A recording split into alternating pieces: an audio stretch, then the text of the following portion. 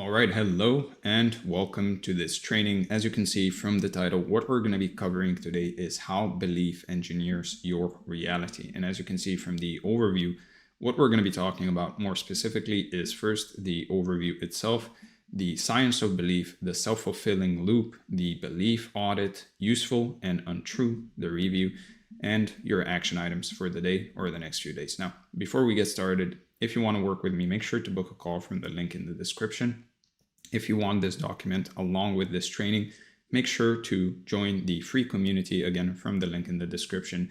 And if you want weekly tips on health, wealth, love, and self, and how to improve in each one of those areas, then make sure to join the newsletter, again, from the link in the description. Now, without further ado, let's get started and talk about the science of belief. So in 2007, a psychologist named Alia Crum at Harvard ran a study on hotel maids that quietly changed how researchers think about the relationship between belief and the body. Now, these women were doing physically demanding work every single day. You could imagine it. Hauling vacuum cleaners up the stairs, scrubbing bathrooms, flipping mattresses, burning calories basically at a rate that exceeded the Surgeon General's recommended daily exercise. But when researchers asked them, most of them said they didn't really exercise at all. They didn't think of their work as exercise. It was just work.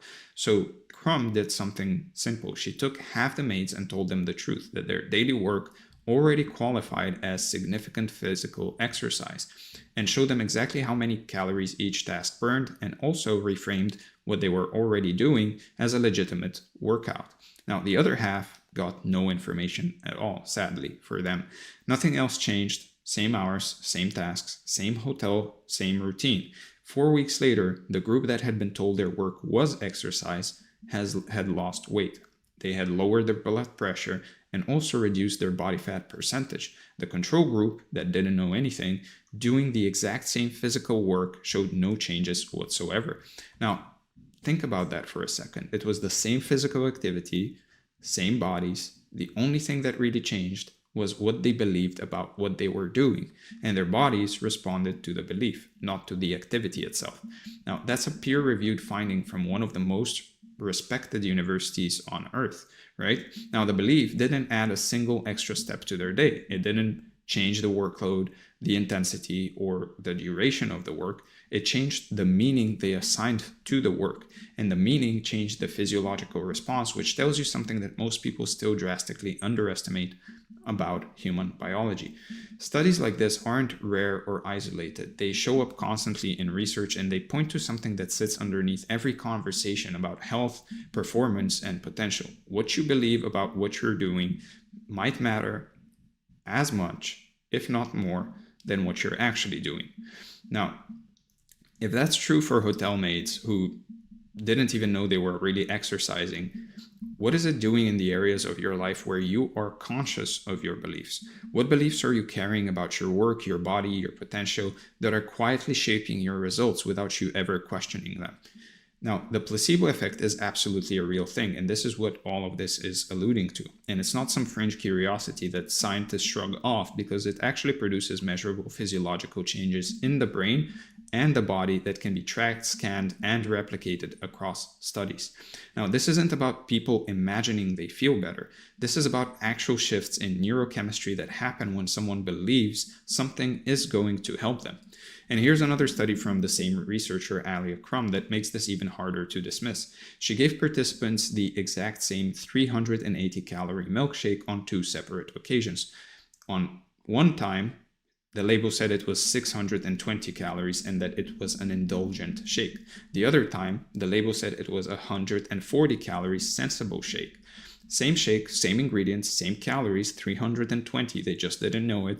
The only thing that changed was what the participants believed they were drinking, or 380 calories, excuse me. And the only thing that changed was that what the participants really believed they were drinking.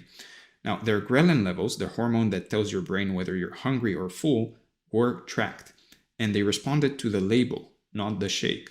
When they thought they were drinking something indulgent, their ghrelin dropped sharply, which is the body signal that says you've had enough, you're satisfied. When they thought it was a diet shake, their ghrelin barely moved, which left them feeling unsatisfied, and still hungry. So their hormones responded to the story on the label, not the substance in the cup, not the actual objective calorie amount.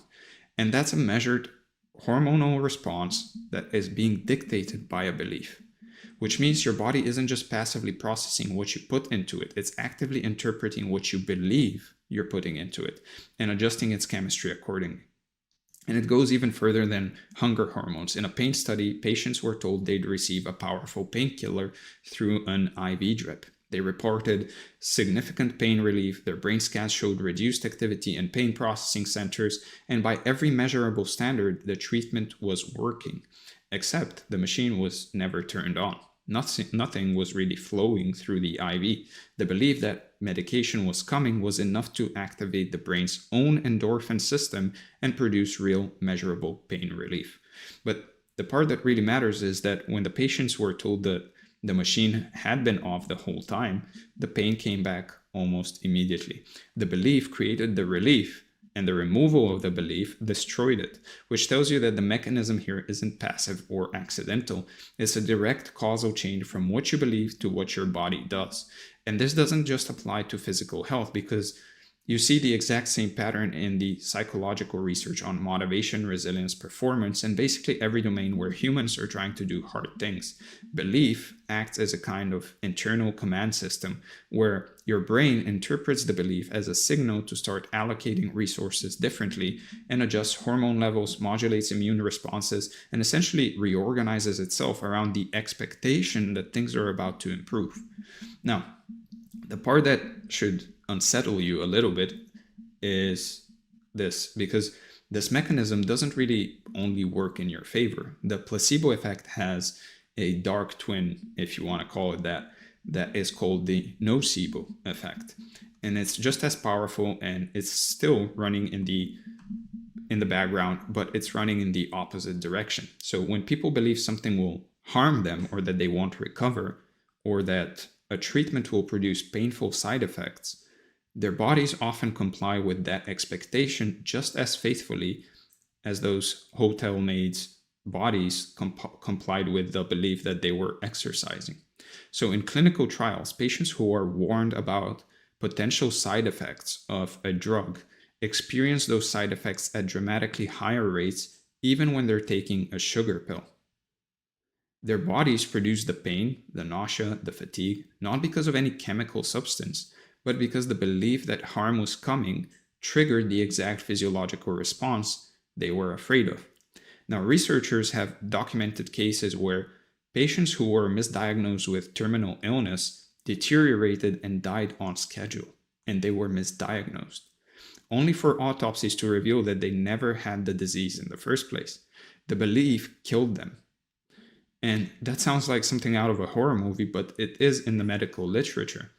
And you don't need a dramatic medical scenario to see this playing out, because the nocebo effect runs quietly in the background of most people's lives every single day. Like every time you tell yourself, I'm terrible at this, or this is never going to work, or people like me don't get opportunities like that, you're running a nocebo on yourself, and your body and your behavior respond accordingly.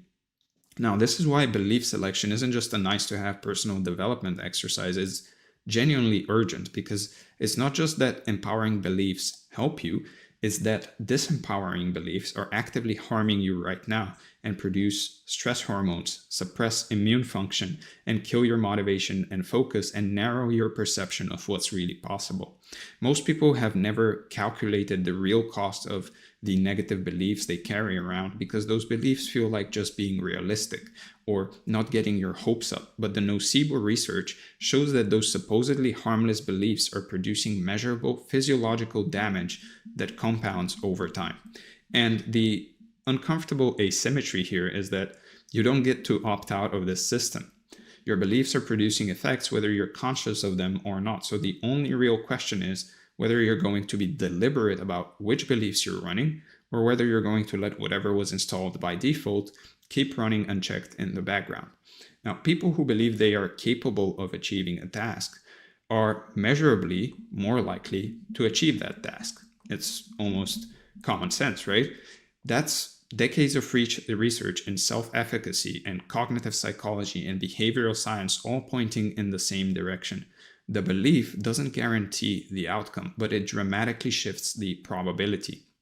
So people who believe they are capable of dealing with setbacks and problems are measurably more likely to actually deal with those setbacks and problems, because the belief changes how they interpret difficulty, which changes how they respond to it, which changes whether they push through or collapse. When you believe you can handle something, you interpret obstacles as temporary and solvable rather than permanent and defining.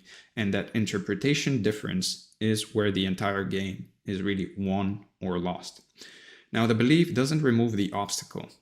It changes your behavioral response to it. And that shift in response is what eventually determines whether you get past it or get buried by it. And there's a version of this that goes beyond just task level confidence and becomes something more like a life operating system, where you hold a deep, almost irrational belief that you're capable of accomplishing anything you fully commit to, not dabble in, just actually fully commit to, not try half-heartedly, but truly commit to with everything you have. And is that objectively true? Probably not. There are almost certainly things you couldn't achieve no matter how hard you tried. You're probably not going to play in the NBA, and you're probably not going to win a Nobel Prize in physics. There are limits unless you actually have committed to those and have the skills. So don't take this the wrong way. But does believing this make you more likely to take on difficult challenges, to push through the long and discouraging middle parts of any ambitious project, and to eventually succeed at things you might have given up on otherwise? Absolutely it does. And that's the part that actually matters, right? This belief might not be true in some objective verifiable sense, but it is extremely useful because it produces actions that increase your odds of success. And in a weird way, the belief makes itself more true by just existing. It's like a self-fulfilling prophecy, not because the universe magically responds to your thoughts, but because your thoughts change your expectations and actions.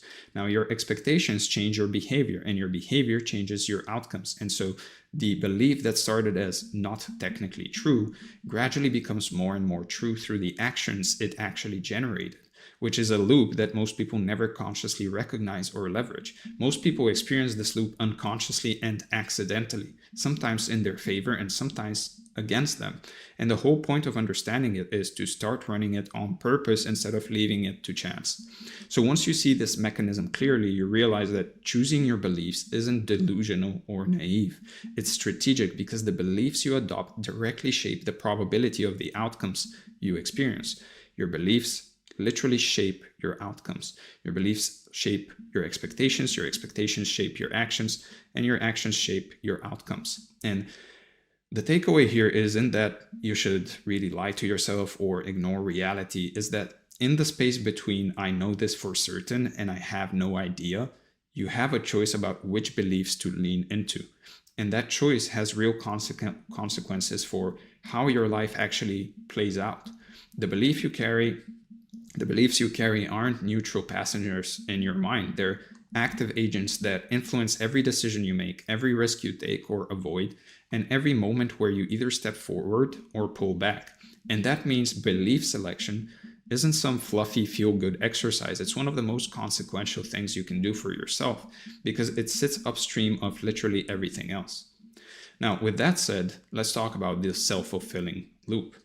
So now that we've established that belief produces real measurable effects on both the body and the behavior, the question becomes, what's the actual architecture of how this works? Because it's not magic and it's not random. There's a very specific sequence that runs every single time a belief turns into an outcome. And once you see the loop clearly, you can start engineering it instead of stumbling into it.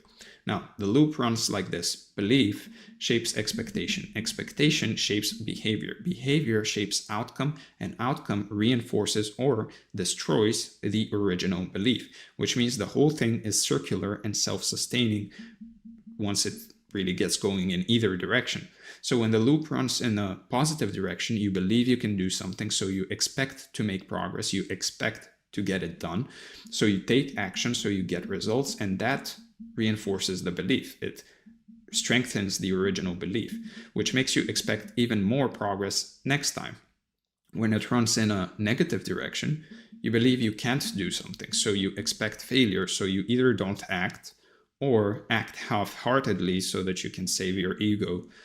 So you get poor results, and those results confirm the belief that you couldn't do it, which makes the next attempt even less likely.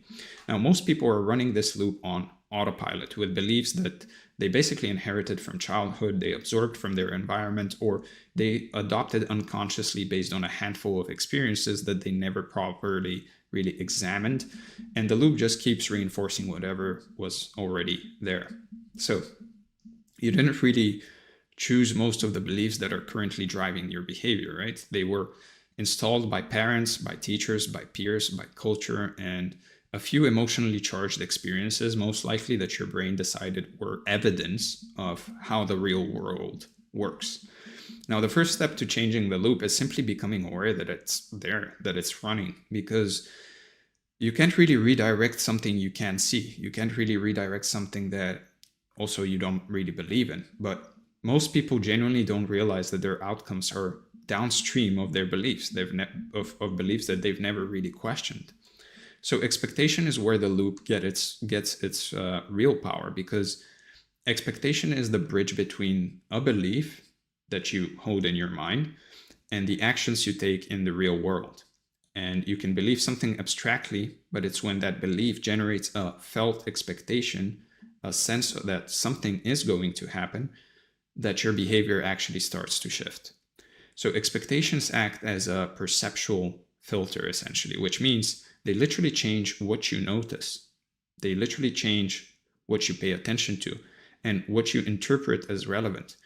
So two people can be in this exact same situation and see completely different things depending on what they expect to find. So someone who expects to find opportunities will notice openings. They will notice connections. They will notice possibilities that someone who expects failure will walk right past without ever registering. And this is demonstrated in attention research over and over again, and it's connected to your RAS, your reticular activating system. So someone who expects things to go wrong will notice threats, problems, and risks at a much higher rate, which means their decision-making gets dominated by avoidance and caution, even when the objective situation doesn't warrant it, unless they're an action taker who just makes sure that none of these threats, problems, and risks really happen, and they basically hedge their bets. But expectations also change how you prepare for things, because if you genuinely expect to succeed at something, you prepare differently than if you expect to struggle. And that preparation difference alone can be the thing that actually determines the outcome, which then reinforces the belief, which then reinforces the expectation. So when you expect a positive outcome, you invest more time, more energy, more focus, and more creativity into the process, because your brain has already decided that the payoff is coming. So the effort feels justified and sustainable. You're just doing the part because you know you're going to get the outcome. When you expect a negative outcome, you unconsciously start conserving resources. You start pulling back effort. You start hedging your bets, and you look for exit ramps, all of which virtually guarantee that the failure you were expecting in the first place is going to happen, right? And there's a behavior layer after that, which is where beliefs and expectations finally meet reality, right? They are finally actually acting on the fabric of reality. And this is the part that most people skip when they talk about mindset, because they act like believing something is enough on its own, which obviously it's not. Belief without behavior is just daydreaming, but belief with behavior is where the compounding effects and start to happen, right?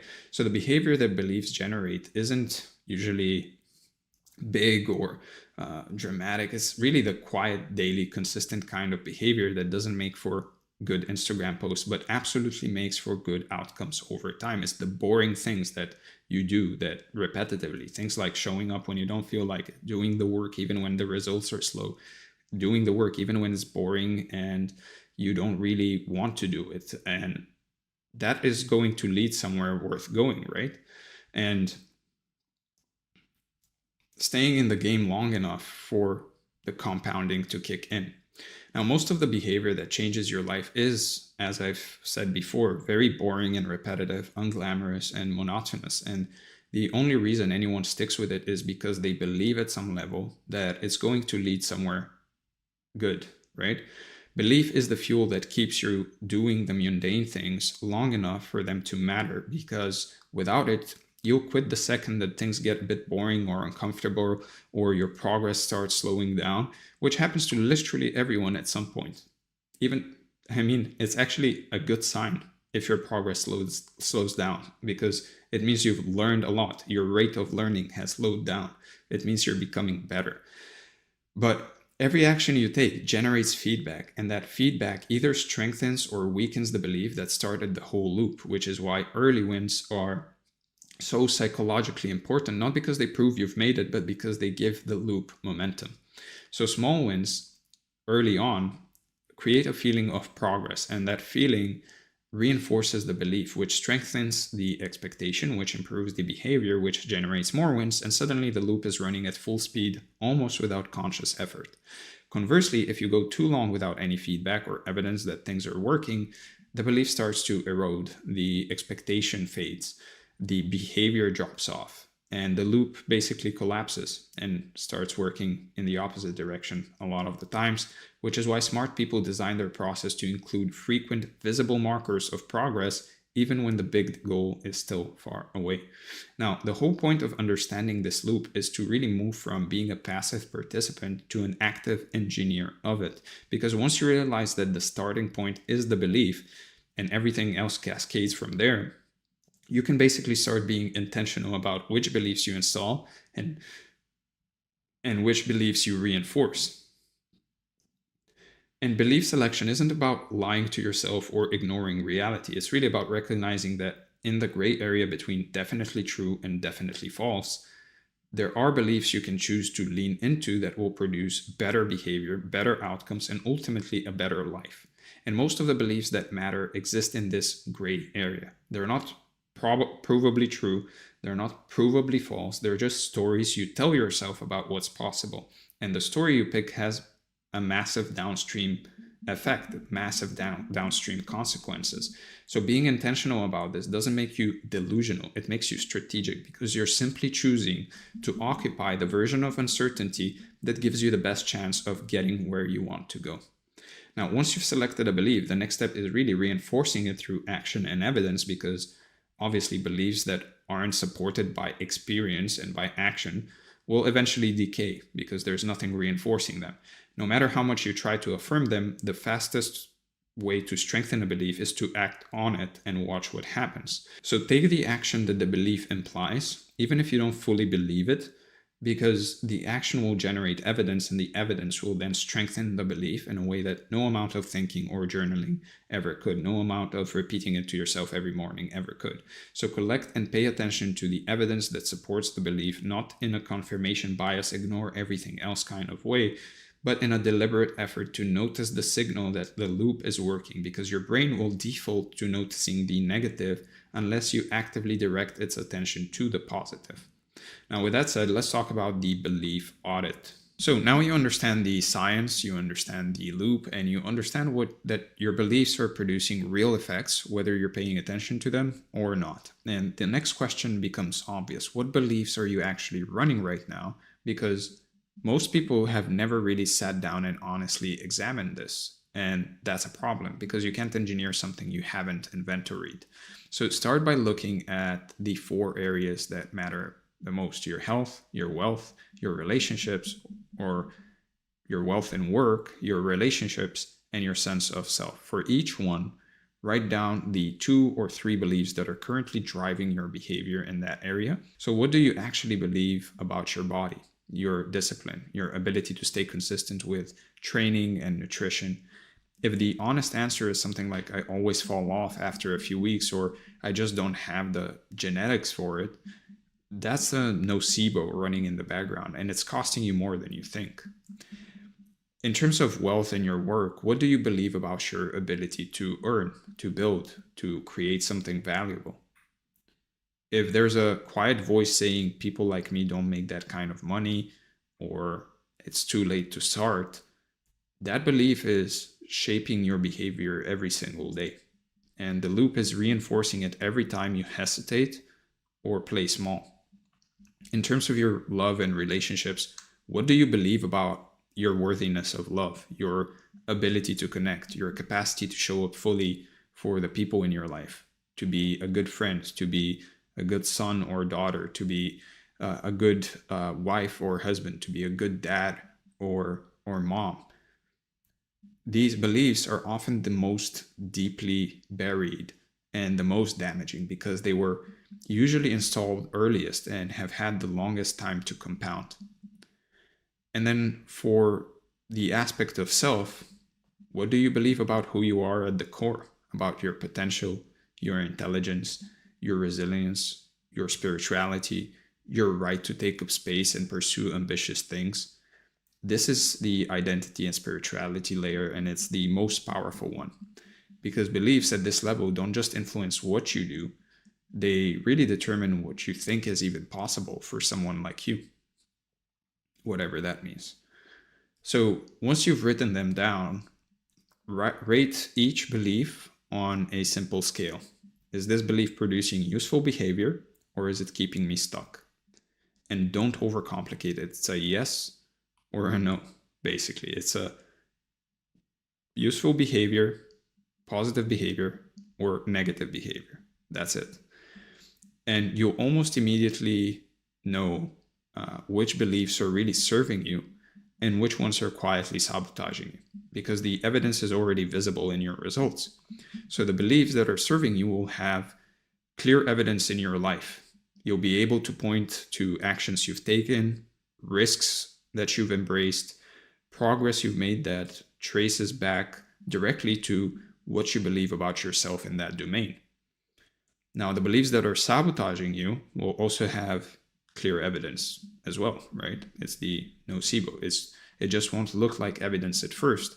It will look like avoidance, procrastination, half-hearted attempts, and a pattern of starting things but not finishing them, or not even trying really, all of which are downstream symptoms of a belief that's running the loop in the wrong direction.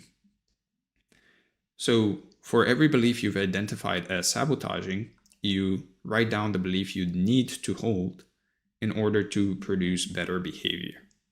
Not the belief you wish you had, not some affirmation you saw on Instagram or on Pinterest, but the specific belief that if you genuinely held it, would change the way you show up tomorrow morning.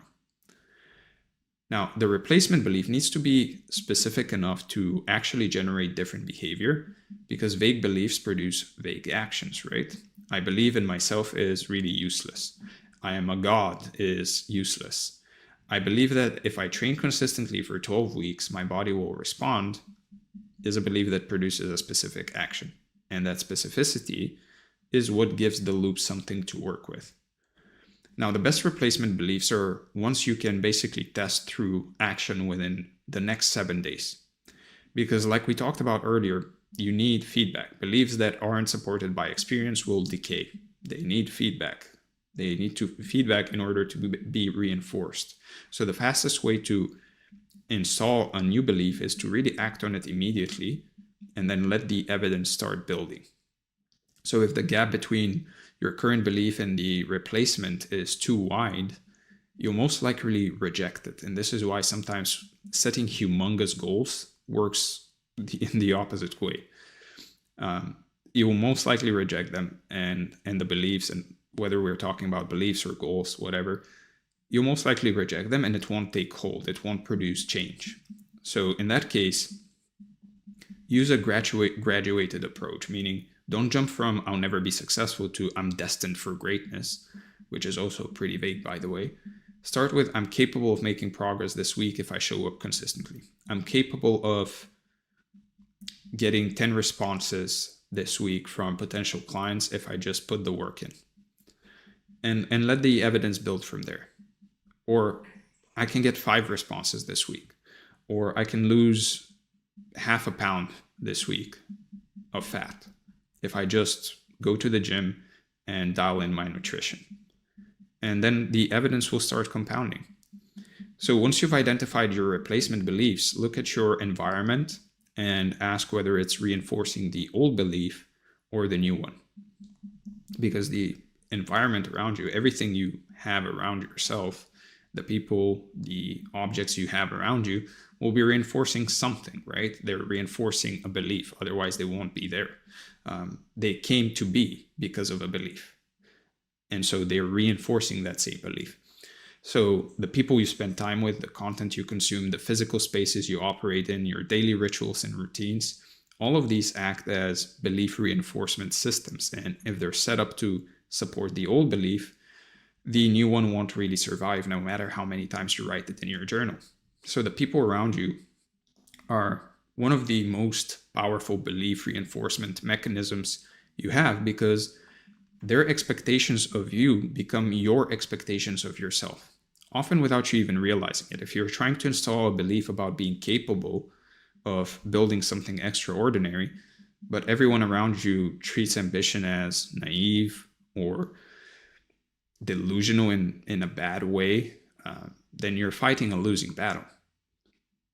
So your daily rituals, the things you do first thing in the morning as well, the way you start your work sessions, the way you end your day, these are all as well moments where beliefs get reinforced or eroded. For example, if you believe that you're super busy and you don't have time for your relationships because of your business, well, that will get reinforced in the morning. It will get reinforced in the evenings, and design them intentionally, right? Stack the deck in favor of the belief you're trying to install. So if you're trying to have more time for your family after working on your business all day, then design your rituals in the evening to basically showcase that, to reinforce the belief that you do have time for your family, for example. And make the old belief harder to access by removing the triggers and the cues that keep activating it. Now, this isn't a one-time exercise, so you need to run this audit regularly, ideally every week or two, every month at least.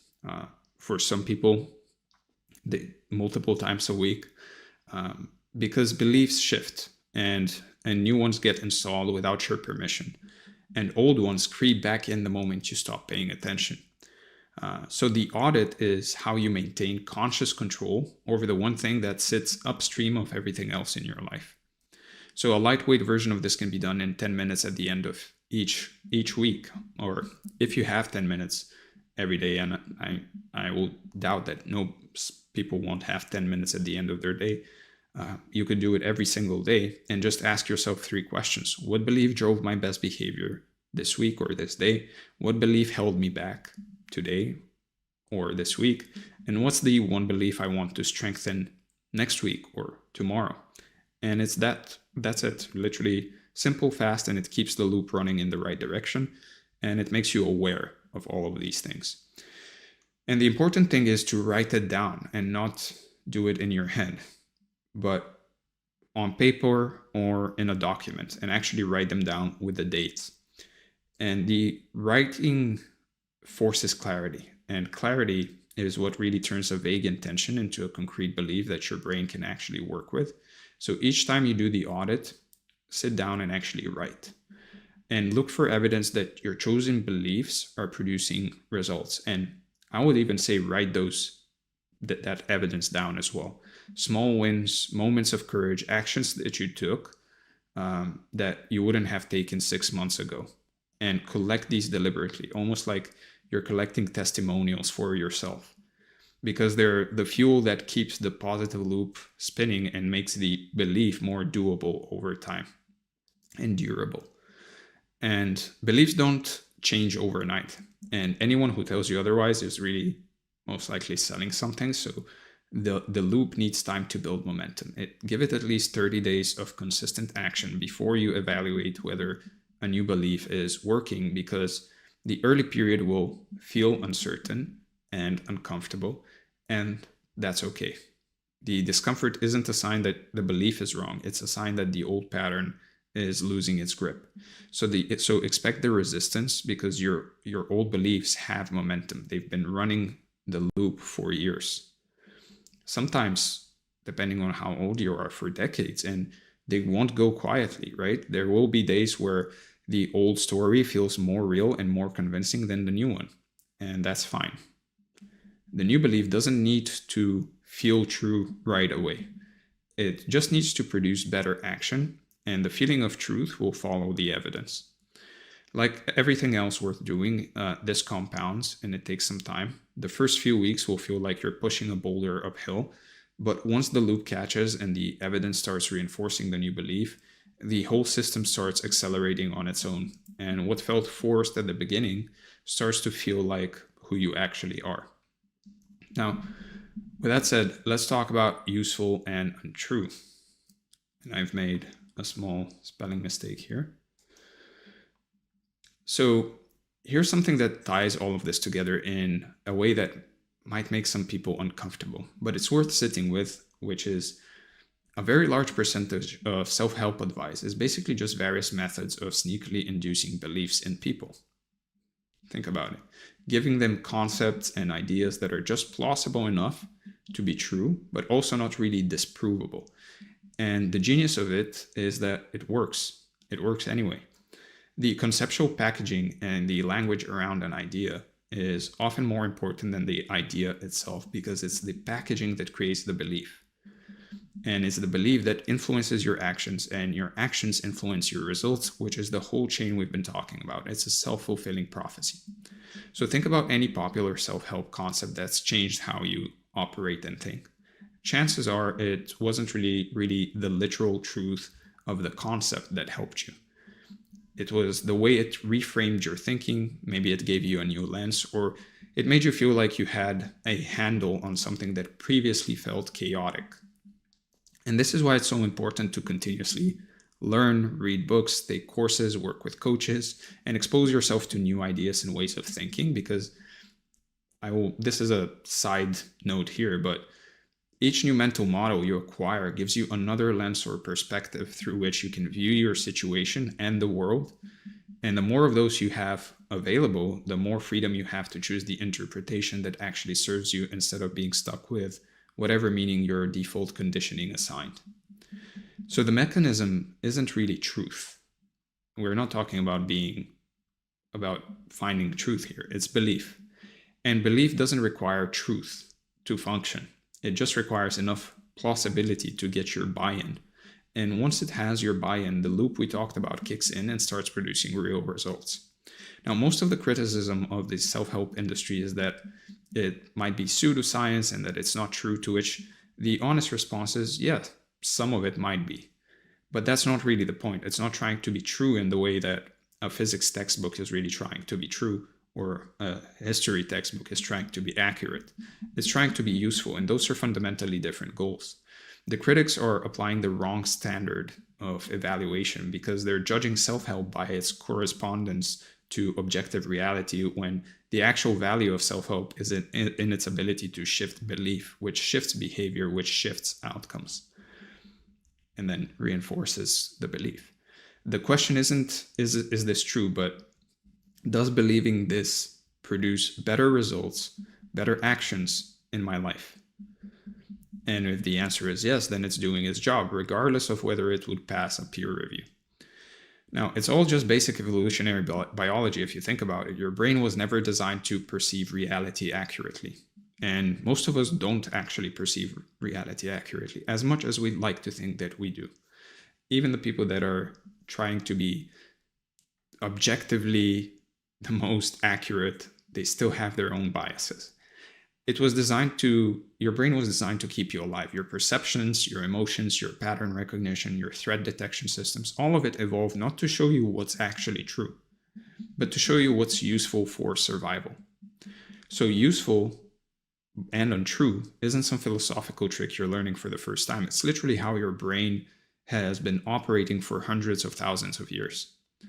Now, Daniel Kahneman's work on cognitive biases and heuristics showed that the brain is essentially a shortcut machine.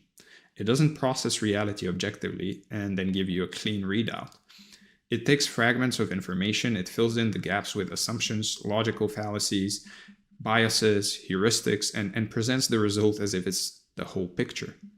Every bias you've ever heard of, like confirmation bias, anchoring, the availability heuristic, these aren't bugs in the system. They're features that evolved because they were useful, not because they were necessarily true. Your ancestors didn't survive by carefully analyzing whether the rustling in the bushes was a predator or just the wind. They survived by assuming the worst and then running, which is another useful and might be untrue belief that kept them alive long enough to pass on their genes. So going for accuracy could have gotten them killed. Speed and usefulness kept them breathing, right? The difference now is that the threats have changed, but the operating system really hasn't. You're still running survival software in a world that rewards strategic belief selection, which means the question isn't whether you're going to operate on useful but untrue beliefs, because you already are. The question is whether you're going to do it consciously or let a 200,000-year-old threat detection brain make those choices for you. So the people who think they're being rational or objective by only believing things that are empirically verified are actually misunderstanding their own biology, because their brain is already filtering, distorting, and constructing reality based on usefulness, not truth. The other thing is a lot of these empirically verified things that they might believe in get changed over time. They change. New research is done, new findings happen, and what they believed before as being the objective truth is now not anymore the objective truth. So they never really believed objective truth in the first place.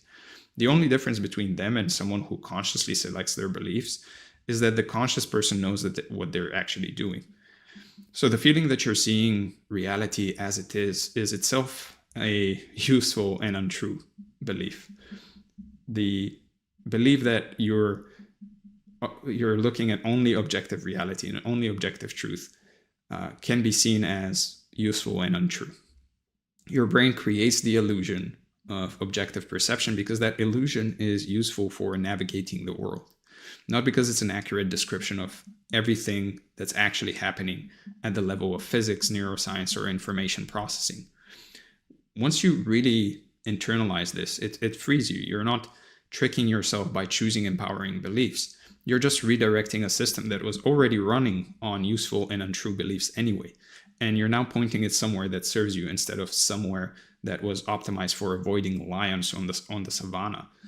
Now, there's a principle that the smartest operators across every field already understand intuitively, even if they were never really articulated this way. Every framework, every model, every theory you use to really understand the world is just a map. It's not the territory. The map is never the thing itself. The statistician George Box said it best when he said, all models are wrong and some are useful. That single sentence contains basically more practical wisdom than most philosophy textbooks. Because think about how the most successful investors, strategists, and builders actually operate. They don't sit around debating whether their mental model is true in some ultimate sense. They ask whether it's useful enough to really act on, and then they act. Charlie Munger built one of the greatest investment track records in history not by seeking capital T truth, but by collecting what he called a lattice work of mental models, useful frameworks from different disciplines that he could apply to different situations depending on what the moment called for. Now, Munger didn't really care whether each model was perfectly true all the time. He cared whether it was useful in the right context, and he had enough of them that he could always find the right lens for the situation in front of him. And it's the same principle we've been building towards this whole time. The person with one model is trapped by it because they're forced to see everything through a single lens, through one single perspective. The person with 20 models has freedom because they can choose the interpretation that produces the best action for the specific situation they're in. So belief selection isn't about finding the one true belief. It's about having a rich enough collection of beliefs and of perspectives and mental models and lenses that you can always find one that serves you. And this maps directly onto everything we've covered: the science of belief, the self-fulfilling loop, the belief audit. These are all maps as well. They're not perfect representations of how reality works at every level. They're useful representations that, when believed and acted on, produce better behavior and better outcomes. And that's all a map needs to be. Even scientific theories work this way. Newton's physics isn't really true in the way most people think, because Einstein showed it breaks down at high speeds in extreme gravity. But it's useful enough to land rockets on the moon, so we keep using it. The theory gets replaced when a more useful one comes along, not when someone proves it's false in some abstract sense. So your personal beliefs operate on the same principle. They don't need to be capital T true to generate real results. They just need to be useful enough to change your behavior in the right direction, and the results will speak for themselves. And if you think this is a modern idea, the Stoics figured it out 2,000 years ago. Marcus Aurelius, arguably the most powerful man in the world at the time, Emperor of Rome at the peak of its influence, spent his private evenings basically writing to himself in what we now call the Meditations. And one of the core themes running through the entire text is that you have the power to revoke any impression at any time. You choose what things mean to you. You choose which thoughts to entertain and which to dismiss. He wrote, the things you think about determine the quality of your mind, which is essentially the self-fulfilling loop. He wasn't interested in whether his beliefs mapped perfectly onto objective reality. He was just interested in whether they produced virtue, action, clarity, and the kind of inner stability that let him govern an empire while barbarians pressed at every border. And the Stoic framework was built around a single distinction: what is in your control and what is not. Your circumstances, other people's actions, the weather, the economy, none of that is really in your control, but your judgments, your interpretations, the meaning you assign to events, that is entirely yours, and that's where the entire game is played. And Marcus Aurelius didn't just theorize about this, he practiced it daily in writing under the most extreme pressure imaginable. He was running the largest empire on earth, dealing with plague, war, betrayal, and the constant threat of assassination, and his response was to sit down every night and deliberately choose which beliefs to hold and which to release. That's the belief audit, 2,000 years before we gave it a name. So this isn't really new, and it isn't fringe. From evolutionary biology to modern cognitive science to ancient philosophy, the same principle keeps showing up. The human mind was never built to perceive truth objectively. It was built to construct useful interpretations that drive effective action in the moment. The only variable is whether you're doing it on purpose or letting it happen by accident, right? When evolution, neuroscience, the greatest investors, and a Roman emperor who held the fate of millions in his hands all converge on the same insight, I would say it's probably worth paying attention to. The insight is pretty simple. You can choose your beliefs by what they produce, not by whether they're true, because truth is a moving target nowadays, and usefulness is what actually changes your life. And this is the foundation for everything that comes next, because once you accept that useful, not true, is how the mind has always worked, you stop resisting belief selection and start treating it as a serious, consequential, life-altering practice that it actually is. Now, before this starts sounding like an argument for living in a fantasy world, I want to be clear about something. The goal should always be to move closer to objective reality, not further away from it. So I'm not arguing against that. Reality exists. It's knowable. And your life gets better the more accurately you can perceive it, navigate it, and respond to what's actually in front of you. That's not up for debate, right? There is a reality that exists independent of your feelings, your wishes, and your interpretations. And your job is to understand it as clearly as possible and act accordingly. But the thing that most people miss when they hear the useful and untrue framework is that it doesn't contradict objective reality, it actually serves it. Because the reality of being human is that there is always a gap between where you are and where objective truth lives. You never have perfect information, you never have complete clarity. And in that gap, which is where you spend the vast majority of your waking life, you need something to act on. You need a working belief that gets you moving, right? That gets you taking action. And the argument isn't that you should pick a comfortable delusion and stay there forever. The argument is that in the space between ignorance and certainty, you should pick the belief that drives you towards more truth, towards more certainty, not the one that keeps you frozen. And you can think of it this way: objective reality is the destination. Useful beliefs are the vehicle. The belief, I can figure this out, might not be objectively provable in the moment you adopt it, but it drives you to investigate, to experiment, to test, to gather data, to iterate, all of which moves you closer to objective reality. The nocebo belief, I'll never understand this, does the exact opposite. It stops any form of inquiry. It keeps you further from the truth than you were before you adopted it. So, which belief is more aligned with objective reality?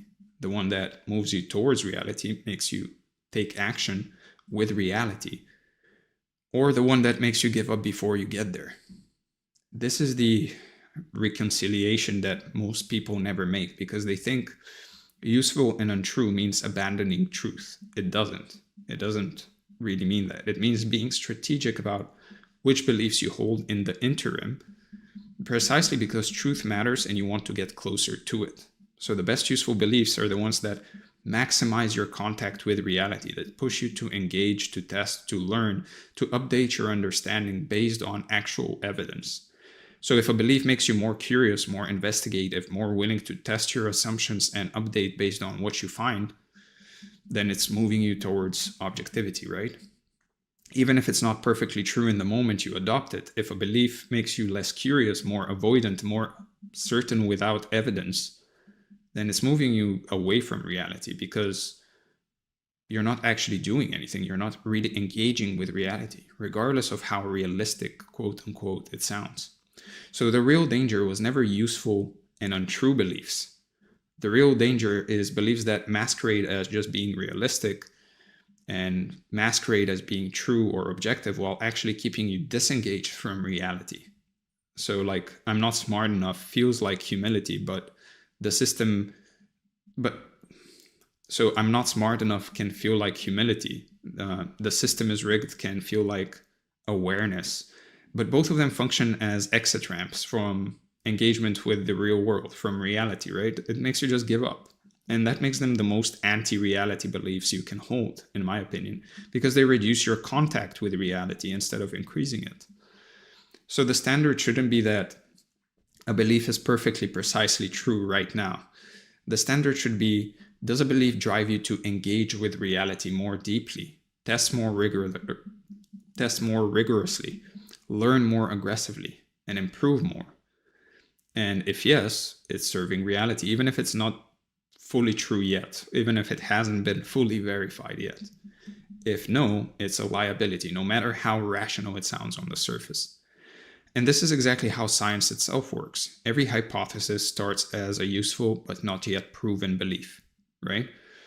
I think this molecule might cure this disease. Isn't necessarily true when the researcher adopts it, but it's useful because it drives the experiments that eventually determine whether it's true. If the researcher instead believed there's probably no cure, nothing ever happens, and the truth never gets discovered, right? Useful beliefs are the engine of truth seeking, not the enemy of it. So treat your useful beliefs like software versions. They're not permanent, they're the best you have right now. And you upgrade them the moment you find something better. The commitment isn't to the belief itself, it's to the process of moving towards truth, and useful beliefs are simply the best vehicle for making that journey. And the practical takeaway from all of this is that most things in life are genuinely hard to know for sure. So you might as well defer to believing whatever is most helpful for you and the people around you. And I'm not talking about you being lazy with your thinking. It's just a smart way to operate when certainty isn't available, which is almost always. Now, that might make the more scientifically minded people a bit uncomfortable, because there's this deeply held assumption that every belief needs to be empirically verified before you're allowed to hold it. But here's something obvious that we all tend to overlook. We already operate on useful and untrue beliefs all the time in basically every area that matters to us. Think about money. A dollar bill is just a piece of paper with ink on it, right? There is nothing objectively valuable about it. Its entire power comes from a shared, useful, and untrue belief that it's actually worth something. And that belief is so deeply embedded that entire civilizations run on it. The global economy, your salary, the price of your house, all of it rests on a collective agreement to treat something as valuable that has no inherent value whatsoever. Nobody demands empirical proof that $1 is really worth $1. We just act as if it is, and that shared belief makes the entire system work.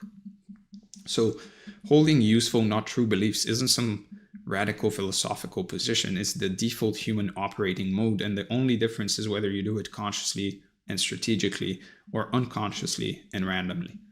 Now, this framework, judging beliefs by their usefulness rather than their correspondence to some abstract reality, gives us a genuinely practical way to think about how to build your life, because it frees you from the paralysis of needing to know whether something is really true before you're willing to take action. It gives you permission to adopt beliefs that serve you, to lean into frameworks that produce better behavior, and to stop waiting for certainty before you start moving, because certainty almost never comes. And the people who wait for it tend to really stay exactly where they are. So judge ideas by the actions they inspire and produce, not by their literal accuracy. If believing you can accomplish anything you commit to makes you more likely to succeed, then you might as well believe it. Because the truth of the belief matters less than its utility, and utility is what actually changes your life. So where does all of this leave us? It leaves us with something simpler and more powerful than any single framework. Nothing has inherent meaning.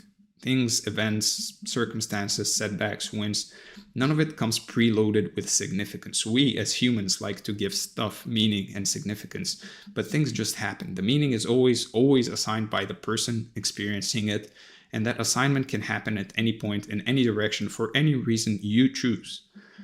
This is the layer underneath everything we've talked about so far, because belief doesn't just appear out of thin air. It grows from the meaning you assign to your situation, to your identity, to your potential, and to your past. Change the meaning and you change the belief.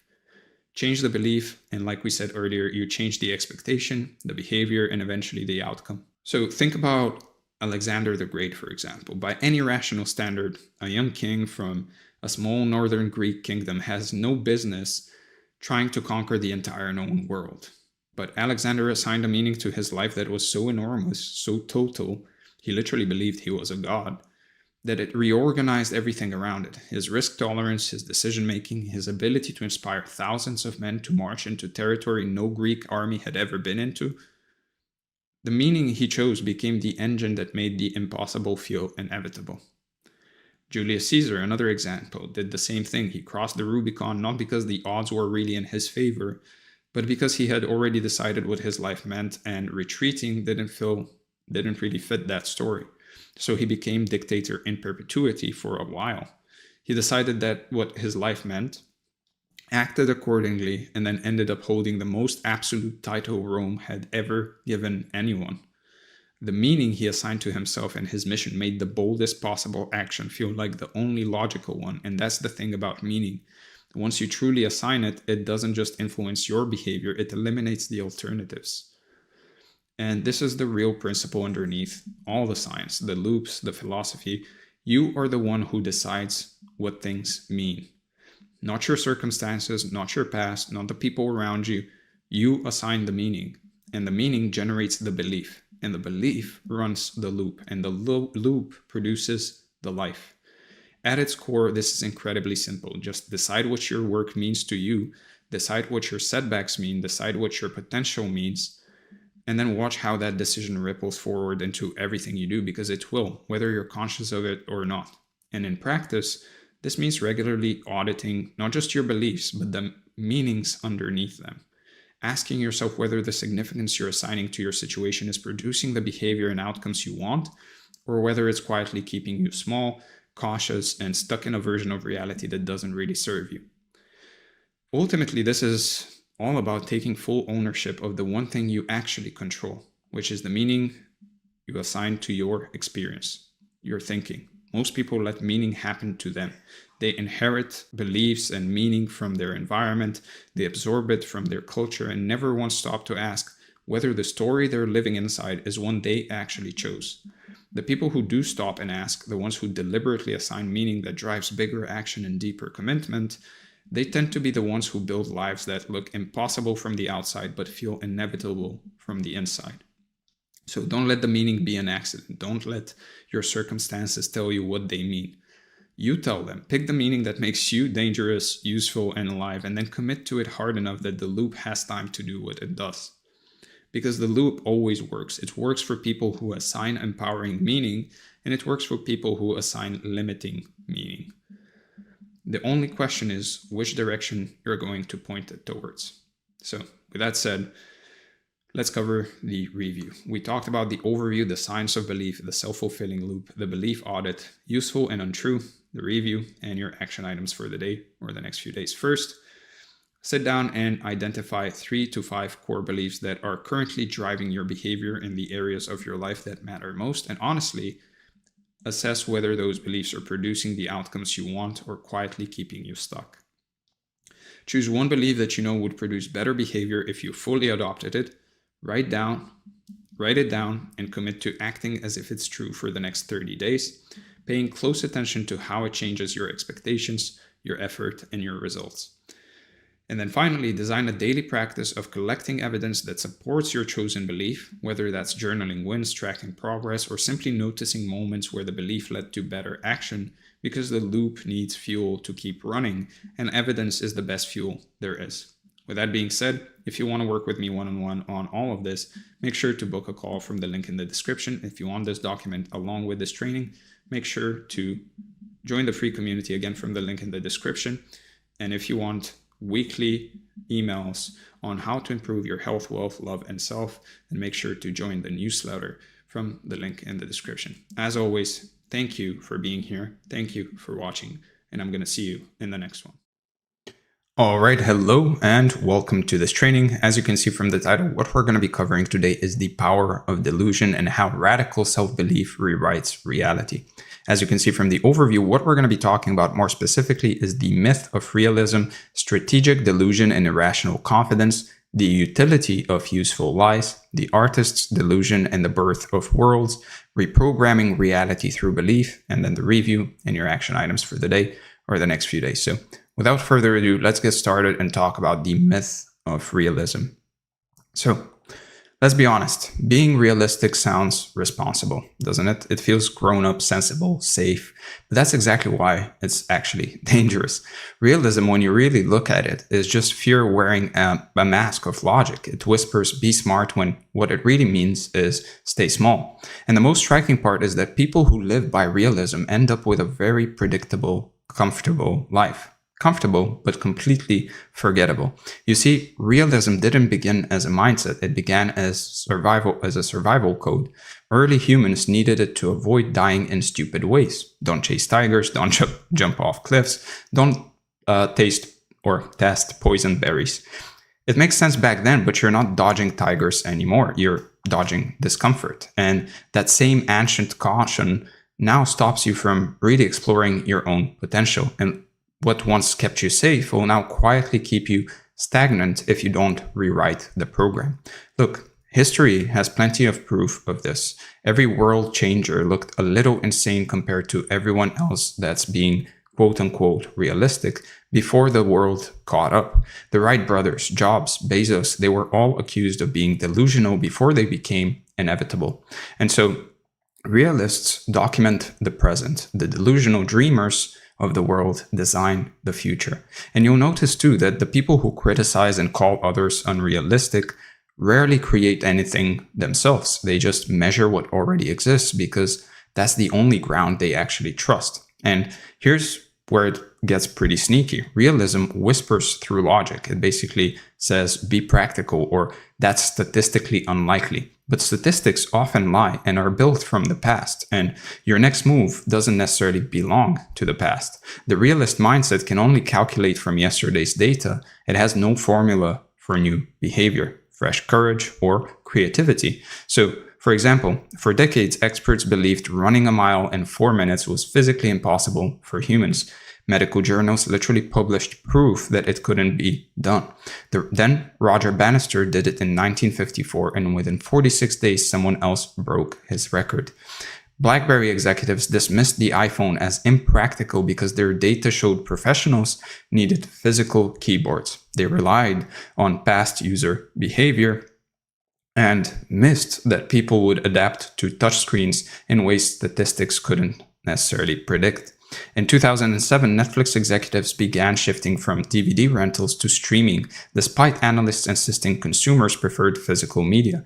Market experts called their focus on streaming delusional, when broadband infrastructure wasn't yet ready to support it.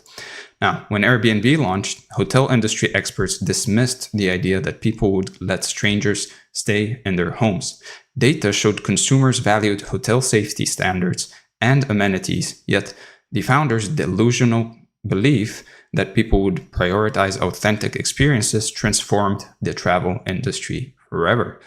Leonardo da Vinci, for example, designed flying machines, helicopters, and submarines centuries before the technology existed to actually build them. His notebooks show detailed engineering plans that were considered fantasies by his contemporaries, yet many of his concepts eventually became reality.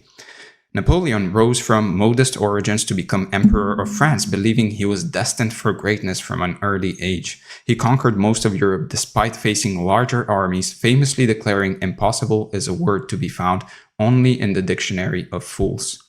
Alexander the Great believed he was descended from gods and destined to conquer the known world. At age 20, he inherited a small kingdom and proceeded to conquer the Persian Empire, which was the largest empire in the world at the time.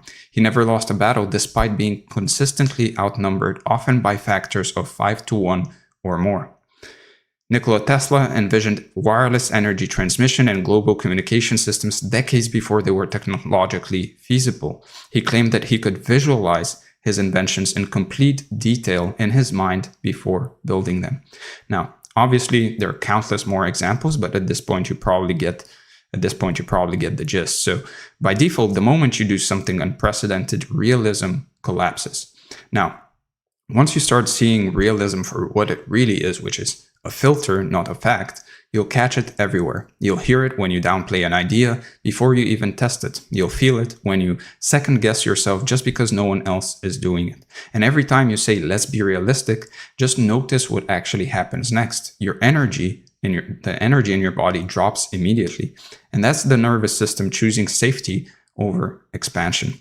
So let me explain what's really going on inside your head when that happens. The brain builds reality through selective attention. It doesn't show you the world, it shows you what matches your internal map of the world. So if your map says ordinary, your brain will literally delete extraordinary options and experiences before you can even see them.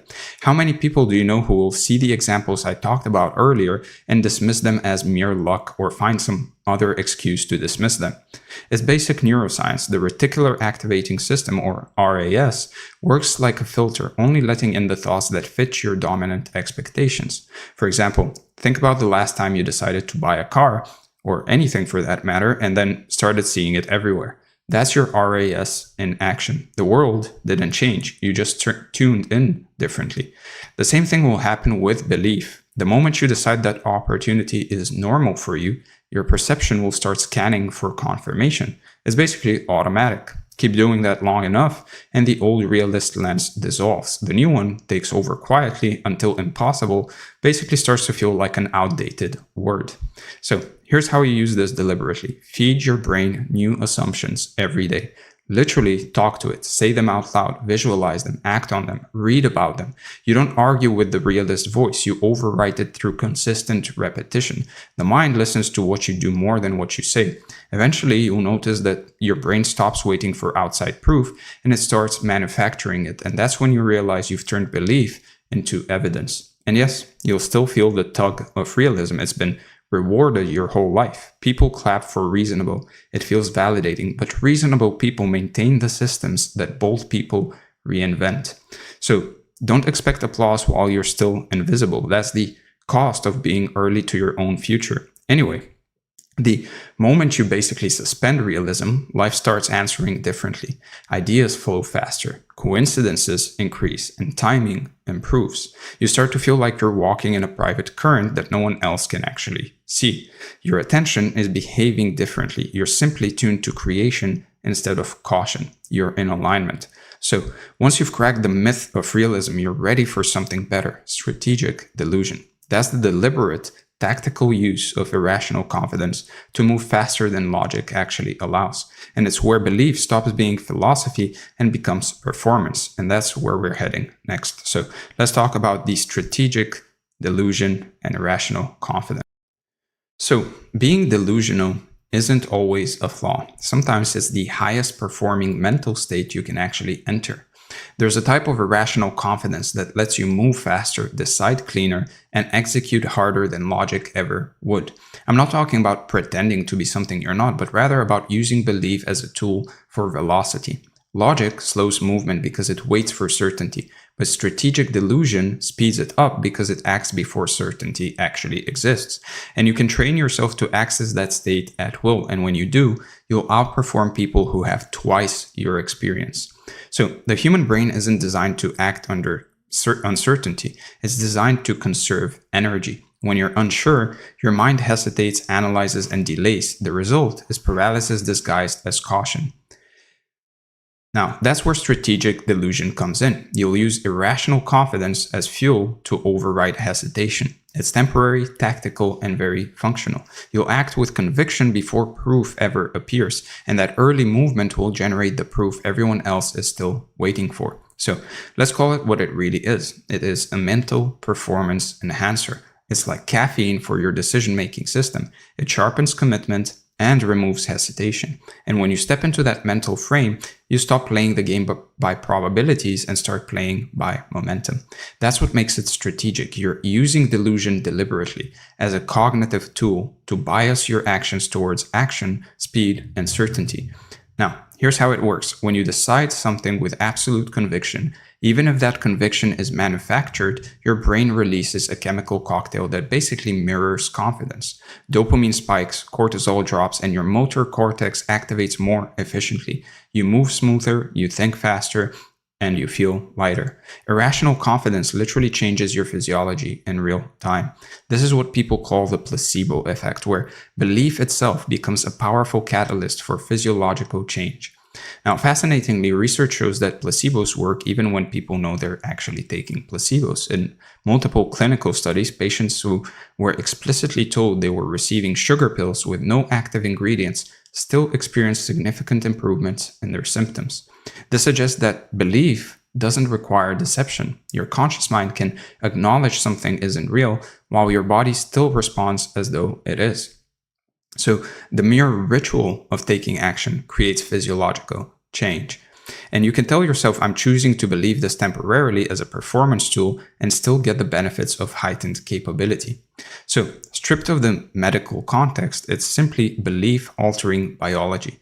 The mind tells the body what's real, and the body obeys. When you convince yourself you're capable, your nervous system responds as though it's already done the thing before. That's why belief practice works. It primes neural pathways for execution. Now, if you keep rehearsing that conviction, then your body will start behaving as though the impossible is basically normal. And that's how irrational confidence turns into rational performance. You've probably heard of optimism bias, illusion of control, and confirmation bias. Usually they're presented as flaws, but if you flip them, they basically become performance enhancers. Expecting success, for example, makes you take actions that make success more likely. It's a feedback loop that feeds on itself, or in other words, a self-fulfilling prophecy. Now, another example here is believing you have influence over your outcomes pushes you to basically adjust micro behaviors that others ignore. Those micro adjustments compound into real control. When you assume you'll find proof, you start noticing it everywhere. The mind collects evidence for whatever narrative it's told to serve. So, how do you use this deliberately? You'll build what I call confidence rituals. They're small, physical or mental triggers that basically push you into that irrational certainty on command. Look, confidence isn't an emotion. It's really a physiological configuration. If you can trigger the state, you can basically trigger the results. So pick something tangible to cue it. It could be a specific song, a scent, a breath pattern, or a phrase. This is going to be your anchor. And use it before high-stakes calls, creative sessions, or public moments. Repetition will strengthen the association until it becomes automatic. You need to believe it and embody it though. Stand differently, speak louder, look people in the eye. The body sends messages upwards to the brain, and the more you behave confidently, the more your brain mirrors it chemically. So strategic delusion isn't about denial, but more so about amplification. You're amplifying the signal of belief until your system starts believing its own broadcast. So if you stay in that state long enough, then momentum will take over. And once motion begins, you won't need delusion anymore. The results will start sustaining confidence naturally. So each successful repetition trains your brain that irrational confidence is safe and useful. And over time, that becomes your new default under pressure. And you'll notice something fascinating once you start doing this. Everyone else is waiting for permission to act, but you'll already be moving. You'll feel like you're ahead of the timeline because most people require validation before action. You'll realize the unfair advantage this gives you. Movement creates feedback, and feedback creates data, and data creates mastery. You'll always learn faster than the cautious. So here's another layer to this. People mirror conviction. Humans are social creatures wired for emotional contagion. When someone radiates certainty, others subconsciously fall into rhythm with it. That's why confident people get more sales, more attention, more cooperation. They generate coherence in a room just by existing. Now, the stronger your certainty, the more others will borrow it. They'll start aligning with your belief system without even knowing why. This is how founders, athletes, creators, and performers just command trust. They transmit certainty before evidence. When you master this, you'll realize that leadership is mostly energy transmission. Your belief moves others into action. So learn to use it responsibly. Strategic delusion isn't manipulation, it's direction. It pulls reality towards a version that didn't exist before. Now, you must stay anchored in integrity. The confidence you project has to serve something real, even if it starts from irrational roots. If you use delusion selfishly or without foundation, it collapses under its own weight. But if you tie it to contribution, it becomes permanent. Now, the key idea here is that belief acts like a short-term performance enhancer. You won't always feel ready, but readiness isn't required. Irrational confidence fills the gap between your current ability and your potential ability. It lets you perform above your data, and the more you practice it, the smaller that gap becomes. When you start operating this way, fear becomes a background hum instead of a wall. You move while feeling it, and that movement keeps you sharper. Even when you fail, you recover faster because your system is trained to expect positive outcomes. And over time, this turns you into someone who thrives on uncertainty rather than fears it. Now, strategic delusion, when mastered, pushes you into flow states more easily. You'll stop thinking about whether you can and start doing it until you prove that you can. That immersion is what switches off doubt and turns effort into instinct. And you'll notice time distorts, fear quiets, and everything feels lighter, like the mind and body finally agree.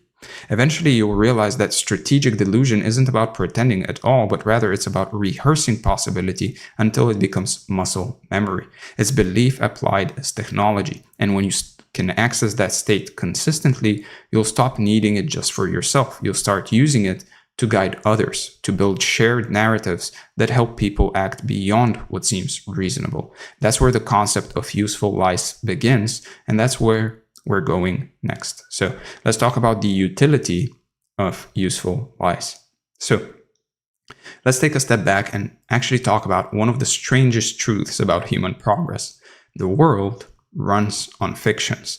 Every system we use to organize society, like money, status, time, religion, even success, is just basically a collective agreement on a story that isn't physically real, but works because everyone treats it as if it is. Useful lies are the scaffolding of civilization. When you understand that, you stop trying to find absolute truth in everything and start asking a much smarter question. Does this belief help me build? Philosophical pragmatism basically teaches that the value of an idea isn't whether it's true, it's in whether it works. And now, this isn't about really self-deception or something of that sort. It's more so about conscious authorship. You're already living inside fictions. You just didn't choose them. So your culture, your upbringing, your media diet, wrote your code for you. When you start examining which of those beliefs actually help you move forward, you reclaim authorship.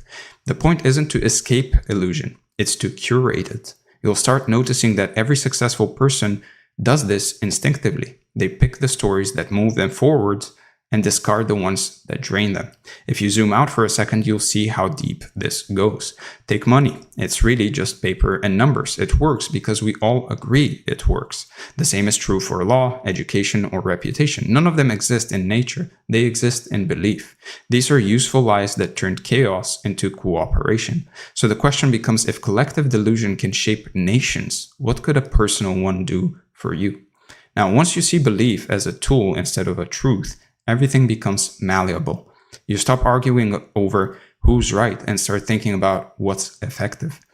And you'll become less emotional and more intentional with the stories you adopt. It's because it's like switching from being a character in someone else's movie to becoming the actual director. So here's how to work with this practically. Every belief carries both cost and return. Some beliefs give clarity, others give motivation. Others create limits. The trick is to learn to treat beliefs like tools in a toolbox. You use them when they're useful and set them down when they're not. For example, believing everything happens for a reason isn't necessarily scientifically provable, but it's emotionally stabilizing. It keeps you from spiraling when things go wrong. It helps you recover faster, which means you make better decisions under pressure. If that belief helps you keep moving, it's useful. If it makes you passive, then it's not. Function determines the value of the belief. Now, an important point here is that beliefs have expiration dates, so you need to basically check them periodically. A belief that served your survival 5 years ago might be sabotaging you quietly today. Now look, you don't need perfect beliefs, you need powerful ones. So pick the stories that make you act, create, and endure. People like me always figure it out. Every rejection redirects me to something better. Everything I need is already within reach. These beliefs are frameworks for action. When you repeat a belief consistently, it becomes the default operating system that makes decisions for you before you actually think. And the more often a belief produces results, the more your subconscious invests in it. It basically becomes a self-fulfilling prophecy through repetition and reinforcement. So the more you use beliefs as tools, the more creative freedom you actually gain. You'll start experimenting with reality like an artist instead of debating it. You'll feel lighter because you're no longer obsessed with certainty. And that's where things get interesting, because once you realize that most truths are basically constructed, you'll start building your own with intention. So let's talk about the craftsmanship of belief, the art of building useful lies consciously. This is where you'll move from philosophical awareness to practical design. So start by identifying areas of your life where uncertainty basically paralyzes you. Then craft a belief that restores motion. For example, if you freeze before big decisions, create the belief action clarifies more than thought ever will. That one sentence basically becomes a mantra and a compass for speed. Use it until it stops serving you and then replace it. You're not pledging loyalty to beliefs, you're deploying them strategically. Over time, this approach turns belief management into a form of personal engineering. You'll be building the architecture of your worldview from the inside out. Now, the danger here is blind optimism. Useful lies must still produce results. So if a belief makes you feel good but doesn't really change your outcomes, then it's not really functional. So measure your beliefs the same way you test a product, by its outcomes. Delete any belief that keeps you comfortable but powerless and replace it with one that demands motion. That's how you keep delusion productive instead of escapist. See, once you master this personally, you'll start noticing it everywhere, socially. Every great leader, brand, or movement engineer a collective belief that basically aligns behavior. It's the why that holds systems together. They tell useful lies big enough to unite people around shared direction. Apple made people believe they were basically buying rebellion and art in the shape of technology. Tesla made people believe they were investing in a future species. Religions, nations, even markets all operate because of a collective narrative engineering. The stories don't need to be factually perfect. They need to feel emotionally true. People move on conviction, not just data. So when you understand this, you'll start leading differently. You'll craft narratives that drive clarity and commitment rather than control.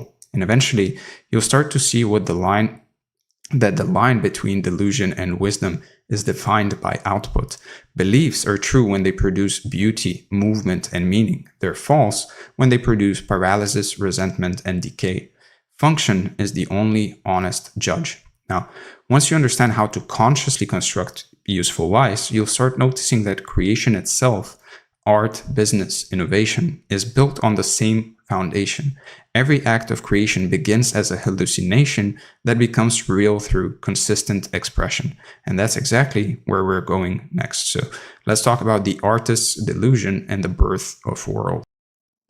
So look, every artist, inventor, founder, or visionary is a little bit insane, at least if you compare them with the so-called quote-unquote realistic people. To create anything that doesn't really exist yet, you have to hallucinate something into being and then convince reality to basically agree with you. That's what creative delusion is. It's the method behind the madness. It's the ability to hold an image of what could exist so vividly that your actions start bending the world towards it. This is how every masterpiece, every invention, and every revolution really begins. Someone believes in an idea so strongly that it eventually becomes undeniable. Now, think about it. You can't paint a masterpiece while obsessing over what's real right now. Creation always requires some suspension of realism. Artists enter a temporary state of something like self-hypnosis, where they basically stop asking if it's possible and start exploring how it could feel if it were. The same psychology that powers an artist at their canvas can power you in anything else. Creativity isn't a privilege of the gifted, it's a neurological mode available to anyone who's willing to cross the line between perception and imagination. The creative mind works basically like a door between two realities, the actual and the potential. It keeps one foot in what is and another in what could be. And the stronger the vision, the more gravitational pull the imagined world exerts on the physical one. And so when you master this, your goals stop feeling like distant targets and start behaving like magnets. They pull you forward because the mind starts collapsing the distance between idea and evidence. Now, when you enter a focused state of imagination, your prefrontal cortex, the part that basically filters logic and judgment, starts to quiet down. This allows the associative regions of your brain to cross-link ideas that normally wouldn't connect. That's why creativity often feels random or intuitive. It's your mind reaching beyond the walls of habit. The artist's delusion is essentially permission for chaos to organize into something new. In deep creative states, dopamine levels basically rise, increasing pattern recognition and emotional reward. The mind becomes more exploratory and basically less risk-averse. This is why time disappears when you're creating. The brain stops measuring hours and starts measuring meaning. The more immersed you are, the easier it becomes to externalize what was once intangible. The body follows the imagination's rhythm, translating invisible patterns into visible form. Every creative act is symbolic in one way or another. It turns feeling into form. When you design, write, perform, or build, you're mapping literal internal experience into external structure. The artist's delusion works because it forces emotion into action, energy that would otherwise stagnate as fantasy becomes organized expression. Now, people respond to creation because it reflects something universal back to them. What begins as one person's illusion ends up becoming collective recognition. So you might be wondering how to use this if you're not a painter or a musician or an artist in general. Here's how. Creation isn't limited to art. After all, it's problem solving in any form. Entrepreneurs, strategists, athletes, and leaders are all creative when they start imagining outcomes beyond their current conditions. And the same rules apply. You must suspend disbelief long enough for execution to catch up. So start each project by basically sketching the finished version in your mind and don't worry about how yet. That's how you turn imagination into scaffolding. See it, feel it, and describe it vividly enough that your nervous system starts adapting to it. Once the image feels real, you break it into structure like systems, steps, sketches, or storyboards. Keep refining because creation is rarely a flash of genius. It's usually a loop of revision that gradually makes the delusion tangible. And design surroundings that keep you in contact with your imagined world. The brain uses sensory cues to sustain emotional states. So surround yourself with visuals, sounds, and symbols that remind you of the future you're building. Heath Ledger's preparation for the Joker role demonstrates the artist's delusion at its extreme. He locked himself in a hotel room for weeks, closed off the windows, created a diary in character, and experimented with voices, movements, and psychologies that didn't exist in him before.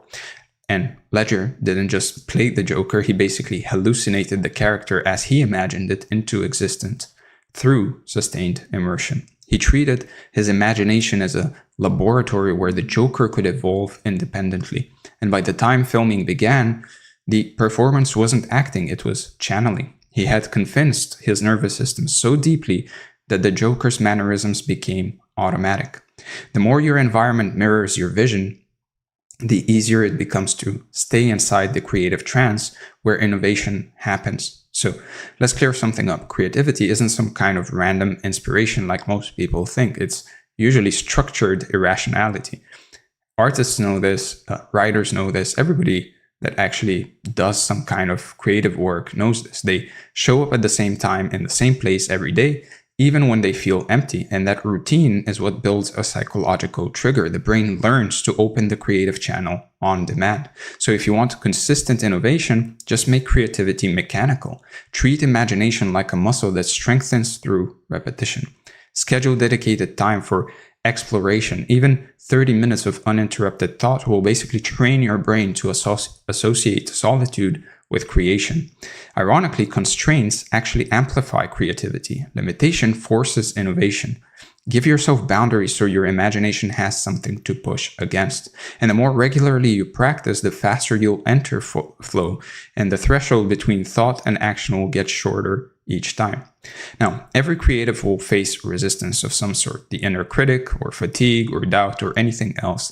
The artist's delusion is the antidote. You'll keep going not because you're certain it will work, but because you've chosen to believe it already exists. So repeating the same actions, even when you're doubting, will train your mental endurance over time, and you'll begin to trust momentum more than your mood. And the moment you act through this belief returns. That's the paradox of creation. You prove it's real by behaving as though it already is. So creativity also depends on emotional energy. Passion, frustration, awe, and curiosity are all creative fuels. Learn to work with your emotional charges instead of trying to suppress them. The best ideas often arrive disguised as tension. So when emotion surges, channel it into motion of some form. Write, move, record, build. Energy wants expression. The faster you convert it, the cleaner your mind becomes. This process of converting feeling into form turns chaos into clarity, and emotion stops being noise and becomes useful. The more often you release emotion creatively, the less you'll carry stress unconsciously. Your nervous system will become lighter, sharper, and more adaptive. So don't numb yourself to avoid overwhelm. The ability to feel deeply is the artist's radar. It helps you perceive possibilities that others miss. And so try spending more time alone without any input, no music, no screens. That silence will reset your sensitivity. When you return to work, your creative radar will be sharper and your output will carry more emotional depth. Now, over time, you'll realize that creative delusion is about remembering rather than pretending. You're not fabricating anything, it's pre-recognition. You're not inventing new realities, you're discovering future ones that already exist in potential. The artist's delusion is the mental bridge between those two coordinates, vision and manifestation. And once you understand that whole concept, you'll basically see how creative psychology and belief are one and the same. Imagination rewires perception, perception reshapes action, and action reprograms reality. So let's talk about reprogramming reality through belief. So Here's where basically everything starts to converge. You've seen how realism limits perception, how strategic delusion boosts performance, and how useful lies shape function. But now we're going to talk about the mechanism underneath it all, the way belief literally rewires the world you experience. You might think belief is mental, abstract, or symbolic, but it's not. Belief is neurological architecture. It's a coding language that tells your nervous system how to interpret data. So once you understand that, you can consciously edit the software that basically runs your reality. Now, belief is the single most efficient piece of technology the human mind has ever built. It predates language, it predates philosophy and culture. Before people learned how to record facts, they learned how to hold faith. That's because faith, whether in gods, systems, or yourself, is what allows action to happen before evidence even exists. Every civilization, every invention, every work of art began as belief, preceding proof. It began as faith. It's the bridge that turns potential into practice. See, when belief changes, perception follows. The eyes don't see, the brain interprets. What you think is out there is just your nervous system filtering and organizing sensory input. The brain doesn't necessarily always care what's true, but most of the time it does care about what's consistent. So if you feed it a new, consistent belief, it will start finding proof to make that belief real. Once you grasp that, your reality basically becomes flexible. Let's unpack how this actually works. The mind is always running a prediction model. It guesses what's going to happen based on what has already happened, and that's how it saves energy. When you deliberately install a new belief, say, I always land on my feet, you're basically altering the prediction pattern. The brain begins updating its expectations, and those expectations influence your micro behaviors, your tone, your timing, and your attention. Eventually, your external world starts reflecting those changes, and it starts reflecting them back to you as coincidence. It's basically causation at the perceptual level. Belief also has chemical consequences. When you believe you can, dopamine levels rise. That signal of expectation activates focus and motor engagement. The brain primes your body for execution before you even begin. So the feeling of possibility is to a degree biochemical. You're basically manufacturing performance fuel. Keep doing this long enough and your nervous system starts associating challenge with excitement instead of fear. That's how you become unshakable. Now, to reprogram reality, you'll need to treat belief like a system update, not an affirmation. Affirmations, at least in the way they're popularly used, fade because they're words without real reinforcement. So system updates stick because they include sensory data, emotional charge, and most importantly, behavioral evidence, or in other words, action. That's the trinity of belief change. So anchor your beliefs in sensation. When you visualize success, feel the air in that room, hear the tone of your voice, see the details around you. The more sensory data you attach, the more convincingly the brain encodes it. Do it often enough, and your body really starts adopting the physiology of that imagined future. Your breathing, your posture, and speech patterns adapt automatically, and frequency beats intensity. 10 minutes daily of vivid belief rehearsal will outmatch 1 weekend of blind motivation every time. So to give you some examples here, research at the Cleveland Clinic showed that participants who only mentally practiced finger exercises increased muscle strength by 35% compared to 53% for those who actually physically trained. The brain's motor cortex activated similarly in both groups, showing that vivid mental rehearsal triggers real physiological adaptation. A Harvard study by Amy Cuddy found that holding expansive power poses for just 2 minutes increased testosterone by 20% and decreased cortisol by 25%. The body's endocrine system responded to posture signals, proving that the physical embodiment of confidence creates real biochemical changes that support the belief. Now, another one is the neurolinguistic research from Stanford that basically showed that when subjects consistently visualize themselves as confident public speakers, their vocal patterns unconsciously shifted, their pitch stabilized, their filler words decreased, and speaking tempo became more controlled.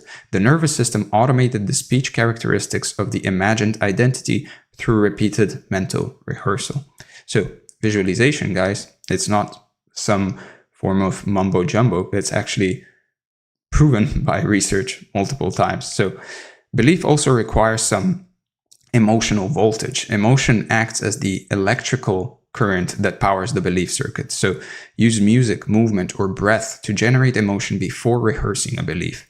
Energy makes the message stick. So link the new belief to emotional memories of victory. The brain often uses emotional similarity to decide what's real. And finally, you need evidence loops. Belief becomes truth through repetition of aligned action. Every time you behave as though your belief is already true, the body logs it as proof. You can start ridiculously small. So, for example, just send one message or record one video or take one step that basically confirms the narrative you're actually building.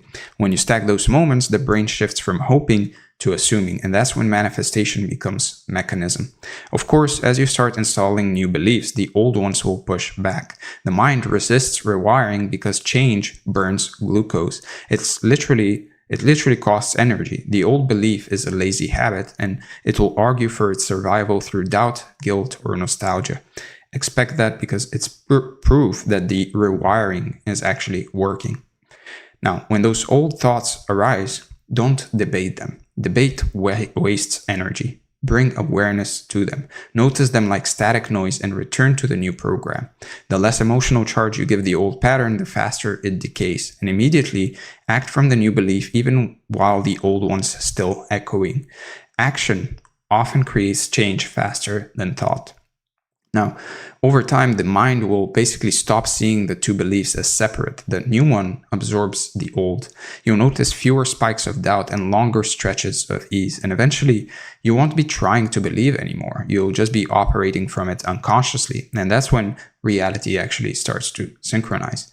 So, belief isn't formed in a vacuum. It needs environmental reinforcement. You can't program confidence in a room full of cynics. So surroundings feed your subconscious cues. Every object, every tone, and person sends a signal about what's normal. And you need to basically curate normal. So look around your space. Everything in it should really remind you of your intended future. Remove what represents the past you're leaving behind. Humans mirror each other's confidence levels as well. So if you spend time around hesitant, cynical people, your brain calibrates to their kind of mood, to their hesitation, to their cynicism. So find people whose normal feels like your next level.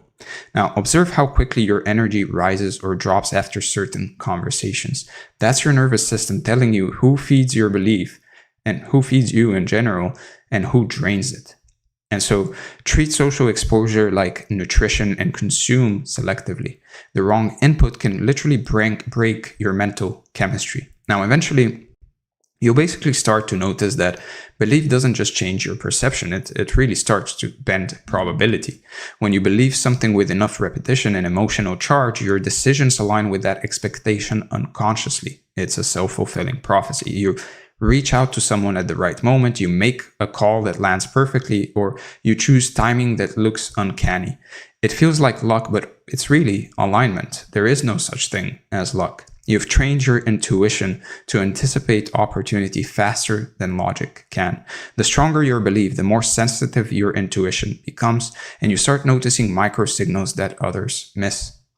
Now, when you trust those signals, they chain together into velocity. One aligned decision opens the door for the next. So the distance between intention and evidence will shrink, and what used to take months will start taking weeks. People will start feeling this from you as well. Conviction can be felt. It changes your tone, it changes your posture, it changes your rhythm, and others will respond in kind. And confidence creates coherence. The more certain you are internally, the more your external world reorganizes around that frequency. So you'll realize belief doesn't just shape personal outcomes, it can organize collective behavior. That's how movements, brands, nations, and revolutions basically start. So once you reach this point, belief stops being something you practice. It becomes the medium you operate in. You'll stop chasing proof and start authoring it. And from there, the question isn't whether belief rewrites reality, but rather how far you're willing to let it. Because at that level, imagination, conviction, and creation become the same act. So with that being said, let's go over the review. We talked about the myth of realism, strategic delusion and irrational confidence, the utility of useful lies, the artist's delusion and the birth of worlds, reprogramming reality through belief, the review, and finally, your action items for the day or the next few days. First, build a deliberate belief system instead of inheriting one. Choose 3 beliefs that would make your life easier, faster, or richer if they were true, and act as though they already are. Speak from them, move from them, and make decisions through them for the next 7 days, and let your behavior teach your nervous system what's actually normal. Create a confidence ritual that triggers your irrational performance state and anchor it to something physical like a breath pattern, a song, a scent, or a gesture. Use it before calls, training sessions, or some kind of creative work, and you'll notice your focus sharpen, your doubt will drop, and your timing will improve. So train yourself to turn belief into biochemistry. Then finally, audit your environment weekly. Replace what reminds you of limitation with symbols that represent expansion. And keep your surroundings, routines, and conversations in alignment with the future you're scripting. The more consistency your system senses, the faster delusion becomes data and imagination becomes reality. So I hope you enjoyed this training. I hope it brought a lot of value. It was personally very close to my heart because to a degree, everything I have accomplished in my life, even though I haven't accomplished all my goals, and compared to a lot of other people, I haven't accomplished that much. But for me personally, everything that I've achieved in my life seemed delusional to someone at some point. So I really hope this touched you in some way and helped you in some way. With that being said, make sure to subscribe if you enjoy this type of content. I'll be uploading more. And let me know in the comments what you would like to see next. Give this video a like. If you want to work with me, make sure to click the second link in the description and just book a call. And if you want this document along with this training, then join the free community from the first link in the description. And with that being said, thank you for being here. I'll see you in the next one. All right, hello and welcome to this training. As you can see from the title, what we're going to be covering today is every version of you already exists and how that's possible. As you can see from the overview, what we're going to be talking about more specifically is the superposition of you, the filter behind your eyes, the gorilla in your life, the review, and finally your action items for the day or the next few days. Now, before we get started, as always, if you want this training along with its respective document, then make sure to join the free community from the link in the description. If you want to work with me one-on-one, then make sure to book a call, again, from the link in the description. And if you want weekly newsletters on improving in every aspect of your life, meaning health, wealth, love, and self, then make sure to join the newsletter from the link in the description. With that said, let's get started and talk about the superposition of you. So there's this physicist named Carlo Rovelli, and he wrote a book called Reality Is Not What It Seems, where he basically lays out something that can change how you think about everything, not just in terms of physics, but yourself, your life, your sense of who you are, and what's really possible for you. And it starts with this one idea that at the very smallest scale of reality, at the quantum level, things don't have one fixed shape or one definite state. They exist in what physicists call superposition, which basically means every possible version of that thing is happening simultaneously, all layered on top of each other until something forces it to pick one. And that something, that force, is observation, it's measurement, it's attention. So what makes this so wild is that it's literally how the physical universe operates at its most fundamental level, where a single particle can be in multiple places at the same time, existing as a blur of probabilities rather than a fixed point, which means the building blocks of everything you see around you, including yourself, are not really solid, locked in things, but fluid, overlapping possibilities that are just waiting to be collapsed into one definite outcome. And so if you really sit with that for a second, what it's really telling you is that reality itself at the deepest layer is not one fixed thing. It's a stack of every possible version happening at once, and only the act of looking at it, of measuring it, of placing your conscious attention on it, forces it to become something specific and definite. And this has been demonstrated in labs for almost 100 years now. It's one of the most tested and confirmed findings in the entire history of science. So we're not working with wishful thinking here. We're working with how the universe actually functions. Which is why this matters for everything we're about to get into, because if the fabric of reality itself operates on the principle that all possibilities exist simultaneously until attention collapses them into one, then the question for us in our lives becomes something very different from how do we become better? It becomes more so about which version of ourselves is our attention collapsing into existence right now. Because the same principle applies to you as almost a direct parallel, where every version of you already exists right now in this moment. The disciplined one, the scattered one, the focused one, the distracted one, the one who follows through, and the one who quits. They're all layered on top of each other, all running simultaneously.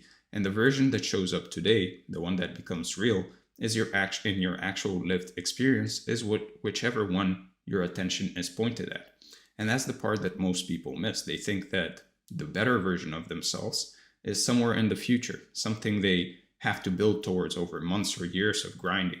And that's one way, but that's not what the physics is showing us, right?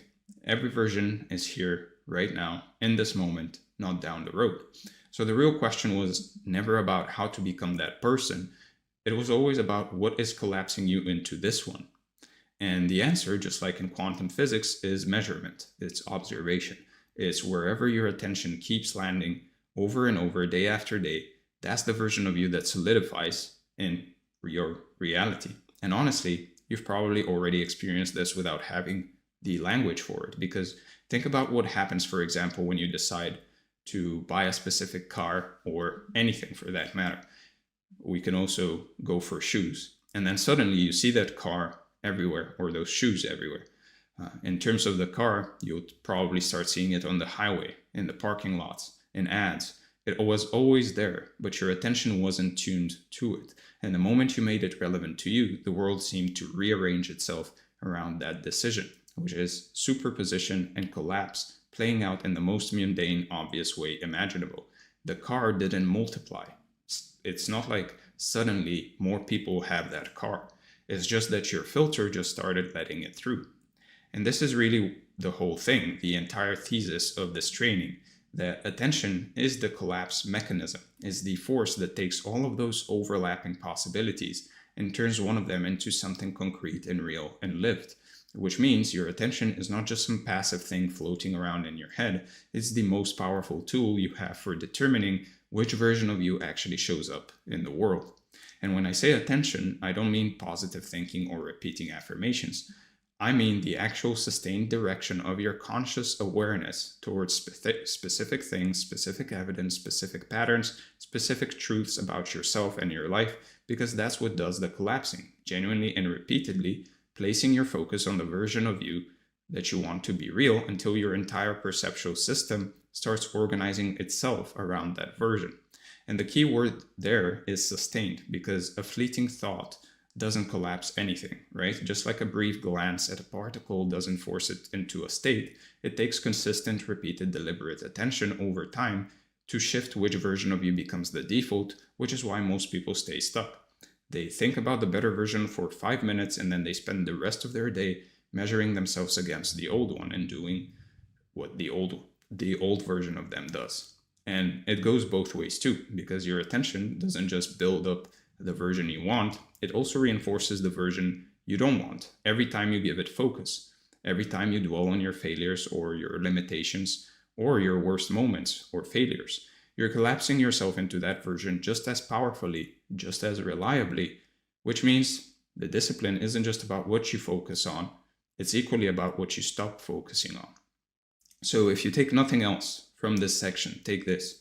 You're not one fixed person, right? You're a superposition of every possible version of yourself, and the mechanism that determines which one becomes real is not time, it's not effort, it's not luck. It can be, but it's not the only thing. It's the sustained direction of your attention. And once you really get that, you'll stop trying to quote unquote build a new you and start learning how to collapse the one that's already there. And again, this is the actual operating principle of reality at its most fundamental level, adapted into a framework that you can use for your own life. And it's a genuine shift in how you approach everything, because now, instead of asking what you need to do to become that person, you can start asking yourself where your attention is right now and which version of you it's reinforcing. And the thing that makes this framework so different is that it puts the entire thing back in your own hands. Because if the version of you that you want to be already exists, and the only thing determining which one shows up is where you place your attention, then there's no more waiting for the right moment or for the right circumstances or the right person to come along and change things for you. The power was always yours. It was always about the measurement. And you've been the one holding the instrument this entire time, whether you knew it or not. And your brain actually has a built-in biological system whose entire job is really to determine which version of reality you get to experience on a moment-to-moment basis. And it does this by filtering what you see, what you hear, what you notice, and what you completely miss. So what we've covered so far is the physics, the principle, the idea that all versions exist and attention collapses them. And that's the foundation. But the next piece is even more important, because your brain has hardware that's been doing this collapsing for you automatically your entire life, mostly without you knowing about it or having any say in how it's been configured. And that's the thing that should both excite you and make you a little uncomfortable, because it means you've been collapsing yourself into specific versions of yourself for years, not by conscious choice, but by default settings. And the good news is that this hardware can be reconfigured. It can be retuned. It can be pointed in a completely different direction, which is exactly what we're going to break down in the next section. So let's talk about the filter behind your eyes. So now that you've got the physics down, the idea that every version of you exists simultaneously and attention is what collapses one into reality, let's talk about the biological mechanism that's actually doing the filtering inside your head. Like we discussed, your brain has a real physical system called the reticular activating system, or the RAS. And its entire job is really deciding what gets through to your conscious awareness and what gets deleted before you even notice it was there. Now, the RAS is this bundle of nerves sitting at the base of your brainstem, and it's essentially the gatekeeper between the raw flood of sensory information hitting you every second and the tiny, tiny fraction of it that actually makes it into your conscious experience. And we're talking about a genuinely absurd ratio here. Roughly 11 million bits of sensory data per second coming in, and your conscious mind can only process about 50 of them. So the RAS is choosing those 50, and everything else just disappears. So your RAS filters 99.999% of reality. And really think about that ratio for a second. 11 million to 50. That means 99.9999 something percent of what's happening around you right now, in this room, in your life, in your field of possibility, is being actively deleted by your brain before you ever even get a chance to perceive it. Which means the reality you're experiencing is not reality at all. It's just a curated highlight reel selected by a filter you probably never consciously set. And the RAS doesn't filter randomly. That's the crucial part. It filters based on what you have told it matters, right? Through your beliefs, through your repeated thoughts, your dominant emotional states, your habitual focus, all of that programs the RAS like a search algorithm. And then it dutifully goes out and finds evidence that matches, which means you're not seeing the world as it is. You're seeing the world as your RAS has been programmed to show it to you. And where it connects back to what we talked about earlier in the last section is that if attention is the collapse mechanism, the thing that determines which version of you becomes real, then the RAS is the hardware that's executing that collapse automatically, every second of every day, based on whatever programming it's currently running. And this is also why confirmation bias is so powerful and so hard to break, because the RAS is literally designed to confirm whatever you already believe. So if you believe you're unlucky or unworthy or behind in life, your RAS will scan through those 11 million bits of data per second and surface the 50 that prove you right. And the thousands of bits that disprove it, or millions, the opportunities, the compliments, the evidence that you're actually doing fine, all of that gets deleted before it reaches your awareness. And so what ends up happening is you end up in this loop where your belief programs the RAS filters your reality to match those beliefs, and then that filtered reality reinforces the original beliefs, which programs the RAS even further in the same direction, and round it goes. Most people live their entire lives inside this loop without ever realizing the filter is even there. So what makes this so tricky? Because the filtering is invisible, you can't feel it happening, you just experience the end result as though that's simply how things are or who you are. And it feels so completely true and objective and real that it never occurs to you that you're only seeing a tiny, heavily curated slice of what's actually available to you. And you've probably felt this in real life. Like, think about the last time you were in a bad mood and suddenly everything seemed to go wrong. The traffic was worse, the people were ruder, the day just felt heavier in every direction. And then think about a day where you were genuinely excited about something and suddenly the world seemed full of good signs and good things and lucky breaks and things just clicking into place. The world didn't actually change between those 2 days. Your RAS did. Your filter shifted based on your emotional state at that time, and it served you a completely different slice of the same reality. And the really sobering part is that for most people, the RAS was programmed by default, not by conscious choice, meaning your parents, your environment, your early experiences, your failures, your traumas, your culture, all of that installed filters that have been running in the background for years or decades. Even the information you consume, really. Automatically collapsing you into a version of yourself that you never actually chose, and you've been living inside that collapsed version for so long that it feels like regular life. Like if you grew up hearing that money is hard to make, or that people like you don't get ahead, or that you're not the smart one in the family, those messages didn't just make you feel bad for a moment. They literally programmed your RAS, especially if they were repeated, to filter reality in a way that's consistently confirming those messages. So you walk through life seeing evidence of those limitations everywhere, while the contradicting evidence gets deleted in real time. This is also why people that constantly binge watch and binge read negative news will think that the world is ending every single day, right?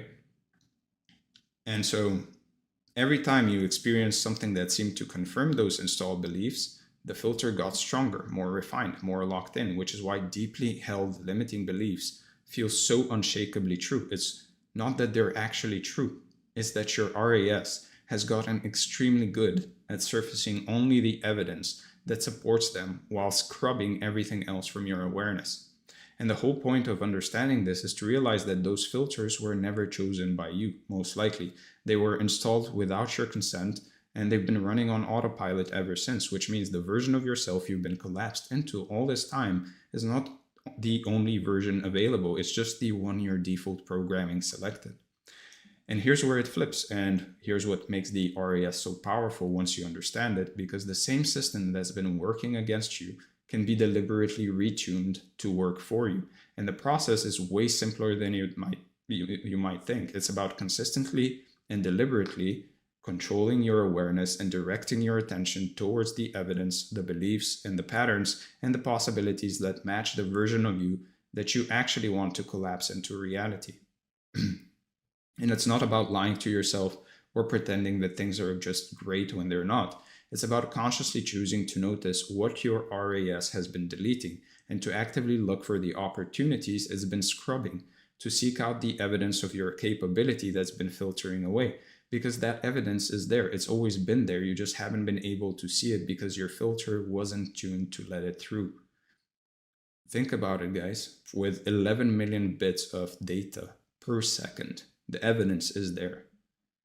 And like anything, it takes practice and repetition. This system has been running for 20 or 30 or 40 years for some of you. You won't reprogram it overnight, but every time you deliberately shift your attention and every time you catch yourself running the old filter and consciously redirect, you're rewriting the programming a little bit more. And over time, the new filter starts running automatically the same way the old one did. And the most important thing about all of this is that just knowing the RAS exists and understanding what it does is already the first step in changing it. Once you're aware that your experience of reality is being filtered, once you genuinely understand that what you're seeing is not the full picture but a tiny curated selection based on old programming, you can't fully go back to take your default perceptions at face value anymore, and you shouldn't. That awareness alone will start to loosen up the old filter even before you do anything deliberate to change it. And so what we've got now is a pretty complete picture of the mechanism. The physics says that all versions exist simultaneously and attention collapses them into one reality. The biology says your RAS is the hardware doing that collapsing automatically based on its programming, and that the practical takeaway is that you can retune the RAS by deliberately shifting what you pay attention to. But there's one more piece, one more example that shows you just how aggressively your brain filters reality and just how much you're missing because of it. And that's what we're going to get into next. And I want you to notice how all of this connects, right? The physics and the biology aren't two separate ideas. They're the same idea at different scales. The quantum level and the neural level, both saying the same thing. That reality is not fixed, that observation, attention determines outcome, and that what you pay attention to is literally what becomes real for you. And that convergence, the fact that the most fundamental law of physics and one of the most fundamental functions of your brain are both telling you the same thing, should tell you something about how important this principle is. And once you see the next piece, the experiment we're about to talk about, you'll understand exactly how blind your current filter is making you and exactly how much of your life is happening right in front of your face without you even knowing it. So let's talk about the gorilla in your life. So there's this famous experiment in psychology run by two researchers named Christopher Chabry and Daniel Simmons. And it goes like this. They showed the people a video of two teams passing basketballs. One team in white shirts, one team in black shirts. And they told the viewers to count the number of passes made by the team in white. Just focus on the team in white and basically count their passes. And while the viewers were focused on counting, a person in a full gorilla suit walks right into the middle of the scene, faces the camera, beats their chest, and then walks off. And when they asked the viewers afterwards, did you see the gorilla? About half of them had absolutely no idea there was a gorilla, and they missed it completely, totally invisible to them. And the thing that makes this experiment so powerful is that the gorilla isn't subtle. It's not hiding in the corner or flashing by for a split second. It literally walks right through the middle of the frame. It stops, it faces you directly, it beats its chest, is there for a solid 9 seconds, and still half the people looking at the screen cannot see it because their attention is locked into something else and their RAS is aggressively deleting everything that doesn't match the task at hand. Now this shows you just how ruthless the filtering is. Your brain didn't blur the gorilla or make it slightly harder to notice. It completely removed it from conscious experience, as if the gorilla did not exist in that person's reality, even though it was right there, and that's exactly what your RAS is doing with everything in your life that doesn't match your current programming. So this is the literal mechanism by which you're missing things in your life right now. Real things, real opportunities, real evidence, real possibilities that are right in front of you in plain sight that your brain is scrubbing from your awareness because your filter isn't tuned to let them through. And so now bring this back to everything we've been talking about, the superposition, the RAS, the collapse mechanism, and think about what this means for you specifically. If half the people in that experiment couldn't see a gorilla standing right in front of them just because they were focused on counting passes, then what are you not seeing in your own life because you're focused on counting the wrong things? When someone genuinely believes they never get opportunities or that nothing good ever happens to them or that they're stuck for reasons they can't identify, they're probably telling the truth from their perspective. They genuinely don't see opportunities. They genuinely experience a reality where nothing seems to be working. But it's not because the opportunities aren't there. It's because Their RAS is filtering them out. The gorilla is walking right through their life and they can't see it. So which passes have you been counting is the question. What have you told your RAS to focus on? What filter are you running? And is that filter showing you reality or a tiny biased outdated slice of it that's keeping you collapsed into a version of yourself you didn't even consciously choose? And what really makes this experiment interesting is when you start to think about the scope of it, because that was a simple controlled two-dimensional video on a screen where the only task was to count passes. And even in that stripped down setting, half the people missed something enormous and obvious. Now think about your actual life, which is infinitely more complex than this scenario. It's more layered, it's more overwhelming with information, and ask yourself how much you're probably missing every single day just because your RAS has been told to focus on a narrow set of things that may not even serve you anymore. And this is really a call for radical honesty with yourself, because once you understand the gorilla experiment and what it reveals about how attention works, you have to be willing to sit with the uncomfortable possibility that your entire experience of how things are just maybe has been incomplete this whole time. That the life you think you're living is just the version your filter has been showing you. And that a completely different experience of the same life has been available to you all along.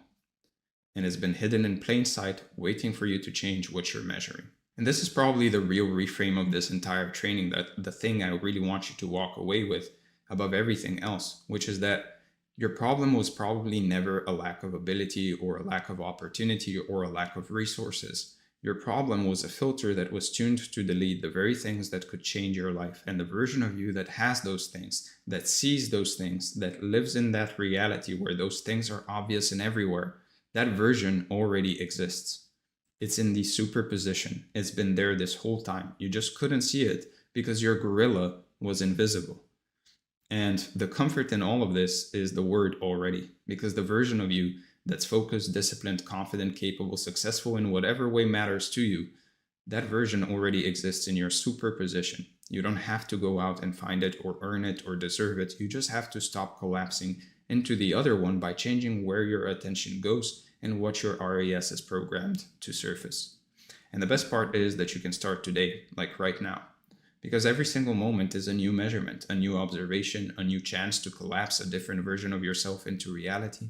And the accumulation of those moments, those small deliberate shifts in your attention, is how the filter gets rewritten and how a completely different version of your life starts showing up. And if nothing else, just hold on to this one truth from everything we've covered. You are not one fixed person. You never were. You're every version of yourself simultaneously. And the one that becomes real is the one you keep measuring, the one you keep observing and giving attention to, the one your attention keeps collapsing into existence. And once you know that, once you really absorb it, you can't unknow it, and life is never quite the same again. And that knowing is permanent. That's the thing. Once you see the gorilla, you can never unsee it. Once you understand that your filter has been curating your reality this whole time, you can't go back to thinking your experience is just the way things are. And that awareness alone, that simple recognition that you've been living inside a filtered, collapsed, partial version of what's actually possible for you, that's the beginning of everything. And it really just is the beginning, because understanding the mechanism is step one. The ongoing work is the daily, deliberate, consistent retuning of your attention, of your RAS, of your measurement, and taking control of your awareness so that the version of you that collapses into reality tomorrow is closer to the one that you actually want. And the day after that, even closer. And the day after that, even closer. Not because you're building something new, but because you're finally letting something that was always there become visible. So with that said, let's talk about the review. We went over the superposition of you, the filter behind your eyes, the gorilla in your life, the review, and finally your action items for the day or the next few days. First, start a daily attention audit where you spend 5 minutes at the end of each day writing down what you focused on most, what thoughts dominated, what evidence your brain kept surfacing, and honestly assess which version of you that attention pattern is collapsing into reality. Then, for the next 7 days, deliberately look for the gorillas in your life by actively asking yourself, what am I not seeing right now? and what opportunities or evidence is my RAS probably filtering out. And write down at least one thing per day that you notice only because you went looking for it. And then finally, pick one specific belief or identity statement that you know your RAS has been programmed to confirm. Something like the belief that you never follow through or that you're not good at something specific. And for 30 days, deliberately direct your attention towards every single piece of evidence, no matter how small, that contradicts it, training your filter to surface a different reality. With that said, if you want this training along with this document, then make sure to join the free community from the link in the description. If you want to work with me one-on-one on any of this, then make sure to book a call from the link in the description. And if you want weekly newsletters on improving in every aspect of your life, meaning health, wealth, love, and self, then as always, make sure to join the newsletter from the link in the description. Thank you for being here. Thank you for your support, and I'll see you in the next one.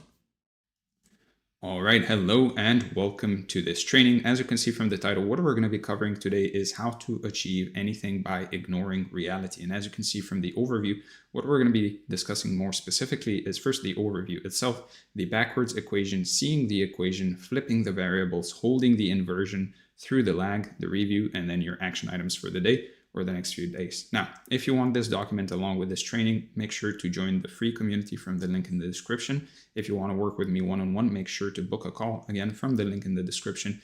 And if you want weekly newsletters on improving in every aspect of your life, meaning health, wealth, love, and self, then make sure to join the newsletter, again, from the link in the description. With that said, and out of the way, let's get started and talk about the backwards equation. So what I want to walk you through today is something that genuinely changed how I think about pretty much everything. And it starts with a really simple observation that there is an equation underneath our lives, underneath our money, our health, our relationships, all of it. And the thing is, most of us have read it backwards for as long as we can remember, which means every decision you've made and every pattern you've fallen into has been built on a sequence that was inverted from the start. And once you see that, once you really get it, and I believe you will after this training, a lot of things that never made really a lot of sense before suddenly click into place. So here's how the equation runs for most people. And this probably describes your default mode as well. And it describes almost everyone's. And the way it plays out is really something happens in your external world, in your reality. Your mind then immediately generates a thought about it. That thought produces a feeling. You act from that feeling, and then those actions produce more of the same kind of reality, which triggers the same thoughts and the same feelings again. And so the whole thing just loops over and over and over again without you ever noticing that you're the one keeping it going. And the reason it's so hard to catch is that the whole sequence really happens on autopilot. Like you wake up, you check your phone, maybe you see something that stresses you out, and then a thought fires before you're even really conscious of it. And it can be anything. It can be, this isn't good, or I'm falling behind. And then that thought instantly produces a response in your body, a feeling. It could be a tightness in your chest. It could be a low hum of anxiety that just sits there for the rest of the day. And from that place, you then start making decisions. You start interacting with people and reality and make choices. And you carry that energy into everything, essentially, which is how you end up at the end of most days feeling like nothing has really changed. You spent the entire day reacting to circumstances that were already old, already finished, already the output of a previous cycle, and then you use those old outputs as the raw material for your next round of thinking and feeling. So of course, the result looks the same. And the really tricky part is that none of this really feels like a choice. It feels like just how life works, which is exactly why most people never really question it. And it keeps running the same in the background, the same loop for years or even decades without people really realizing there's another way to operate. And the thing is, the whole sequence feels so obvious and so natural that nobody ever stops to question it. Of course, you think negative thoughts when bad things happen, right? Of course, those thoughts make you feel a certain way. And then, of course, you react from that place. You're just reacting to the world, right? Of course. That's just being a reasonable person, right? But that right there is the trap. What you're actually doing when you run that sequence is really letting the output of your life dictate the input. And when you do that, you're locked into producing the same result every time. So it's sort of like being stuck in a feedback loop where the answer keeps feeding back into the question, and the question keeps producing the same answer. And on it goes. And you just go around and around wondering why your life feels like it's on repeat when the mechanism causing the repetition is something you're doing every single day without awareness. And every time you let your circumstances trigger the same automatic thoughts, which produce the same feelings, which drive the same reactions, you're basically telling your system, yes, this is real, this is important, keep building more of this, which means your reactions are reinforcing the very reality you're trying to change. And that's why willpower alone can't really break the cycle. The cycle is running at a deeper level than willpower can actually reach. So whatever you're looking at right now in your life, maybe it's your bank account, maybe it's your body, maybe it's your relationships, all of that is basically a printout, right? Just like the image shows. And I mean that in a very literal sense, is the result of an equation that was already solved weeks or months or even years ago by the thoughts you were thinking and the feelings you were carrying at that time. Which means the reality you're experiencing today is old data. It's already finished, and it has nothing to do with what's actually possible for you going forward. So think of your current circumstances as a kind of energetic history, a record of where your internal state was at some earlier point. And the reason that matters is that most people look at that record and they treat it like it's a live feed. They think this is what's happening right now, when really it's more like reading last month's report and mistaking it for today's one. So basically there is a delay between when you change internally and when that change shows up externally. And it's a built-in feature of how all of this works. So if you're judging your progress by what you can see in front of you right now, you're always going to be looking at evidence from an older version of yourself, which is genuinely misleading if you don't understand the mechanics. So the stuff that's showing up in your life today is residual, is the echo of a previous internal state, is the echo of a cause that was a long time ago. And the sooner you really internalize that, the sooner you stop giving it so much weight, because you realize you're reading the receipt from a transaction that has already happened, and that receipt tells you nothing about what the next transaction is going to look like, the better. So this is actually a really freeing thing once you really understand it. It means your current reality isn't a verdict. It isn't some final judgment on who you are or what you're capable of. And I know most of you probably know this to a degree. It's just the tail end of an older process. You know that your future is probably brighter than your current reality, but you most likely don't know that the current reality is just a result of what happened maybe years ago. It's just as I said, the tail end of an older process, and the equation that produced it has already been solved, which means you're free to write a completely new one starting right now. And what comes out the other side of that new equation will most likely look nothing like what you're seeing today, which is honestly one of the most liberating realizations you can have. It takes the pressure off of your current situation entirely, and you stop fighting what's in front of you, and you stop trying to fix the printout, and instead you put all of your energy into writing better inputs, which is the only thing that actually moves the needle. And that shift from fixing the output to changing the input is basically the whole game. It's what separates people who stay stuck in the same patterns from people who seem to create change almost effortlessly. So the second group figured out that you don't change your life by wrestling with reality. You change it by changing what goes into the equation first. So the default equation, the one that almost everyone is running unconsciously, runs in a loop of circumstances create thoughts, those thoughts create feelings, those feelings create some actions, and then those lead to the same circumstances. And that's a closed loop. There's no exit point. You just keep cycling through the same sequence over and over and over again. And the reason it feels so inescapable is that at every point in the chain, the next step feels like the only logical response to the one before it. So it never occurs to you that the whole chain could be reversed, right? And what makes this especially hard to see is that the default equation feels like reality itself. It feels like this is just how cause and effect works. Most people never really question it. They just assume that the outside world causes their thoughts and feelings, and that's that.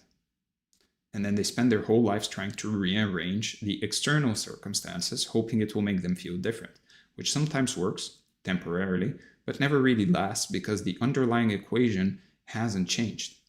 And a big part of why this is so ingrained is that you are conditioned into it from a very young age. Your parents and your teachers and culture all modeled the default equation for you. They taught you implicitly, mostly, that your thoughts and feelings are caused by what happens to you, which set up the whole pattern before you were old enough to even question it.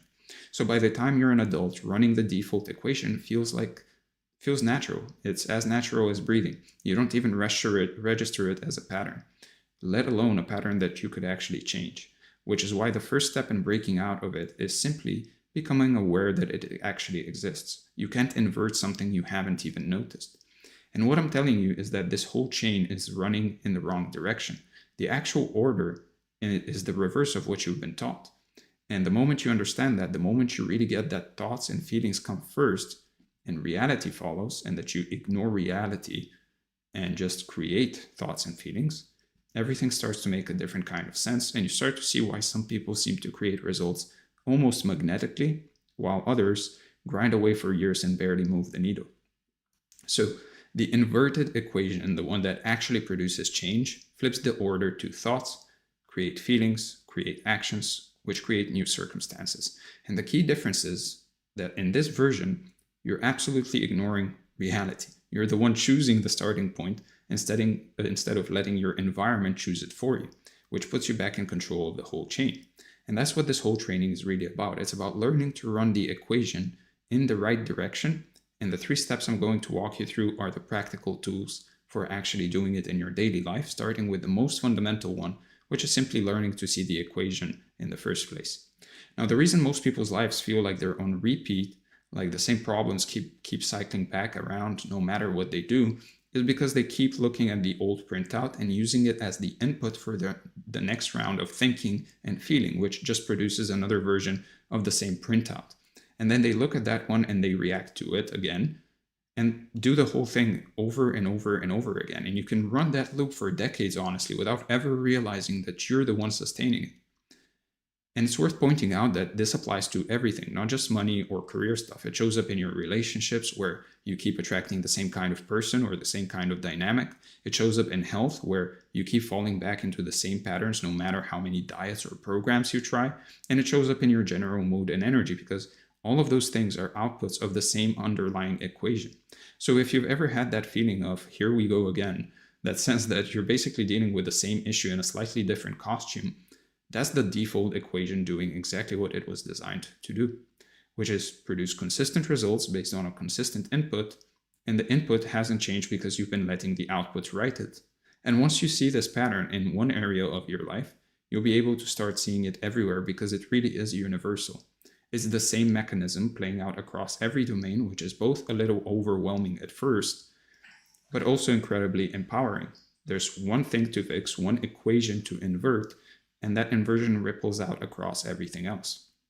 And I want to be clear, this isn't about blaming yourself, right? When you understand that you've been running the equation backwards, yes, the natural response might be a little bit of frustration or guilt, but that's the old equation trying to reassert itself. The much more useful response is to just go, okay, now I see it and now I can change it. Almost as if you just finally got the answer to a mathematical equation, to a math problem, which is exactly what we're going to do in the next section. And it's really that mechanical. It's just a sequence that can be run in one direction or another. And most people happen to be running it in the direction that keeps them stuck. And once you learn to run it in the other direction, the results change. And they change in ways that feel almost surprising at first because you're so used to the old output.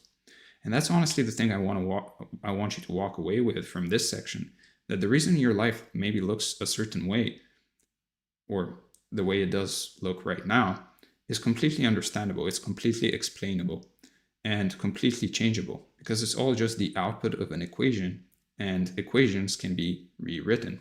So with that said, let's cover seeing the equation.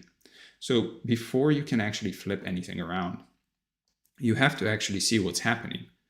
The default equation runs so automatically, so far below the surface of your conscious awareness, that most people go through their entire day reacting to reality without once catching themselves in the act. And that automatic quality is exactly what gives it so much power, since you can't really change a process you haven't even identified yet.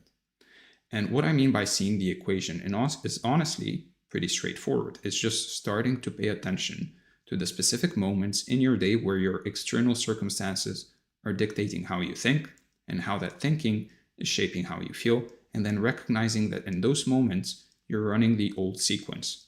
You're letting the printout write the next equation. You're basically feeding the answer back into the formula, which is exactly the mechanism that keeps the loop locked into place. So for example, let's say you check your bank balance and it's lower than you want. A thought fires instantly, most likely something like, I'm not where I should be, or I spent too much last weekend.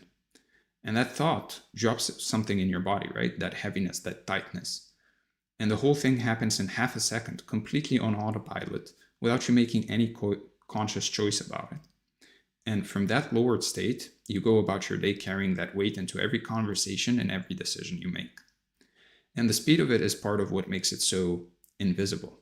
Because by the time you're aware of the thought that fired, let alone the feeling it created, you've already reacted. The equation has already run, and now you're living inside the output of that reaction, making it feel like the emotional state is just the truth, when really it was generated by a mechanical process you didn't even notice.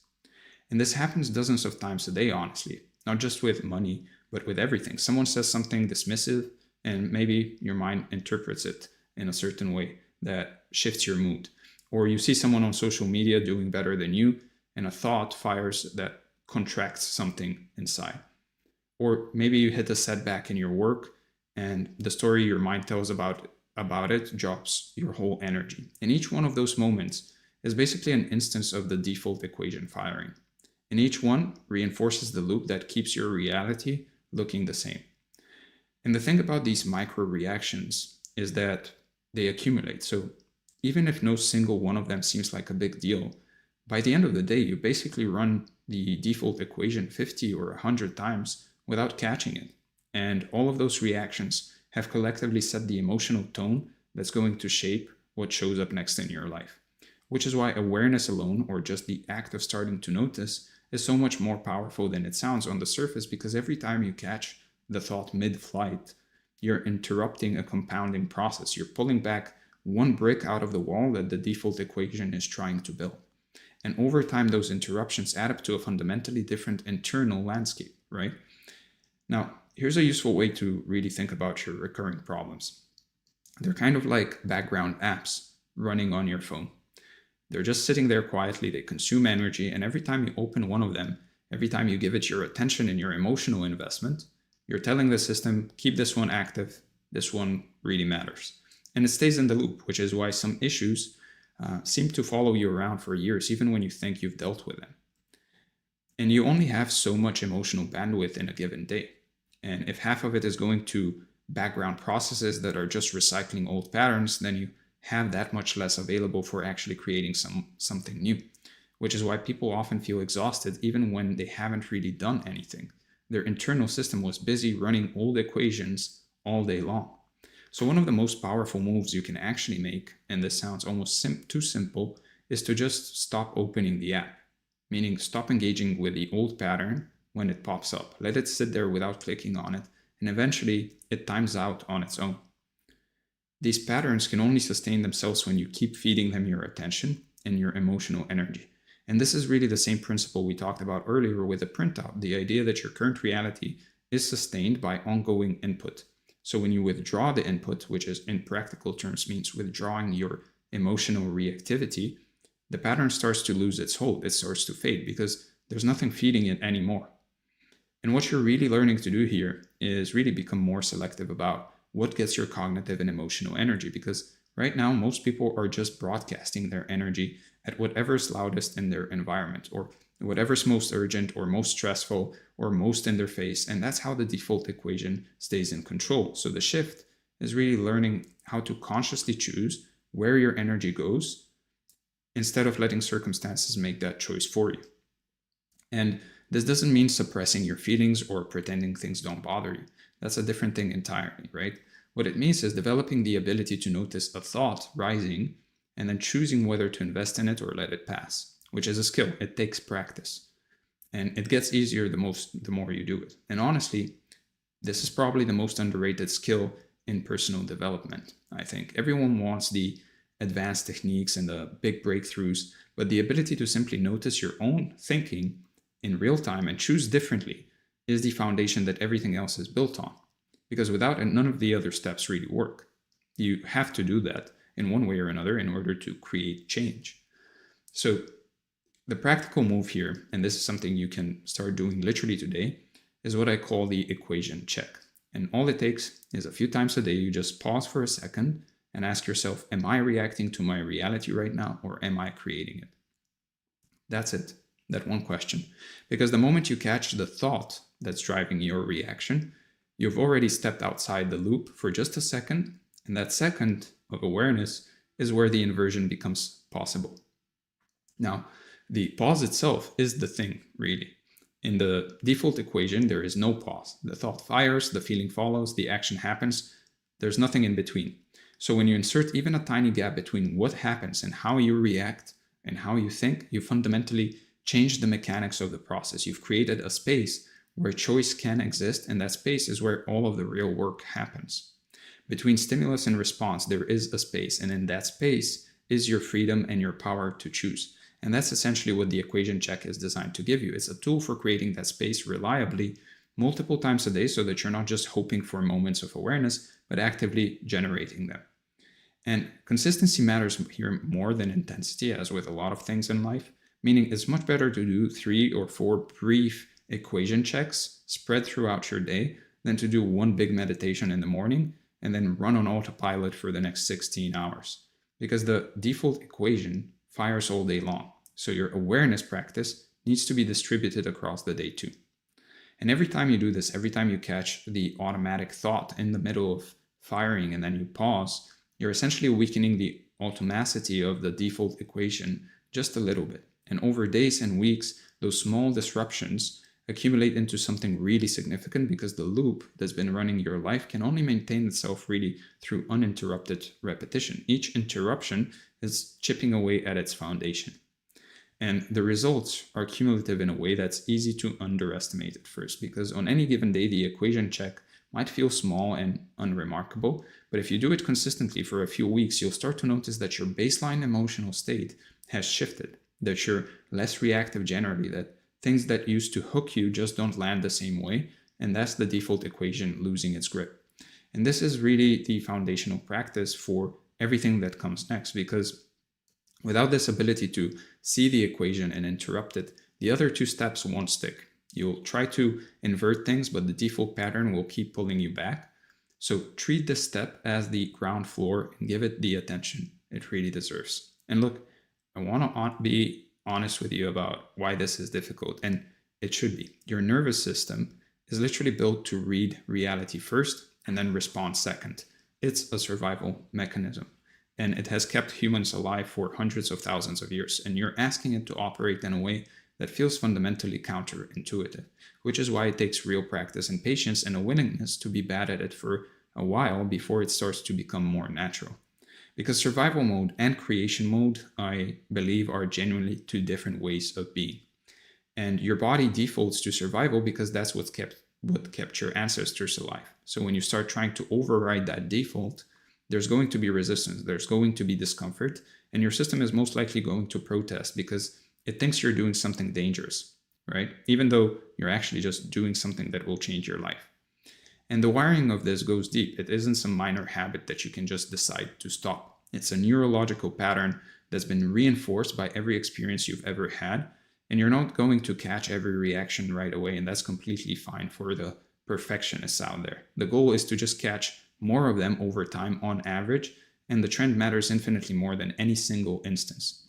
So be patient with the process and trust that even catching yourself 1 or 2 extra times a day or a week is meaningful progress, because each catch is a small proof of concept, and it shows that the default equation can be actually interrupted, and that you're not completely at the mercy of your reactions, and that alone will start to shift something fundamental in how you relate to your own experience. So really what you're doing with this whole first step is building the capacity to override a system that's been running unchecked your entire life, which is a big deal if you think about it. And it's worth acknowledging that rather than rushing through it, because the people who take this step seriously and really practice it are the ones who make the other two steps work better. The people who skip it or treat it as obvious are the ones who end up back in the same loop 6 months later, wondering what happened. So think of this as the foundation, the thing that everything else really rests on, and give it the weight it deserves in your daily practice, because if you can consistently see the equation firing in real time, you've already done something that most people never manage to do. And from that place of awareness, the inversion becomes genuinely possible. And once you've built this awareness muscle up to the point where you're catching yourself regularly throughout the day, where the equation check has become almost second nature, that's when you're ready for the second step, which is where things really start to get interesting, because now you're going to take that awareness and use it to actually flip the variables around. So let's talk about flipping the variables.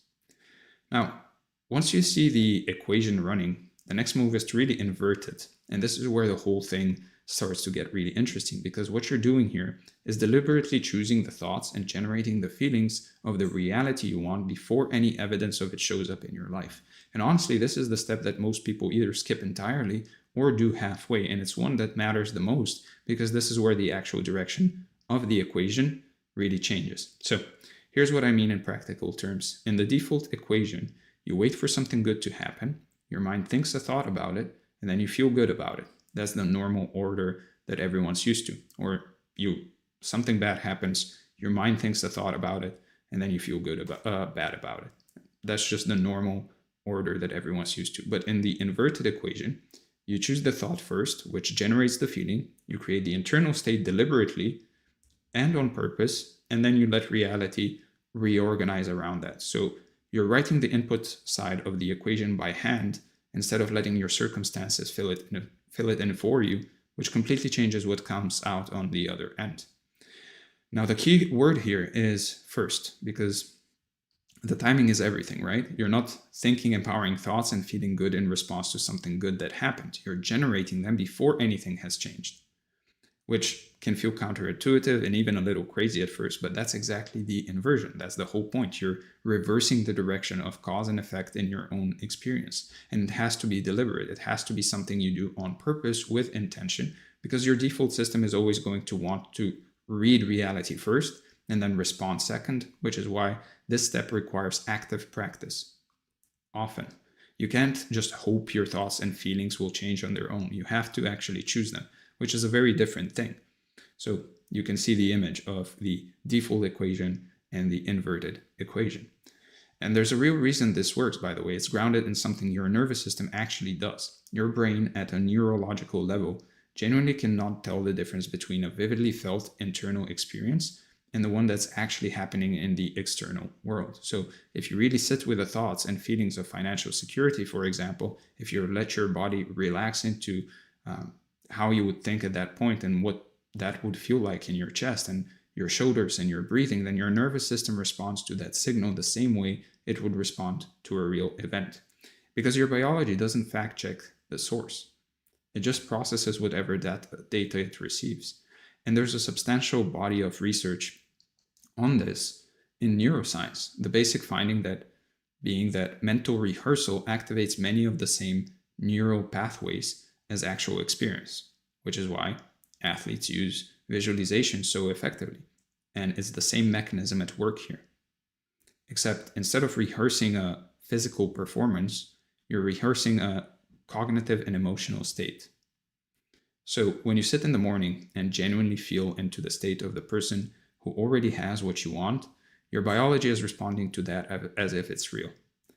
Your hormones most likely will shift, your nervous system will calibrate to that frequency, and your whole physiology will start to align with a different reality. And that physiological shift is what changes the input of the equation at the most fundamental level. Now, the beautiful thing about this is that your body doesn't argue with it. It doesn't say, well, actually, you don't have that yet, so I'm not going to respond. It just processes the signal, which means you have the ability to manually set your internal state regardless of what's happening outside of you. And that's the inversion in action. So the morning practice I'd recommend, and this is something I do myself, is spending about 5 minutes before you do anything else, before you check your phone, before you let the world in, just sitting with a version of you who already has what you want. And I want to be specific about what I mean, because it isn't visualization the way most people think of it. You're not trying to picture a mansion or a car or a perfect body here. You're thinking and feeling into a state, the internal experience of being the person who already lives that reality. What I mean by that is the particular combination of thoughts and feelings that would be present if your desired reality was already your current one. So for some people, that's a deep calm and a sense of certainty. For others, it can be just a warm confidence. For others, it's a quiet gratitude mixed with excitement. The exact flavor will be different for everyone, but the key is that it's a felt experience in your body, not a picture in your mind or a sentence that you repeat like an affirmation. It's a felt experience. So you're really looking for a whole body experience here, because that level of embodiment is what makes the signal strong enough for your nervous system to respond to it, and it helps to get really specific with yourself about what the thoughts and feelings actually are. And 5 minutes is genuinely enough. You don't need to sit for an hour doing this. What matters is the quality of the thoughts and the feelings and how fully you let yourself drop into them. And if you do it consistently every morning, it becomes the state that you carry into the rest of your day, which means you're really running the inverted equation from the very start of your day. And consistency is the thing that makes this work long term, because obviously a single session feels nice but doesn't really change much, whereas doing it every day for weeks starts to fundamentally shift your baseline state. So you can think of it as a compounding investment. Each session adds a little bit to the total, and over time those small deposits add up to a completely different internal state, which is going to produce obviously a completely different set of outputs in your external reality. Now, the compounding effect is why people who stick with this for a few months often describe the results as feeling almost sudden, even though the process was very gradual. And the reason this matters so much, the reason I'm spending this much time on it, is because the thought and the feeling it produces are the actual variables that determine the output of the equation. Everything else, the money, the relationship, the health, the opportunities, those are all downstream of an internal state that was held consistently enough and long enough for reality to reorganize around it. Now, most people are focused entirely on the external things they want. The amount in the bank, maybe the relationship, the body, and they're trying to create those things directly through effort and strategy, which sometimes works but doesn't really last, because the underlying input, your thoughts, feelings, and who you believe you are, haven't really changed. So the stuff is always downstream. It's always the effect. And the thoughts and the feelings are always the cause. And when you really get that, when it stops being a concept and becomes something you actually live by, then you stop chasing outcomes and you start managing your thinking and your internal state, which is the only lever that actually controls the output of the equation in a lasting way, and the only part that you can actually fully control. So when you sit down in the morning and do this practice, you're essentially giving reality a new set of instructions to solve for. You're plugging a different value into the input side of the equation, and over time, as you hold that value more and more consistently, the output has to change because the input changed. And that's genuinely just how equations work, right? There's no version of this where you change one side and the other stays the same indefinitely. And that inevitability is something important, and you need to be able to trust, because during the process, it can really feel uncertain. It can feel like nothing's happening, but the math is the math.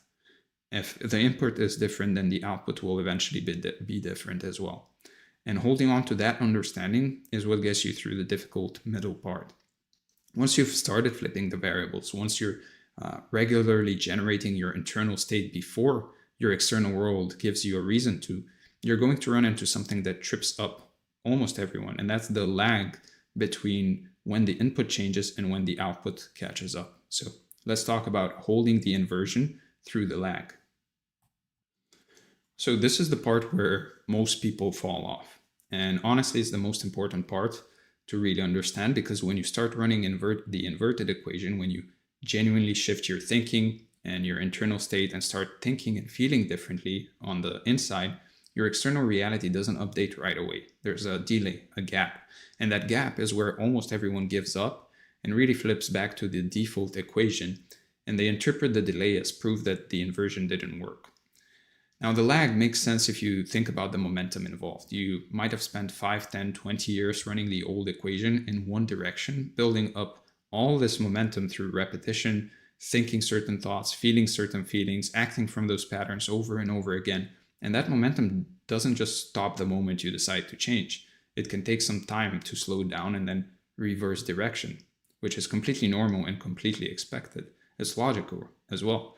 The old output you're seeing right now is the result of all that accumulated momentum, and it's still being delivered to you because it was already in the pipeline. It was already queued up, already on its way, and nothing you do today can really recall it or speed up the transition. All you can do is keep putting new inputs into the equation and then wait for the new outputs to start arriving as well.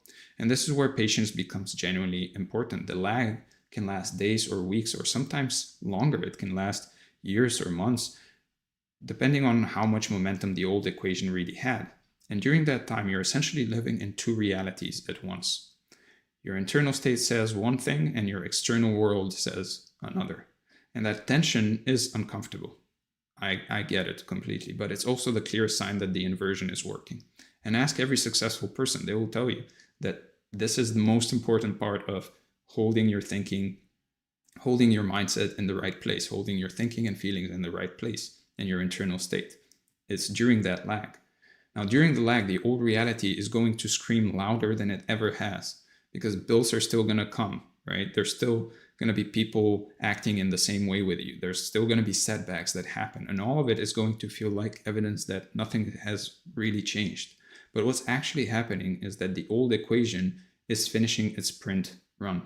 Those last pages from the previous job are still coming through the printer, and the worst thing you can do is look at those old pages and then conclude that your new equation didn't go through, because it did. It's just waiting in line. So the old outputs that show up during the lag aren't new problems. They're old ones that were already in transit. They were created by the previous input and they're being delivered on schedule. You should have just expected them. And the fact that they're still arriving doesn't mean anything about what's coming next. That's even more important to realize. It just means that the delivery system has a built-in delay.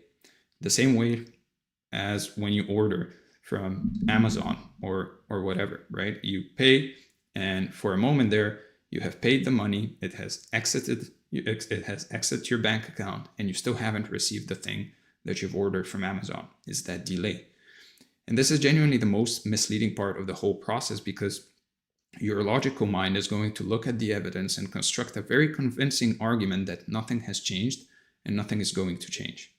And that argument is going to feel reasonable and rational and most likely, quote unquote, realistic. But it's based entirely on old data, which makes it irrelevant to what's actually being created on the input side of the equation. And I won't sugarcoat it, this part feels like a test. It feels like the universe, God, life, your mind, whatever you want to call it, is checking whether you really mean it or whether you're going to fold at the first sign of resistance. And while I don't really think of it as a cosmic test exactly, the functional reality is the same. The lag is where your commitment to the inverted equation either holds or breaks. And that commitment is the only thing that really determines the outcome. Now, this, by the way, is what separates people who actually transform their lives from people who just keep cycling through the same old patterns. Because the information is really out there, right? Everyone has access to these ideas now, but the people who break through are the ones who can hold the new input even when the old output is still showing up everywhere around them. That capacity to actually hold is the real skill. It's the thing that can be taught, that can't be taught through concepts alone. It has to be built through practice. And holding here means that when the old reality pushes back, when the lag delivers another piece of evidence from the old equation, from your old life, from your old way of thinking and feeling, you don't take the bait. You don't let it reset your thinking and your internal state back to the default. You just acknowledge what's happening. You feel whatever you feel for a moment, and then you consciously return to the chosen thoughts and emotional signature you set in step 2, because that's the input that matters. And every time you return to it after a disruption, you're actually strengthening the inverted equation rather than weakening it. So each return to your chosen state after a disruption is actually making the inversion stronger, because you're not just maintaining the new input. You're proving to your nervous system that this state can survive contact with contradictory evidence, which builds the resilience that makes each subsequent disruption easier to handle. So the lag period, as uncomfortable as it is actually the part of the process where the most growth happens, because it's where you build the capacity to hold an internal state independently of external circumstances. And that capacity is the whole game, right? Once you have it, the inversion becomes self-sustaining and the external changes follow naturally. And this is this capacity, the skill of being able to control your thoughts and control your feelings is really one of the most underrated, I think, skills to success, really, in any field, not just financial success. And I want to stress again that this is pretty mechanical. It's just the way the system works. There's a delay between cause and effect. The old outputs need time to clear, and your job is during that time is simply to not flip the equation back to default. That's it. You don't need to do anything else. You just need to hold your position and keep feeding the new input into the equation. And the more systematically you approach this, the easier it gets. Meaning, if you have a clear morning practice, like we talked about in step 2, and you have the equation check running a few times throughout the day from step 1, you've basically built a system that supports the inversion automatically. So you're not really relying on willpower anymore. You have actual practices in place that keep the new input flowing even on difficult days. And that's why the 3 steps work together as a system rather than as an isolated technique.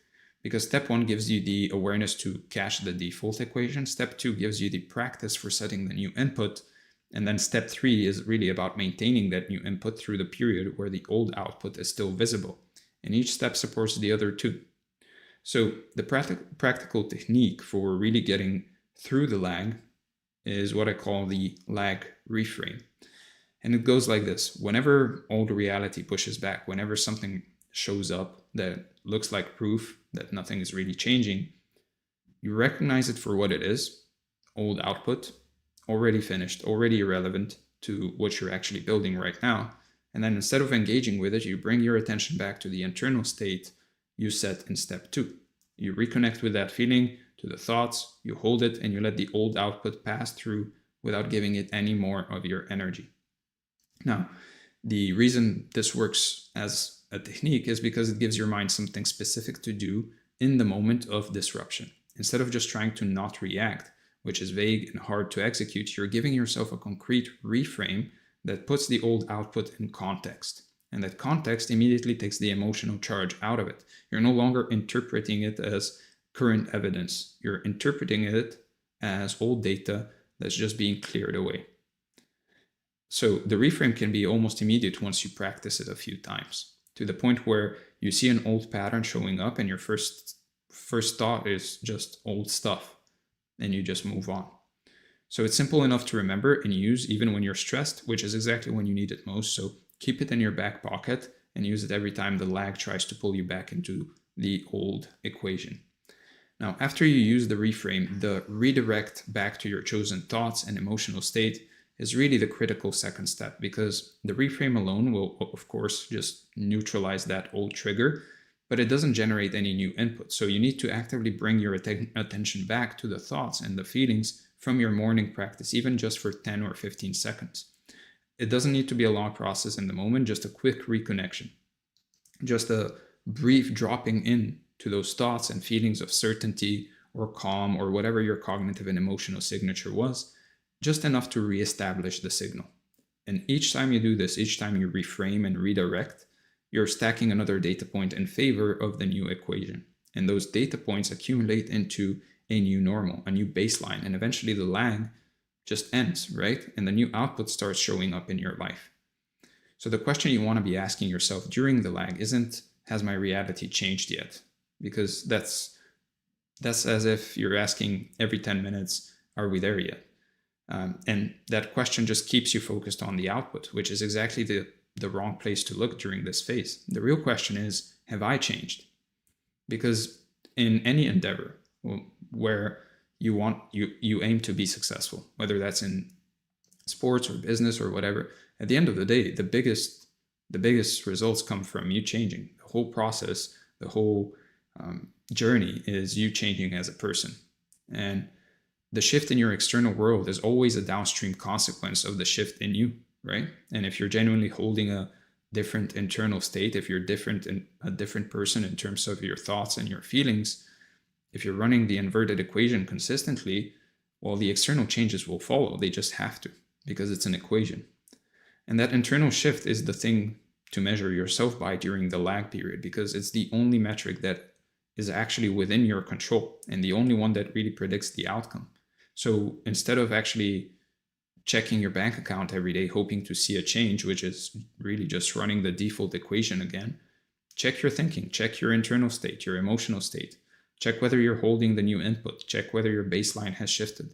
And if it has, you're on track regardless of what the external evidence says.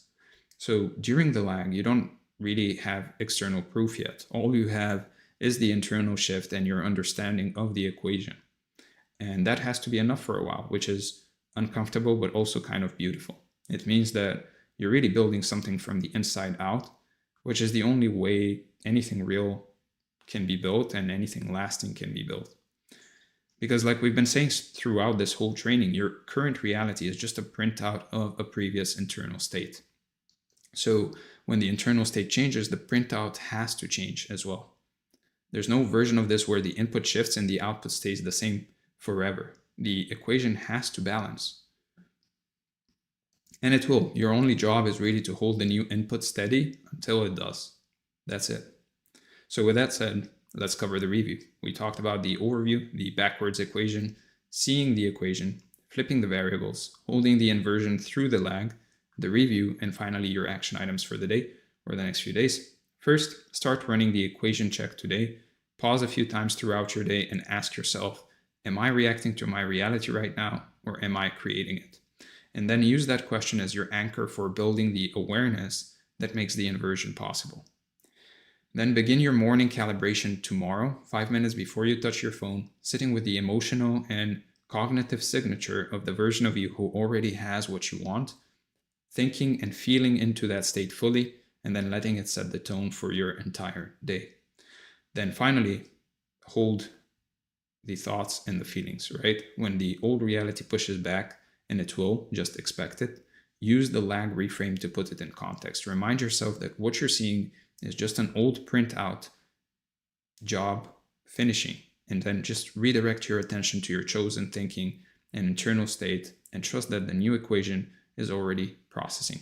With that said, I hope you enjoyed this. I hope it brought a lot of value. If it did, make sure to like the video, comment below to let me know what you'd like to see next.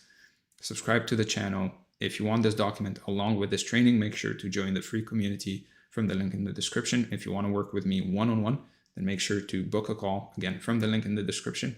And once again, if you want a weekly newsletter helping you improve in every aspect of your life, health, wealth, love, and self, then make sure to join the newsletter, again, from the link in the description. Once again, thank you for being here. Thank you for the support, and I'll see you in the next one. All right, hello and welcome to this training. As you can see from the title, what we're going to be covering today is the manifestation quadrant. And as you can see from the overview, what we're going to be talking about more specifically is first the overview itself, then desire as the origin signal, belief as the amplifier, behavior as the bridge, and the field as the mirror. And after that, the review and your action items for the day or the next few days. Now, if you like content like this, make sure to subscribe to the channel, like the video, comment below to let me know what you'd like to see next. If you want to work with me one-on-one, then make sure to book a call from the link in the description, join the community from the link in the description, join the newsletter, again, from the link in the description. With that said, let's get started and talk about desire as the origin signal. So what most people get wrong about manifestation is that they think it's about thinking positive thoughts and hoping really hard, but that's really not how it works. And I think most of us know this. Manifestation is actually a frequency game, and your results, or lack of them, are a direct reflection of the signal you're putting out into the world. Now, the problem is most people are broadcasting static. They want one thing, they believe another thing, and they act a third way, and then they wonder why nothing is really showing up. So this training is going to break down exactly how the process works step by step, so that you can finally align your inner frequency with your outwards actions and start getting actual results. So we're going to cover the 4 core pieces: your desire, which is the signal, your belief, which is the amplifier, and your behavior, which is the bridge, and then the field, which is the mirror. And each one of these matters equally. And if you get them all working together, then manifestation really stops being something you try and starts being something that just happens. So before we get into it, we need to start at the very beginning, meaning what do you actually want? And I know this sounds a bit obvious, but it's where most people trip up. They've got this fuzzy sense of more or better that is basically floating around in their head, but nothing concrete enough to actually work with. And the thing is, the universe, the nature, mind, whatever you want to call it, responds to specificity. We've talked about this many times, and if your desire is vague, well, your results will be vague too. If your desire is borrowed from someone else's vision of success, your results won't feel like they're yours, even if they show up. So this section is really about getting clear, getting deep, and getting committed to a desire that's truly yours, because that clarity is what generates the signal that starts the whole process. Now, everything starts with knowing, and knowing what you actually want. And I mean really knowing it, because most people walk around with this vague sense, as I said, of I want more or I want better, without ever sitting down to get specific, which is a problem since the signal you're sending out is basically static noise. It's this fuzziness, right? That the universe can't really interpret or respond to clearly. So when you take the time to define your desire in sharp, vivid detail, you're essentially tuning your internal radio to a specific frequency, and that frequency becomes the thing you broadcast whether you're aware of it or not. So the more precise you get, the cleaner the signal, the faster the match. And this means you can see it, feel it, almost taste it. The job, the relationship, the body, the business, whatever it is that you want, you've got to hold it in your mind with enough texture that it feels real to your mind's eye before it's real in the real world. So your desire is the seed, the starting point of the whole manifestation chain. And if that seed is weak or confused or borrowed from someone else's vision of success, then everything downstream, belief, behavior, results, all of that gets contaminated by that original confusion. So it's worth asking yourself, is this actually what I want? Or is this what I think I should want based on social pressure or family expectations or some Instagram version of success? And once you claim a desire as truly yours, well, something changes, because now you're not chasing someone else's dream, you're stepping into your own frequency, and that ownership is what gives the desire its pull. So surface level wants, like I want more money, don't really carry the same energetic weight as soul level desires, such as I want financial freedom so I can create without constraint and take care of my family. You see how that's different, right? Going deeper into the why behind the want is what gives your desire actual gravitational force. And you can think of it like this: the shallow want is the what, but the deep desire is the why underneath it. And when you connect that to that deeper layer, your whole being aligns with it, which makes the frequency way more coherent and way more powerful. And that deeper motivation is what keeps you locked in when things get hard, because you're not just chasing a number anymore or some kind of a status symbol. You're chasing a feeling, a lifestyle, a vision, essentially, a version of yourself that actually matters to you. And when your desire resonates at that deeper level, it stops being something you want and starts being something you embody, which is exactly when the field starts responding in kind.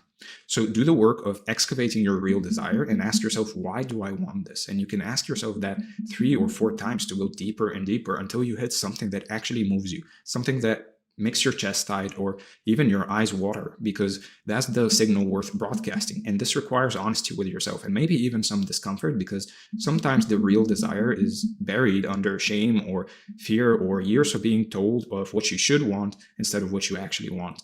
And as you excavate, you'll probably refine the desire itself, making it sharper and really more aligned with who you really are, which only strengthens the frequency you're putting out. A lot of the times we also get these desires that are really just, we saw someone have something and now we want it, but really we don't really want it, right?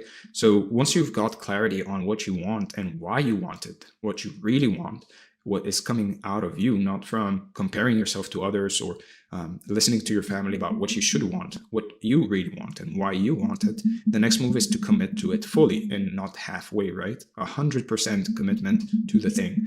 Not let's see if this works, but a real decision that closes off all other options and tells the universe or nature or whatever you want to call it that you're serious. And a decision at its root means to cut off. The word decision actually comes from the Latin decidere, which literally means to cut off. So when you decide on a desire, you're cutting off the escape routes, you're cutting off the backup plans, the maybe I'll just settle for less mentality that dilutes your frequency and keeps you stuck in limbo. And there's power in that finality, in saying that this is what I'm creating, this is what I want, period. Because that kind of certainty sends a very different signal than I hope this works out. And when your decision is final, and your thoughts and your emotions and your actions start to naturally align with it, that's how you go from wishing to really manifesting, to creating things in your life, to bringing things from vision to reality. Now, the strongest desires are the ones you treat as irreversible, meaning the ones where failure isn't even a mental option, because that level of commitment changes how you show up, how you think, how you feel, and ultimately what you attract. And you can insert the Marty Supreme, the famous Marty Supreme scene in here. That doesn't even enter my consciousness. And so certainty is magnetic, and people, opportunities, resources, all of them can feel it on you, which is why the most successful manifestors aren't the ones who tried to manifest something, but the ones who knew it was already theirs. So you need to anchor your desire in certainty and revisit it daily and speak it out loud, write it down, visualize it, do whatever you need to do to keep that signal strong and unwavering, and watch what starts to shift. And the thing here is your desire isn't just a thought, it's a frequency. This is the key, right? The key insight. You're emitting into the world around you. That desire is something you emit all around you. And that frequency is what determines what gets reflected back. So the clearer, the more committed your desire, the cleaner the frequency, the more precise the manifestation. So you're always emitting something, whether you're conscious of it or not, and whether you believe in this or not. If you don't believe in this, you can just call it a vibe, essentially. So the question is, are you emitting the frequency of what you want, or the frequency of doubt, fear, of insecurity, of I don't really believe this will happen? Building awareness around what you're broadcasting is half the battle.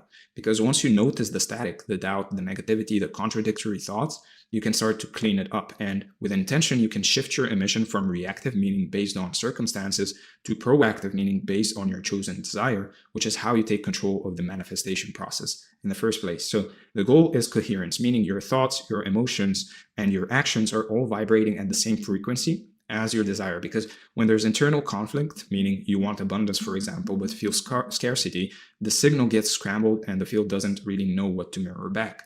So think of yourself as a tuning fork. The more unified your internal state, the more powerful and clear the frequency, and the faster the external world rearranges itself to match. And this is why daily practices like visualization or affirmation and emotional calibration matter.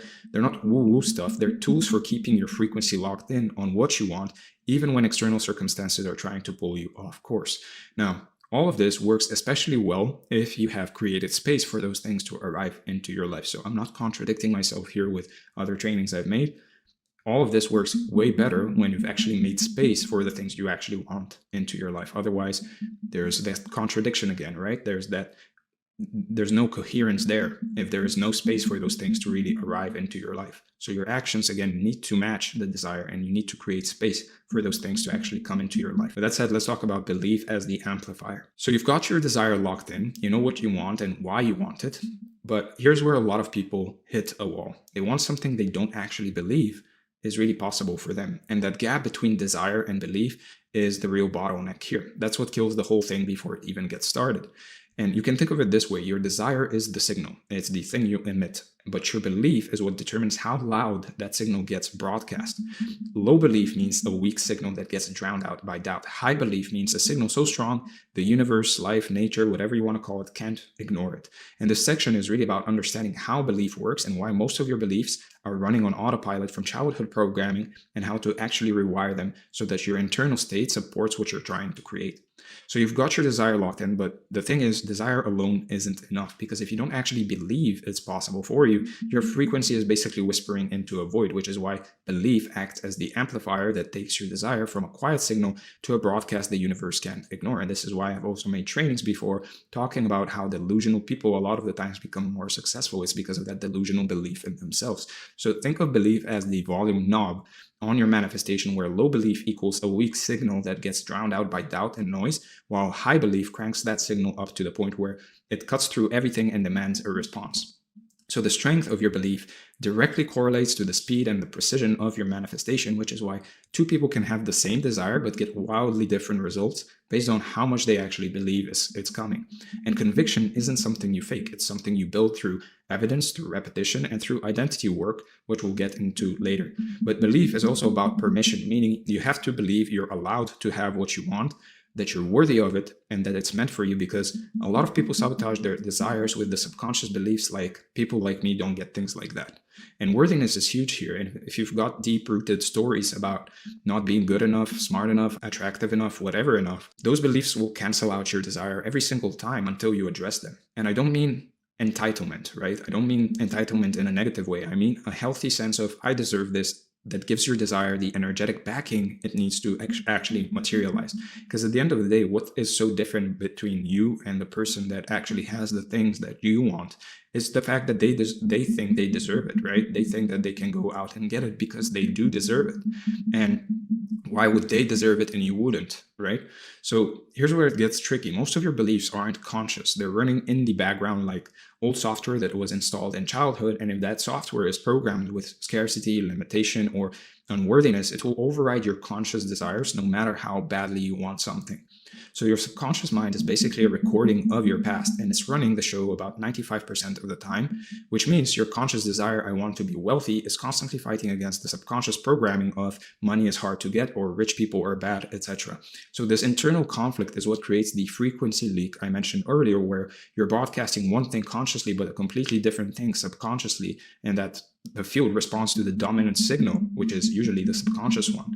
So the first step is really becoming aware of your subconscious beliefs, which you can do by looking at your results. Like your life is a mirror of your beliefs, and noticing your automatic thoughts and paying attention to what triggers resistance or fear in you, right? And once you've identified the limiting beliefs, the work is to reprogram them. And this happens through repetition, affirmations, visualization, emotional experiences like feeling the new belief as true, and other methods, which I'm not going to get into here, and just evidence stacking, meaning collecting proof that the new belief is valid.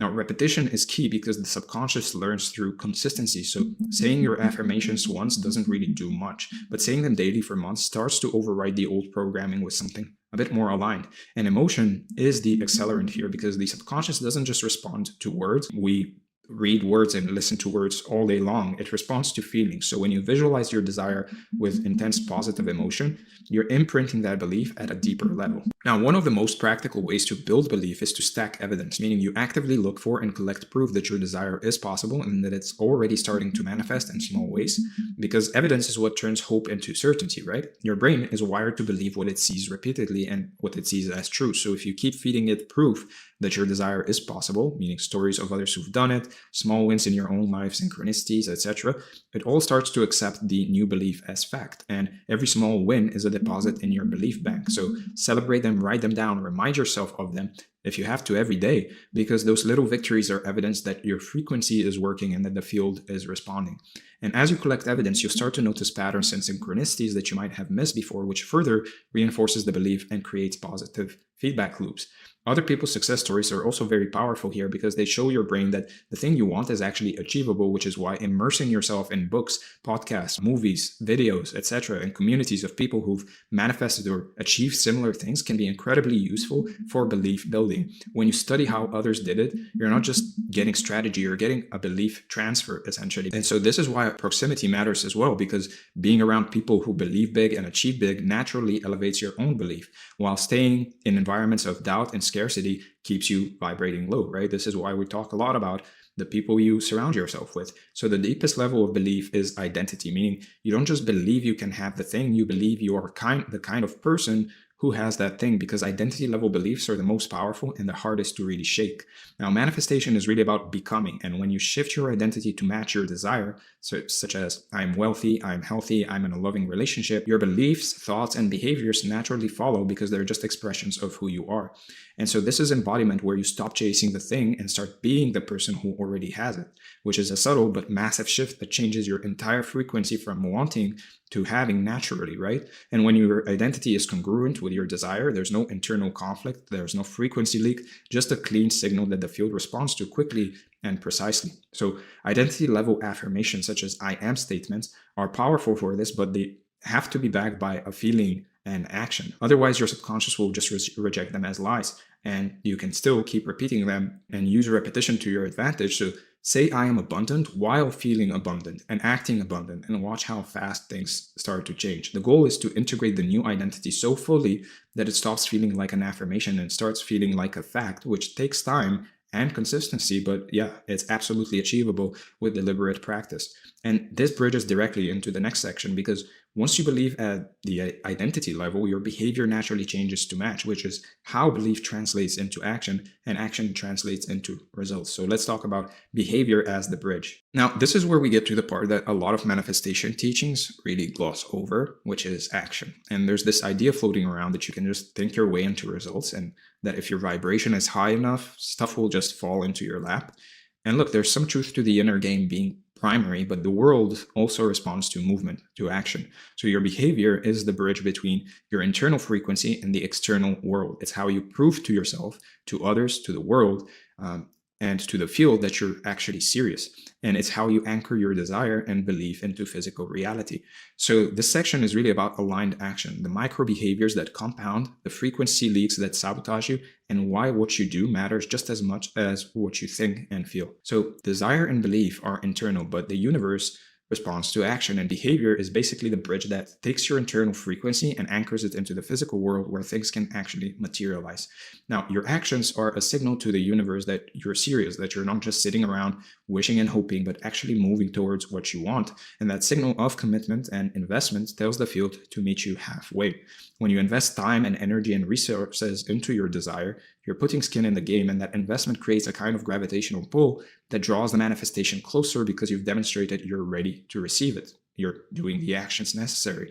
And readiness matters because the universe won't give you something you're not ready for or don't have space for. And one of the ways you prove readiness is through action that says, I'm preparing for this, or I'm making room for this, I'm showing up for this.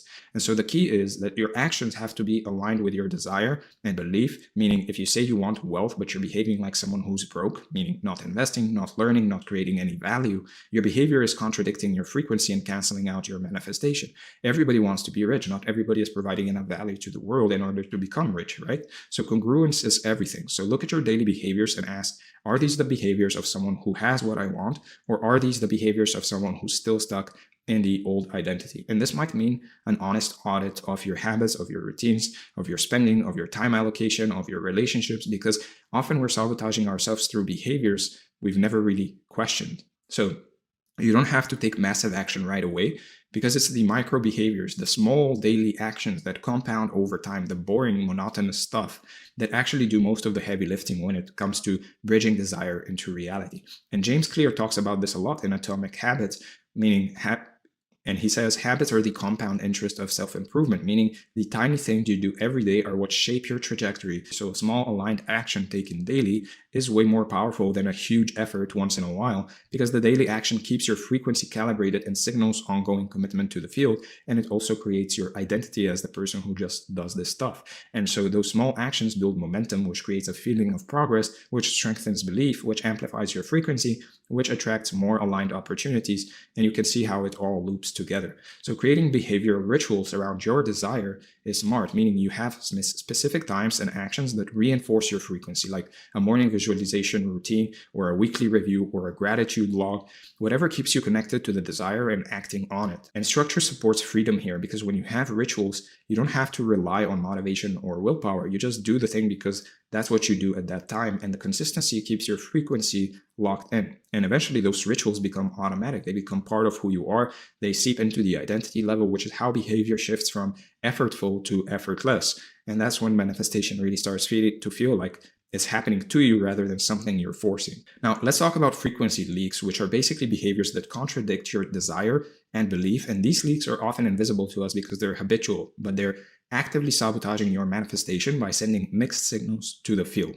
So a leak might be something like you desire abundance, but you constantly complain about money. Or you desire a healthy relationship, but you keep texting your toxic ex. Or flings from the past, or you desire success but you spend hours scrolling instead of working on your craft. Now, the first step is just noticing these contradictions, which requires honest self-observation, and once you see them, you can start to correct them, but you can't fix what you don't acknowledge. So correction isn't about perfection, but rather about trend, meaning you're gradually reducing the leaky behaviors and increasing the aligned ones, and over time, your overall signal gets cleaner and cleaner. So plugging the leaks is really a very practical process in which you identify the behavior first, then you understand what need it is meeting, meaning it could be comfort, avoidance, or some kind of short-term pleasure, and then you find an aligned alternative that meets the same need without contradicting your frequency. So replacement is more effective than pure elimination, because if you just try to stop a behavior without replacing it, the need it was meeting will find another outlet, often another leaky behavior. And so you need to be patient with yourself, because some leaks have been there for years and they're wired into your nervous system, and unwiring them takes time, but every leak you plug increases the coherence of your frequency. And here's the thing about behavior that most people miss. Your actions don't just affect the physical world, they also affect the field, because behavior is frequency made visible, and the field reads your behavior as a statement of who you are and what you expect and what you actually want. So every action you take is a statement to the universe or to life or to nature, whatever you want to call it. Again, it's either saying, I believe this is coming and I'm preparing for it, or I don't really think this is going to work out, so I'll just stay comfortable.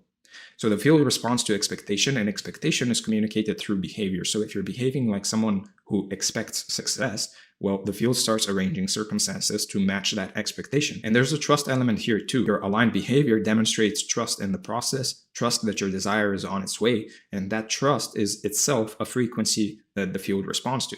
So one powerful behavior is preparation, meaning you start acting as if the thing is already on its way. You make space for it, you get ready for it, you live in a state of expectancy rather than a state of longing. So making space might be literal, meaning cleaning out your closet for new clothes, setting up a home office for a business, or metaphorical, meaning creating time in your schedule or ending draining relationships. But the act of making space signals readiness. And this naturally transitions us into the final piece of the framework, which is the field itself, because once desire, belief, and behavior are aligned, the field becomes the mirror that reflects your internal frequency back as external reality. So let's talk about the field as the mirror. All right, so we've covered desire, the signal, belief, the amplifier, and behavior, the bridge. Now, we need to talk about the thing that ties it all together, which is the field. And this is the part that might sound a bit out there if you're new to this, but if you stick with me, you'll understand why the field is what turns manifestation from wishful thinking into a practical skill. Now, the field is basically the responsive fabric of reality that's constantly reading your frequency and reflecting it back to you as your circumstances. And it's why your outer world always seems to match your inner world, for better or worse. And if you don't believe in this stuff, you can see this just as a metaphor. Now, this section is about understanding how the field works, why there's sometimes a lag between inner shift and outer result, and how to read the feedback you're getting, and ultimately how to become such a clean vibrational match for what you want that the field has no choice but to deliver it.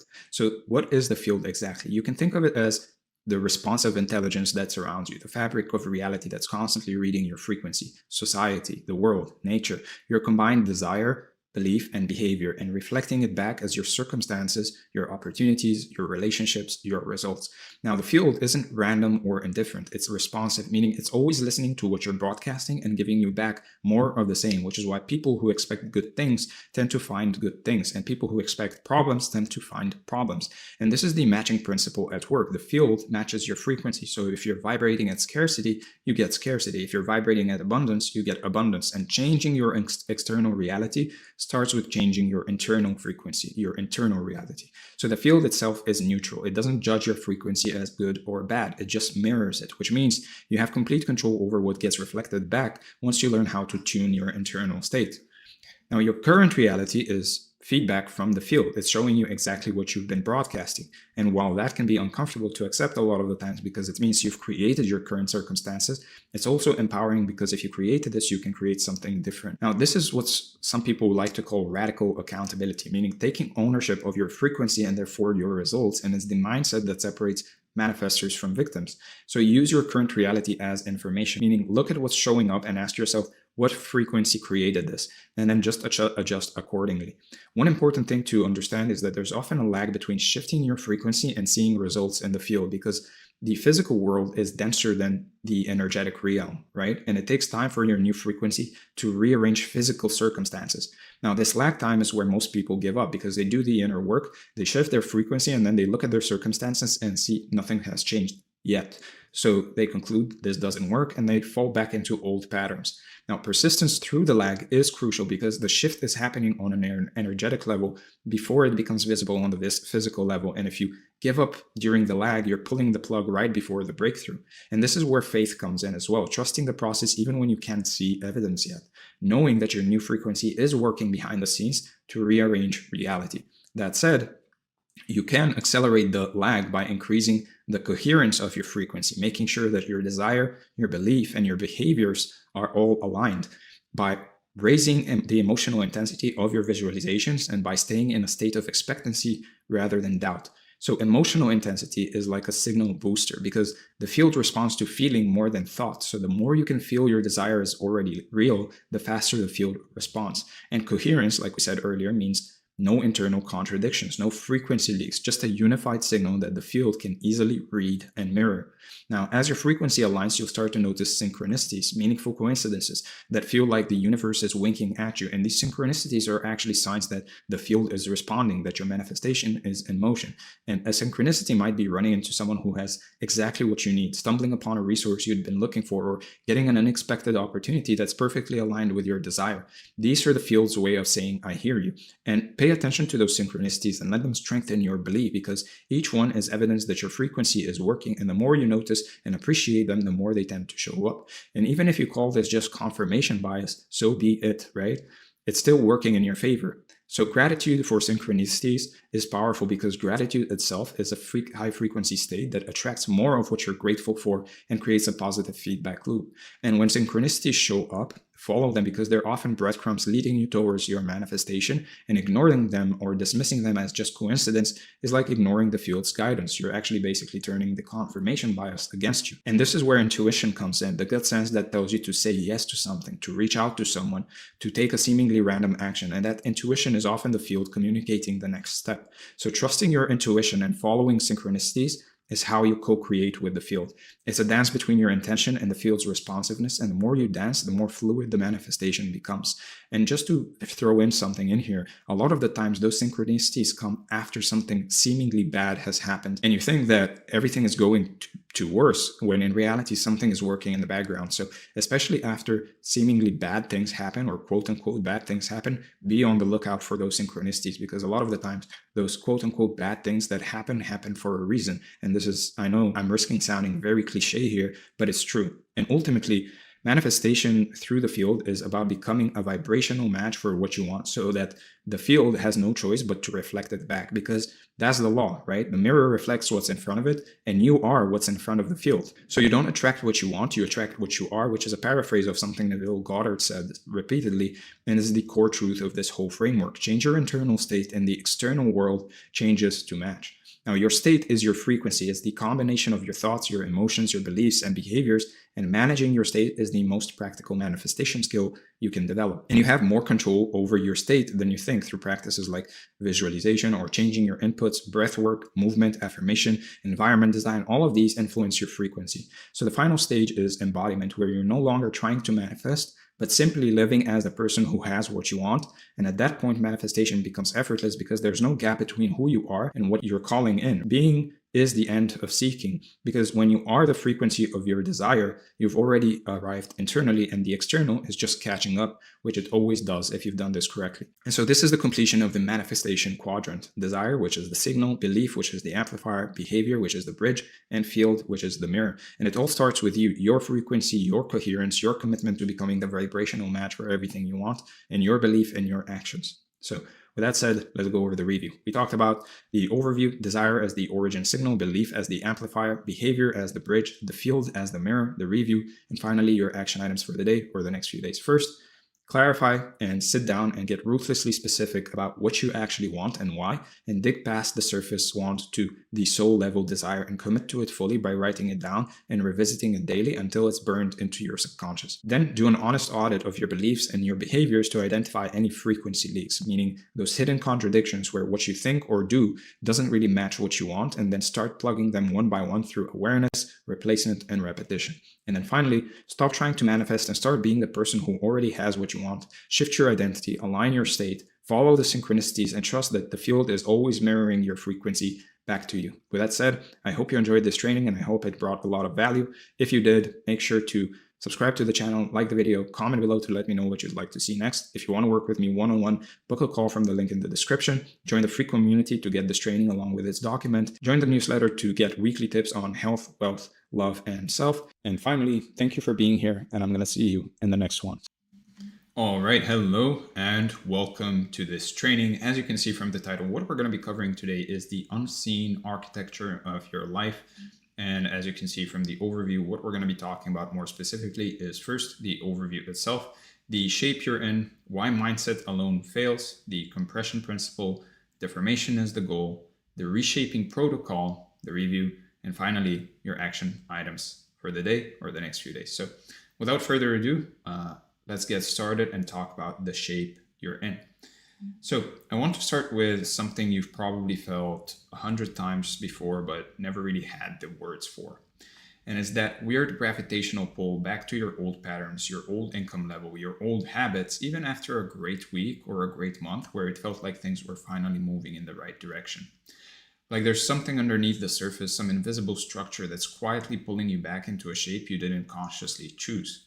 And what I'm going to show you today is that this is actually a physics problem. And once you see the architecture behind it, you can't really unsee it. Now, you're most likely in the process of trying to change your life or your business or your health or your relationships in one way or another.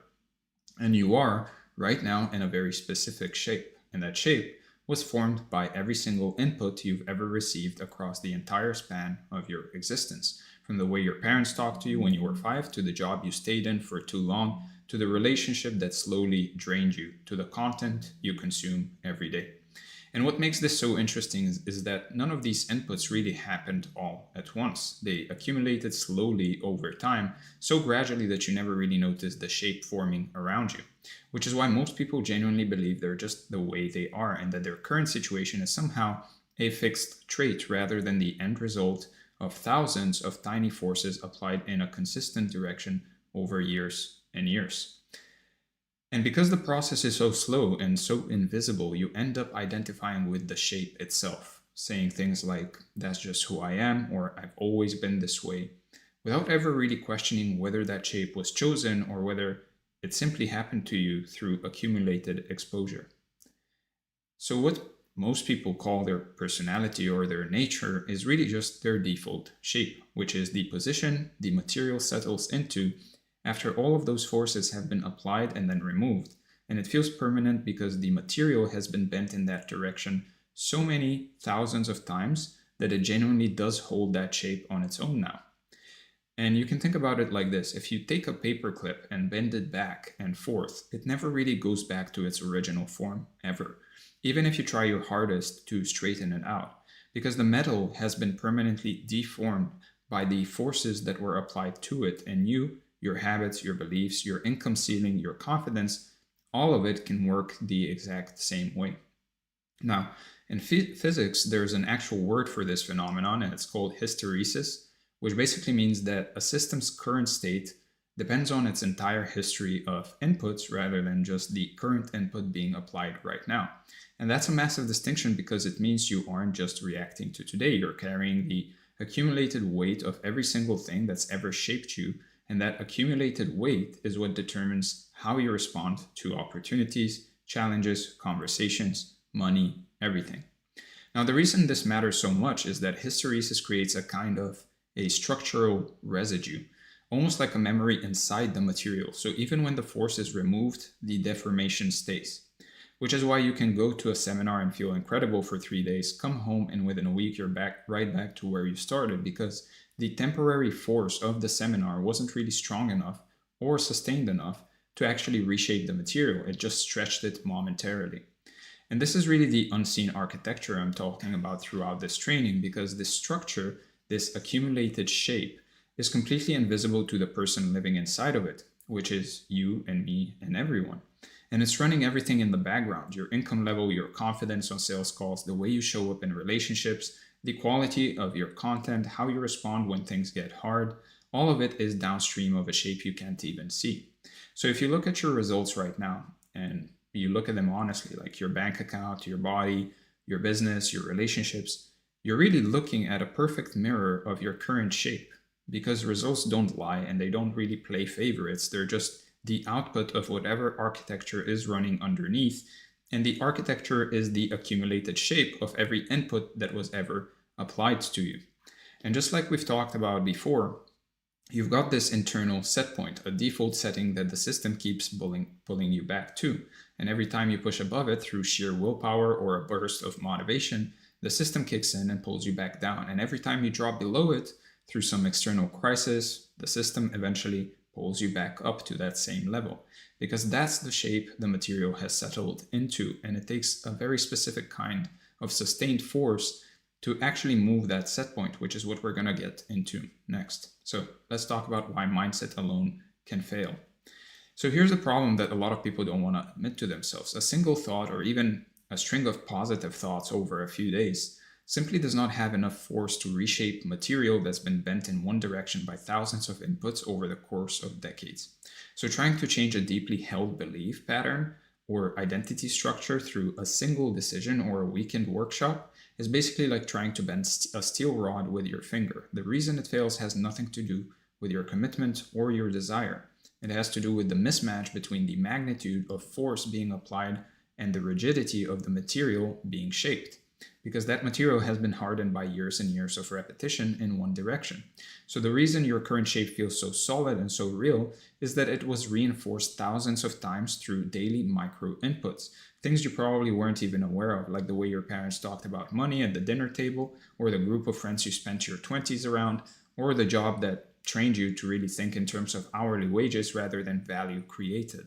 And each of those micro inputs was a tiny force applied in the same direction over and over until the material set.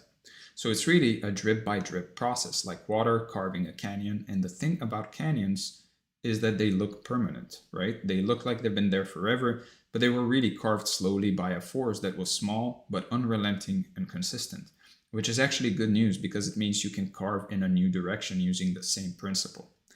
And this is where a lot of people, I think, get trapped in what I'd call the fantasy loop, where they spend so much time visualizing and affirming and journaling about the life they want that it starts to feel like progress. It genuinely feels like something is happening, but the material hasn't really moved an inch because no actual force has been applied to the material. No real action, no real discomfort, no real contact with reality. And so the shape stays exactly as it was while the person believes they're doing the work. Now, to be clear, belief and mindset does serve one critical function, which is obviously that it sets the direction of force. Because without direction, you're just pushing randomly and the material gets deformed in a bunch of conflicting ways that cancel each other out. So you end up exactly where you really started, but exhausted, which is why people who hustle without a clear intent rarely get anywhere meaningful despite putting in massive hours.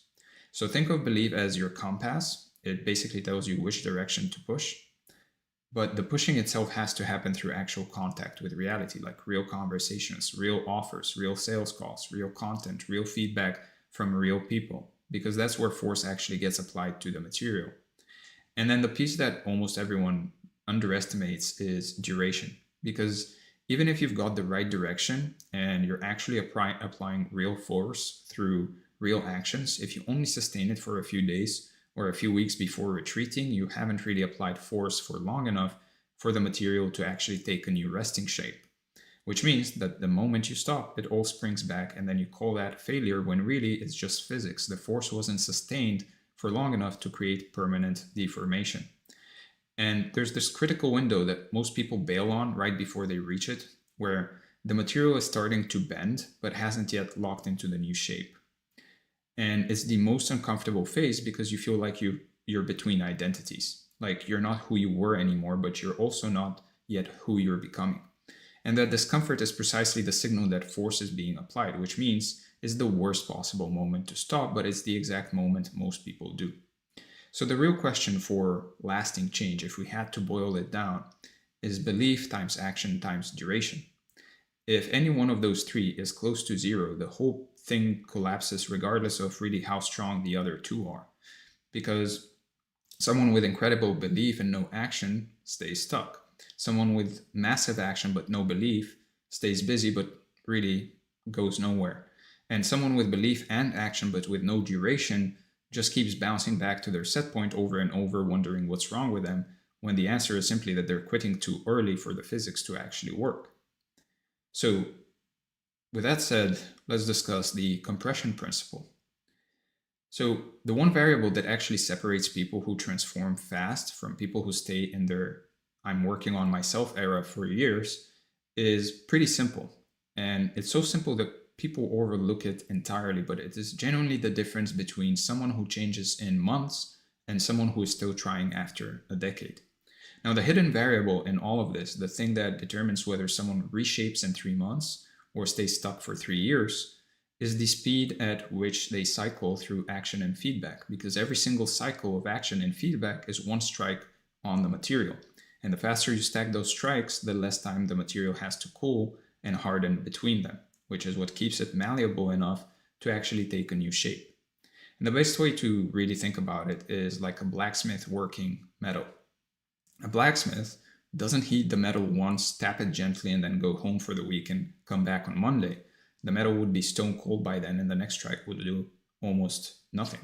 So instead, the blacksmith keeps the metal hot and strikes repeatedly while it's still glowing. And each strike, while the metal is warm, moves it further towards the desired shape, which is compression in its purest form. So the key insight here is that the material has to stay warm, meaning you have to keep cycling through action and feedback fast enough that each new input builds on the previous one before it fades. So when you space things out too much, you're essentially letting the metal cool completely between strikes, which means every time you come back, you're starting from cold again, and most of your force is wasted just reheating the material to where it was before. So basically, you need to take action often enough, with enough frequency and with enough volume. So compression really just means shortening the feedback cycle, right? Doing the thing, getting the data, adjusting, doing it again, ideally the same day or the next day, rather than next month or at some point this month, right? For example, someone who does 10 sales calls in a week and adjusts after each one is going to reshape faster than someone who does one call a week over 10 weeks, even though both people technically did 10 calls, because the compressed version never let the material cool. And this, by the way, is the reason why immersive environments work so well. Things like coaching programs, masterminds, or even just moving to a new city, because they compress your reps by surrounding you with constant input and constant feedback, so the material never gets a chance to really settle back into its old shape. And that's why people come out of these experiences feeling different, because they actually are different. The material was kept warm long enough through sustained compressed contact that it genuinely took a new form, which also explains why most people lose their gains when they go back to their old environment, because the old environment applies force in the old direction at its own pace. And without the compression of the immersive setting, the material slowly starts bending back to where it was. And this is also why building daily practices and keeping your personal feedback cycles tight matters way more than the big occasional event or the big occasional big action, right? And what I really want you to internalize here is that the quality of each individual rep matters way less than most people think, while the frequency and the closeness of the reps matters way more than anyone gives it credit for. So a messy rep done today that gives you real feedback is infinitely more valuable than a perfect rep you're still planning for next month. Because every day you spend planning without doing is another day the material is cooling and hardening in its current shape. And this is honestly where perfectionism becomes one of the most destructive forces in the whole equation, because the perfectionist is essentially saying, I'll strike the metal when the conditions are ideal, while the material is just sitting there getting colder and colder and more rigid by the day, and by the time the perfectionist is finally ready to take action, the metal is basically concrete. Now, the compression has a compounding effect as well, meaning each cycle doesn't just add to your progress linearly, it basically multiplies it, since every new piece of feedback makes your next action slightly more informed and slightly better, slightly more calibrated, slightly more precise. And over dozens of compressed cycles, you develop a kind of intuitive accuracy that the person cycling slowly will take years to build, which is how some people seem to figure it out in months, while others are still stuck after a decade of trying. Now, deformation is the goal. And this is what most people's intuition gets kind of backwards. We're trained from a very young age to think of deformation as damage, as something going wrong, something breaking. And so when people start to feel themselves changing in real and permanent ways, like when the old identity starts cracking and the familiar patterns start dissolving, they snap back to who they really are, quote unquote, not really realizing that the cracking is the whole point. The single biggest reason people self-sabotage right at the moment of breakthrough is that permanent change feels like loss, because in a very real sense, you are losing something. You're losing the old shape, the old identity, the familiar patterns that your system has been organized around for years. Even when that old shape was making you miserable, at least it was known, at least it was predictable. And your system will almost always choose familiar pain over unfamiliar opportunity, unless you understand what's actually happening underneath the surface. So the thing that really landed for me when I first started understanding all of this, which is that you're already deformed, like right now, you are already in a shape that wasn't created by you. Like today, the shape you're in is already a deformation. It just happened to be the one that was done to you passively through accumulated life experience rather than the one you chose deliberately. The real question is whether you're going to keep walking around in a shape that life randomly bent you into, or whether you're going to pick up the tools and start bending deliberately. And that distinction between passive and active deformation is honestly one of the most important things I could ever explain to anyone, because passive deformation is what happens when you just let inputs pile up without any awareness or intention. Years of absorbing your parents' relationship with money, or your friend group's ceiling, or your industry's norms, or beliefs about how relationships should be from previous exes, and so on. Active deformation is when you consciously select the forces, the environment, the information, the people, the daily practices, and you apply them in a specific direction on purpose. So really the entire game of personal growth comes down to force selection, choosing what inputs you allow in, choosing what environment you place yourself in, choosing what you expose yourself to on a daily basis, because those are the forces that are shaping the material. And I want to be really clear about something here, which is that the kind of change we're talking about is meant to be permanent. That's the whole point, right? You don't want to change for a little bit. So when people say, I don't want to lose who I really am, they're confusing their accumulated deformation, that the one that they've accumulated over their life, that is not even theirs, the passive deformation, with some kind of essential self, when in reality, there is no factory default version of you hiding underneath. There's just the person you've been bent into and the person you could be next. That's it. The one you build on purpose will always serve you better than the one that just happened to you by accident. And for some people, there's a kind of grief that comes with genuine transformation that nobody really warns you about. A mourning of the old version, the old patterns, even the old struggles, because they were yours, they were familiar, and letting them go can feel strangely sad, even when the new direction is objectively better in every measurable way. And I mention this because I don't want you to be surprised by it or think something is wrong when it shows up, because it just means you're changing. It just means you're getting to a new level in your life. And it's okay. It's okay to have a bit of grief or to mourn that older version of you. Just don't slip back into it, right? The way you know that the reshaping is working, the real evidence of actual progress, is when your old defaults start to feel foreign and your new behaviors start to feel more automatic. Like when you catch yourself doing the thing you used to have to force yourself to do, and it just feels normal now. Like it's just what you do. And once you cross that threshold, which is the real point of no return, going back to the old shape becomes just as hard as leaving it used to be. Because like we talked about earlier, Hysteresis works in both directions, meaning permanent deformation doesn't just make the new shape your default, it makes the old shape genuinely difficult to return to. So let's talk about the reshaping protocol. So the question becomes, how do you actually do this, like day by day, in a way that creates real and lasting change in your life?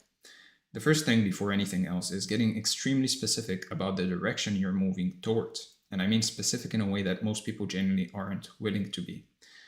I want to be successful is not a direction, that's a wish, and a wish doesn't give force. So what you actually need to define is what this new version of you does on a daily basis. How this version of you handles their work, how this version responds when things get hard, what this version refuses to tolerate, because the more precisely you define the target shape, the more accurately you can direct the force. And notice I said what this version does rather than what this version has, because it should be behavioral. It should be defined by actions and standards and daily patterns rather than by possessions or outcomes. Outcomes are really just downstream consequences. So when you're defining your direction, think in terms of behaviors and tolerances and non-negotiables rather than numbers and things. Now, the second piece is applying real force, meaning taking action that actually contacts reality and creates genuine friction. Because watching another video isn't force, making a plan isn't force, talking about it isn't force. Those are all preparation, and preparation is fine, but it doesn't bend anything. So force in this context means the actions that make you uncomfortable, the sales call you're avoiding, the content you're afraid to publish, the conversations you need to have, the price maybe that you need to raise, because discomfort is the signal that real force is being applied to this.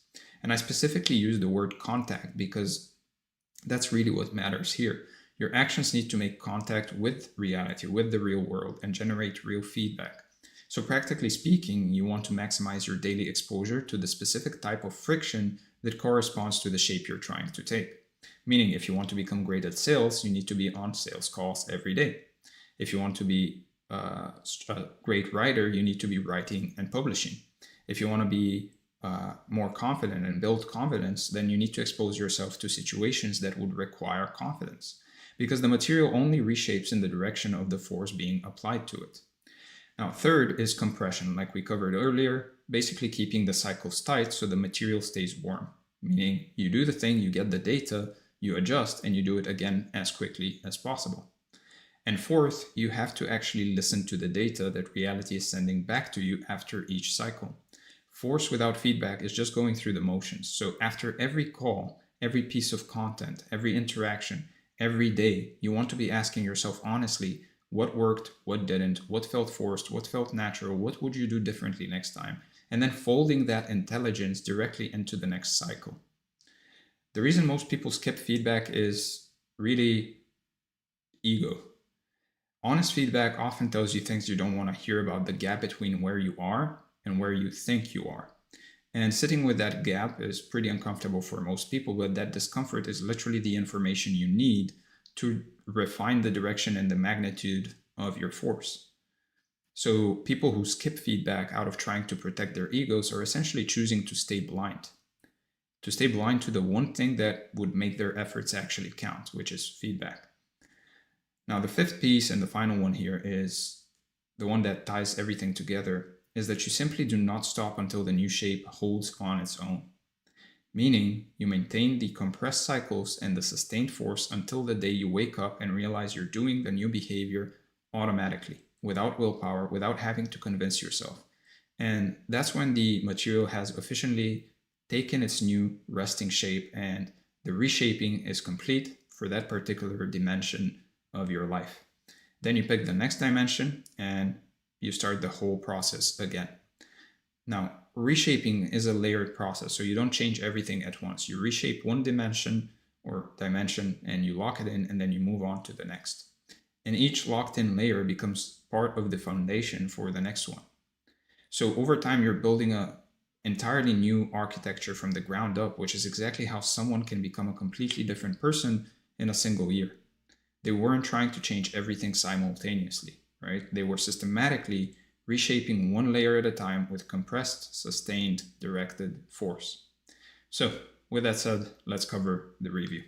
We talked about the overview, the shape you're in, why mindset alone fails, the compression principle, the formation is the goal, the reshaping protocol, the review, and finally, your action items for the day or the next few days. First, write down in precise behavioral terms the shape of the version of you that you're moving towards, what that version does daily, what that version refuses to tolerate, what that version charges, how that version responds under pressure, all of these things, because without a specific target shape, every force you apply will scatter in random directions and cancel itself out. Then starting tomorrow, commit to one compressed cycle per day for the next 30 days, meaning one real action that makes contact with reality followed immediately by an honest review of the feedback followed by an adjustment, because 30 days of compressed daily cycles will reshape more material than a year of scattered weekly attempts ever could. And finally, do not stop when it gets uncomfortable. Do not stop when the old shape is pulling you back. Do not stop when you feel like you're between identities and nothing feels solid or like nothing is changing, because that discomfort is the exact signal that force is being applied and the material is actually moving. And the only way to lose at this point is really to stop applying force before the new shape locks in. So with that said, I hope this video brought a lot of value. If it did, make sure to give it a like, subscribe to the channel. Let me know in the comments what you'd like to see next. If you want to work with me personally one-on-one, then make sure to book a call from the link in the description. Make sure to join the community from the link in the description if you want this document along with this training. And if you want weekly emails on how to improve in each area of your life, health, wealth, love, and self, then make sure to join the newsletter, again, from the link in the description. With that said, thank you for being here once again, and I'll see you in the next one. All right, hello and welcome to this training. As you can see from the title, what we're going to be covering today is the ancient technique that rewires your subconscious. As you can see from the overview, what we're going to be talking about more specifically is first the overview itself, the forgotten science of subconscious programming, the technique that changes everything, installing a new operating system in your mind, the review, and your action items for the day or the next few days. Now, before we get started, if you want to work with me one-on-one, make sure to book a call from the link in the description, join the newsletter from the link in the description. And if you want this document along with this training, then make sure to join the free community from the link in the description. Without further ado, let's get started and talk about the forgotten science of subconscious programming. Now, there's something running in the background of your mind right now, something you didn't install, something you didn't agree to, and it's making about 95% of your decisions for you. And by the end of this video, you're going to know exactly what it is and exactly how to change it. Now, before I show you the technique, and trust me, it's worth the wait, we need to talk about what's actually going on underneath the surface, because if you skip this part, the technique itself won't land in the way it should, and I want this to actually work for you. So here's the deal. From the moment you were born, you started absorbing basically everything around you. Beliefs, emotional patterns, reactions, all of it from your parents, your teachers, the culture you grew up in, and none of it came with a filter or a permission slip. Which means by the time you were old enough to really think for yourself, the patterns were already locked in. And why this matters so much is because between birth and about age 7, your brain was operating primarily in theta brainwave states, which is literally the same frequency used in hypnosis. So everything you witnessed during that window got written directly into your subconscious with zero evaluation. And if your parents fought about money, or love maybe felt conditional, or the world seemed a bit unsafe, all of that went in raw, and it's still running right now. Now, the subconscious doesn't care if something is true or useful. It just files it as fact and builds your entire emotional and behavioral operating system around it, which is how one offhand comment from a parent can actually quietly shape decades of self-doubt without you even tracing it back.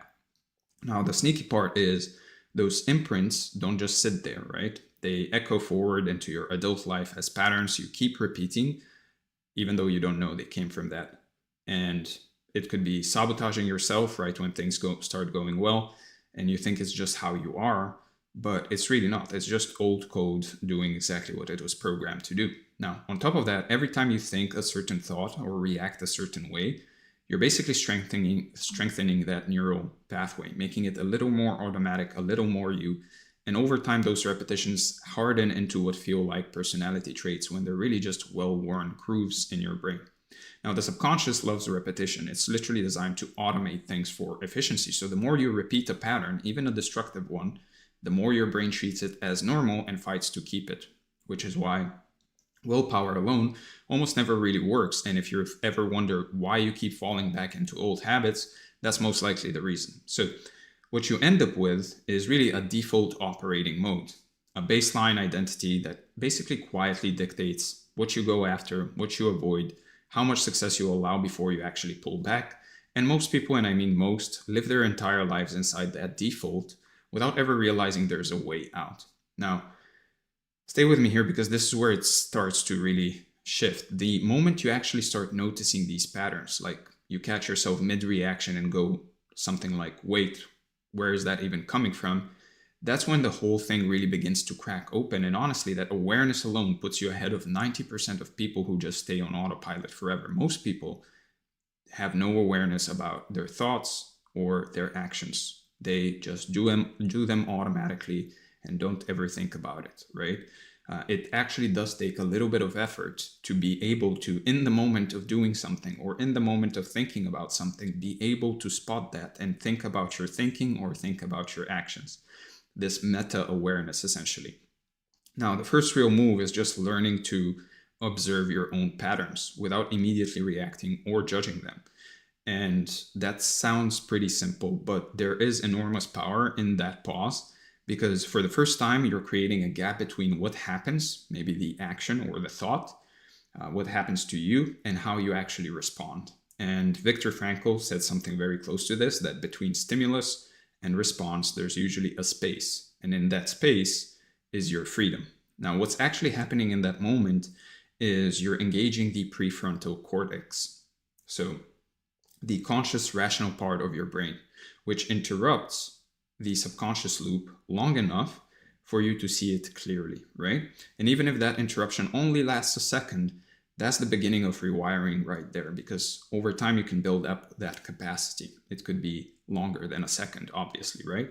Over time, you train yourself to spot before you do something, before you think something, or right after you spot it. And then from there, you can start rewiring it. And over time, the patterns become almost laughably obvious, right? You start seeing the same fears show up in totally different situations and you go, oh, that's the same program running again.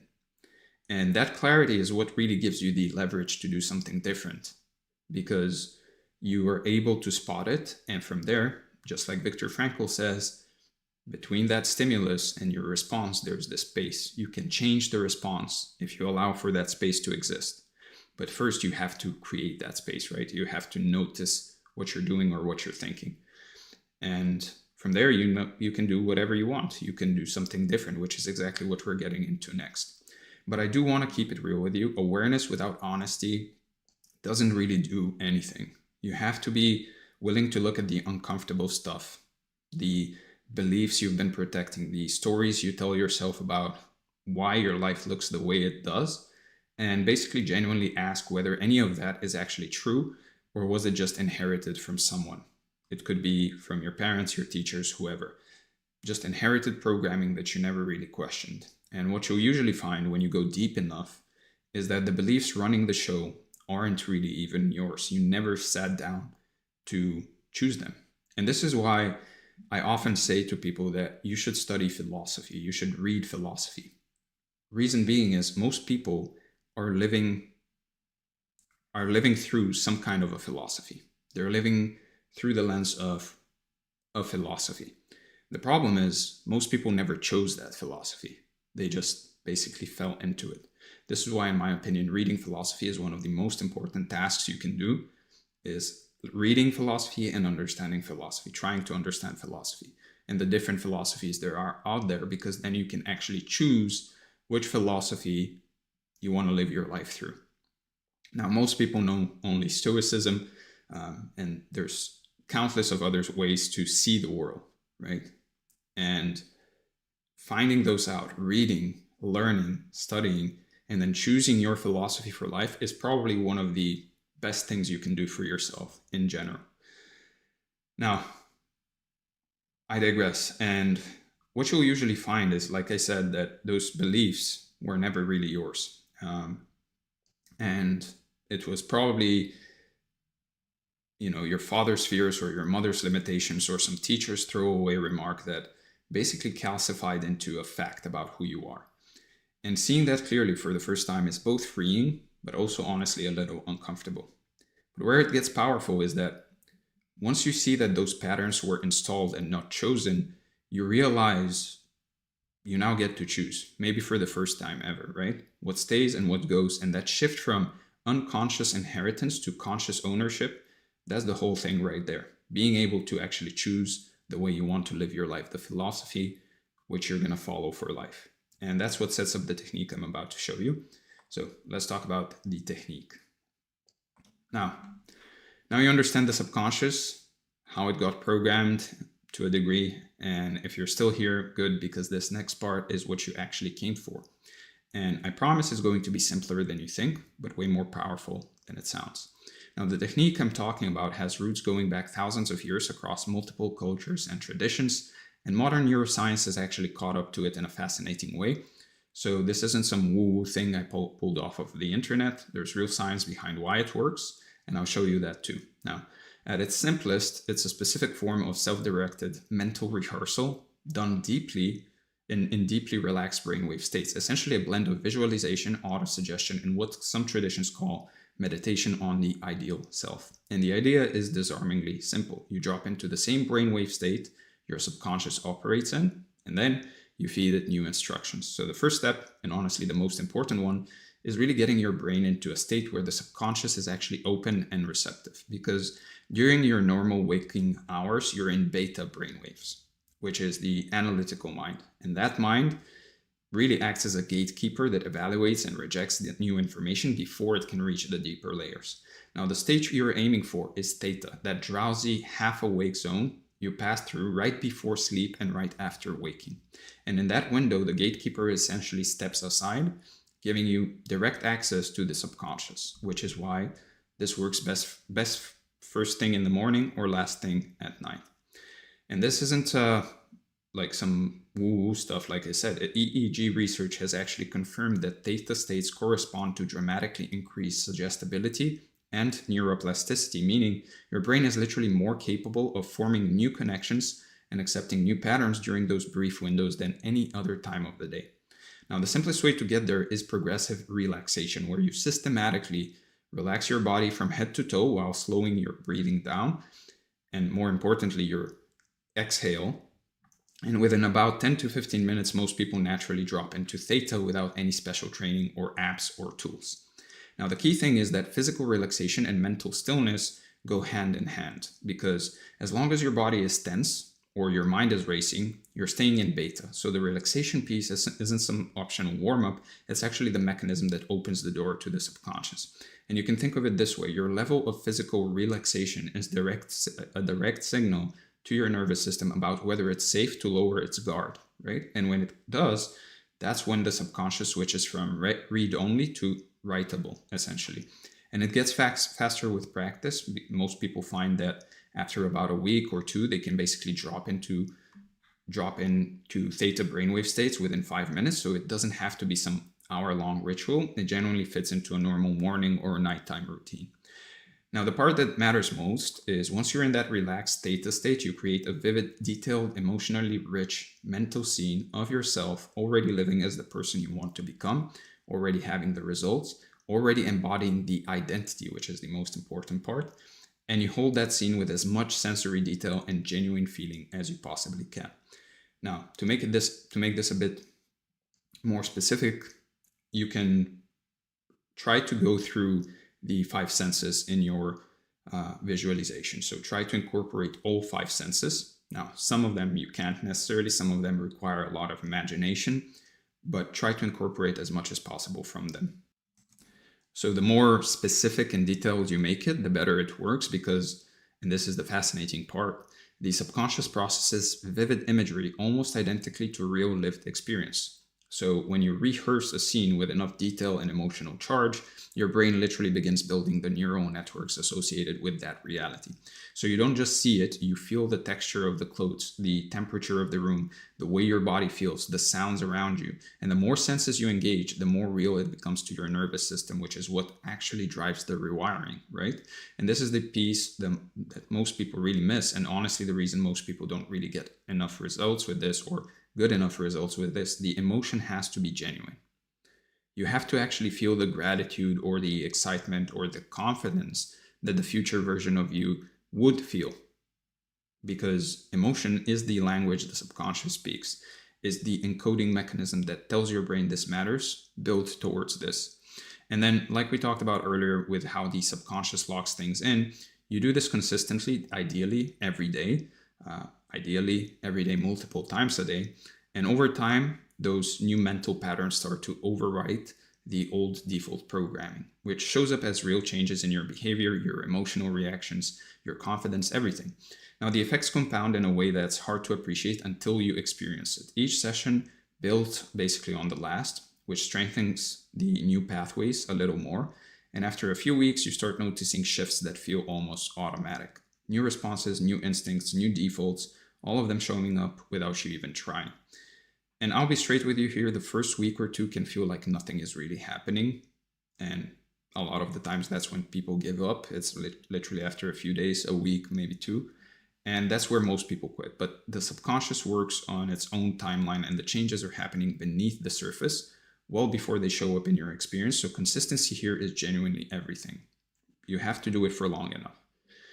Now, with that said, let's talk about installing a new operating system in your mind. So now you've got the science and the technique.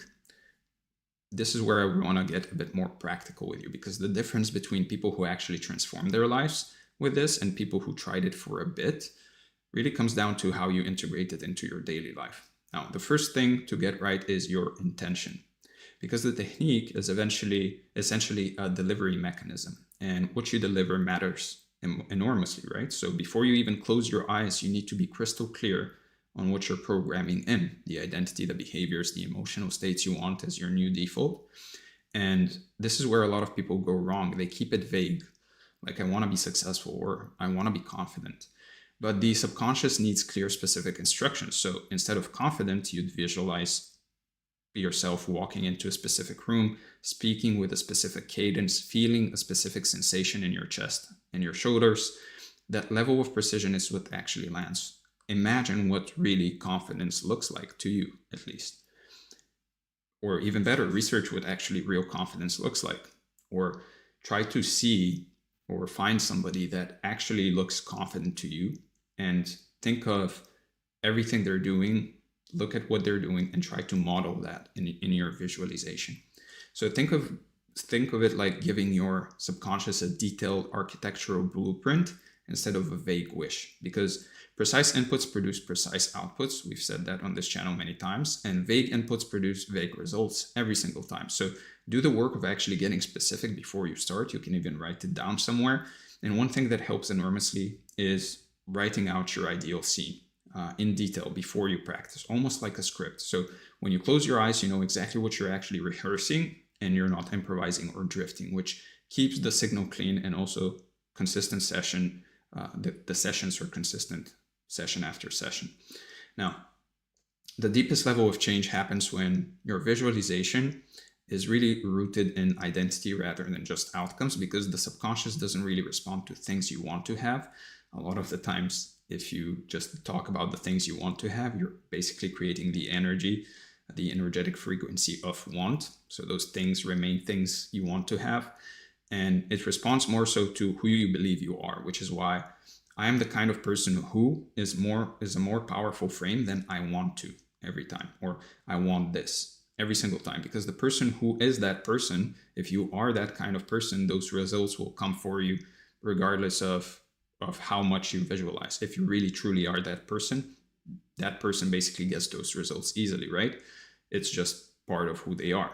Of course, that person would get those kinds of results because that's who they are. So visualizing who you become, who you have to be in order to get these results as a default, is way more powerful. And this connects back to what we talked about earlier. Your subconscious will always pull your life back to match your self-image, like a thermostat. So the real move is changing the self-image first, and then the external stuff adjusts to match, which is the opposite of how most people try to do it. And that's why most people stay stuck. Now, once your inner identity and your outer behavior, because action is important here, start to line up, there's this feeling of congruence. You are the person you say you are. And that is hard to describe. It's also hard to fake, but it's very real. It's where things that used to feel forced start to feel natural. And that's how you know the new programming is actually taking hold. Now, the last piece, and honestly maybe the most important one, is just showing up every single day, because the subconscious responds, as I said, to sustained repetition the way soil responds to water. It's the consistency over time that produces the growth, and skipping days sends a mixed signal that weakens the whole process. So you wouldn't water your plant only one time. You would most likely repeat it to keep it alive. So the easiest way to make it stick is to anchor it to something you already do, like doing it immediately after waking or immediately before sleep, or both, because those are already natural theta windows, and tying it to an existing habit removes the friction of finding time or getting motivated. And once it becomes a genuine part of your routine, like brushing your teeth, you'll stop thinking about whether to do it, and it just happens. And that's when the momentum really builds, because now you're compounding daily without willpower even being part of the equation. And at some point, it's just going to become part of your wake-up routine. It's just going to be like you wake up and you know that before you get up from bed, you have to do it. And you actually will start feeling better about your daily life once you do it, once you start doing it. And you'll treat it as a non-negotiable. It's just going to be part of who you are. And so you treat it like that one, like a non-negotiable as well. Treat it the way you treat eating, sleeping, because in a very real sense, that's what this is, right? You're feeding your mind essentially the raw material it needs to build a different life. And skipping sessions is just choosing to keep the old programming by default. And then you can't blame anyone for that afterwards, right? Finally, and this one's underrated, keep some kind of simple record of what you're noticing, and a simple record of whether you did it or not, but also of what you're noticing, any shifts in your thinking, any shifts in your mood, in your day-to-day life. Like I said, it will most likely make you feel better. It will most likely be make you feel more positive and more motivated for life in general. So make sure you keep a record of those things and moments where you responded differently or new opportunities started showing up, because the changes are subtle at first, and having a written record helps you see the trajectory when it feels like nothing is really changing. So your brain loves evidence, so the more you document these small shifts, the more your conscious mind starts to believe what your subconscious is building. And that belief feeds the process into a positive loop. Like we've talked about belief before, your belief changes your actions, and from there, your actions change your results, and from there, your results reinforce those beliefs. So if you can take control of that process and do it and basically make it work in your own advantage, that's the best you could do, right? And so document these small shifts, collect that evidence, and you basically will start to believe that what your subconscious is building consciously. And that belief, as I said, feeds the process in a positive feedback loop where results reinforce practice and practice reinforces results. And at a certain point, maybe a month or two in, you'll stop needing the evidence because you can already feel it. Like you can see it almost every day. You just know something has fundamentally changed in how you think, how you move, how you show up. And that quiet knowing, that's the sign that the new operating system is fully online, and a new confidence comes with that. So the way you can track it is have a simple journal prompt every weekend, let's say every Sunday, and just think about all the evidence you collected over the week and write it down. Now, or if you have the time, hopefully you do it every day. It takes 5 minutes. With that said, let's go over the review. We talked about the overview. We talked about the forgotten science of subconscious programming, the technique that changes everything, installing a new operating system in your mind, the review, and finally, your action items for the day or the next few days. First, start tonight by spending 15 minutes in a relaxed state before sleep, visualizing one specific scene of your ideal identity with full sensory detail and genuine emotion. And write out your detailed visualization script this week. Specify exactly who you're becoming, how it feels, and what your daily life looks, sounds, and feels like in that reality. And then finally, lock in 30 days consecutively of daily practice, morning or night, or both, and track the shifts in a simple journal so you can see the compound effect building beneath the surface. And if you want, you can use the video's comment section as well as a journal of sorts. So whatever you prefer. With that said, once again, thank you for being here. If you want to work with me, make sure to book a call from the link in the description. If you want weekly tips on improving your health, wealth, love, and relationships, make sure to join the newsletter. And if you want this document along with this training, make sure to join the free community from the link in the description. That's where I put all of them. So with that said, again, thank you for being here. Thank you for watching. The support has been enormous, and I just want to say I appreciate that. And with that said, I'll see you in the next one. All right, hello and welcome to this training. As you can see from the title, what we're going to be covering today is the identity stack and how to speak to yourself correctly. And as you can see from the overview, what we're going to be talking about more specifically is first the overview itself, the word problem, the identity stack, the protocol, the review, and your action items for the day or the next few days. Now, before we get started, if you want this document along with this training, as always, make sure to join the free community from the link in the description. If you want to work with me one-on-one, then make sure to book a call, again, from the link in the description. And if you want weekly newsletters on improving in every aspect of your life, meaning health, wealth, love, and self, then make sure to join the newsletter from the link in the description. Without further ado, let's get started and talk about the word problem. So the way you speak to yourself shapes your reality. I think we all know this at this point. It's a truth that goes back thousands of years and stretches across every major civilization and spiritual tradition on the planet. And it's also backed by modern neuroscience nowadays. But there's a problem that almost nobody addresses, and it's the reason most people try affirmations for a few weeks, for example, feel nothing, and then quit. The problem isn't the words. The problem is where the words are coming from. Now, the core idea is real, and it's worth understanding why so many traditions landed on the exact same conclusion independently of each other. Every major civilization figured this out on their own, and the fact that they all arrived at the same place through completely different paths is probably the strongest argument for taking it seriously. The Egyptians, for example, believed that speech carried creative power and built entire temple rituals around precise pronunciation of sacred words, where even one wrong syllable could supposedly throw cosmic order off balance.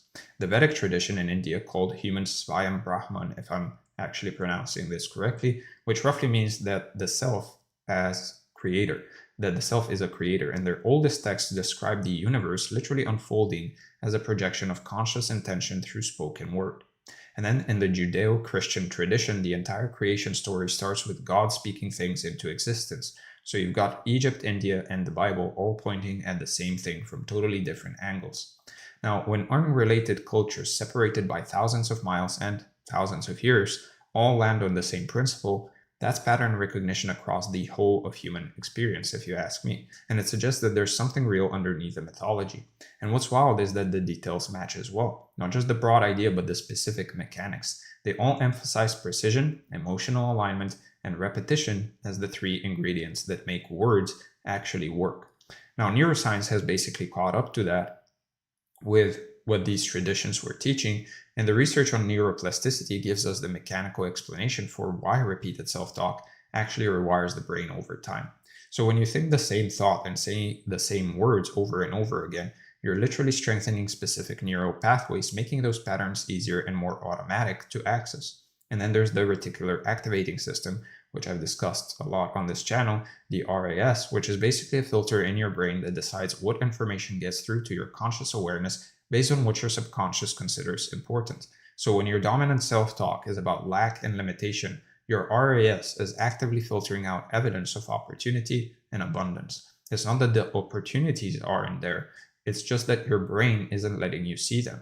Now, neural pathways work like trails through snow, and the more you walk the same trail, the deeper it gets and the easier it is to follow, which means your habitual thoughts aren't just thoughts, they're physical grooves in your brain that take real effort and real time to reroute. This means your beliefs are literally editing your perception of reality in real time without you even knowing it. So you're walking around in a version of the world that's been curated by your own subconscious programming. Now, one finding that really drives this home is from performance coach Trevor Mode, who trained elite athletes and found that external speech, the words you actually say out loud, is roughly 10 times more powerful than internal thought alone in terms of its influence on your behavior and state. Now, the thing is, negative speech was found to be 40 to 70 times more impactful than positive speech. So one negative statement does more damage than dozens of positive ones can repair. Now, to really understand how words create results, you need to see the full chain of cause and effect. Words don't just float out into the universe and magically rearrange your life. They work through a very specific sequence that moves them from the invisible to the visible step by step. Now, the creative sequence goes like this. Energy enters your conscious mind where you form your thoughts, and those thoughts, that when held with attention, become ideas. Those ideas get impressed on your subconscious mind, which doesn't argue or reason. It just accepts whatever you feed it. The subconscious then produces emotions, because emotion is the language of the subconscious. Those emotions alter your physical vibration, meaning your literal energetic state shifts based on how you feel. That vibration then expresses itself through your body as action, basically the things you actually do and the way you carry yourself, and every action creates a reaction from your environment and the people in it, and if you add all of that up, you get your results, your reality. So it's thought to emotion to speech to action to results, and words sit right in the middle of that chain as the bridge between your inner world and your outer world. Words occupy this unique position because they're the first point where something internal becomes external, where a thought gets pushed out into shared reality where it can be witnessed, responded to, and built upon, which is why they carry so much more weight than thoughts alone. And the chain has a compounding effect as well. So a small shift at the thought level creates a bigger shift at the emotional level, which creates an even bigger shift at the action level. Changing what you say to yourself is literally a leverage point that multiplies through every stage below it. And when you really look at where words show up in your life, there are basically four major arenas at least, where this plays out. 4 places where your speech is actively shaping your reality, whether you're paying attention to it or not, and most people are completely unconscious in at least 2 or 3 of them. The first one, and the most obvious one, is your inner monologue, the constant stream of self-directed commentary that runs all day, every day. This is the most intimate and most dangerous arena because nobody else can hear it and nobody else can check it for you. So it just runs on autopilot unless you deliberately interrupt it. So you need to notice what you're saying to yourself about your self-concept, about what you can and can't do, about what's possible for you, about how the world works, and about what you think is going to happen. All of that inner chatter is programming your subconscious in real time. And the self-concept piece is the biggest one here because the things you say to yourself about who you are become the ceiling for everything else. You will never consistently outperform the opinion you hold of yourself in your private inner dialogue. Most people have never actually stopped to listen to their own inner monologue for even an hour. And if they did, they'd be horrified at how relentlessly negative and limiting it actually is, running on patterns that were most likely installed in childhood and never questioned. Now, the second arena is your affirmations and declarations, the statements that you say out loud or write down that affirm what you want to actually create. Now, the reason these matter is that the act of putting something into words, whether on paper or spoken aloud, takes it from 0 to 1. What does that mean? Well, an idea that only exists in your head is a 0. The minute it exists in some form in reality, even just as words on a page, it's in physical reality. It's now a 1, and a 1 can be multiplied. So declarations are basically seeds that you're planting in shared reality, and they signal to your subconscious that this is the direction you want to move in. This is where your energy should flow, and this is the intention you're committing to. Now, the third arena is your personal narratives, the stories you tell about yourself and your life that are really just clusters of beliefs strung together over a timeline. And these are honestly more powerful than single affirmations because they create identity. And identity is really what drives behavior consistently over long periods of time. So you need to pay close attention to the story you're actually telling about your past, your present, and your future. And are you the person whose business never works out, for example? Are you the person who can never get past a certain income? Are you the person who, for some reason or another, always attracts the wrong relationships? Are you the person that can never lose weight? Are you the person that never goes to the gym? Whatever story you're running, you're collecting evidence for it every single day. And that's the sneaky part, because the RAS we talked about earlier is always looking for proof that your current story is true. So the story feeds the filter, and the filter feeds the story, and the whole thing becomes this self-reinforcing flywheel unless you consciously rewrite the narrative. Now, changing your stories through conscious spoken word or written scripting will change your life more than any other single practice. When you change the story, you change the identity, and when you change the identity, everything downstream shifts with it. Now, the fourth arena is your conversations with other people, which most people totally overlook. Now, these matter enormously because once you put an idea out into shared reality through speech, other people can interact with it, and their response either amplifies it or diminishes it, right? So if you share your doubts and fears with someone who's equally stuck in negative, that negative seed gets multiplied. The idea becomes more real, more solid, more true than it was before you spoke it. Misery loves company.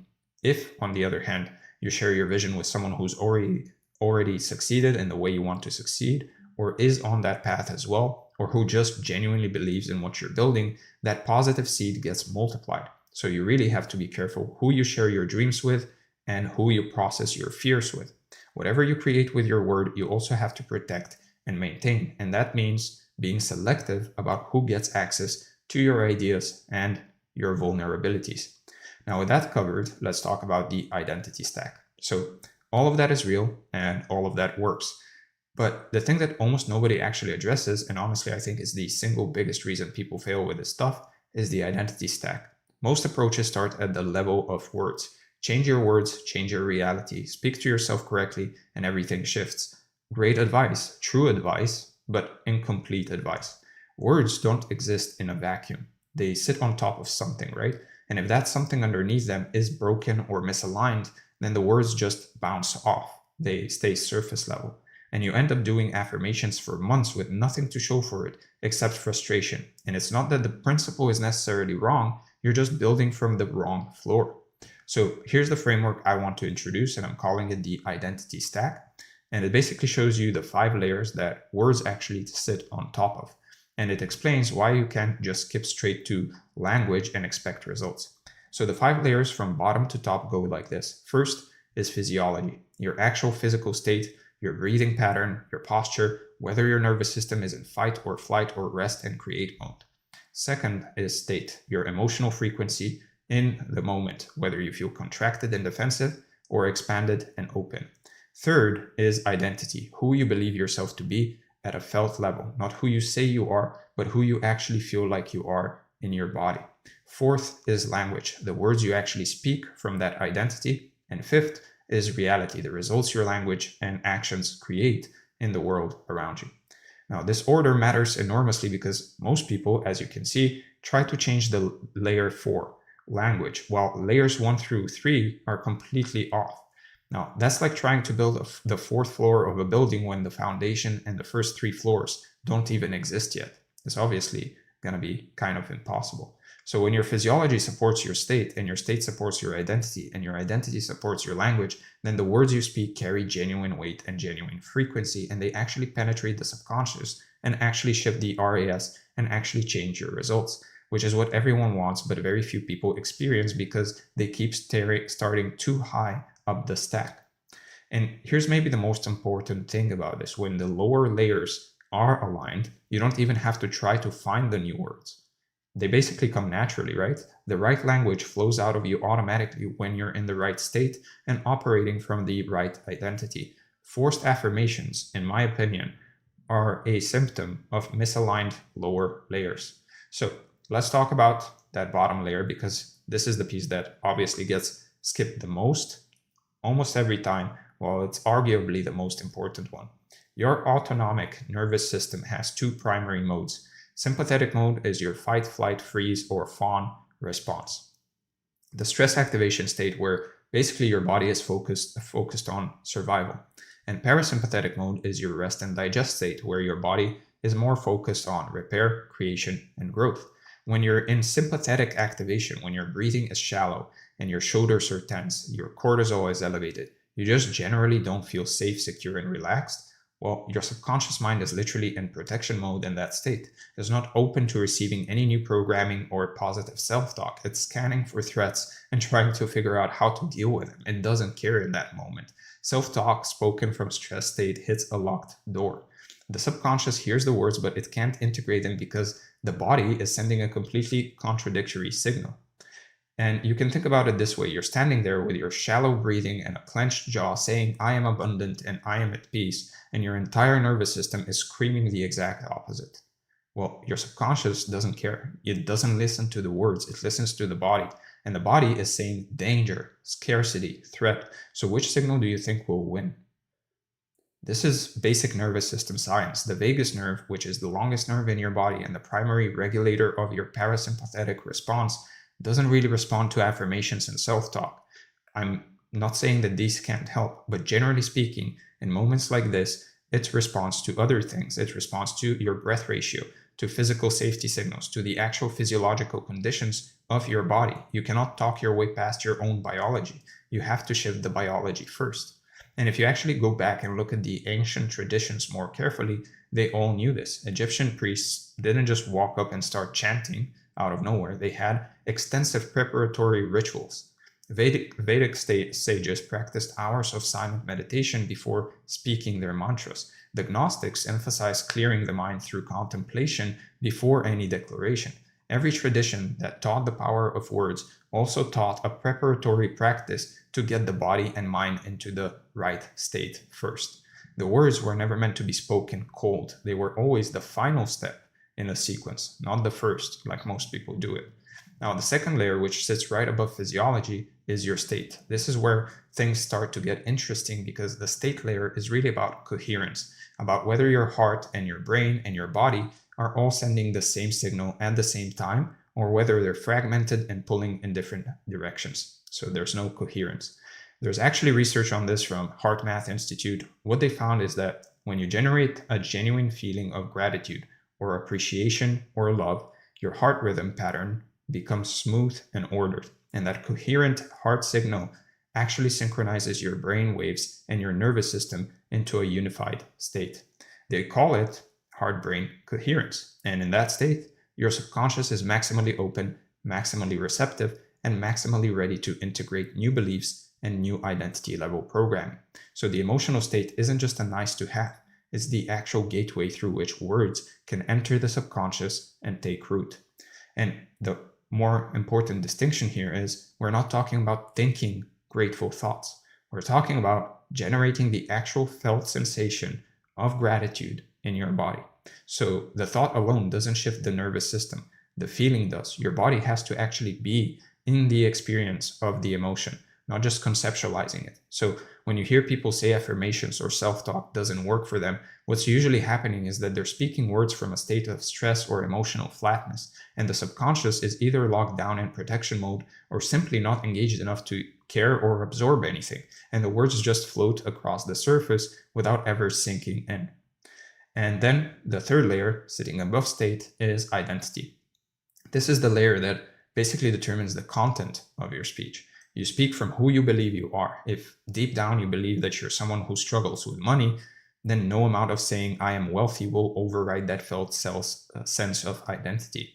The words and the identity have to match, and that's where it gets a bit circular in a good way. When your physiology is calm and your state is coherent, accessing a new identity becomes possible in a way that isn't when you're stressed. You can actually feel into the version of yourself you want to become, not just imagine it intellectually, but actually feel it in your body as real and present and true. And from that felt identity, the right words emerge on their own. Now, the reason most affirmations fail is because there's a gap between the words being spoken and the identity being felt. And your subconscious can detect that gap instantly. So it just discards the words as noise because they don't match the deeper signal. But when identity and words are congruent, when you actually feel like the person who would naturally say those things, the words carry a completely different weight and a completely different frequency. And that's when the RAS really starts updating its filters, and that's when reality starts rearranging itself around you. Now, with that said, let's cover the protocol and how to apply all of this practically.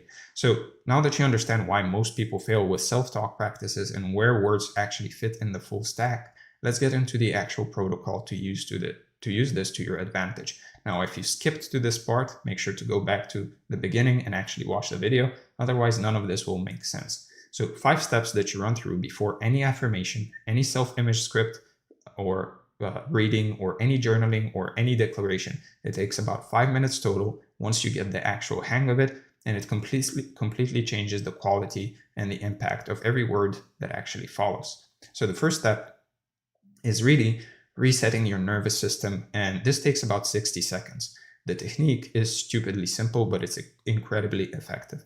So you inhale as deep as you can from your nose, and then when you can't inhale anymore, or you feel like you can't inhale anymore, you just slip in an extra quick inhale. Now, then you exhale for as long as you can. Typically, you should try to do it for longer than your inhale. Now, if you need a quick tip with that, how to make it longer, then just make the F sound as you exhale. And you repeat that for about 3 to 5 rounds. That's it. Now, the reason this works is that the exhale activates your parasympathetic nervous system through the vagus nerve. Your inhale activates sympathetic, your exhale activates parasympathetic. So when the exhale is longer than the inhale, you're sending a direct signal to your brainstem that says you're safe. Stand down from threat detection and open up for something new.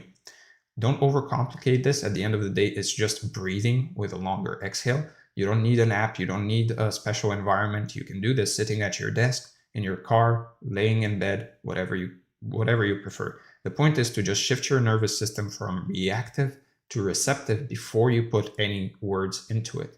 And what's happening on a mechanical level is that you're changing the information your body is sending to your brain. The body talks to the brain just as much as the brain talks to the body. And when the body is sending a safety signal through calm, regulated breathing, the brain responds by opening up pathways that are closed during stress. And you'll actually feel the shift happen, usually by the 3rd or 4th breath, where something in your chest or in your shoulders, or just a general feeling of relaxation comes. It's just sort of, let's go, right? Something in your chest or shoulders, just sort of, let's go. And that's your nervous system literally switching modes from sympathetic to parasympathetic, from protection to reception.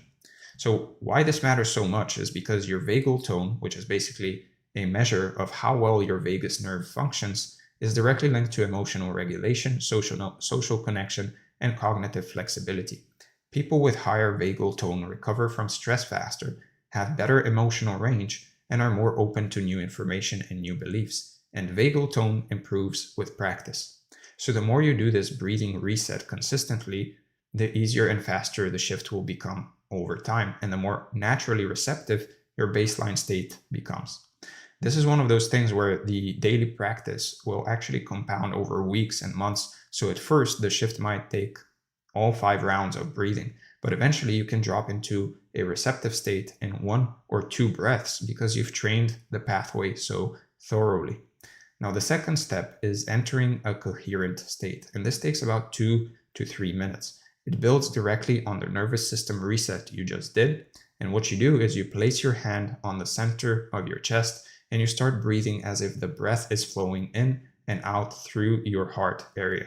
Now, this isn't a visualization exercise, it's more so a focusing technique. You're directing your attention to the heart center while you breathe, and then while you're doing this, you generate a genuine feeling, not a thought about a feeling, but an actual felt experience of gratitude or love or appreciation. And you can think of something specific. It could be a person you love, a moment that actually moved you, a gift that you truly feel grateful for, anything. And let that feeling spread through your chest and your whole body while you continue the heart-focused breathing. And I want to stress this, it has to be real, right? You can't just fake this part, because if you're just going through the motions and thinking about gratitude without actually feeling it, nothing happens. The nervous system and the heart respond to authentic emotion, not to the concept of emotion. So find something that actually touches you, even if it's small, even if it's as simple as the fact that you actually woke up this morning, or that someone in your life actually cares about you. It could be a message from a loved one even. The more specific and personal the thing you're feeling grateful for, the easier it is to actually generate a real emotion around it. It makes sense, right?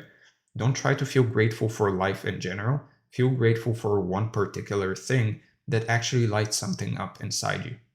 And you'll know it's working when you feel actual warmth or expansion in your chest area. That's the physical signature of heart coherence. And once you feel that, you know that your subconscious gateway is open and ready to receive whatever you put into it next. And this is the part where the ancient traditions were way ahead of us, honestly. All those preparatory rituals, the dawn meditations, the silence practices, the contemplative breathing before chanting, they were all doing exactly this without having the scientific vocabulary for it. They were shifting their physiology and they were entering coherence before speaking their sacred words. The words were always meant to come after the state shift, not before it. We just lost that sequencing somewhere along the way, and we ended up with people doing cold affirmations into a stressed out nervous system while basically staring at themselves in the mirror and then wondering why nothing changes. So what we're really doing here isn't inventing something new. We're recovering a lost protocol that every wisdom tradition used to know and practice, and we're updating it with more modern language and modern understanding of the nervous system. Now, the third step is speaking your truth, and this is where the self-talk piece finally comes in, the language, except now you're doing it from a completely different foundation. Your nervous system is in parasympathetic mode. Your heart and brain are in coherence, and your subconscious gateway is wide open. From this place, you want to speak one single declaration, not 10, not 20, just one spoken slowly with full presence and full feeling in every syllable. And the reason for just one declaration is something that kept showing up across everything I studied on the topic. One conscious statement spoken with absolute conviction and full body feeling carries more creative power than 1,000 scattered affirmations rushed through without presence. And you can think about it if you're more religious. In Genesis, creation was spoken out into existence one command at a time. Let there be light, one thing, fully felt, fully intended, and then released. And the way you do this is you let each word land before you move on to the next one. Feel the I before you say the am. Feel the am before you actually say whatever comes next, right? Let each word settle into your body like it's the first time you've ever said it. It's not supposed to be like you're speed reading a script, right? This is speaking something into existence. And the declaration itself needs to come from identity, not from desire. I am, not I want. I am, not I hope. Speak as the person you're becoming. From the felt sense of already being that person, which is much easier to access when your body and state are already aligned through the first two steps. And then after you speak it, you let it go completely. No checking, no repeating nervously, no wondering if it worked. You planted the seed in prepared soil. You don't dig up a seed to check if it's growing, right? You trust the process and you move on with your day.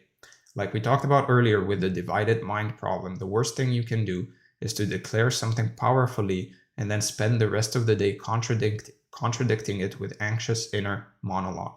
Speak it once, feel it fully, and then release it. And this is honestly where faith comes in, real faith, not blind belief, but the kind of trust that comes from understanding how the mechanics actually work. When you understand how the mechanics work, you just have faith, you have belief, because you just know it's bound to happen. Once you know that your nervous system is open, your subconscious is receptive, and your declaration was spoken from genuine felt identity, you can trust that the programming has been received and the process is underway. And then you do this every single day. Same protocol, maybe same declaration, maybe a different one, depending on where you're focusing, but the sequence stays the same. Reset, coherence, declare, protect, confirm every single day. And over time, the compound effect of doing this daily from an aligned state is really staggering compared to years of cold affirmations looking at yourself stressed out in the mirror. So I mentioned the fourth step here, which is protect. Now, the fourth step is protecting your state throughout the rest of the day. The morning protocol is only as powerful as your ability to maintain some degree of that alignment as you move through your daily life. And the world is going to test you. Stress is going to show up, and negative conversations are going to happen. And every time you get pulled into reactive mode, your nervous system will shift back into sympathetic. Your RAS will go back to scanning for threats, and your old programming will try to reassert itself. So what you do is micro resets throughout the day. Anytime you feel stress activating, anytime you catch yourself slipping into negative self-talk or reactive emotion, you pause and do the 2 to 3 extended exhale breaths. Just enough to pull your nervous system back towards parasympathetic. You don't need to do the full 5-minute protocol every time. You just need to interrupt the stress response before it takes over and starts writing your inner dialogue for you. Now, this is basically the same as the pattern interruption we talked about earlier, where you wake up from unconscious thinking and catch yourself before you walk down the old neural pathway. Except now you're adding a physiological component to it, which makes the interruption way more effective because you're not just trying to outthink your stress. You're actually changing the signal your body is sending to your brain. And every time you do a micro reset and choose a better thought from a calmer state, that's a vote towards the new identity. Every time you let the stress run and let the old self-talk take over, that's a vote towards the old one, right? And like we covered earlier, whichever side gets more votes by the end of the day is what you're reinforcing. So the protection step is really about winning the daily vote count. And this also applies to your conversations with other people, which are the fourth battleground we talked about in the first section. Be very intentional about who you share your vision with and who you process your doubts with. A conversation with the wrong person in a stressed state can undo your entire morning protocol in about 5 minutes flat. Share your seeds with people who've already grown what you're planting, or people who genuinely believe in what you're building or are on the same path as you. And if you feel yourself getting pulled into a negative conversation you can't avoid, then use the micro reset breathing to hold your state and be very conscious of the words you choose to put into that space. And honestly, part of protecting your state is really also protecting your inputs, meaning what you consume through media, news, social media, and even casual entertainment. All of that is programming going into your subconscious. And if you spend your morning doing the protocol and then spend 3 hours, 5 hours scrolling through fear-based content on Instagram Reels or YouTube Shorts or whatever, you've basically canceled out the whole thing. And the fifth step is looking for confirmations. And this is the step that I think most people skip entirely because they don't even know it exists. And is the step that turns the protocol from a morning practice into an all-day feedback loop. So once you've done the work, once you've reset your nervous system, you've entered coherence, you've spoken your declaration, you've released it, and started protecting your state, your job for the rest of the day is to just actively look for evidence that your new identity is already showing up in your reality. And it starts pretty small, really small. It can be really anything. These things are happening all the time, right? But if you're not looking for them, your RAS will filter them out. Remember, the RAS only lets through what it considers relevant to your dominant programming, to your dominant thoughts. So when you consciously decide to look for confirmations, you're literally telling your RAS to update its filters in real time. So every confirmation you notice becomes fuel for the next day's protocol. So when you sit down tomorrow morning and do your breathing reset and enter coherence, the felt state of your new identity is stronger because you collected real evidence for it yesterday. And the stronger that felt identity, the more powerful your declaration, if you remember. And the more confirmations you notice, and the whole thing becomes a self-reinforcing upward spiral. This is literally the opposite of what most people are running. Most people are unconsciously collecting evidence for their limitations, which strengthens, guess what, their old identity, which produces, guess what, more limiting self-talk, which filters for more evidence of limitation. Same loop, opposite direction. You're essentially training your RAS to scan for proof that your new identity is real, instead of letting it default to scanning for proof that your old identity is still in charge. And the more you do this, the more natural it will become, until eventually you don't even have to remind yourself of it, because you're noticing confirmations automatically throughout the day, which means that your RAS has been reprogrammed. So with that said, let's go over the review. We talked about the overview, the word problem, the identity stack, the protocol, the review, and finally your action items for the day or the next few days. First, run the full 5-step protocol every single morning for the next 7 days before any journaling, scripting, or affirmation practice, and notice how different the words feel when they're coming from a regulated nervous system and a coherent state. Then spend 1 full day tracking your inner monologue and your conversations with others, paying attention not just to the words themselves, but to the physical state you're in when you're saying them. And notice how much of your self-talk actually happens from a stressed, shallow breathing, contracted place versus a calm, grounded, open one. Then finally, identify the 3 biggest state disruptors in your daily life, whether that's certain people, certain media, certain environments, or certain thoughts or beliefs, and create a specific plan for either eliminating them or using micro resets to hold your state when you can't avoid them. With that said, I hope you enjoyed this. If you did and you want this training along with this document, make sure to join the free community from the link in the description. If you want to work with me one-on-one, make sure to book a call, again, from the link in the description. And if you want weekly newsletters on improving in every aspect of your life, meaning health, wealth, love, and self, then make sure to join the newsletter, again, from the link in the description. Again, thank you for being here. Thank you for the support, and I'll see you in the next one.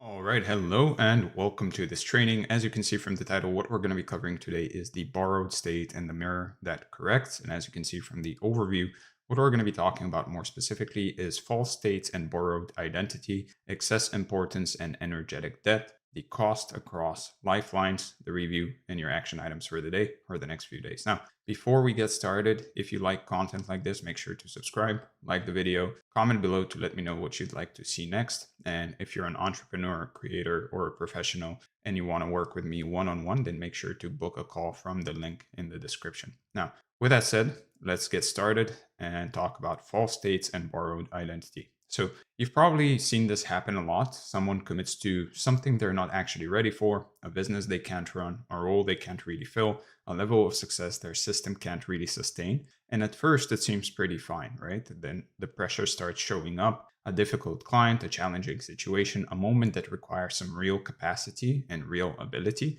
And instead of admitting they reached a bit too far, to themselves at least, they start defending, explaining, blaming, and the language starts to get formal, accusations start appearing, threats start following, and the situation escalates until someone or something collapses. And so this training is about understanding what's actually happening underneath that sequence, because it's not really random. It's not bad luck. It's a predictable pattern with predictable stages.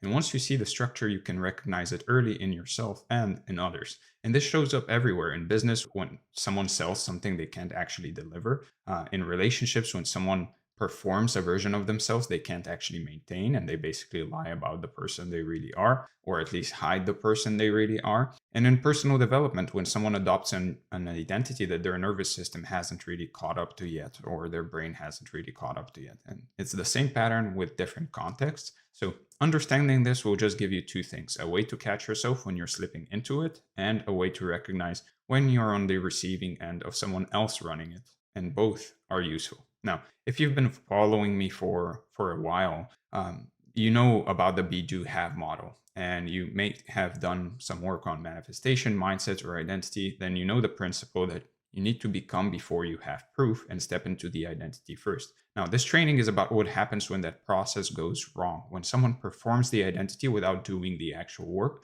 and then gets trapped defending a version of themselves that was never real to begin with. Now, healthy becoming involves genuine internal and external change, meaning taking inspired action, honesty about your growth, and flexibility when reality gives you some feedback. The pattern we're looking at here is a bit different. It's performance without integration. It's performative. Then they get defensive when they get challenged on that reality or on that identity that they're performing as. It's the same external moves, completely different internal reality. So you can reach beyond your current capacity and stay honest about it, and that's great. But the problem starts when reaching becomes pretending, right? When I'm growing into this becomes I'm already this, and how dare you suggest otherwise, while not taking any real congruent action with that actual identity. And there is a pattern that runs underneath a lot of our struggle. It looks like bad luck or unfair circumstances from the outside at least, but actually has an internal structure you can see once you know what to look for.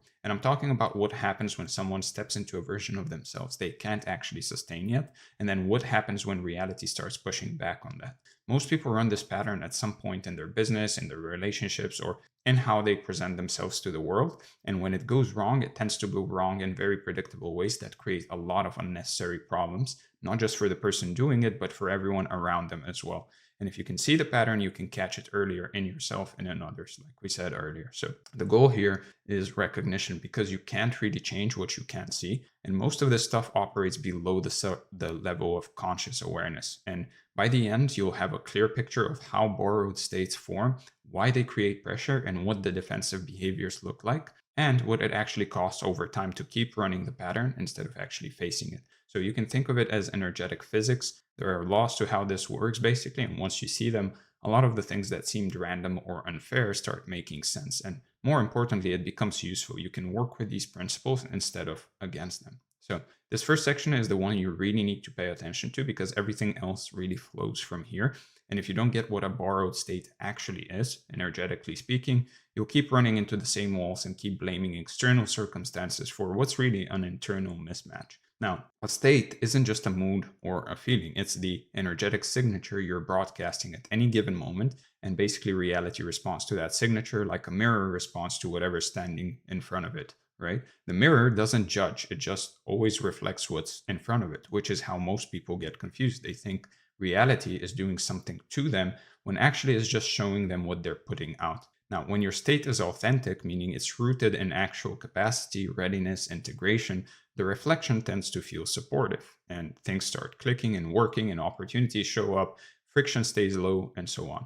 When your state is borrowed, though, meaning you've stepped into an identity or commitment that your system can't actually sustain yet, the reflection starts to feel almost hostile. Pressure appears, things don't land, things don't work, and most people interpret that as bad luck when really it's just feedback. Now, the key distinction is between wanting something and being able to hold it. Wanting doesn't really create any ability or capacity. You can want a six-figure business, but if your nervous system panics at the first difficult client conversation, then you're not really ready yet.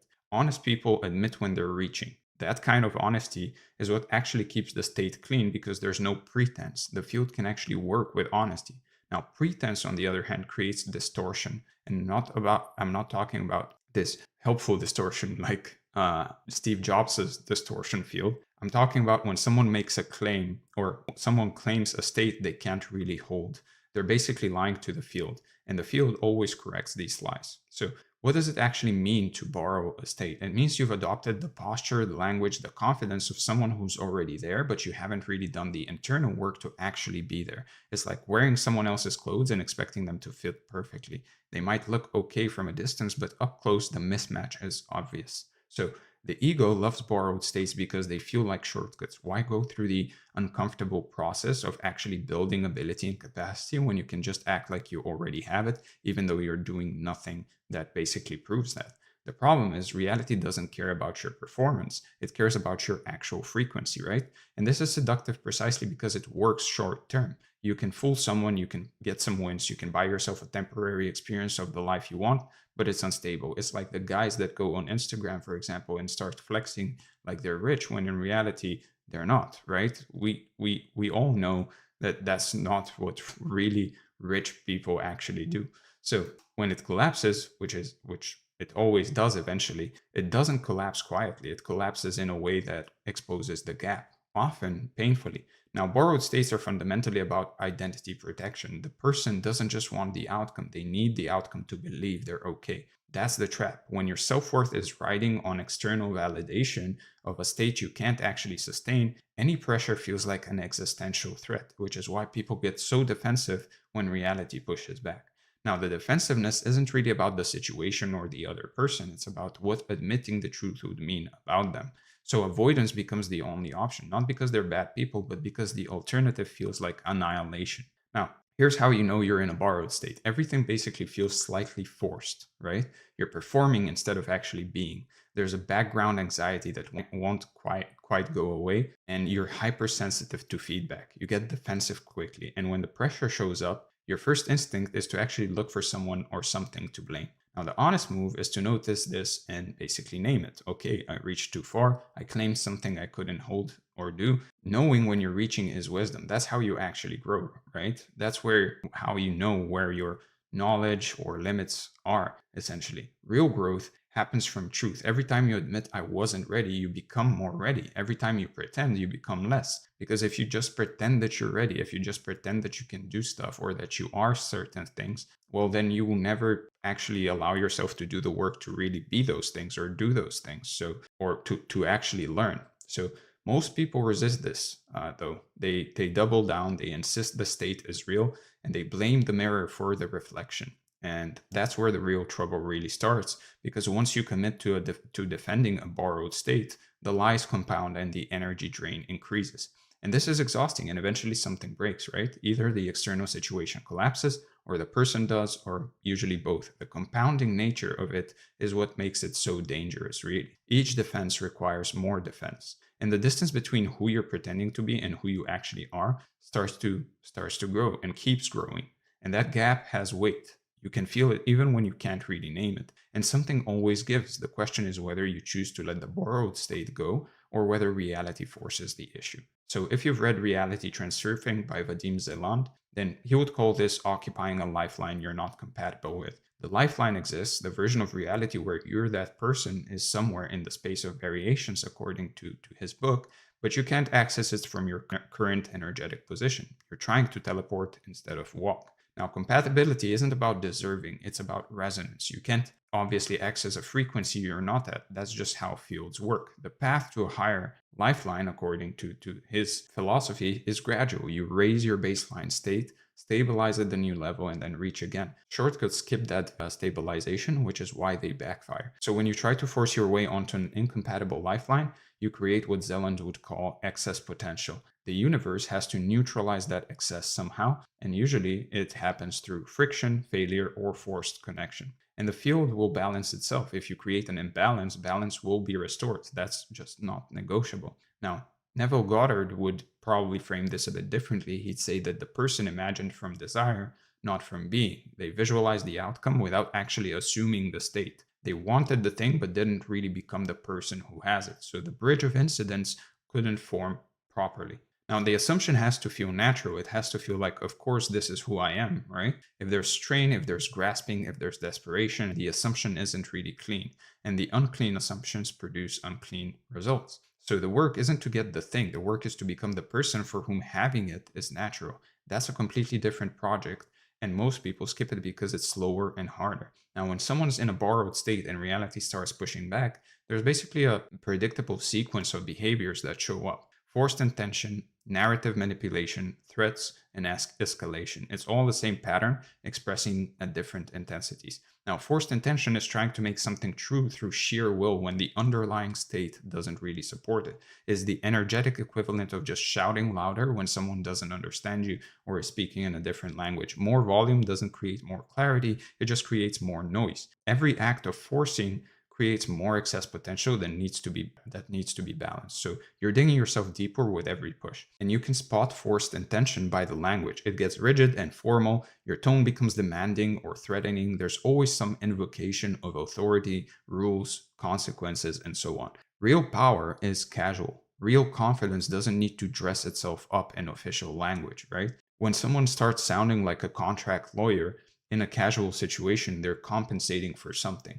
And there's always escalation because forced intention doesn't work, so it has to keep intensifying. The first push didn't produce results, so the next one is harder, than threatening, then invoking third parties. Just watch for it. When someone starts escalating their language, they've already lost the energetic position. Then comes the narrative. Language creates reality, so when someone's forcing, their words starts changing. They start creating narratives like trying to speak a borrowed state into existence. Now, your words only carry the weight your state can actually back up. If your internal reality is fear and desperation, well, your language carries that frequency no matter how confident your words sound. The words say one thing, but the energy transmits something else. Eventually, you get to threats, and this is the clearest sign of energetic depletion. Threats aren't power, they're absence of power making. And threats aren't real power, they're the absence of power that is just making noise. And strong positions don't need to threaten, they can afford patience, right? So that's borrowed states, what they are, how they form, how they express when they're pressured, the foundation of everything we're covering.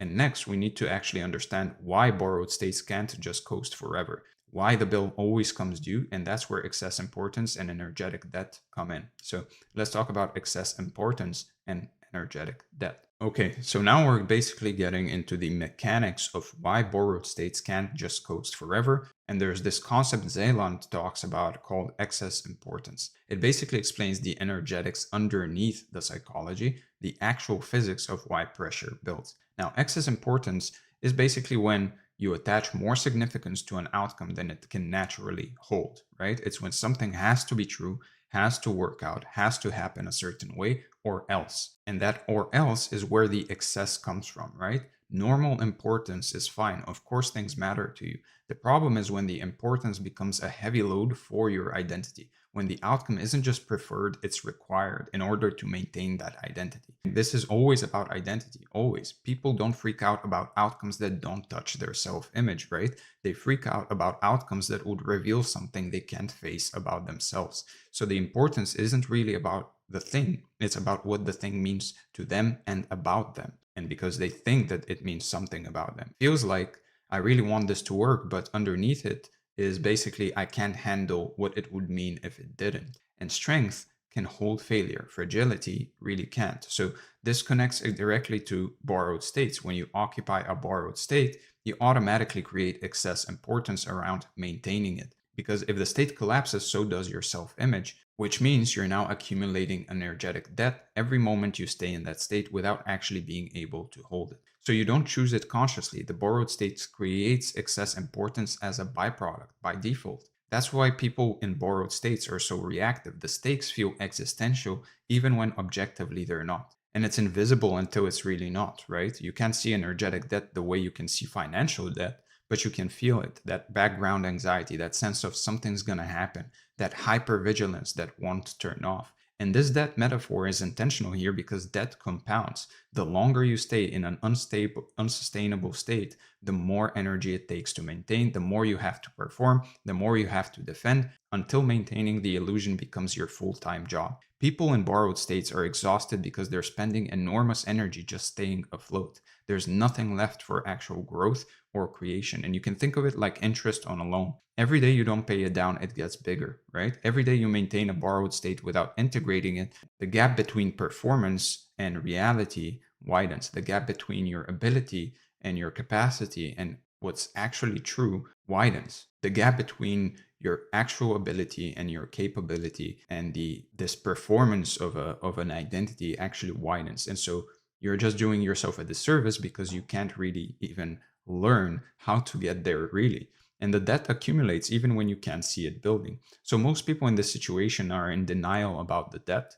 They think if they just perform better, like if they just make believe better, essentially, and they just look like they are this person, even more so, and if they perform harder, push harder, believe harder, it will just work out. But that's not how debt works. Effort doesn't pay down this kind of debt, right? At least not this kind of effort. This is why people trapped in these patterns are so tired, and tired people make bad decisions, which accelerates the collapse. And it's a feedback loop basically that runs downhill. So excess importance creates potential difference. And you can think of it as an electrical charge. When there's a big difference between what you're claiming and what's actually true, energy has to flow to resolve that difference. And that resolution happens one of two ways. You either integrate, meaning you actually grow into the state, you actually become this person, or you collapse, meaning reality forces a correction. In theory, you get to choose which one. In practice, most people in borrowed states have already closed off the integration path because admitting they need to grow would threaten the identity they're protecting and pretending to be. So collapse becomes the default, not because it's inevitable, but because it's the only option left when integration has been refused, when growing, actually growing and putting actual effort and taking action has been refused. So the universe sends circumstances that neutralize that excess, meaning obstacles, people pushing back, things just not working. And you can tell when you're in excess importance by how you react to threats, to the outcome. If someone or something challenges your position and you feel disproportionate fear or anger, that's excess importance. Normal importance allows for calm responses. Excess importance triggers survival responses. There's often a physical component too: tightness in the chest, shallow breathing, tension you can't release.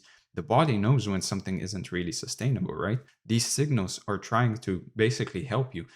They're basically saying this isn't right, something needs to change, but most people override them because they're too committed to the performance. And the thing is, ignored signals get louder. The body will keep escalating until you listen or until something breaks. And the anxiety, the insomnia, the obsessive thinking, all of it is feedback trying to get through. Now, suppressing these signals works, obviously, short term, but makes things worse long term. The pressure has to go somewhere. If you don't let it out consciously, it comes out unconsciously, usually at the worst possible moment.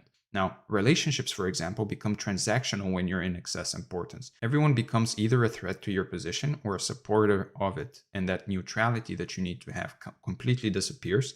And people can actually feel when you're using them to prop up your identity, and they pull back, which creates isolation right when connection would be most helpful. And the person in the borrowed state interprets that pullback as confirmation that the world is against them. And here you can basically see how the loop reinforces itself. The isolation confirms the paranoia, confirms the defensiveness, confirms more isolation. And this is how people get trapped, not by external circumstances, but by their own defensive structures. Now, the trap is internal. The walls they built to protect the borrowed state becomes a prison, right? So once you've externalized, once you've created a narrative, once you've threatened or escalated, you're now in a trap. And the distortion has to be maintained. Admitting truth at this point would mean admitting everything that came before was false, and that feels unsurvivable, basically. There's been investment, emotional investment, relational investment, sometimes financial investment, all of that based on a borrowed state and its defensive structures. Unwinding feels like losing all of that. It's the sunk cost fallacy applied to identity. I've already committed so much to this version of events that I have to keep going. But sunk costs are sunk. They're gone either way. The question is what you do from here. Meaning, clear thinking would recognize that the investment is already lost whether you admit it or not. But clear thinking is exactly what borrowed states prevent. So every lie requires more lies. Every distortion creates inconsistencies that need to be managed. And the cognitive load of maintaining a false reality is actually enormous. All that energy that could be going into really creating, taking action, growing, connecting, is now instead going into maintenance of some kind of false identity. And when the maintenance fails, the escalation follows, right? Because backing down is still possible, but the current level of defense isn't really working. So you push harder, you double down. It never works, but it always happens. And there's a momentum to distortion. Each escalation makes de-escalation harder. So eventually there's panic underneath the control. The person can feel the whole thing slipping, but they can't let go. So they grip harder, which makes the slipping worse. And sometimes that escalation becomes self-destruction in a way and self-sabotage because people start saying to themselves, if I can't maintain this version of events, I'll burn everything down with me. And it's the borrowed state's last defense, right? You might have won in the sense that you didn't have to admit the truth, but you lost everything else. And the way out is basically releasing the importance, not the desire, but the actual importance. You can still want something without needing it to be true for your identity to survive. That's the sweet spot. That's where manifestation actually works, if you want to call it that way, or achievement actually works. The less you need something, the more easily it comes. Not because the universe rewards some kind of detachment, but because detachment is a sign of internal security and of neutral action taking, essentially. So this is the paradox. Security doesn't come from outcomes. It comes from your relationship with yourself. When you trust yourself to handle whatever happens, you stop gripping outcomes so tightly.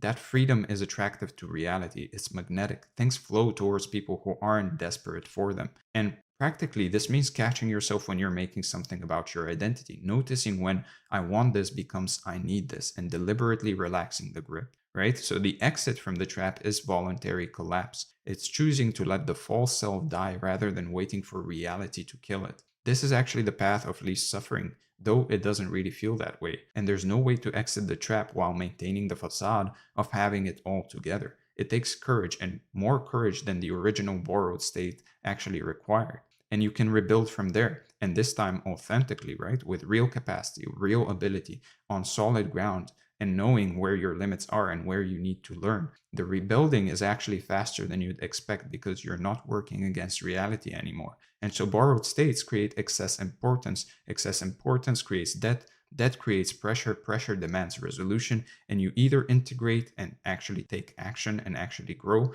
or reality forces a collapse. The trap is real, but the exit still exists, right?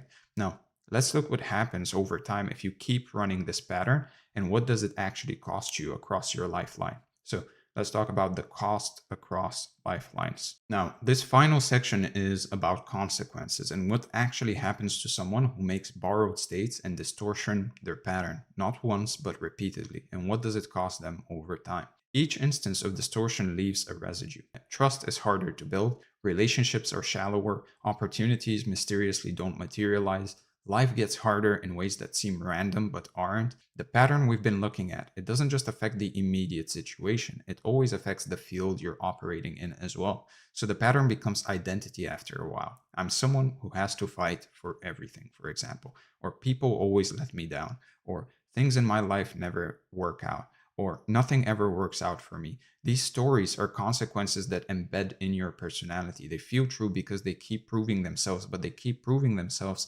because the state is creating the reflection. So the deepest cost is to your self relationship. If you can't trust your own words and you can't rely on your own assessments, you can't believe your own stories, what kind of internal life is that? It's exhausting and empty, and you become a stranger to yourself. So you have lowered your baseline state. You become compatible with harder, less flowing lifelines because that's what you match now, essentially. You get what you match. And so if you raise your coherence and you raise your results. If you lower your coherence through repeated distortion and lies and so on, you lower your results. It's just resonance. So this explains why some people seem stuck. They keep applying more effort, but nothing really changes because the issue isn't effort, it's state. They just pretend to be this person without actually taking any action to become this person. And their state has been degraded by the pattern. More pushing just creates more excess potential that needs to be balanced, right? From outside, it looks mysterious. Why does everything seem to go wrong for them? From inside the pattern, it's basically invisible. Distorted states produce distorted results. Now, let's talk about relationship costs specifically because they're also profound, specifically in relationships. Now, distortion destroys any intimacy. You can't be truly known by someone you're basically lying to all the time. And most lying is to yourself first. So relationship stays surface. The real self is actually hidden because the real self would reveal the borrowed state, and that connection never goes deep, even in long-term relationships. And this is the loneliness where you're surrounded by people but known by none or feel alone, because knowing would require truth, and truth would collapse the fake identity even you don't believe in. So trust erodes in both directions too. Others can't trust you because your words don't match your actions, and you haven't put your money where your mouth is essentially. And you can't trust others because you're projecting your own pattern onto them, assuming everyone is playing like you are, which creates a paranoid relational style.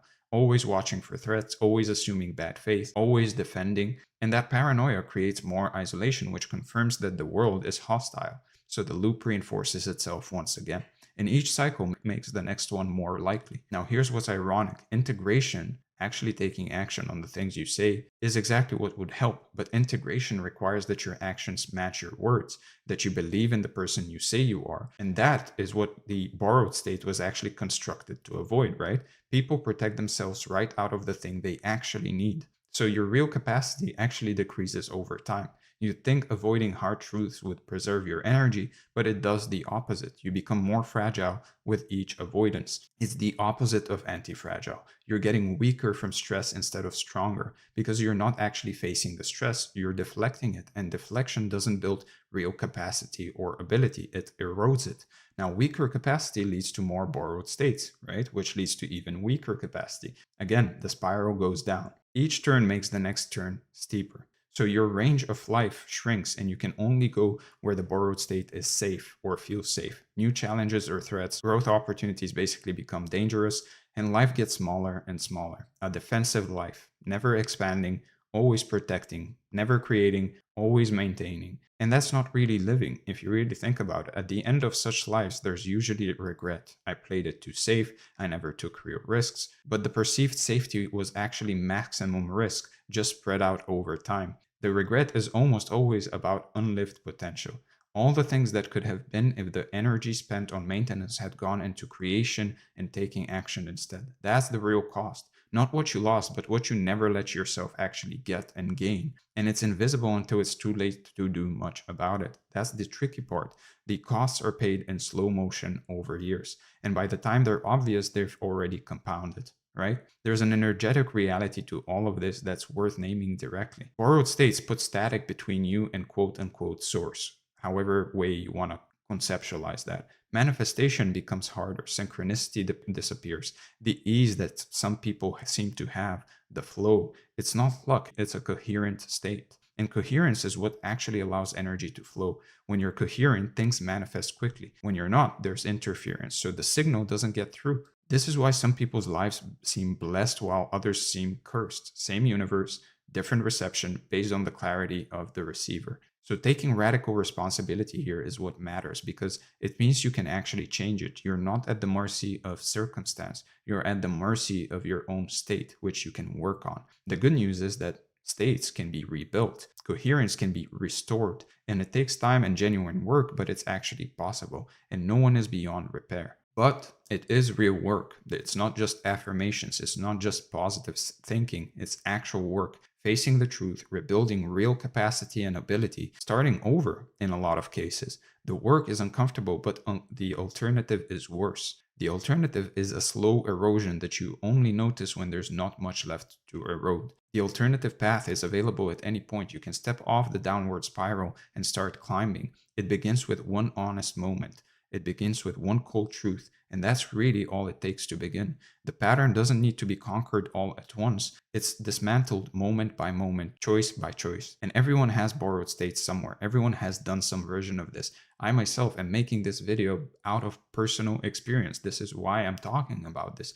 The pattern is human, and so is the capacity to choose differently. You can start again at any moment, and this time with integrity, right? And rebuild your actual capacity and your actual ability, not maintaining some fake version of things without actually taking the real action that would get you there for real.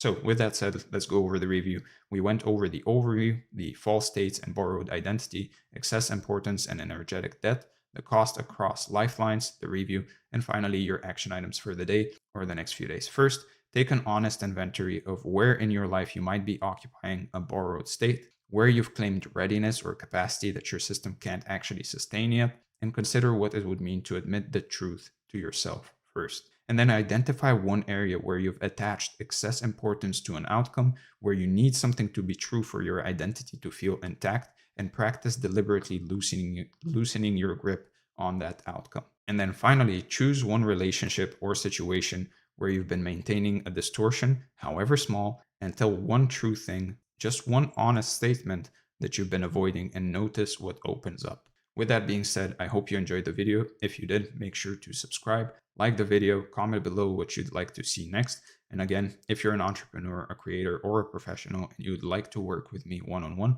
then make sure to book a call from the link in the description. If you want this document along with this training, then make sure to join the free community, again, from the link in the description. With that being said, thank you for being here once again, and I'll see you in the next one.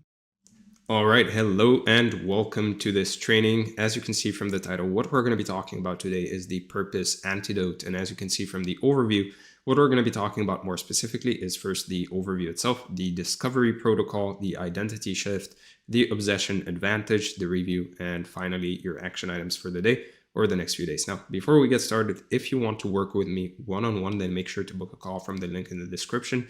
If you want this document along with this training, then make sure to join the free community from the link in the description, where we also have weekly coaching calls, by the way, for free. And if you want weekly newsletters on improving in every aspect of your life, meaning health, wealth, love, and self, then make sure to join the newsletter from the link in the description. With that said, let's get started and talk about the discovery protocol.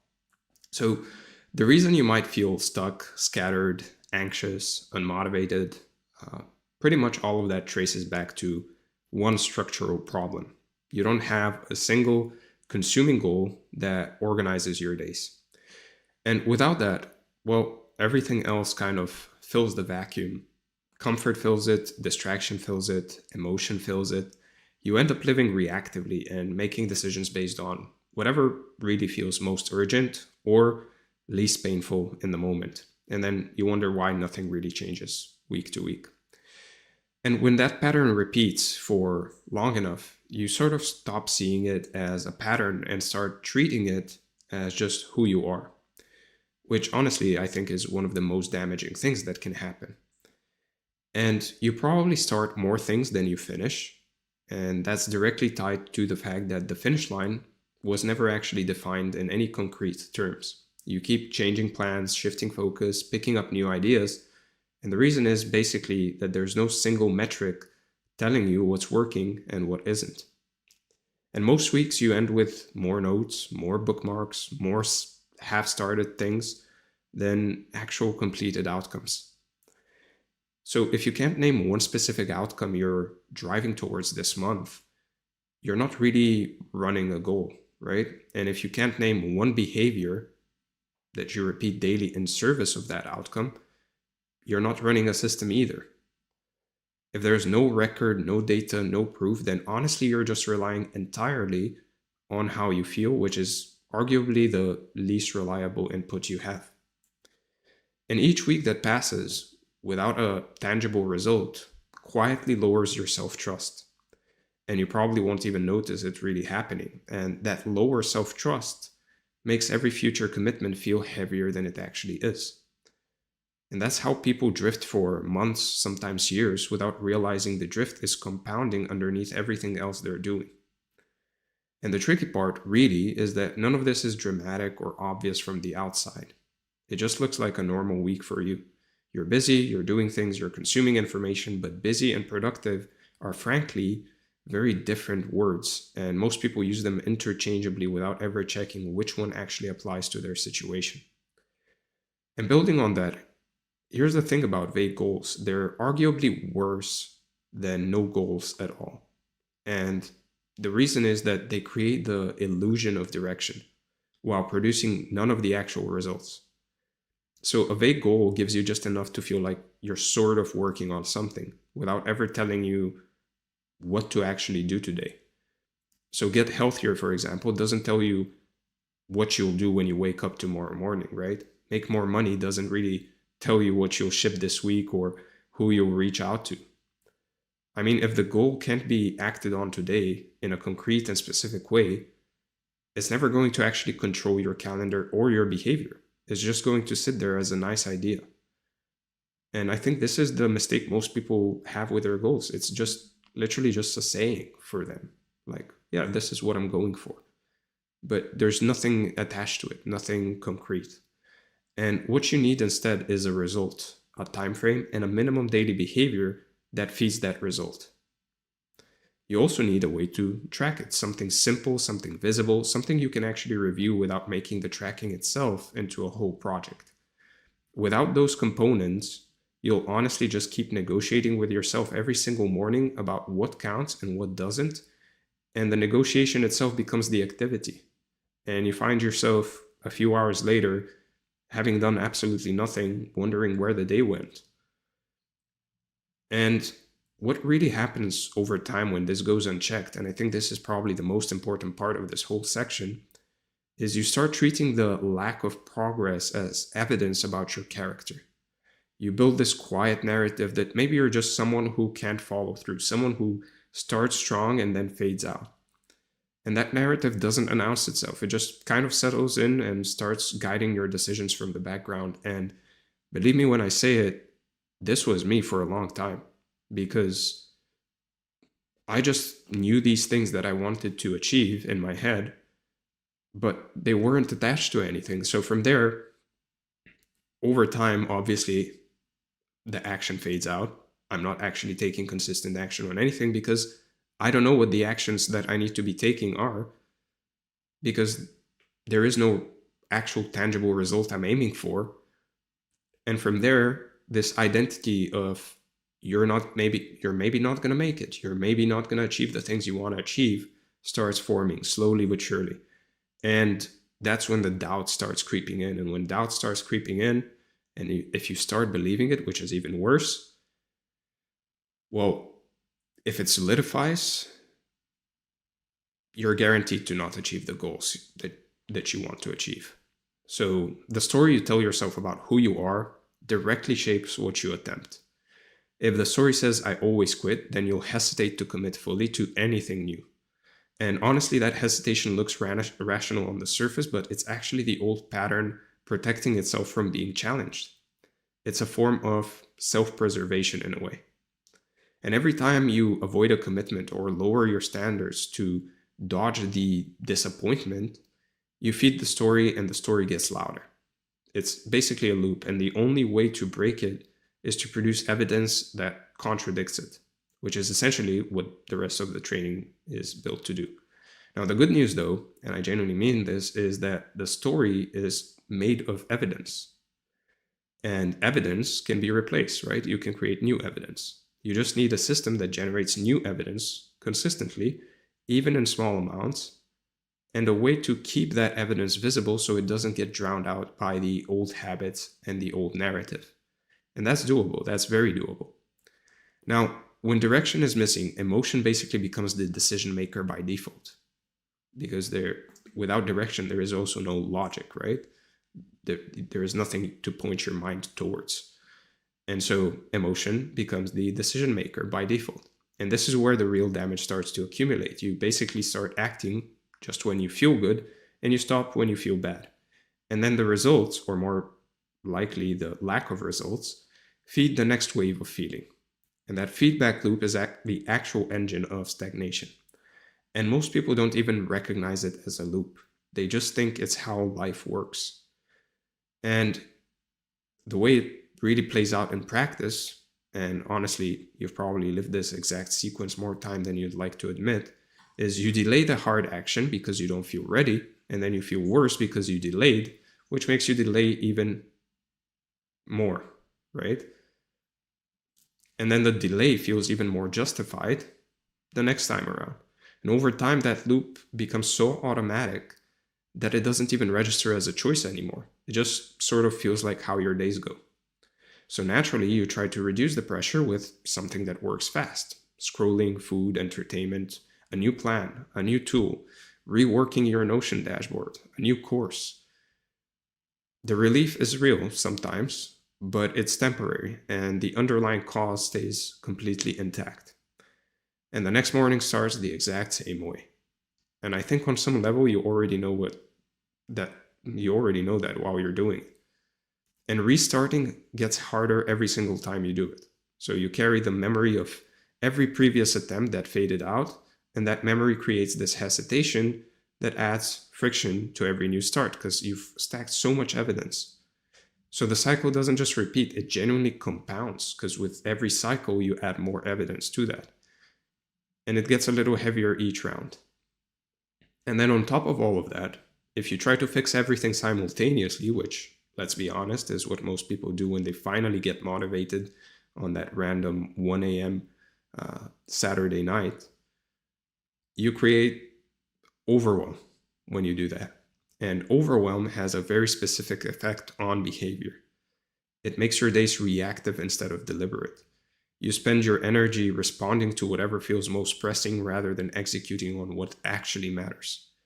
So health, money, relationships, self-management, they all matter, obviously. But they still require sequencing. You can't do everything all at once, even though some people would make you feel like you could. And to a degree, you can focus on all of them at the same time, but you can be pushing all of them at the same time to new levels, right? One focus window at a time isn't a limitation, honestly. It's a structural requirement for actually making real progress in any of them. And I know that might feel counterintuitive, but it's true. Split attention actually reduces learning speed and follow through in every area you're trying to improve simultaneously. You keep switching contexts, and every switch costs you momentum. And the result basically is weak, scattered progress everywhere and real meaningful progress nowhere. And that scattered progress actually feels worse than no progress at all, in a way, because you can't even point to one area where things are clearly getting better, and you don't know if there are, you don't know why they're getting better. So you can't even repeat the same process. And eventually, the overwhelm itself becomes the excuse. I have too much going on becomes the reason nothing really moves forward. And that's kind of the final stage of the pressure loop. And it can honestly last months or years if you just let it run unchecked. So, okay, the question becomes, how do you actually choose the one thing to focus on? And the answer, and I think this will surprise you, is simpler than most people expect. You use attention and frustration as data. So what you keep coming back to and what keeps bothering you already contains most of the signal. The job is really just to turn that signal into one clear, measurable outcome you can act on starting tomorrow. So for 1 week, you record what you watch, what you read, what you search for, and talk about most. You don't interpret it while you're recording. That's the important part. You just capture the raw pattern and let it accumulate without filtering or judging any of it. Just observe, basically. Then at the end of the week, you name the top 2 or 3 themes that showed up most consistently. You pick one theme that's most directly useful for your life right now, today, not in some hypothetical future version of yourself, which honestly is where most people get stuck in the selection. Just what can you work on today? And then you convert it into a measurable outcome with a clear finish line. And you translate that theme into a deliverable, like something you can actually complete and point to when it's actually done. So you define what done looks like in plain specific language with no ambiguity and no wiggle room. Just a clear description of what exists when the work is finished. And this sounds obvious, I know, but you'd be genuinely surprised how few people actually do it. And it really helps to pick the theme that carries some natural urgency, something where the cost of inaction is already accumulating in your life right now. That urgency isn't manufactured motivation or anything like that. It's a structural advantage, and it makes negotiation with yourself much harder, which is exactly what you want. Now, another way into the decision, and honestly, this one works really well for a lot of people, is through your frustrations. You list the recurring friction points across your health, your wealth or money, relationships, and yourself, spirituality, etc. You choose the one with the highest daily or weekly cost, and then you build the goal around reducing or eliminating that specific cost with a defined window of time, right? So one priority creates clean feedback, and clean feedback makes the plan improve faster. And improvement compounds when you're not splitting your attention between 5 different fires at the same time. So it's really that straightforward. So you can commit to a window of 30, 60, or 90 days, and you don't renegotiate the window daily. Like, that's crucial. Like, you don't renegotiate the window at all. You just execute daily and review weekly. The window is fixed. The tactics inside it can be flexible, but the window of time is fixed. And honestly, if you still can't choose after going through these exercises what to work on in your life, what like this purpose or goal should be, that's usually a sign, and I see this all the time. That's usually a sign that you're overthinking the decision because you're kind of afraid of choosing wrong. And there's this like opportunity cost. If I work on this, then I'm not working on that. But the truth is that any focus goal will teach you more in 30 days than another month of just thinking about what to work on ever will. So choosing is the first act of discipline, and frankly, the content of the choice matters way less than the act of committing to something just fully and just working on it. And you don't need to find the perfect goal. You really don't. You need to just find a goal that's specific enough to act on today and meaningful enough for you to sustain your attention for 30 to 90 days. That's the entire bar, and most people clear it pretty easily once they stop trying to optimize the decision to death. And others can't even choose that one goal. And as you're watching this, you most likely already know what you want to work on the next 90 days. You're just not doing it. Once you're actually moving, you'll learn things about yourself and about the problem that you could genuinely never learn from planning alone. And those lessons will make every future goal easier to achieve. Every future window will be more productive. Every future cycle will be a lot more efficient, but you have to be in motion first. The learning lives in the doing. And once you've selected the focus, you just write one sentence that states the result and the reason. And the result is the measurable outcome. The reason is why it matters to you specifically.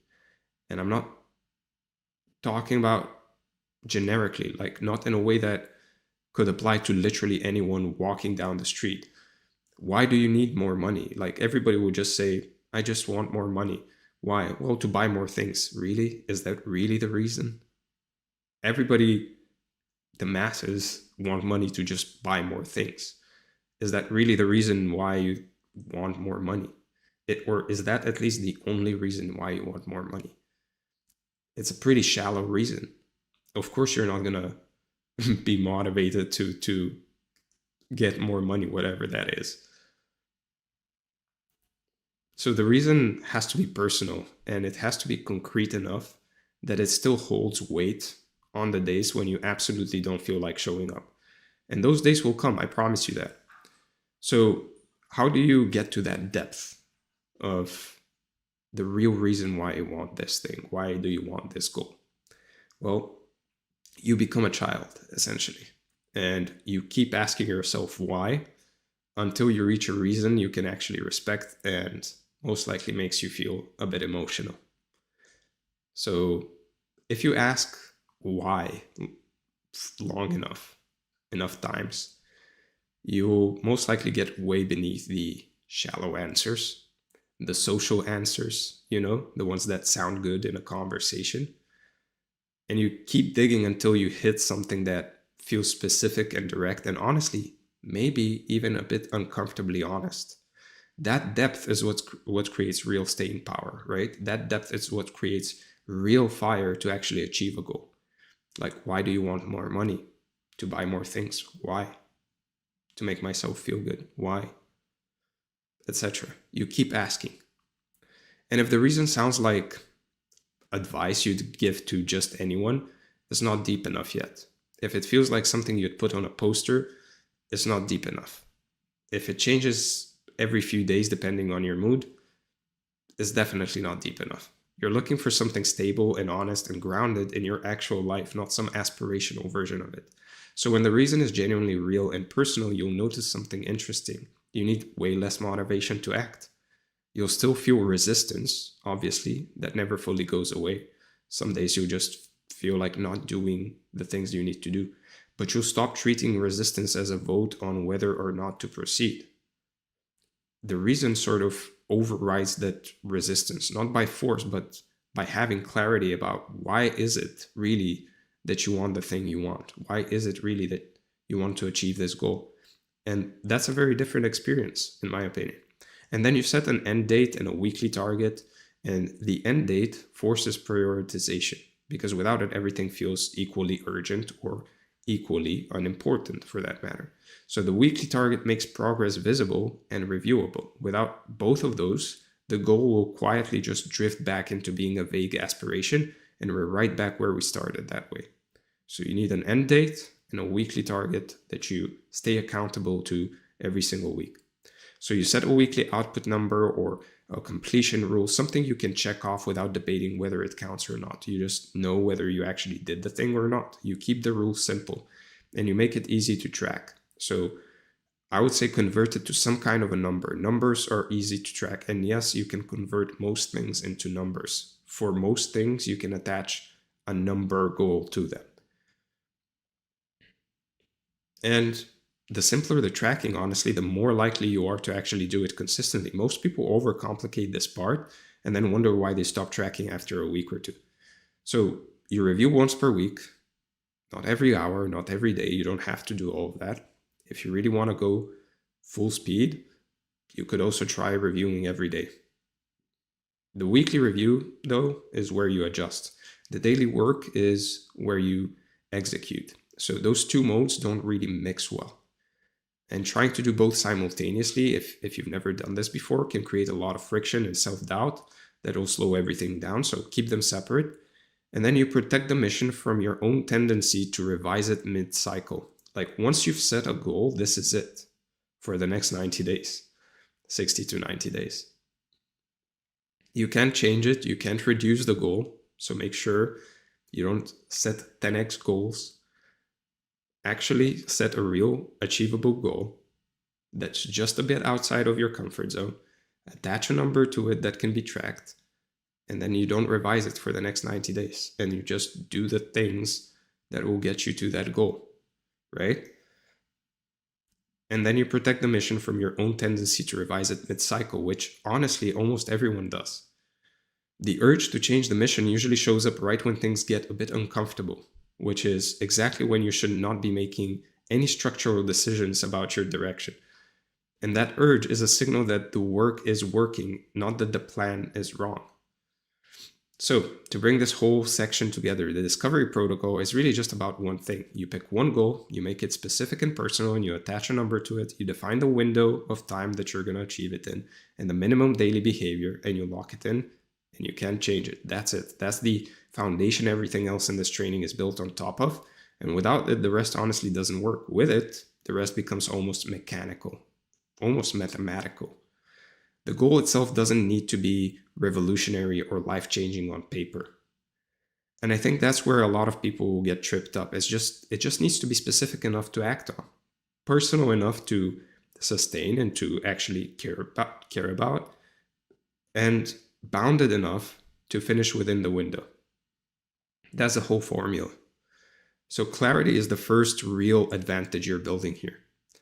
And it's a bigger deal than it probably sounds. When you know exactly what you're doing and why, the noise goes down and the signal goes up.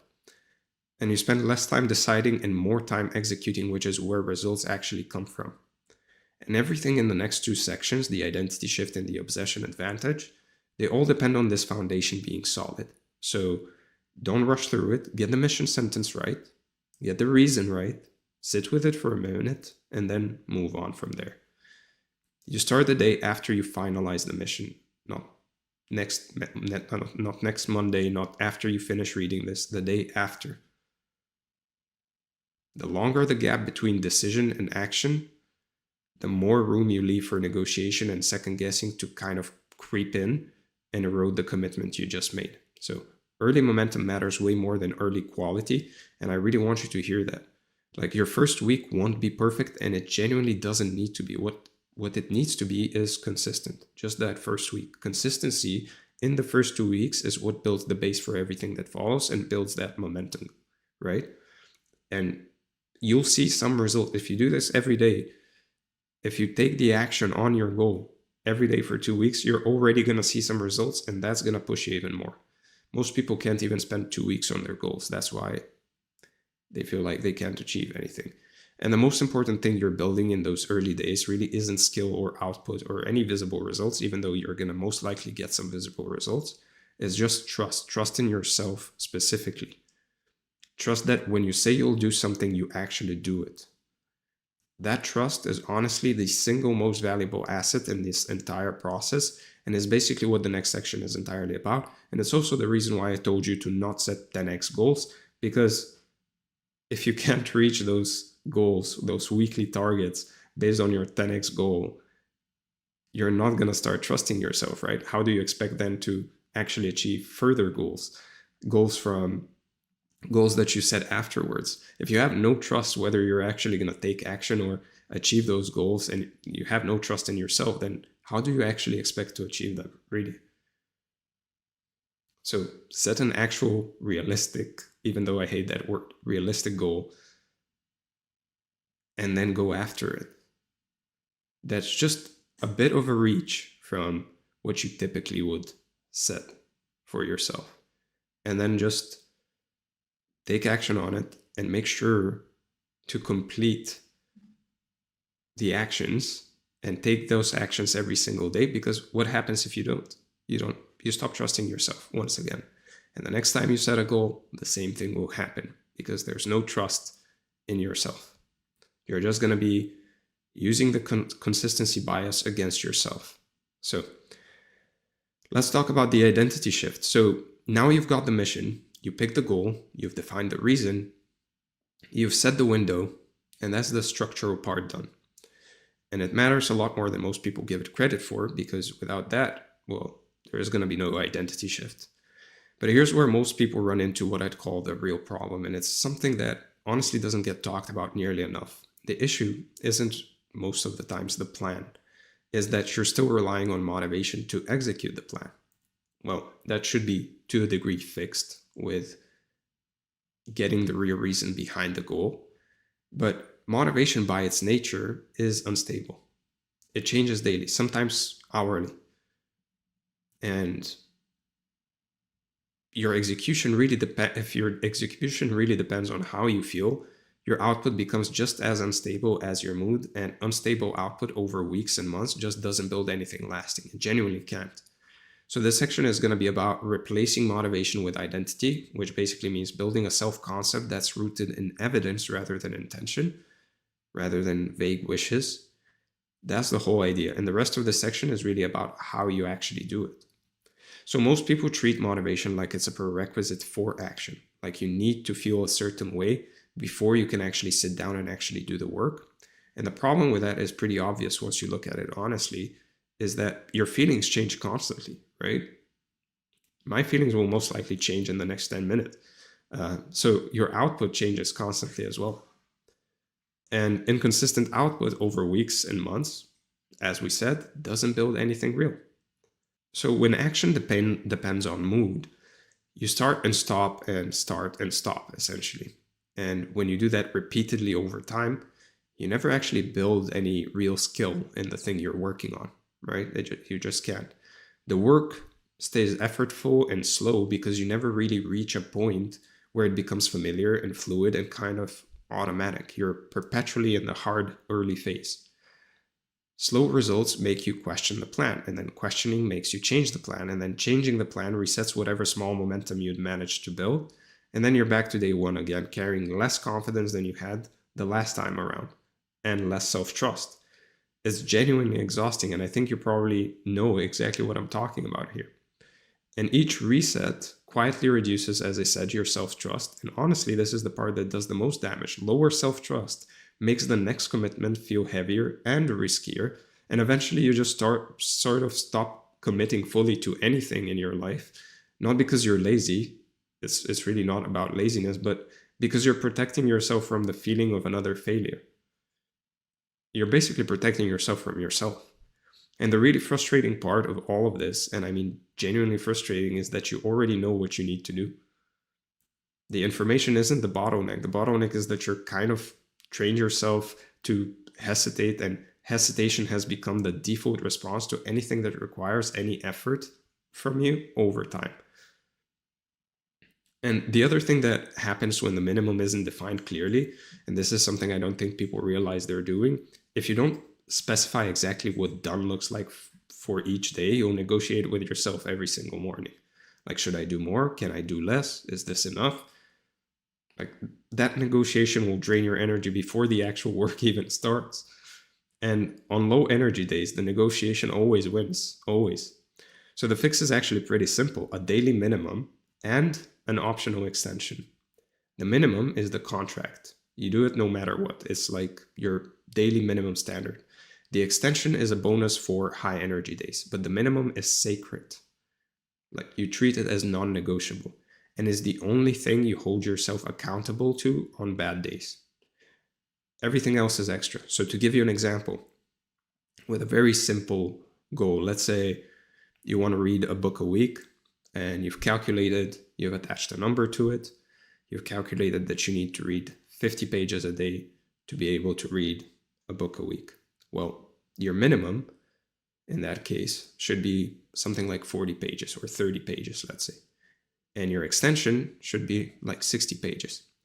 So on higher energy days, or when you feel more like reading, you'll go for 60. And on lower ones, you'll go for 40. And over the course of the week, you're most likely going to end up somewhere in between. And that minimum, as I said, is sacred. So you also need to define when you stop for the day, which honestly most people never even really think about. If the work has no endpoint, and this is something that even advanced entrepreneurs and people that are actually very productive have a problem with, is that their work has no endpoint. There is no end of the day. And if you have no endpoint, it kind of expands in your mind and creates avoidance, because you start dreading something that technically never finishes. And if there's no end, you wouldn't start anything, right? You wouldn't start something that you don't know when it will end. And a human being can withstand and go through anything as long as they know that there's an end. So you define the floor and the ceiling, and you operate within that range. It sounds small, but it makes a real difference for your productivity.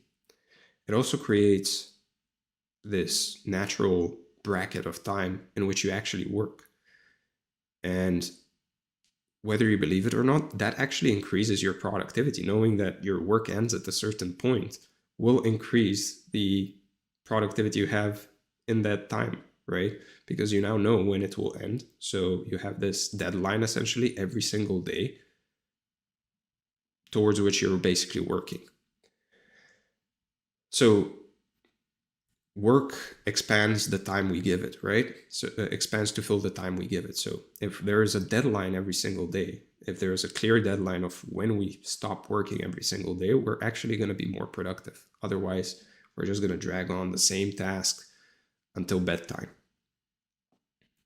And the thing that makes all of this so urgent once you really understand it, and I want to be pretty direct about this, is inconsistency does more damage over time than any single mistake ever could.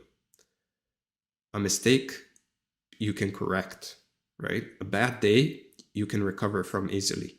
But weeks and months of starting and stopping on anything will just erode something much deeper, which is your core belief that you can actually follow through on what you say you'll do. And without that belief, nothing is possible, really. Once that belief erodes far enough, that's when things get genuinely hard to turn around.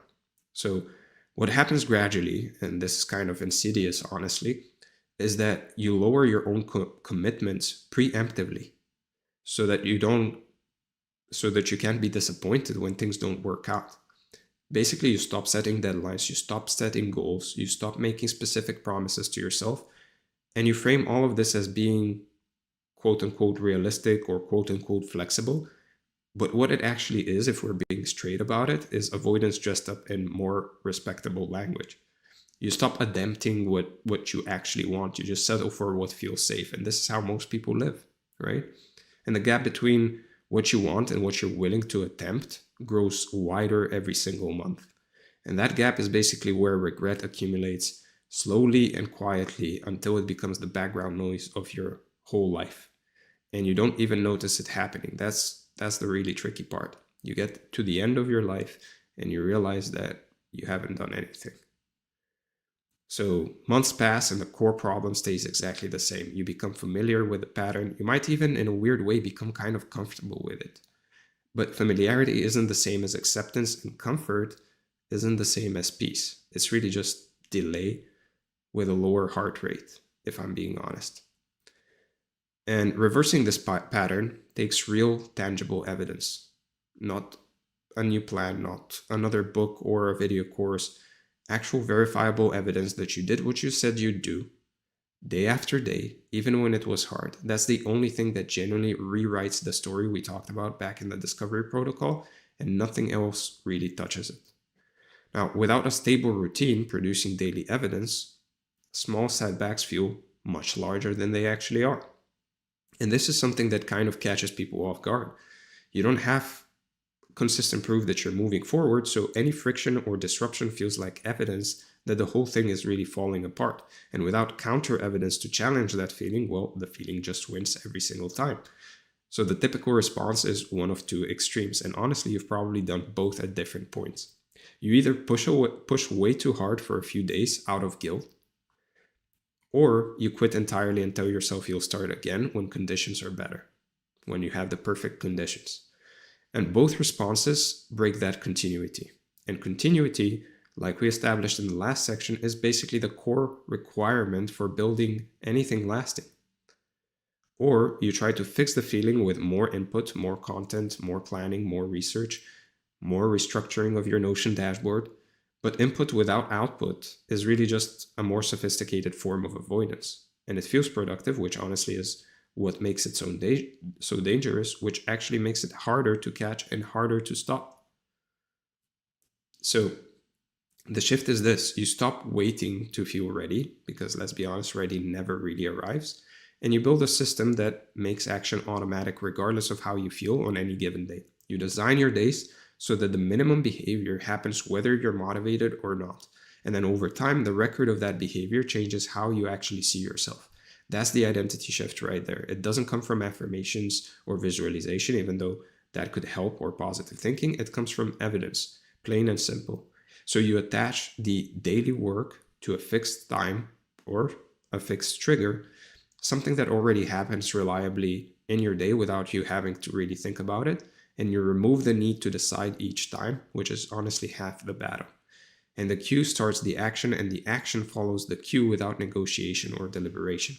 So you pick a time you can repeat on most days, not the ideal time, not the optimal time, just a repeatable time. And if the time changes occasionally, you keep the trigger constant at least. Consistency needs a stable start signal, and honestly, the start signal matters way more than the exact position on the clock. So you prepare the environment before you need willpower. You set things up so that starting the work is the path of least resistance in that moment. You remove obvious distractions, you make the default behavior the productive one, and that's basically it. It sounds small, I know, but it's genuinely one of the highest leverage moves you can make in this whole process. And just to connect this back to what we discussed earlier in the selection process, because it's basically the same thing, you're doing the same thing here, right? You're reducing the cost of the right action and increasing the cost of the wrong one. That's the whole game there. Willpower is a backup system. It's not the main engine you should be running on. Willpower is for the days where your systems aren't really working. So the minimum is honestly the most important part of the entire system, and it's also the part people are most tempted to skip or inflate when they're feeling ambitious, like the 10x goals, which in my experience is exactly when they shouldn't be touching it. You protect the minimum above all else. You do it on tired days, you do it on bad days, you do it on days when everything else falls apart, and you do it on the best days of the best of best days, right? The minimum is a behavior you fully control. It doesn't depend on outcomes, other people, or favorable conditions. This keeps you honest, and it keeps the streak alive even when the external circumstances are kind of working against you. And that matters more than people realize. That minimum has to be something that you actually hold yourself accountable to. The streak matters, but not for the reason most people think. It's not about ego or a number on a calendar app. It's about continuity. Continuity is what builds momentum, and momentum is what eventually makes the work feel less expensive and less effortful. So as I've talked about in other videos of mine, it's really about returning to the thing. And if your minimum is like a 10x goal, you're never going to return to the thing. So that's the real payoff of protecting the streak. It gets easier, genuinely easier. And so keep the minimum genuinely simple. If your minimum requires 90 minutes in perfect conditions, it's really not a minimum, right? A real minimum can be done in 15 to 20 minutes on your absolute worst day, maybe 30 minutes, maybe an hour, depending on what your work capacity is. That's the standard it needs to meet. If it doesn't pass that test, then just shrink it until it does. And there's no shame in that. The whole point is that it's doable no matter what. The whole point is that it's a minimum, it's a floor. And once the cue, the minimum, and the environment are all in place, you've basically built a daily ritual. Not in some crazy sense, nothing like that, but just in the practical sense that you've created a repeatable sequence that runs without requiring any fresh motivation or any motivation at all each morning. And the ritual does the heavy lifting so your willpower doesn't have to. And that's honestly a pretty beautiful thing once it clicks, right? Each repetition strengthens the path a little more. The first week feels deliberate and effortful, maybe even a little forced, maybe a bit hard. And that's totally normal. The third week feels familiar. By the sixth or seventh week, it just sort of feels like what you do, and you've built that self-trust in yourself. That transition from effort to identity is the whole point of this section. That's the shift. And the effects compound in ways you genuinely can't see during the first few days. Skill improves, confidence builds, resistance drops. The work gets better and easier simultaneously, but you only reach that compounding stage if you protect the early repetitions, which is why the minimum matters so much up front. You're basically buying yourself a ticket to the easier phase if you make the minimum a minimum. So try to track completions rather than what you intended to do. You count days done, not hours planned or ideas brainstormed or content consumed. The record is simple, visible, and factual. You review it weekly and then adjust one variable at a time. And this is where the evidence actually lives. And the evidence is what ultimately rewrites the story you've been telling yourself so far, maybe for years at this point. So the record becomes your proof that you can follow through, and proof, as I said, is the only thing that actually reduces that internal debate about whether you're that kind of person or not. Proof doesn't argue or persuade. It just sits there and accumulates until the old narrative can't really compete with it anymore. It's quiet, but it's powerful, and you can always point to it, right? So anytime you start doubting yourself and asking yourself, am I really that person? You can just point at that. So keep the record somewhere you can actually see it every day, not buried in an app you rarely open, not in some spreadsheet you forget about, somewhere visible and pretty much unavoidable. Or make it a daily routine to actually look at that spreadsheet. So the visibility reinforces the behavior, and the behavior reinforces the identity. That loop is basically the engine of real, actual identity change, and it's surprisingly simple once you set it up. And don't overcomplicate the tracking itself. And I say this because almost everyone does. A simple check mark or a number is way more important than trying to, like, who knows what, do all of it at the same time. A simple check mark or a number is more than enough. If the tracking system becomes its own project with color codes and dashboards, you've kind of lost the plot, right? The work is the priority. The tracking is just there to capture the evidence that you've done the work. That's it. And when you miss a day, and you will miss days, that's just reality, you return the next day to the task and do the minimum, full stop. Fast return is the skill. I've talked about this on other videos. It's not about trying to do every day perfect. It's not about unbroken streaks. It's just about returning to the task as quickly as possible. That's what really genuinely separates people who build real lasting momentum in any area from people who keep chronically restarting. In relationships, you have to recommit to your significant other basically every day, at the very least every week. In the gym, you have to return to the gym every week. Even if you fall off, you have to return to it, right? It's about returning. It's not about these unbroken streaks. That's not the point.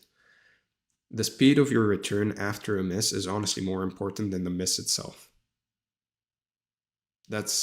I really want that to land. A 1 day gap barely registers over the course of a full window. And over the course of 5 years, it doesn't really matter at all. A 1 week gap, though, can start eroding your confidence and momentum in real measurable ways. The goal is always to minimize the gap between the miss and the return. That's it. That's the whole skill. So the quicker you realize that you're in the gap, then the quicker you need to get yourself to return. And this is where a lot of people get stuck, because they beat themselves up after missing, and then the guilt kind of becomes its own form of avoidance that delays the return even further, which is sort of ironic when you really think about it. So the rule is, you notice the miss, you don't dramatize it, you don't get in your feelings, you show up the next day and just do the minimum. And if you've missed your minimum for weeks on end, or even just a week, you can reduce that minimum to get you started. That's the entire recovery protocol, nothing more. So if you keep missing the same day or the same trigger repeatedly, well, that's actually useful information. It means that the system needs a small adjustment. Not that you need more discipline or willpower. So adjust the cue, the timing, or the environment and keep the mission the same. Just adjust the system. This is how you optimize a system. You notice where it breaks and then you fix the leakages, right? The system bends, the direction holds. Now, you also actively reinforce the new identity by tracking small wins each day, like confirmations that you are actually becoming this person. Not to hype yourself up or manufacture some artificial confidence, nothing like that, just to correct the built-in bias that most people have towards noticing what went wrong and completely ignoring what went right. And that bias is strong and deeply ingrained in most people, more than you probably realize. And it generally needs a deliberate counterweight if you want the identity shift to actually take hold. We are constantly on the lookout for the things that didn't go right, for the things that we failed at. But noticing the opposite, noticing our wins, noticing what we did right, actually makes us win more. In the winner effect in that book, the author basically suggests that, or shows research that proves that winners tend to win more when they feel like they're winning. And the only way to feel like you're winning is by noticing that you're actually winning, right? So every night, you write down 3 specific wins from the day. They have to be factual and concrete. Things you did that required effort, restraint, or consistency. Or anything for that matter, just anything positive you did. And it can be big or small. It can be the smallest thing. You keep it short and you don't like edit it or add commentary. You just add the facts. That's what makes it work. So at least one win should relate directly to the mission. At least one should relate to discipline or consistency in some form. And the third can be honestly anything that genuinely required you to show up and do something difficult. Now, this keeps the practice balanced and also connected to the bigger picture you're building towards. And over time, and this is really the cool part, honestly, this small daily practice actually shifts your expectations in a way that's hard to describe until you actually experience it. You start expecting follow through from yourself. Every morning, you actually expect wins from yourself. And you feel like you're winning. You feel like you have momentum just because you're noticing that you have momentum. Just because you're noticing your wins. So you start expecting follow through from yourself. You actually expect yourself to, well, tonight when I'm actually journaling, I will have to write out 3 wins. So let me get those wins. So the more you have, the better. And that expectation really just changes your behavior in subtle but genuinely powerful ways. You hesitate less, you negotiate less, you just do the thing. It becomes kind of automatic. And you increase the difficulty or volume only after you have stability. Only after stability is proven over multiple weeks, not when you feel excited or motivated in some random evening. That's actually the worst time to escalate. Not when you have a particularly good week. After the record shows consistent execution across several weeks, that's the signal to escalate, and honestly nothing else is. So you increase one variable at a time. It's either volume, duration, or complexity. Never all 3 simultaneously. You just keep the minimum stable while you build capacity above it. So this prevents the kind of overreach that leads to collapse and, well, yet another restart, which is the last thing we want at this point, right? So you plan the rest as part of the system. You have to recover, right? There should be rest days, not as something you earn by burning out. Schedule rest protects your system's longevity over months and years. And unscheduled rest is usually just a crash followed by guilt and another slow restart. So there's a genuinely meaningful difference between those 2 things, and most people don't learn it until it's too late. Most people push themselves until they burn out, and then there's guilt that they've burned out. There's guilt that they can't return to the task because they've burned out. And all of that is unnecessary. You could have prevented all of that if you just planned some rest. That's all. And James Clear put it well in Atomic Habits when he wrote, "You do not rise to the level of your goals, you fall to the level of your systems." That's essentially what this entire section has been about, really, right? The system carries you when motivation doesn't, and the record proves that the system is working even on the days when it honestly doesn't feel like it. That's all. Now, with that covered, let's talk about the obsession advantage. So now you've got the mission from the discovery protocol, and you've built the daily system from the identity shift. And those two pieces together give you direction and consistency, which is honestly a lot more than most people ever actually establish. But the last piece, and I'd argue this is the one that really ties the whole thing together, is understanding what actually happens when you stay locked in for the full window and why that sustained focus kind of replaces most of the negative patterns you've been dealing with. So, this section is about the compounding effect of obsessive direction and how it handles difficulty, how it crowds out distraction and bad feelings structurally rather than just psychologically, and why the cycle itself becomes your biggest long-term advantage. So it's worth paying close attention to this one. And I say structurally deliberately because that's the key distinction here, right? This isn't about thinking your way out of the hard stuff. It's about building the conditions under which the hard stuff sort of loses its grip. That's a very different mechanism and it works way better in practice. So when direction is weak or absent, emotions and distractions basically take over your attention by default. And this is something you can probably verify from your own experience right now. If you're being honest with yourself, right? You spend your time responding to whatever feeling is loudest in the moment rather than executing on what actually matters. And this fragments your day in a way that keeps your baseline mood low and your confidence kind of stagnant day after day after day. So without a clear priority running the show, small impulses sort of become decisions. You lose hours to minor choices that don't move anything really forward.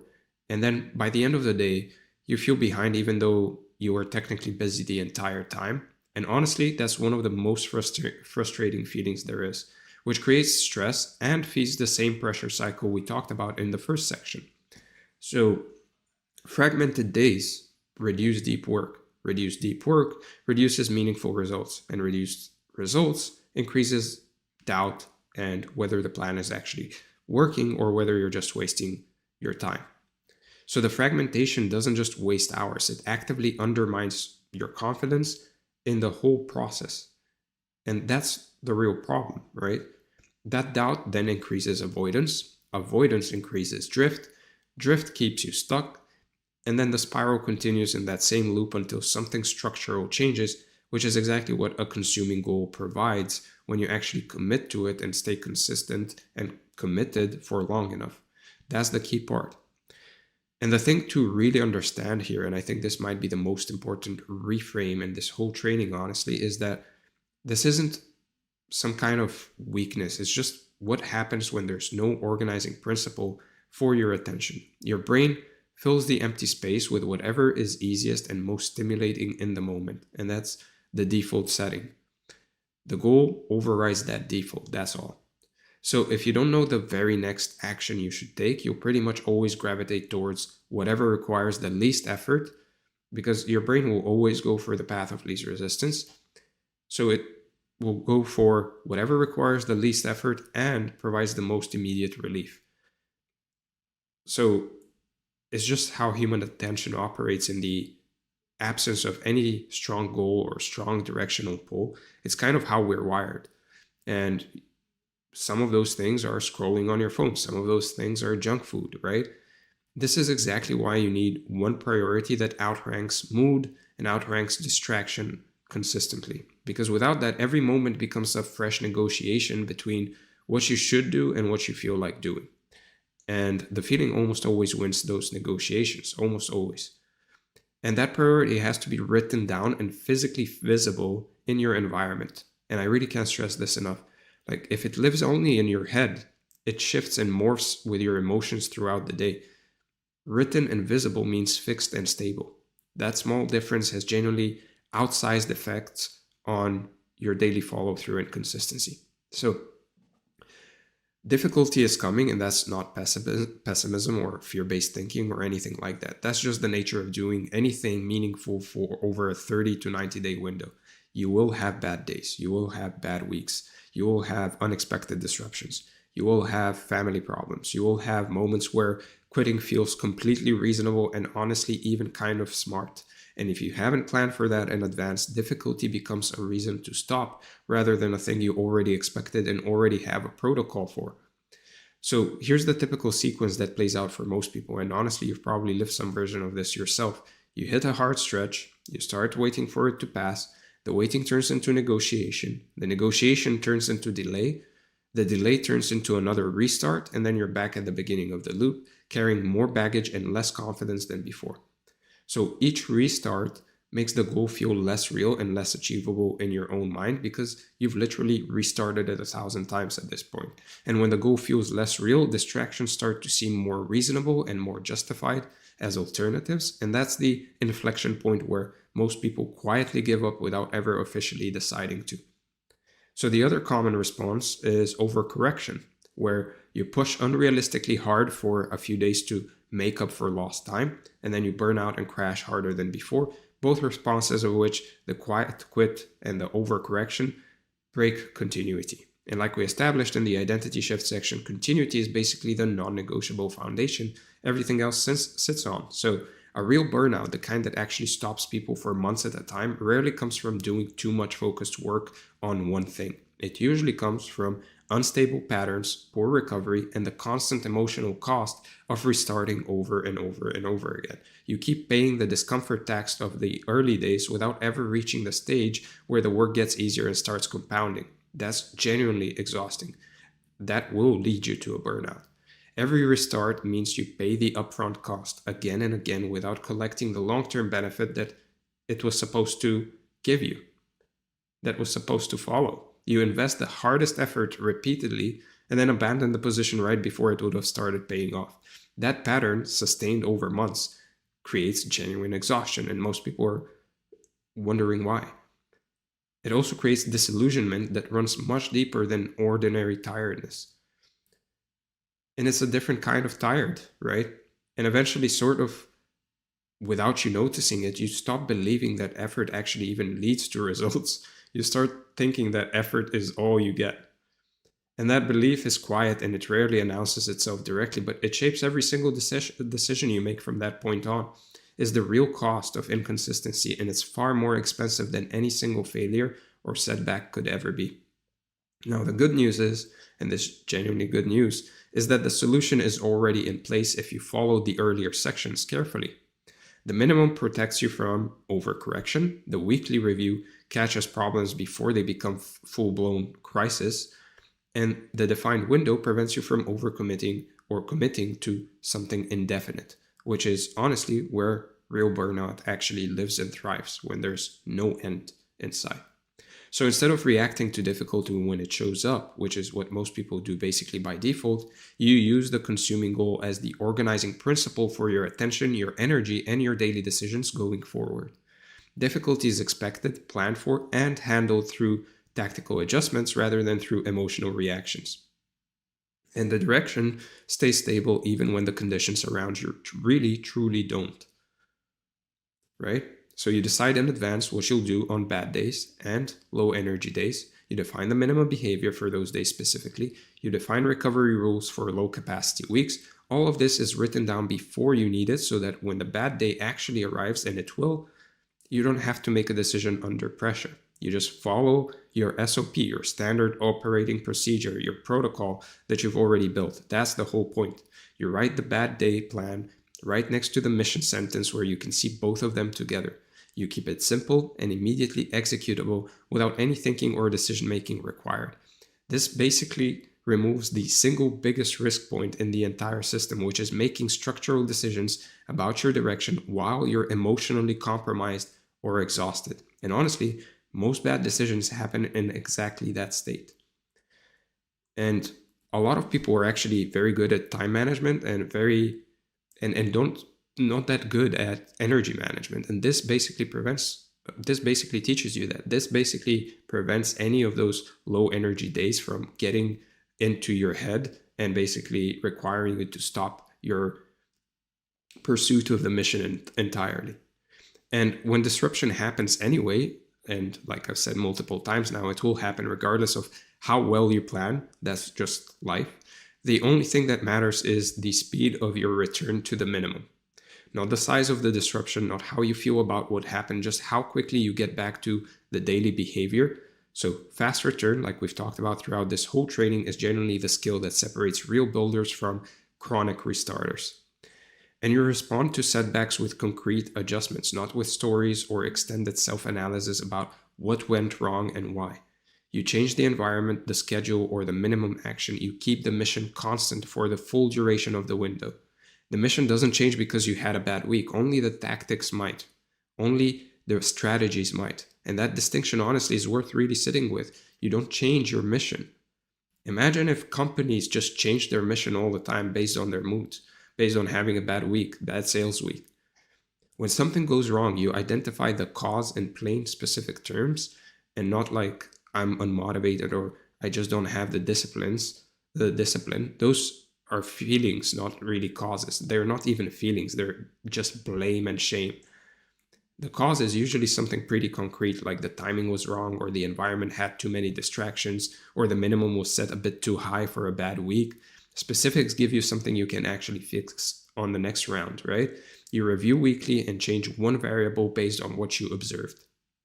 You measure the effect for the following week, and you keep the rest of the system stable while you test the adjustment. This is honestly the same approach used in any serious performance context, and it works here for exactly the same reason. Controlled iteration beats wild experimentation every single time. I've seen it again and again. So the key insight here, and this is the one people really tend to get backwards, is that stability is not rigidity. You're not stubbornly clinging to a plan that clearly isn't working. You're holding the direction steady, the mission, the overall mission, while adjusting the tactics and the plan within the window. That distinction matters enormously. So here's something that honestly doesn't get talked about nearly enough in any of the self-development material out there, and it's probably the most powerful idea in this entire training. When you run a consuming goal correctly with a minimum and the tracking and the weekly review all in place, it actually replaces most of the negative feelings you've been trying to manage separately this whole time. The anxiety, the restlessness, the low-grade dissatisfaction. Those things don't require their own interventions when your days are organized around something meaningful, something that gives you literal meaning and purpose, and measurable. The goal kind of crowds them out structurally, which is a very different mechanism than trying to think your way out of those feelings. A consuming goal occupies the same mental and emotional space that anxiety and rumination usually fill throughout the day. An I don't mind is the devil's workshop, is how they say it, right? When you know exactly what you're doing today and exactly why it matters, there's simply less room for the noise. This isn't related to positive thinking in any way, or I'm not reframing any of that stuff. It's basically just resource allocation, because now your attention goes somewhere. And if you don't direct it deliberately, your feelings will direct it for you. But if you have a goal, your attention is going somewhere. That's just how it works. The calm that comes from having a clear direction and actually taking action on it consistently and looking at the numbers and seeing that you're improving is fundamentally different from the calm people try to create through relaxation techniques or mindset exercises or breathing routines. It's not something you generate or manufacture. It's something that kind of emerges naturally when the chaos of indecision and ambiguity is removed from your day. Structure creates calm, right? Discipline is freedom, like Jocko Willink used to say. Honestly, I think this is one of the most underappreciated ideas in self-development. And the deep focus that comes from sustained daily work on a single goal produces a kind of satisfaction that scattered effort across many areas genuinely never can. There's a weight and a groundedness to it that you can actually feel in your day. And that feeling is what most people are really chasing when they say they want to feel better or be happier or find their purpose. It's not some grand revelation. It's the quiet result of just organized daily action towards something meaningful to them. That's it. Confidence is the downstream effect of evidence, and honestly, nothing more than that, right? You produce evidence through the daily minimum, you track it through the record, you review it weekly, and over time, you stop needing to psych yourself up or watch motivational content before you act. You just kind of expect to follow through, and then you do.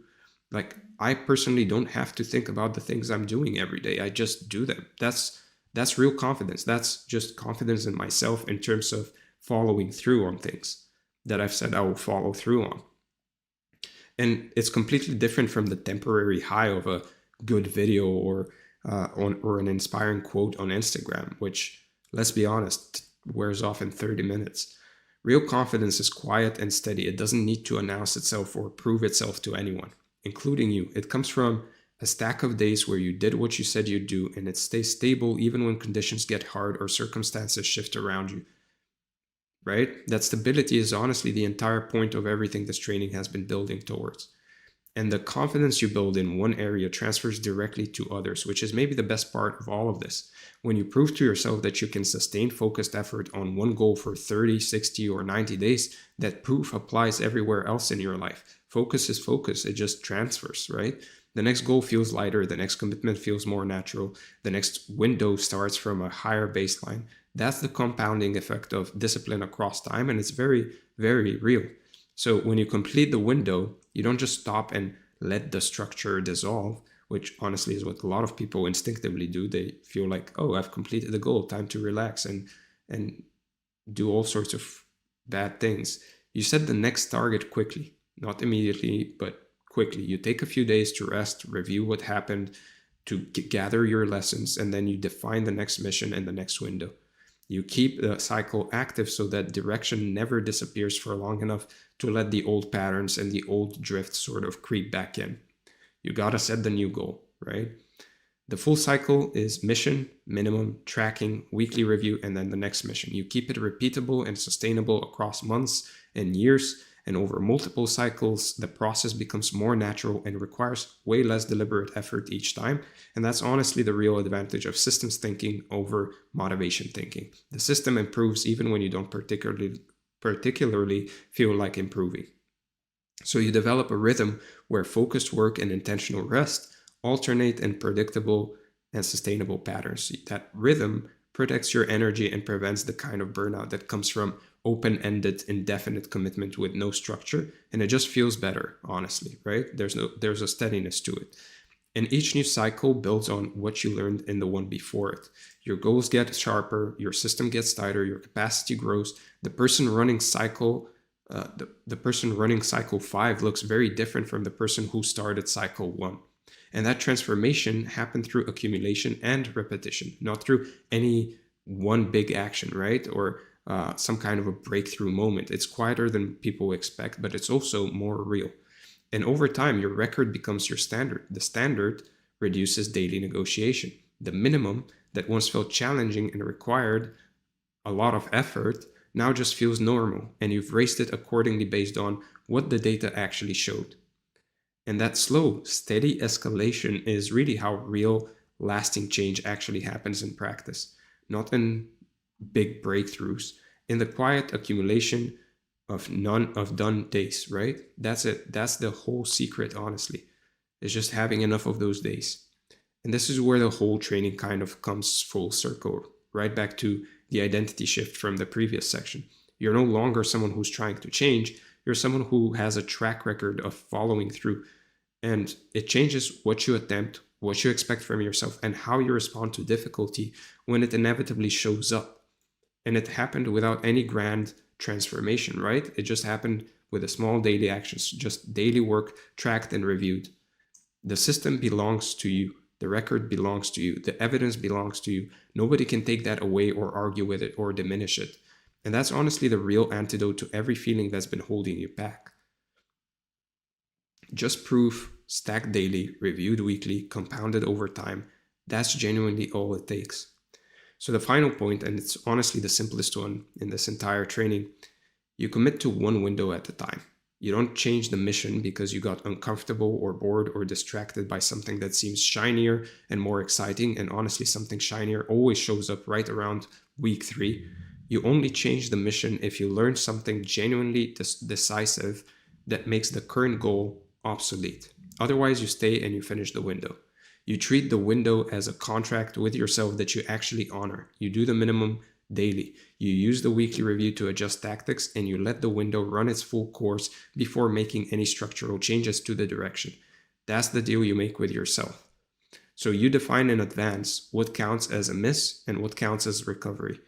You don't improvise the rules in the moment when you're tired or frustrated or demoralized. And that's exactly when you'd be most tempted to bend them, by the way, in your own favor in ways that honestly actually are not in your own favor over the long term and undermine the whole system. At the end of the window, one of two things happens. Either you hit the target or you produce enough data and enough self-knowledge to make the next cycle significantly better and sharper. Both of those outcomes are wins, genuinely. There is no version of a fully completed window that's a waste of your time. None. The only waste of time is actually not completing the window. After the window ends, and only after it ends, you raise the standard for the next one. Not during the current window when emotions are running high or you're feeling motivated or something, or you watched a motivational video. Not when you're feeling ambitious on a good day. After the record proves with actual evidence that you've got the capacity for more, right? The same way as going to the gym, you're not going to start lifting 200 pounds on the bench press unless you've already lifted 195. In the same way, right? You choose one variable to increase for the next window, just one, and you keep the rest stable. You test the new standard for a full cycle before changing anything else. You don't trade sleep, health, or basic well-being for short-term output, right? That's not discipline. That's honestly just a different, more socially acceptable form of self-sabotage. And it always catches up with you eventually. So with that said, let's go over the review. We talked about the overview, the discovery protocol, the identity shift, the obsession advantage, the review, and finally your action items for the day or the next few days. Write 1, 30, 60, or 90-day mission sentence with a measurable result, a personal reason, and an end date, and finalize it today so that execution begins tomorrow without any further planning or deliberation. Then set a daily minimum behavior, attach it to a fixed queue and prepared environment, and track completions for 14 consecutive days without changing the mission, adjusting only the tactics during your weekly review, and then run a full weekly review at the end of each week. Change one variable based on what the data actually shows, and repeat the cycle until the window ends. Then set the next target within a few days to keep the direction alive. With that said, if you want this document along with this training, then make sure to join the free community from the link in the description. If you want to work with me one-on-one, make sure to book a call from the link in the description. And if you want weekly newsletters on improving in every aspect of your life, meaning health, wealth, love, and self, then make sure to join the newsletter again from the link in the description. With that said, thank you for being here. I hope this was valuable. If it was, let me know in the comments below. Subscribe to the channel, like the video, and I'll see you in the next one. All right, hello and welcome to this training. As you can see from the title, what we're going to be covering today is how to attract everything by wanting nothing. And as you can see from the overview, what we're going to be talking about more specifically is first the overview itself, the wanting trap, the cluttered receiver, the vacuum principle, the review, and then the action items for the day or the next few days. Now, before we get started, if you want this training along with this document, then make sure to join the free community from the link in the description. If you want to work with me one-on-one, then make sure to book a call from the link in the description. And if you want weekly tips on health, wealth, love, and self, then make sure to join the newsletter again from the link in the description. With that said, let's get started and talk about the wanting trap.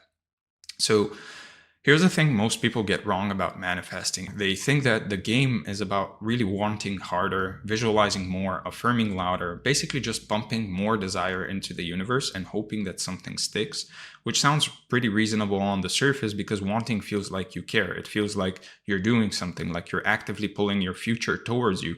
But the reality is that wanting is actually a signal of absence, right? A kind of energetic broadcast that says, I don't have this yet. And the more intensely you want, the more clearly you're telling yourself and everyone around you that you're in a state of lack. And this is where it gets a bit sciencey, but because your wanting is literally noise in a signal to noise ratio situation, meaning the more you're focused on the gap between where you are and where you want to be, the harder it becomes for your brain, your body, and your attention system to actually notice opportunities that are already around you, since your reticular activating system, which we've talked about before in other trainings, is tuned to confirm whatever you believe is true. So if you believe you don't have the thing, your RAS will helpfully filter out evidence that you could. And you can think of it like a radio dial that's basically stuck between stations, where the station you want is playing perfectly fine, but all that static from wanting is drowning it out. And the more emotional charge you put into the wanting, the louder the static gets, which is the opposite of what you'd expect, right? Your brain can only process a tiny slice of reality at any given moment, maybe a few hundred bits out of millions. So it has to choose what to show you, and it chooses based on what you've told it matters, which is exactly why someone who believes they're unlucky keeps finding evidence of bad luck, while someone who believes they are lucky keeps stumbling into good fortune, right? There's an attention economics angle here too, where your cognitive bandwidth is genuinely limited like a budget. And every unit of attention you spend on wanting or craving or longing is really a unit you can't spend on noticing, receiving, and acting. And there's a subtler thing happening here too, where wanting puts you in a particular physiological state, a kind of grasping, reaching, striving mode that your nervous system reads as not safe yet, not there yet, keep pushing. And that state has a frequency to it, right? A vibe, if you want to call it that. You've probably met someone who just felt desperate, like they were trying too hard to close a sale or to get your approval or make something happen, and you could sense it even though they didn't say anything explicitly. Desperate, but that's the energetic signature of wanting, and it repels. And the opposite is also true, right? Where someone who seems genuinely unbothered, like they'd be fine either way, tends to attract more easily because they're not leaking need everywhere, which paradoxically makes people want to give them things. And this is basically the whole problem with mainstream manifestation culture, the vision boards and the affirmations and the raise your vibration stuff, because most of it keeps you anchored in wanting mode rather than receiving mode. Now, there's nothing wrong with those stuff. If you enjoy doing them, keep doing them. But be aware that they kind of keep you anchored into that wanting state, right? Into that wanting vibe. And it keeps you staring at pictures of what you don't have yet, rather than creating actual space for what you want to arrive, right? There's a whole industry built on this, honestly, if you think about it. It's selling you more journals and more techniques that are all basically amount to want harder with better strategy. And the reason it keeps selling is that wanting feels productive. It feels like you're doing the work, even though it's often the thing that's keeping you stuck. And it's the same trap as being busy versus being effective. You can spend all day doing manifestation rituals and it can feel like you actually accomplished something without actually moving any closer to what you want, because the rituals themselves can become a way of avoiding. And there's also something weirdly comfortable about wanting, like it lets you keep dreaming without having to actually receive, because receiving actually requires change, right? It requires you to become someone who has the thing, and that's scarier than just continuing to want it from a safe distance. So you end up in this weird loop where you're affirming abundance while your entire posture, environment, and relationship structure is screaming scarcity. And your subconscious picks up on the contradiction every single time, which is why affirmations alone rarely work for people whose lives aren't aligned with what they're actually affirming, right? James Clear has this thing in Atomic Habits about how your outcomes are a lagging measure of your habits, and your habits are a lagging measure of your identity. The same principle really applies here, where your external results are a lagging measure of your internal state. And if that state is fundamentally wanting, right, craving, your results will keep reflecting that. So your environment is always giving you feedback about what you actually believe, which is why someone can say, I'm abundant, while living in chaos and clutter. And the clutter is the real truth your system is operating from. So the move here, and this is what the rest of this training is really about, is to stop trying to manifest through wanting and start manifesting through space, through creating room for things to arrive rather than constantly having to reach for them and chase after them. But before we can talk about creating space, we need to understand why most people's lives are so full that there's literally nowhere for new things to come. So let's talk about the cluttered receiver. Now, here's something you might not have been told before. Your life is probably already full, like completely occupied with stuff, people, commitments, habits, thoughts that leave almost no room for anything new to enter. And this fullness is actually the main reason your manifesting hasn't been working, because you're essentially trying to pour water into a cup that's already overflowing. So we can start with the obvious one, which is your physical space. you can look around your home or your office and you'll notice how much stuff you have that you don't actually use or need or even like anymore, right? Furniture from a previous version of your life, clothes that don't fit who you're becoming, objects that you just keep just in case, that basically represent some anxiety about the future or some sentimentality about the past. All of it taking up space and sending signals to your subconscious about who you are and what you deserve. And every object in your environment is a little vote for a certain identity. We've talked about this before, which is why minimalists often report feeling lighter and clearer after decluttering, because they've stopped being surrounded by constant reminders of their past self or their fears, right? There's actual research on this too, where cluttered environments increase cortisol levels and decrease the ability to focus, which means your stuff is literally stressing you out and reducing your capacity to think clearly about what you want. And a lot of these objects are what I'd call identity anchors, things that basically keep you tethered to who you are rather than who you're becoming, like keeping your overweight clothes just in case you gain the weight back, which is a vote of no confidence in your future self. Then there's the mental clutter, which is maybe even more important, and that is all the open loops and all the unfinished decisions and things that you've been meaning to do that just sit there consuming background processing power, like apps running in the background of your phone, draining the battery even though you're not using them. There's this thing called the Zeigarnik effect, where your brain holds on to incomplete tasks more persistently than completed ones, which is useful for remembering to finish important things, but becomes a problem when you have dozens of uncommitted decisions just sitting there taking up cognitive real estate. So every I should really or I need to eventually that you haven't resolved is really a tiny drain on your mental energy. And those drains add up until you're operating at like 60% capacity without realizing why you feel so scattered and tired. And even unmade decisions are a form of clutter, because holding multiple possibilities in your head without committing to one really keeps you in a state of low-grade tension, which is why people often feel relieved after finally making a choice they'd been putting off, regardless of which option they picked, right? And then there's the relational clutter, which is the hardest to address. All the people in your life who you've outgrown or who represent a version of you that you're trying to leave behind. Connections that you maintain out of obligation or guilt or habit rather than genuine mutual enrichment, right? Some of these relationships are actively keeping you stuck because every time you interact with certain people, you unconsciously revert to an older version of yourself, the version they expect you to be, which makes it really hard to grow into someone new while constantly being reflected back as someone old, right? It makes sense. Other relationships are just neutral drains. They are not necessarily bad, but not nourishing either. Just people you give time and energy to without really getting anything back, which wouldn't be a problem if your capacity was unlimited, but it isn't, right? And there's this Jim Rohn line about being the average of the 5 people you spend the most time with. And it is cliche, but it's cliche because it's true, right? Your relationships are constantly co-creating your sense of what's possible, which is why upgrading your environment often means upgrading your circle. Now, there's the deeper mechanism here, though. Your system, your body, your mind, your life is constantly really trying to maintain homeostasis. It's trying to stay stable and predictable, which means it actively resists any change, even when you constantly want change.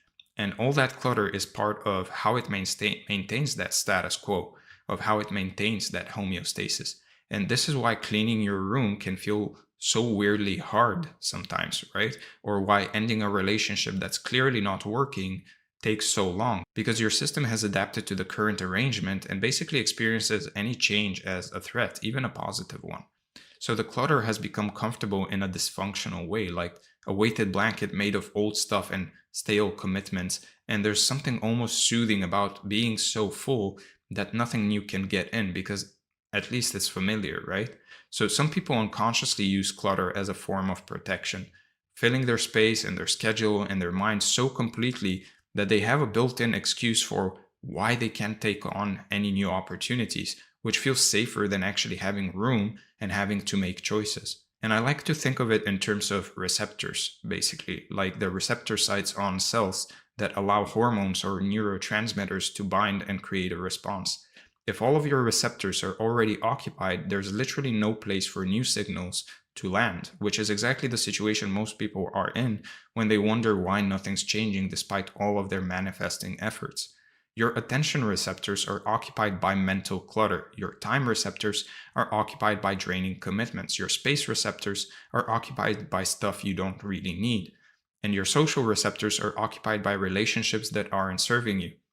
And so, even if the universe, or whatever you want to call it, is sending you opportunities, signals, invitations, you can't receive them because there's nowhere for them to actually attach. Now, the final piece here is understanding that your environment is always telling you a story about who you are, a story your subconscious reads constantly. And if your environment says this is someone drowning in stuff, overwhelmed by commitments, surrounded by the past, then that's the identity your system will keep generating results from. Your external reality is feedback from your internal reality. Like we've talked in other trainings, right? And your internal reality is also heavily shaped by what you're immersed in every single day. So it becomes this loop where your cluttered environment reinforces your cluttered internal state, which generates more clutter. So the only way to really break the loop is to intervene at the environment level, to start changing what you're surrounded by, because trying to change your internal state while living in the same mess is like trying to meditate in a construction site. The good news is that environmental change is actually one of those highest leverage interventions you can make, because it shifts what your system is exposed to without necessarily requiring any more willpower. It just happens automatically once you've set it up. And look, this gets into uncomfortable territory, but the state of your environment also often reflects what you believe you deserve. People who believe they deserve beautiful, spacious, orderly lives tend to create and maintain them, while people who believe that they deserve chaos or scarcity tend to accumulate it, right?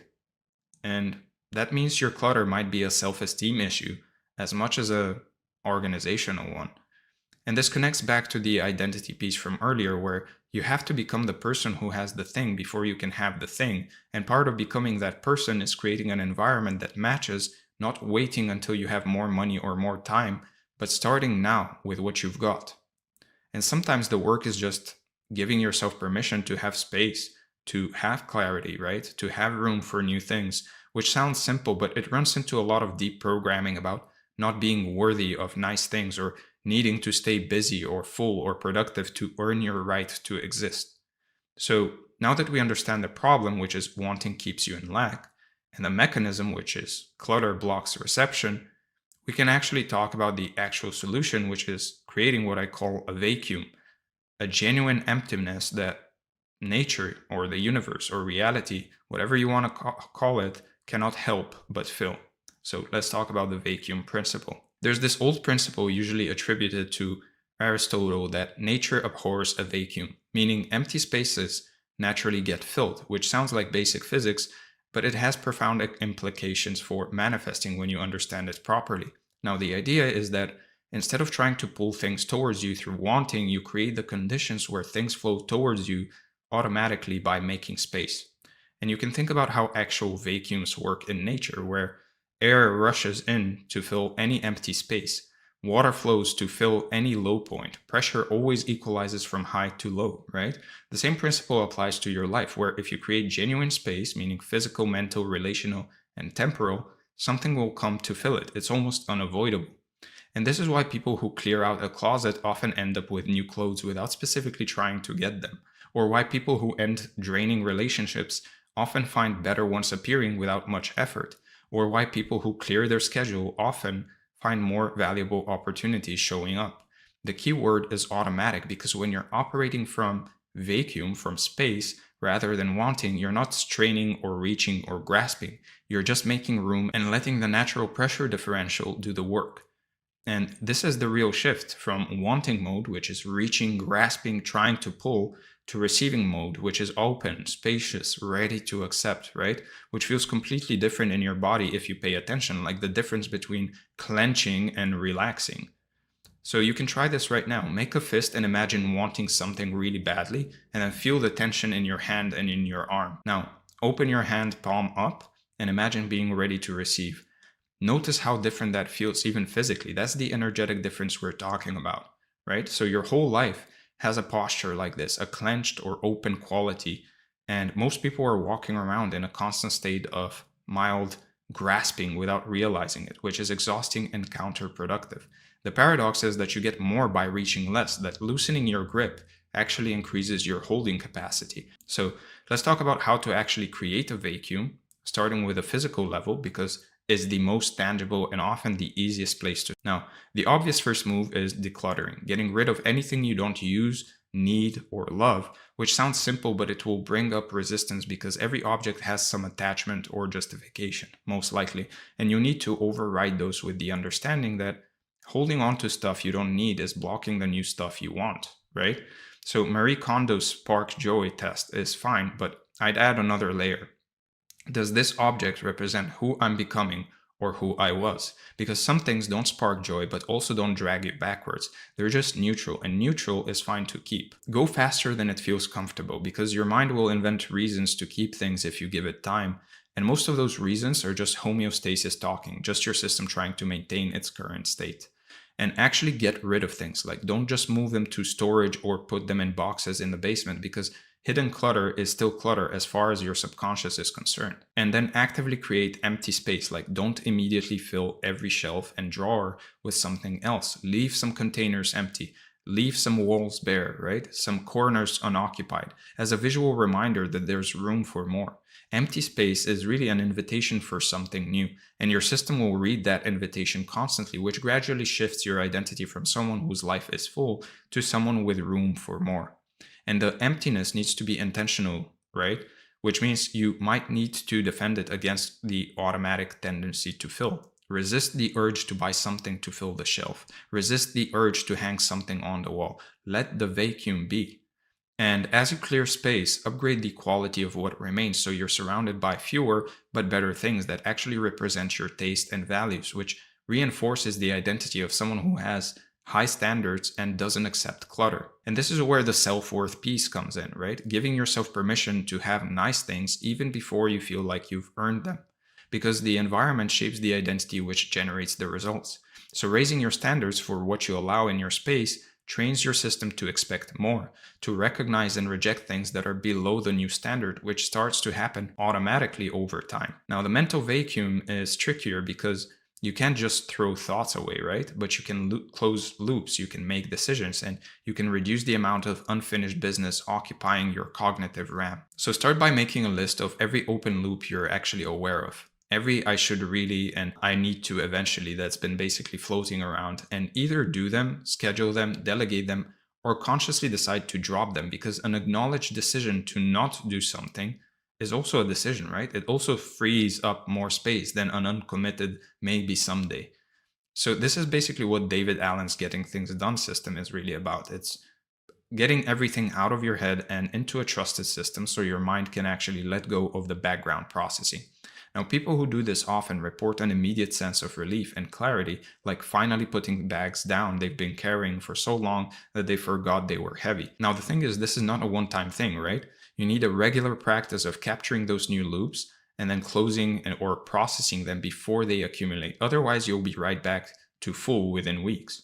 So same with unmade decisions, which are maybe even more draining than incomplete tasks, because holding multiple possibilities open requires constant low-level processing. Make the decisions, commit to them, and then just move on. Most decisions don't need to be optimal, they just need to be made, because even a suboptimal decision really frees up more energy than continued deliberation, and you can always adjust later. So perfectionism is often just a fear of commitment in disguise, a way of keeping all of your options open while actually choosing nothing, which feels safe but is actually very costly in terms of mental capacity. And a regular meditation or mindfulness practice also can help here.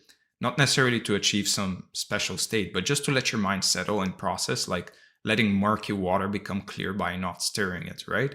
And silence and boredom are underrated. I've made videos on this. They're when your mind can actually complete the background processing instead of always being fed new inputs. So reduce your inputs, consume less content or news or social media, because every input creates processing load, and most inputs are adding clutter rather than value. Now, the relational vacuum is the hardest but often the most impactful, because relationships are where we really lose the most energy without realizing it. And they're also what most stubbornly anchor us to old identities. So do an honest audit of your relationships and ask yourself for each one, does this person actually energize me or drain me? Does this relationship reflect who I'm becoming or who I was? Am I maintaining this out of genuine care or just obligation, guilt, or habit? And this is going to be uncomfortable because you'll probably find that some relationships you've invested a lot in are actually not serving you at all, right? And that feels almost like a loss, like admitting you were wrong to invest. But sunk cost thinking will keep you pouring more energy into draining connections. And the longer you wait, the more you lose. And you can end or reduce relationships with compassion, right? You don't have to be harsh or burn bridges. You can just gradually decrease the time and the energy you invest while still wishing them well. Now, for relationships you want to keep but that tend to drain you, the move is boundaries, right? Strong boundaries, which means clearly defining what you will and won't accept and then actually enforcing it. Now, you don't always have to explain your boundaries in detail. A lot of the times you don't need to explain boundaries at all. Sometimes you can just change your behavior and let people adjust, because really asking for permission to have boundaries often invites negotiation, and you don't want to be negotiating on your boundaries, right?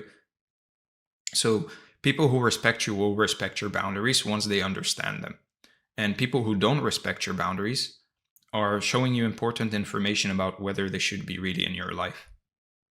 And as you clear relational space, intentionally fill some of it with people who represent where you're going, people who inspire you, who are living the kind of life you want, who see your potential and reflect it back to you. You become like the people you spend time with. So this is one of the highest leverage investments you can make, even if it means spending money to be in rooms with people who are ahead of you. Being around people who have what you want also gives you permission to have it yourself, because you see that it's actually possible, that people like you can have these things. And so finally, there's the temporal vacuum, meaning creating actual empty time in your schedule rather than filling every slot with commitments, which is maybe the hardest one for ambitious people who feel like empty time is wasted time. Now, you need a margin in your calendar, space between things, time that's uncommitted and unstructured, not because you're lazy, but because that's when the unexpected opportunities can find you, or unexpected ideas, when the ideas can actually percolate, when the rest can actually restore, right? This feels counterintuitive if you're used to measuring productivity by how busy you are, but being constantly booked is actually a form of a scarcity mindset, right? A fear that if you slow down, you'll fall behind. But sometimes you need to slow down in order to go fast. So creating temporal space requires trust that the time will be well used, right? Even if you don't pre-plan how. And often the best things that happen come from unstructured time. Now, I'm not saying fill that time with social media, right? This is not good time. This is not empty time. Practically, this means saying no to things more often, even good things, even opportunities that maybe seem valuable, because saying yes to everything fills your calendar until there's really no room for the thing you actually want. And that thing needs empty space to really land in, right? Every yes has an opportunity cost in terms of what you can't say yes to later. And people who understand this actually get more selective about their yeses, which is how they end up with better outcomes. So fear of missing out keeps people overcommitted, but the real thing you're missing out on when you're too busy is the life you actually want, which requires space to receive. So build temporal vacuum into your rhythm, like regularly scheduled nothing, even if it's just an hour a week to start, right? Protect the time that you defend against invasion until having space feels normal rather than anxious. And this is an identity shift as well, becoming someone who has time rather than someone who's always busy, which changes how you feel about yourself and also how others perceive you. And ultimately, that's what this whole training is about, right? Shifting from someone who's constantly wanting and chasing and striving to someone who's open and spacious and ready to receive, because that's when things actually start flowing towards you. Now, let's go over the review. We talked about the wanting trap, the cluttered receiver, the vacuum principle, the review, and finally your action items for the day or the next few days. First, Pick one area of your life. It can be physical space, mental loops, relationships, or schedule, and create genuine vacuum this week by removing or closing or ending at least 3 things that are taking up space without adding any value. And then deliberately leave some emptiness unfilled for at least 30 days. And try to resist the urge to immediately fill any space you create, whether that's a cleared shelf or a freed up hour or an ended commitment. And then finally, practice the embodied difference between wanting and receiving daily. Even just for a minute, feeling the difference in your body between grasping or clenched and receiving, meaning open, and choose the receiving posture as your default. With that said, I hope you enjoyed this training. I hope it brought a lot of value. If you want this training along with its respective document, again, make sure to join the free community from the link in the description. If you want to work with me one-on-one, then make sure to book a call from the link in the description. And if you want weekly tips on health, wealth, love, and self sent directly to your inbox, then make sure to sign up to the newsletter, again, from the link in the description. Once again, thank you for being here, and I'm going to see you in the next one. All right, hello and welcome to this training. As you can see from the title, what we're going to be covering today is how to achieve anything effortlessly. And as you can see from the overview, what we're going to be talking about more specifically is first the overview itself, the paradox of effortless achievement, letting go of the outcome, flow alignment, the review, and your action items for the day or the next few days. So without further ado, let's get started and talk about the paradox of effortless achievement. Now, before diving into the psychological side of this whole thing and of effortless achievement, it will actually help to ground the entire idea into something physical and observable, and something that actually, quite frankly, doesn't need you to believe in it or doesn't need any motivation in general. It depends only on the laws of physics and movement themselves, and that is fluid dynamics. Now, fluid dynamics is a branch of physics that studies how liquids and gases move. It's part of fluid mechanics,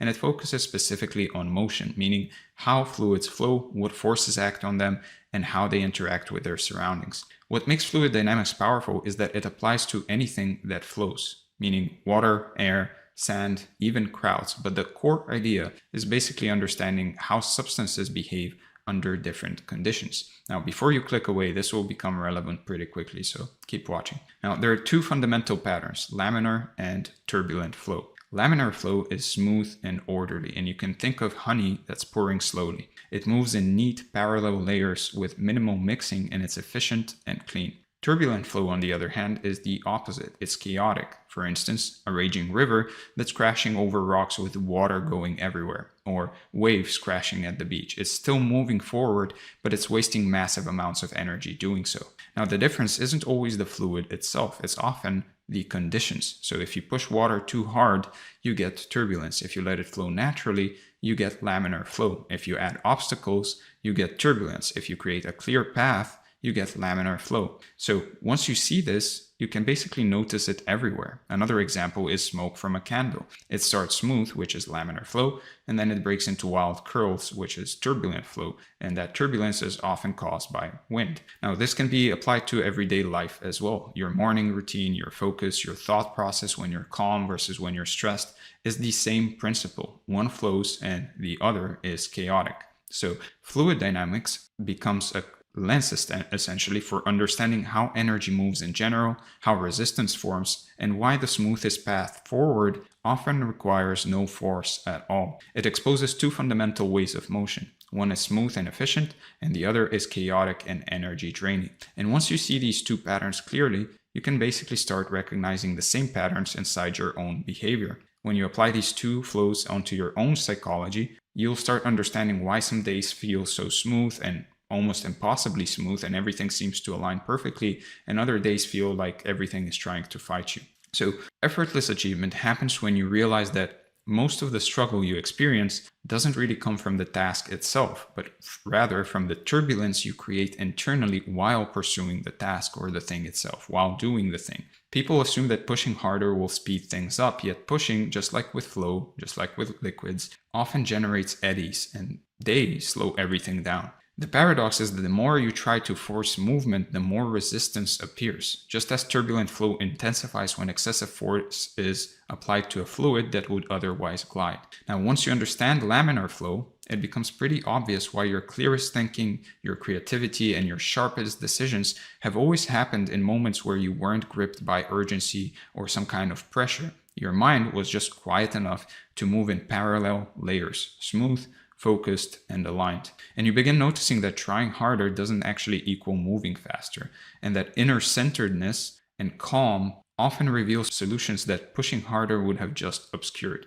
So this kind of basically redefines what effort even means. Aligned motion often has a lot more power than pressured motion. Now, psychological turbulence tends to build gradually through three different sources. The first one is mental overactivity, and this is when the mind generates more thoughts than the situation actually requires. It simulates scenarios and outcomes, rehearses conversations, and maybe sometimes in the shower, like a lot of us do, and prepares for problems that don't even exist. It's basically noise disguised as productivity. All it does is burning cognitive fuel without actually moving you forward at all. So you're in mental overactivity when you're thinking about the same thing repeatedly without any new information or without any new insights. Each unnecessary cycle adds friction to your decision making and dims your perception of what's actually present. So the antidote is clearer thinking, reducing volume so that the signal can emerge. Now, the next one is emotional overinvestment. This happens when you attach disproportionate significance to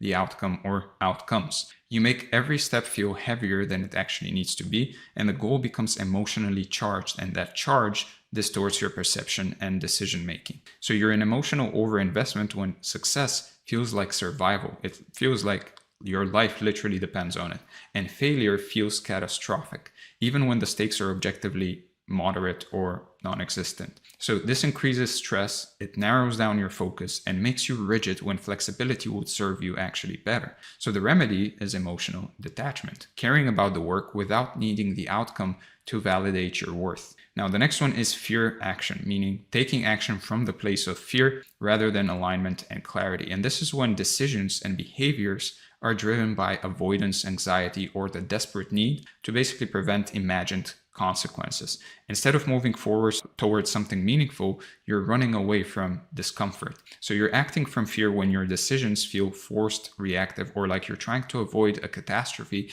rather than create something. And fear-based action creates rushed, rigid behavior that lacks adaptability and often produces the very outcomes you are trying to avoid. So the solution is grounded action, pausing long enough to distinguish between genuine necessity and fear-driven urgency. Now, when all three of these combine, they create internal resistance that feels eerily similar to turbulent flow. It's disjointed, noisy, and energetically expensive. And this is why certain days feel heavy when your workload is the same. Inside turbulence, attention starts scattering, decision-making slows down, and you burn energy simply trying to stay afloat in the churn of your own thoughts. Your inner world becomes this rapid river that is constantly crashing against the rocks and thrashing against itself without making any meaningful moves forward. The problem isn't that the goal is hard itself, it's that the mind is in a state that makes even simple things feel hard. And when you remove the internal rocks such as overthinking, pressure, and attachment, the flow straightens and the same effort suddenly goes 10 times further.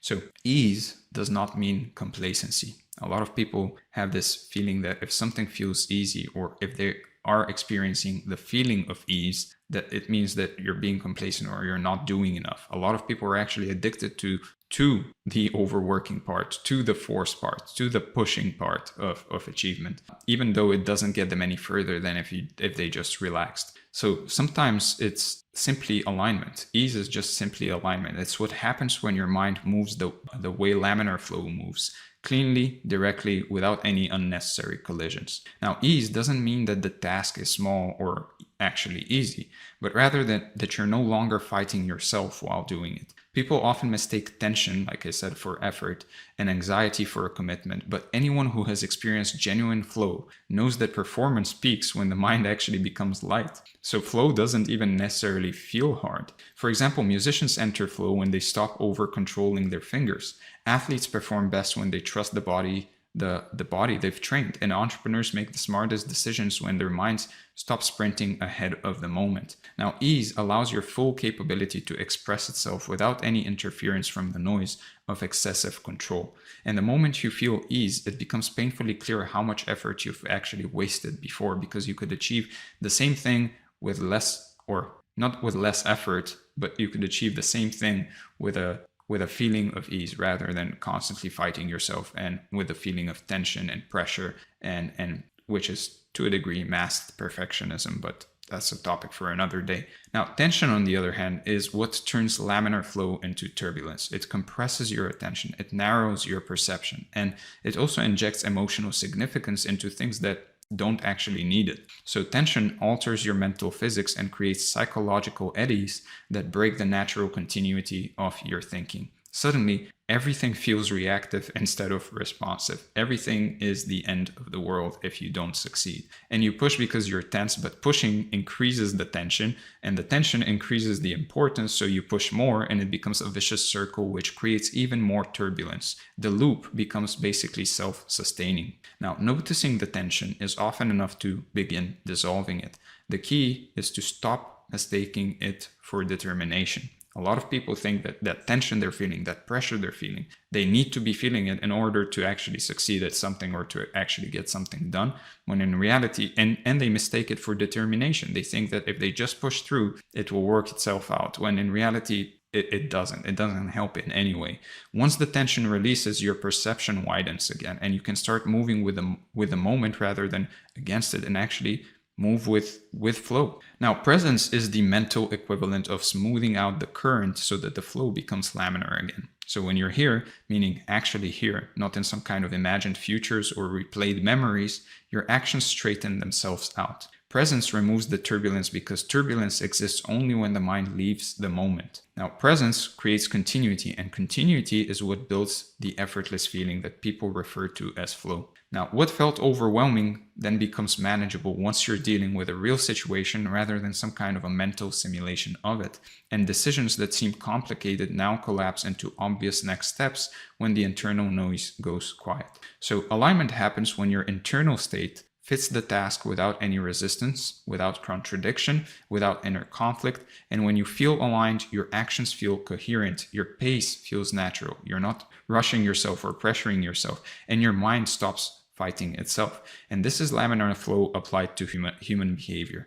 Now, misalignment always feels heavier than the situation itself, as if the mind is trying to basically drag the body through a terrain that it hasn't been prepared for. And when alignment returns, everything softens, everything becomes a bit easier, and even complex tasks stop feeling like these battles of survival, essentially, or of survival for your ego, at least. From there, momentum grows on its own because nothing internal is really blocking the movement anymore. And you waste enormous energy when you operate in turbulence. You ruminate, you tighten, you project, you predict, or try to predict, you micromanage. Once all of that noise dissolves, you discover how much capability was actually buried under all these emotional ups and downs. Laminar flow conserves energy because it eliminates unnecessary motion. Effortless achievement works the same way. It removes what doesn't help. It just amplifies what does. High performers look calm because they're not pouring energy into turbulence. They're not suppressing emotion. They simply have nothing chaotic to suppress. Their calmness communicates control, but not the emotional kind of control, but rather more the kind that comes from internal coherence, centeredness, and confidence. And when energy stops leaking, results compound in a way that feels almost unfair to people that are still stuck in turbulence. Now, effortlessness is ultimately a shift in your consciousness. So it's basically understanding that outcomes don't respond to pressure, but to alignment, intention, timing, and psychological balance. It's realizing that when the inner world organizes itself, the outer world becomes easier to navigate as well, because your perception stops distorting the environment. Effort becomes less about pushing and more about placing your energy where it naturally moves forward. You start noticing reality's subtle feedback signals, the ones that turbulence always blinded you to, and you begin to trust the intelligence of flow rather than the adrenaline of force. Now, nature moves through laminar flow everywhere. Roots find their water, waves sculpt shorelines, seasons shift. Nothing really forces itself into being. It simply moves in accordance with structure, with timing, and with balance. Humans struggle because they try to override these principles with emotional intensity, personal timelines, some fake weird deadlines, and excessive importance to things that don't matter. The Taoist principle Wu Wei mirrors laminar flow perfectly. Now, Wu Wei literally translates to non-doing or action without force, and it emphasizes natural action that aligns with the flow of life rather than resisting it. It doesn't mean inaction or laziness, but rather it means acting at the right time, in the right way, without any unnecessary interference or over effort. Like water flowing around obstacles without resistance, it basically teaches us to move with situations rather than against them, to basically look for the path of least resistance while still reaching our destination. It is essentially intelligent action that comes from deep understanding and presence, not from forcing your will onto reality, but from responding skillfully to what is. Essentially, it's action without strain, progress without pressure, and movement without force. And when your behavior aligns with this principle, you'll stop fighting the moment and begin collaborating with it. And you return to a more natural mode of achievement, one that feels strangely obvious once you actually experience it.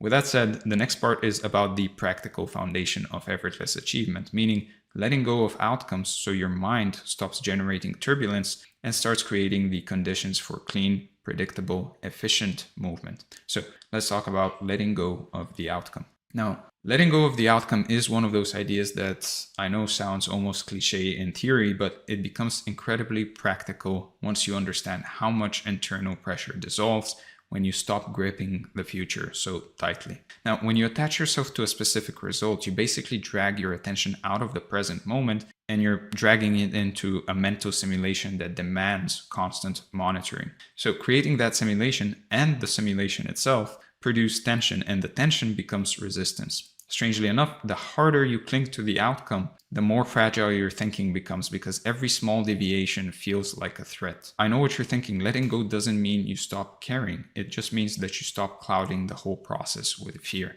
And most people confuse detachment with indifference, yet they're not even remotely the same. In my opinion, at least, indifference means that you've withdrawn your energy and interest. Detachment, on the other hand, means that you've withdrawn your desperation. You have stopped placing a disproportionate amount of importance onto the thing, which actually gives you more energy to work with. So the moment you separate your identity from the outcome, your thinking expands, your judgment stabilizes, and your presence becomes stronger. You're more in the moment, essentially. And that alone restores the smoothness of laminar flow, because the mind stops creating artificial obstacles or some weird, impossible strive for perfection which can never be reached. Now, attachment creates resistance because it forces your mind to interpret everything through the lens of, is this getting me there fast enough? And that question and questions similar to it generate pressure even when your progress is unfolding perfectly well. You start arguing with reality and you start protesting its timing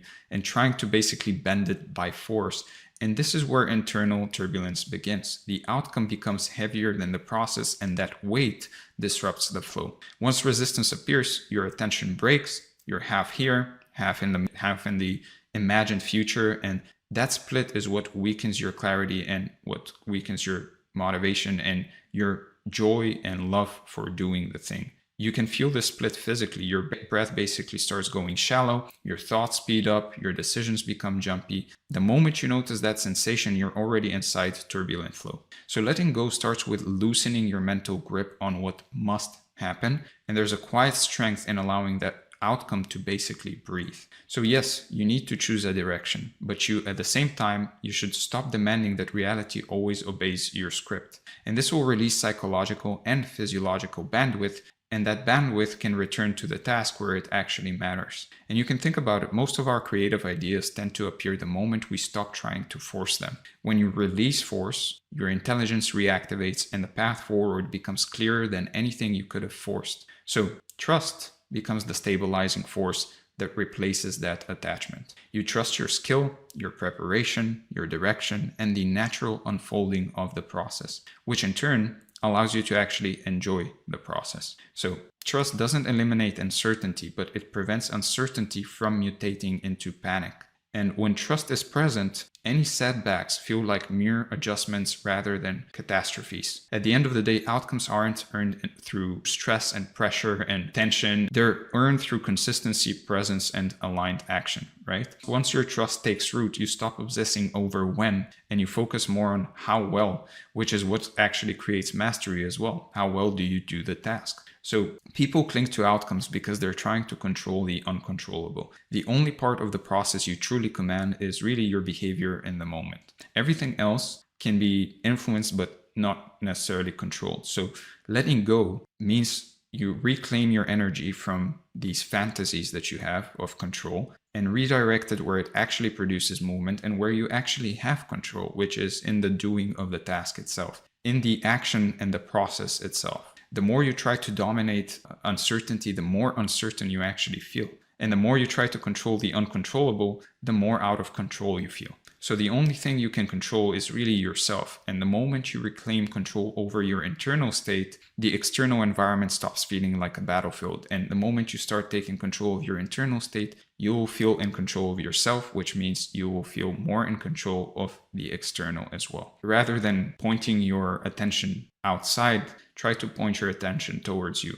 Just control yourself. Be here in the now and actually do the task and actually do the thing that you're supposed to do. And by doing that and being present and being in the moment, you'll feel way more in control of your life and of the external world as well, without you even actually trying to control the external world. So when you detach from the outcome, the process itself becomes lighter, it becomes cleaner, and it also becomes more enjoyable without you even really trying. You're not constantly checking your scoreboard, whatever that is, and you're not mentally measuring distance. You're simply doing what needs to be done and doing it to the best of your current ability. And ironically, this state accelerates results more reliably than force because it keeps you inside laminar flow. It keeps you flowing. And flow isn't something you manufacture. It's something that shows up when you remove the pressure that destroys it. So you don't even have to work on creating flow. You just have to stop doing the things that destroy it. With the outcome no longer looming over you, your actions basically reconnect into a continuous rhythm that feels far more sustainable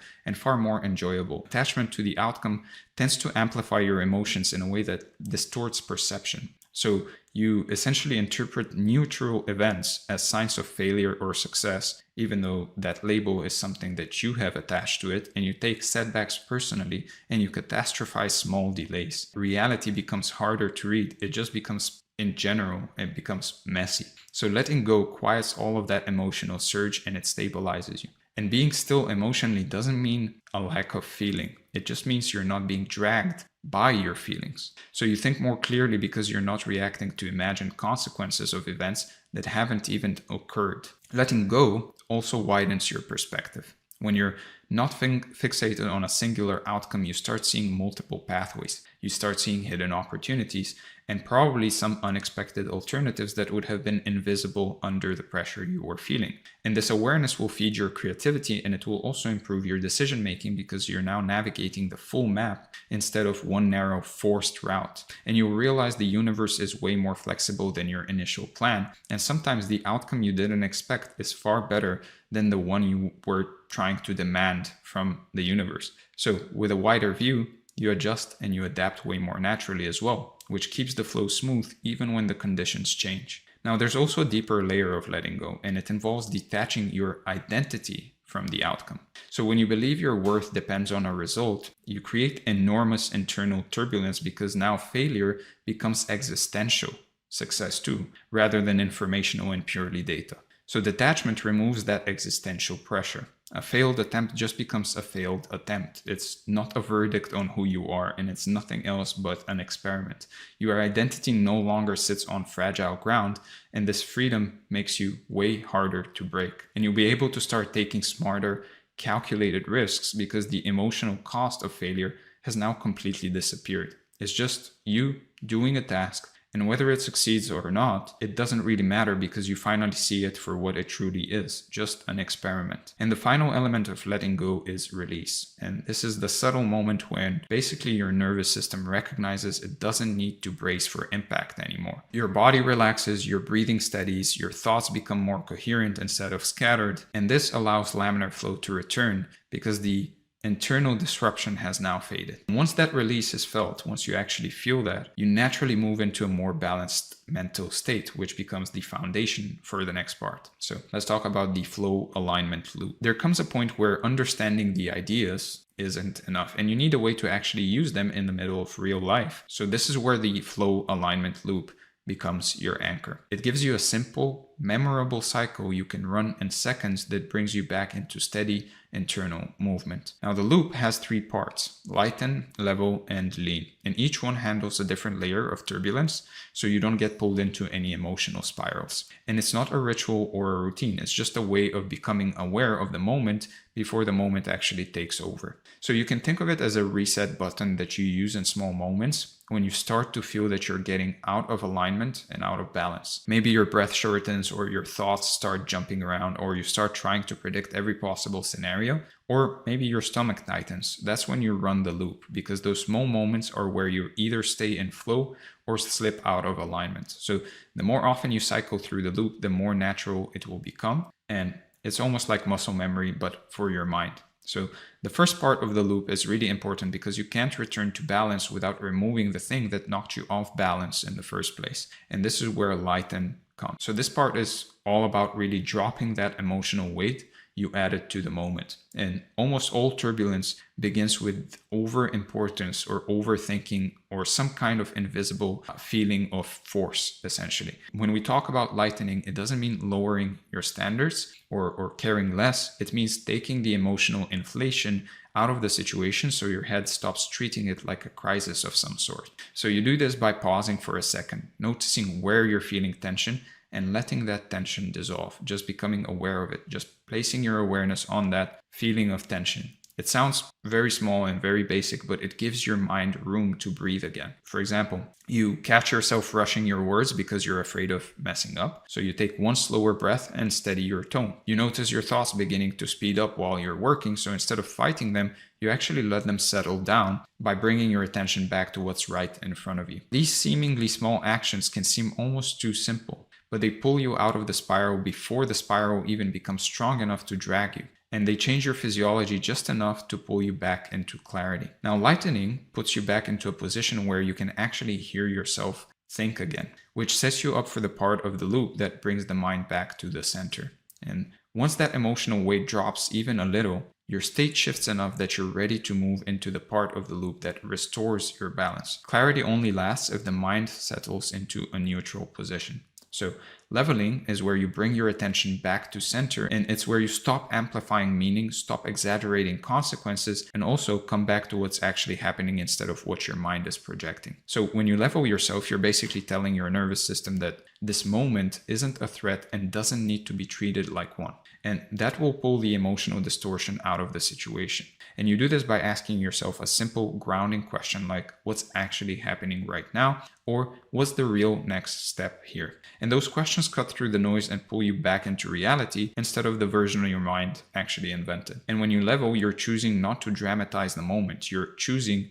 not to let your brain create imaginary stories, and you're choosing the center. And the center is always where your best thinking actually happens. You'll feel your pace slow down in a good way, not in a lazy way, but in a stable way. And as your internal state starts evening out, your reactions will stop being reactions and start becoming responses, which is exactly what laminar flow feels like in the mind. So with the emotional weight dissolved and your internal balance restored, the next natural step is to move forward again, but in a way that doesn't reintroduce pressure and turbulence. So leaning is where you take the next action without force. It's the part of the loop where you move, but you move cleanly. You're not pushing, you're not rushing, you're not trying to jump 10 steps ahead. You're simply doing the next real step with a steady hand and steady mind. Leaning is subtle, but it's also powerful because it creates forward motion without really disturbing any of your balance. Leaning is not forcing yourself to work harder. It's not trying to bulldoze yourself through resistance. It's the opposite. It's letting yourself glide into the action that makes sense right now instead of the action you think will impress someone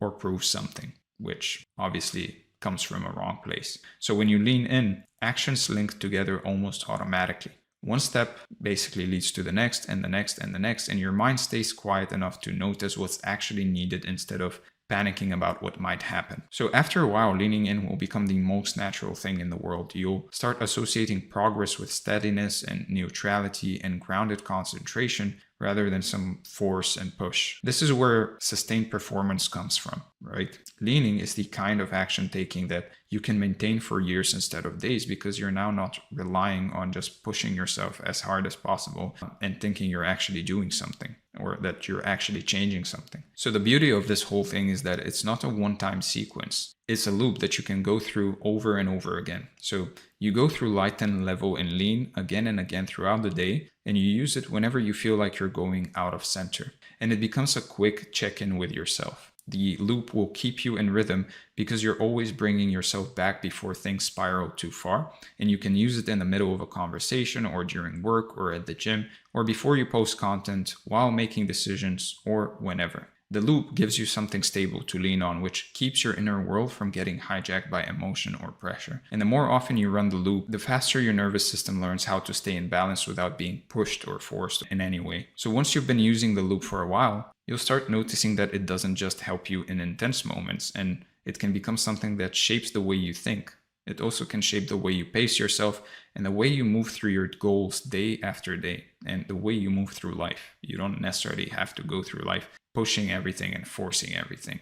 A lot of the times that creates the opposite effect. Let's go over the review. We talked about the paradox of effortless achievement. We talked about letting go of the outcome. We talked about the flow alignment loop. And finally, the review and your action items for the day or the next few days. So first, start applying. Start using the flow alignment loop throughout your day. Whenever you feel like the moment is starting to feel heavier than it should, just run the loop in real time and lighten the emotional weight and level your internal state and just lean into the next step. And take a few minutes each morning to walk yourself through the 3 steps so that they're fresh in your mind before the day pulls you in 2 different directions. Just a quick mental reminder of lighten, level, and lean so that the loop becomes your default corrective pattern. And finally, use the loop during small situations, not just big ones, because the small moments are where turbulence usually begins and where most people miss it. When you practice the loop often, you basically condition your mind to stay balanced before any pressure has a chance to actually build up. And the more you rehearse it in low stakes moments, the easier it becomes to actually stay calm, clear, and aligned when the stakes rise. With that being said, I hope you enjoyed this video. If you did, make sure to like the video, subscribe to the channel for more, comment below what you'd like to see next. And if you're an entrepreneur, creator, or professional and you want my help in reaching your next level by mastering and optimizing your health, wealth, love, and self, then book a call using the first link in the description. We'll break down basically where you are right now, map out your next steps, and see if working together one-on-one would make any sense. With that being said, thank you for being here, and I'm going to see you in the next one. All right, hello and welcome to this training. As you can see from the title, what we're going to be covering today is how to achieve anything by hating your life. And as you can see from the overview, what we're going to be talking about more specifically is the pain threshold principle, burning the boats from hatred to hunger, the review, and then the action items for the day or the next few days. Now, before we get started, if you like content like this, make sure to subscribe, make sure to like the video, comment below to let me know what you'd like to see next. If you want to work with me one-on-one, make sure to book a call from the link in the description. If you want this training along with its respective document, make sure to join the free community from the link in the description. And if you want weekly tips on how to improve your health, wealth, love, and self, then make sure to join the newsletter, again from the link in the description. With that out of the way, let's get started and talk about the pain threshold principle. So you can tolerate almost anything if you actually let yourself, and that tolerance is exactly what keeps you stuck. And if you think about it, the human capacity to adapt to anything whatsoever is absolutely awe-inspiring. You can basically get used to a job you hate, a relationship that you no longer want, a version of yourself that you'd be embarrassed to show your younger self, And the worst part is you won't even notice it happening, since the decline is so gradual that it just feels like normal life after a while. And this is what I call comfort creep, where mediocrity doesn't arrive all at once, but it sneaks in through 1,000 tiny compromises, a death from 1,000 cuts, right? Each one too small to fight, until one day you look around and realize you've built an entire life around avoiding discomfort instead of really chasing what matters to you and what you actually want. And the real danger here is that your standards quietly lower to match your reality. So instead of your reality rising to meet your standards, you just adjust. And you call it being realistic or growing up or whatever story helps you sleep at night. And we've got more tools than ever to really numb ourselves to this gap. And some people do it with scrolling, others do it with drinking, others do it with drugs, others do it with binge watching or staying busy with things that feel productive but aren't, all of which just delays the reckoning that's eventually coming anyway. So people genuinely do not change until the pain of staying the same becomes greater than the pain of changing. Which sounds obvious when you say it out loud, but most people never actually reach that threshold because they keep finding new ways to make their current situation bearable. So the solution then is to stop making it bearable, right? To actually let yourself feel how bad it is, to remove the numbing and the distractions and the comforting lies and just sit with the reality of where you are. Because even though it's uncomfortable, that discomfort is trying to tell you something important. Your dissatisfaction is data, it's feedback, it's your deeper self telling you that this isn't the life you're supposed to be living. And if you keep muting that signal, you're basically not ignoring the only thing that could actually get you out of there. So hating your life, and I mean really admitting that to yourself, is actually one of the most honest things that you can actually do, because most people spend enormous amounts of energy pretending things are fine when they're not. And that pretending is what takes a toll that compounds over time. And you can just look around and see that this is true. Most people in some way or in one way or another are numbing that realization that they're actually dissatisfied with their lives. And the reason why they're numbing that, or the reason why they don't want to look in that direction, is because once they do look in that direction and once they admit that to themselves, they actually have to do something about it, which they know is going to be difficult. So they'd rather not even look in that direction. So what you're really feeling when you hate where you are is really the gap between your current reality and your actual potential. And that gap is painful precisely because some part of you knows that you're capable of more, which is why the dissatisfaction won't go away no matter how much you try to rationalize it. So there's actual clarity in the hatred if you're willing to look at it, because it shows you exactly what's misaligned, what's not working, what needs to change. And most people would rather stay confused than face that kind of truth directly. Again, because it's difficult, because then they would have to actually take action. And so saying I hate my life out loud, even just to yourself, is the first crack in the wall. And once that wall starts to crack, the light gets in and you can't unsee what you see, which is why people avoid saying it in the first place. Now, I'm not saying you have to say this verbatim, like I hate my life out loud, but admitting to yourself that you're actually dissatisfied with where you are and letting that feeling land fully without distracting yourself, without numbing that, is what you need to do. And this is me giving you permission to feel it fully, to stop pretending, to drop the gratitude performance and actually acknowledge what's not working.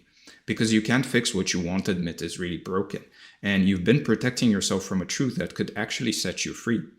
And here's the thing, that hatred isn't always negativity or a bad mindset. It can be fuel, right? It can be energy, the raw material for transformation. And right now you're just wasting it on suppression instead of using it to actually move and take action.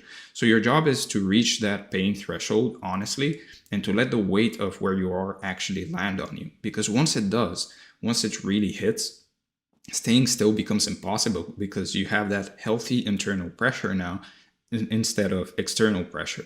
And the most dangerous place you can be is comfortable enough, which is this zone where things aren't necessarily great, but they're not terrible either.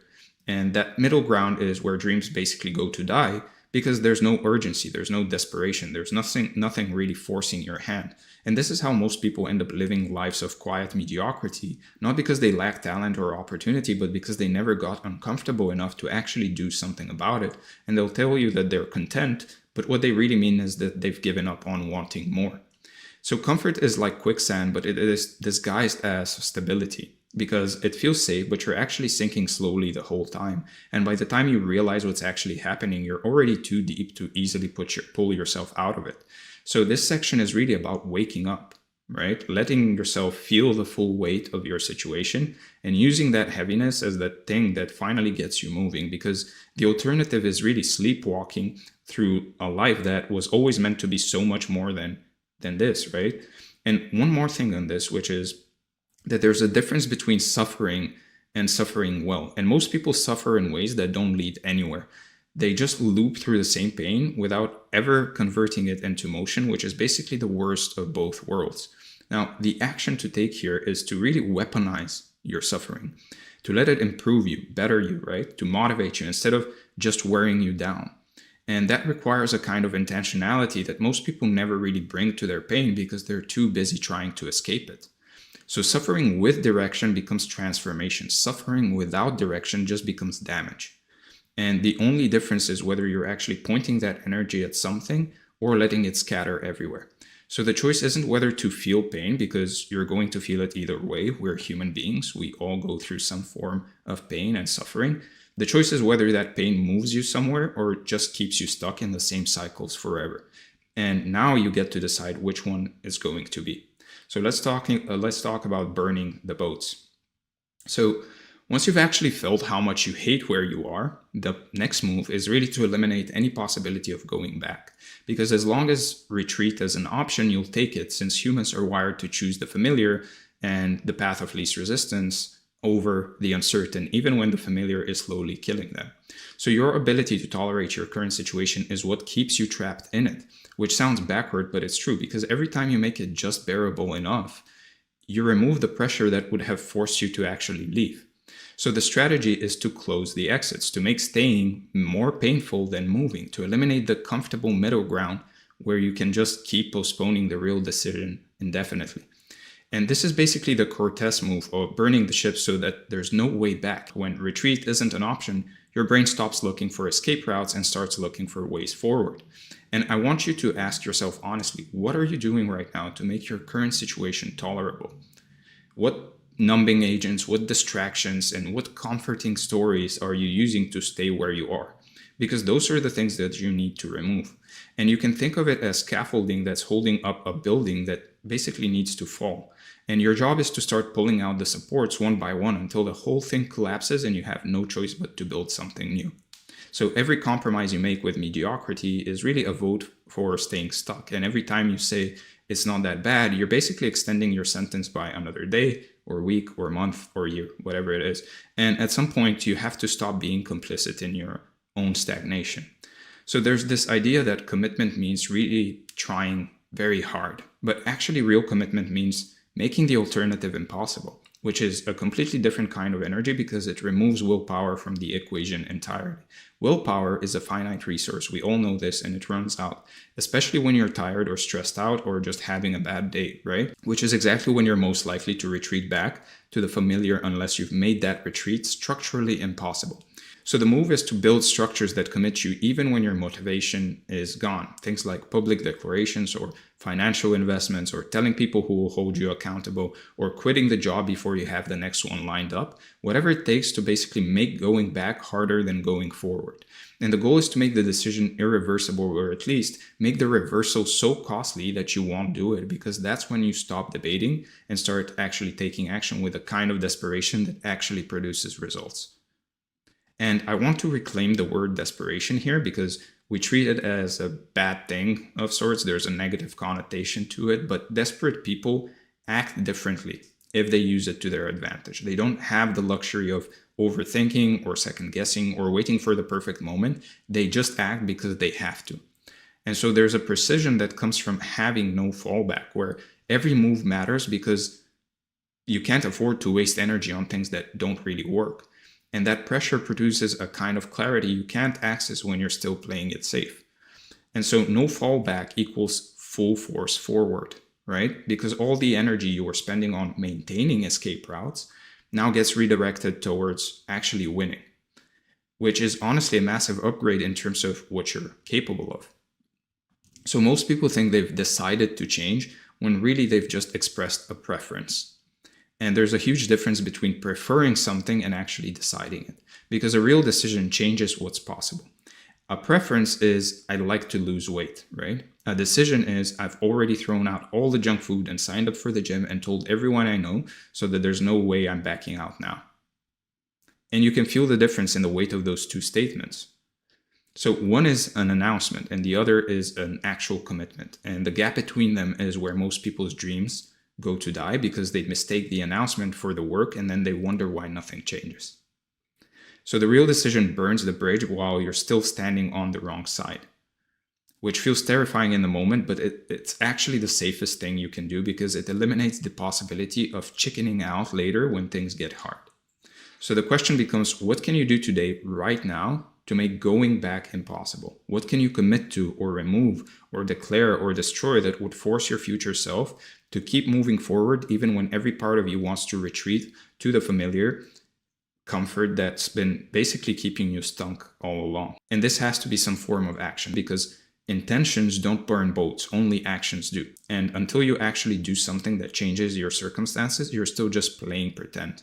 So the time is now, not when you feel ready, not when the conditions are right, not when you've figured everything out, but now, because readiness is a myth and waiting is just another form of staying stuck, which brings us to the final piece, which is from hatred to hunger. So here's the thing about everything we've covered so far. The hatred is the ignition. The burning boats is the commitment, but neither of those is the destination, because you can't live in hatred forever. It will burn you out or turn you bitter if you let it become your permanent fuel source. So the goal is to graduate from hatred to use it as the thing that gets you moving, and then let it evolve into something more sustainable, because dissatisfaction is a great starting point, but a terrible place to build a life. So think of it as an evolution. You start running away from something you can't stand, and somewhere along the way, you start running towards something you actually want. And that shift is where the real transformation happens. And the arc is this: you wake up, you commit, and you transcend. And right now you're entering the transcend phase, where you take all that raw energy and point it at a vision that's worth chasing. And this is where the real alchemy really happens, where you take the darkness you've been carrying and all that frustration and resentment and I deserve more than this, and now you channel it into something directional, something that builds instead of just destroys. Because the truth is, about negative emotion, it's energy and it's pure and it's simple, and energy is neutral until you point it somewhere. So the question isn't how to get rid of the darkness, but how to use it before it uses you. So rage can become discipline, spite can become motivation, I'll show them can become genuine excellence if you know how to direct it. And the people who figure this out have access to a fuel source that the perpetually positive crowd will never necessarily understand. Let's talk about direction, because emotion without direction is chaos, and emotion with direction is power. And the difference between those two outcomes is just clarity about where you're actually trying to go. So the first part of this is vision. And this is where you need a vision, right? Not some corporate mission statement, but a real picture of who you're becoming and what your life looks like when you get there. Something vivid enough that you can actually feel, because you can't aim at something you can't see. And we've talked about this many times on this channel. And ideally, this is an identity level vision. Not just, I want to make money, but I'm becoming the kind of person who. Because when you attach transformation to identity, you become this, right? It sticks in a way that goals alone never do. And a strong vision also creates pull, which is this magnetic force that draws you forward even when the pushing energy of hatred starts to fade. And you need both push and pull if you're going to make it all the way through the transition. Right now, you might still be in reactive mode where you're mostly moving away from pain, right? You're running away from pain, and that's fine as a starting point, but eventually you need to flip into proactive mode where you're moving towards something you genuinely want. You move towards pleasure. And this is the shift from I can't stand this to anymore to I'm building something that actually excites me, which is a completely different kind of energy, one that's sustainable in a way that hatred alone will never be. And honestly, the most powerful place to be is really holding both at once, the push of dissatisfaction and the pull of vision. Because that's when you've got forces working on you from both directions, and staying stuck becomes literally impossible. So there's one more piece here that I want to land, which is that the goal is transmutation, actually converting the darkness into light instead of just suppressing it or pretending it isn't there. The word I keep coming back to is alchemize, which means you take the raw material of your pain, your anger, your this isn't good enough, and you transform it into focused action, creative output, relentless forward motion towards the life you're actually supposed to be living. Because the alternative is that you waste all that energy on venting, complaining, staying better, replaying old stories, and none of that moves you anywhere, right? It just keeps you stuck in the same emotional loops while your life continues to pass by. So direct the energy at action, not at rumination, because action produces change and rumination just produces more rumination. And you don't have unlimited time to figure this out.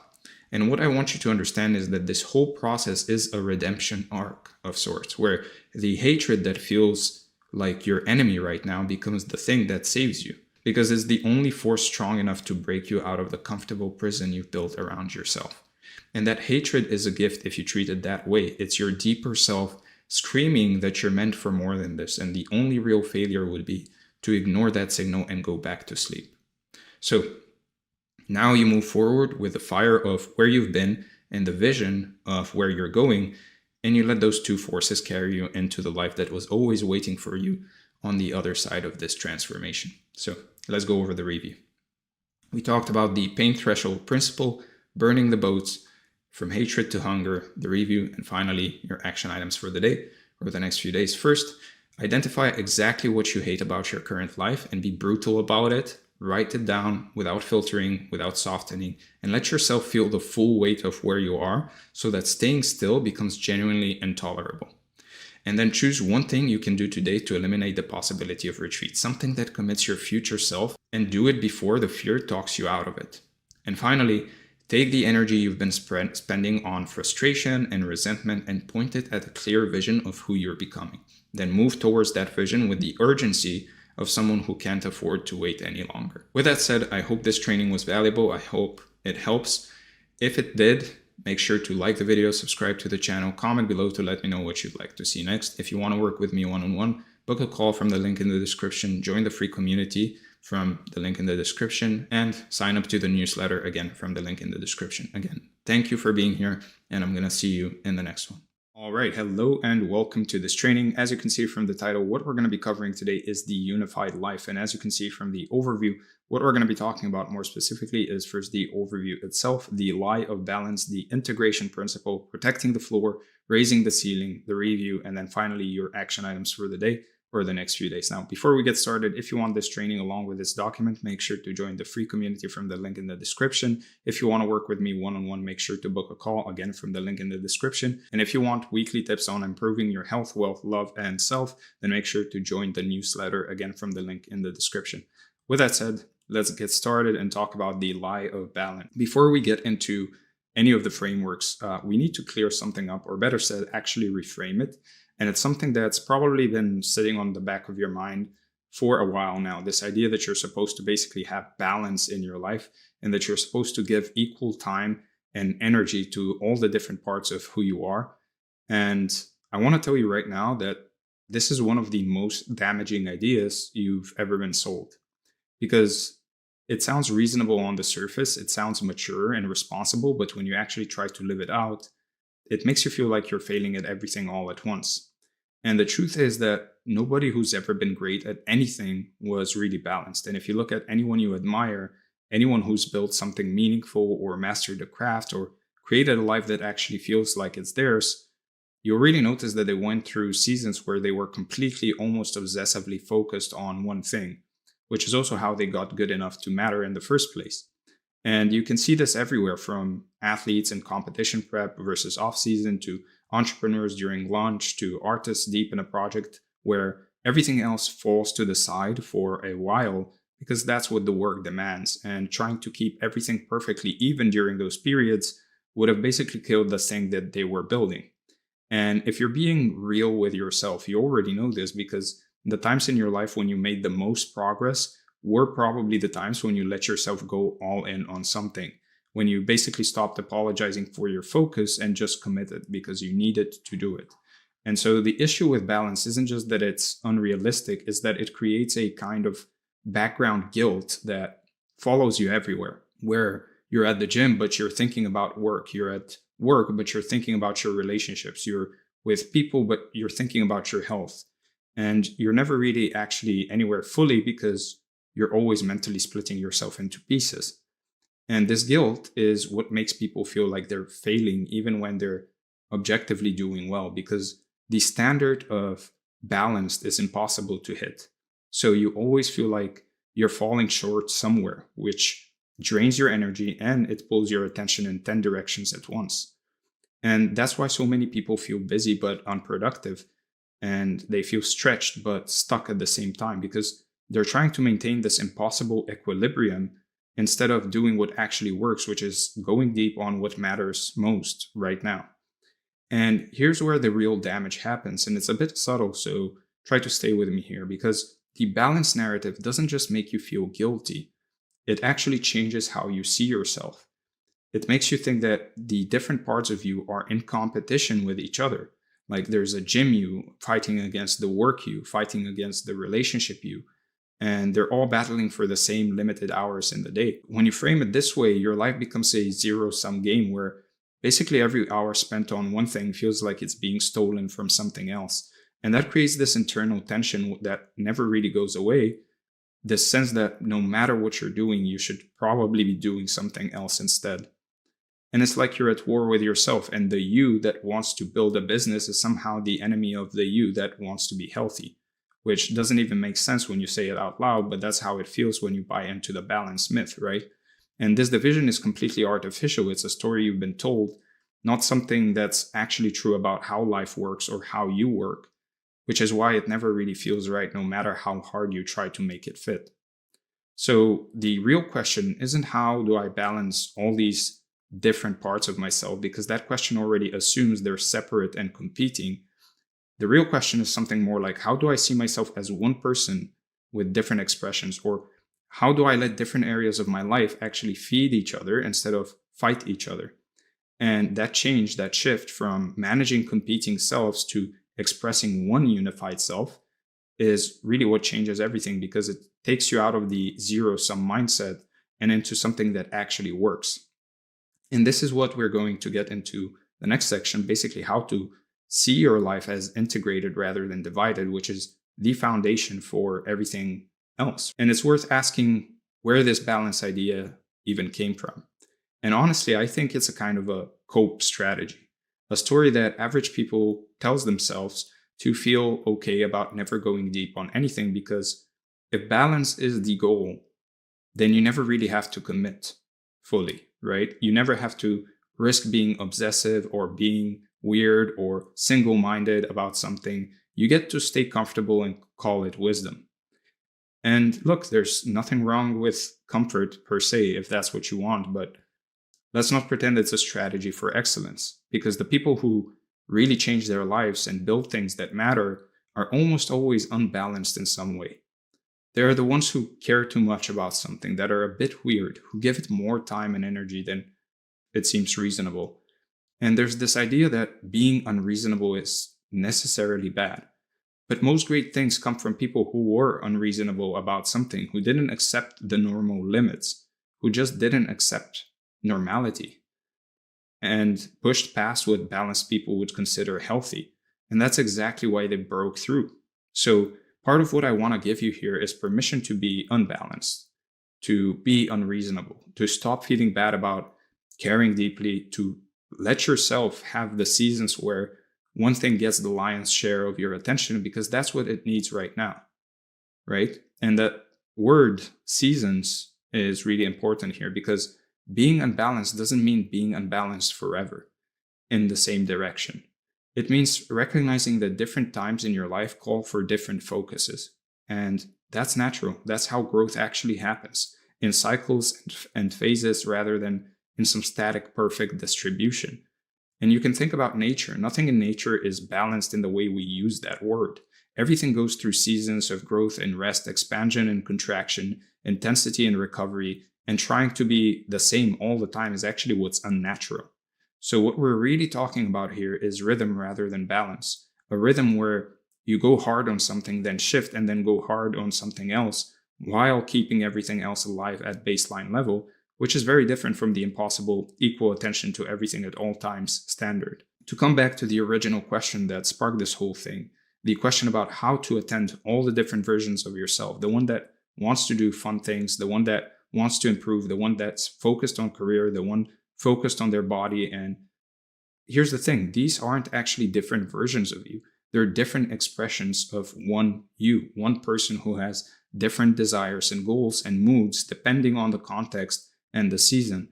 And when you see it this way, the whole problem kind of dissolves because you're not trying to really manage a bunch of competing selves anymore. You're just one person making decisions about where to put your energy right now, which is much simpler, right? And the complexity was always artificial. It was created by the premise and framing. And when you drop the framing, you realize that you're not that complicated. You just have different things you really care about. And the question is simply, which one gets your focus in this season? And that's honestly a relief because managing multiple selves does sound exhausting and kind of impossible. Whereas being oneself who makes choices sounds doable, sounds like something you can actually work with. So the shift here is from how do I balance my different selves to what am I going to focus on right now and how do I keep everything else from dying while I do that? Which is a much more useful question, a question that actually has an answer. And that answer is what we're going to be building out in the rest of this training, starting with how everything connects to everything else, which means your focus on one area isn't really neglecting the others, and then moving into the practical structure of minimums and maximums that lets you go deep without really letting things fall apart. But it all starts here with rejecting the balance myth and seeing yourself as one unified person rather than a collection of competing parts, because without that foundation, nothing else works. So as we move into the next section, I want you to hold on to this reframe, this idea that you're not at war with yourself, that your different interests and goals and desires are all expressions of one you, and that the question isn't how to give them all equal time, but how to let them feed each other and how to sequence your focus in a way that actually leads somewhere. Now, what we're going to be talking about next is what I call the integration principle, the idea that everything is connected and everything is training, which is going to basically change how you see the relationship between the different areas of your life. And it builds directly on what we just covered, because once you stop seeing yourselves as separate, you can start seeing how work in one area is actually work in every area. And this is the Da Vinci thing, right? The polymath edge. The idea that your health and your wealth and your relationships and your self-development aren't four separate buckets, but one system viewed through four lenses. And understanding that this is what makes the unbalanced approach actually sustainable. Because here's the secret, when you see how everything connects, you realize you're never really neglecting anything. You're just in a different classroom for a while, but the lessons transfer, the skills transfer, the discipline transfers, which is how you can go deep without things falling apart. So with that foundation in place, let's get into it. Let's talk about how everything is training and what that means for how you structure your life. And the integration principle is where this all starts to come together, where the philosophy turns into something you can actually use. And from there, we'll get into the practical structure, the floors and the ceilings, the minimums and maximums. But first, we need to understand why going deep on one thing isn't really abandoning everything else, which is what makes the whole approach work. So let's talk about the integration principle. So now that we've cleared away the misconceptions about balance and established that you're one person with different expressions rather than a bunch of competing selves, we can get into what I think is the most powerful idea in this whole training, which is that everything is connected. Everything feeds everything else. And when you understand this deeply, the guilt about neglecting one area while focusing on another just evaporates, because you realize that deep work in any area is actually contributing to all of them, even if you can't see it directly in the moment. And this is the Da Vinci principle. And I keep coming back to him because he understood this better than almost anyone. He saw art and science and anatomy and engineering as one field viewed through different lenses. And when he studied human anatomy, he was also learning to paint. When he studied water, he was also studying human circulation. Because in his mind, these weren't separate disciplines. They were all part of understanding how one reality works.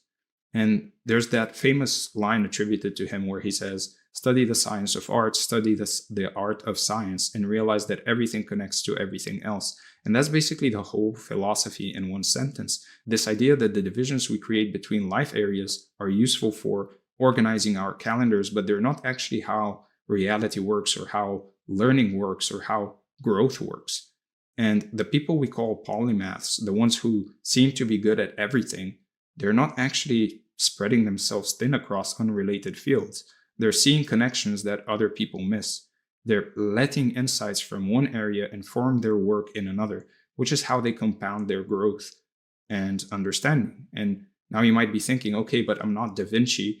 I'm just trying to figure out how to go to the gym and also study for my exams. And I get that. But the principle applies at every scale, because the same underlying dynamics are at play whether you're a Renaissance genius or a college student trying to get your life together or a business owner wanting to spend more time with their family. The question is just whether you can see how the different things you're doing are actually teaching you the same lessons in different forms. And this is what psychologists call transfer, the way that skills and insights learned in one context show up in another.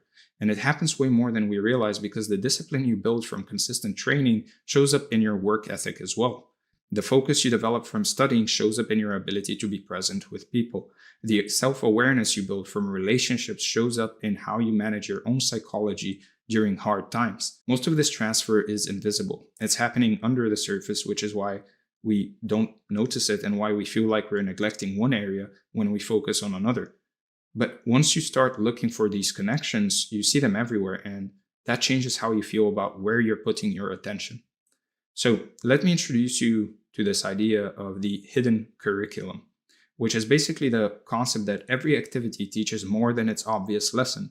Every domain you engage with is training skills and qualities that apply far beyond that specific context.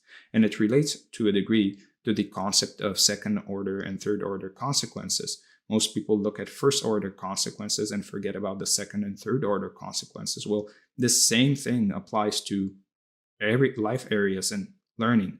Every activity teaches way more than its first order lesson, right? Every domain you engage with is training skills and qualities that apply on the second order and third order levels, and 10th order levels. And when you start to see this, the whole framing of either or starts to feel kind of silly, because you realize that wherever you're investing your energy, you're learning things that will serve you everywhere else. So take the gym, for example, because on the surface, it looks like you're just building muscle or improving your cardiovascular health or picking up heavy things and putting them down. But what you're actually learning when you train consistently, you're learning delayed gratification. You're learning how to show up when you don't feel like it. You're learning progressive overload, which is the principle that small, consistent increases lead to massive long-term results. You're learning how to push through discomfort. You're learning how to recover. You're learning how to read your body's signals. And every single one of these lessons applies directly to building a business, studying for a degree, maintaining a relationship, or developing yourself spiritually. The discipline you build in the gym is the same discipline you need for deep work, is the same muscle, is the same capacity. So when you're just training, you're actually building the infrastructure for everything else you want to do. You're not neglecting your work by going to the gym. You're building the engine that will power your work. And that progressive overload principle is maybe the most universal lesson of all, because it applies to literally everything. The idea that you don't get stronger by staying at the same weight forever. You add a little more over time. You push the edge, you adapt, and then push again. That's how you learn languages, for example. That's how you build businesses. That's how you deepen relationships. It's all the same underlying pattern. And it works the other way too, because when you're studying, you're not just memorizing facts for an exam. You're training your ability to focus for extended periods. You're building pattern recognition. You're learning how to synthesize information from multiple sources. And all of that transfers directly to how you train in the gym, how you read your body, how you program your workouts, how you troubleshoot when something isn't really working. Someone who can focus on a textbook for 2 hours can focus on their form for a full set, can also focus on a conversation without checking their phone, can also focus on a business problem until it's solved, because focus is focus is focus. It doesn't matter what you're focusing on, you're building the same underlying capacity. And that synthesis skill, the ability to pull together different pieces of information into a coherent understanding, that's what lets you see connections between your health and your wealth and your relationships. That's what makes the integration principle actually work in practice. So even just studying is training the meta skill that makes all of this possible. So here's the reframe I want you to hold on to. And it's simple, but it changes everything. You're not choosing between the gym and studying. You're choosing which classroom to sit in today. And both classrooms are teaching you lessons that apply in the other one, which means you're never really falling behind anywhere. You're just learning the curriculum in a different order than someone else might. And that's okay as long as you can see the connections. Like we said earlier, you're always training something, even when you don't realize it. And the question is whether you're aware of what you're training, whether you're extracting the lessons that are available to you, or whether you're just going through the motions and missing the deeper education that's actually happening.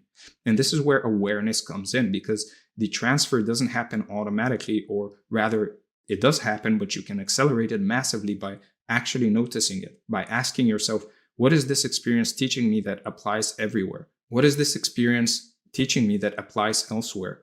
By consciously carrying the lessons from one domain into another.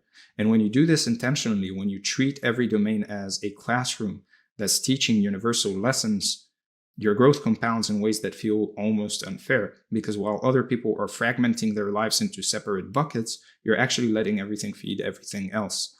And this is really the heart of it, the idea that your health and your wealth and your love life and your self-development aren't four separate things you need to balance. They're four lenses on one thing, which is your life, your growth, your becoming. And what you learn through one lens illuminates what you see through the others. It's all one system, and in a system, everything affects everything. You can't actually isolate one part without affecting the others. So instead of fighting that interconnection and trying to keep things in separate boxes, lean into it. You use it. You let the synergies work for you. And this is basically what we do at Omniscient. We work with health and wealth and love and self because they're not really separate. They're four aspects of one life, and getting better at one of them tends to make the others better too, because the underlying skills and qualities and capacities overlap so much. Let's talk about what this actually looks like in daily life and how you actually use the integration principle when you're deciding what to do with your Tuesday afternoon or how to structure your week. Let's say you're doing meal prep on a Sunday, and on the surface, you're just making food for the week, health stuff. But what are you actually doing? You're practicing planning, you're practicing execution under constraint, you're building systems thinking because you're figuring out how to make multiple meals efficiently. You're developing delayed gratification because you're investing time now for a payoff later. And all of those skills are exactly what you need for managing projects at work or building a business or even planning quality time with people you care about. So the move is to really notice this while you're doing it, to consciously recognize, oh, I'm building my planning muscle right now. And then to carry that awareness into your work on Monday, to see that the same skill you used for meal prep is the same skill you need for this project, and that connection reinforces both domains. It makes the learning stick. And this is how you start compounding, because instead of having separate skills for separate areas, you're now building one set of core capacities that express differently depending on the context, which is way more efficient and way more powerful than trying to develop independent expertise in every domain. Or think about relationships, because when you're really present with someone, when you're listening deeply and responding to what they actually need rather than what you assume they need, you're training the same skills you need to understand your clients. Those are the same skills you need in sales, to read a room, to know when to push and when to back off in a negotiation. The relational intelligence you build with your partner or your friends directly transfers to your professional life, and vice versa. What you learn from sales can be applied into your daily life as well. So learning to listen, and I mean really listen, is one of the highest leverage skills there is, and it doesn't really matter where you learn it, whether it's with a romantic partner or a mentor or a client or on a sales call. Once you have it everywhere. The same goes for learning to receive feedback without getting defensive. That's a skill that applies in relationships and in work and in your own self-development. So when you're doing the hard work of not getting triggered when your partner criticizes you or offers feedback, you're also building the capacity to handle critical feedback on your business, and it's all connected. So as we move on to the next section, I want you to hold on to this integration principle as the foundation for everything that comes next, because what we're about to get into is the practical structure, the floors and the ceilings, how to actually organize your life so that you can go deep on one thing without everything else falling apart. And the reason that structure works is because of what we just covered. When you understand that everything is training and everything transfers, you realize that the minimum you maintain in one area isn't just keeping it alive, it's actually contributing to your focus area too. So the floor isn't wasted effort. It's part of the same integrated system, which is why you can go deep without guilt. The whole thing only works because the domains are connected, because maintaining your health while focusing on wealth isn't really a distraction from wealth. Your health is supporting your cognitive function and your energy and your discipline. So the maintenance is actually serving the focus, not competing with it. And that's the final death blow to the guilt. Because once you see that the maintenance in one area serves the growth in another, you stop feeling like you're always neglecting something. You start feeling like you're playing a game where all of your moves support each other as long as you make them, which is a much better way to live. So let's get into the practical structure now. Let's talk about protecting the floor, about what minimum viable effort looks like in each domain, about how to set those thresholds so that nothing ever dies while you pour your energy into what matters most right now. And this is where the philosophy becomes a system, where the ideas become a schedule, and it's the part that actually lets you live this out day to day. So we've got the foundation. We know we are oneself. We know everything is connected. Now we need the architecture that makes it work, which is what the next section is really all about. So let's talk about protecting the floor. So it all starts with this idea of protecting the floor, which is basically the recognition that every area of your life has a minimum threshold, a baseline level of attention that keeps it from decaying. And your job is to just identify what that minimum is for each domain and then make sure you never drop below it, no matter what season you're in or what you're focusing on, because as long as the floor is protected, nothing dies, nothing falls apart, nothing falls short, and you're free to pour your surplus energy into whatever matters most right now without that guilt we talked about earlier following you around. And to be clear, this minimum isn't about excellence in every area.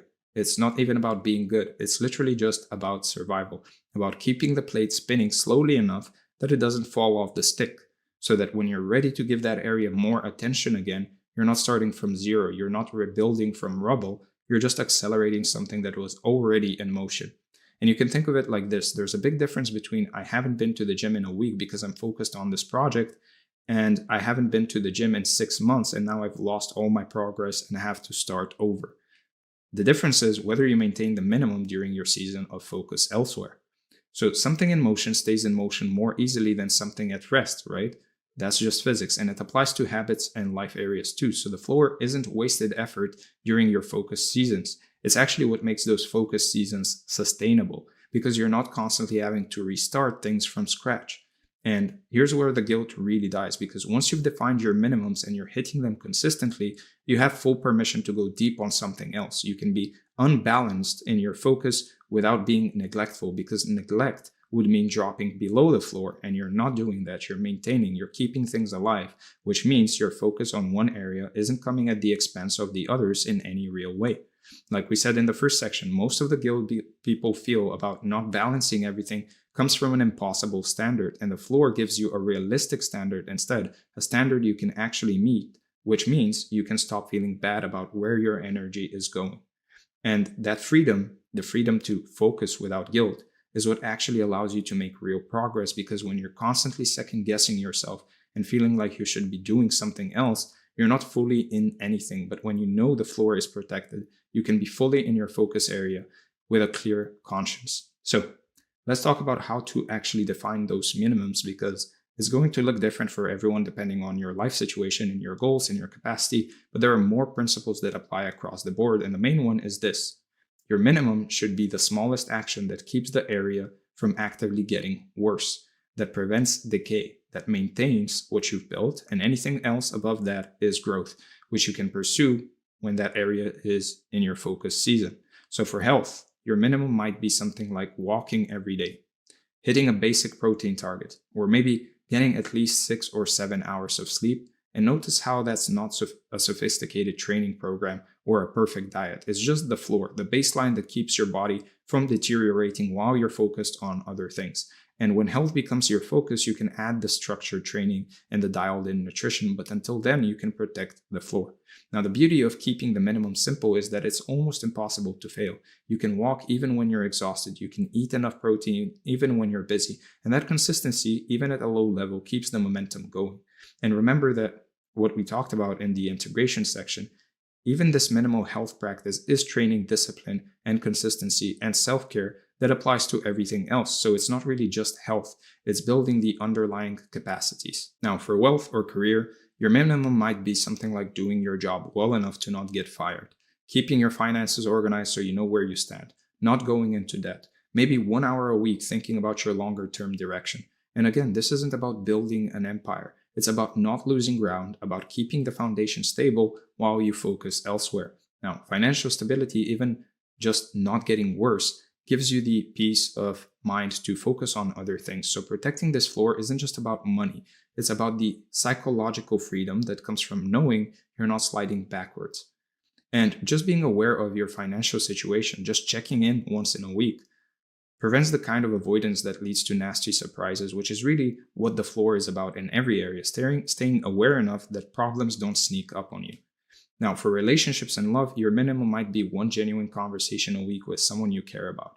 It might be showing up for the commitments you've made, or not letting conflicts fester by ignoring them completely. And this keeps your relationships alive even when you can't give them your full attention. It prevents the slow drift that happens when people stop talking entirely.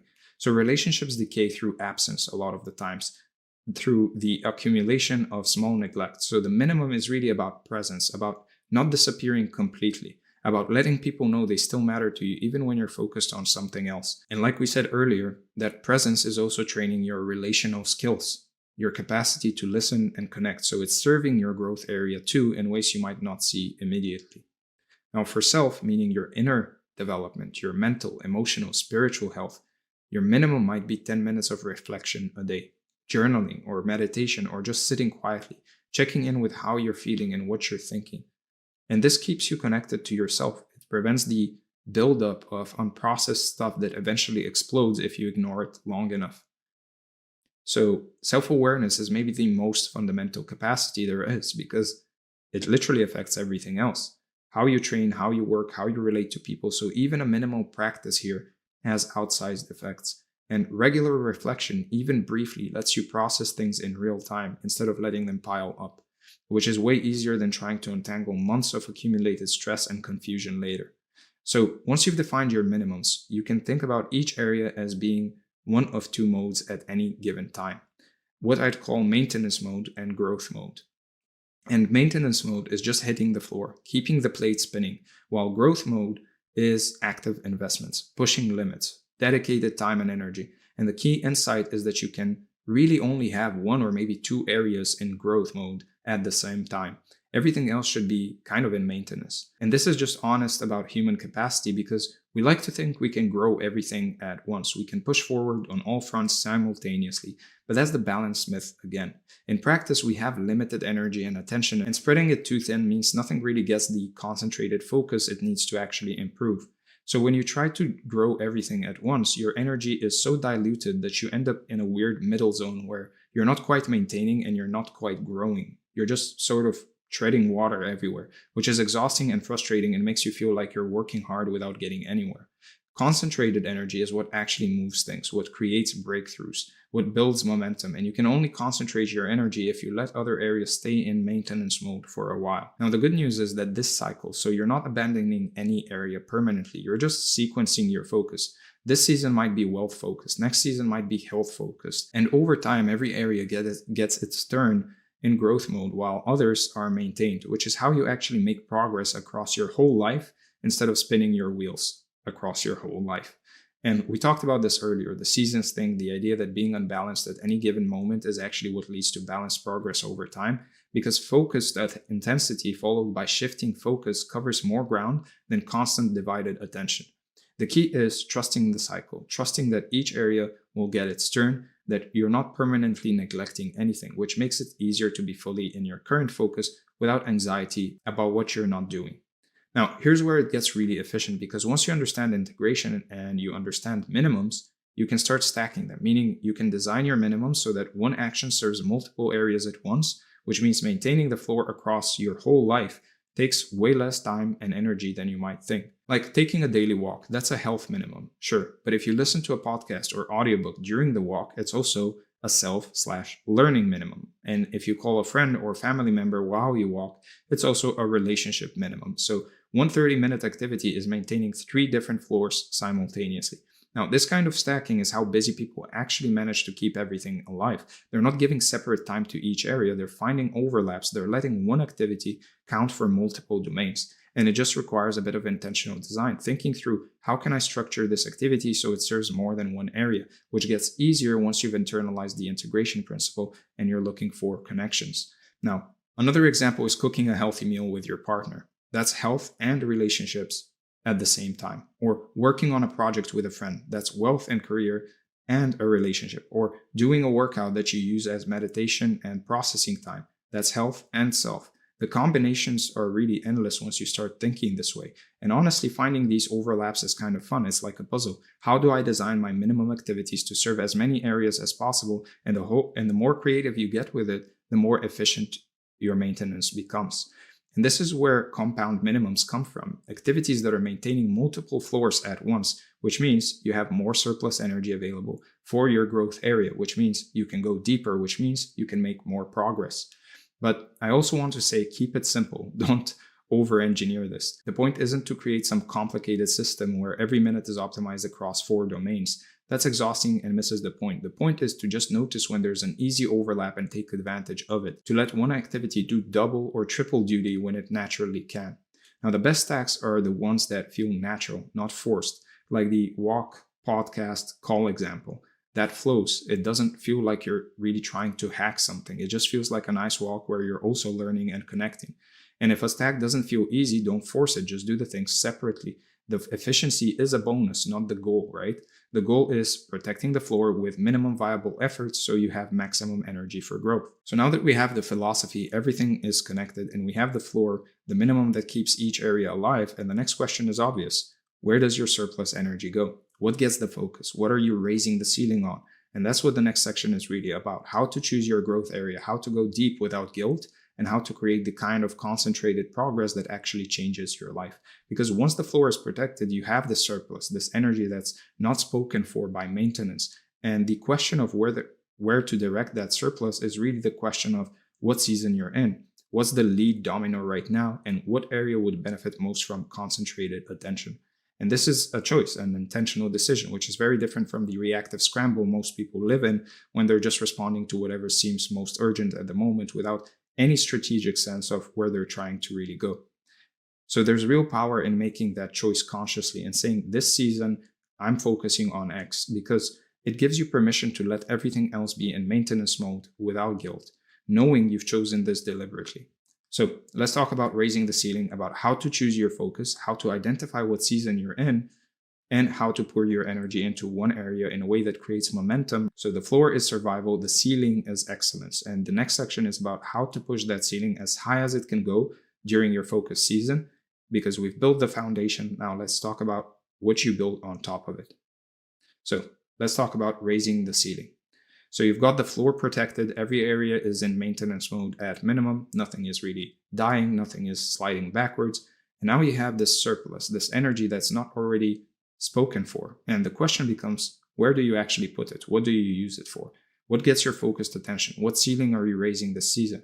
And this is really the fun part, because this is where the actual progress happens, where the breakthroughs come, where you get to go deep on something and see what you're capable of when you're not splitting yourself in 10 directions. And I want to emphasize that this is a choice, an intentional decision you make, which is very different from how most people operate, because most people just react to whatever feels most urgent or most broken or most loud. They're constantly putting out fires without any strategic sense of where they're actually trying to go. And that's how you end up busy all the time without ever making real progress on anything.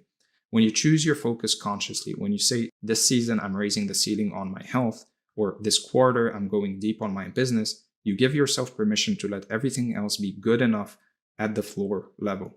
And that permission is what allows you to actually concentrate your energy instead of scattering it. And there's something powerful about making it explicit, about actually declaring to yourself what you're focusing on, because it cuts through the daily noise. It gives you a filter for decisions. It lets you say no to things that don't serve the focus without feeling guilty about it. So how do you know what season you're in? How do you choose which ceiling to raise? And honestly, there's no perfect formula for this. It's really more about reading your own life and being honest about what needs attention, what's calling you, and what would create the most momentum if you gave it concentrated energy right now.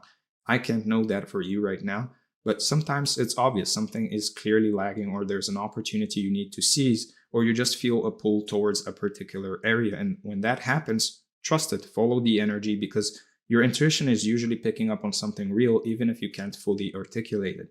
And sometimes you need to be honest about what you've been avoiding, because often the area that most needs your focus is the one you've been keeping at a minimum for too long, the one where the floor is starting to feel like the ceiling. Now, there's this concept I find really useful here, which is the idea of the lead domino, meaning the one area that when you push it creates momentum in all the others.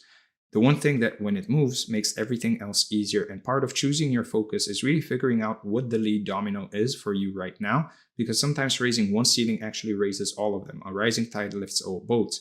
Like for a lot of people, health is the lead domino, because when their energy is high and their body feels good, they think more clearly, they're more productive at work, and they're more patient in their relationships. They're more capable of the self-reflection that drives personal growth. So focusing on health cascades into everything else, which means it's not really just health, it's the foundation that supports all the other ceilings. And this makes sense when you think about it, because everything requires energy. Everything requires you to show up with some capacity to engage. So if your physical foundation is weak, every other area is operating at a handicap, which is why if you're not sure where to focus, health is often a good default to aim for, because it rarely hurts and it usually helps, and it's almost always a reasonable lead domino. But the lead domino changes based on your context and your life stage. Sometimes it's wealth, because you're in a financial hole that's creating stress everywhere else, right? Sometimes it's a relationship, because that conflict is draining energy you could be using elsewhere. Sometimes it's self, because you're burned out and need to rebuild from the inside before anything external can improve. So the skill here is reading your own situation, asking what's the bottleneck right now? What's the thing that's limiting everything else? And often the answer to that question points you to your lead domino. And when you find it, that's where your focus goes, because that's where your energy will have the most leverage, where a push creates the biggest cascade. Now, once you've chosen your focus, the next question is how to actually go deep. How do you raise the ceiling in a way that creates real progress rather than just spinning your wheels? And the answer is pretty simple, even if it's not easy. You give it your best energy, your best hours, your best attention, you protect time for it, you prioritize it over everything except the minimums, and you stay with it long enough to actually see results. And that protect time part is crucial, because the world will constantly try to steal your focus time with urgent seeming things that are actually just noise. Emails, messages, requests, small fires that feel important in the moment but don't actually matter in the long run. So you have to actively defend your focus time, treat it as sacred, or it will get eaten alive by the requests of the world. Cal Newport talks about this in Deep Work, this idea that concentrated effort is both increasingly rare and increasingly valuable. And one of the main reasons it's rare is because most people don't protect it. They let shallow tasks expand to fill all available time. So defending your focus time is really defending your capacity to do anything meaningful. And sacred isn't too strong of a word here, because the time you spend in deep work on your focus area is the time that actually moves your life forward. So everything else is either maintenance or noise. So treating that time as sacred is just being honest about what matters. Now, the other thing is duration, staying with a focus long enough to see results, because people tend to switch their focus too often. They get impatient after a few weeks of not seeing dramatic changes, and they conclude that nothing is working. But that's not how growth works. Growth is slow and then sudden. You put in time that seems like it's doing nothing, and then things click and you make a jump. And if you switch focus before the jump, you never get the payoff. So seasons should be measured in months at least, not weeks. Give yourself a quarter on a focus minimum. Stay with it long enough to actually see what consistent concentrated effort produces, and then resist the urge to switch just because it feels slow. And this is where the compounding happens, because consistent effort over time doesn't add up linearly. It compounds. The 10th hour on something produces more than the first hour did, because you've built context and skill and momentum, right? So cutting seasons short is basically forfeiting the compound interest you've been building, you've been putting effort for. So let's talk about what this actually looks like in practice, the rhythm of daily and weekly and quarterly, because the principles are great, but they need to turn into a schedule, right? Or they stay abstract. And the way I think about it is that you have daily rhythms that protect your minimums and your focus time, weekly rhythms that keep you aware of where you're at across all areas, and quarterly or seasonal rhythms where you evaluate and potentially shift your focus. So on a daily level, the move is pretty simple. Protect your focus time first, ideally in the morning when your energy is highest. Block off however much time you need for your growth area, and then weave your minimums into the rest of the day in a way that doesn't require much decision making. Maybe the walk is always at lunch. Maybe the relationship check-in is always at dinner. Whatever works for you, but make it routine so it doesn't take willpower. And blocking focus time means actually blocking it. Putting it in your calendar, not scheduling anything during it, treating it like an appointment with yourself that you wouldn't cancel for something minor, because if it's not blocked, it will get filled. The minimums becoming routine is what makes them sustainable, because you don't want to have to decide every day whether to do them. That burns willpower, and over time, our willpower weakens. So you want them to be automatic, just part of what you do, so that they cost almost nothing in terms of mental energy. Now, on a weekly level, it helps to have some kind of a check-in, just 15 minutes or so. You could also do it on a monthly level as well, where you look at all 4 areas and ask yourself, are the floors still protected? Am I actually spending my surplus on my focus area? And is anything starting to slip that needs attention? And this prevents drift. It prevents the slow accumulation of neglect that you didn't notice until it's become a problem. A weekly review doesn't need to be complicated. It can just be a few questions that you run through on Sunday evening, but having that rhythm keeps you honest. It keeps you aware, and it catches problems early. And it's also a chance to really make small adjustments, right? Maybe you notice your health minimum isn't quite working and you need to tweak it.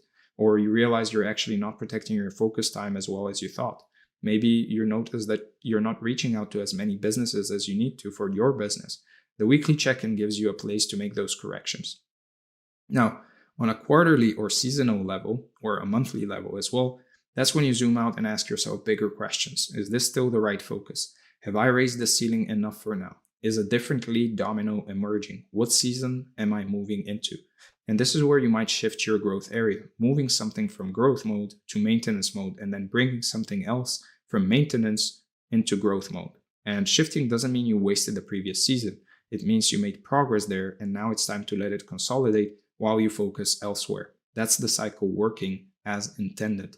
The quarterly evaluation is also where you might adjust your minimums, right?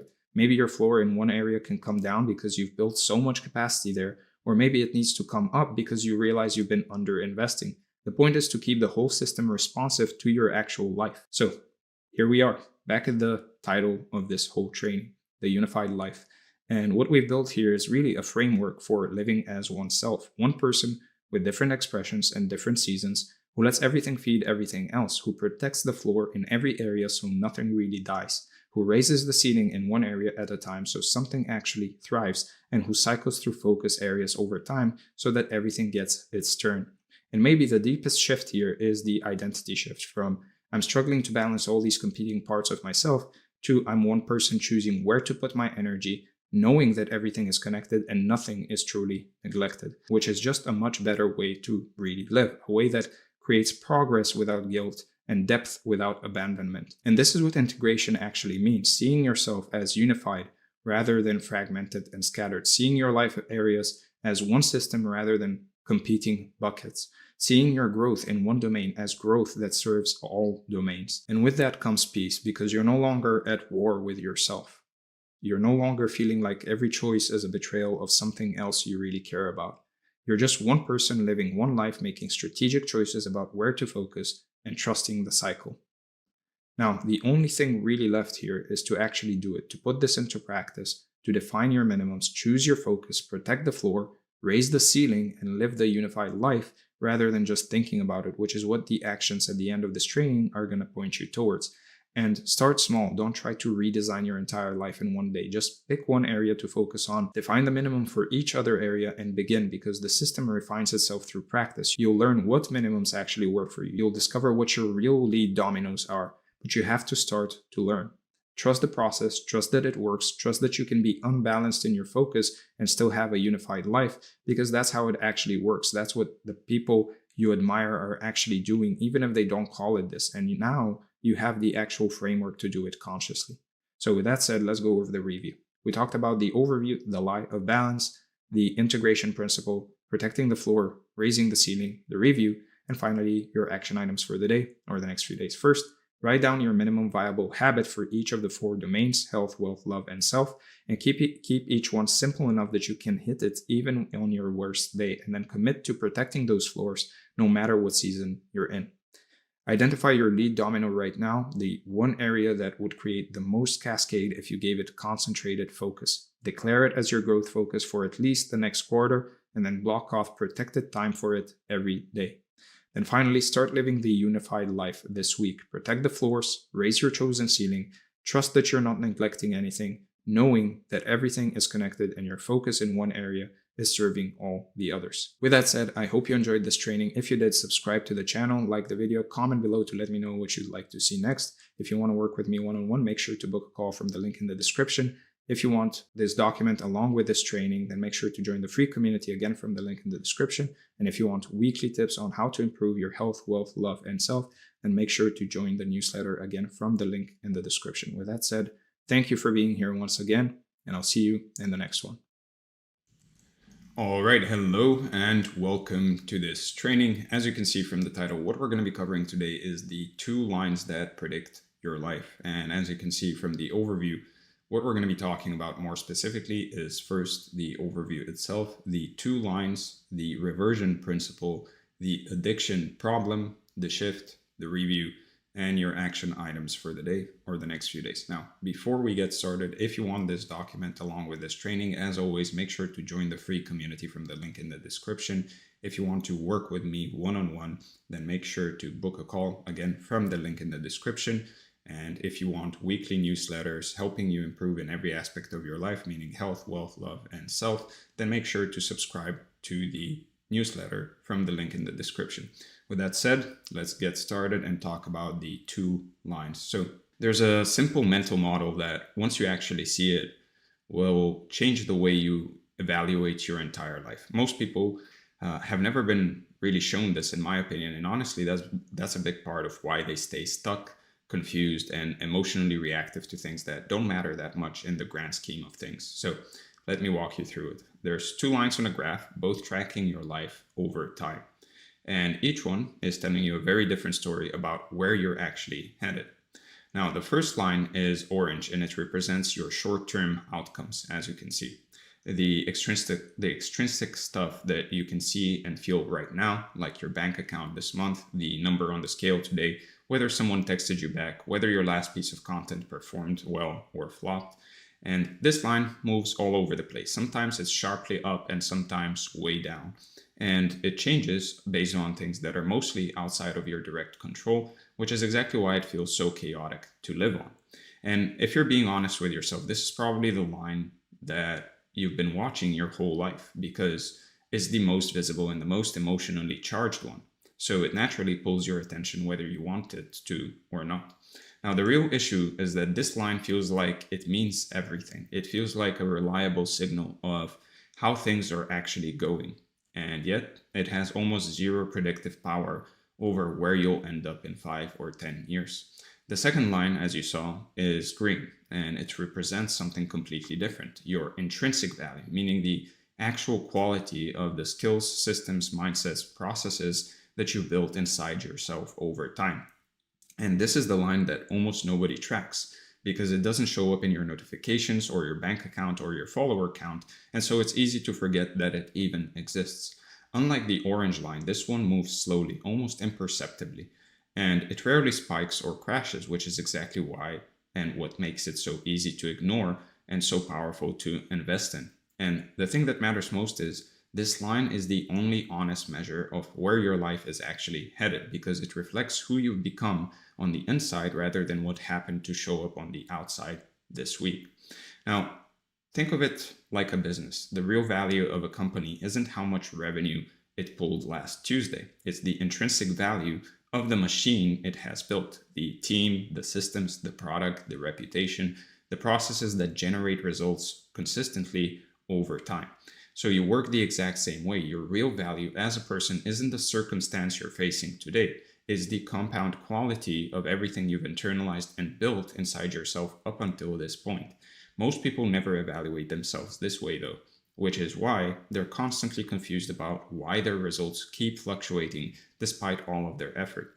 Now, once you start seeing your life through this lens, a lot of the confusion and anxiety you've been carrying around starts to dissolve because you realize that the stuff you've been stressing over is just the orange line doing what it always does. Now, the core issue, and really the whole point of this training, is that most people spend the overwhelming majority of their attention, energy, emotion, and so on the orange line, and almost none of it on the green line. So what happens is that every good day feels like proof that things are finally working out, and every bad day feels like proof that everything is falling apart. And you end up on this emotional cycle that never actually goes anywhere meaningful. You've probably noticed this in your own life as well, where you go through phases of feeling great and motivated, followed by phases of feeling stuck and hopeless, and the cycle just keeps repeating without any real forward movement underneath it. Now, the reason is straightforward, right? When all of your attention is on the orange line, you're reacting to noise instead of building signal. And so your life becomes a series of reactions rather than a steady accumulation of something real. And the painful part is that people can stay in this pattern for years, sometimes even decades, without ever realizing what's really going on, because the orange line is so loud and so emotionally convincing that it drowns out everything else. Now, you genuinely believe you're doing the right thing by monitoring your results closely and adjusting constantly, when in reality that hyper-focus on outcomes is the very thing preventing you from building the foundation that would make those outcomes automatic. Those results will take care of themselves, typically. The cost of living on the orange line isn't just emotional instability, it's the massive opportunity cost of all the energy and the attention that could have gone into growing the green line instead. So the most important shift you can make, and the thing that honestly separates people who build real lasting success from people who stay on the treadmill, is to move the majority of your attention from the orange line to the green line. It sounds simple when you say it out loud, and in a way it is, but in practice it goes against every instinct you probably have, because your brain is wired to fixate on the immediate, visible, and emotional, and the green line is none of those things. So that's exactly why so few people actually do it, and also why it gives you such a massive advantage when you're actually willing to commit to it fully. Everything else we're going to cover in this training builds directly on top of this one distinction. So make sure it's really landing before you move forward. If you want, you can go back and replay this part of the training. Now, with that said, let's go over the reversion principle. So now that you can actually see the two lines, there's one principle that ties the whole thing together and makes the framework actually useful in practice. And this is the part that, once it clicks, tends to change people's entire relationship with both success and failure forever. And it's deceptively simple. The orange line always reverts back to the green line. Always. No matter how high it spikes or how low it crashes, given enough time, it will always come back to wherever your green line sits. So when your outcomes suddenly shoot up without a corresponding rise in your intrinsic value, that spike is a fluke and it's going to collapse. Think about lottery winners that go broke, for example, or people who get a sudden wave of attention they didn't earn through a real skill. The orange line went up, the green line didn't move, and eventually reality corrected itself. Those spikes are dangerous because they make you feel like you've arrived, like you've finally cracked the code. And so you stop doing the things that actually build long-term value because it seems like you don't need to anymore, right? And once that spike fades, you're often worse off than before because you wasted the window where you could have been growing the green line during a period of favorable conditions. On the other side, when things on the orange line crashes while your green line is steadily climbing, that dip is just noise. It's temporary. It will correct. And this is honestly where most people quit, right at this exact point, because they mistake a short-term dip for a long-term verdict on their life. So a bad month, a bad quarter, even a bad year doesn't tell you anything meaningful about where you're headed if your green line has been consistently rising throughout that whole period. Now, the real tragedy is how many people throw away months or years of accumulated growth by panicking during a dip and abandoning the very processes, the very habits that were quietly building their intrinsic value their entire time. So if you can learn to look at the dips as data points instead of emotional triggers, something fundamental shifts inside you. You stop being controlled by those circumstances and will start operating from a completely different place. Now, the key realization here is that you can't afford to be fooled in either direction. Spikes are just misleading as dips. So getting excited about a spike and getting devastated by a dip are the exact same mistake. They're just wearing different clothes. The goal is to become genuinely neutral about both. To see a spike and think, interesting, the orange line is doing its thing. Let me keep building my processes and value, intrinsic value. And to see a dip and think the exact same thing. This is genuinely hard to do, especially early on, because your emotional wiring treats spikes and dips as meaningful signals that demand your immediate response and attention. And yet this neutrality is absolutely essential, because the moment you start reacting emotionally to the orange line in either direction, you've already taken your attention off the only thing that actually matters. In a lot of ways, the orange line is constantly testing you. It's testing whether your commitment to the green line is real or conditional. Every spike whispers, you can relax now, and every dip whispers, maybe this isn't working. And both of those are lies. If your effort and focus only exist when the orange line looks good, then your commitment was never to the process. It was never to the actions that will get you where you want to go. It was to the outcome all along. And the orange line will eventually expose that. The people who build the highest green lines are the ones whose effort doesn't fluctuate based on their conditions. Good day, same work. Bad day, same work. That's what unconditional commitment to the process actually looks like in practice. So here's a useful way to think about all of this. The orange line is the weather. It changes hour to hour, day to day. Some days it rains. Some days the sun comes out. And most people make their biggest life decisions based on the weather, right? They quit on rainy days and they coast on the sunny ones. Their motivation, their discipline, their emotional state, it all fluctuates based on whatever just happened. Now, the green line is the climate. It's the average over a long period of time, months, years, decades. And the climate is the only thing that actually matters for your trajectory, because the weather always reverts to the climate eventually. So the question you should be asking yourself is whether you're making decisions from the weather or from the climate. If you're making long-term moves based on short-term conditions, you're going to end up in a very frustrating loop that never resolves. Climate thinkers don't celebrate too hard on sunny days, and they don't collapse on rainy ones. They look at short-term shifts as mere data points and not reasons to change course. And that gives them a level of steadiness that most people honestly cannot comprehend, is that neutrality that they have that others don't. Now, most people's fundamental problem is that they are evaluating their lives on a time frame of hours, days, maybe weeks, and that's way too short. It's like trying to judge the climate of a country based on one afternoon. So when you stretch your evaluation window to months and years, things that seem devastating in the moment suddenly look completely insignificant, and things that seem small and boring in the moment suddenly reveal themselves as the most important moves that you've ever made. So as a practical rule, try checking your outcomes once every 2 to 4 weeks maximum. Tomorrow, your life won't look meaningfully different from today. But if you obsess over your processes multiple times per day, over the actions that you need to take, the compound effect over months will be staggering. Ultimately, this whole principle is about trust in the math. If you keep building the green line day after day, the orange line has no choice. It will follow. It always does. It's not a matter of hope or positive thinking or manifesting something into existence. It's just how the system works. The hard part is that the green line moves slowly, and we live in a world that rewards and celebrates speed and instant results. So every instinct you have is going to tell you that this slow, steady approach isn't working and that you need to do something more dramatic. But if you look at the actual evidence of anyone who has built something real and lasting, whether in business or health or any other skill, the pattern is always the same. Long periods of invisible green line growth, followed by what looks to the outside world like sudden overnight success. The growth was never sudden, right? It was happening the whole time quietly underneath the surface. The orange line just hadn't caught up yet.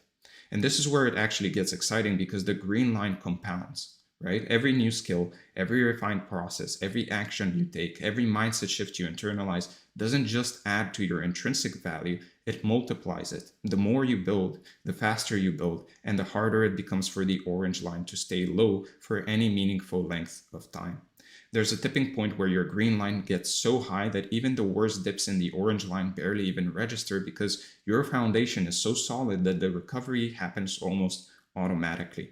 That's the point where outcomes start feeling inevitable instead of uncertain, and where you can actually start detaching from the outcomes fully, because you're not hoping anymore. You're just watching the math play out and it feels completely different from anything you've experienced before because you knew it would happen. You calculated it, you made the actions, you learned the things that you needed to learn, and you know for a fact that the outcome will happen if you just take care of today. Now, with that said, let's cover the addiction problem. So if the answer is this straightforward, just focus on the green line and let the orange line take care of itself, then why don't people just do it? Why does everyone keep obsessing over outcomes when the evidence is this clear? This is honestly the most important section, I think, of this whole training, because understanding what keeps you stuck on the orange line is the only way to actually get off of it for good. So your brain is literally wired to obsess over the orange line, and it's a feature of how your dopamine system works, and it's been running since long before you were even aware of it. And here's roughly how it works. Dopamine gets released when you receive some form of satisfaction or resolution. And over time, your brain builds an association between certain stimuli and that satisfaction hit. So once the association gets strong enough, the stimulus itself starts generating a craving before you even get the reward, which then drives you to seek it out again and again. So the loop looks like this. Your craving grows, then thoughts about the stimulus start multiplying, then temptation builds, and then you act on it, and you get the hit, and the association strengthens. And the next time the craving is even stronger, and the thoughts are even more frequent and harder to ignore.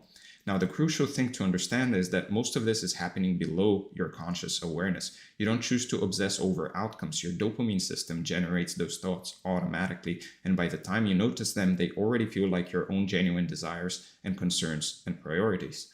Now, your dopamine system has been trained over years and years of repetition to seek satisfaction from thinking about outcomes, monitoring results, and reacting to circumstances. Even when the outcome is bad and the feeling is painful, there's a covert reward happening underneath. That's the sneaky part. Checking your results and worrying about your situation feels terrible on the surface, but it gives you a sense of certainty about where you stand. And your brain finds that deeply satisfying even when the information itself is distressing. So in a very real sense, you are addicted to monitoring the orange line. And like any addiction, the more you feed it, the stronger it gets, and the harder it becomes to redirect your attention to anything else, until eventually it feels like the only way you know how to operate. So here's where it gets even more revealing. There are really two types of thoughts you have throughout any given day. Created thoughts, the ones you consciously and deliberately generate, and spontaneous thoughts, the ones that just arise on their own without you trying to or intending to have them. Now, the vast majority of your thoughts, probably 90% or more on any given day, are honestly just spontaneous thoughts, maybe even more. They just show up, and right now, for most people reading this, or watching this, the majority of those spontaneous thoughts are about outcomes, circumstances, or other people's behavior, or things that you can't control and what might or might not happen in the future. Now, this is your brain's current default mode. It's not something that you chose, and it's not something that you can directly change immediately. It's something that got programmed through years of repetitive attention and dopamine reinforcement, and now it runs on autopilot without you even noticing that it's happening. So every single one of those outcome-obsessed spontaneous thoughts is draining energy, attention, and motivation away from the only thing that actually matter, which is your processes and your actions and your green line and the daily work of growing your intrinsic value.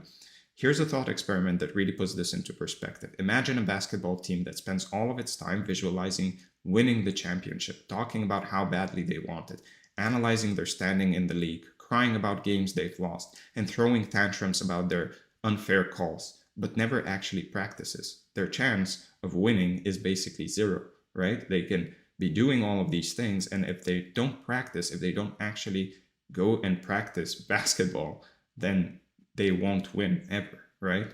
Now imagine a team that never thinks about the championship at all. They just show up every single day, run their drills, refine their plays, study film, and get 1% better at the actual mechanics of playing basketball. Their chance of winning is astronomically higher. And the funny thing is they're probably enjoying the process more too. The amount you desire something, think about it, worry about it, or cry about it has absolutely nothing to do with whether you'll actually get it at all. All of that mental activity actively works against you because it consumes the time and energy you could be spending on your own actions, which is the only thing that's ever moved the green line. What makes this even worse is that most people swing between two equally destructive states based on what the orange line is doing at any given moment.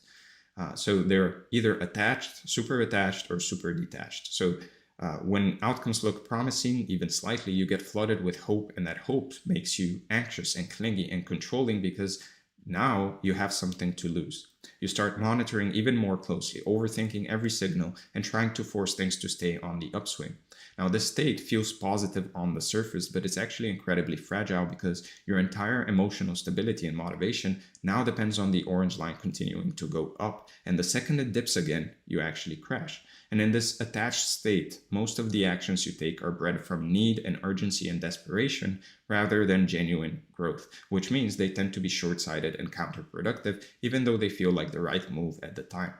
Then, when outcomes look bad, the swing goes the other direction. You become hopeless, demotivated, and shut down, and you stop doing the work entirely because what's the point? You might even convince yourself that the whole process is useless and you are foolish to try. And then something small gives you a glimmer of hope again, and you swing back to the attached state, and the whole thing repeats all the time. This tethered cycle can run for years without you ever stepping outside of it for long enough to see it clearly. Now, the thing to understand is that neither of these states produces real growth. Attached or detached, your motivation is entirely driven by external conditions, which means you can never build the kind of consistency that actually moves the green line. And there's a specific dynamic worth naming here that ties all of this together. When you consciously desire something that's outside of your control, your subconscious mind automatically confirms that you don't have it.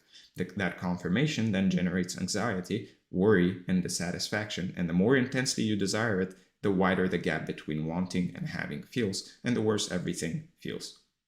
So the very act of desperately wanting a better life is what makes your current life feel unbearable.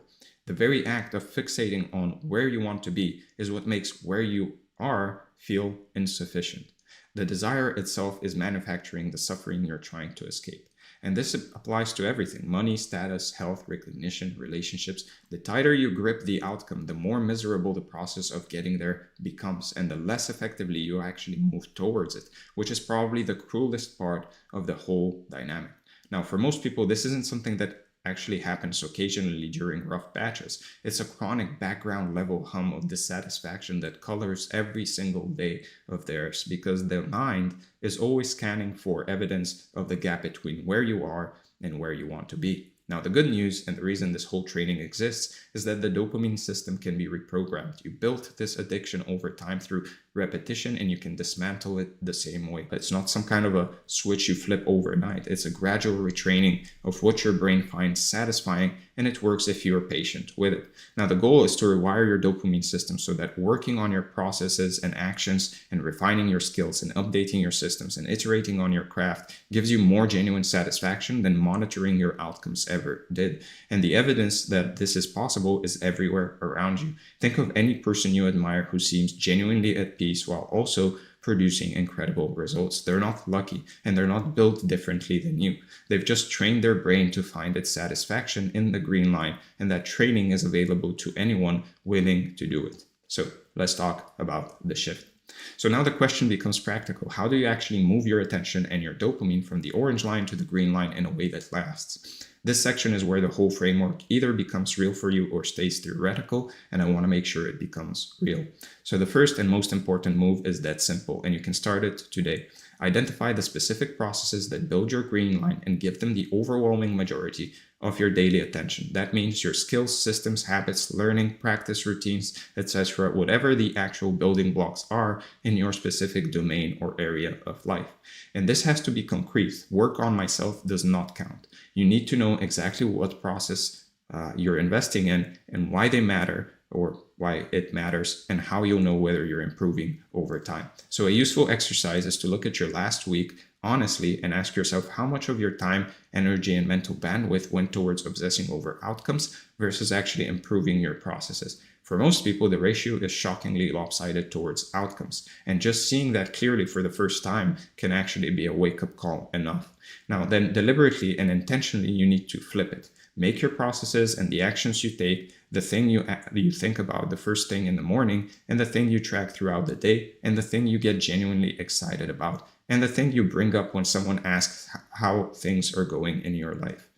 Then check your outcomes once every 2 to 4 weeks at the absolute most, not daily, not weekly, 2 to 4 weeks. Tomorrow your results will not look meaningfully different from today. So checking more often is a pure dopamine seeking habit disguised as staying informed or being responsible or just checking where you are in terms of your goals. Your processes and actions, on the other hand, you should be thinking about and refining multiple times per day. Am I running my system? Am I practicing deliberately? Am I taking action? Am I getting even 1% better at the thing that actually matters? Those are the questions that are worth asking on a daily basis.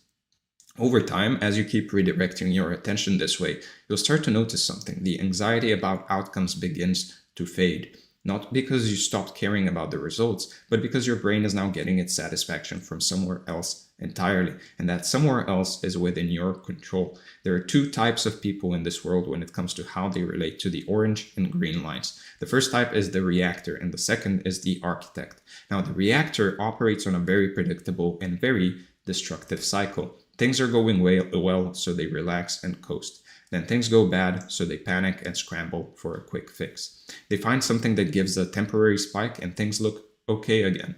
And they go back to, then they go back right to coasting, right? And this repeats forever without any real accumulation underneath it. The reactor, on the other hand, the reactor is entirely tethered and attached to circumstances. When the orange line is up, they feel good and ease off the gas. When it's down, they feel terrible and desperately search for a short-term tactical solution that will make the immediate pain stop.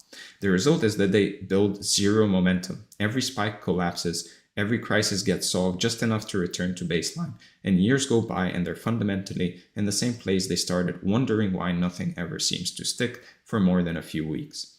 Now, the architect operates on a completely different logic. They start building their processes and actions and taking action regardless of whether conditions are favorable or terrible.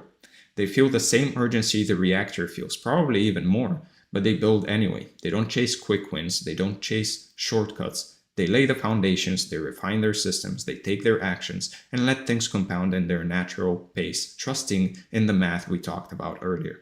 The architect's effort and motivation aren't connected to circumstances at all. Good conditions or bad, the architect does the work. That consistency, that untethered, unattached daily commitment to the process is exactly what builds the green line relentlessly over time without interruption. The architect takes longer to see initial results, maybe. Yes, the first few months can feel painfully slow compared to the reactor's dramatic spikes, but the yields, when they finally come, are massively greater, and they're consistent, and they compound, and they don't collapse when conditions change.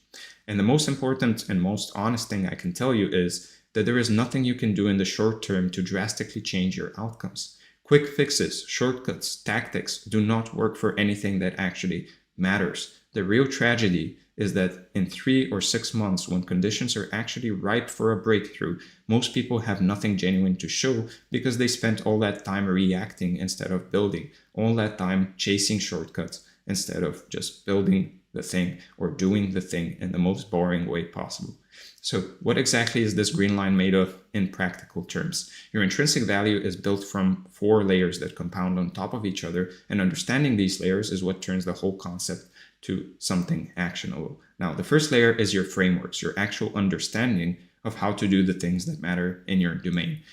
What moves to make, what principles to follow, what strategies work, and why they work. This is the most visible layer, and it's where most people stop. They learn a few tactics, they pick up a few strategies, and they call it done. But frameworks alone, without the layers underneath, will collapse under any real pressure or adversity. You still need them, obviously. Without solid frameworks, you don't even know what to practice or what to aim for. Just understand that they're the starting point and not the destination, and that having great frameworks with nothing underneath them won't really hold up when things get hard. Now, the next one, and the second layer, is your mindset, your ability to stay grounded, clear, and effective when things get difficult or confusing or emotionally charged. This is what lets you actually execute your frameworks when it counts, not just when conditions are easy and everything is going your way. This layer is invisible to the outside world, but it determines basically everything about how you show up under pressure, how you handle failure, how you respond to setbacks, and whether you can actually sustain effort when the orange line is crashing and everyone around you is panicking. Without this layer, you know the right things to do, but you can't do them when it matters most, which is, in practice, the same as not knowing them at all. Now, the third layer is your daily practice, the actual routines and habits you run every single day to keep sharpening the first two layers. This is the engine that keeps the whole machine moving forward.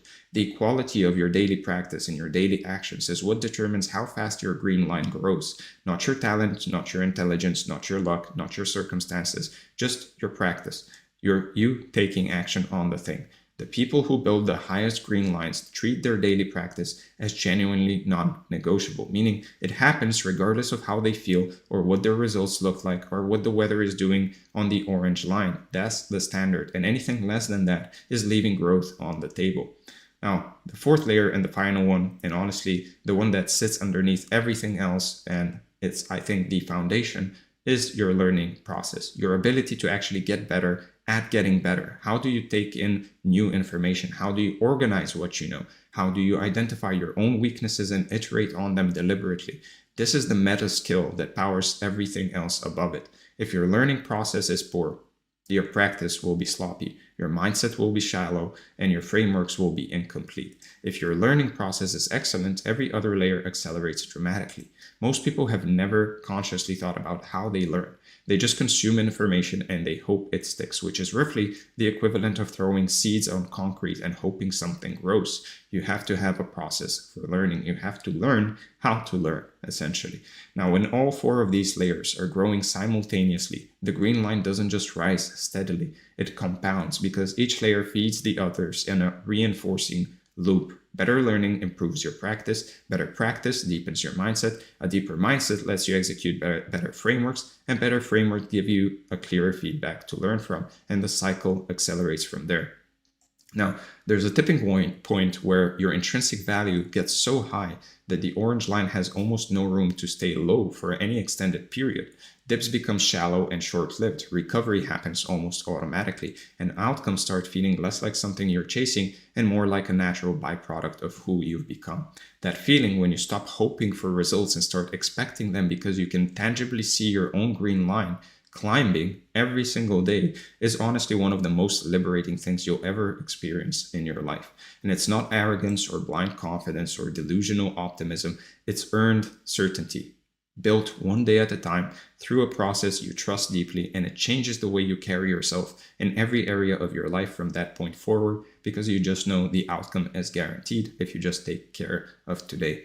And maybe the most important thing of all is that this whole approach frees you from the emotional volatility that comes with living on the orange line.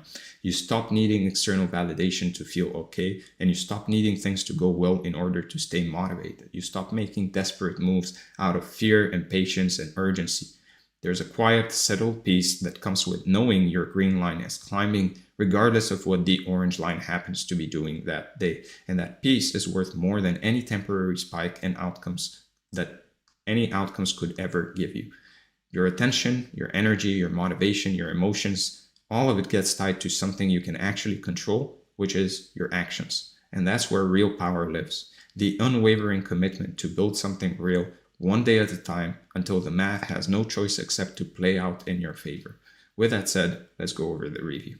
We talked about the overview, the two lines, the reversion principle, the addiction problem, the shift, the review, and finally, your action items for the day or the next few days. First, look at your last 2 weeks honestly and figure out the ratio of time and energy you spent monitoring outcomes versus actually improving your processes and actually taking action. Then commit to flipping that ratio starting today with no exceptions and no "I'll start on Monday."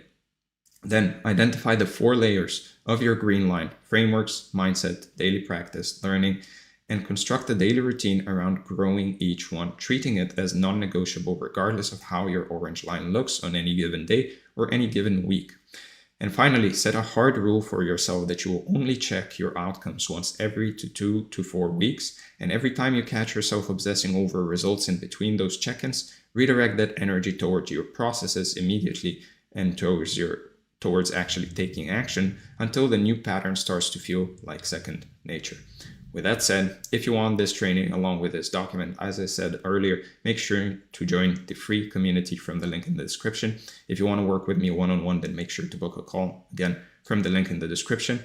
And if you want weekly newsletters helping you improve in every aspect of your life, meaning health, wealth, love, and self, then make sure to subscribe to the newsletter from the link in the description.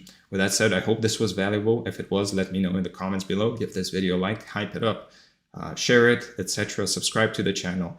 Thank you for being here. Thank you for the support, and I'll see you in the next one. All right, hello and welcome to this training. As you can see from the title, what we're going to be covering today is the high frequency human and how to unlock the state of magnetic energy and effortless flow. And as you can see from the overview, what we're going to be discussing more specifically is first the overview itself, then the energy spectrum, the frequency builders, the magnetic state, the review, and then your action items for the day or the next few days. So without further ado, let's get started and start with the energy spectrum. So every living thing runs on energy, and the quality of that energy basically shapes how you experience life. When your personal energy is low, everything feels harder. You think slower, your body feels heavier, and the world in general seems a bit off. But when your charge is high, everything sharpens. You focus better, things flow easier, and people can feel it the moment you walk in. Now, this isn't some abstract idea. It's actually measurable through your body's electrical system, your nervous response, and even your cellular voltage. So, energy in this sense isn't just spiritual, it's biology and motion. And once you realize that your state isn't random, but in reality it's pretty measurable, you start to see energy as something you can train, not just something you happen to wake up with. And so here's where it gets pretty interesting. Every thought and emotion you have creates a measurable change in your nervous system. Your cells work like batteries, storing and releasing charge as your body moves through stress, recovery, and focus. And when you eat poorly, sleep irregularly, or stay in constant emotional tension, those batteries drain faster than they recharge. Over time, that drop in voltage will start feeling like anxiety, brain fog, and indecision. So when you raise your baseline charge, you lift everything else. Your focus, your mood, and your magnetism all depend on that single internal current. Now, your nervous system is what decides whether to burn or conserve energy. And that choice depends on how safe your body feels. So if it senses danger, it will tighten up. It will slow digestion. It shortens your breath. And it shifts blood away from creativity towards defense. That's why mental stress will drain you faster than physical work. But once your body starts feeling safe again, through calm breathing, steady routines, and physical grounding, the nervous system flips back into rest mode. And that's when your energy naturally refills.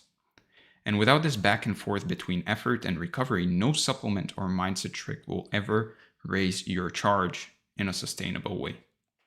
So, in fact, in 1994, neuroscientist Antonio Damasio published Descartes' error, showing that emotions actually don't start in the mind, but in the body.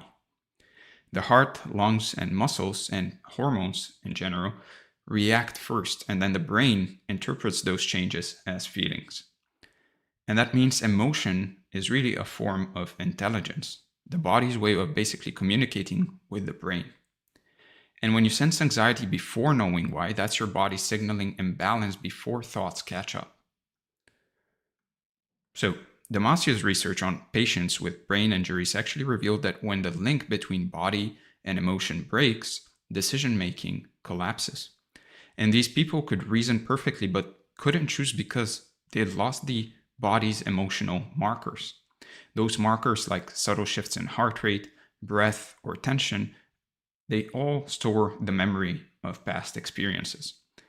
And when faced with new choices, the body replays those signals to guide the brain towards or away from action.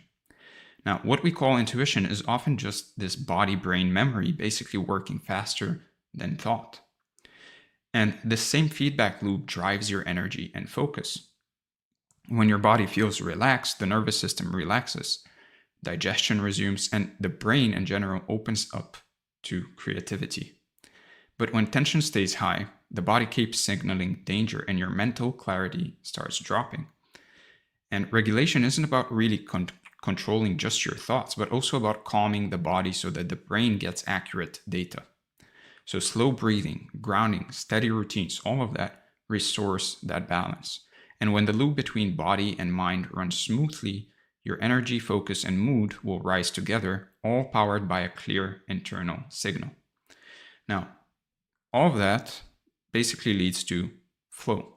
Your mental and emotional energy always mirrors your physical charge. So you simply can't feel confident when your biology's voltage is low, and you can't be intuitive when your body's in threat mode. So when you take care of your body, you're not just being healthy, you're maintaining the frequency that lets flow states appear. And you can think of it like tuning your instrument so it can actually play. Now from here, the next step is really learning how to build that charge on demand and keep it high no matter what life throws your way. Now, energy isn't just physical. Like we discussed, it's also emotional. Emotion is energy in motion, literally emotion. Each emotion carries a measurable vibration that shows up in your heart rate, also in your breathing and in your muscle tone. So gratitude and joy expand your body's field, while resentment and fear tighten it. And that's why two people can be in the same situation and have completely different results. One expands and attracts, the other contracts and repels. So your emotional frequency broadcasts through the world before you even speak. And that's why you want to practice daily gratitude, not because it sounds nice, but because it literally rewires your perception towards abundance, which raises your energetic amplitude. On the other hand, watch for emotional leaks like gossip, constant complaining, or guilt. They drain charge faster than lack of sleep. And every negative loop you entertain is like leaving the lights on all night. So once you see emotion as electrical current, you can start treating your day like energy management instead of a willpower battle. And next comes your surroundings. They always tune your energy field, whether you notice it or not. So light, sound, color, and people, all of them carry frequencies. Spaces filled with clutter, noise, or conflict lower coherence in your system, while order, nature, and quiet strengthen it. Now, most people underestimate how quickly their environment can override their mindset. One toxic conversation can undo a week of meditation if you're unaware of it. So start by checking the spaces you spend time in. Clean them, simplify them, add things that remind you of your higher frequency self. And then protect your proximity. The people closest to you will either amplify or dull your vibration. Energy is contagious, so spend time with people who expand yours. So if energy is shaped by body, emotion, and environment, the next logical step is really learning the specific habits that build charge and raise your frequency deliberately. So here's the data piece. There's real science behind all of this. Heart rate variability, hydration, blood oxygen, and breath rate are all tangible indicators of your energetic quality. So high frequency people show steady rhythms in these markers, not erratic spikes. And when your physiology stays stable, your presence feels stable too. And you can sense it when someone with grounded coherence walks into a room. And their energy will draw attention effortlessly. So start tracking your body's signals. Notice how caffeine, social media, or even just lack of sleep shift your internal rhythm. And then use that feedback to make small adjustments every day. The goal is not to be perfect there, but more so stability. So a steady frequency will always outperform short bursts of intensity. And by this point, it becomes pretty clear that energy management is a skill, not luck. Like any skill, it really gets stronger with consistent practice. So coherence means your thoughts, emotions, and actions are all lined up in one direction. It's basically the opposite of internal friction. When you reach coherence, your energy output multiplies because nothing leaks between what you intend and what you do. And you will feel lighter but stronger, calm yet alert. And that's the real foundation of magnetism. Now, because of that, coherence helps you manifest faster, make decisions faster, and attract better opportunities since your frequency stops contradicting itself. But keeping coherence takes honesty. The moment you act against your values or suppress what you feel, your field loses balance. And so you need to stay truthful with yourself, and your charge will stay strong.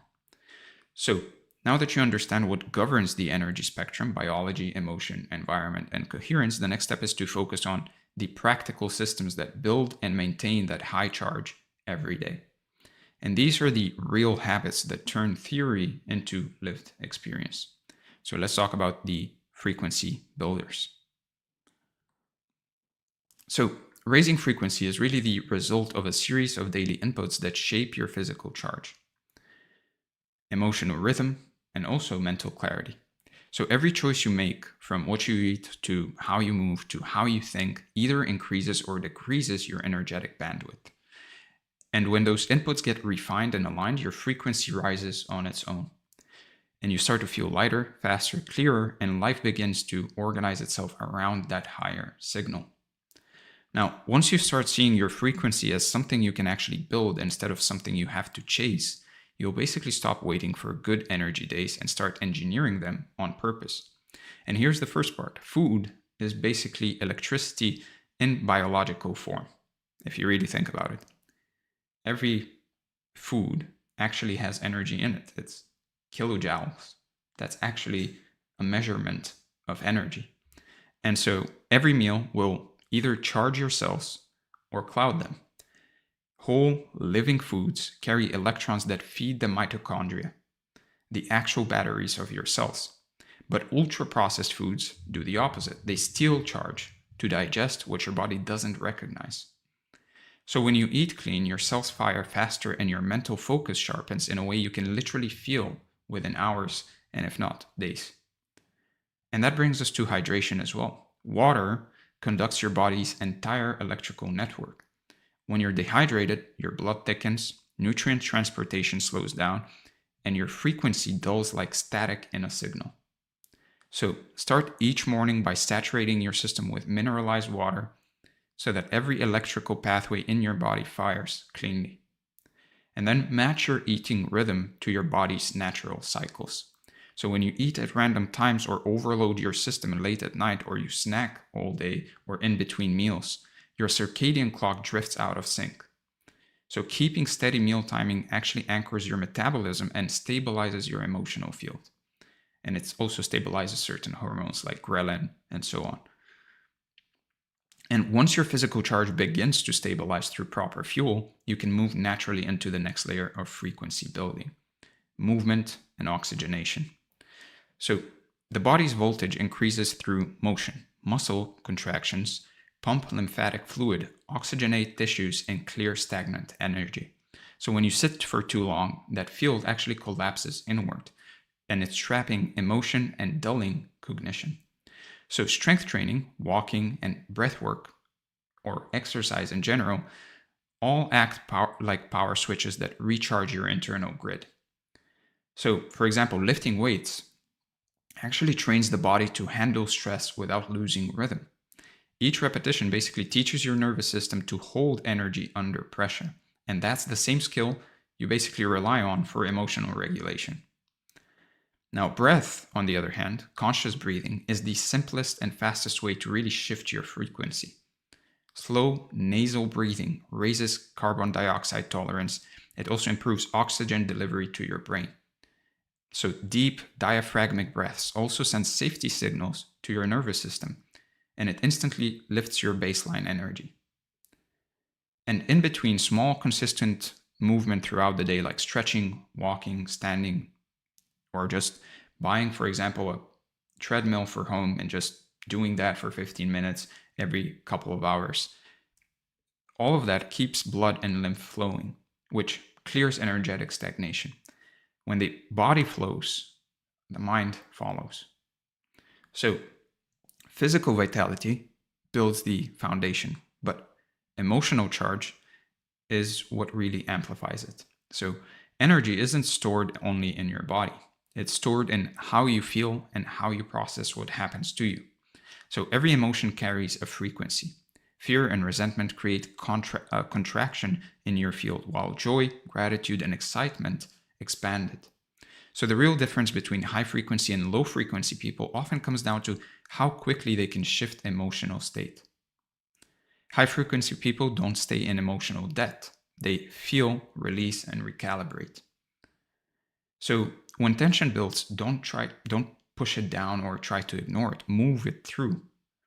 Physical movement, expression, or even just deep breathing can convert that emotional charge back into flow. So this is really about transmutation of emotions here, if you think about it.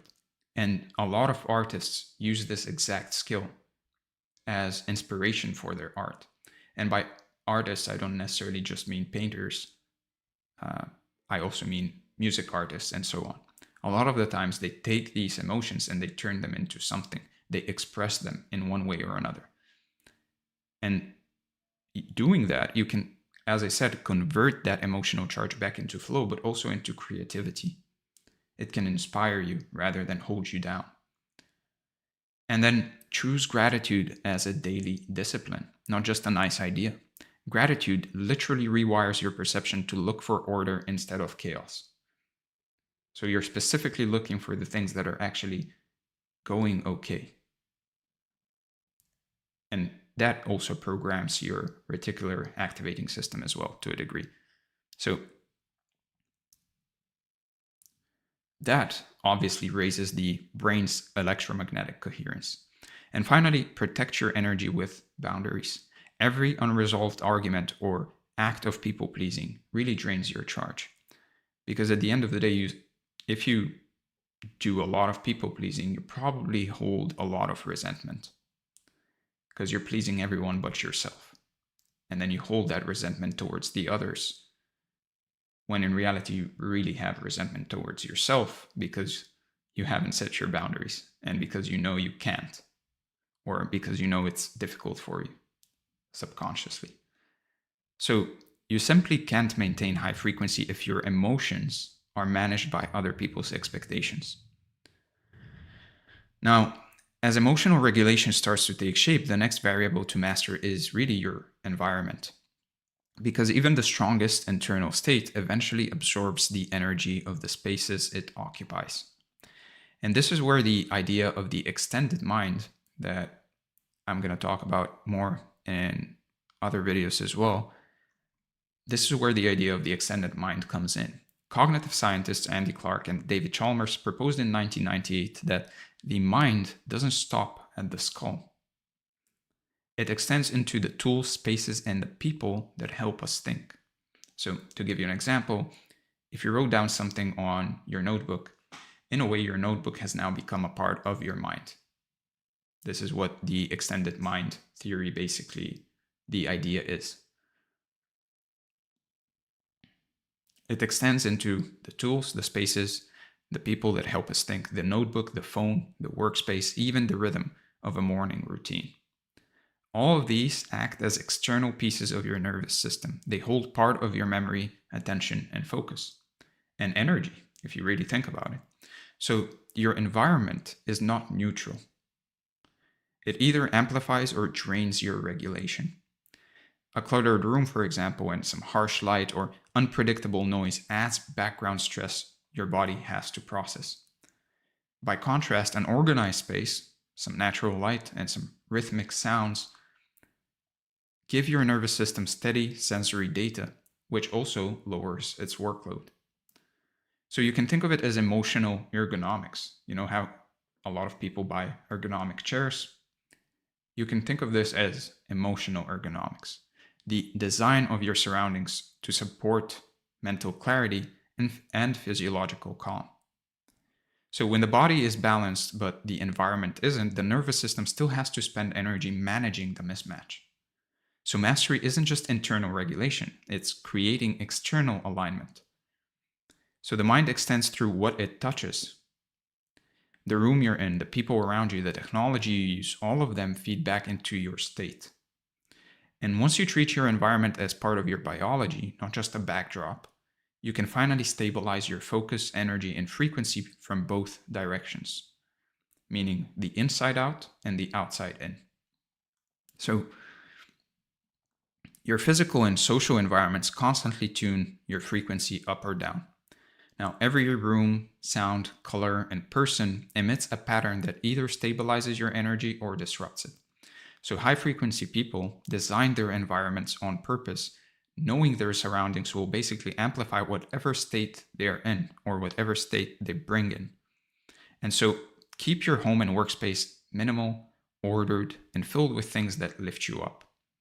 Clutter represents unfinished decisions, if you think about it, which quietly basically weigh on your attention and lower your energetic clarity.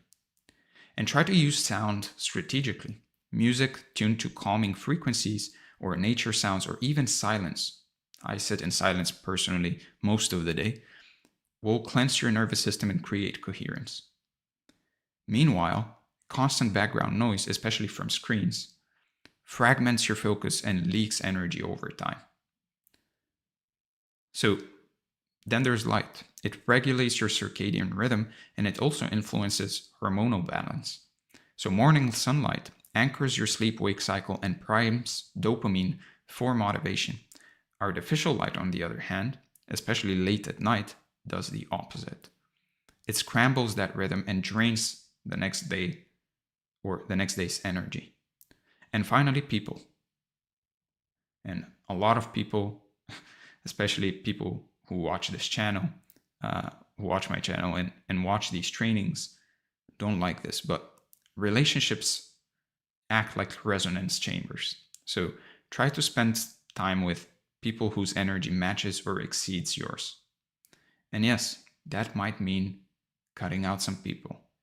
It's not crazy to think that if people are holding you back, they're maybe not the best for you in your life. Depends on exactly what kind of life really you want to live. I mean, if you do want to live their kind of life, then keep them around. Because at the end of the day, you are going to become a mix of the people you surround yourself with. So when you connect with high frequency individuals, on the other hand, your nervous system will entrain. And so it will create a shared field that amplifies clarity, confidence, and creativity. So your nervous systems, they basically synergize, they entrain together. So once your environment supports both your biology and your emotions, the next area to work on is really mental structure. How you think, focus, and talk to yourself. So thought carries measurable electrical activity, and the quality of that current basically shapes the quality of your reality. So each thought either builds voltage or drains it. So repeating heavy, fear-based stories can make your neurons fire in chaotic, wasteful patterns, which drains mental energy. Basically, it can be like background apps on your phone, or if you have 1,000 tabs open on your computer in a different window, and then you wonder why your computer is running slow. So focus, coherent thinking does the opposite. It conserves charge and directs it toward useful outcomes. And so since your brain can't really tell the difference between what's imagined and what's real, every thought basically rehearses the future or a future. So when you imagine desired outcomes with emotion behind them, those neural pathways will strengthen and your body starts operating as if those outcomes already exist. And that's how high frequency thinking basically reprograms your body for higher voltage living. So practice single task focus like a muscle. Every time you notice yourself multitasking, and try to bring attention back to one thing. You're increasing neural coherence that way. And the brain rewards that with sharper concentration, faster recall, and deeper calm. And each focused moment is like a rep in your mental gym. Over time, focus will become natural instead of forced because of this. Next, try to pay attention to your self-talk. It's very important what you say to yourself. Every sentence you say to yourself acts as an electrical command to your nervous system. Because what you say to yourself carries emotions with it, whether you believe it or not. It carries stories with it, whether you believe it or not. So when you repeat things like I'm exhausted or I always mess this up, what kind of energy do you think you're sending to your mind? You send a depressive signal straight to your physiology. So replace those loops with grounded statements such as I'm restoring my energy or I'm learning precision. With repetition, those phrases will reset your body's baseline and your energy will rise to match it.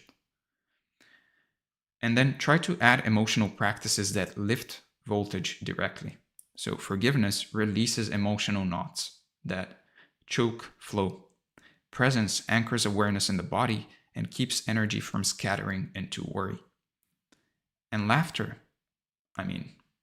we all know about laughter. It floods the system with oxygen.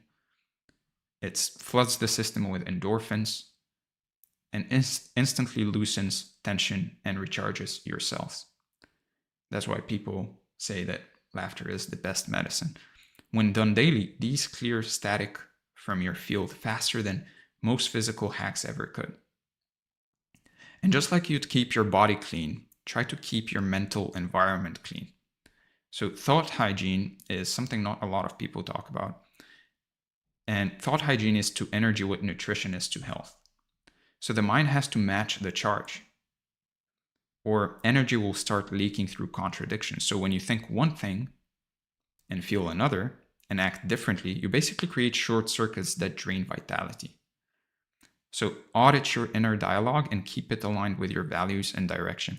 Each congruent thought seals your field tighter, and it makes your energy less reactive and more magnetic. And finally, try to schedule silence like an appointment. As I said, me personally, I sit in silence most of the day, like zero music, zero sounds. So quiet resets the nervous system and gives your subconscious room to integrate. When input stops, your brain starts sorting, repairing, and connecting ideas you didn't even know you were forming. In those quiet minutes, clarity lands, intuition strengthens, and your energy stabilizes.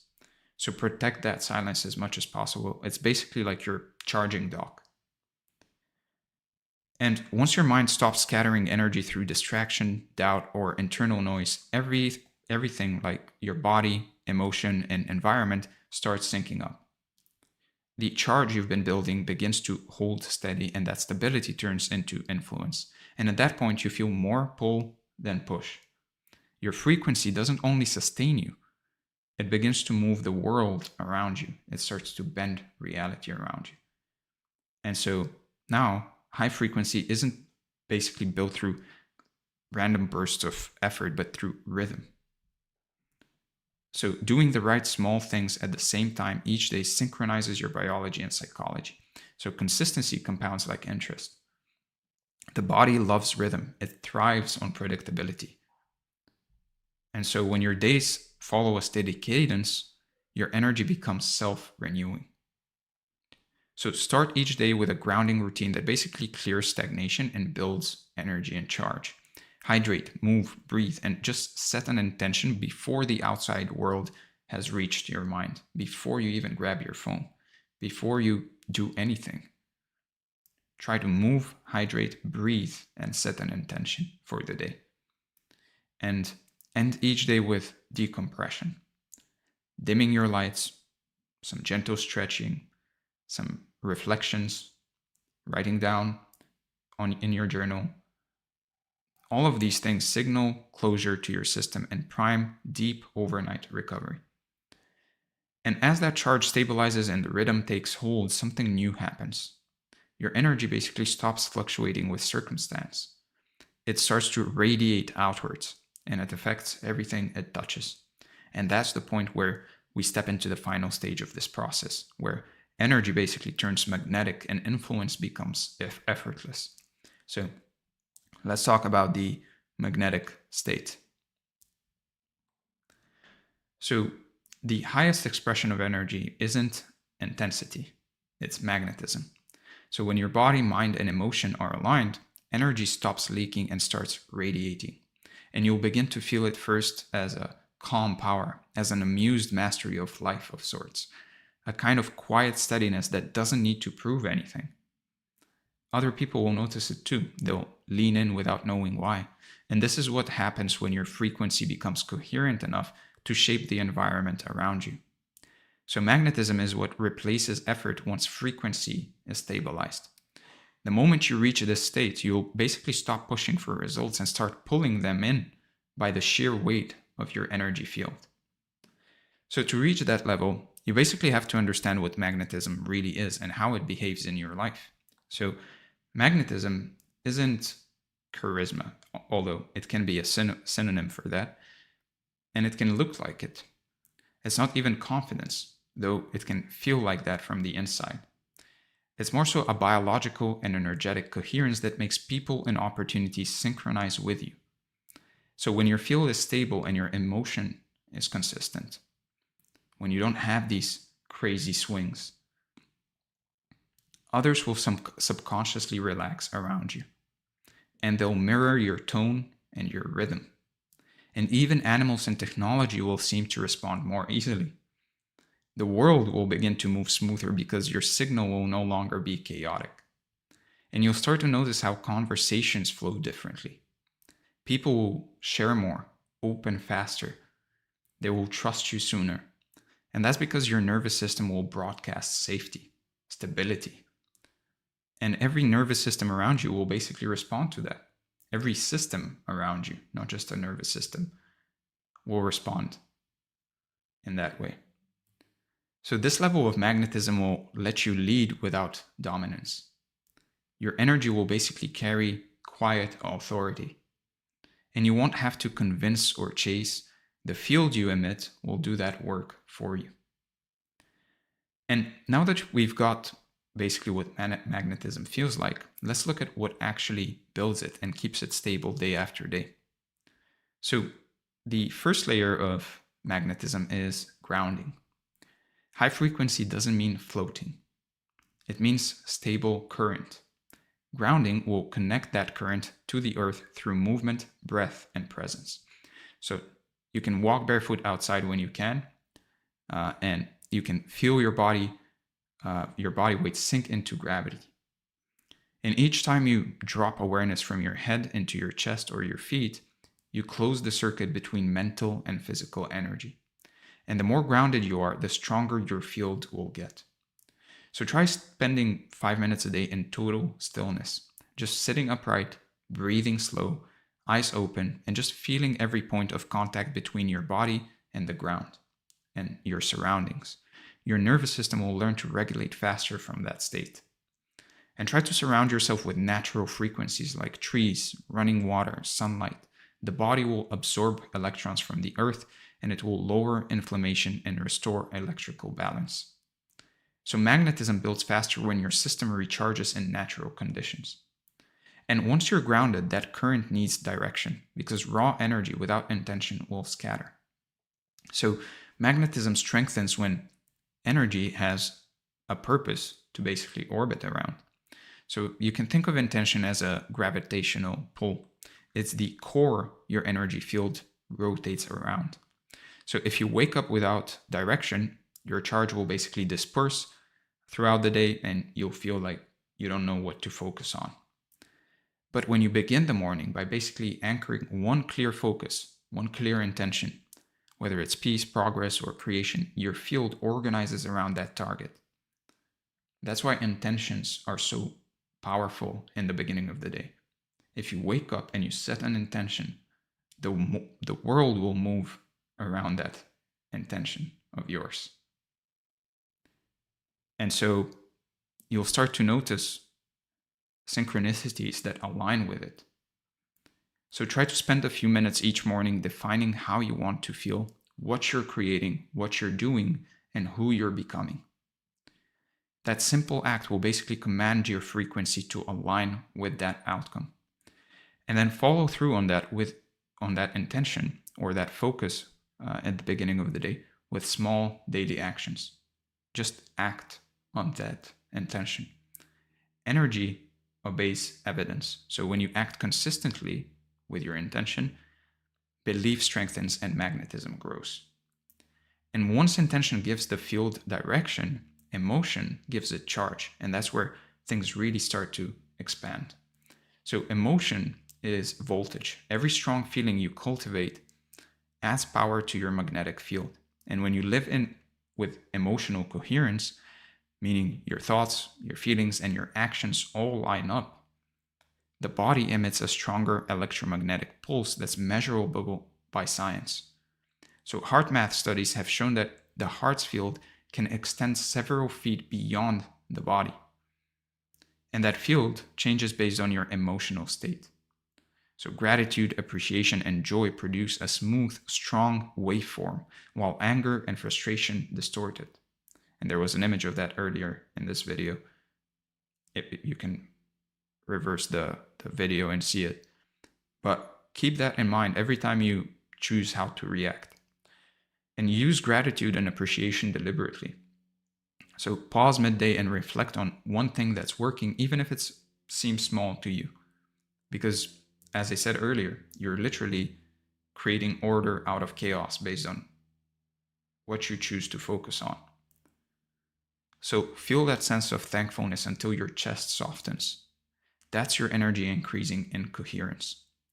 And try to watch your emotional habits like comparisons or complaints. Every time you indulge in them, you basically scatter your charge and energy. So stay aware, reset quickly, and the field will stay clean. And try to practice emotional regulation through breathing or pausing before you react. The more you can hold composure, the stronger your frequency will get. Power always feels calm because it's steady current, not spikes.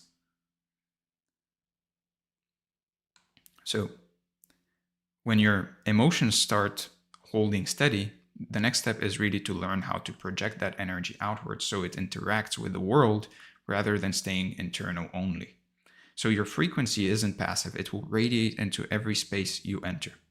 The goal here is to become conscious of that projection and use it intentionally.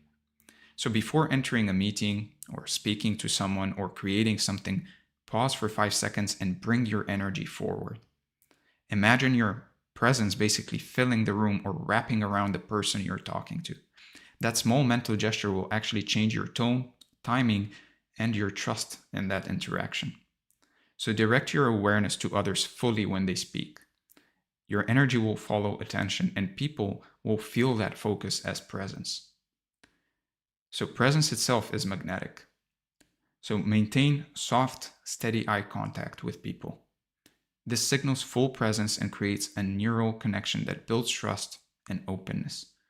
And then turn your body fully towards the person speaking. Leaning slightly forward will actually show engagement, and it will tell their nervous system that you're receiving their message. And then pause before responding. When people talk to you, take a moment to actually listen to them. Pause after they say something. Think about what they said. Maybe even repeat what they said. Let their words land fully before you formulate your reply. A lot of people think of what to say next while the other person is talking to them, which obviously decreases connection. It decreases energy. Instead of you being fully present in that moment, listening to the person, understanding what they're saying, understanding where they're coming from, what they might be feeling, you're thinking about what to say next. And then you wonder why you feel like nobody understands you. You do that to others. So this will create space for deeper understanding, and it will also show respect for their communication. So try to speak slower, breathe deeper, and just use some pauses. Your voice actually carries the waveform of your energy. So a grounded tone will actually regulate others, and it will also increase their receptivity to you. And try to reduce your speaking speed by 20%. And the way you can actually practice this is by first speaking uncomfortably slow, very slow, taking a lot of time between sentences or between parts of sentences. And it will feel awkward. It will feel very awkward. But try to just embrace that. Slower speech will actually give your words more weight, contrary to what you might be thinking. And it also allows others to absorb what you're saying without them straining, without them having to think. And try to breathe from your diaphragm before speaking. So deep breaths will actually lower your vocal pitch naturally. And it will also add resonance that others find calming and trustworthy. And don't find it awkward if you actually take a deep breath mid-conversation. And try to use pauses deliberately between your thoughts. Silence will actually create emphasis. It also allows reflection. And it also prevents your energy from becoming scattered or rushed. And a lot of the times, what pauses do is it first allows you to basically think of what to say next without filling up that silence with filler words, which first off, by the way, people will see you as way more confident because of that. And secondly, anything you say after a pause sounds amazing. So use that deliberately. It shows presence. It shows that you're comfortable in your skin, that you're confident, that you're there. And it brings anything you say after a pause has a lot more weight to it. So now look, every text, every call, every post also carries frequency. Everything you see online carries a frequency. This is why it's honestly devastating to basically be watching short form content, because every video you see carries a frequency. So imagine how many frequencies you're passing through while you're doom scrolling. So write and speak from centeredness, not from hurry.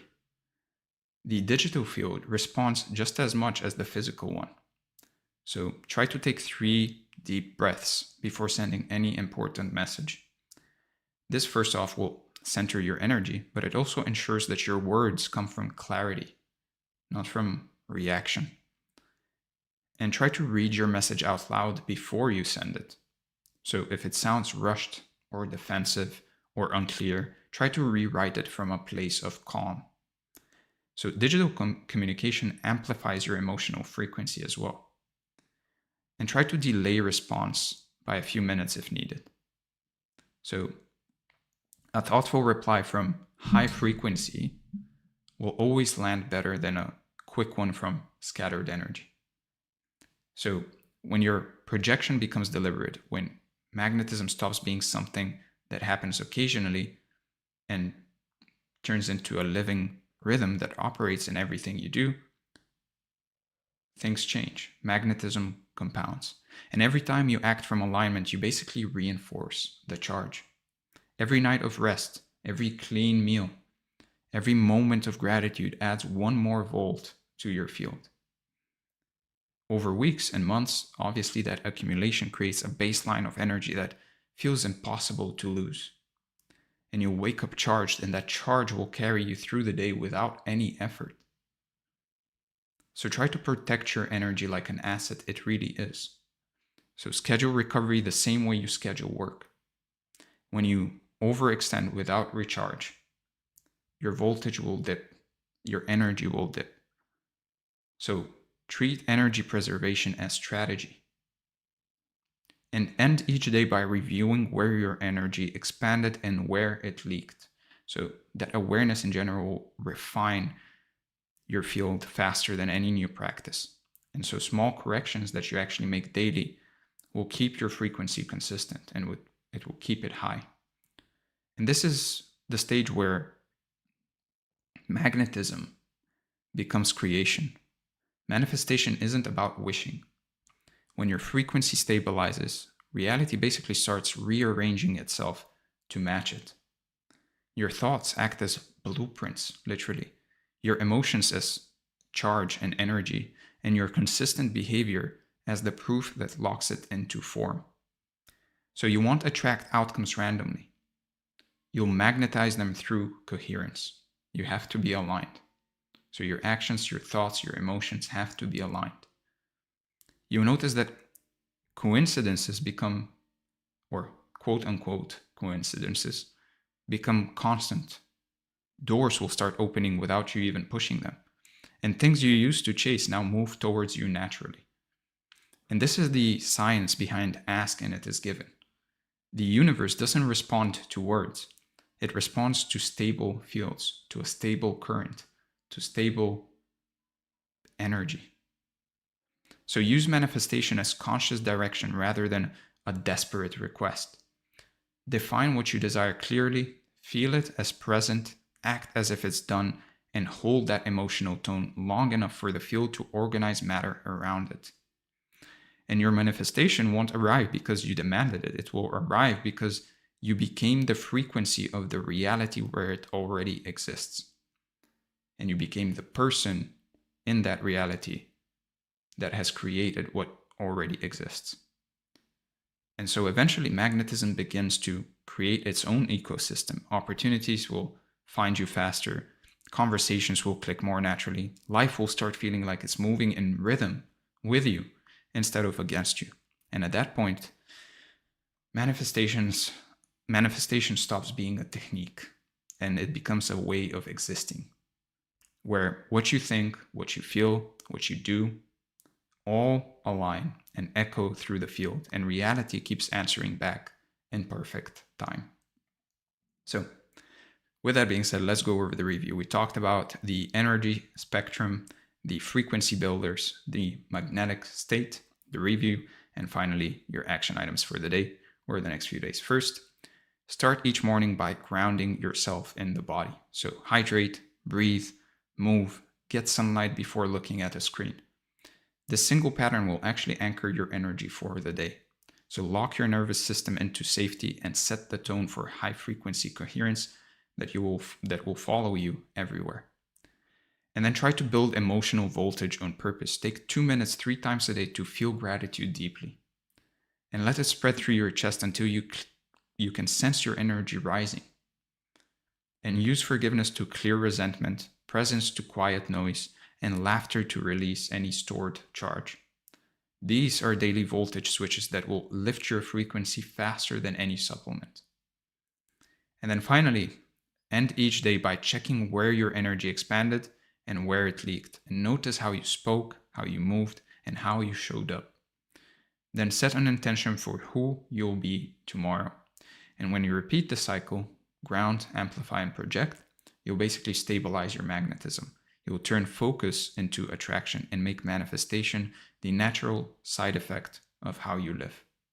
So with that being said, if you enjoyed this training, make sure to give it a like, comment below and let me know what you liked or what you would like to see next, and subscribe to the channel if you want to see more. Now, if you're a professional, an entrepreneur, or a creator, and you want to work with me one-on-one, make sure to book a call from the second link in the description.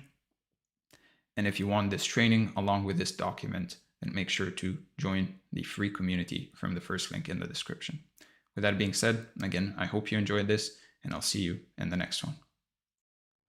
All right, hello and welcome to this training. As you can see from the title, what we're going to be covering is how to stop overthinking. And as you can see from the overview, what we're going to be talking about more specifically is first the overview itself, the illusion of thinking, the addiction to control, the end of effort, the power of purpose, the natural end of overthinking, the review, and your action items for the day or the next few days. So before we get started, if you want to work with me one-on-one, make sure to book a call from the link in the description. If you want this training along with its respective document, then make sure to join the free community from the link in the description. If you want weekly tips sent directly to your inbox on health, wealth, love, and self, then make sure to join the newsletter again from the link in the description. If you like content like this, then make sure to subscribe, like the video, comment below to let me know what you'd like to see next. And with that out of the way, let's get started and talk about the illusion of thinking. All right, so if you're watching or listening to this, then you probably already know what it feels like to be stuck in your own head. It could be you're lying in bed at night replaying a conversation from 3 days ago or from 3 years ago for that matter, or you're sitting at your desk supposedly working, but your mind is really running through every possible way some future thing could go wrong. You catch yourself mid-spiral, you tell yourself to stop, and 5 minutes later you're right back in it. That loop, that exhausting inability to just stop, I've been there, most people have, but the thing I want you to understand is that what you're dealing with is actually something very specific, almost like a program that is really running in the background that you didn't install and never agreed to. And once you see how it actually works, you can turn it off. That's what this training is all about. We're going to break down exactly what's happening when your mind won't shut up, why it feels so impossible to escape, and then I'm going to show you how to actually get free, not through years of meditation or therapy or willpower, but through simply seeing something clearly that you've never seen before. Now, the first thing I need you to understand is that most of what you call thinking isn't actually thinking at all. It's just mental noise. Real thinking is actually very rare. It's focused, it's intentional, it has a purpose, and it produces something useful at the end. What most people do when they're stuck in their heads, and probably what you're doing at 2 a.m. when you can't sleep, is just replaying, recycling, or rearranging the same fears and doubts over and over again, which feels like you're working on something important, but you're really just running in place, right? And this is the trap. You believe you're being responsible or careful or thorough, that you're thinking things through, when actually you're just running the same broken loop. Now, there's a massive difference between actual thinking and what we're calling overthinking, right? Real thinking has a direction. You sit down, you work through a problem, you arrive at something, and then you're done. Overthinking has no direction. It's circular. You go round and round the same territory without ever landing anywhere. And an hour later, you're more confused than when you actually started. Real thinking leaves you feeling clearer. Overthinking leaves you feeling drained and anxious. Real thinking is something you choose to do. Overthinking is something that actually happens to you, right? Often against your will. And here's a simple test. If you've been thinking about the same thing for days or weeks or months and you're no closer to a resolution, that's not thinking, right? That's rumination. That's a mental habit running on autopilot. Real thinking doesn't take that long unless you're solving some big academic research problem, right? Because real thinking actually goes somewhere. The tricky part is that the mind confuses these two things on purpose, because as long as you believe that overthinking is useful, you'll keep feeding it. The moment you see that it's not useful, that it never was, the whole thing starts to fall apart. Now, the mind has convinced you that all this mental activity is actually protecting you somehow, that if you stop analyzing, you'll miss something important or make a terrible mistake. But think about it honestly, right? How many of those endless mental rehearsals actually helped you? How many times did all that worry genuinely prepare you for something? Almost never. The overthinking creates the anxiety it then promises to solve, which is why it never ends. Every solution your mind offers just generates more problems to solve, and you stay trapped in what feels like necessary work, but is actually just the habit feeding itself over and over and over again forever. Right? The way this works is very predictable once you see it clearly.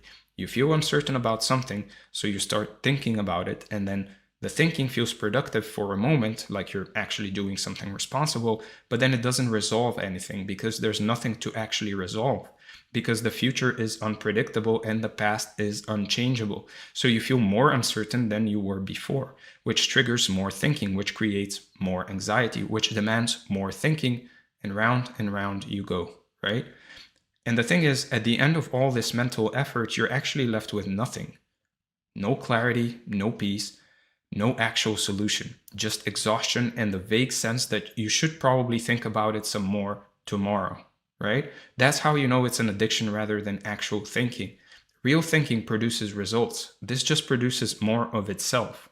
We've been sold this idea our whole lives that mental effort equals intelligence, that worrying means you care, that constant analysis is how smart people operate. That's not the case, right? The people who are actually clear and effective, the ones who seem calm under pressure, they're not the ones trapped in their heads all the time. They think when thinking is actually needed, and the rest of the time they're just present. They're just there doing things, living, solving problems when they need to. That's the natural state we're trying to get back to. And the most important thing to understand here is that the overthinking creates the problem it claims to solve. You feel anxious, so you think about what's making you anxious. And the thinking makes you more anxious, so you think harder and it makes you even more anxious. The relief you get from analyzing is fake. It's just a brief pause in the tension that the analyzing itself actually created. It's exactly how alcohol relieves the stress that alcohol caused in the first place. The thing you think is helping is actually the source of the problem, right? And once you really see this, you'll realize you're not getting anything from the overthinking. Nothing real, nothing useful. It's giving you zero benefits while costing you your peace, your sleep, your energy, your presence, right? The trade is completely one-sided and you've been making it for years without realizing how bad the deal actually is. See, the problem was never that you think too much. The problem was that you mistook overthinking for real thinking.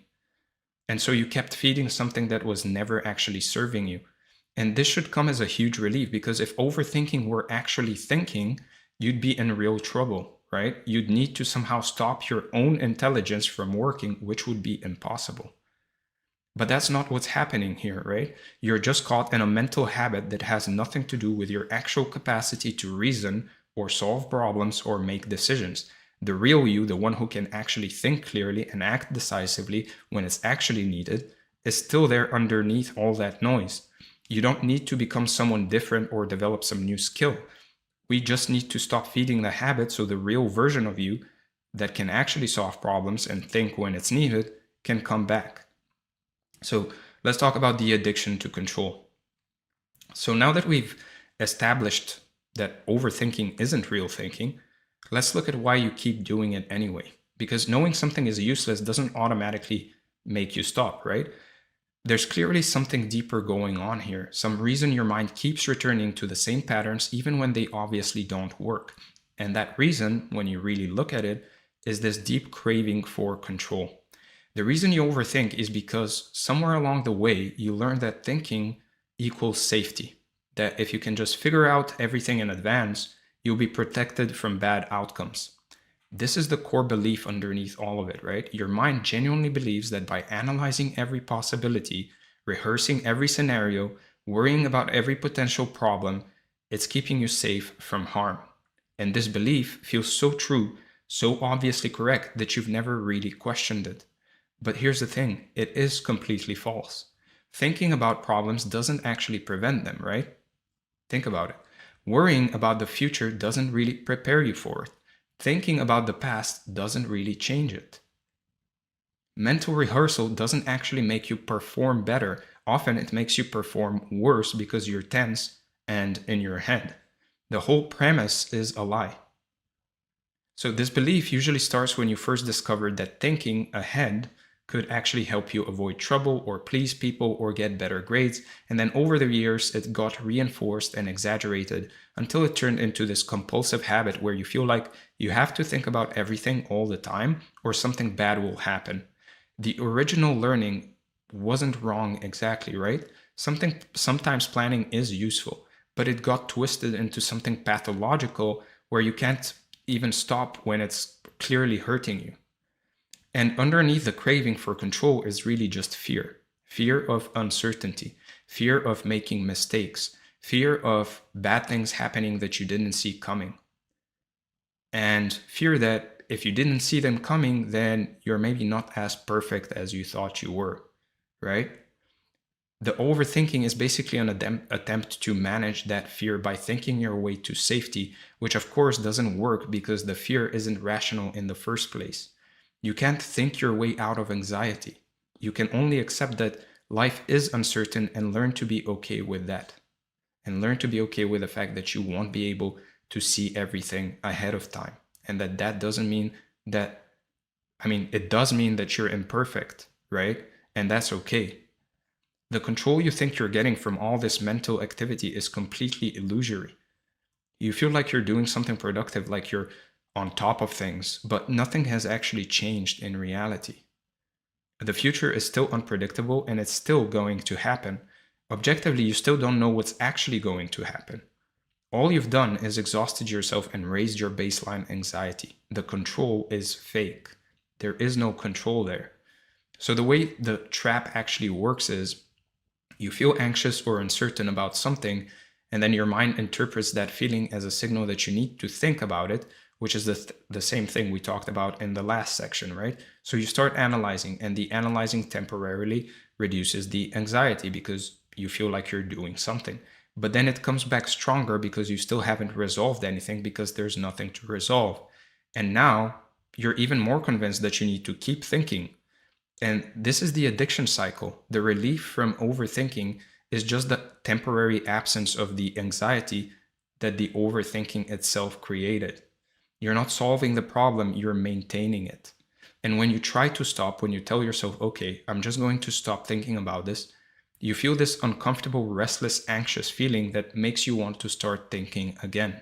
That feeling is withdrawal, right? It's the same thing a smoker feels when they try to go without a cigarette, or an alcoholic feels when they go without alcohol, or any drug addict when they go without their drug of choice. The mind has become dependent on the mental activity, and when you take it away, even briefly, it panics. And most people interpret this panic as evidence that they really do need to keep thinking, which is exactly backwards. The discomfort is actually evidence that you are addicted, and the only way through is to let the discomfort pass without feeding the habit.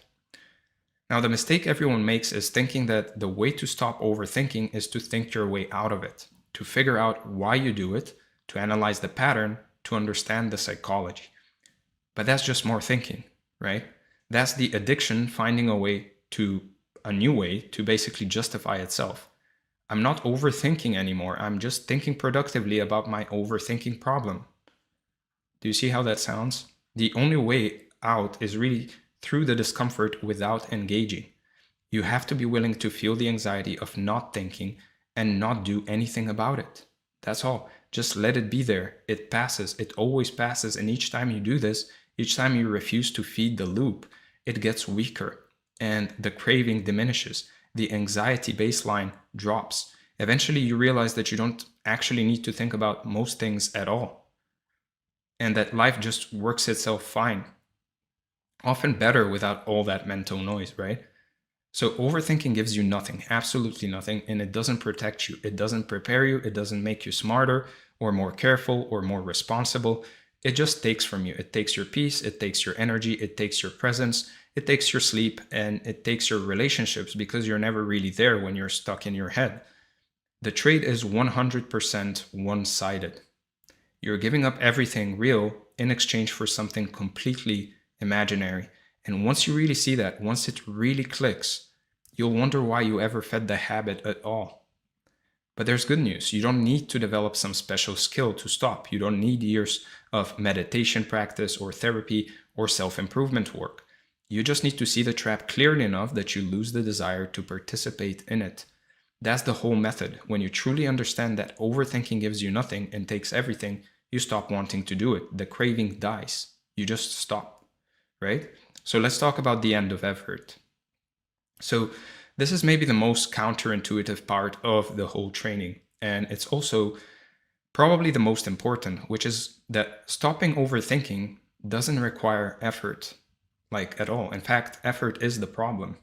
The whole I'm going to try really hard to stop thinking approach is doomed from the start. And I want to explain why that is so that you don't waste time doing it wrong. Now, most people approach this completely backwards because they treat overthinking like a behavior they need to suppress, like it's eating junk food, where you just resist the urge through sheer willpower. But overthinking doesn't work that way at all. And here's why. The moment you try to stop thinking, you're creating resistance, right? And resistance is just more mental activity, which means you're actually feeding the exact thing you're trying to stop. The effort itself creates the disturbance. Lao Tzu put it really well when he said, and I'm paraphrasing here, that the more you try to control things, the more they control you, right? And the same goes for this. When you put pressure on yourself to stop overthinking, you're adding another layer of mental noise on top of the mental noise that's already there. because now you're thinking about not thinking, monitoring whether you're thinking, judging yourself for thinking, strategizing about how to think less. And all of that is just still more thinking, right? You haven't escaped anything. You've just given the habit a new form to take. And the harder you try, the worse it gets, because trying harder means more mental activity, more tension, more pressure, more self-monitoring, which all feeds the loop. This is why people can spend years working on their anxiety problem and never actually get better, because the work itself maintains the problem, right? Willpower is the wrong tool entirely for this job. Willpower works when you're trying to do something hard for the first time. It doesn't work when you're trying to stop doing something that's driven by unconscious craving, because the craving just waits for your willpower to run out, right? Which it always does, especially at the end of our day, right? And then it pulls you right back in. Now, the actual solution, like we've been building towards this whole time, is to see the trap so clearly that the desire to participate just disappears on its own.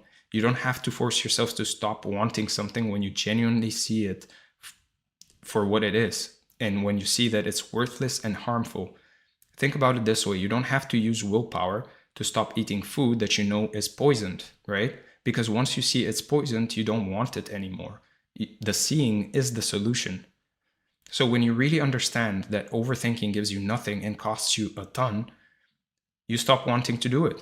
The craving dies. You just lose interest in the whole game. It becomes obviously pointless, and pointless things are easy to stop. And this is actually how all real change works. You don't have to force yourself to stop doing things you genuinely don't want to do. The struggle only exists when a part of you still believes there's something valuable in the habit. Once that belief is gone, once you've seen through the illusion, because it is an illusion, and once you've seen through that completely, the behavior falls away naturally with no effort required. So you're already not thinking most of the time. Right now, as you're watching or listening to this, or if you're reading it, you're not really overthinking, right? Your mind is engaged with the content, following along, and it's present. The natural state is already one of relative mental quiet, right? The overthinking is an interruption of that state, not the default, right? So we're not trying to create something new or achieve some advanced mental state. We're just actually trying to stop interrupting the piece that's already there underneath the noise. We're just going back to where we naturally are. And when you stop feeding the overthinking habit, you don't have to replace it with something or build a new skill or develop a practice. You just return to what was already there before the habit took over. Peace isn't something you build, right? It's what remains when you stop creating anxiety, when there's no chaos. That's peace, right? So the instruction here isn't try harder to stop thinking.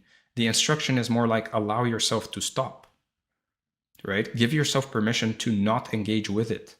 Stop treating every worried thought like it deserves your attention, because it doesn't. It's just thoughts, right? There's thousands of them a day. You can't pay attention to each one of them. And trust that you'll be fine, that you don't need all that mental activity to function or to stay safe or to make good decisions. You've been sold the idea that you need to think consistently and constantly, but you don't. Most of life works perfectly fine, right?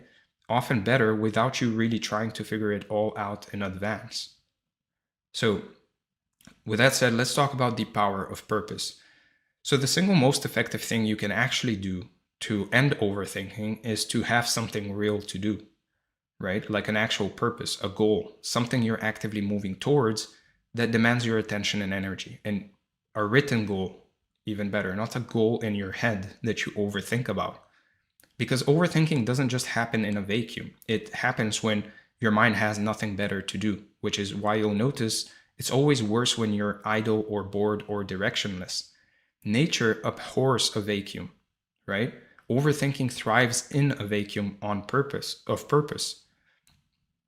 Your mind is constantly looking for something to do, something to work on, something to process. And if you don't give it something meaningful and real to engage with, it will just manufacture problems to solve, which is what overthinking is. The anxious overthinking fills the space that purpose should be filling. So in a weird way, the question isn't really how do I stop overthinking? It's what should I be doing instead? And once you have a clear answer to that second question, the first one tends to solve itself. So stagnant mental energy with nowhere productive to go turns into overthinking.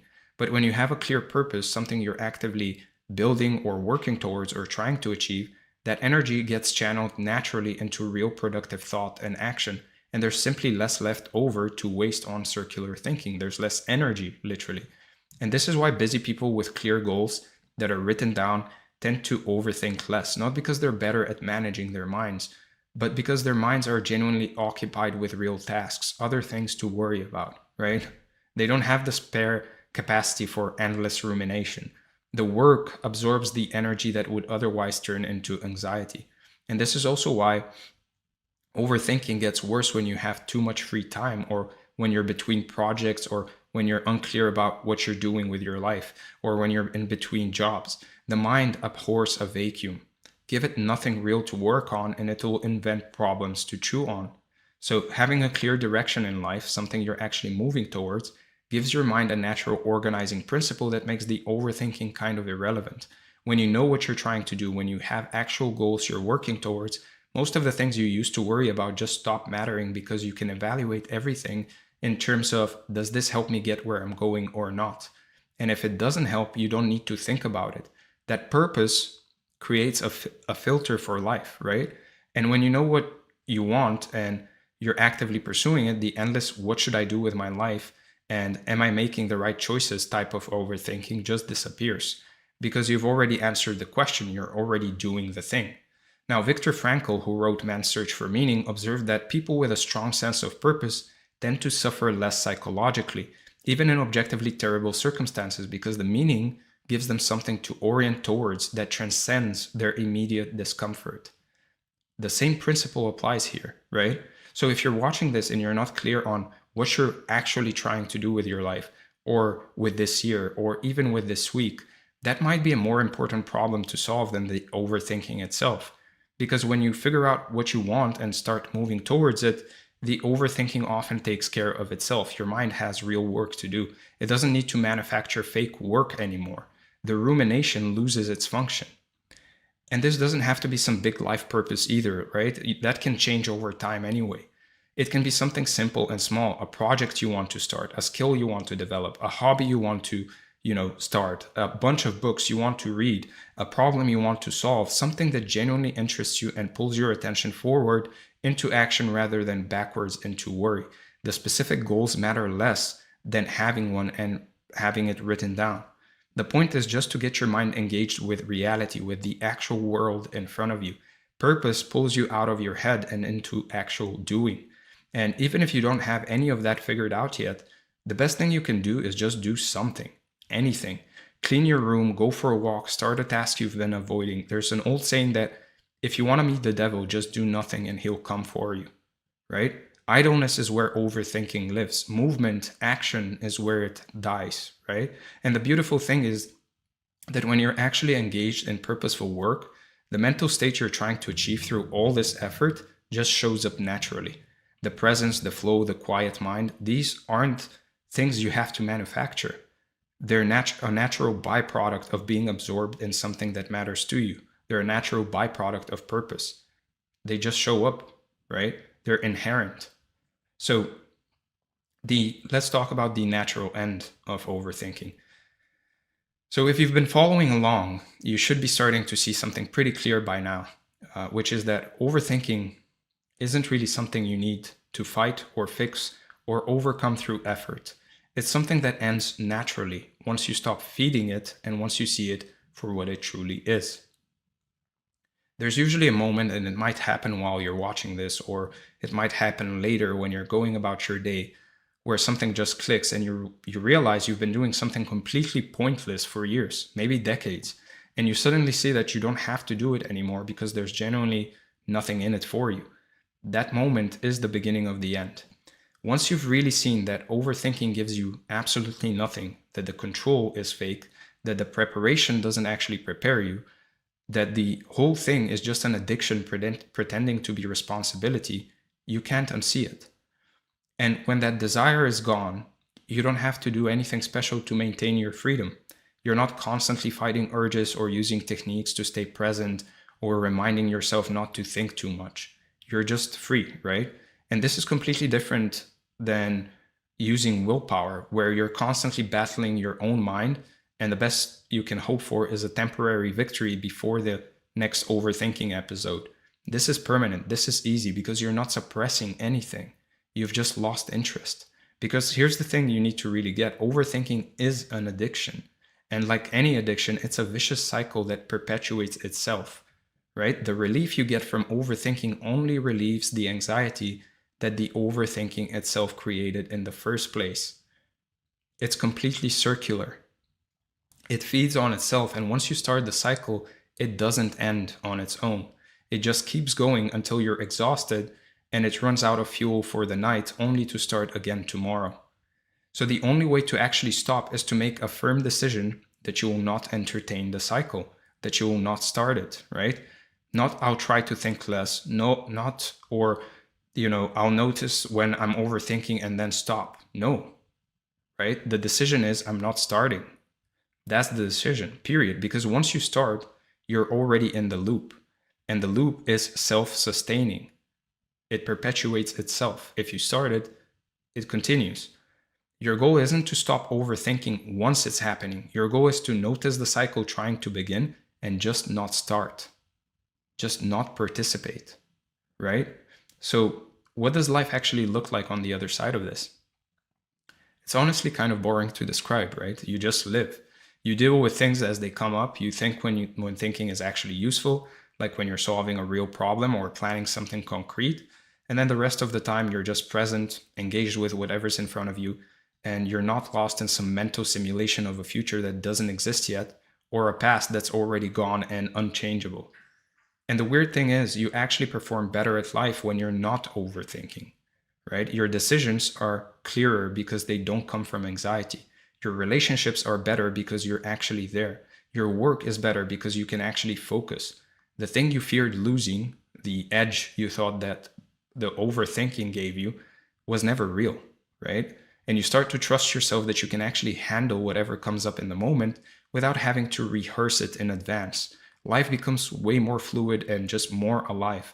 The constant need to prepare and analyze and figure things out in advance, it just dissolves. And you become someone who can actually respond to life as it happens rather than living in their head.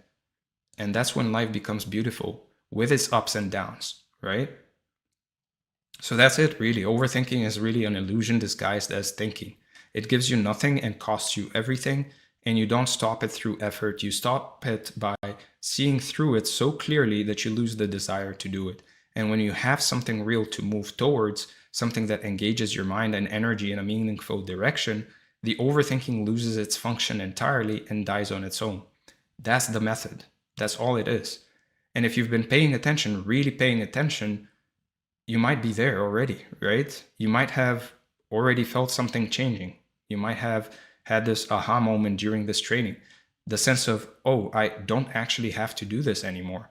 And it really is that simple. We complicate things because we think things should be hard, and some are and some aren't, right? That it should require years of work and discipline and struggle. Some things do, some things don't. But sometimes the deepest changes can really happen in an instant. The moment you see something clearly that was hidden before. And once you've seen it, you're basically done. The only thing left is to just not go back, right? And you won't want to, because why would you return to something that gives you absolutely nothing? So with that said, let's go over the review. We talked about the illusion of thinking, the addiction to control, the end of effort, the power of purpose, the natural end of overthinking, the review, and your action items for the day or the next few days. First, recognize that what you've been calling thinking is actually just mental noise disguised as productivity. Real thinking has direction and it produces results. Overthinking is circular, it gives you nothing and it costs you everything. The control is fake, the preparation doesn't actually prepare you, and the moment you can tell the difference, you've already started to get free. Second, don't try to fight or suppress the overthinking through willpower.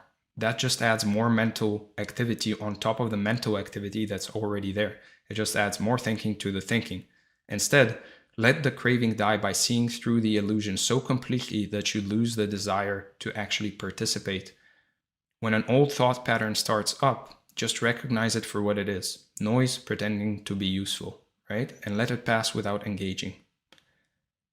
And finally, get clear on what you're actually trying to do with your life, or with this year, or even just this week, or even just today. Have something real to move towards that demands your attention and energy. Purpose fills the vacuum that overthinking would otherwise fill, and it gives your mind something meaningful to engage with, so it doesn't have to manufacture fake problems to solve. And if it's late at night and you're overthinking, then make sure you have set some goals for the next day so you can actually just focus on them, right? Focus on going to sleep so you can attack your goals the next day. That's all you have to do. And don't engage with the overthinking. With that said, I hope you enjoyed this training. If you did, make sure to like the video, subscribe to the channel, comment below what you'd like to see next. Again, if you'd like to work with me one-on-one, make sure to book a call from the link in the description. If you want this training along with its document, then make sure to join the free community, again, from the link in the description. And if you want weekly tips sent straight to your email inbox, then make sure to join the newsletter, again, from the link in the description. Thank you for being here, and I'm going to see you in the next one. All right, hello and welcome to this training. As you can see from the title, what we're going to be covering is how to design your brain for unbreakable discipline. And as you can see from the overview, what we're going to be talking about more specifically is first the overview itself, decoding inner resistance, the high octane dopamine protocol, identity architecture and intrinsic fuel, precision, execution, triggers, the review, and your action items for the day or the next few days. Now, before we get started, if you want this document along with the training, then make sure to join the free community from the description. If you want to work with me one-on-one, then make sure to book a call from the link in the description. And if you want to join the newsletter so you can receive weekly emails straight to your inbox with tips on health, wealth, love, and self, then make sure to join the newsletter from the link in the description. With that said, if you like content like this, then make sure to subscribe, like, comment below what you'd like to see next. And with that out of the way, let's get started and talk about decoding inner resistance. So there's this concept in biology called homeostasis, and it's basically the idea that every living system, your body included, has this deep,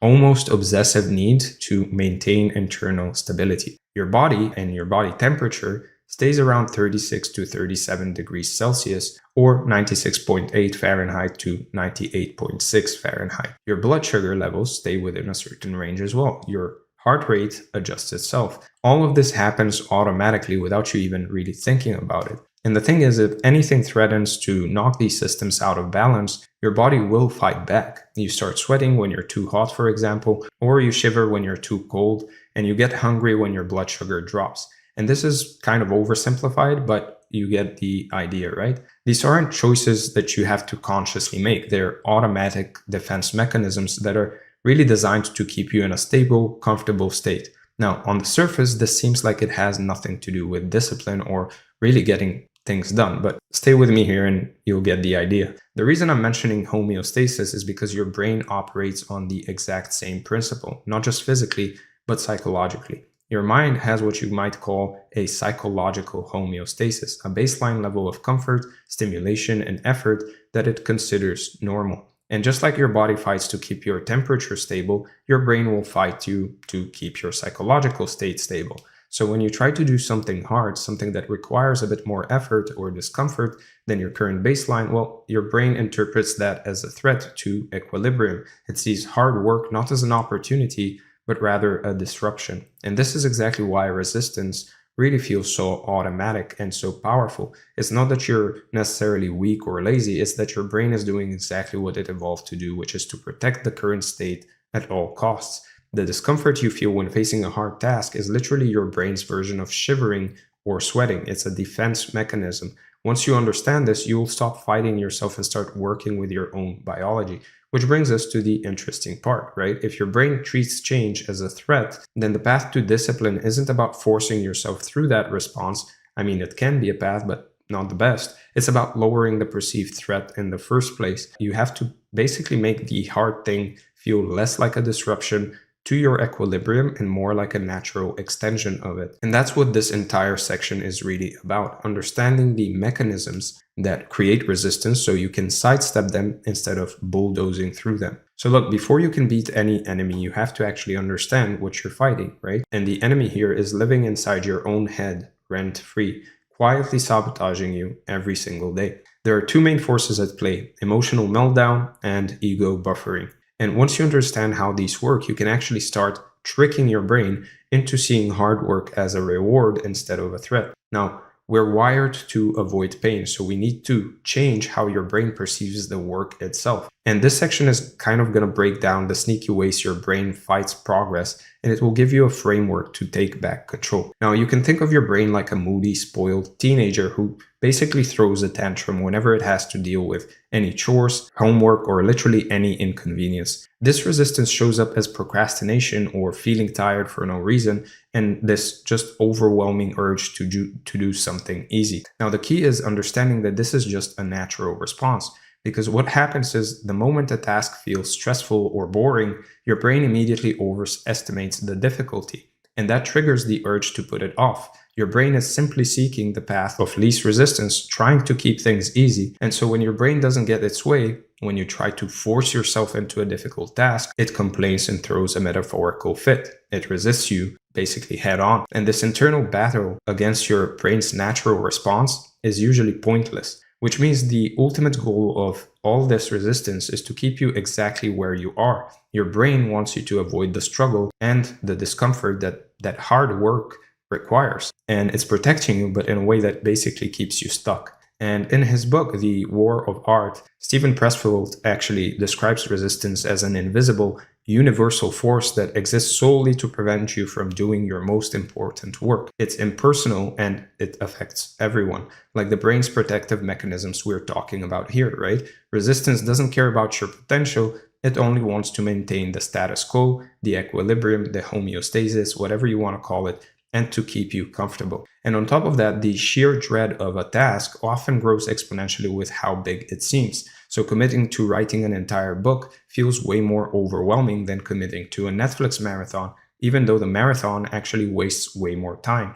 Because what's happening is your mind does this rapid, almost visual calculation of how much effort and struggle it will take to reach that distant goal. And the problem is this mental calculation almost always overestimates the pain and undersells the reward. So your brain just shuts down, right? But that's not all. Resistance also comes from your fragile ego, which basically acts like a shield designed to protect your self-image at all costs, especially from embarrassment or failure. So the ego guards the image you've attached your self-worth to, which means any action that risks failure gets subconsciously avoided. So if you've built an identity around being gifted or special, the thought of doing something outside of your comfort zone where you might actually fail is terrifying to the ego. Your ego knows that if you fail, your whole self-image gets destroyed. So it resists the hard thing entirely just to preserve who you think you are. And this fear of really getting your ego bruised is so powerful that your brain would rather skip something valuable than upload a video outside of your niche, for example, or try a new thing that you might suck at, right?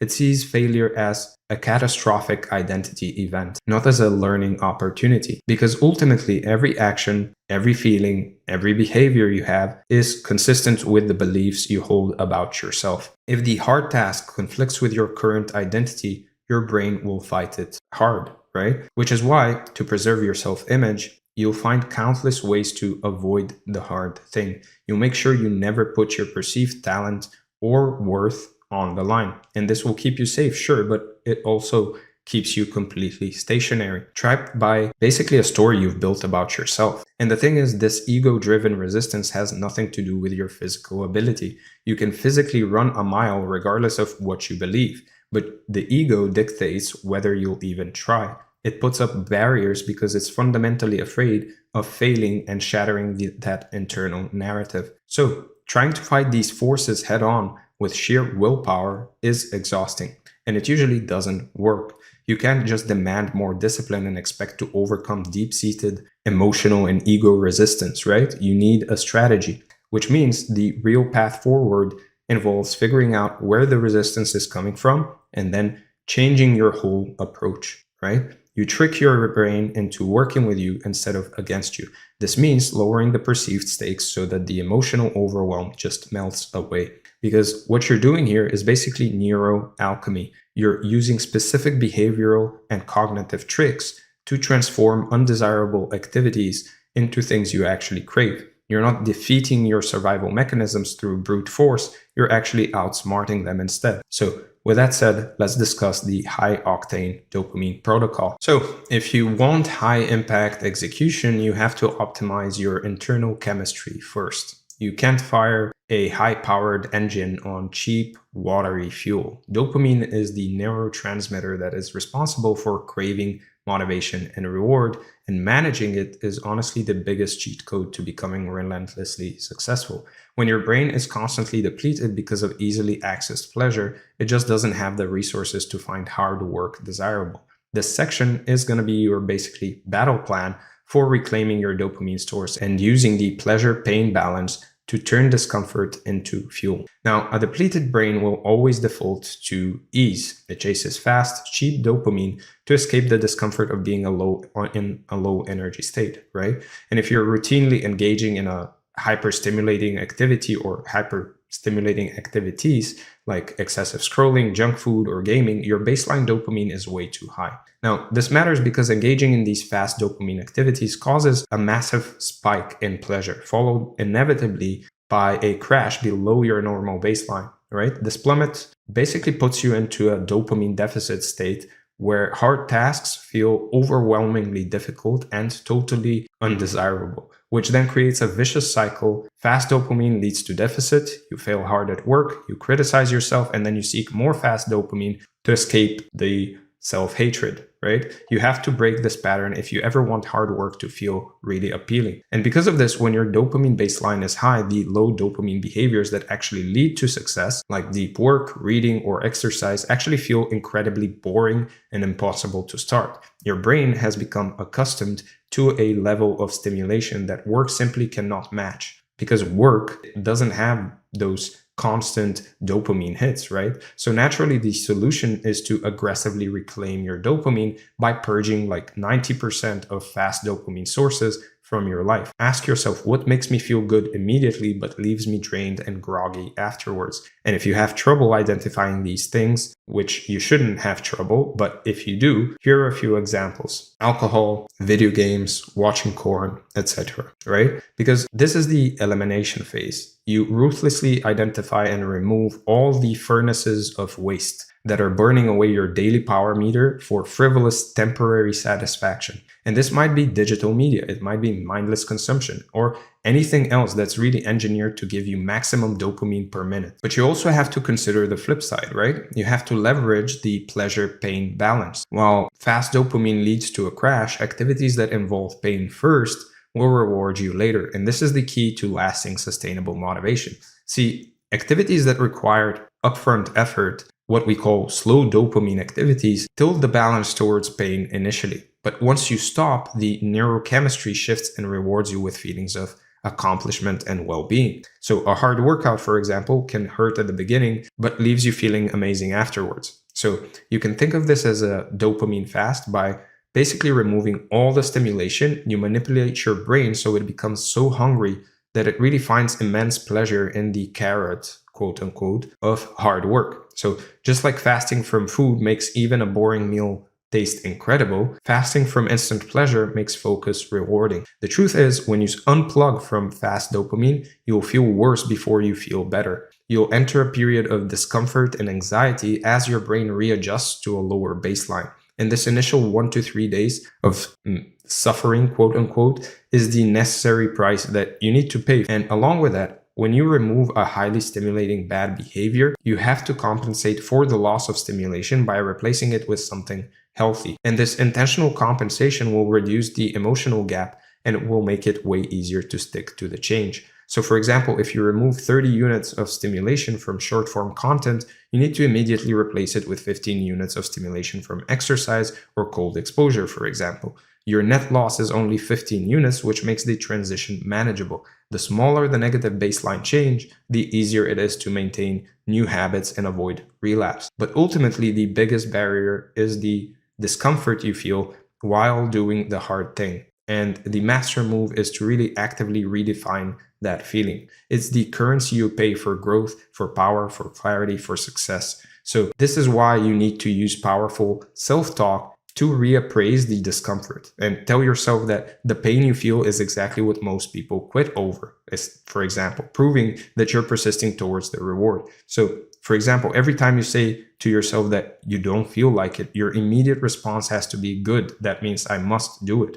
right? This transforms the pain into a trigger for action. And you stop running from resistance and actually start chasing it as fuel. You start welcoming it. Because in the end, the discomfort of deep work, studying or resisting social media is the necessary pain that's required to experience long-lasting rewards when the activity is actually complete. So this mindset shift will just reframe the struggle as a key component of success. It makes the struggle actually desirable. Now, if you're serious about implementing this and you want help building a personalized system around your dopamine management and your discipline, I work with people one-on-one to make this actually happen. So book a call from the link in the description and let's talk about what that could look like for you. Now, with that said, let's talk about the identity architecture and intrinsic fuel. So there's this principle in finance called compound interest, and it's been called the eighth wonder of the world for a good reason. The way this works is when you invest money, you earn interest on that money. But then the next period, you earn interest not just on your original investment, but also on the interest you already earned. And then the next period, you earn interest on all of that. Over time, this creates an exponential growth that seems almost magical, right? So a small amount invested today, left alone for decades, can actually turn into a fortune. Now, the key isn't the size of the initial investment, it's the consistency over time and the fact that gains build on gains. Now, what does this have to do with identity and motivation? Well, everything. See, the reason compound interest matters here is because identity works the exact same way. Every action you take is like a small deposit into an identity account. One workout doesn't make you fit. One healthy meal doesn't make you healthy. 1 hour of deep work doesn't necessarily make you disciplined. But the thing is, each of those actions earn interest in the form of reinforced neural pathways, stronger self-belief, and increased likelihood of repeating the behavior. And then the next action builds on that. Over time, all these tiny deposits will compound into something massive, a rock-solid identity that makes hard work feel natural, right? And this is exactly why people who focus on identity change succeed while others fail. They understand that they're not trying to win a single battle. They're making consistent deposits that compound over time. The person who does 1 push-up every day for a year actually has a stronger athlete identity than the person who does 500 push-ups once and then quits, right? It's not about the intensity of any single action. It's about the compounding effect of the consistency itself. And the part most people miss is compound interest is boring at the start. It always is. That's the point of it. The gains will always feel tiny. You look at your account after a year and you think, oh my God, that's it. But that's exactly when most people pull out, right? They don't have the patience to wait for the exponential curve to actually kick in. And the same thing happens with identity change. The first few weeks always feel pointless, but if you stay consistent, you eventually hit the inflection point where everything starts to basically accelerate. And that's what this section is really about, understanding how to make strategic identity deposits that compound into unstoppable momentum. So with that in mind, you cannot outperform your self-image. The path to effortless hard work actually lies in deliberately redesigning who you believe you are. The catch is that identity without evidence is just fragile fantasy, right? You have to intentionally cast votes with your daily actions to establish the identity of the person you want to become. Plus, sustained and relentless drive doesn't come from external rewards. It comes from tapping into the self-sustaining power of intrinsic motivation. And this is how you actually shift from being externally driven by temporary boosts like a new car or a new watch and so on, to being powered by your own perpetual motivational engine. And that starts with understanding that all lasting behavior change is fundamentally identity-based, or at least self-image based. If you change the beliefs you hold about yourself, your behavior will follow. Your goal isn't merely to tick off a difficult task, it's to become the type of person who actually performs that task consistently with no issue, right? Which means you need to cast enough votes with consistent action over at least a week to give your brain the evidence required to start forming that new identity. Without this evidence, any attempt to gaslight yourself into believing you're a certain type of person will fail. Your brain will always call it BS. So be precise with your internal language. Shift the narrative from I need to work out and get in shape to, which is kind of a scarcity mindset anyway, to I'm a person who actually works out, which is more of an abundance mindset, right? The latter actually aligns the action with your self-image and removes mental resistance. And this works because human beings have an innate drive to remain intellectually consistent. So if you identify as an active person, going to the gym naturally becomes just something you do. It's not something outside of yourself that you have to force. But identity alone isn't enough. So extrinsic motivation, relying on money, status, or praise only works temporarily. It's like fossil fuels that eventually run out because the reward is outside of the activity itself. True long-lasting motivation is intrinsic. It comes from elements like curiosity, purpose, and mastery, and it makes hard work actually easy. So take mastery, for example. This is the relentless pursuit of excellence and continuous improvement. It's what drives you to keep practicing, identify the key skills that actually advance your long-term goals, and then practice them deliberately at the edge of your comfort zone. And as you do this, mastery involves seeking out greater challenges and as your skills improve, which create an upward spiral of growth and engagement that is fueled by dopamine and endorphins. So in practice, ask yourself what a top performer or an athlete would do in a moment of low motivation, and then align your current choice with the identity you're actually building.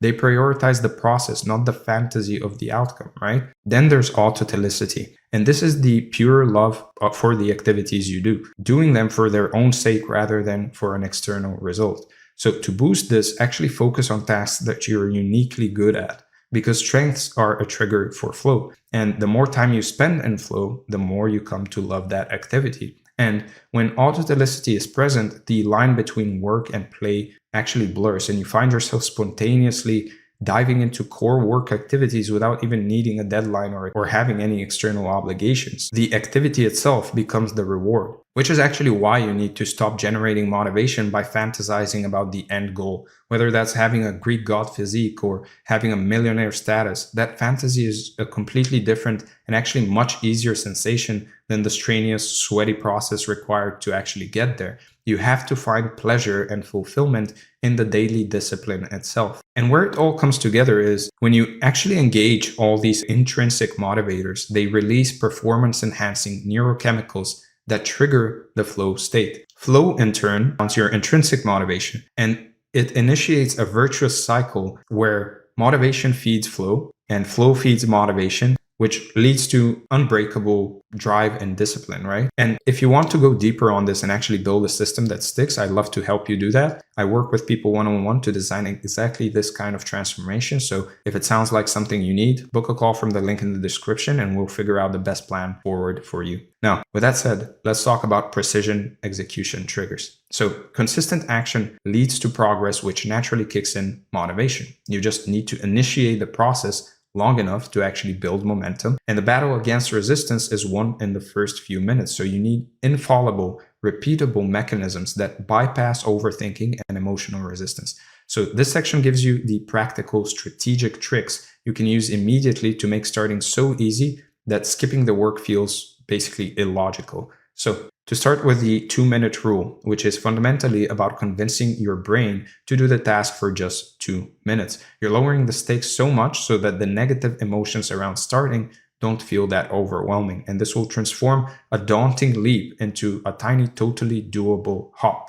Now, in practice, instead of committing to the entire gym session, just start with one set of push-ups. Instead of writing the entire essay, just write one sentence. The mind is much more likely to follow through when the challenge is broken down into small, non-threatening steps, right? And then once the 2 minutes are actually complete, pause and really reevaluate how you feel. Chances are it wasn't nearly as bad as you imagined, and doing another small segment doesn't sound terrifying anymore. So before you know it, you've tricked yourself into completing a whole workout or a whole chapter. Or if you're feeling overwhelmingly intimidated, then just break the task down to just 5% of its totality, right? Ask yourself, where does my willingness to do this task begin? Now, another powerful technique is the play dress up or activation trick, which is about physically going through the motions of preparation without mentally committing to the actual work. Now, this leverages physical movement to overcome mental resistance. So if you feel resistance towards working out, just change into your shorts, lace up your shoes, and grab your keys. That's all you have to do. And then tell yourself you're just prepping, not actually doing the work, right?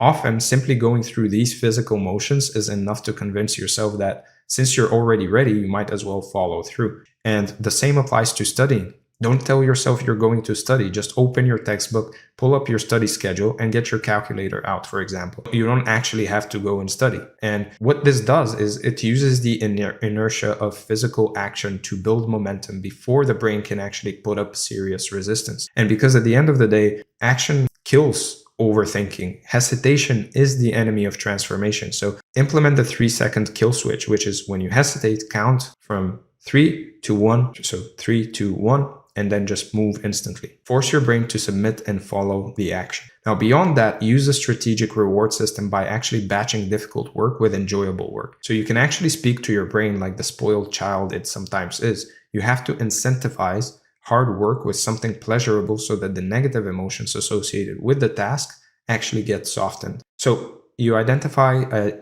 desired pleasure. It can be some kind of a habit you do often, like an indulgence, like coffee, or an album you want to listen to, and leverage that enjoyment by actually allowing yourself the pleasure only when performing the hard task. Now, what this will do is it will create a positive Pavlovian association with a difficult behavior. For example, if you love coffee, allow yourself to drink it only while reading the book you need to finish. What this does is it actually makes sure that the positive sensation of coffee is paired with the difficult task. And eventually, the action of opening the book itself becomes a natural and pleasant ritual separate from the initial pleasure, right? Or those who love music, allow yourself to listen to that favorite album only when, for example, you're hitting the gym. You're effectively borrowing the intense dopaminergic surge from the music and then transferring it onto the formerly painful activity. And building on that, develop a keystone habit, a simple action you do immediately before the hard thing that basically signals to your brain it's time to perform. Now, what this will do is it will prime your brain and make the transition into hard work basically seamless. So for some, this might be making a specific type of tea or pouring electrolytes before heading to the gym. The brain automatically starts to associate this simple act with entering a focused state. So any routine that is done consistently and sincerely enough eventually transcends the mundane and becomes a sacred, powerful ritual, right? But remember, never set a pace you can't actually sustain. The consistent plan you follow is always better than the perfect, exhausting plan you abandon after one session. So finally, your tomorrow is created by the decisions you make today, especially in the evening. So spending your evenings chasing fast dopamine activities ensures that you basically wake up in a deficit state, already losing the battle. So focus on creating a solid wind down routine that actually eliminates all these fast dopamine sources. And you can do it right now. Like, go on your phone and completely delete everything and give your brain some space to return to baseline and prepare for sleep. Plan for 8 hours of sleep plus an hour margin for winding down. Fighting those biological needs is actually really a losing game. A body that follows a rhythm, which is spiking cortisol upon waking up and melatonin before bed, is a body that's actually ready for deep work. And along with that, implement a policy of making no major decisions or taking stressful phone calls or having any difficult conversations after a certain hour. This will just prevent all that worrying and all these obsessive thoughts that you might have from hijacking your brain before you actually start resting. So with that said, let's go over the review. We talked about the overview. We talked about decoding inner resistance, the high octane dopamine protocol, identity architecture and intrinsic fuel, precision execution triggers, the review, and your action items for the day or the next few days. First, execute a ruthless dopamine audit immediately and identify and eliminate 90% of the fast, high stimulation activities that are robbing your capacity for hard work. And define the identity of the person who successfully performs the hard thing and use your next 3 decisions to cast tangible votes in favor of that new self-image. And then finally, choose the 2-minute rule or a strategic keystone habit to tackle your single hardest task first thing tomorrow morning. With that said, thank you for being here. I hope you enjoyed this video. Make sure to subscribe, like, comment below to let me know what you'd like to see next. Again, if you want this training along with this document, then make sure to join the free community from the link in the description. And if you want to work with me one-on-one, make sure to book a call from the link in the description. And if you want weekly newsletters with tips on improving your health, wealth, love, and self, then make sure to join the newsletter, again, from the link in the description. Once again, thank you for being here, and I'm going to see you in the next one. All right, hello and welcome to this training. As you can see from the title, what we're going to be covering today is mastering motivation and doing hard things. And as you can see from the overview, what we're going to be talking about more specifically is why doing hard things actually matters, the sources of resistance, overcoming initial resistance, dopamine and environment control, identity and mindset transformation, leveraging motivation and rewards, practical routines and lock-ins, and then the review and your action items for the day or the next few days. So without further ado, let's get started and talk about why doing hard things actually matters. So every meaningful transformation in life comes from stepping into discomfort and pushing through resistance of some sort, not from staying where it feels easy and safe. Some of the activities that matter most in our lives, like deep work, consistent training, disciplined study, building a business, creating art, even building a family,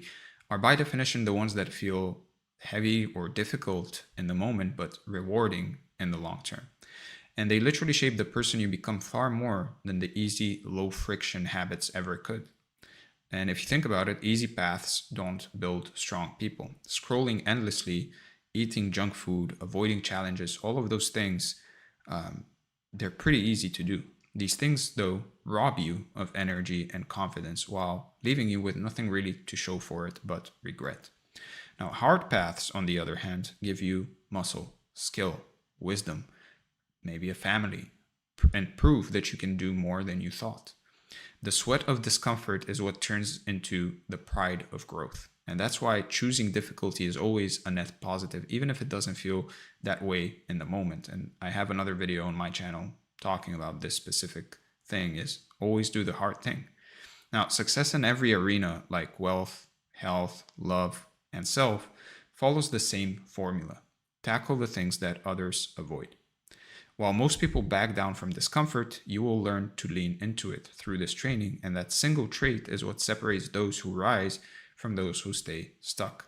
Your willingness to embrace the hard road is what really sets the ceiling on your results in life. Think about what happens when you put off hard things. They don't disappear magically or something like that. They always stay there, and they pile up in your mind and sometimes even physically around you, making you heavier, more anxious, and less confident. Now, avoidance breeds guilt and eats away at self-trust. On the other hand, when you attack hard things head on, you gain momentum, and that momentum is what creates a sense of power. That's why the ability to crave challenge is not optional. It's the foundation of lasting progress. But before we can build that craving, we need to face the honest truth about why our brains actually push back against effort in the first place. And we're going to be going deeper into this later on in the training, but to give you a quick rundown, your brain is wired for survival, and survival means conserving energy. Thousands of years, or let me backtrack. Survival doesn't necessarily mean conserving energy, but a part of survival is conserving energy. Thousands of years ago, taking the easy path literally saved calories and kept you alive. Today, that same instinct is what works against you because society has already covered those basic survival needs. What was once useful has now become a trap, keeping you away from growth. So if you picture two choices, for example, sitting and scrolling TikTok or sitting and writing the first page of a business plan, your brain sees them side by side and compares them, not by value, but by stimulation. And so TikTok delivers quick dopamine with almost zero effort on your part. You literally just have to flick your thumb. Writing, meanwhile, feels like climbing a hill. And that contrast is what your brain looks for and looks at, and it's what makes the hard choice feel nearly impossible, even when you logically know it's the better one. The real problem is not that hard things are objectively painful. A lot of them actually aren't painful necessarily, but that easy things are engineered to feel so much more rewarding by comparison. And that imbalance is what tricks your brain into choosing the path of least resistance again and again. And our brains are wired to look for and choose the path of least resistance. So you'll never escape the fact that the growth is uncomfortable and sometimes difficult, but you can change your relationship to that discomfort. You can teach your mind to actually crave the very resistance it once avoided. And that shift is where real transformation here begins, because you'll then love doing hard things. And once you see the necessity of doing hard things, the next question becomes very clear. Why does our brain actually throw up these walls of dread and procrastination and fear every time we actually try to do something difficult? Well, let's talk about the sources of resistance. So resistance is not weakness, laziness, or some kind of a character flaw. A lot of people, they blame themselves and they guilt trip themselves because of this. They think that because they feel some kind of resistance towards difficult things, that they are flawed in one way or another, and that these people who actually do hard things are gifted in some way or another. They're not. Resistance is really the natural state of the human brain trying to conserve energy and to avoid pain and to protect your ego. And the brain evolved in an environment where survival depended on conserving calories and staying safe and avoiding risk. Now, if you think about hard things, all of them demand energy, they carry some sort of risk, and they threaten your identity. And that means your resistance is actually pretty predictable.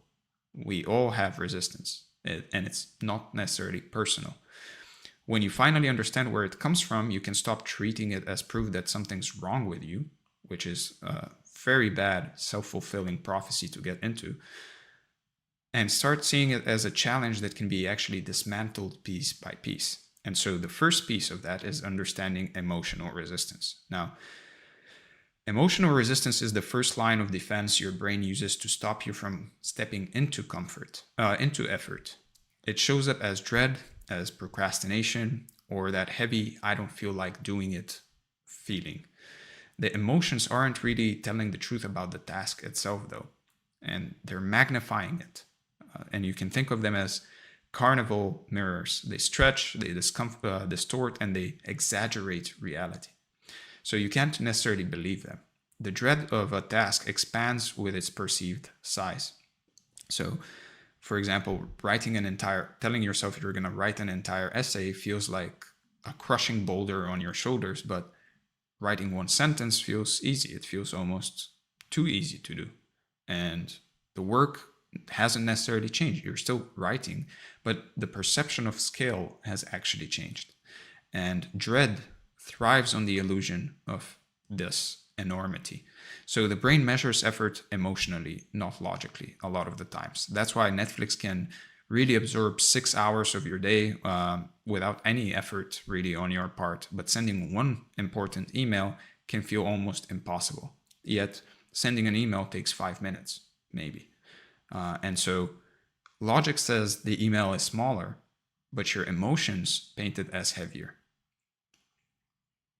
This means one of the best ways to reduce resistance is to actually shrink the perceived size and break a task into fragments, essentially, because that will make the emotional weight manageable and tricks the brain into actually saying yes. On top of the dread, your neurochemistry matters as well. Dopamine is the molecule of anticipation, of craving, and of drive. If you've burned through it on fast dopamine activities such as scrolling or watching porn, eating junk food, or endless notifications, or video games maybe, or watching episode after episode on Netflix, you enter a dopamine deficit state. So in deficit, the brain doesn't have the fuel to really find those hard things attractive.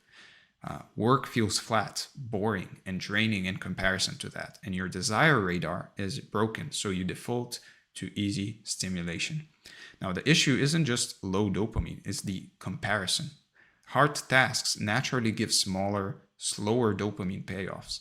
So if your brain is used to the fireworks of TikTok and sugar and, ordered food and etc., reading a book will feel like staring at a brick wall. It's not the book's fault, it's the warped baseline that you've actually created from all these other things. So if I constantly played video games or watched Netflix and ate junk food all the time, I wouldn't necessarily be able to create a training and talk about it for an hour, for example. It just wouldn't make sense. Even though, especially before having subscribers or before the views, it just wouldn't make sense for my brain necessarily. Why would I do that when I can just go and order some food and put on Netflix and just get the dopamine my brain needs that way?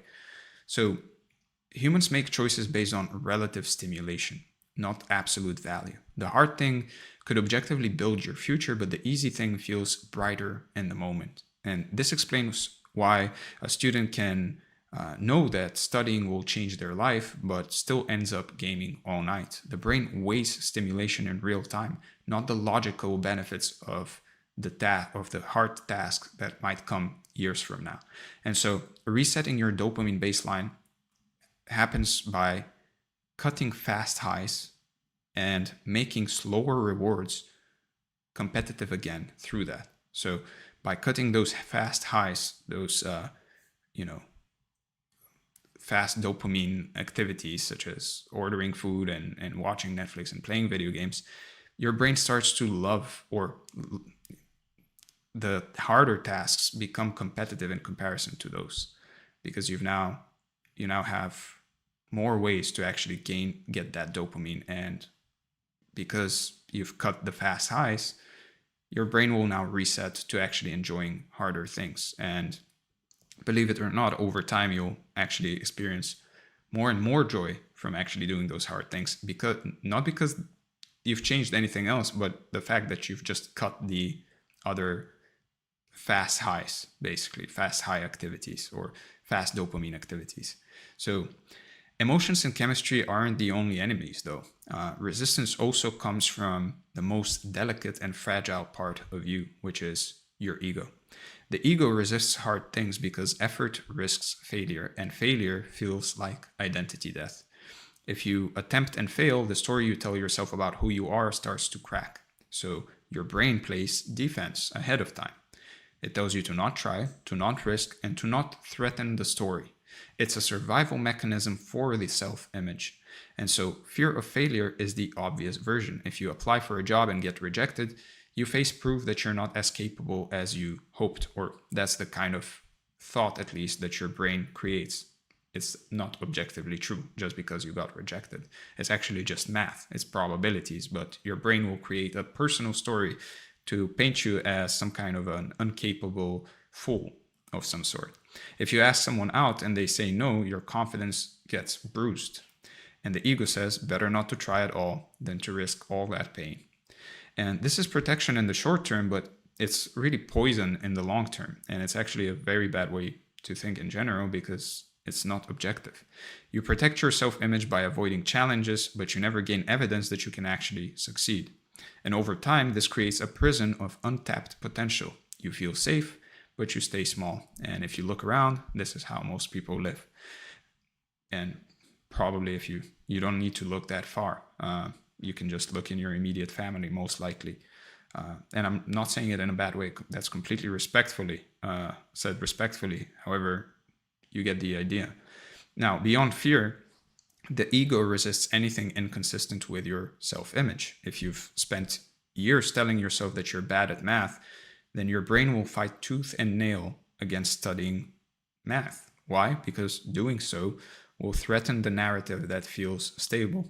And so humans crave consistency between their identity and their behavior. If the two clash, the brain creates friction.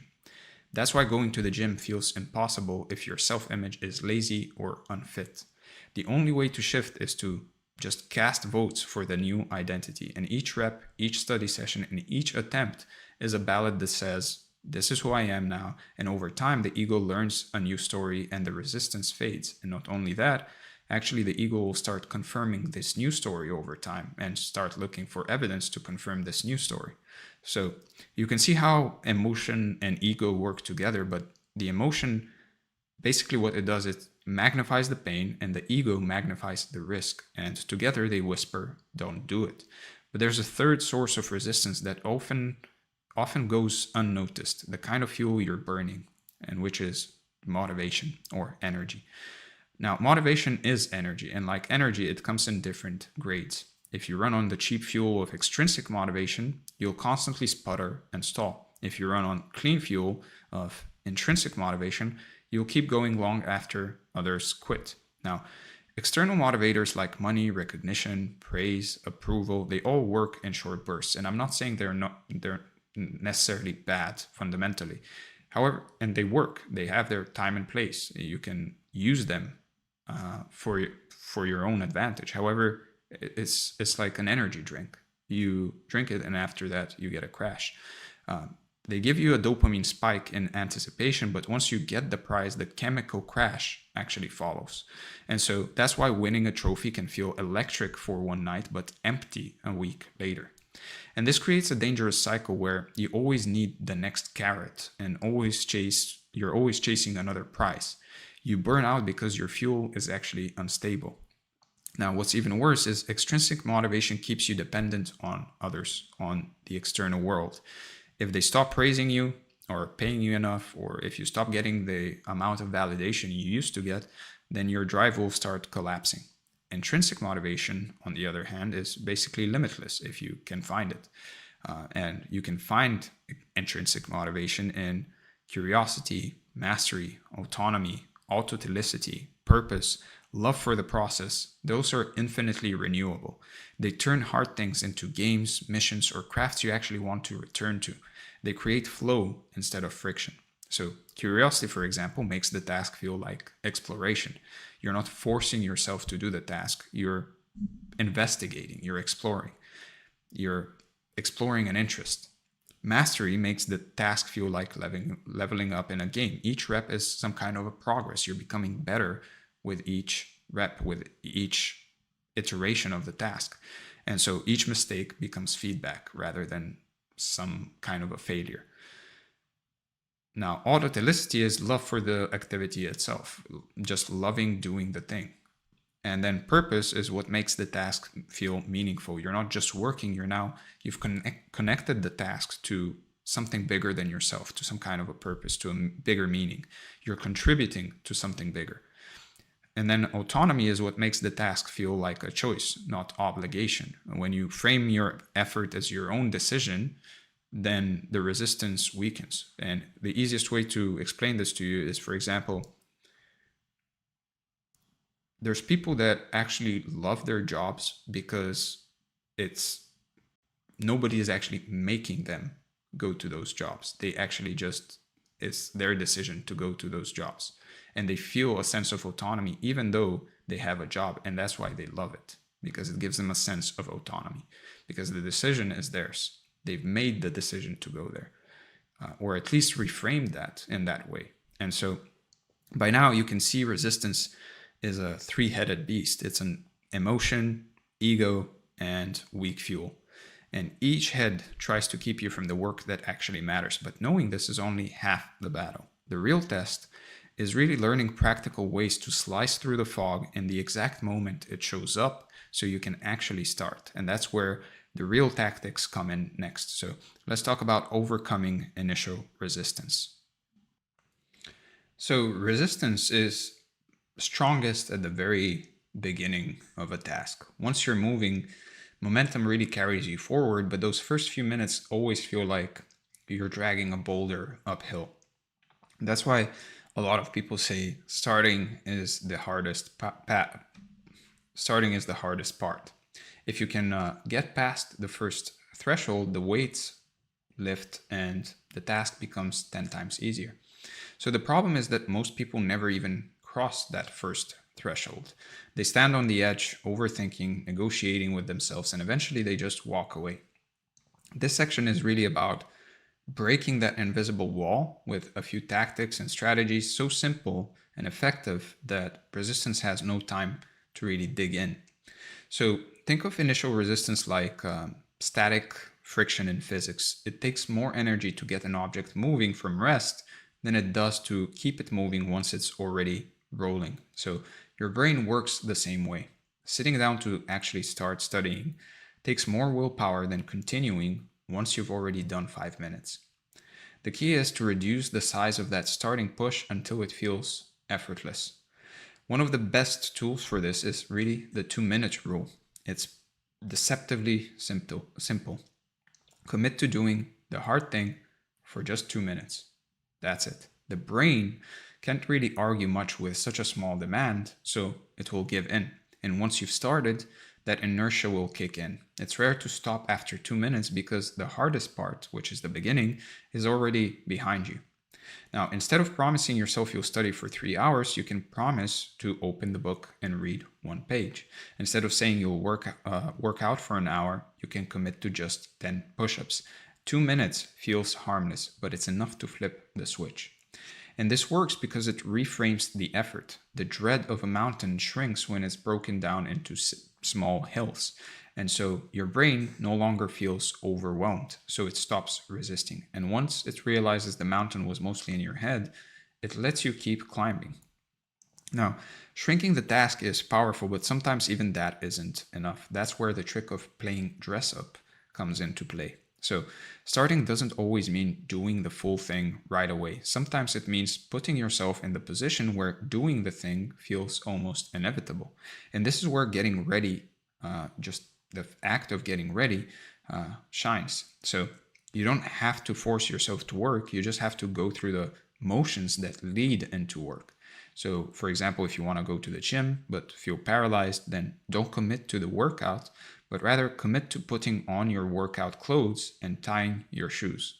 Once you're dressed, it basically feels silly not to go. Now, if you want to study but feel drained, then just open your laptop, clear your desk, and lay out the textbook. No need to do anything in regards to studying.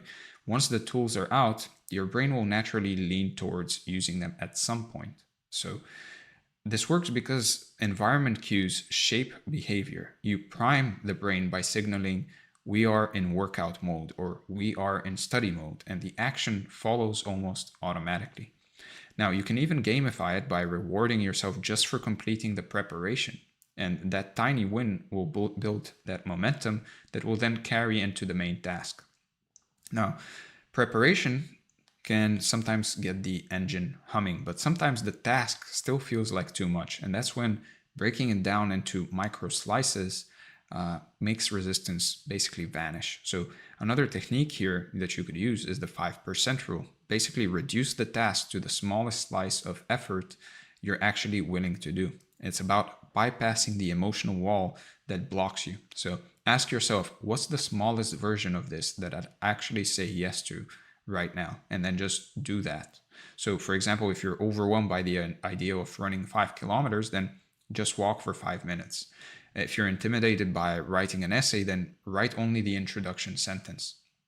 That 5% slice is the doorway to the rest. So the 5% rule hacks the brain's fight or flight response. Resistance rises when the task feels threatening. But when you shrink it so much it feels harmless, the brain relaxes and you slip past the guard at the gate, essentially. And what happens next is crucial. Once you've done 5%, the brain often says, well, we're already here, we might as well just do more. And that's how small steps can snowball into big wins. Over time, just repeating this trick trains your brain to see hard tasks as approachable instead of intimidating. Now, sometimes shrinking or preparing isn't enough because hesitation itself is the enemy.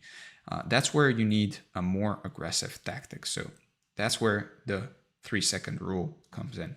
Whenever you feel hesitation creeping in, just act within 3 seconds. Don't let the overthinking cycle spin up, because once it does, it will generate endless reasons to quit. So immediate action always cuts the loop before it actually starts. So for example, if you're seeing an email you've been avoiding, hit reply before your brain talks you out of it. If you feel the urge to work out fading, then stand up and start stretching within 3 seconds. The brain creates resistance through delay. So hesitation breeds rationalizations, and rationalizations kill action. So acting instantly will skip the negotiation and throw you straight into momentum. So you can count backwards from 3. So 3, 2, 1, go. And this will add a sense of urgency and trick the brain into thinking there's no time for debate. And also, the other thing is, while you're counting, you basically can't necessarily think about anything else. So many people find that once they start with a 3-second rule, their whole day feels lighter because they're no longer weighed down by procrastination. Now, these tools like shrinking, preparing, fragmenting, and instant action all attack the initial wall of resistance from different angles, but they all lead to the same point, making starting easier than not starting. And once you're moving, the challenge shifts from beginning to staying consistent. And so once you've broken the initial wall, momentum becomes your best ally. Starting is the hardest part, but continuing is usually much easier because your brain has already switched gears. So you're no longer dragging yourself uphill, you're now coasting with gravity on your side. And the trick is to use that first spark wisely and turn it into a sustained flame. So when you do the first 2 minutes or the first 5% of a task, don't stop immediately after. Just ride the wave. And if you planned to read 1 page, for example, see if you can actually do 5. If you started with 10 push-ups, then keep going until you hit a set. Once you're in motion, it just feels easier to continue than to stop. And so momentum is like stacking dominoes. Each small action knocks over the next, and soon you're in full flow. The genius of this method is that you really stop relying on willpower and start relying on inertia. And willpower will just get you started, but inertia will get you finished. So think of your day as a sequence of dominoes and start with one task so small it's basically laughable, and just let it knock into the bigger ones. Lay out the gym clothes the night before, put them on in the morning, walk to the gym, and by the time you're there, working out is inevitable. The dominoes take care of themselves once the first one falls.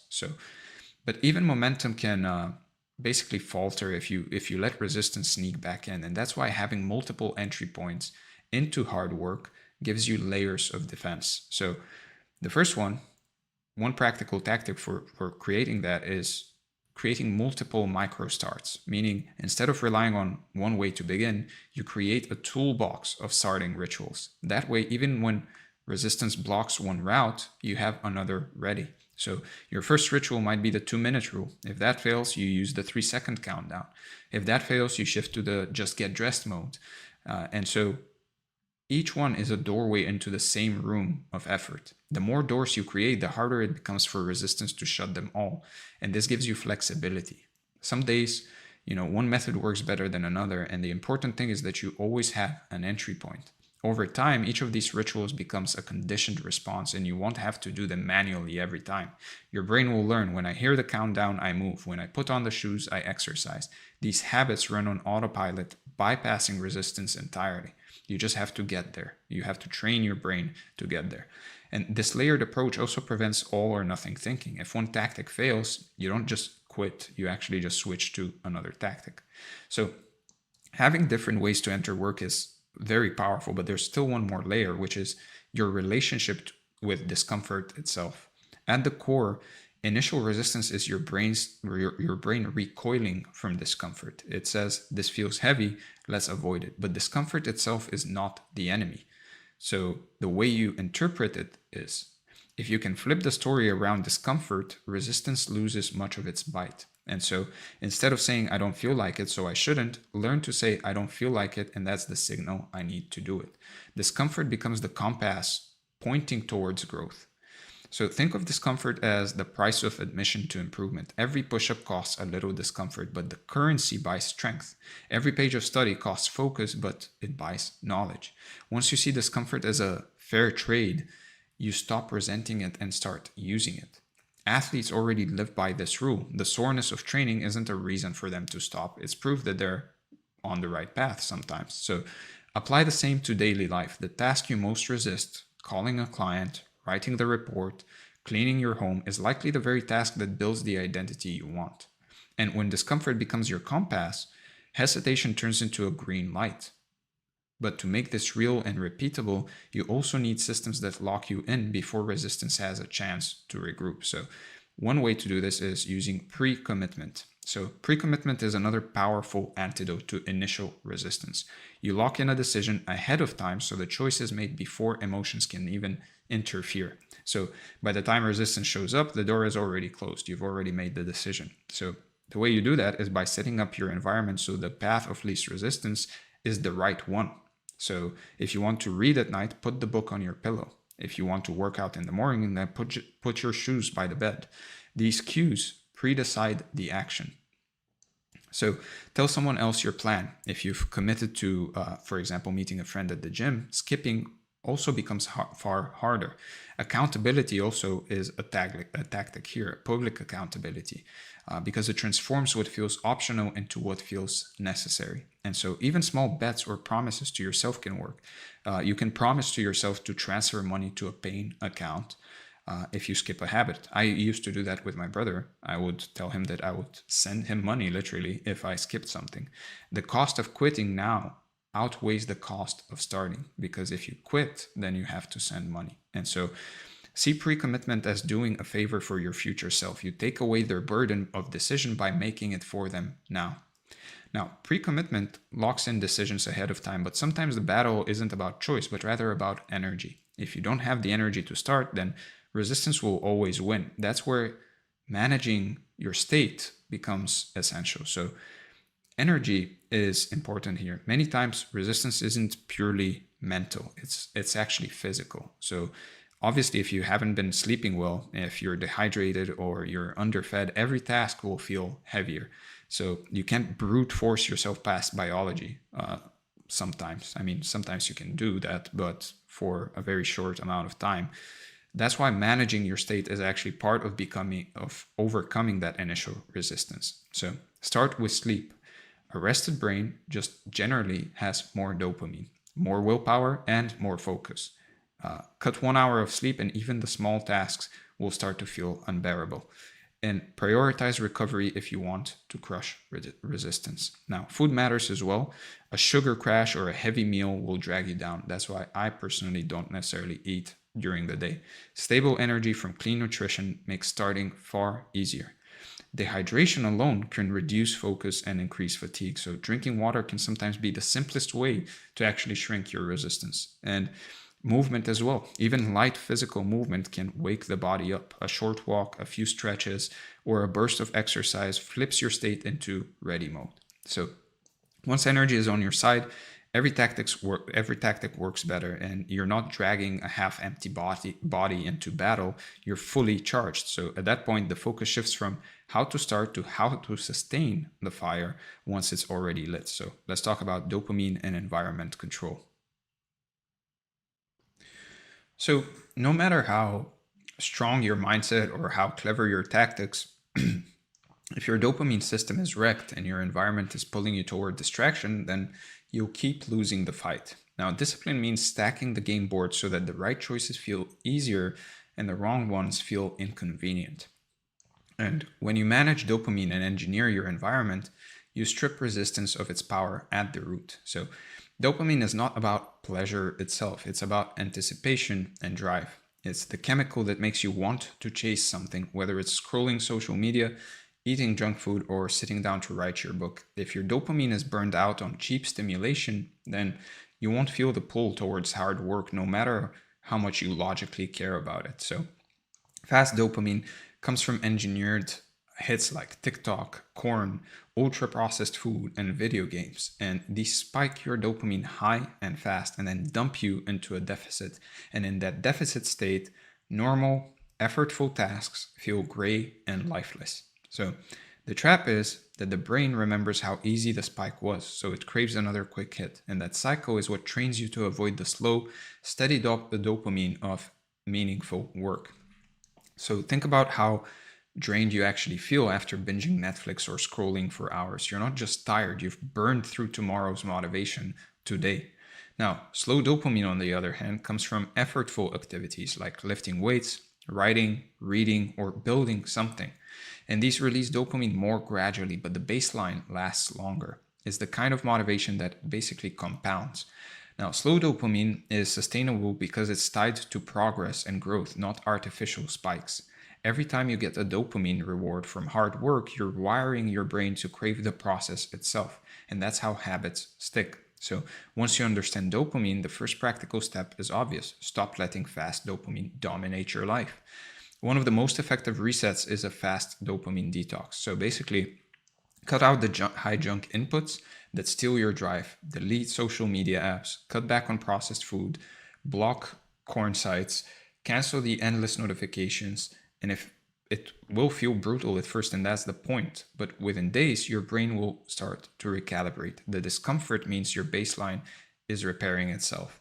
And so be prepared for those withdrawal symptoms. Your brain will scream for easy hits because it's used to high stimulation, and this is normal.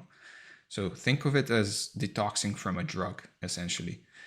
And over time, suddenly reading, training, working out, working in general will not feel so unbearable. And within 1 to 2 weeks, hard things begin to feel more rewarding because your brain is hungry for dopamine again. That hunger is what pushes you towards slower, healthier sources by default. During detox, focus on celebrating small wins. Even cleaning your desk can feel good when your brain is actually rewiring. So reinforce this by journaling progress, tracking habits, or even rewarding yourself with non-dopamine spiking treats like a walk or a conversation or something else like a new book. Now, cutting things out leaves a void. And to make the detox sustainable, you need to transfer dopamine cravings into healthier channels. So dopamine reallocation is the art of replacing bad stimulation with good stimulation instead of leaving yourself in a vacuum. So if you rip away a high dopamine habit without giving your brain an alternative, then relapse is almost guaranteed.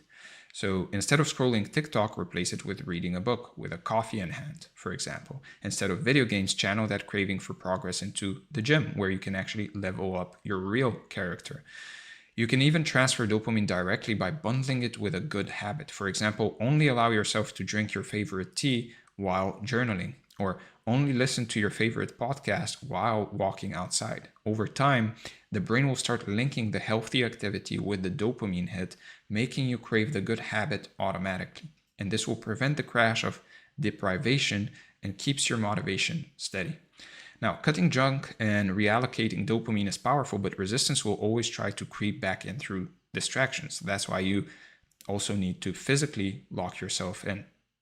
And what that means is engineering your environment. Engineering your environment basically removes the temptation before it even starts. So you have to realize that willpower is fragile, but structure is strong. If you remove easy access to bad options and make the good options automatic, then you don't have to really keep fighting the same battles every single day. So delete apps that steal your focus, unsubscribe from unnecessary emails, and block distracting websites. And also don't meet up with people that pull you back down.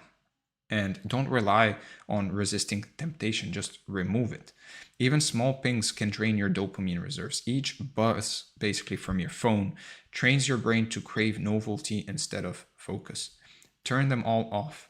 Add friction to bad habits as well. If you want to quit gaming, then unplug the console after each use. If you want to stop scrolling, then log out of accounts so it takes effort to log back in.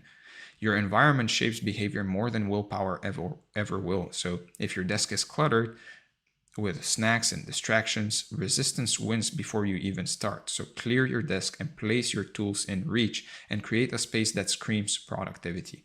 So sometimes the best move is to just go somewhere you can't be distracted. Study in a quiet library, rent a small co-working space, or sit in a cafe where you know absolutely no one. On the flip side, you can make good habits frictionless. Put a water bottle at your desk. Keep your journal in plain sight. Lay out your gym clothes the night before. Environment is about control, but consistency requires rhythm. So that rhythm comes from routine. And when you create predictable routines for your body and for your mind, you reduce decision fatigue and free up energy for focus.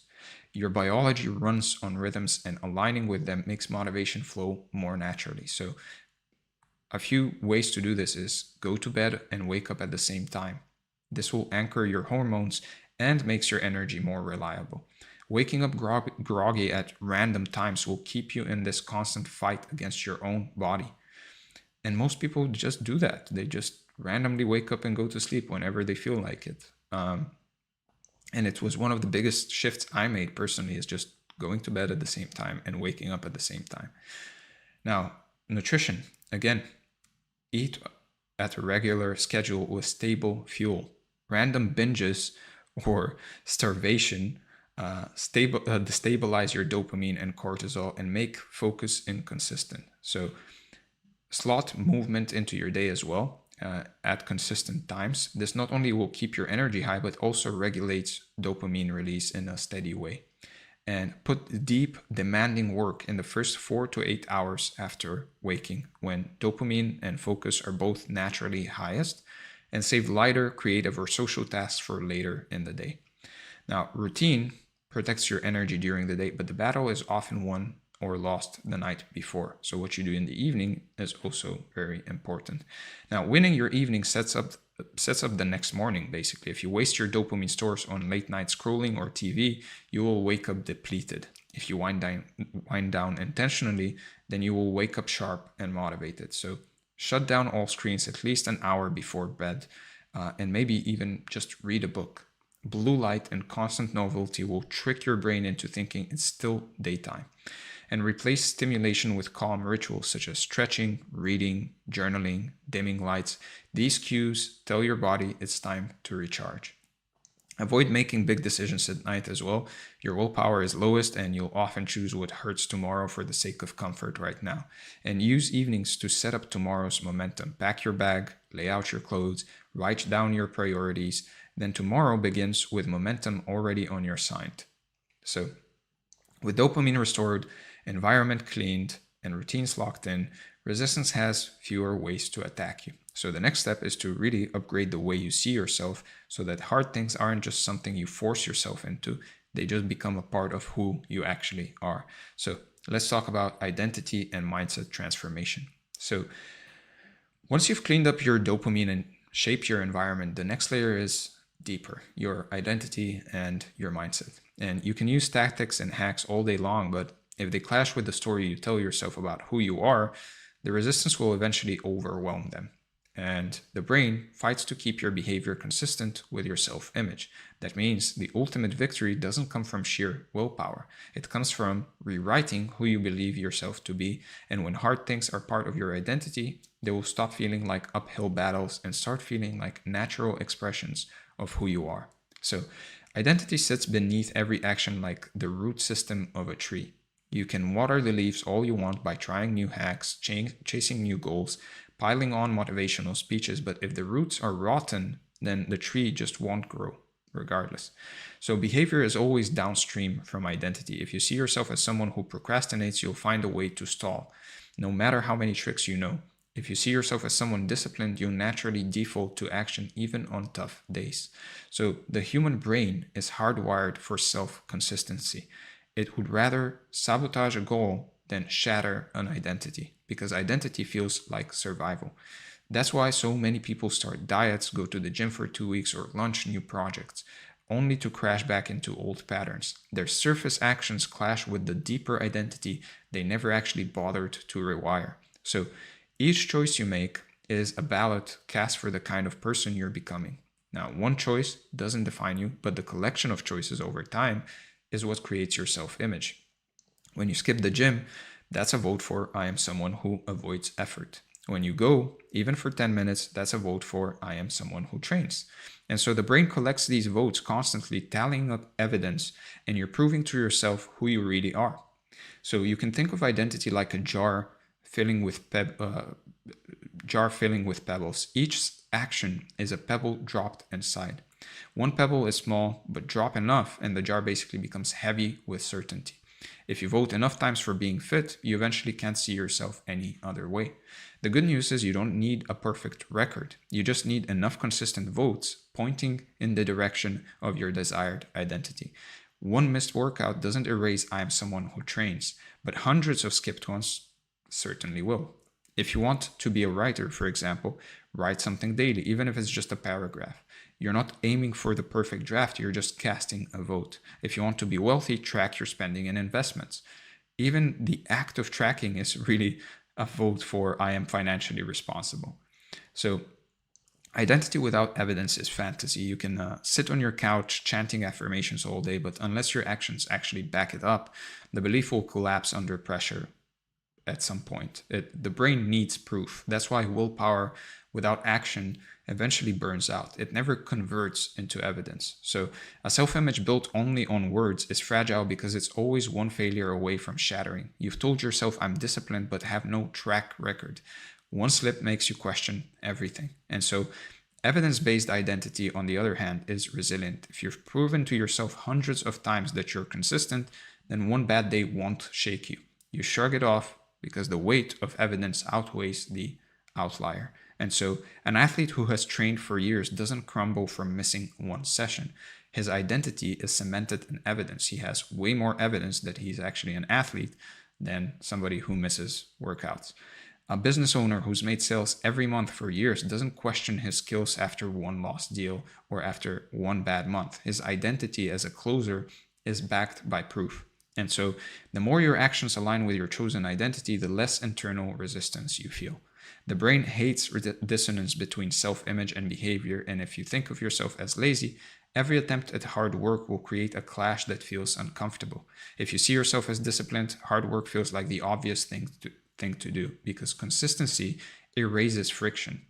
So humans will bend reality to protect their identity. If your actions don't match your story, you'll either quit the action or rewrite the story. That's why it's so important to actually consciously choose the identity you want to live by. Small, consistent behaviors compound into a strong identity because the brain starts expecting that pattern. Eventually, it feels harder to not do the thing than to do it. So if you run daily for months, the identity of a runner becomes so strong that skipping a run feels actually strange, like skipping brushing your teeth. If you meditate every morning, your self-image as a calm, grounded person becomes so ingrained that starting the day without meditation feels almost incomplete. And words matter here as well because words reinforce identity. So every time you say I have to or I need to, you subtly frame the task as external, as an obligation, something imposed on you. But when you say I am or I get to, you claim it as an identity. And so the shift is subtle but powerful. Instead of fighting yourself, you align with yourself. So swap I have to work out with I am someone who trains or I get to work out. Swap I need to study with I am a focused learner or I get to study. I get to become a focused learner. The task changes from a chore to an expression of who you actually are. And it also can be reframed into gratefulness for the task itself. So for example, I get to work out is you being grateful to be able to work out. So pay attention to the tiny moments when you say, I'm just not a morning person, for example, because you're voting for the lazy version of yourself. When you say, I'm becoming someone who wakes up early, you're carving a new identity, if that's the type of person you want to be. Some people don't necessarily need to wake up early and they don't want to, and that's completely fine. It has nothing to do with success. A smoker who says, I'm trying to quit, reinforces I am a smoker.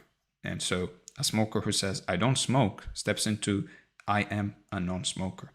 The language pulls identity forward even before the habit is fully built. And again, another example here is an entrepreneur who says, I'm trying to start a business, frames it as optional. One who says, I am building my business, frames it as inevitable. And so when identity shifts, actions just follow naturally. You no longer have to force yourself with hacks or tricks.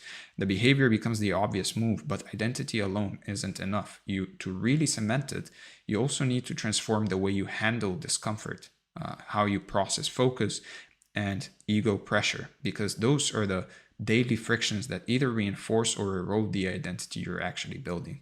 So once identity becomes a compass, the next barrier to break is how you view discomfort itself. Most people treat discomfort as the enemy, and they think that pain means stop, that unease means something's wrong. But discomfort is actually the price of admission for growth. If you never feel it, then you're not necessarily growing. The resistance you feel is often proof that you're right where you need to be. So think of discomfort like currency. Every rep of effort you spend buys you a new level of skill, strength, or clarity, like we talked about earlier. The bigger the discomfort, the bigger the reward it purchases. So the sting of lifting weights buys you a stronger body. The awkwardness of a sales call buys you confidence and income. The frustration of writing drafts buys you a finished book. And when you see discomfort as that transaction instead of a punishment of some sort, resistance transforms into willingness. And so discomfort can even be used as a compass, as we talked about earlier, on what to do. If two paths lie ahead, the one with more discomfort usually hides more growth. So your body recoils, but your future self points at it saying, this is the way. And so instead of saying, I don't feel like it, so I'll skip it, then try, I don't feel like it, which means it matters. And so the fact that your brain resists is often just proof that it's important. Now, changing the meaning of discomfort changes everything, but you also need to shift your focus away from distant results and into the joy of the process itself. Chasing only end goals creates burnout. You run on extrinsic motivation, always waiting for the next milestone. And the problem is that milestones are far apart, and between them is this huge desert. Now, the antidote is to fall in love with the process itself. This is what's called autotelicity. Doing something because the act itself is rewarding, not just for what it produces. And this is where the paradox of discipline comes in. When you stop obsessing about the result and learn to enjoy the discipline itself, you actually get the result way faster. And so a disciplined athlete finds joy in the grind of practice, not just the glory of the competition. That joy is what makes him unstoppable. A disciplined student finds curiosity in solving problems, not just pride in the grade. That curiosity keeps him studying even when no one is watching. And so loving the process also unlocks flow states where work feels effortless. Flow comes from being fully absorbed in a task for its own sake. This is the state that rewires your brain to crave deep, hard work instead of cheap stimulation. Flow is most easily triggered when you work at the edge of your skill level. Not too easy to be boring, but also not too hard to be overwhelming.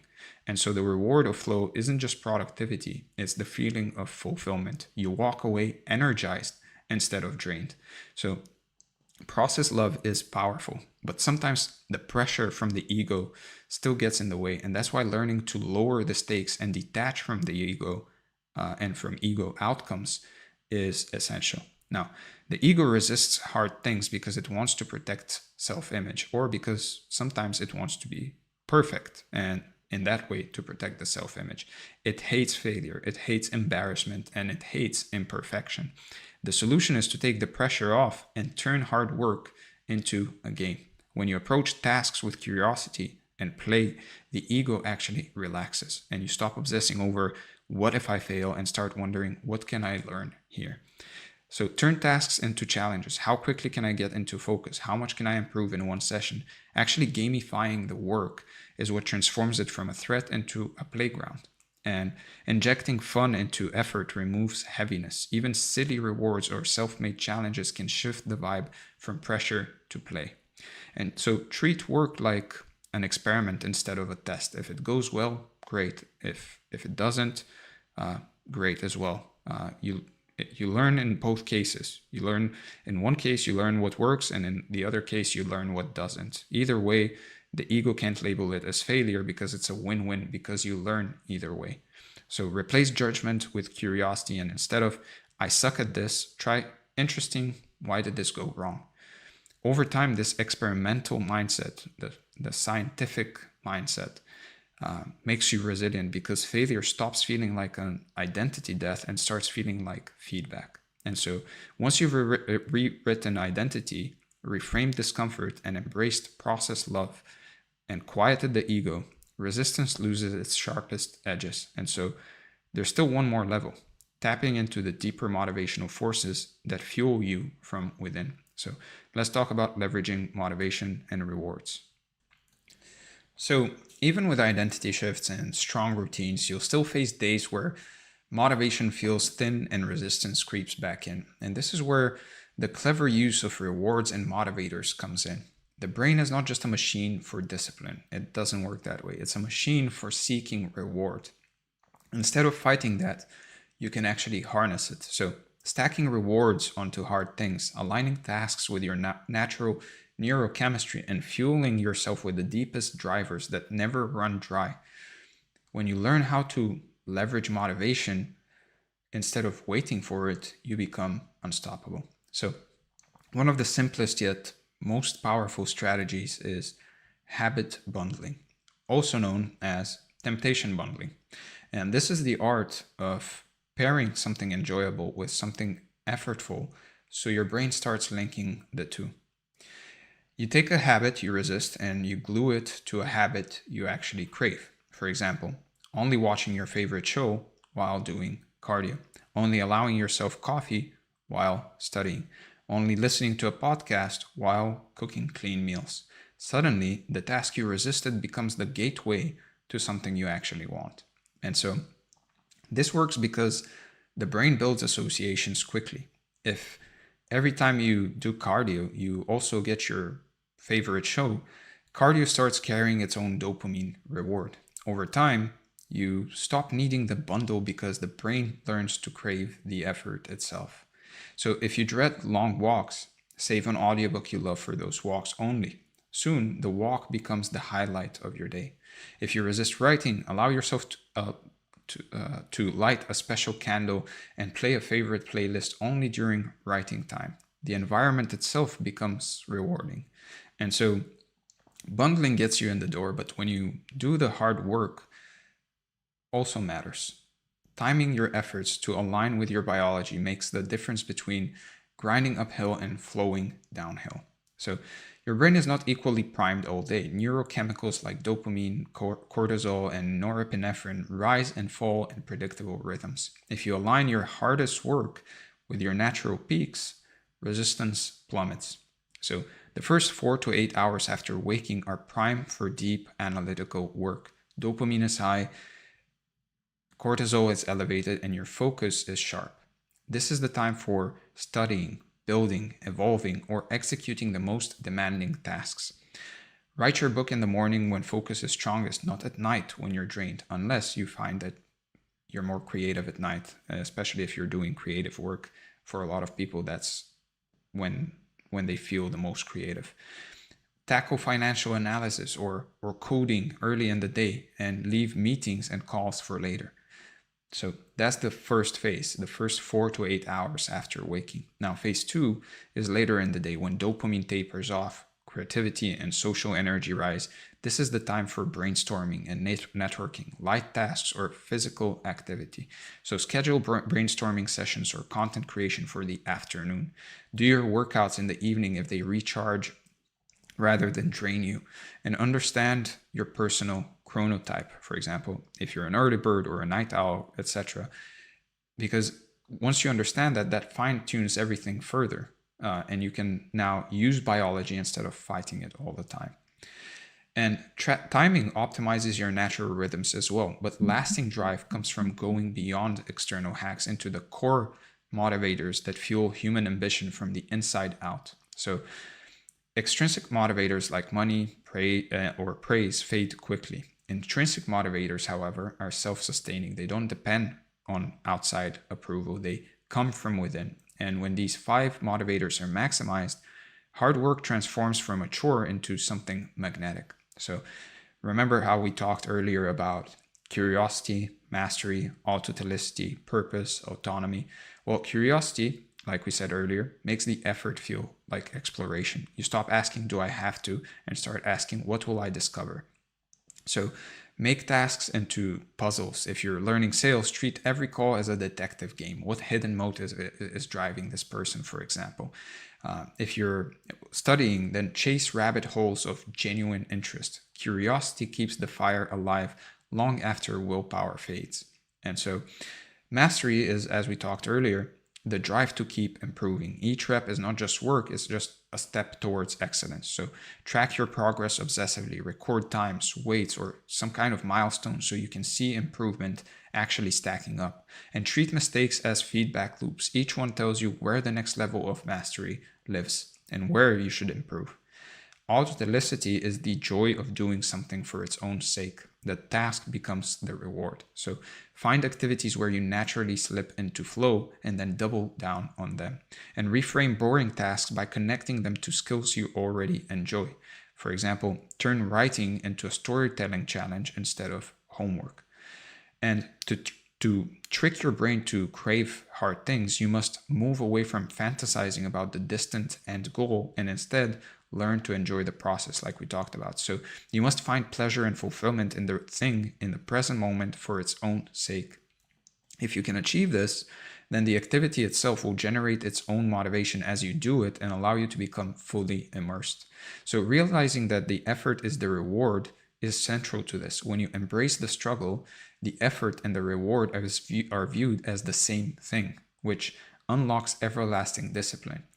And successful people such as musicians and athletes often operate from a mindset where they basically describe the activity not as practice, which implies some kind of an outcome, but rather as playing or simply doing what I do at home, focusing on the enjoyment of the repetition itself. This aligns the hard activity with your core identity and reduces the mental resistance.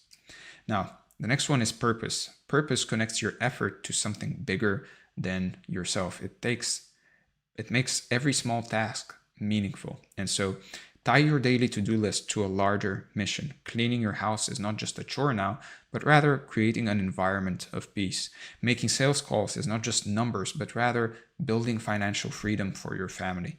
Write down your why and keep it in sight. And when motivation dips, just look at that reminder of what your why is. And I know it sounds weird, but we often just forget the reasons of why we do the things we do, and that's why we have no motivation to do them. So when motivation dips, just the reminder will pull you forward. And the next one is autonomy. So autonomy gives you control over your path. You feel motivated when the effort feels like your choice, not some kind of an obligation. So frame every action as your decision. You're not forced to work. You're choosing because of the future it will build. Even in jobs with low autonomy, you can reframe the role as a stepping stone in your larger vision in life. So these intrinsic motivators create a furnace that burns endlessly. But even with all this fire, you'll still have moments of inner conflict when one part of you wants the goal and another part just wants some comfort. That's where the art of self-negotiation comes in. So most people try to ignore or suppress the rebellious voice in their head, but that only really makes it louder. The smarter play is to actually acknowledge it, to talk to it, and strike a deal. When you negotiate with yourself, you turn an enemy into an ally. So give the resistant voice a name. This is my lazy side talking, or these are my demons, or something like that. This is comfort me speaking. Labeling it will separate it from your core self so you can actually negotiate with it. You're personifying it essentially. So ask what it really wants. Usually it's not laziness.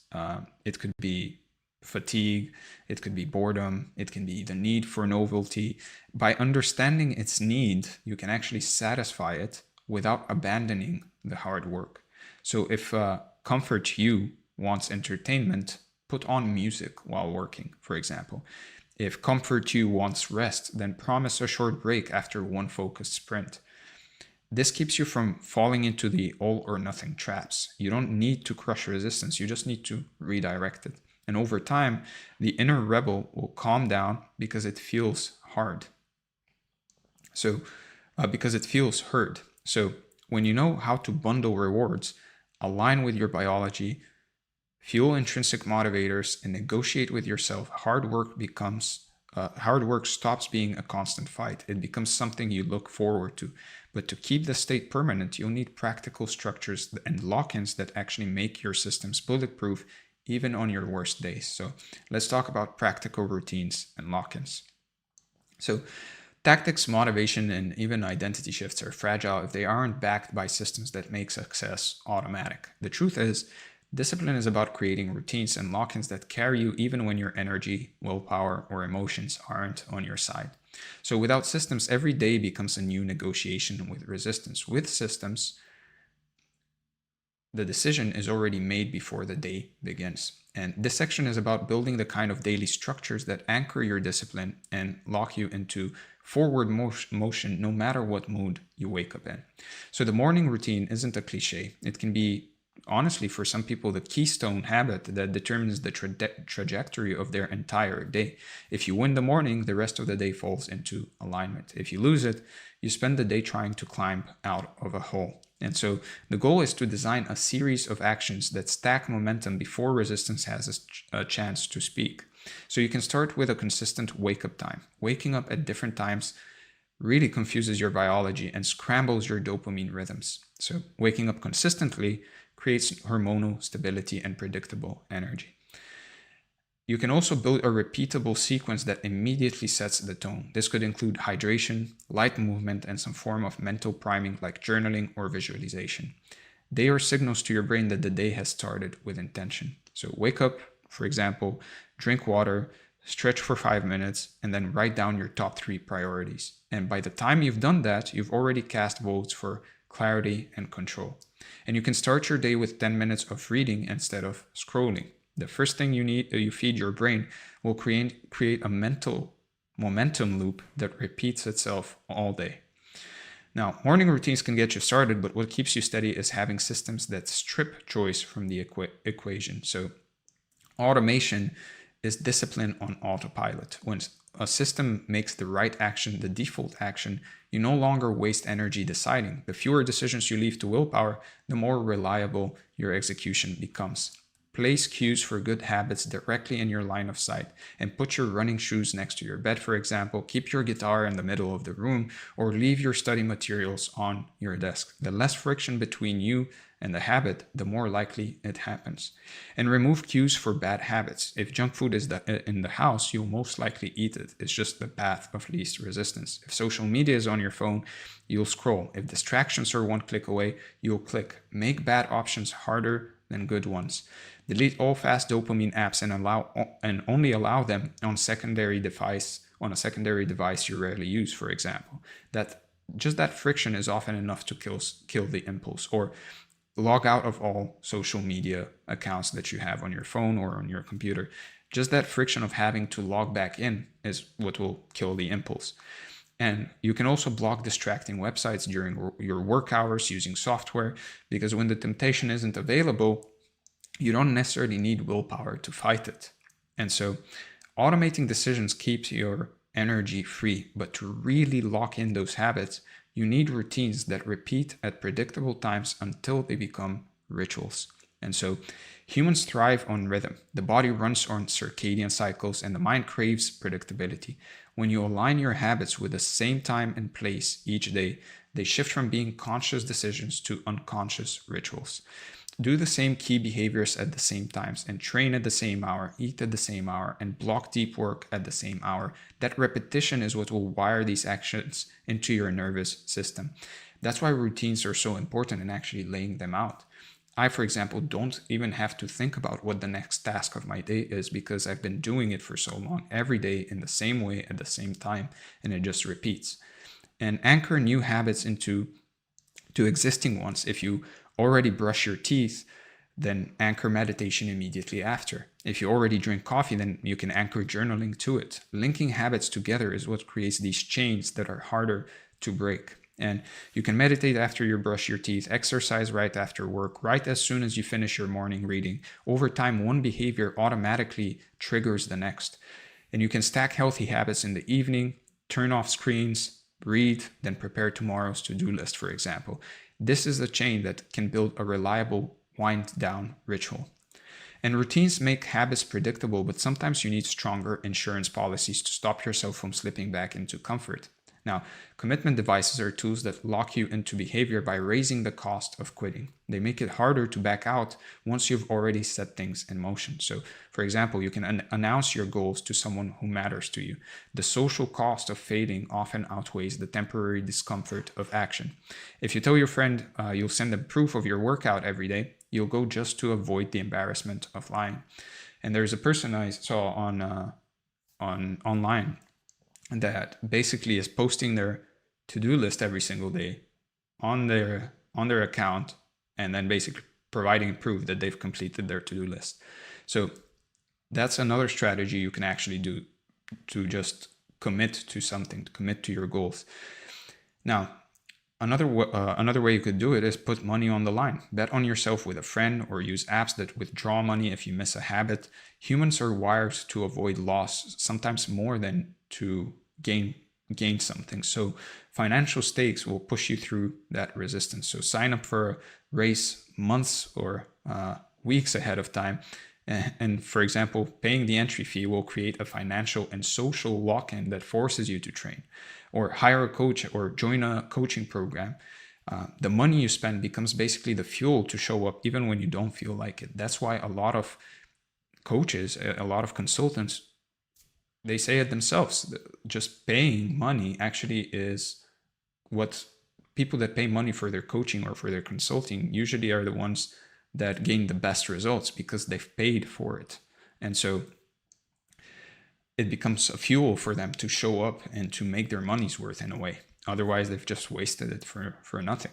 And so external commitments can keep you accountable, but internal lock-ins can also be just as strong when you build them into your self-image. So identity lock-ins are when you tie behavior so closely to who you are that skipping them feels like betrayal. If you build the story of I'm an athlete, missing training feels like breaking a character.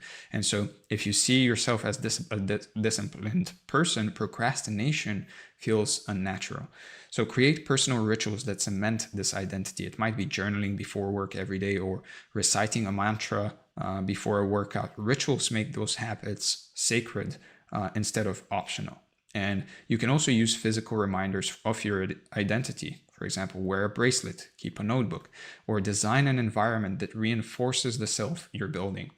Symbols remind you daily of the standard you live by. So a writer can keep a pen and a notebook everywhere, not just to write, but as a signal. This is who I am. A disciplined person dresses intentionally every morning, even if they're working from home. The uniform becomes part of the identity lock-in. Readers, people that want to cement the identity of someone that reads books, bring a book everywhere. And so identity locks keep you anchored. But the truth is, life will always throw chaos at you. Systems only work if they can withstand the storms of bad days, low energy, and unexpected stress. So the final layer of lock-ins is really designing systems that account for failure. You will have off days, but resilience means those days don't spiral into weeks. The system pulls you back on track quickly. So create non-negotiable minimums. Even on your worst day, you can still do a 10-minute workout, read one page, or write one sentence.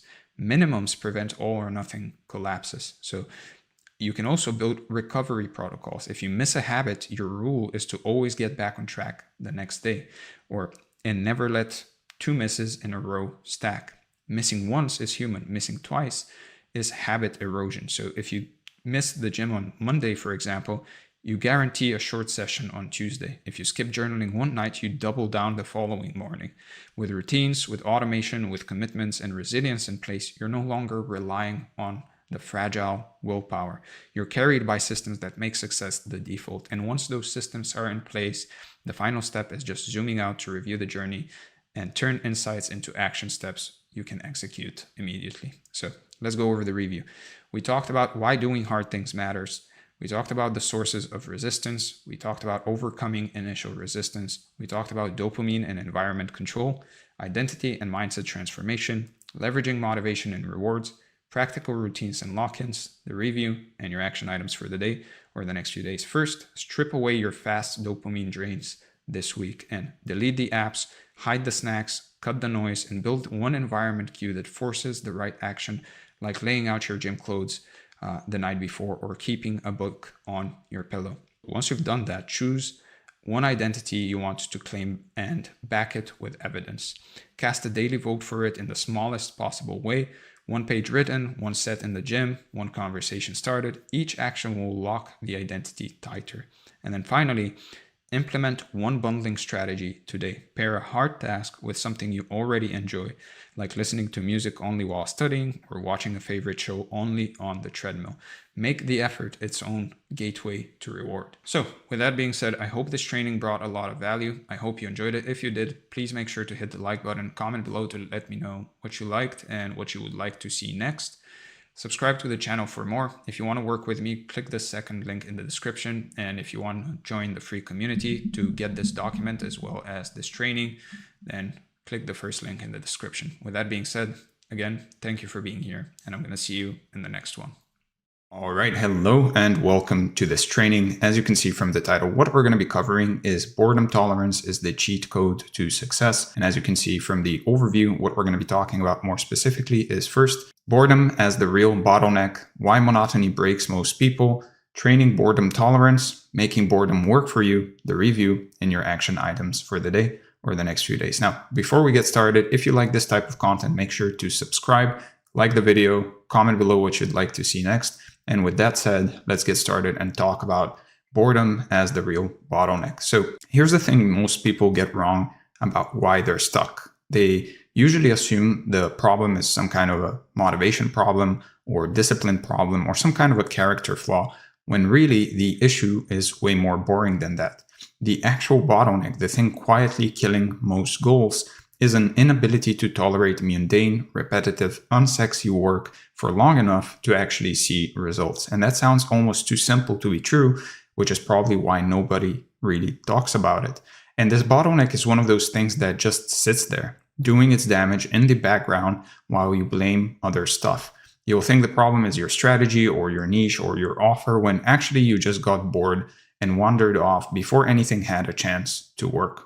Now, boredom creeps in slowly, and by the time you actually notice it, you've already pivoted to something better. And the worst part is you'll genuinely believe you quit for a good reason, and you'll have a whole story about why it made sense to stop, and boredom won't be in that story anywhere. Now, results from consistent action usually lag behind the effort by weeks or sometimes months, which means that you often quit right before things would have clicked. Sometimes they lag by years. And so everyone's out here optimizing their morning routines and their productivity apps. Meanwhile, the real issue is that they can't sit with a task for 45 minutes without actually reaching for their phone. And all the fancy systems in the world won't really help you if you stop every time the work gets a bit repetitive or boring. Now, most productivity advice treats symptoms: time blocking, habit stacking, accountability partners, increasing your focus. None of it actually addresses one of the core issues, which is that you fundamentally can't handle boredom or monotony. And the fix isn't another app or another framework. The fix is training your nervous system to actually stay put when nothing exciting is really happening. So what even is boredom tolerance? It's your ability to keep doing the thing when the emotional payoff kind of has disappeared, when feedback is non-existent, when the task itself feels flat and kind of pointless in the moment. And it's about staying engaged while your brain is screaming for something or anything more stimulating. And that's it. That's the whole skill. This shows up most clearly in execution, when the planning is already done and you're just really doing the work. The vision is clear, the steps are obvious, and yet something in you keeps wanting to just check something else or revisit the plan or start a new project. Now, the work itself often isn't even hard. Writing an email, making a call, editing a video, following up with a lead, none of it is intellectually really demanding. It's just boring. It's just monotonous. And so the boring stuff usually needs to happen over and over. And that same task, that same motion, that same energy, day after day. And that's where people really tap out, is because it's the boring stuff that actually give us the results, but the boring stuff need to happen over and over again, and yet they're boring. And so there's no dopamine hit waiting for you there. There's no likes, no comments, there's no pats on the back. You're just alone with the task, and your brain basically hates that. And it wants stimulation, and when it doesn't get any, it really starts looking for exits. And the feeling isn't really pain exactly. It's more like nothing. And nothing is surprisingly hard to tolerate when you're used to constant input and constant stimulation. Your body might feel fine, but your mind starts pacing and you get this itch to do something else, anything else, even if logically you know the task in front of you matters more. And let's also be clear about what boredom tolerance isn't, right? Because people confuse it with with grinding or just keep on working, essentially. It's not forcing yourself through some kind of misery. It's not forcing yourself to suffer for the sake of suffering. It's not hating every minute of your day and calling it discipline. Real boredom tolerance is calm. You're not clenching your jaw and pushing through. You're just present with the task you're doing, even when it feels kind of boring. And there's a steadiness to it that actually feels lighter over time, not heavier. So the goal isn't tension. The goal isn't for you to keep pushing, essentially. This is not what we're talking about here. The goal is neutrality. You're not excited. You're not miserable. You're just there doing the thing, essentially. And your nervous system learns to be okay with that low stimulation environment. That's the adaptation we're actually training for. And burnout comes from chronic stress and overwork, not from tolerating boredom. If you think about it, these are different problems with different causes. You can absolutely burn out while constantly seeking stimulation, because stimulation seeking is exhausting in its own way. So boredom tolerance is about regulating your response to monotony. Burnout is about running your system into the ground. I'm not saying just work hard even if you find it unfulfilling. Don't conflate them. Those are two different things. In fact, building boredom tolerance can actually protect you from burnout because you stop constantly chasing intensity and learn to work at a sustainable pace. Now, the most important part of all of this is that boredom tolerance is a trainable skill. You weren't born with a fixed amount of it. You can actually build it. Same as you'd build strength or endurance. Same as you would increase your running capacity. Your brain can literally adapt to handle low stimulation environments better over time. And neuroscience actually backs this up. The brain rewires itself based on repeated experience. So if you keep exposing yourself to boring tasks without escaping, your threshold for tolerating them basically goes up. So every time you sit with boredom instead of running from it, you're sending a signal to your nervous system that this is actually survivable. And you don't have to basically start with marathon sessions of focus where you try to focus for 4 hours straight or something like that. Even small doses of uninterrupted, unstimulated work start shifting the baseline. And this means that it doesn't matter how distractible you are right now. It doesn't matter how many times you've really failed to stick with things. That's just your current tolerance level. And current doesn't mean permanent, right? You're not just someone who gets bored easily. You're someone who hasn't trained this capacity yet. It's a big difference. So once you realize that it's actually trainable, you stop feeling like a victim of your attention span and you can start treating it like a project, a self-improvement project in a way, just like any other skill. And this skill doesn't get talked about because it's not really attractive. Nobody's selling a course on how to sit still and just do boring work. There's no viral hook and just keep going when it's boring. But that's exactly why it's such an edge, because almost nobody's actually working on it. The people who win consistently almost always have this capacity. Just look around.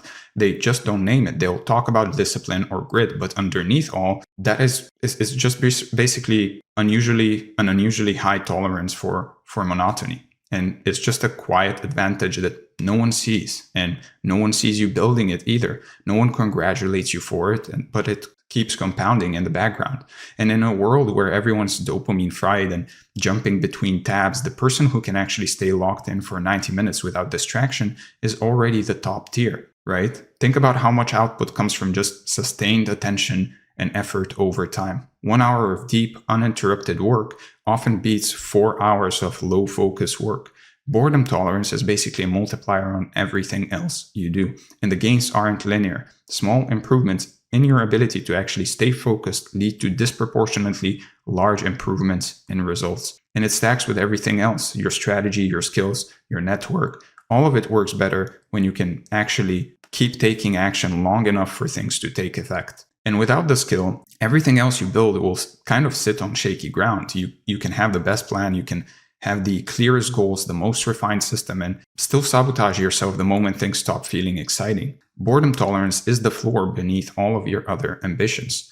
And it's like trying to build a house on sand. The structure might look good, but it won't hold. Boredom tolerance is the concrete foundation that you pour before anything else goes up. And once it's in place, everything you build on top of it becomes more stable. Your habits stick, your projects finish, you progress faster in general, and you stop being someone who has great ideas but never follows through, and you become someone who actually delivers consistently even when no one's actually watching.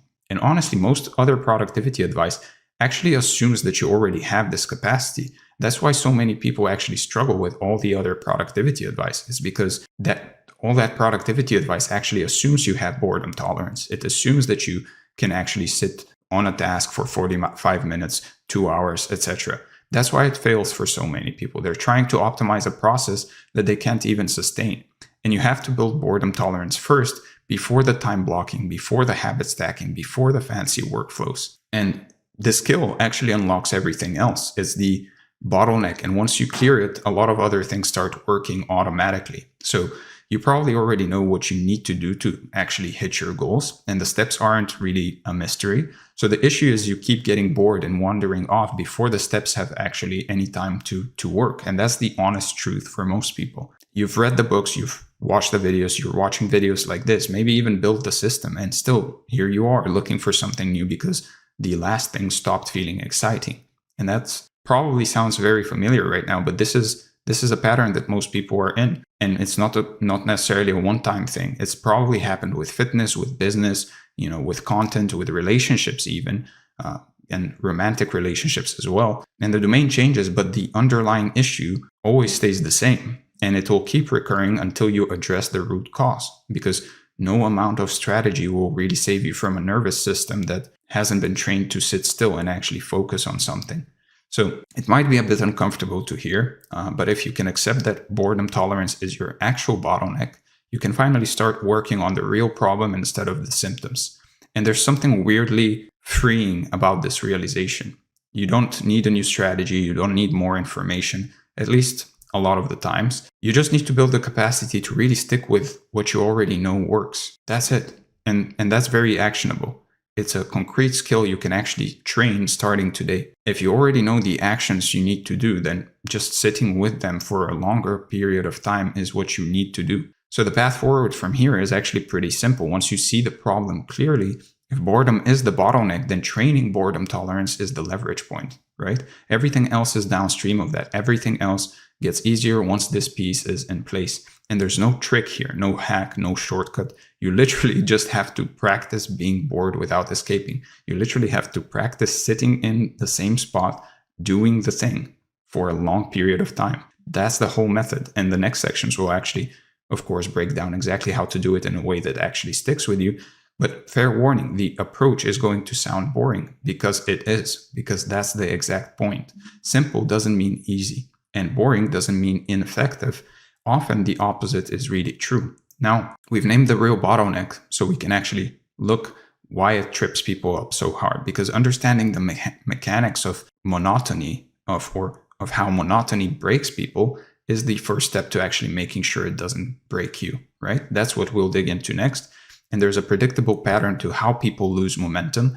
And once you see it, you can basically interrupt it before it actually takes you out. So knowing how failure shows up in advance gives you a fighting chance, and you'll recognize what's actually happening in real time instead of only seeing it in hindsight. So with that said, let's discuss why monotony breaks most people. So there's a predictable cycle that actually plays out almost every time someone starts something new. And once you see it, you'll basically recognize it everywhere. It happens with fitness, goals, with business projects, with content creation, with skill building, basically any area where sustained effort is actually required over a longer period of time.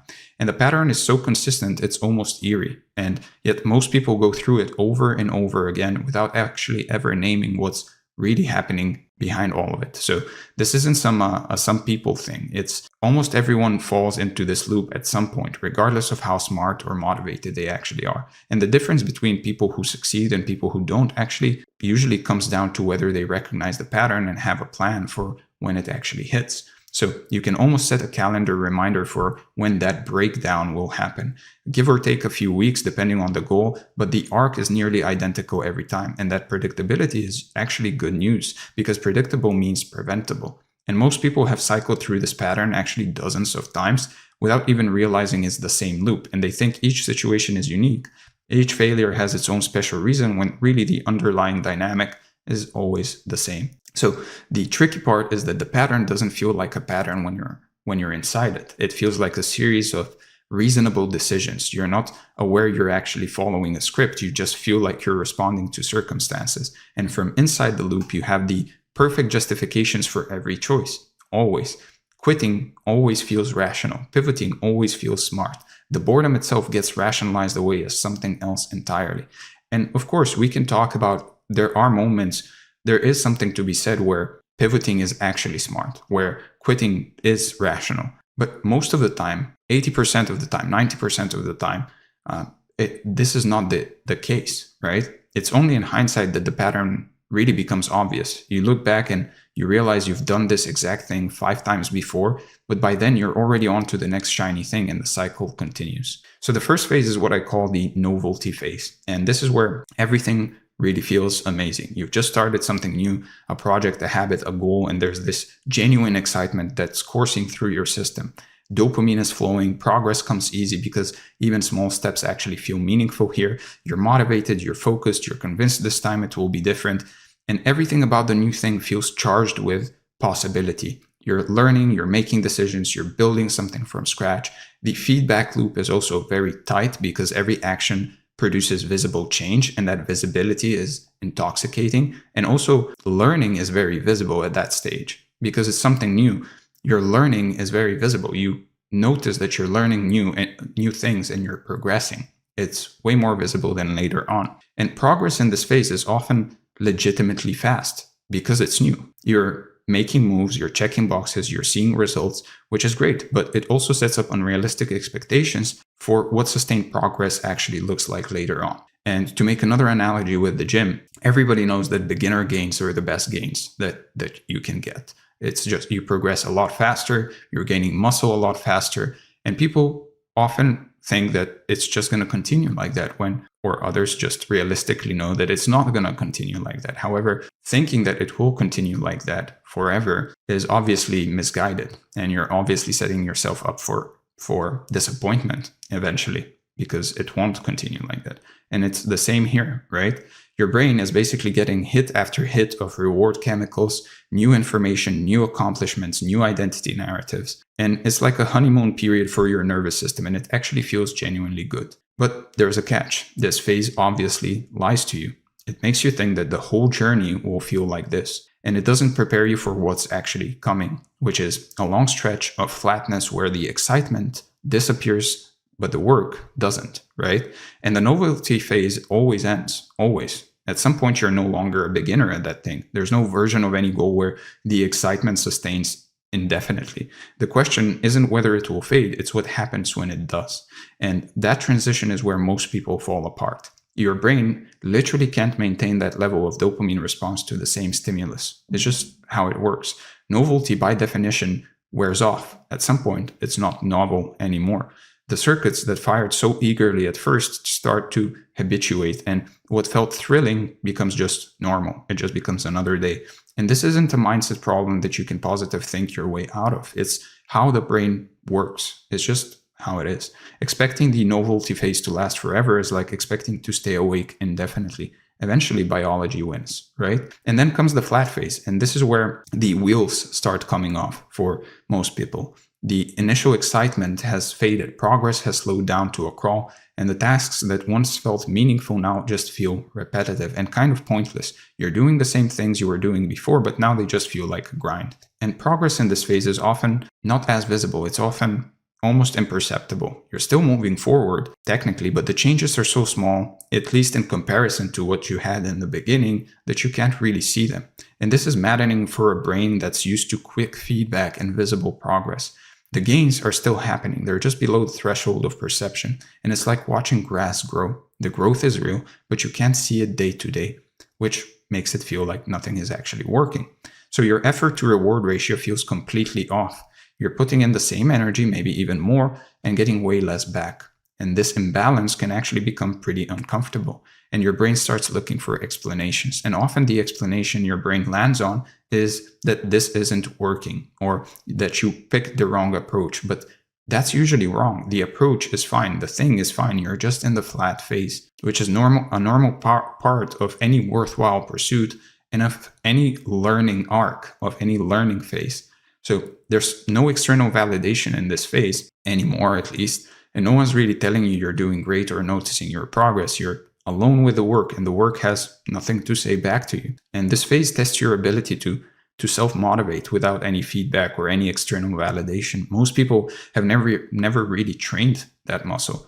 A lot of the people say they're starting something new before they've even actually started it. So a lot of people do things for that external validation. And when you get to a point where that doesn't exist anymore, well, it's way harder, right? So most people have never really trained it. And when they hit this stretch, they don't know how to keep going without someone or something actually cheering them on. And the flat phase exposes how dependent you really are on external validation. If you can only perform when there's an audience or people cheering you on or a reward at the end, this is where you find out. And for a lot of people, the answer is pretty uncomfortable. Now, the third phase is the escape phase. And this is the phase where most people quit without even admitting that they've quit.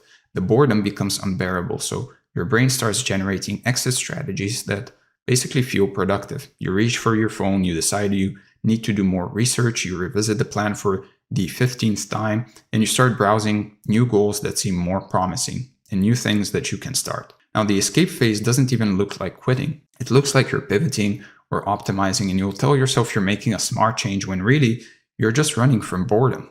And that's it. The disguise is convincing enough that you believe your own story. So your brain is extremely good at constructing these narratives that justify escape. The strategy wasn't working anyway, or I found a better opportunity, or I need to step back and reassess. All of these can be true sometimes, but often they're just cover stories for boredom and tolerance. And this is also when you start hopping from one thing to the next, often called shiny object syndrome. A new opportunity catches your eye, a different strategy seems more promising, and suddenly you're convinced that the next thing will be better than the current thing.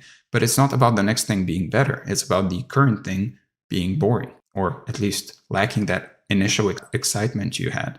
And so the transition into escape mode is very seamless. One day you're doing the work, the next day you're taking a break to think, and then somehow weeks pass and you've never returned to the thing. You've basically moved on to something else entirely, and it doesn't feel like a decision. It just feels like it happened out of nowhere. And then a few weeks later, you remember, oh yeah, that thing. And you remember that you just stopped. And then a few months later, the cycle starts again with a new project, novelty phase, flat phase, escape phase, over and over and over again, with a different goal each time, but the same pattern underneath. So escape can take a lot of forms. One of them can be obviously the obvious one, which is scrolling your phone, but there are sneakier ones too. Excessive planning, endless research, starting new projects before finishing old ones. Anything that lets you avoid the boring work while still feeling productive is escape. So some of the most dangerous escapes actually look incredibly productive on the surface. Redesigning your routine, reorganizing your workspace, reading another book about the thing you should be doing. All of these can be ways of running from the actual work. Because these escape behaviors actually feel productive, they're also harder to catch. And you're not lying on the couch doing nothing. You're busy, you're engaged, you're active with something else. It's just that none of that activity is moving the needle on the thing that actually matters. And so the worst part is that most people quit in this flat phase, right before things would have started working. And everybody knows that meme of that guy that is basically digging for diamonds. The timing is almost cruel. You put in weeks or months of effort, you hit the boring stretch, you bail, and you never get to see what would have happened if you'd stayed a little longer. And there's often a lag between effort and results, especially in things like business, fitness, and creative work, like we talked about earlier. The payoff always comes later, after the hard or boring part. So when you quit during the flat phase, you're essentially walking away right before the return on investment would have arrived. So you're doing all that effort, and in the end, you're not sticking for a bit longer to at least get the results for all the effort you put. So you kind of become also addicted to just putting in the effort and not getting any results, almost. So this is especially true for anything also that compounds. Content, relationships, skills, investments. These things build momentum over time, and the early stages are always the slowest. So quitting early means you never get to the part where momentum starts working in your favor. And the worst part is you'll never know what you missed. You'll move on, you'll start something new, you'll hit the flat phase again, and never really realize that the thing you abandoned was weeks away from taking off. It's almost like planting some seeds and actually ripping them out before they even become plants. And this isn't a rare exception. It's the default for most people. Most goals die in the flat phase, killed not by the difficulty of the thing, but by the boredom of that initial excitement fading. And the graveyard of abandoned projects is really full of things that would have worked if people had just stayed a little longer. And if this happened to you, congratulations, you're normal. I mean, it's happened to me. This is why I'm making this whole training. But normal doesn't just mean optimal. Normal is losing. If you want different results, you need a different response to the flat phase. And the good news is this pattern is fixable once you see it clearly. You can learn to recognize when you're in the flat phase and respond differently than you have in the past. And that's literally what the rest of this training is about.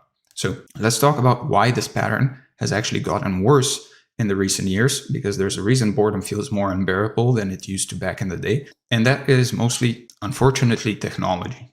As good as it can also hijack our attention, and your phone, and specifically the apps on it, basically trains your nervous system to expect constant novelty and micro rewards, right? Every few seconds, something new. Every swipe, a tiny hit of dopamine, and your baseline has been completely warped. And this is basic conditioning. You've been exposed to thousands of hours of variable reward stimulation, which is the most addictive pattern there is. So your brain has basically adapted to that environment, to that variable reward stimulation. And now anything that doesn't match that stimulation level feels wrong. It feels boring.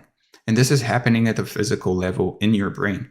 The circuits that actually respond to reward have been recalibrated around the assumption of constant input, of constant stimulation, of constant rewards. And when that input disappears, like when you're doing boring work, your brain experiences something close to basically withdrawal. And you're not consciously choosing to be addicted to that stimulation. It just happened gradually in the background over years because you're using technology, because we're all using it. So it just happens to us. And by the time you notice something's off, the conditioning is already deep. And it's not just your phone, it's Netflix, it's YouTube, it's the entire internet ecosystem that's literally optimized to capture and hold your attention through novelty. This is the gold mine for all of social media, all of the internet. If they can capture your attention and hold it for long enough, maybe you'll see enough ads to buy something. So every piece of it is basically training you to expect more stimulation than real work can provide.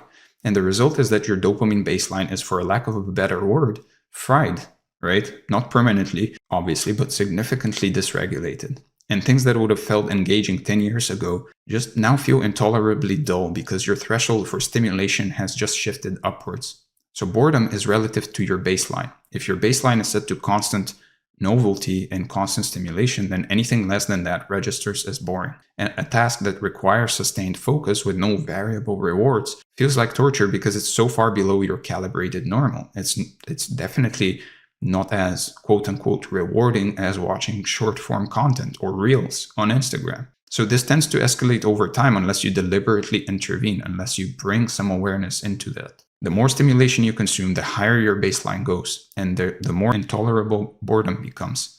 So it's a feedback loop that doesn't self-correct. And this is why boring work literally feels painful to a lot of people.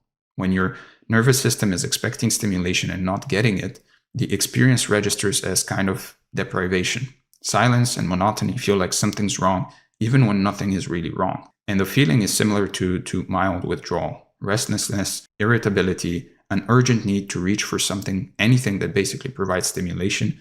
And your body is having a physiological response to the absence of input, that it's been conditioned to expect. And this isn't all in your head. You might notice actual physical discomfort, fidgeting, tightness, an inability to sit still. Your body is signaling that something needs to change, even though logically you know you're fine. And this is also the reason why so many people have a hard time actually reading books and just paying attention to what they're reading. The urge to escape always feels urgent, like you need to check your phone right now. And it's not a real emergency, but it sure feels like one. And the pull toward that stimulation is convincing.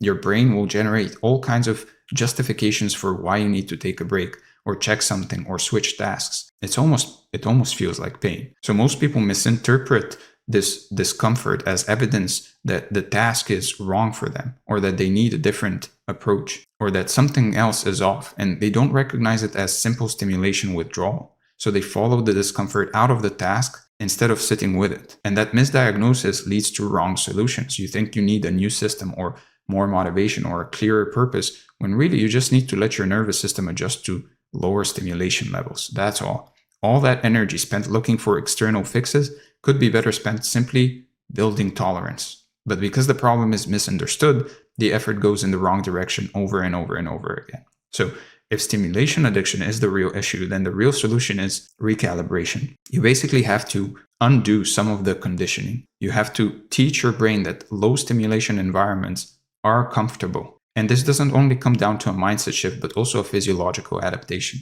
Your nervous system can change. Neuroplasticity works in both directions, right? Just like it adapted to constant stimulation, it can readapt to periods of monotony. But this requires deliberate exposure, not just hoping things will get better on their own. And yeah, that deliberate exposure might feel a bit uncomfortable, but you got here. So if you want to fix it, this is how you do it. Now, recalibration is an active process.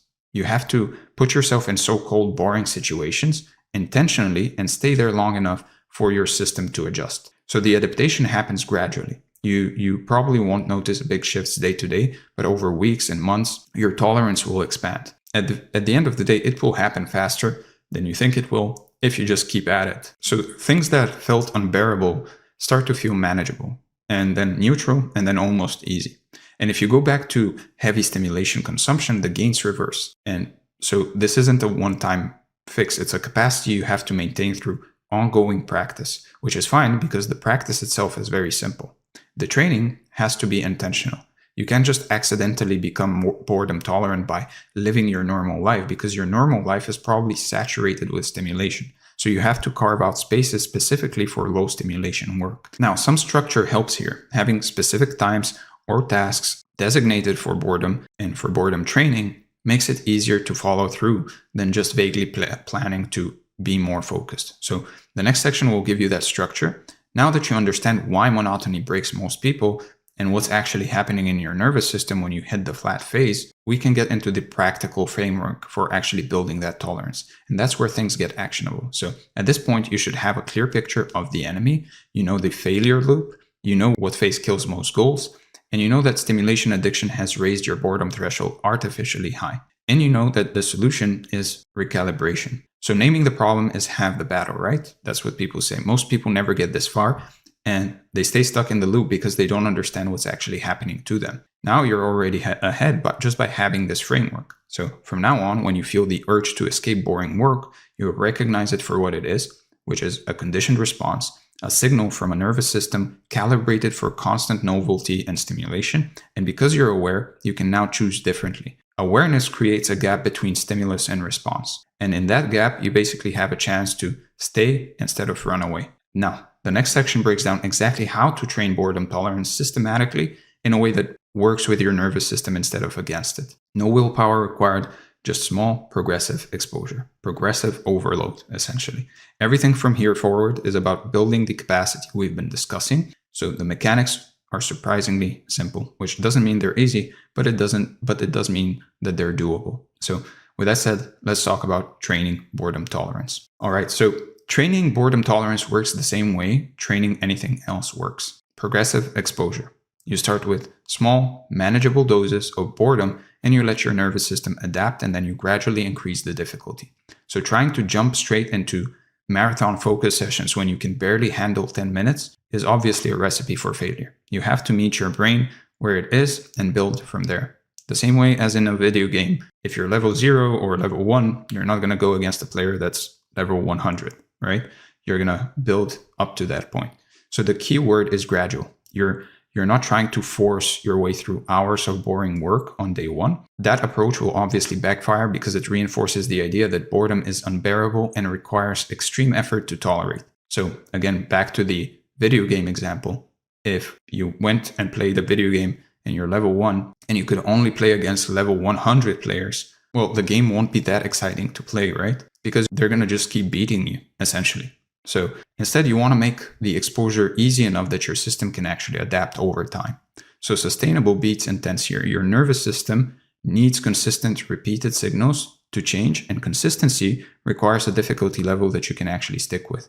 So each time you complete a boredom exposure without escaping, you're sending a signal to your brain that this is survivable, that And that signal accumulates over time. The adaptation happens quietly in the background, and one day you notice that things that used to feel unbearable now feel fine, right? Like most worthwhile skills, boredom tolerance compounds, so small daily investments will add up to significant capacity over weeks and months, and you just have to have the patience for that. The people who seem to have superhuman focus didn't really start that way. They build it incrementally, often without even realizing that that's what they were actually doing. So I'm going to give you a 3-level framework for this, and you can think of it like a ladder. You start at the bottom with micro exposures, and you work your way up to full work blocks and eventually graduate to sustained repetition without any novelty. So each level will build on the previous one, so don't try to skip ahead.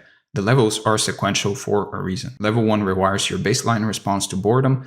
Level 2 applies that to actual work. And level 3 extends it across time. So trying to do level 3 when you really haven't built the foundation from levels 1 to 2 is like trying to run a marathon before you can actually jog a mile. So having clear levels gives you a roadmap. You'll know where you are, what you're working on, and when you're ready to progress. And this will just remove a lot of the ambiguity that causes people to either push too hard or not push hard enough, right? So level 1 is micro boredom, and this is the entry point. It's designed to be almost stupidly easy. You're going to do one boring task for 10 to 15 minutes with zero stimulation, no music, no podcast, no phone in the room, no nothing other than you and the work. Just you and the task, that's it. So the tasks at this level should be things you'd normally do anyway, just without the usual stimulation that's layered on top. So walking without earbuds, cleaning without background TV or music, reading without checking your phone every few pages, sitting and drinking your coffee without scrolling. The task itself doesn't matter much. What matters is the absence of that stimulation.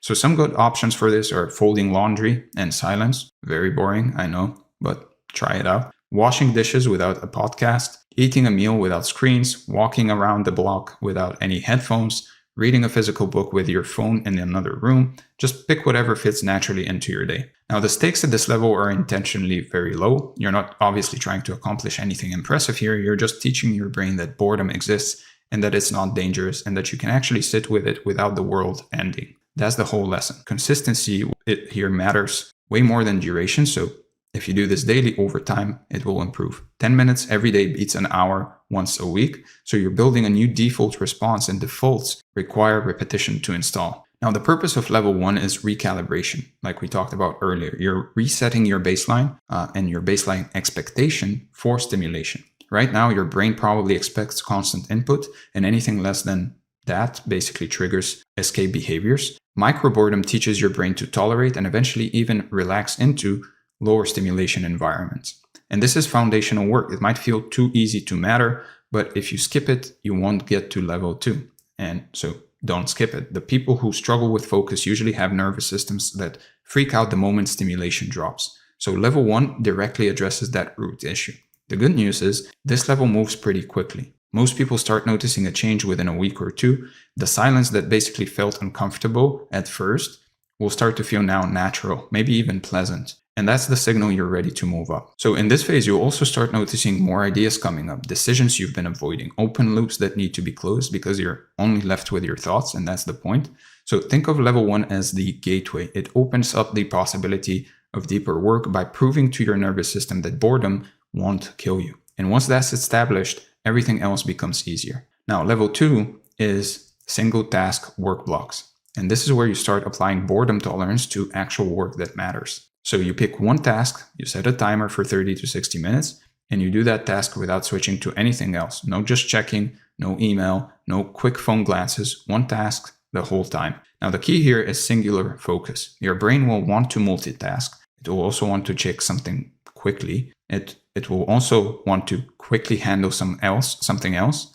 Every one of these impulses is an escape attempt. Your job is to notice the impulse and basically stay away. And the task will stay singular even when your brain is screaming for variety. And look, you will feel urges to switch, and that's normal, and it's actually the point. Each urge is a training opportunity. When you feel the pull to check your phone or open a new tab and you don't actually act on it, you're basically strengthening the circuit that allows for sustained attention. Now, here's a useful rule as well. If you feel the urge to switch tasks during your block, you have two options. Option 1, stay on the task. Option 2, sit there and do nothing until the urge passes. What you don't get to do is actually switch to something stimulating. That just breaks the cycle. So this rule retrains impulse control surprisingly fast, and the do nothing option sounds weird, but it also works. If you can't stay on task, just sit there. Just literally sit and do absolutely nothing. Stare at the wall if you have to. Or just wait. Eventually your brain will get bored of being bored, essentially, and it will get back to the task because at least that's something. It's a hack that basically uses boredom against itself. Now the timer is also important, so having a defined endpoint makes the discomfort more tolerable because you know it's temporary. So, like Elizabeth Wurtzel says in one of her books, a human being can survive almost anything as long as she sees the end in sight. Or, as Viktor Frankl said, pain is only bearable if we know it will end. So obviously you're not committing to focus forever, just for the next 30 or 60 minutes. And that psychological containment actually matters, especially early on. So when the timer goes off, you can stop, even if you're in flow, even if you want to keep going, stop. It's actually better if you do stop, because you're basically also learning to trust yourself that you're going to stop when you say you will. Otherwise, you won't want to do this again. So this teaches your brain to trust the timer, which makes it easier to start the next session and to trust yourself to actually stop. And you're building reliability into the practice itself. So start with whatever duration you can actually complete. Even if 30 minutes feels impossible, start with 20. If 60 feels easy, then push it to 90.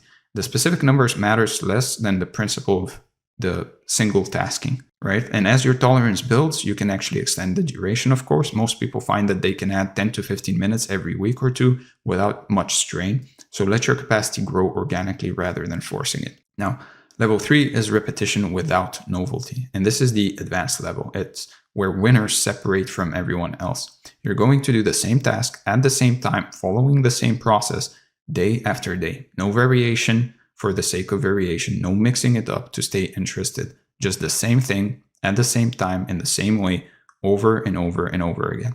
Same task, same slot, same approach. You're deliberately removing novelty from the equation because novelty is a crutch your brain uses to avoid real boredom tolerance. So when you can do something repetitive for weeks without needing to change it up, you've reached a level of tolerance that most people never actually achieve. And what this looks like in practice is writing every morning at 7 a.m., using the same routine regardless of how you feel, making sales calls at the same time each day, regardless of results, going to the gym at the same hour, doing the same workout split, regardless of motivation. The sameness is the point. And this will feel boring. That's the whole idea. You're training your capacity to execute without novelty, without excitement, without the emotional payoff of something new. If it feels repetitive, then you're doing it right. And in fact, boredom at this level is a signal of mastery. You're training your capacity to execute without novelty, without excitement, right? So it means you've stripped away all the easy dopamine sources and you're still showing up. That's rare, and it's exactly the capacity that separates people who get consistent results from people who don't. Now, level 3 is also about sustained execution over time. Anyone can do something once. Lots of people can do it for a week when motivation is high. Very few can actually do the same thing the same way for months or years without needing novelty to keep them going. So this is a long game. You're building the capacity to execute on timelines that most people can't even tolerate. The entrepreneur who grinds for 3 years before seeing results, for example. The content creator who posts for 18 months before even getting traction. These people have level 3 boredom tolerance, even if they don't call it that. Everything valuable compounds, and compounding requires time, and time requires sustained effort without novelty. Level 3 boredom tolerance is essentially the capacity to let things compound. It's the skill underneath the skill. If you can operate at this level consistently, you're in the top few percent of executors, of action takers. Most of your competition will quit in the flat phase while you keep going, and that's the point. That's not because you're more talented or more motivated. That's the best part about this. It's because you've built a capacity that they haven't. It's because you've trained. As Anders Ericsson notes in Peak, the difference between expert performers and normal adults reflects a lifelong period of deliberate effort to improve performance in a specific domain. The capacity to sustain that repetitive effort without novelty is exactly what separates those who reach mastery from those who stop early. So now, there's also a rule that makes all of this work, and it's non-negotiable. The boring work has to stay boring. No dopamine stacking, right? No layering stimulation on top of monotonous tasks to get through them. When you add music to make writing easier, or podcasts to make exercise bearable, or snacks to reward yourself for focusing, You're avoiding boredom instead of training tolerance. The exposure has to be pure. Your brain only will adapt to what it's actually exposed to, right? If you always add stimulation to boring tasks, then your brain never really learns to tolerate boring tasks alone. It learns to tolerate boring tasks with stimulation on top. So you're just teaching it that boredom requires compensation, which is the opposite of what we want. Every time you add stimulation to a boring task, you're undermining the training effect. You feel like you're being smart, making the work more pleasant, but you're actually preventing the adaptation that would make stimulation unnecessary in the first place. So you're also creating dependency. If you always listen to music while doing deep work, you'll eventually need music to do deep work. The crutch becomes a requirement, and now you've basically added a constraint instead of building capacity by doing that. So it feels counterproductive to make things harder than they need to be, but that's exactly the logic of training, right? You don't build strength by lifting the lightest weights available. You build boredom tolerance by actually experiencing boredom, not by engineering it away. So this is the hardest part for most people. We're so used to optimizing for comfort that deliberately sitting with discomfort feels wrong. But the discomfort is the stimulus. Removing it removes the training effect. There's no shortcut here. The good news is that this discomfort is temporary. As your tolerance basically increases, the tasks that required stimulation to get through will start feeling manageable on their own and maybe even enjoyable. You won't need the music or the podcast forever. Your brain adapts and the need basically fades. And then you have real freedom. You can work anywhere, anytime without needing optimal conditions. You're not dependent on playlists or environments or rituals to get into focus mode. You just do the work. That independence is worth the initial discomfort. And this capacity is earned, it's not given. Everyone who has it paid the same price, sitting with boredom long enough for their nervous system to adapt.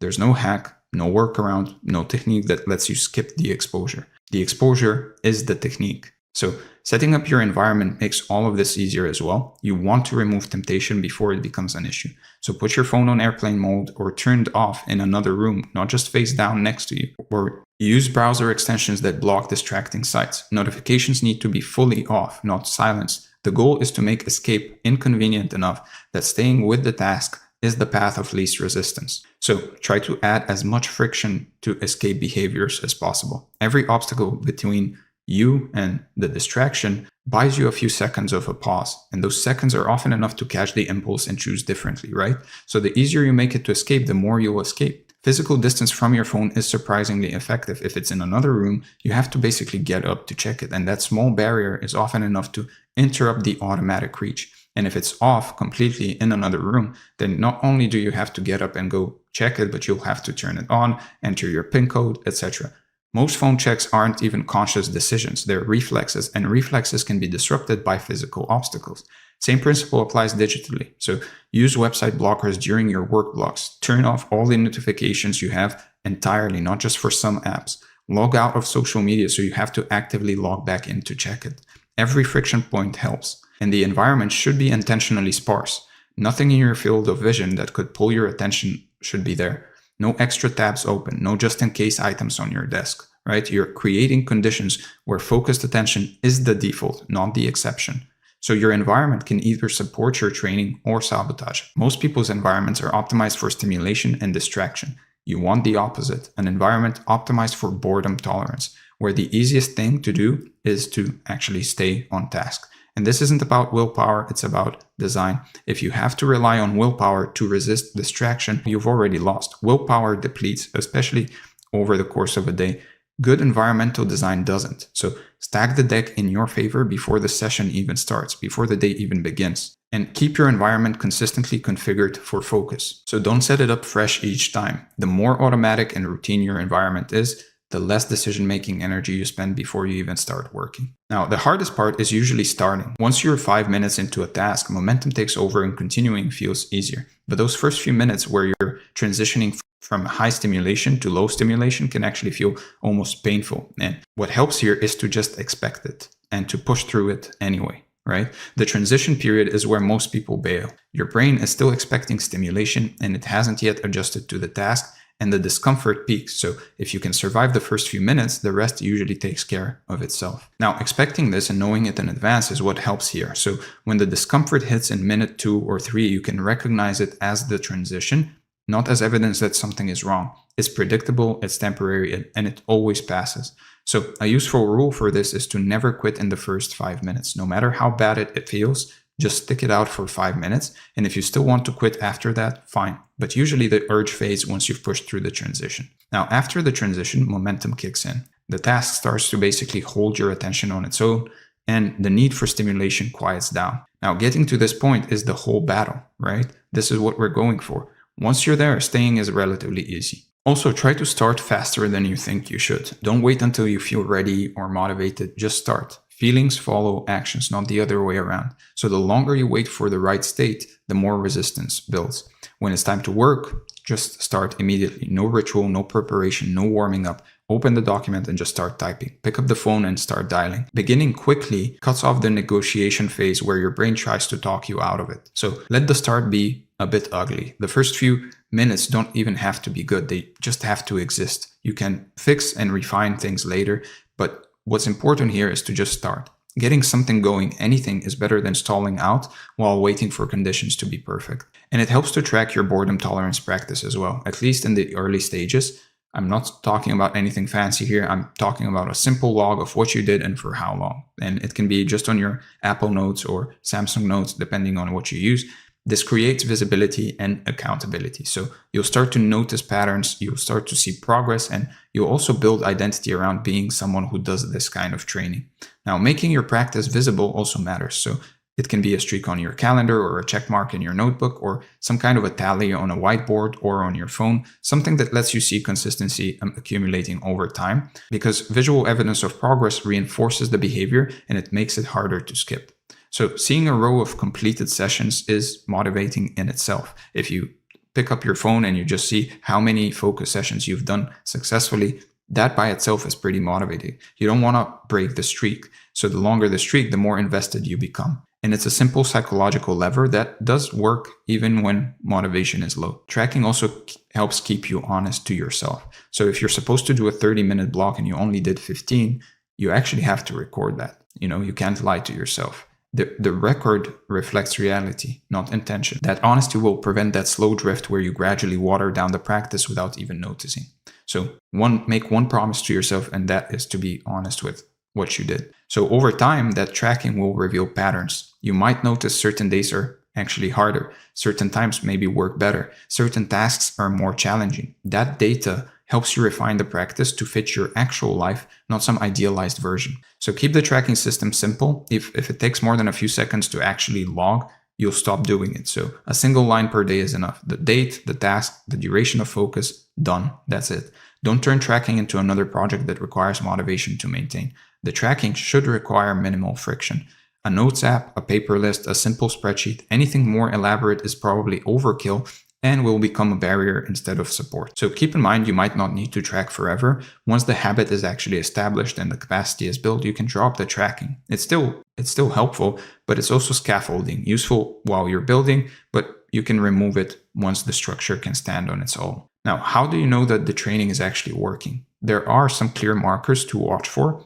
And you, for example, notice that the internal debate about whether to start on a task will start getting shorter and quieter, and you will just basically start without the whole preceding resistance kind of thing. Other signs are you'll feel less urgency to escape once you're in a task. So the time starts to feel different. It starts to feel more stretched and more spacious instead of compressed and frantic and urgent all the time. The background anxiety of I should be doing something else itself will fade. And these are all indicators that your nervous system is adapting. So there's a calm that develops. You're not forcing anymore. The task is just a task and you're doing it. That neutral ease is the goal. Boredom tolerance at its best just feels like space. It feels like peace, not struggle, right? You'll start faster because the resistance that used to eat up 20 minutes of procrastination before each work session shrinks to about a minute or two and then to almost nothing. So the gap between I should work and I am working actually collapses, and discipline itself will start to feel easier. So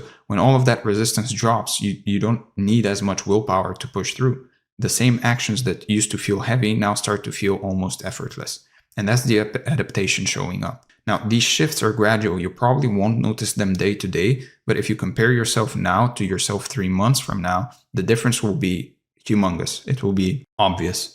So keep practicing even when progress feels invisible, because the changes are happening beneath the surface. And in the beginning, they won't be very visible, but over time, you'll notice. And if you track, you'll see it, right? Every session adds to the cumulative effect, even the hard ones, even the ones where you almost quit, even the ones that felt like nothing really happened. Just trust the process, because the adaptation is occurring whether you feel it or not. And at this point, you have the full framework. You understand the ladder, the no stimulation rule, the environment setup, the starting principles, and the markers of progress. So now the final piece is really understanding how all of this turns into actual success outcomes. And that's what we'll cover in the next section. So let's talk about making boredom work for you. So boredom tolerance is basically a multiplier on everything else you do. Your work, your skills, your offers, all of it works better when you can actually stay in execution long enough for things to actually compound.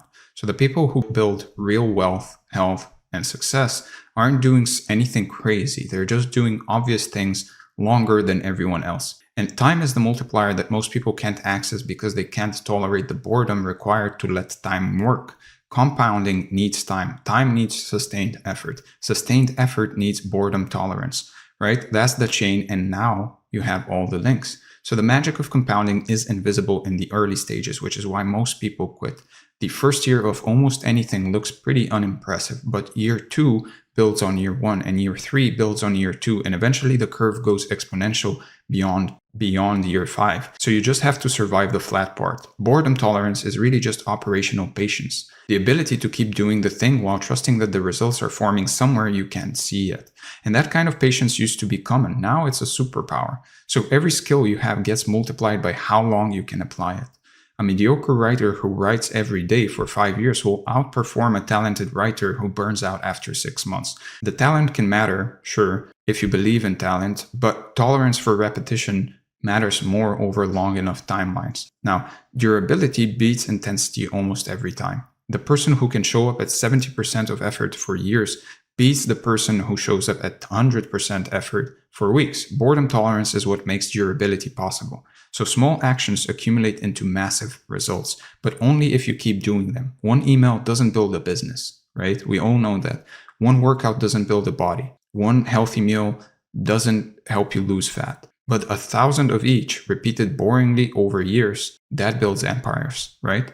Now, what you're really building is dangerous consistency, the kind of consistency that looks boring from the outside, but produces results that seem almost unfair. And people will wonder what your secret is, and the secret is just that you kept going while they kept starting over. In the book Grit, for example, Angela Duckworth says, "Enthusiasm is common, endurance is rare." And that endurance, that willingness to keep showing up when others have moved on, is really what separates outcomes. Now, there's nothing flashy about this, just the same work done the same way over and over until the results become undeniable. Now, most people are looking for excitement. You, on the other hand, are looking for good, old, boring, monotonous repetition. The path is genuinely unsexy. The same morning routine, same work blocks, same follow-up sequences, same content schedule. The sameness is the feature, is the point. It's what allows momentum to build instead of constantly resetting to zero.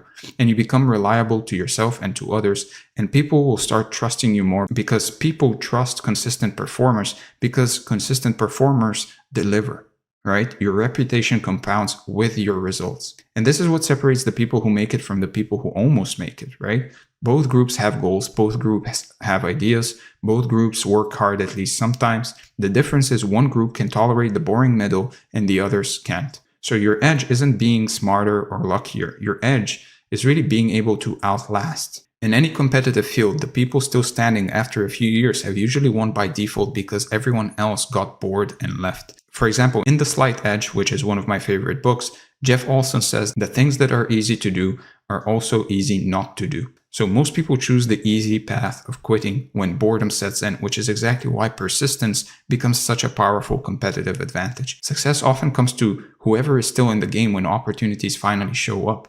Boredom tolerance keeps you in the game. That's its function, literally. Everything else is downstream from that. So over time, This will stop being something you do and starts being something you are. You become a person who shows up regardless of how it feels. And that change in your identity is powerful because it removes the daily negotiation we talked about earlier, the inner debates. You don't debate whether to do the work anymore, you just do it because that's who you are now.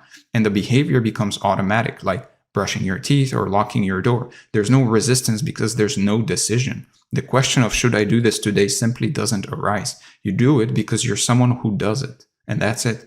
What used to require willpower starts to feel effortless. The same actions that once drained you now cost almost nothing. And that's the adaptation fully expressed. Your nervous system has basically reorganized now around this new pattern. So your output becomes stable and predictable. Bad days don't derail you because the behavior isn't tied to how you feel. You've decoupled action from emotion, which is one of the most valuable things you can do for long-term success. So the identity reinforces itself. Each completed session also strengthens the story that you're someone with high boredom tolerance. And that story makes the next session earlier. It's a positive feedback loop that gets stronger over time. You start to see yourself differently, and the narrative basically shifts from I'm trying to build discipline to I'm a disciplined person.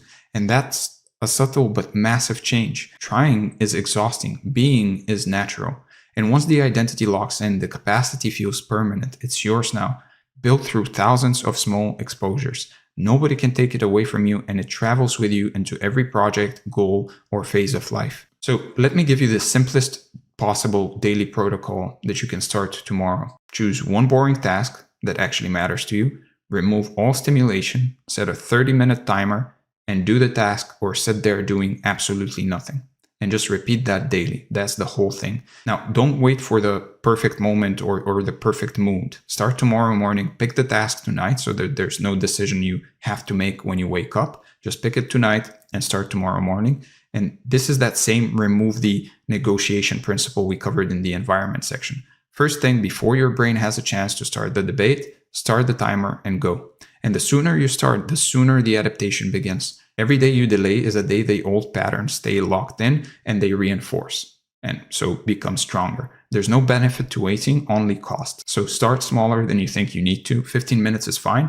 20 is fine. The goal for the first week is just to establish the habit, not to push your limits. Limits can expand later. Now, daily practice is non-negotiable, so the signal to your nervous system has to be consistent. So that's why it's important to start with something manageable at first. If you're going to be doing it daily, then start with something you can actually do. Sporadic practice produces sporadic results. So you're trying to build a new baseline here, and baselines require repetition and some time as well. So make it a priority, not an afterthought. Schedule it like an important meeting, protect the time, and if you treat it as optional, you'll just skip it when things get busy, and things will always get busy. So remember that each session adds to the cumulative effect. Even the sessions that feel pointless are doing work beneath the surface. Trust the process and just keep showing up. That's it. Now here's the truth underneath everything we've covered. Most people don't lose because they're weak or untalented. They lose because they get bored and quit. That's all. The competition in anything you do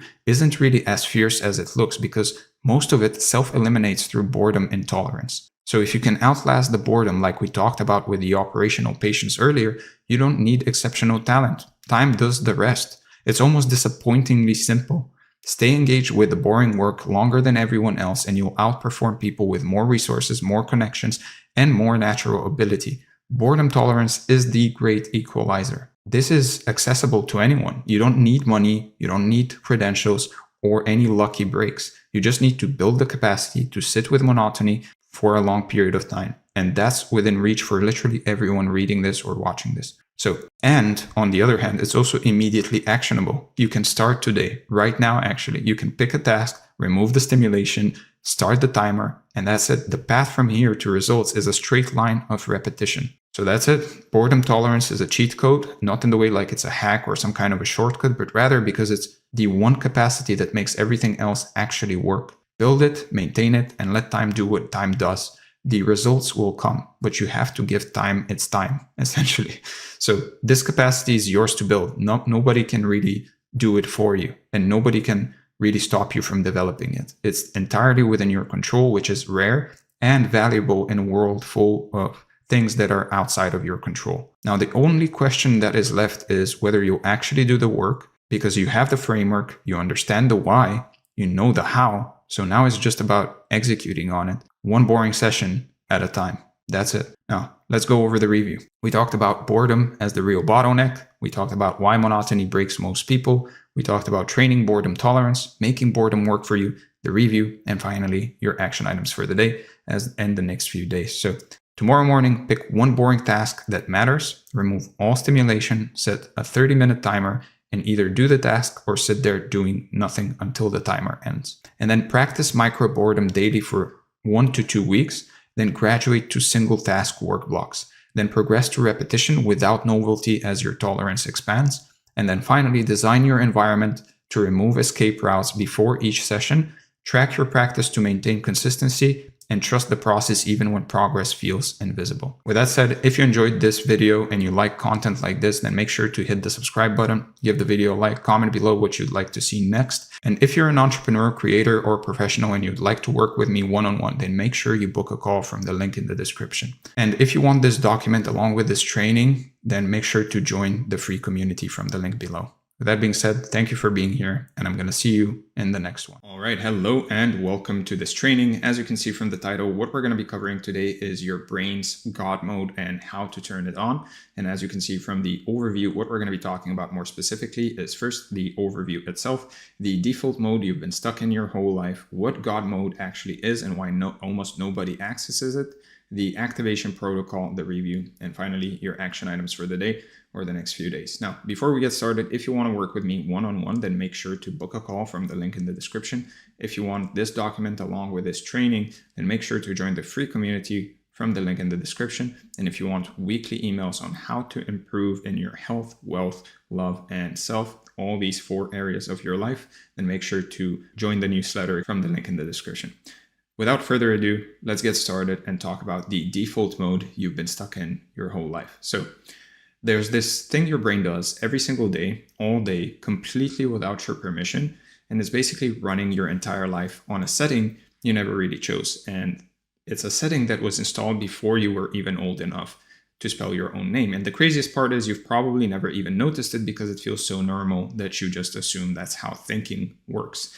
Now, before I show you how to switch it off, I need you to understand what it actually is, because if you skip this part and you just jump to the how, it won't really stick. And I'd rather give you something that genuinely changes the way you operate rather than just another technique that sounds cool for a week and then fades out. So here's the thing. Your brain has what neuroscientists literally call a default mode network, which is this baseline operating state it drops into whenever you're not actively engaged in something demanding. And in that state, your mind is just wandering, recycling old thoughts, replaying conversations, worrying about stuff that hasn't even happened, running simulations of worst case scenarios, and it feels like you're actually thinking, but it's really just looping nonsense. It's overthinking to a degree. And what makes that so tricky is that most people spend somewhere between 50 and 70% of their waking hours in this default state, which means for the majority of your day, you're basically on autopilot, reacting to whatever pops up in your environment or your inbox instead of deliberately choosing where your attention goes. And over time, that becomes your entire experience of life, scattered, reactive, always slightly behind. Now, the real cost of this isn't just that you're unfocused, it's that default mode is actually training your cognitive energy on things that produce 0 results. So by the time you sit down to do the thing that actually matters, your brain has already spent most of its fuel on basically nonsense and phantom problems that don't really even exist yet. Now, the reason most people never fix this is because it's invisible. Like, you can't see your own default mode the same way a fish can't really see water, right? It's just the medium you exist in, which is why so many people go their whole lives feeling busy and tired and quote unquote productive without ever actually operating at the level their brain is really capable of. Now, your default mode isn't random. It was shaped by basically everything you absorbed growing up, the way your parents handled stress, the emotional climate of your household, what your teachers rewarded and punished, and all of that basically got baked into your nervous system as a kind of baseline operating frequency that your brain now treats as normal, even though it's wildly inefficient. So you can think of it like a thermostat in a way. Once again, your brain has a set point for how much focus, output, and clarity it allows you to have before it starts pulling you back to the default. And You've probably felt this if you've ever had an incredibly productive day and then the next day you felt completely drained or unmotivated for no apparent reason. That's basically the thermostat doing its job. It's keeping you in range. It's keeping you in your default mode of productivity and achievement and so on. And you can even think of this in a way as upper limiting, which is something we've talked about on this channel before. Now, what most people experience as their limit or their capacity isn't actually a limit at all. It's just the ceiling set by their default programming, which means the question isn't whether your brain can do more, because it absolutely can. The question is whether you know how to override the default setting and then access what's underneath it, which is exactly what we're about to get into. So if you're being honest with yourself, you probably recognize a lot of this in your own life, that feeling of basically spinning your wheels, doing a lot, but accomplishing weirdly little. And what I want to show you next is what's on the other side of that default, because your brain has a completely different mode it can operate in.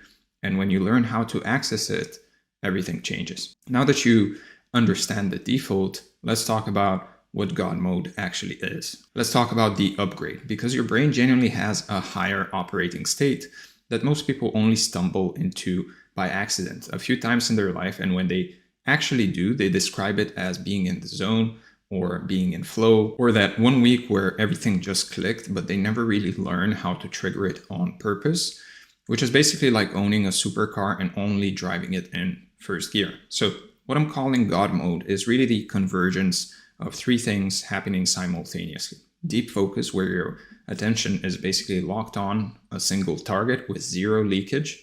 Cognitive clarity, where your thinking feels sharp and layered and fast, almost effortlessly. And what I'd call identity alignment, where the thing you're doing and the person you believe yourself to be are completely in sync. So there's no internal friction, no self-doubt, no part of you pulling in a different direction. Now, this isn't some abstract concept I'm making up, because Mihaly Csikszentmihalyi, the psychologist who basically built the science around flow states, described it as a state where the challenge of the task and your skill level are perfectly matched, and in that state, self-consciousness disappears. Time distortion kicks in as well, and your performance spikes dramatically. And if you've ever experienced it even once, and you probably have, you know exactly what I'm talking about. That feeling where 3 hours pass and it feels like 20 minutes, and you produce more in that window than you normally do in a full day, and sometimes even in a full week. And what's actually happening in your brain during this state is a cocktail of neurochemicals, dopamine, norepinephrine, endorphins, anandamide, all firing together in a way that dramatically increases pattern recognition, creative problem solving, and sustained attention. So it's not just that you feel better, your brain is literally operating on a different level. It's a different chemistry than it does in default mode, which is why the output quality is also so much higher. Now, there's also some research from McKinsey showing that executives in flow states were up to 500% more productive, which sounds insane until you experience it yourself, and you probably have, and realize that, yeah, when everything clicks like that, you really can do a week's worth of work in a single afternoon. And the difference isn't really effort, it's state. But the problem is most people experience this maybe a handful of times a year, maybe a handful of times a month, totally by accident, usually because the conditions just happen to align, and then they spend the rest of their time in default mode wondering why they can't get back to that level. So then the obvious question is, if this state exists and it's this powerful, why isn't everyone accessing it all the time? And the answer comes back down to what we talked about in the first section, your default programming, because your nervous system has a comfort zone, and accessing God mode means pushing past it, which triggers resistance. And that resistance shows up as procrastination, distraction, self-doubt, fatigue, basically every productivity problem you've ever had.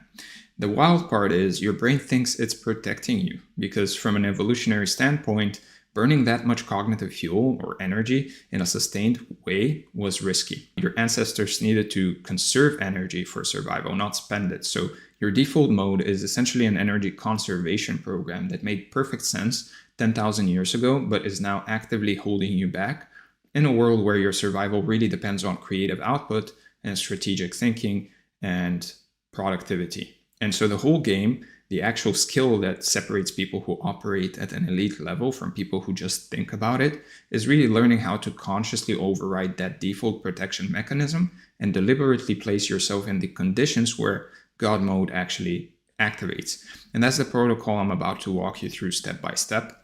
And look, some people will hear all of this and go figure it out on their own, and that's great. But if you're someone who wants to collapse the timeline and make the shift happen now, I work with a small number of people one-on-one to do exactly that. And you can book a free call with me using the link in the description below. And even if you're not sure whether it's the right fit, the call itself will most likely give you more clarity in 30 minutes than most people get in years of trying to figure it out alone. So allow yourself to take that step, and at a minimum, you'll walk away knowing exactly what's been keeping you stuck. So with that said, the activation protocol. So now you understand the default, you understand what God mode actually is and why your brain resists it. Now I want to give you the exact protocol I use to activate it consistently, not by accident once a month, but on purpose, basically whenever I need it. And I want to be clear that this isn't complicated. It's actually pretty simple once you see the pieces. The hard part is just doing it consistently enough that it becomes your new normal. So the very first piece, and honestly the one people underestimate the most, is your physical environment, because your brain is constantly scanning your surroundings for signals about what mode to operate in. And if your environment is cluttered or chaotic or full of potential distractions, well, your nervous system reads that as stay alert, stay in default, don't go deep.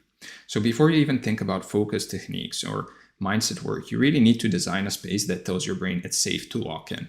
Now look, I've talked about this multiple times on this channel, and it always bears repeating because most people are trying to work in environments that are really made for, well, not for work for sure. And this means elimination before optimization. So instead of adding tools and apps and systems, you strip away everything that could pull your attention. And this means elimination before optimization. So instead of adding tools and apps and systems, you strip away everything that could pull your attention. Meaning your phone is in another room, not silenced in the same room, in another room, physically gone, and even turned off. Notifications off on your computer, door closed, and ideally the same physical space every time, so your brain starts to associate that environment with deep work the way it associates your bed with sleep. Now, over time, that environment becomes a trigger in itself, like Pavlov's bell for your focus, where just sitting down in that specific spot starts to shift your brain chemistry towards the state you want, which means the activation gets faster and easier the more consistently you use the same setup. And you can amplify this with sensory cues, same music or ambient sound every session, same drink, even the same time of day, because each of those consistent sensory inputs becomes another signal to your nervous system that says, okay, we're going deep now. And the more signals you stack, the faster the switch really happens. Now, the second part of environment is what I call the runway, which is the 5 to 10 minutes right before you actually start working, where you deliberately transition out of default mode and into working mode, right? And this can look like a short breathing exercise, a quick journaling dump to basically empty your mind of whatever's floating around, or even just sitting in silence with your eyes closed and mentally rehearsing what you're about to do. And the point is, you're giving your brain a clear signal that the context is shifting or has shifted and it's time to operate differently. Now, during that runway, one of the most powerful things you can actually do is set a single clear intention for the session, just one specific outcome you're actually going to produce, because clarity of intention is one of the strongest triggers for flow. Like, your brain needs to know exactly what it's aiming at and what it's about to do. And the more precise you make that target, the easier it is for you to focus on and to lock on. Now, what's important here is to also make sure you know when it ends, right? You need to know what done means as well in advance. And I'd honestly treat this runway as non-negotiable, the same way you'd warm up before a heavy lift, because skipping it and trying to go straight from checking your phone into deep work is really like trying to sprint from a dead stop. Your brain needs the transition to shift gears properly. Now, once you're in the environment and you've gone through the runway, the next piece is how you actually work during the session. And the core principle here is sustained single focus, meaning you pick one thing and you stay on it without switching for a minimum of 60 to 90 minutes, because the neurochemistry we talked about earlier takes a bit of time to build up. And if you break focus at the 30-minute mark to check something real quick, you basically reset the whole process and now have to really start over. Ideally, you stay single target because split attention leaks dopamine. But if you're in the worst case scenario and your brain is really fighting you hard, you can borrow a dual tasking trick from ADHD research by pairing the work with a simple, repeatable second stimulus that keeps the restless part of your attention busy without actually changing the main task. It could be walking on a treadmill, chewing gum, squeezing a stress ball, or using some steady background sound. A lot of you already most likely work with sound in the background, so doing the same sound every time can help as well. Now there's another variation here where you switch between two projects or tasks at equal intervals, meaning you work on one for a set block of time, say 60 minutes, and then you shift fully to the other for the same amount of time and keep alternating. So your brain always has a fresh target to lock onto, and that restless novelty-seeking part of you remains fed without you ever actually multitasking or losing the depth of focus you're building because it's the same two tasks. Now, here's where you'll most likely feel the pull of your default mode the strongest. Somewhere around 15 to 25 minutes in, there's going to be this wave of restlessness and a sudden need to check your phone or remember something you forgot to do. And I would even time it if I were you. And that feeling, that uncomfortable itch, is actually the signal that your brain is right on the edge of shifting into deeper state. Now, what I personally used to do is put a stopwatch on my watch and basically look for when that need to distract myself, when that default mode is actively trying to distract me. And basically, I did that over the course of a week, and I know it's somewhere between 15 to 25 minutes, at least for me. Now, I would recommend you setting up a stopwatch, call it a distraction stopwatch or something of that sort, and basically just time for how long you can work without actually having the need to distract yourself or to check your phone. And the worst thing you can do is give in at that moment, because you're essentially quitting right before the breakthrough. And you can think of it like a threshold you have to push through. And on the other side of that discomfort is really where everything opens up, where your thinking gets sharper and time starts to really bend and ideas come faster than you can write them down. And once you've crossed that threshold a few times consciously, you'll start to recognize the feeling and trust the process. Now, what you need to do in that moment is really surprisingly simple. You just notice the resistance, acknowledge it, like, yeah, that's the default mode trying to pull me back. And then you bring your attention back to the task. And each time you do, you're literally strengthening the neural pathways that support sustained focus. So even the failed attempts where you feel like you kept getting distracted are actually training your brain to hold the state for longer next time. Now, once you've gone through the full 60 to 90 minute block, you take a real break. And I'm not talking about scroll on your phone kind of break. I'm talking about an actual physical reset where you walk around, maybe drink some water, look out the window, let your brain decompress. You can even step out and actually have a real walk outside, and then you can go back in for another round. And most people find that they can do 2 to 4 of these deep work blocks per day before their cognitive reserves are genuinely spent, which doesn't sound like a lot until you realize that 2 to 4 hours of actual God mode focused output is worth more than most people produce in an entire week of default mode work. And this is the real mindset shift, because we've been trained to measure productivity by hours spent at a desk. But the truth is that 3 hours of deep focused single target work produces more value and more results than 10 hours of scattered multitasking. And once you experience that firsthand, it really completely changes your relationship with time and effort. And the beautiful thing is, it compounds. Because each day you practice this, your brain gets better at entering the state. You cross the threshold faster, you hold it for longer, and the output quality keeps climbing. So after a month or two of consistent practice, you're operating at a level that genuinely feels unfair compared to where you were before, and people around you will start to notice. Now, the last piece, the one that ties everything together and makes it permanent, in my opinion, is the identity layer. Because you can have the perfect environment and the perfect protocol and still fall off after a few weeks if your self-image doesn't match the level you're operating at. And like we talked about earlier with the thermostat idea, your subconscious will always pull you back to whoever it thinks you are. So the idea here is to really start identifying as someone who operates this way by default, someone who goes deep, who protects their focus, who doesn't give in to distractions. And you reinforce that identity through the daily repetition of actually showing up and doing the protocol, because every time you really sit down and push through into God mode, you're sending a signal to your subconscious that says, this is who I am now. And your brain will start to collect evidence for this new identity the same way it collected evidence for the old one. noticing the output, the results, the way that your days feel different. And over time, the new operating mode stops feeling like something you have to really activate and work to get to, and starts feeling like just how you work, which is really just the whole point.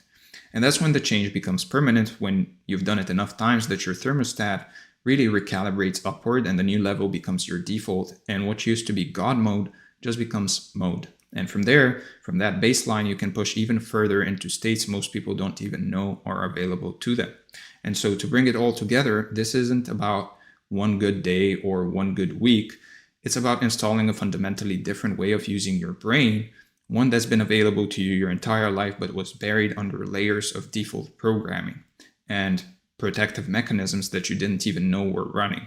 And now that you can see them, you can really change them.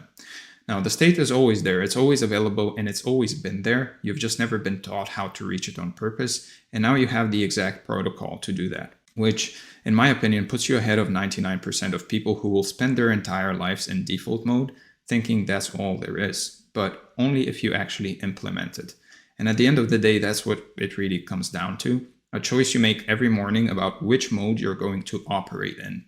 Now that you know both options exist, well, the only question is which one you're going to choose. With that said, let's cover the review. We talked about the overview. We talked about the default mode you've been stuck in your whole life, what God mode actually is and why almost nobody accesses it, the activation protocol, the review, and finally, your action items for the day or the next few days. First, set up your God mode environment this week by choosing one physical space, eliminating every distraction from it, and committing to using only that space for your deep work sessions. Tomorrow morning, run the full protocol once, 5 to 10 minute runway, set one clear intention, and then lock in for 60 to 90 minutes of single focus work without touching your phone. For the next 30 days, do at least one full God mode session per day and track what you produce, because the evidence you collect in that month will permanently rewire your belief about what you're actually capable of. Now, with that said, I hope this training brought a lot of value. If you want to work with me one-on-one, then make sure to book a call from the link in the description. Once again, if you want this document along with this training, then make sure to join the free community from the link in the description. And finally, if you want weekly emails and newsletters on how to improve in each area of your life, meaning health, wealth, love, and self, then make sure to join the newsletter again from the link in the description. With that said, thank you for being here once again. Thank you for watching, and I'm going to see you in the next one. All right, hello and welcome to this training. As you can see from the title, what we're going to be covering today is the 1 hour law of power and how to build a learner's life. And as you can see from the overview, what we're going to be discussing more specifically is the hidden equation of intelligence, the physics of insight, the learner's life and the knowledge economy, the law of compounding wisdom, designing the day for insight, becoming an intelligent system, the review, and your action items for the day or the next few days. So without further ado, let's just get started and talk about the hidden equation of intelligence. So every living thing survives through balance between the noise outside and the order that's inside. Every system that lives, whether it's a cell, a forest, a mind, or a civilization, faces one single challenge. It must stay adaptable enough to be able to handle whatever the world throws at it. Now, that's the basic idea behind a mental model from cybernetics called the law of requisite variety. It was first described by William Ross Ashby, who was a British psychiatrist that basically turned into a systems theorist who noticed that no matter what kind of system you study, whether it's biological, mechanical, or social, it basically follows the same hidden law of survival. The law says a system can only remain stable if its internal complexity matches the complexity of its environment. So if the world grows more unpredictable, the system must grow more intelligent in order to keep up. Now, you can also look at it this way. A thermostat, for example, has 2 settings, on and off, and it can manage a room because the problem it solves is very simple. But a rainforest has millions of interlocking organisms, each influencing and adapting to the others because the climate, the predators, and the conditions are wildly complex. So the rainforest survives because it has enough internal variety to mirror the complexity around it. That means that every system must build range within itself. New pathways, new strategies, new feedback loops. It has to be able to do that to respond to the shifting patterns of the world. If it fails to do that, it decays. So you'll notice that this is the same in your life. When your inner world stays simpler than your outer world, life will kind of start to overwhelm you, especially as you grow up. When your mind becomes complex enough to understand and adjust to reality, life will start bending around you instead of against you. Now, you can also imagine this principle applied to the entire human history in a way. Every leap in evolution happened because a living system became more complex than the challenge before it. So when the oceans changed, gills evolved. When the land changed, lungs appeared. When the world of survival grew too unpredictable, consciousness itself emerged. Each stage of life created more internal variety to basically deal with more external chaos. And this is the same hidden process that basically drives personal evolution. Every time you learn something new, every time you stretch your mind across a new domain, you're basically increasing your own variety, your ability to meet complexity with understanding. Now, learning will literally expand the number of patterns that your brain can actually hold. It will make your inner system richer, more flexible, more complex, and more capable of seeing connections that others miss. And the result will be a kind of a mental resilience. You'll start anticipating problems before they actually appear, and you'll start seeing options before others know they exist. And you're going to be able to see through walls and have that seemingly superhuman X-ray vision. Now, when you take this principle seriously, you'll also see that learning isn't just personal improvement. It's the mechanism of survival itself. The people who stay curious will always keep evolving. Those who stop will start fossilizing. And so you can picture the human mind as a living ecosystem. In the beginning, it's really a small garden, predictable, easy to manage, but it's fragile and vulnerable when basically the weather changes.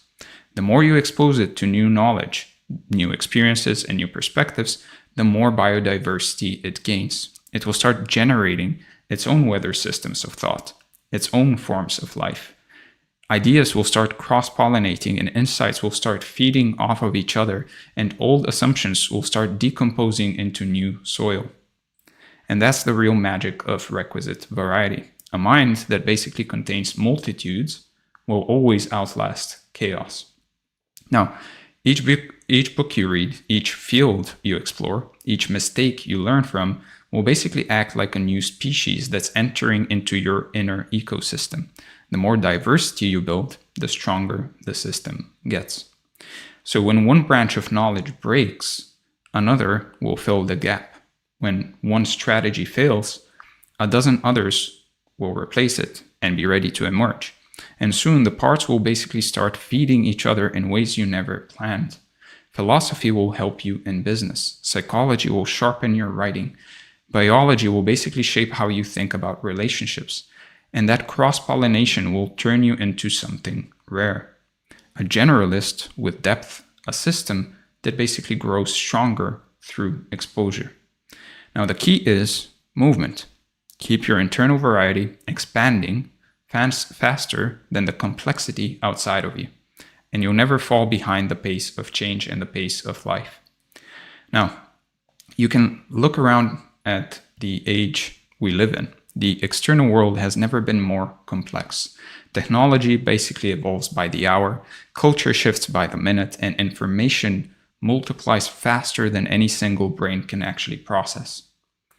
The average person faces more novelty in 1 week than their ancestors faced in a decade.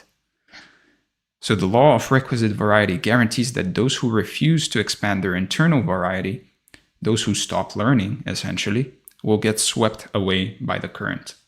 The world will reward thinkers who learn faster than it changes, or at least at the same pace. And that's the new definition of intelligence, adapting in real time.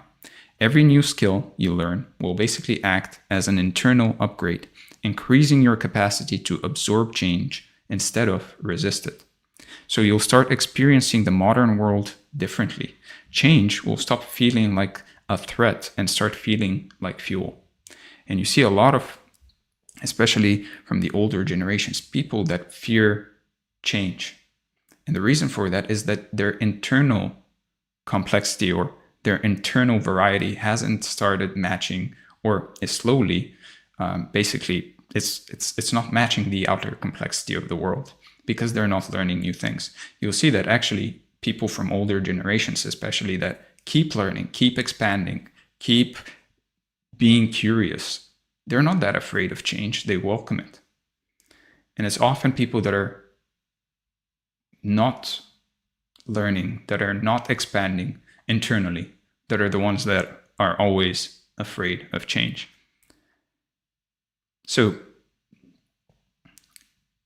those who live only by reaction will stay locked in survival mode, constantly blindsided by what's next. And those who live by learning will really meet the future with ease. They'll move with it, they'll anticipate it, they'll shape it, they'll create it. And so this is where the mental model really starts to turn a bit mythical and maybe even a bit esoteric, because if you look deeper, it doesn't just describe how systems survive, it describes how consciousness itself evolves. Every living mind is, to a degree, like a mirror that's trying to reflect the total pattern of the world around it. The more the world expands, the larger that mirror must become. And so the learner's task is to basically polish that mirror and to widen it until it can reflect the infinite, or at least attempt to. And so when your inner world grows complex enough, you stop feeling separate from the outer one. You begin to sense the hidden unity between all disciplines, all ideas, all experiences. The boundary between learner and universe will start to blur, and you'll feel the quiet recognition that learning isn't something you do. It's something the universe does through you. And so every question you ask will open another, and each answer will turn into fuel for more complexity. And ideas will start basically having babies.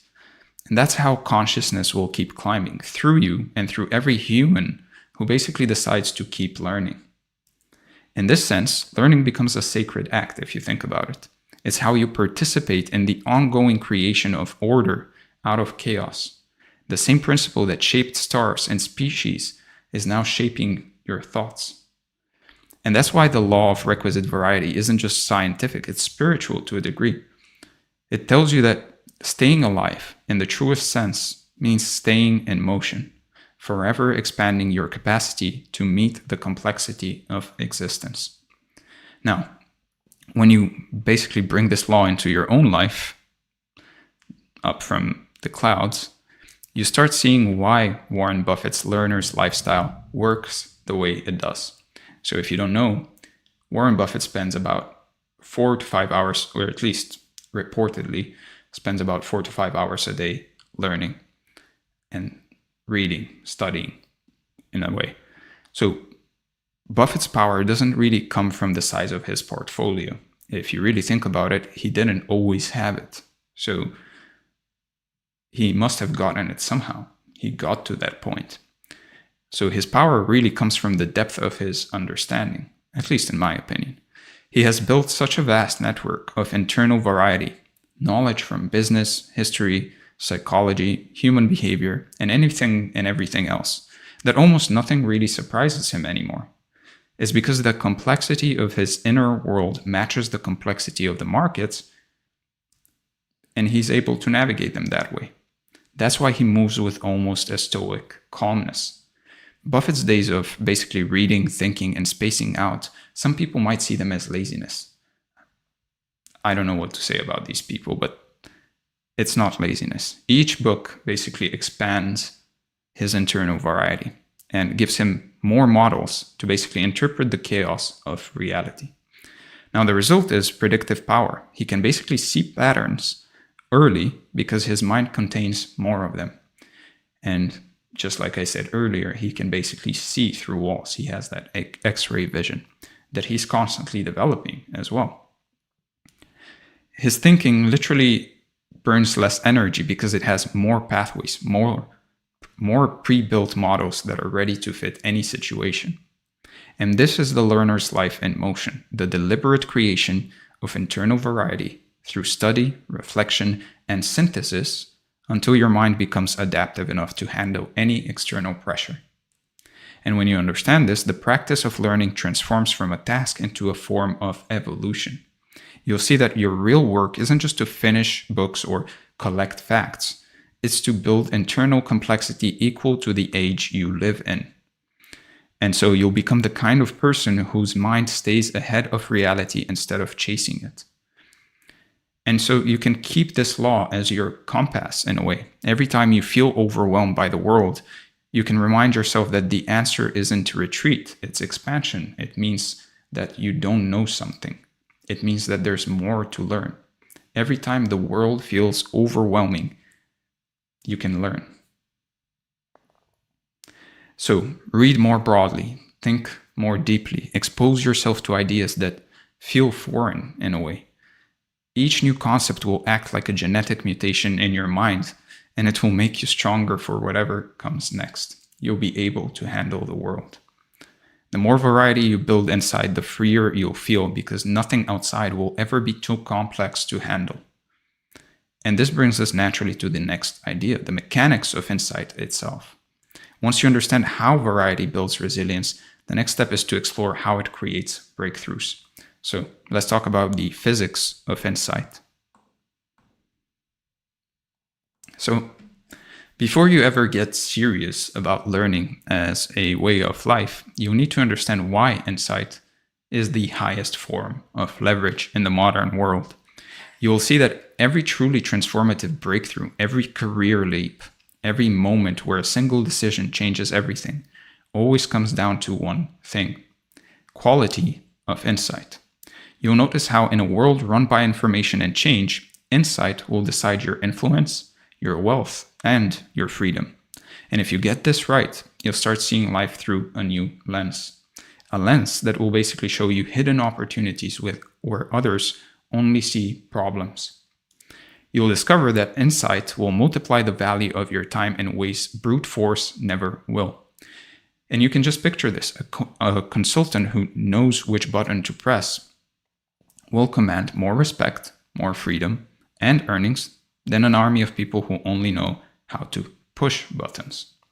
So every hour you invest in learning will turn into exponential returns down the line because knowledge will compound on itself, stacking skill on skill and idea on idea until you basically have built a toolkit that will solve any problem in your path. Now, the truth is, people who master insight will become irreplaceable because they'll basically always be able to see solutions that others just miss. And that's why a life spent chasing insight will really pay you back in ways most people can't even imagine. So if you organize your days around learning and reflecting instead of endless busy work, your entire sense of possibility will expand. You'll notice ideas connecting faster. You'll notice better questions coming to mind. You'll have sharper decisions and a feeling of actual momentum in your thinking that never seems to run out. And so once you see the power of insight, the next move will be to realize how few people truly structure their lives to basically harness it. You'll understand that almost everyone else will fill their calendars with meetings and endless urgent tasks, never stopping to ask what actually matters or how they could do more by doing less. So distraction will be the enemy here. Because in the age of noise, your attention will get split into fragments.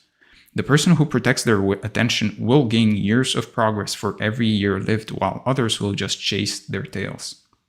And so the act of carving out real protected space for thinking and learning will start to feel like the highest form of self-respect. It will signal to your brain and to everyone else that you value your own growth. And you'll need to build a space, both physical and mental, that welcomes depth. The right environment will always signal to your brain that it's time to shift gears from reacting to creating, from busy to brilliant. And so you need to understand that breakthroughs don't come from rushing.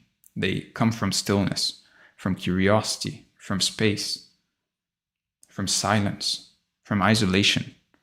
The best ideas will surface only when you give yourself room to breathe and let your mind wander through problems. So here's what will happen next. As you get better at generating insight, you'll build what Buffett and Drucker called a learning advantage. This advantage will basically show up first as clarity, knowing exactly what matters and what doesn't.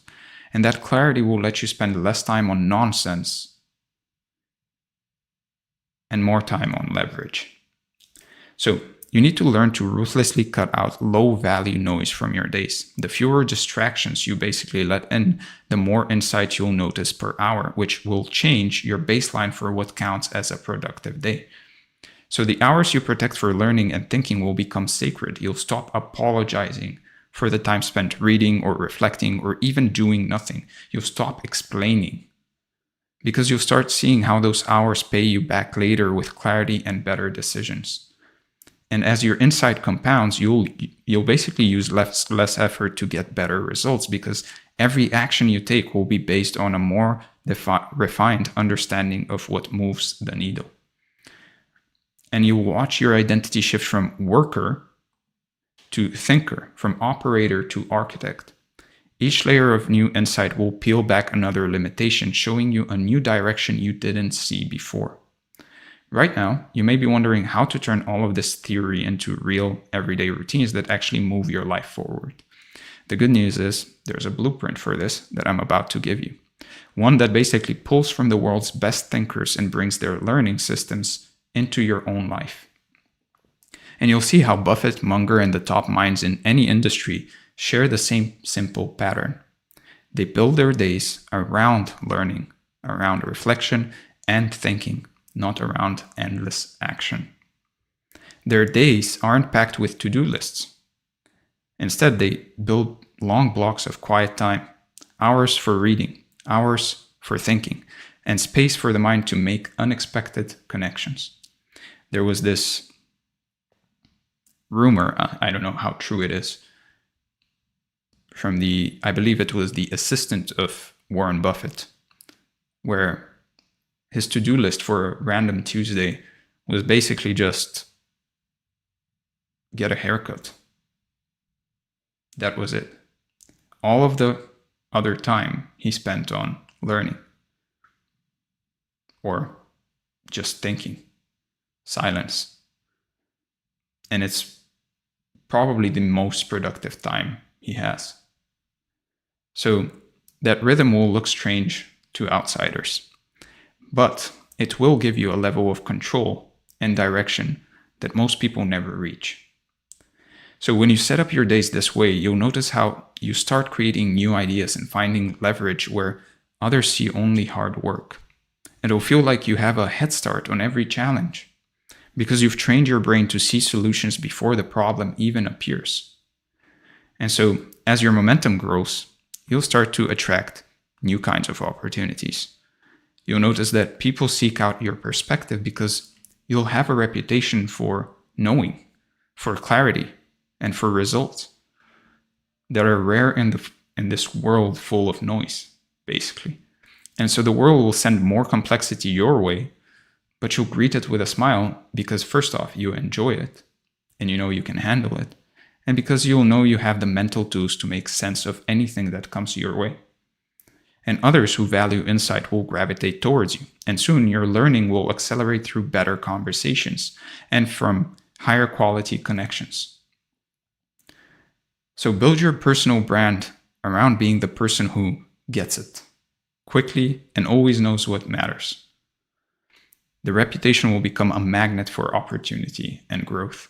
And so each insight you gain will combine with the last, and it will give you more leverage, more power, and more creative fire with every passing year. And so remember, insight isn't a one-time breakthrough. It's a practice you'll cultivate for life.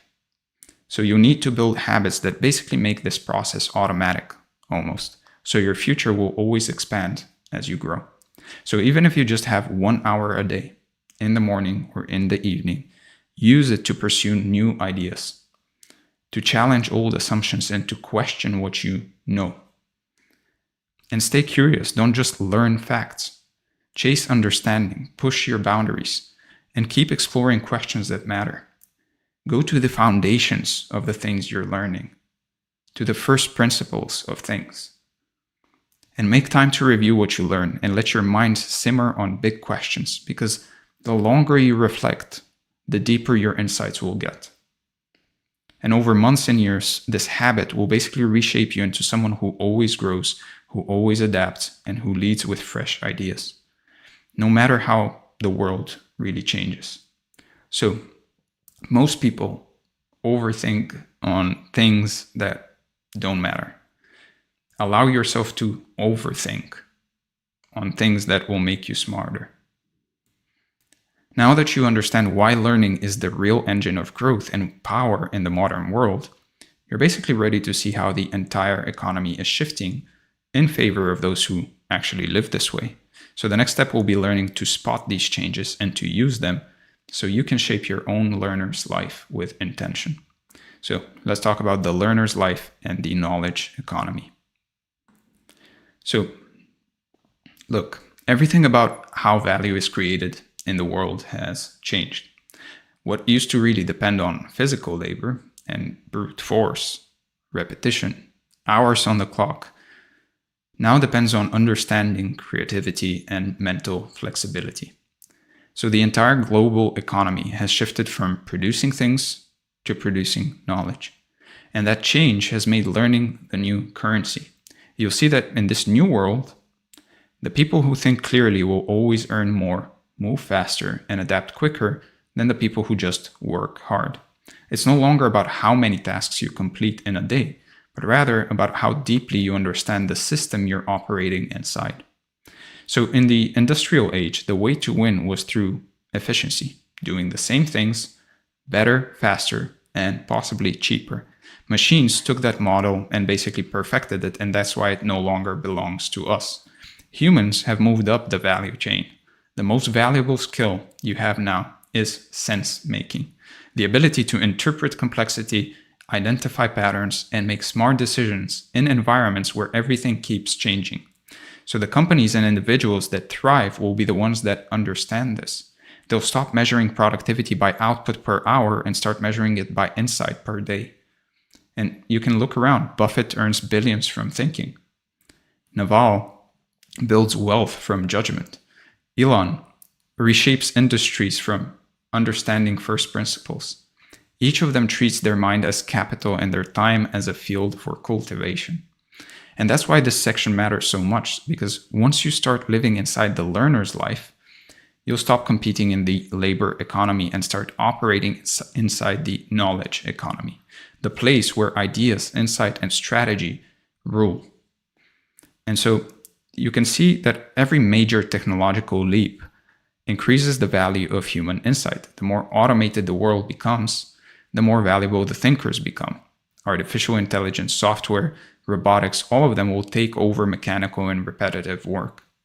But they'll also multiply the power of anyone who knows how to think creatively and use those tools. And so you can think of technology as leverage. It won't replace the learner, it will amplify them. It won't replace the writer, it will amplify them. A single insight expressed through modern tools will reach millions in seconds. A teacher with a YouTube channel now reaches more students than ancient philosophers reached in a lifetime. Each new piece of technology will widen the gap between those who create knowledge and those who consume it. The more complex the tools, the more value will flow to those who understand their underlying logic. And over the next decade, the most successful people will be those who treat learning as their profession. They'll build personal systems for research, thinking, and experimentation because they'll know that every insight compounds into more leverage. And to really see how this actually works, we can go back to Peter Drucker, the person who basically predicted the rise of the knowledge worker over half a century ago. Drucker said that the most important contribution of management in the 21st century would be increasing the productivity of knowledge work. And that statement still holds true, but now the responsibility has shifted from companies to individuals. You're your own management system now. In this economy, nobody will manage your growth for you. You'll have to build your own system for development, deciding what to learn, what to ignore, and how to turn what you learn into decisions that pay off. And the benefit is enormous. You can grow as fast as you choose. There's no real ceiling other than your own curiosity. And the challenge is equally real. If you stop learning, you'll stop adapting. The market will outpace you because it rewards those who think ahead. Now, Drucker's model shows that learning is no longer a luxury or an optional side habit. It's the foundation of how every modern career really sustains itself. And this is why Buffett's lifestyle suddenly makes perfect sense here. His job isn't to manage people, it's to manage insight, knowledge. He spends 80% of his time reading, thinking, and reflecting because his leverage comes from judgment. Every great investor, strategist, or creator now works the same way. They earn by thinking, not by reacting. And so when Buffett reads, he's building mental models. When he reflects, he's running scenarios in his mind. That mental simulation is what gives him predictive clarity. And so each hour of thinking will save him weeks of wasted movement, maybe years. And over decades, those savings compound into results that look almost supernatural. And you can build your work life the same way. Every hour you spend refining your understanding will multiply your results. Every book you study deeply will become an invisible lever that moves your entire career forward. Now, notice the subtle truth here, or even to a degree, it's a paradox. The learner's life doesn't really look busy. It looks pretty quiet. The schedule is sparse, the meetings are few. To the untrained eye, it might even look like idleness. But what's really happening underneath is intense information processing, synthesizing decades of data, compressing complexity into simplicity, and turning chaos into order. And once you start living like this, you'll need to redefine what productivity means to you. The most productive hours of your day will often look like silence, or reading, or walking. Your mind will need empty space to do its best work. It will reorganize what you know when you stop forcing it to produce. So create deliberate blank time in your calendar.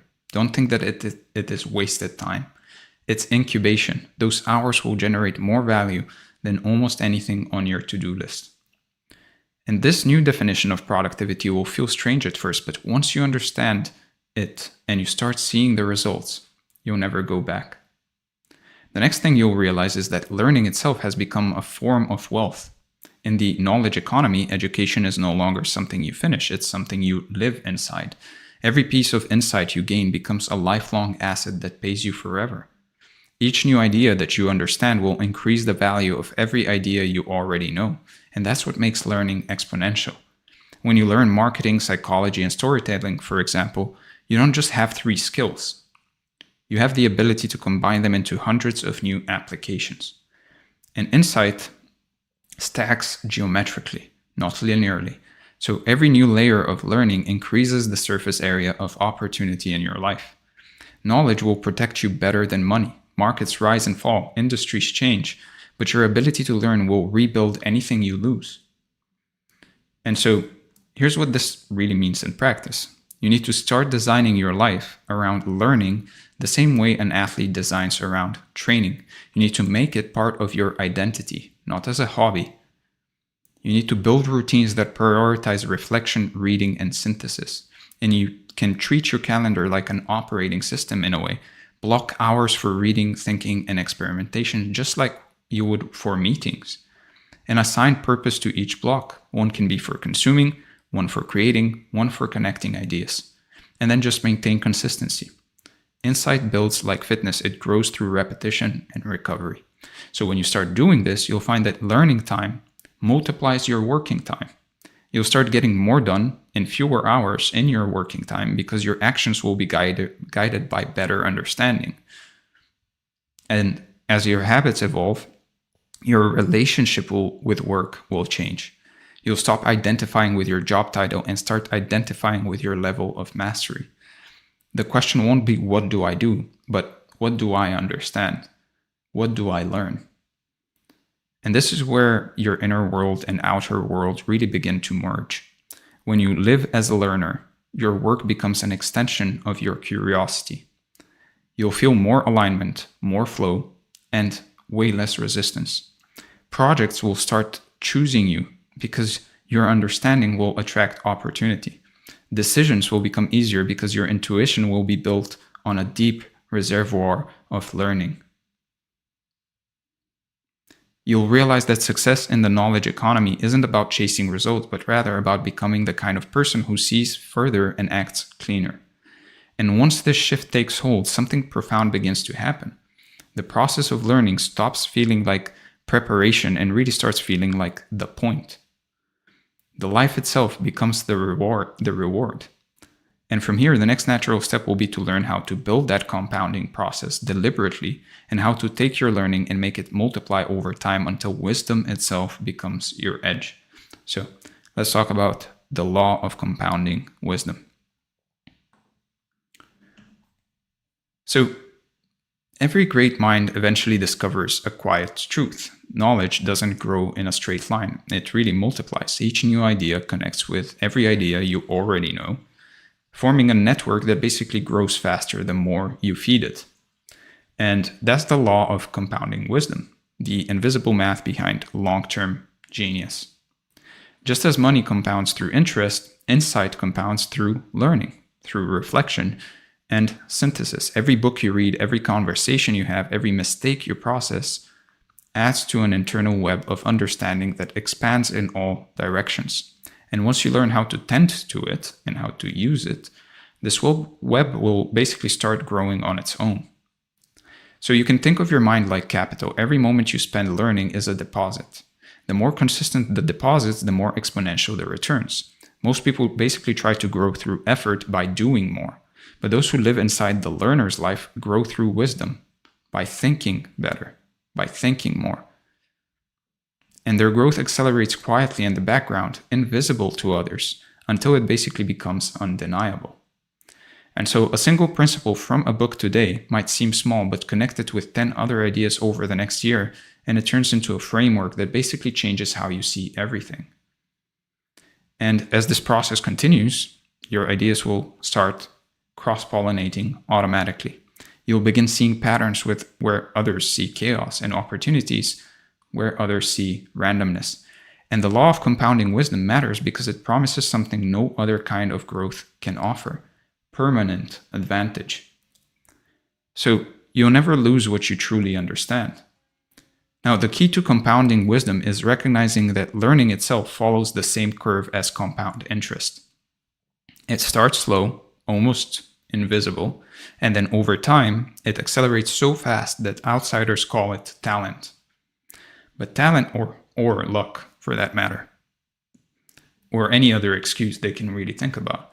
But talent is just accumulated understanding in motion. At first, progress will feel frustrating. You'll study, you'll read, you'll listen without feeling smarter. And that's the slow accumulation phase, where basically the deposits are small, but they're steady. And you need to keep going in that phase. Each piece of information you absorb will find its place later like a seed that's waiting to for spring. And once the mental connections begin linking across disciplines, you'll basically notice the exponential curve kick in. What used to take you weeks to understand will click in hours. And over years, this curve will redefine what progress feels like to you. You'll stop measuring growth by how much you learn each day and start noticing how fast your mind connects things on its own. And look, the most important part of this law is really the compound effect of understanding across domains. Real wisdom doesn't live in a single subject. It grows through intersection. When you learn across fields like psychology, biology, business, design, etc., your brain basically starts building bridges between them. It can't help but doing that. And those bridges are where ideas have babies and breakthroughs live. Every new area of study will act like a nutrient that basically strengthens the rest of your knowledge. Learning about evolutionary biology, for example, will make you a better marketer because you'll see the instincts behind human behavior. Studying systems thinking will make you a better investor because you'll understand feedback loops instead of random events. And so the wider your variety of knowledge, the faster your insights will multiply. And each new domain you explore will basically act as a multiplier for everything else you already know. Now, to make this real, you'll basically need a process that keeps what you learn alive. The human brain basically forgets quickly unless it revisits, unless it connects and applies what it learns. So compounding wisdom depends on 3 habits: reflection, synthesis, and teaching. At the end of each day, stop and ask what new patterns you noticed. And this is your reflection part. Don't rush it. Let your thoughts settle. The brain will sort what matters through rest and attention. Now, after that is integration. Use journaling or note-taking to basically review your biggest insights. Writing will slow your mind just enough for ideas to connect. And give new ideas time to actually breathe. You'll often find that what seemed random yesterday becomes obvious tomorrow. Now, the next part of the accumulation phase is synthesis. So after you reflect, after you do that, basically comes the recombination of ideas. So take what you've learned and link it to something you already know. And this is where understanding deepens, because you can try to explain it to someone, for example, try explaining what you learned to someone else, or apply it to a different context. And you'll notice that there's new layers each time you do that. And this will create what scientists call chunked knowledge, basically complex ideas compressed into simple internal patterns that can be recalled effortlessly later. And when you share what you know, you'll reinforce it. Teaching forces precision. And you'll discover the gaps in your understanding, and then you'll fill them and create new clarity, especially if you're talking with somebody that disagrees with you. And in that way, you can actually see where your knowledge is lacking when you don't know how to respond to them or to an argument of theirs. Another way is by teaching it to people that maybe don't understand as much as you do about the topic. And by teaching it to them in a way where they will understand it, you basically have to look at the knowledge you have from a different lens, from the lens of a beginner, from the lens of somebody that doesn't know it. And just by doing that, you'll notice that there's new dimensions to this knowledge. There's new avenues you can go down. And it will force you to basically recombine that knowledge in your head and be able to explain it in a way where those people can understand it. And you yourself, by doing that, will understand it even better. And so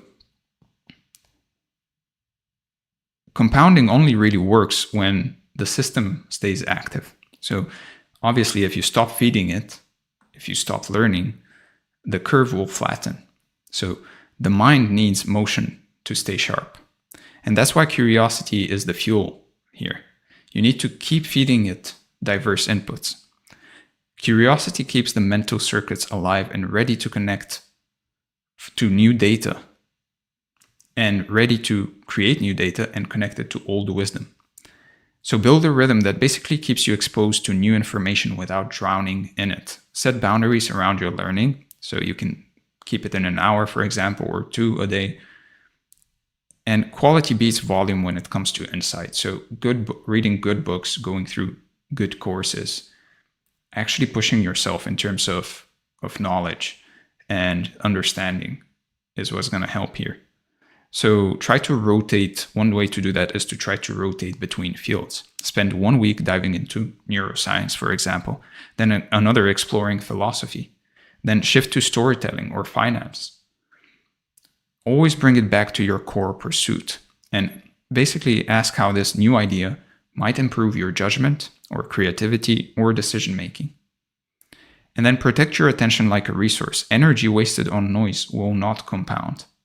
The more focused your curiosity, the faster your understanding will grow.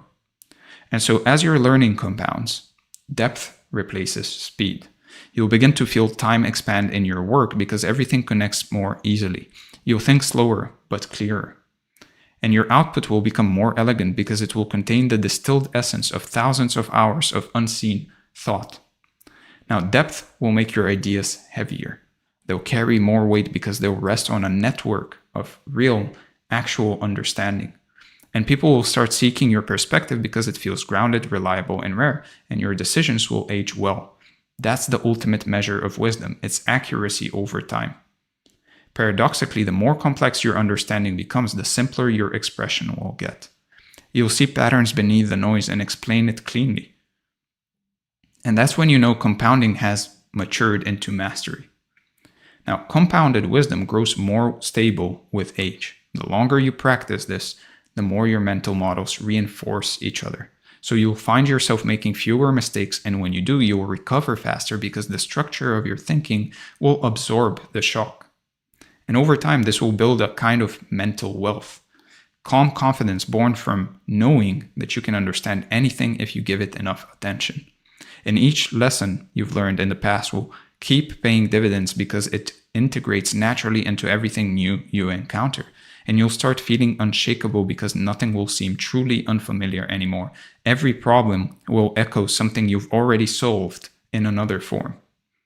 And that's the real reward of compounding wisdom. It doesn't only make you smarter, but it also makes you steadier, and you'll stop reacting and start responding. You'll stop chasing, and instead you'll start choosing. And as you live this out, you'll basically start to see that compounding wisdom reshapes your entire life's architecture. It influences how you plan, how you rest, how you spend your time, and it turns learning into your default mode and reflection into your recovery. And each day builds on the last. Each insight will connect to the next. And life itself will become coherent. And it will become a coherent unfolding of understanding. So you'll start noticing rhythm everywhere in your thoughts, your work, your relationships. Wisdom creates coherence. Everything begins to align under one guiding theme: growth through understanding. And problems won't feel like threats anymore. They're going to basically feel like puzzles that are waiting to be mapped onto what you already know. And each year will feel richer because the same lessons will reveal deeper layers over time. What once felt complicated will now feel almost elegant in its simplicity. And when this happens, you basically see that the ultimate goal of the learner's life isn't to really collect knowledge. It's to create wisdom that sustains itself. Wisdom that basically feeds your actions for decades. And eventually all of this leads you to one simple realization: the compounding process needs structure. Without rhythm and routine, even the most brilliant mind will scatter its potential, and the next step will show you how to create that structure, how to design your days and weeks so that learning doesn't just happen by accident, but compounds automatically, building a life that gets smarter as it moves forward. So let's talk about designing the day for insight. So wisdom doesn't compound in chaos, it compounds in rhythm. So if you look at every high performer who builds empires of understanding, whether that's Buffett or Munger, Drucker, Gates, even Da Vinci, you'll find one quiet pattern behind all of them. They don't just learn randomly. They build their days like they're engineers. They know that energy flows where structure allows it. The design of your day will either multiply insight or strangle it. And this section is going to be about learning how to build that structure, the schedule, the environment, and rhythm that basically make clarity automatic. So once you master this, your mind will start generating understanding on its own because the conditions will support it instead of suffocating it. So you'll notice that most people's days are built very reactively. Their schedule belongs to everyone but them. They wake up, they check their phone, they answer messages, and they start running. And every hour is basically an interruption disguised as an obligation. And what this design creates is cognitive debt. Their mind never resets, it never integrates, it never reflects. And without deliberately creating a structure to your day, wisdom can't compound. But when you create a schedule that serves learning first, life starts to feel lighter and progress starts to accelerate. So the mind will always become what it repeatedly experiences. If your day is filled with noise, your thoughts will stay shallow. if your day has space for stillness, for thinking, for silence, your thoughts will deepen. And the reason Buffett reads for 5 hours a day isn't because of some form of indulgence, even though he probably enjoys it as well, but it's more so a deliberate strategy. He's creating the space that lets ideas connect below the surface. And that's what your day really needs, a container for the connection of ideas. So when your days are designed for learning, time will stop feeling scarce, and you really realize time management isn't that important. Attention, on the other hand, controls what happens in that time. And you can actually manage your attention. Once your attention moves deliberately, everything else follows. So start by understanding that your energy moves in cycles. Every human mind really runs on what scientists call ultradian rhythms, which are basically natural waves of focus that last about 90 minutes. And then they're followed by short dips where the brain basically needs rest. And when you learn to surf these cycles instead of fighting them, your productivity and insight both will skyrocket. So you need to structure your day around these natural waves, and you can work deeply for one full cycle and then pause for 10 to 15 minutes to basically walk, stretch, or stare out the window, anything that's not your phone, by the way. This sounds overly simplistic, but it will double your cognitive output without really increasing your effort. And during the rest phase, your subconscious processes information, forming connections that you can't really see yet. And that's why breakthroughs often appear when you actually step away from your work and from learning. So protect those pauses and don't fill them with screens or conversations. Just let your mind wander. The wandering is where insight lives. And so this rhythm will feel like breathing for your brain. You inhale through focus and then you exhale through reflection. And you'll start noticing ideas arriving more smoothly and decisions requiring less strain. And once you have your rhythm, the next step is really environment. The space you work in will almost always shape how your brain performs. So every cue in your surroundings, whether that's light, sound, temperature, layout, or anything else, really sends signals that either invite focus or repel it. So look around your workspace right now. Everything you see is either noise or fuel. So if your desk is cluttered, your mind is probably cluttered as well. And how we do one thing is how we do everything. So create a workspace that feels calm and intentional, and keep only what triggers clarity. Remove anything that distracts or drains attention. So a clear desk with one open book, for example, or a journal and a cup of coffee. Think about what that does to you, and energetically what it does to you and your brain.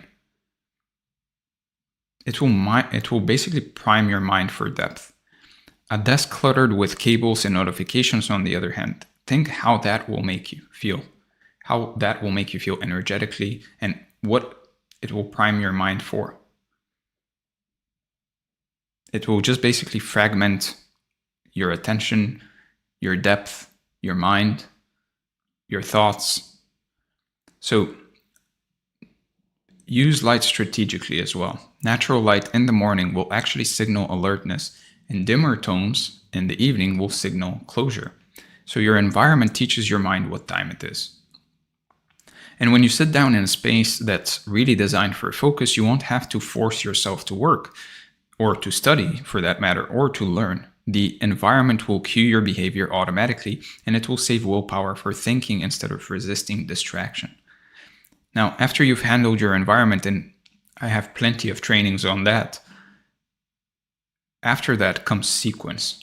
So the order of your day, the sequence of your activities, that will basically determine the quality of your thinking. Insight requires contrast. It requires tension and release, effort and rest, exposure and integration. Your day must alternate between these poles. So begin your day with learning, because the brain, it actually wakes up hungry for novelty. And that's where your dopamine levels are highest as well. And your early hours carry the most creative energy. So reading, writing, or thinking deeply in the morning will set the tone for everything that follows. And try to avoid reactive tasks like email or social media until after your first learning block. The first hour will basically program your mind for the rest of the day. So try to read slowly, to take notes, to sketch mental maps. The goal isn't consumption, but rather connection. Let one idea lead to another until a thread of curiosity pulls you forward. And try to reserve this period in the afternoon for application. Use what you learned in the morning to basically make decisions, to solve problems, to create something tangible. Your energy will be more physical here, so movement and execution will come naturally. So before finishing the day, spend a few minutes reviewing what you learned and write one short reflection and ask yourself what clicked today. That's how ideas become embedded. And end with something slow, like an evening walk or a conversation, some quiet music, some journaling. It basically, or whatever for that matter, but it has to be something that allows your brain to think for a bit, to kind of reflect on everything. And it will signal to your mind that the day's inputs are complete and it's safe to rest. And as this sequence becomes routine, your days will actually start flowing instead of fragmenting, and you'll feel less like you're managing time and more like you're directing energy.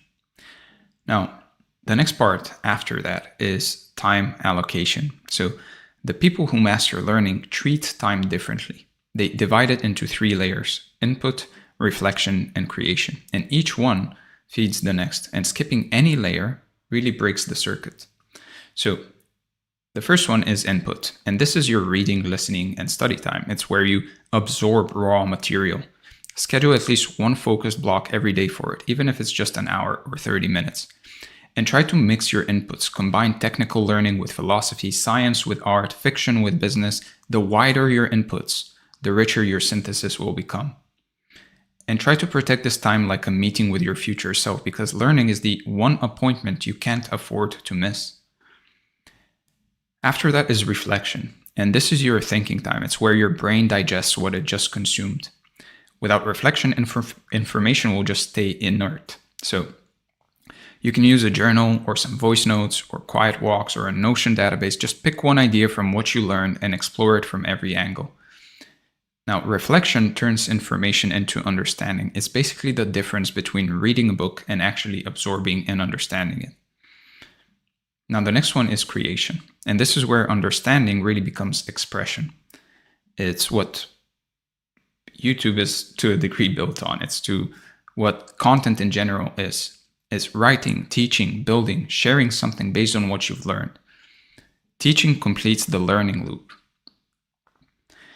You'll start noticing that every act of creation really clarifies your own mind, like we talked about earlier. The best way to learn faster is to explain, and to explain faster. And when you create regularly, the loop of input, reflection, and creation becomes self-sustaining. You'll feel your learning feeding itself. And after a while, after you start learning and really taking notes, really reflecting on the things that you're learning, you will want to create. Because if you're learning, if you're truly learning and reflecting on things, you'll want to share it with others, and you'll want to improve your learning in general.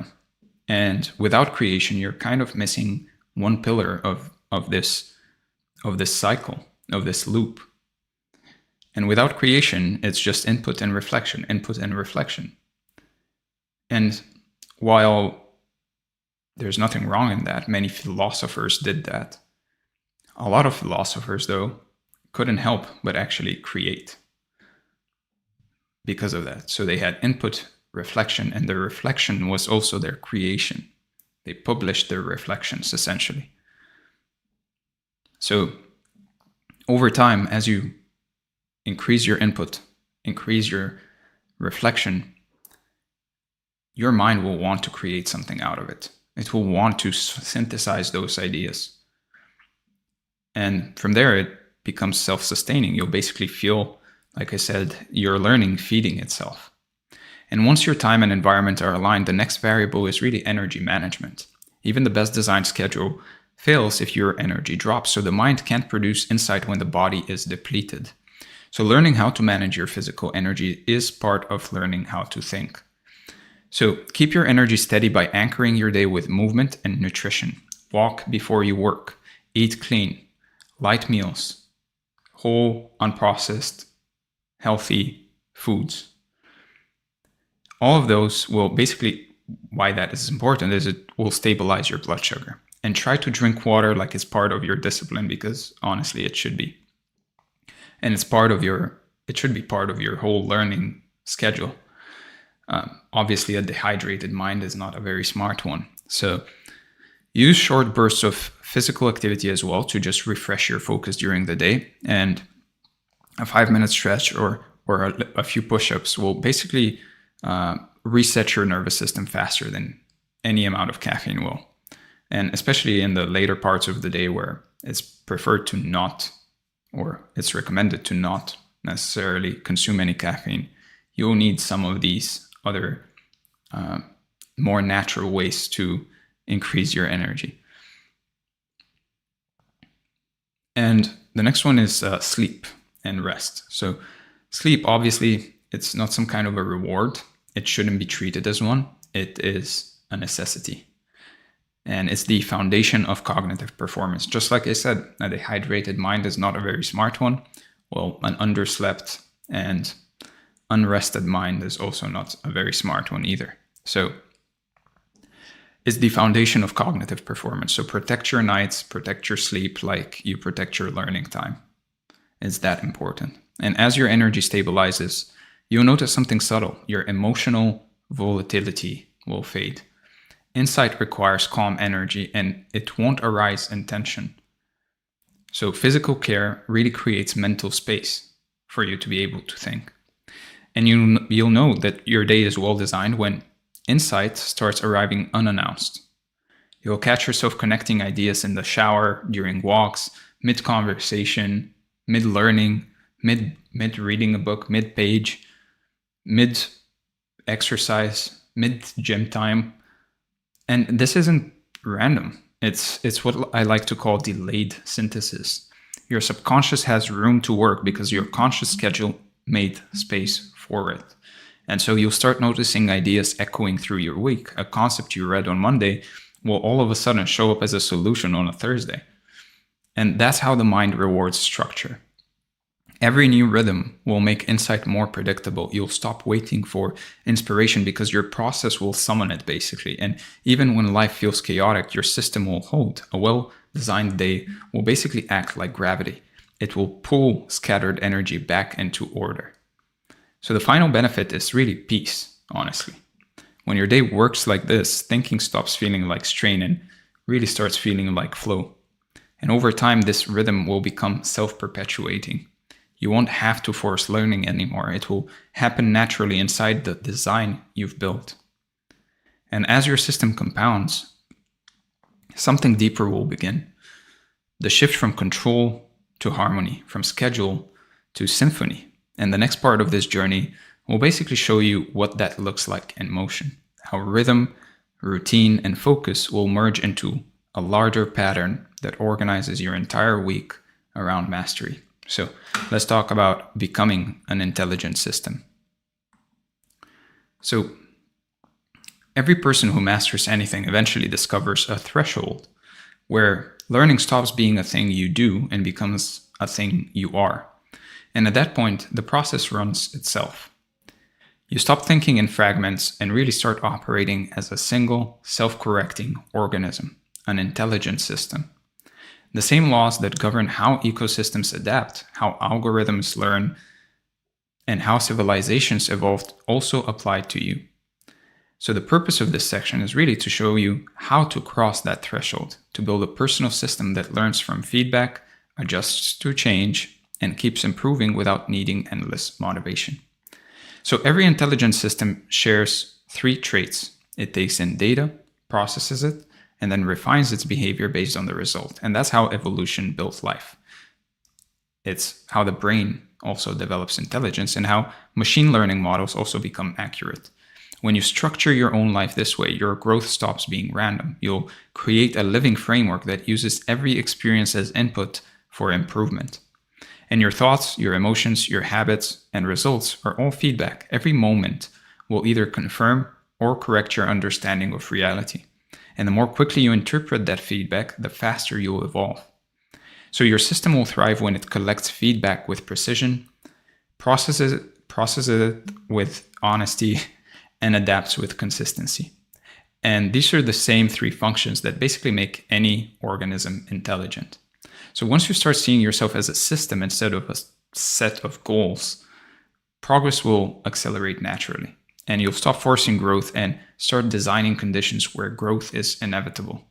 So the first part of really building an intelligent system is awareness. Systems can't improve on what they can't detect. Awareness is your sensory input. So it's how you notice what's working and what's not. Without awareness, really even the smartest plan will decay in noise. So awareness begins with tracking. The brain loves patterns, and so tracking gives it clarity.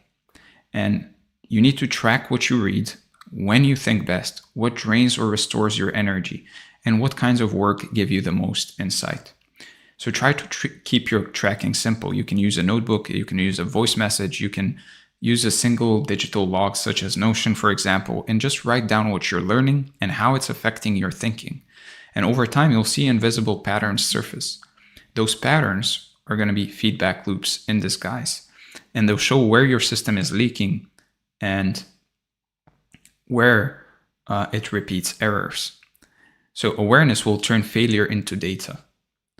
And once you have awareness, the next step is really alignment. Your daily actions, your daily goals, and identity need to reflect the same logic. So if any layer runs on a different rule set, friction will start appearing and your energy will start scattering. So you need to audit your actions. Ask, does this behavior actually belong to the system I'm trying to become? And every misaligned action is an outdated line of code that is basically waiting to be rewritten. And when awareness and alignment fuse together, your behavior will start regulating itself, and you won't need discipline to really stay consistent because your system's rules will keep you stable. And so once awareness and alignment exist, you'll need flow. Flow is the operational rhythm of an intelligent system. So the steady rhythm that basically keeps information and energy circulating. And in biological terms, flow is just metabolism. In mental terms, it's the cycle of input, reflection, and output that basically keeps wisdom compounding. So the flow loop has 4 phases: gather, integrate, apply, and adjust. Each feeds the next. So the first phase is gather, and this is your input phase, as we talked about earlier. Reading, studying, observing, it brings data into your system. Then we have integrate, and this is your reflection phase. It's where you connect new information to old knowledge and create fresh insight.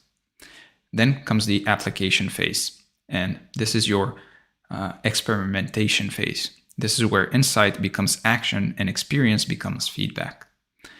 And finally, we have adjust, and this is your adaptation phase. It's where feedback reshapes your next move and the cycle begins again. So you can imagine it as a feedback loop. So the more you complete the cycle, the more your intelligence compounds. And you'll feel learning will start to speed up, decision quality will improve, and mental friction in general will drop. And the process will feel smoother with each loop because your system will calibrate itself. So as your system stabilizes, it will basically start developing meta-awareness. Awareness about awareness. And I know this sounds crazy, but this is the moment your learning becomes self-referential. You'll notice how you think, how you react, and how your beliefs guide your perception. Meta-awareness is the bridge between intelligence and wisdom. So you will start to ask yourself questions like, what pattern am I repeating? Or what's the hidden assumption under this decision? And these questions will uncover the code your mind runs on. And every insight you gain at this level will rewrite deeper patterns of thought. Your system learns not only what to think, but how to think. And so meta-awareness will make emotional regulation easier as well, because you'll start catching reactivity before it becomes your behavior. And that's a major milestone, when thought replaces impulse as the system's driver. And this shift creates recursive intelligence, learning that learns. And I know, again, pretty crazy. But the system no longer depends on external input to grow. And so It generates its own feedback loops, drawing lessons from ordinary life. And after this, the next element of becoming an intelligent system is integration, bringing all areas of your life under one architecture of feedback. So most people keep their domains, health, work, relationships, learning, separate. But intelligence grows when everything is part of the same network. So link your learning systems together. Let insight flow between them. Lessons from training can inform decision-making, and lessons from business can inform relationships. Every area feeds every other. That's why I am so adamant on focusing on all 4 pillars of life: health, wealth, love, and self. And all of them basically interconnect. They reinforce each other. They feed each other. So when you unify them, use a single tool. It can be anything that works for you. Again, a journal, an Notion database, it can be a reflection log. Then just store all of your insights in there and label them by theme, not just by category, because this will help ideas cross-pollinate naturally. And when your life systems share data, patterns basically start emerging that you couldn't see when they were isolated. You'll realize that improvement in one domain accelerates growth in all others. Now, I personally think that Notion is one of the best places to do this, just because of all the features it has and how things can connect to each other, basically. So a lot of what I do is in Notion for that exact reason. Now, over time, this integration will just make your identity more fluid. You'll stop dividing yourself and into your professional, personal, and spiritual lives, and you'll feel coherent. One mind, many functions, one feedback loop. So to keep your system stable, you'll need some internal governance as well. So that's basically what that means is really rules for managing feedback and the correction of based on that feedback. So think of it as your code of operation. Without governance, the system will spiral into entropy. So you need to maintain it. So try to define a small set of operating principles. They might sound like learn before reacting, or reflect before deciding, or align actions with values. This is one that I usually use for myself personally, or iterate instead of repeat. These rules are going to be very simple, but they're basically like mantras, and they'll act as internal stabilizers. And the more you learn in general, and the more you'll learn about mental models and principles and biases and logical fallacies. And the more you learn about those, the clearer your thinking is. And you'll be able to, your mantras will basically become one of those. It will either be a mental model or a principle of some sort, or it will be a logical fallacy, or it will be some kind of a bias that you know you're making. And so, for example, one of mine is don't attribute to malice what can be easily attributed to stupidity. And so this is a mantra, but it is also, in a way, it is actually a mental model, a razor, and it's a rule as well, a rule for the system, a rule that basically acts as a stabilizer. And so try to review as you learn. You'll collect these rules for yourself and review these rules regularly, because when your behavior drifts, they'll pull you back towards equilibrium. So strong governance will keep your system adaptable under pressure. And when chaos hits, you'll adjust automatically instead of collapsing. So governance should give you structure without suffocation. Systems that thrive are the ones that actually can bend without breaking. And once governance is in place, your system starts producing emergent intelligence, outcomes that feel greater than the sum of its parts. So you'll begin seeing how separate ideas, how separate habits and lessons merge into elegant solutions you couldn't even plan. And that's emergence, the moment when self-organization starts expressing genius. And these moments will feel like intuition, but they're actually like pattern recognition at scale. And this is one of the most interesting things about learning more, about reading more, about expanding your inner complexity, is the pattern recognition that comes as a result of it. The system has seen enough loops to basically predict outcomes without even reasoning consciously. And so this is where your subconscious mind becomes your ally. It will start generating insights just randomly during walks, showers, casual conversations, as you're learning, as you're exercising in the gym, because it's processing data all the time. And you'll notice yourself making faster, clearer decisions for your life with less mental effort. And slowly but surely, as you go through life, you're going to outpace everyone else. You just are. It's just going to be basically guaranteed as long as you keep learning. Because your decisions are going to be higher quality decisions. Very simple. But they're going to be higher quality decisions because of the complexity, of the internal complexity you've built. And because of the network of models that you've built. And others will wonder how you're doing it. Others will really wonder, why do you always have the right answer for things? And why does it seem that you're basically succeeding with less effort, with less strain, with less work almost? Things just kind of look to others like they're falling into your lap. And it's just because you've seen into the future, essentially. Because of the pattern recognition you've built. Because of the forest of thinking models in your head and scenarios. Because of all the input and the reflection that you've done, and the creation and the adaptation that you've done over time. Because you treated your life essentially as an experiment.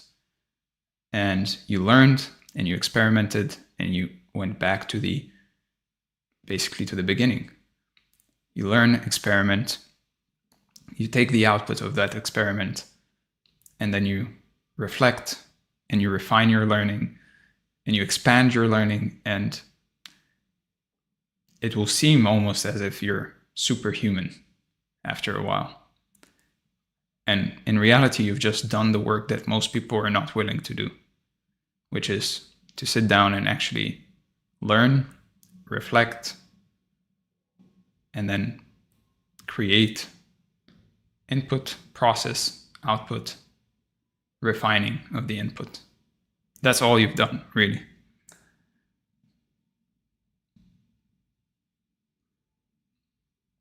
So after some time, you'll notice yourself making faster, clearer decisions with less mental effort.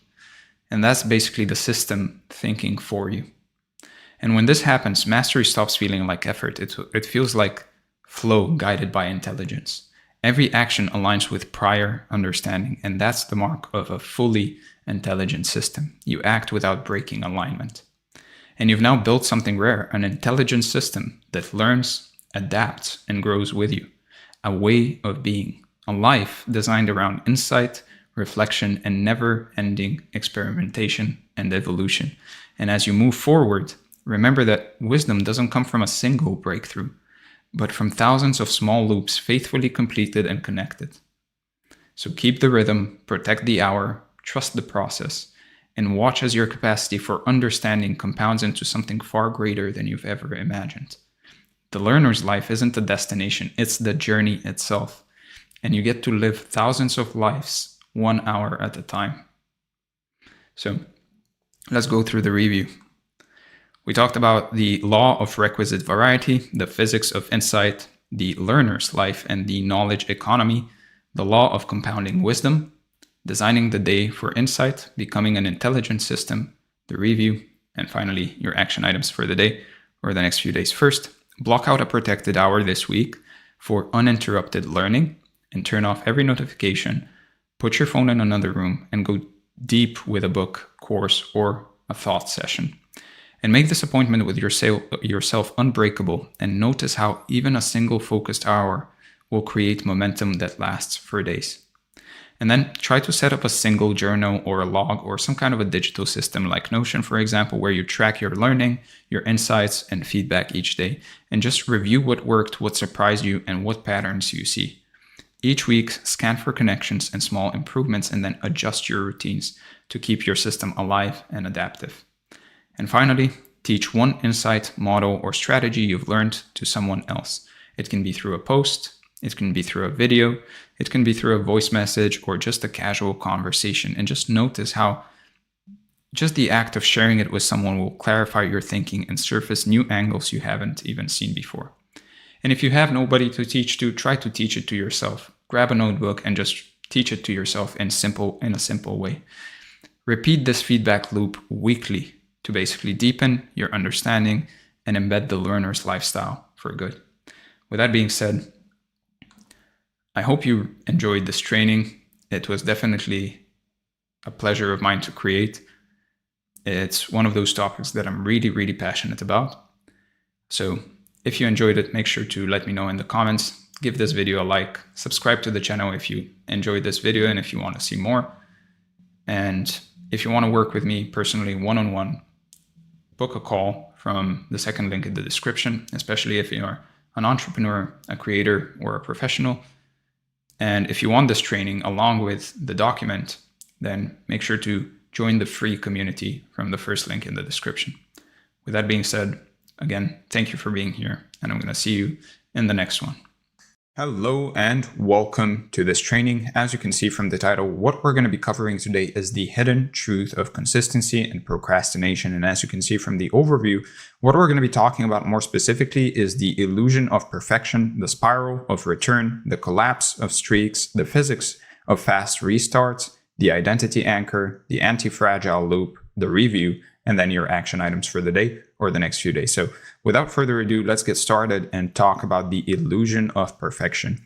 So you're most likely sold a fantasy. Every self-help book, every dopamine trap app, every influencer whispering the same poison. If you just stick to the plan perfectly, you'll finally get what you want. Well, nobody mentions the snap of disappointment when you inevitably break your streak, or the guilt that eats your motivation alive. A parade of checklists as if discipline is something you collect, not something you fight for. It's more than disappointment. You carry that failure like a rock in your shoe, pretending you don't notice as it destroys your self-esteem. And the more you obsess over perfect records, the deeper the cuts when you miss.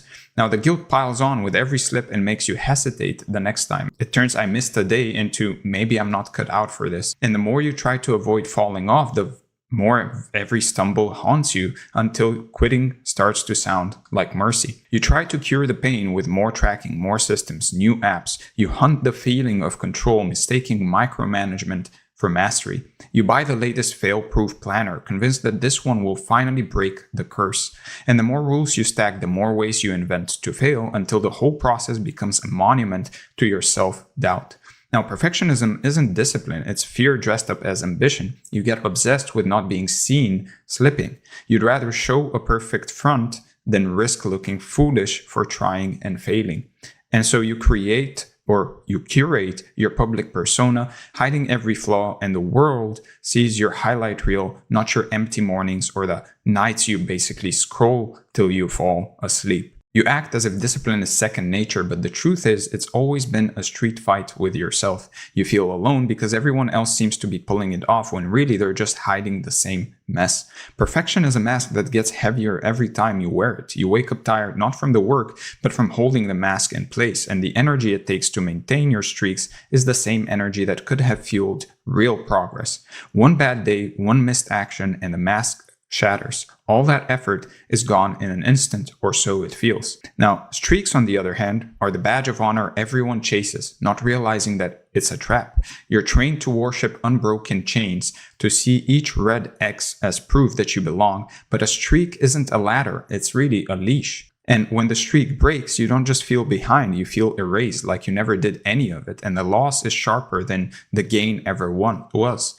And you binge, you bail, you start fresh on Monday, and each restart gets harder as you collect more failed attempts. You end up mourning the perfect run instead of celebrating the days that you actually showed up. A streak is just numbers, pixels, a sugar hit for your ego. It's not grit, it's not real growth, it's not real change. You can hit a streak and stay exactly the same inside. Brittle, fragile, just waiting to break. And what actually matters is what happens after you fail, not how long you kept it together.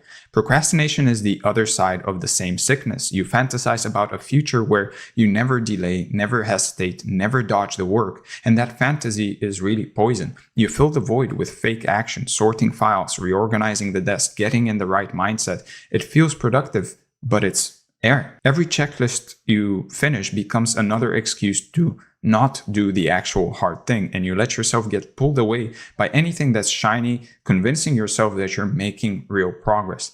The inner critic starts whispering, you label yourself lazy, undisciplined, not built for this, and every harsh word just digs the hole deeper, making it harder to climb out next time. Eventually, you stop fighting. Procrastination becomes an identity, not just an occasional habit.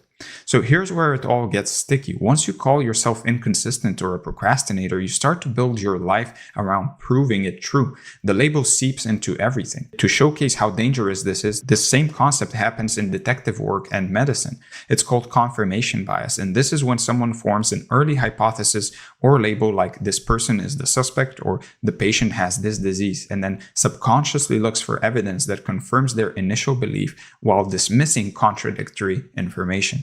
For detectives, this can lead to tunnel vision, where they focus only on a single suspect and build a case around them rather than objectively evaluating all evidence. For doctors, this manifests as diagnostic anchoring, where an initial diagnosis frames all subsequent thinking, potentially causing them to misinterpret symptoms that don't really fit their original assessment. You're literally creating proof out of thin air to confirm your original label. Just as calling yourself a procrastinator creates a self-fulfilling prophecy, a detective who labels someone guilty or a doctor who labels a condition too early may unconsciously build their entire investigation or treatment plan around proving that initial label correct rather than remaining open to new evidence. And so each time you fall off, the identity grows roots. I always do this, you think, and that story drags you down faster than any missed day ever could.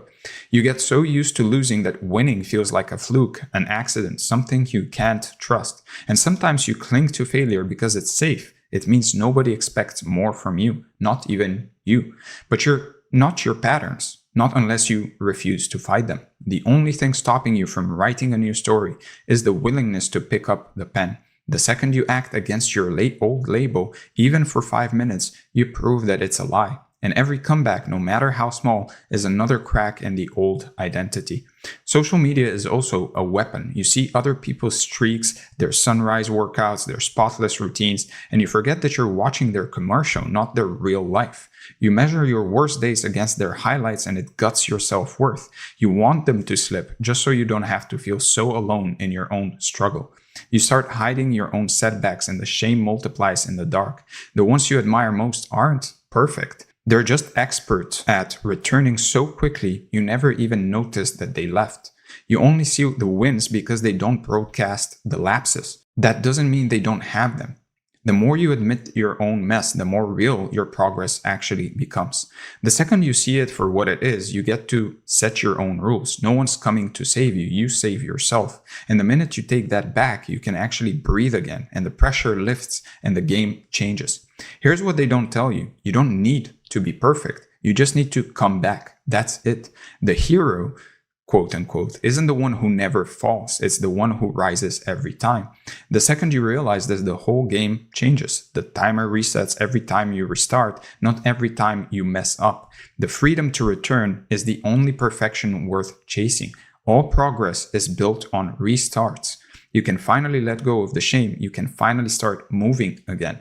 When you stop chasing streaks and start building resilience, you'll see just how much more you can actually do. And the next part of this journey will show you how to turn that into unstoppable momentum. So let's talk about the spiral of return. So let's kill the myth once and for all. Progress isn't linear. It never was, never will be. You'll have weeks where you feel untouchable, crushing your routine, staying on top of your work, feeling like you finally cracked the code, and then out of nowhere, life punches you. Family drama, insomnia, random life stuff. That's the real world. No one escapes it. Not the billionaires, not the monks. The difference is the winners come back faster. That's the entire game. How quickly do you come back? Not do you always stay on track? Not are you the world's most consistent human, but how long does it take you to pick yourself up?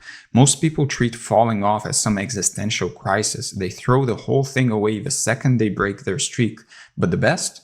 They just reset, sometimes in the same hour, sometimes mid-sentence, all with zero judgment and zero guilt, because they realize both judgment and guilt will keep them there stuck for longer. One of the wildest secrets about real discipline is that it's less about never slipping and more about how tiny you let your lapses become. You eat the cookie and you get back on your diet at the next meal, not on Monday. You binge Netflix and you're back to work before guilt becomes this humongous monster you have to fight. Some people seem bulletproof, but they're not. They've just gotten so good at course correcting that their lapses are basically invisible, even to themselves. So there's a great example of this from the aviation field when a plane flies, it doesn't follow a perfectly straight path. The pilot sets a flight plan, a general route, but along the way, wind currents, turbulence, and air pressure differences constantly push the aircraft slightly off course. Now, the plane might drift a few degrees north because of crosswind and then slightly south when adjusting for air traffic or jet streams.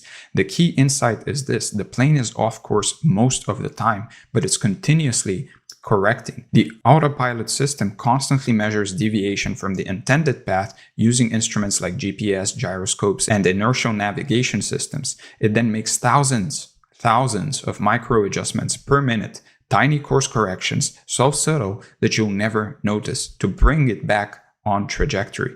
If you looked at the actual path of a long-haul flight, plotted precisely, it would never be a perfectly straight line. It would be a very wiggly, meandering curve that averages towards the goal. The destination is reached not by staying perfectly on track, but by noticing and correcting whenever you're not.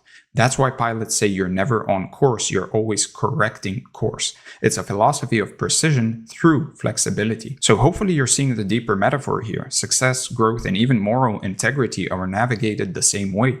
No one stays perfectly aligned with their plan. You drift, you notice, you adjust, and you repeat. What matters isn't perfection, it's feedback and correction. Another useful example here is relationships. They work in a similar way.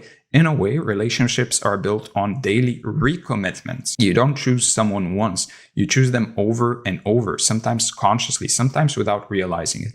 Every day you get to decide in thousands of small ways whether to lean in or pull away. Relationships don't collapse from one betrayal, unless it's really bad, or one lack of effort. They usually erode through the absence of these micro decisions. The truth is that every relationship is always either decaying or deepening, depending on how you show up in those tiny moments that no one else sees. So you're always falling slightly out of alignment with the other person, and hundreds, if not thousands, of small acts bring you back together. The couples that last aren't the ones that never argue or never fall out of alignment for a while. They're the ones that return faster to each other. And so even when it's not deliberate, you're still recommitting in subtle ways.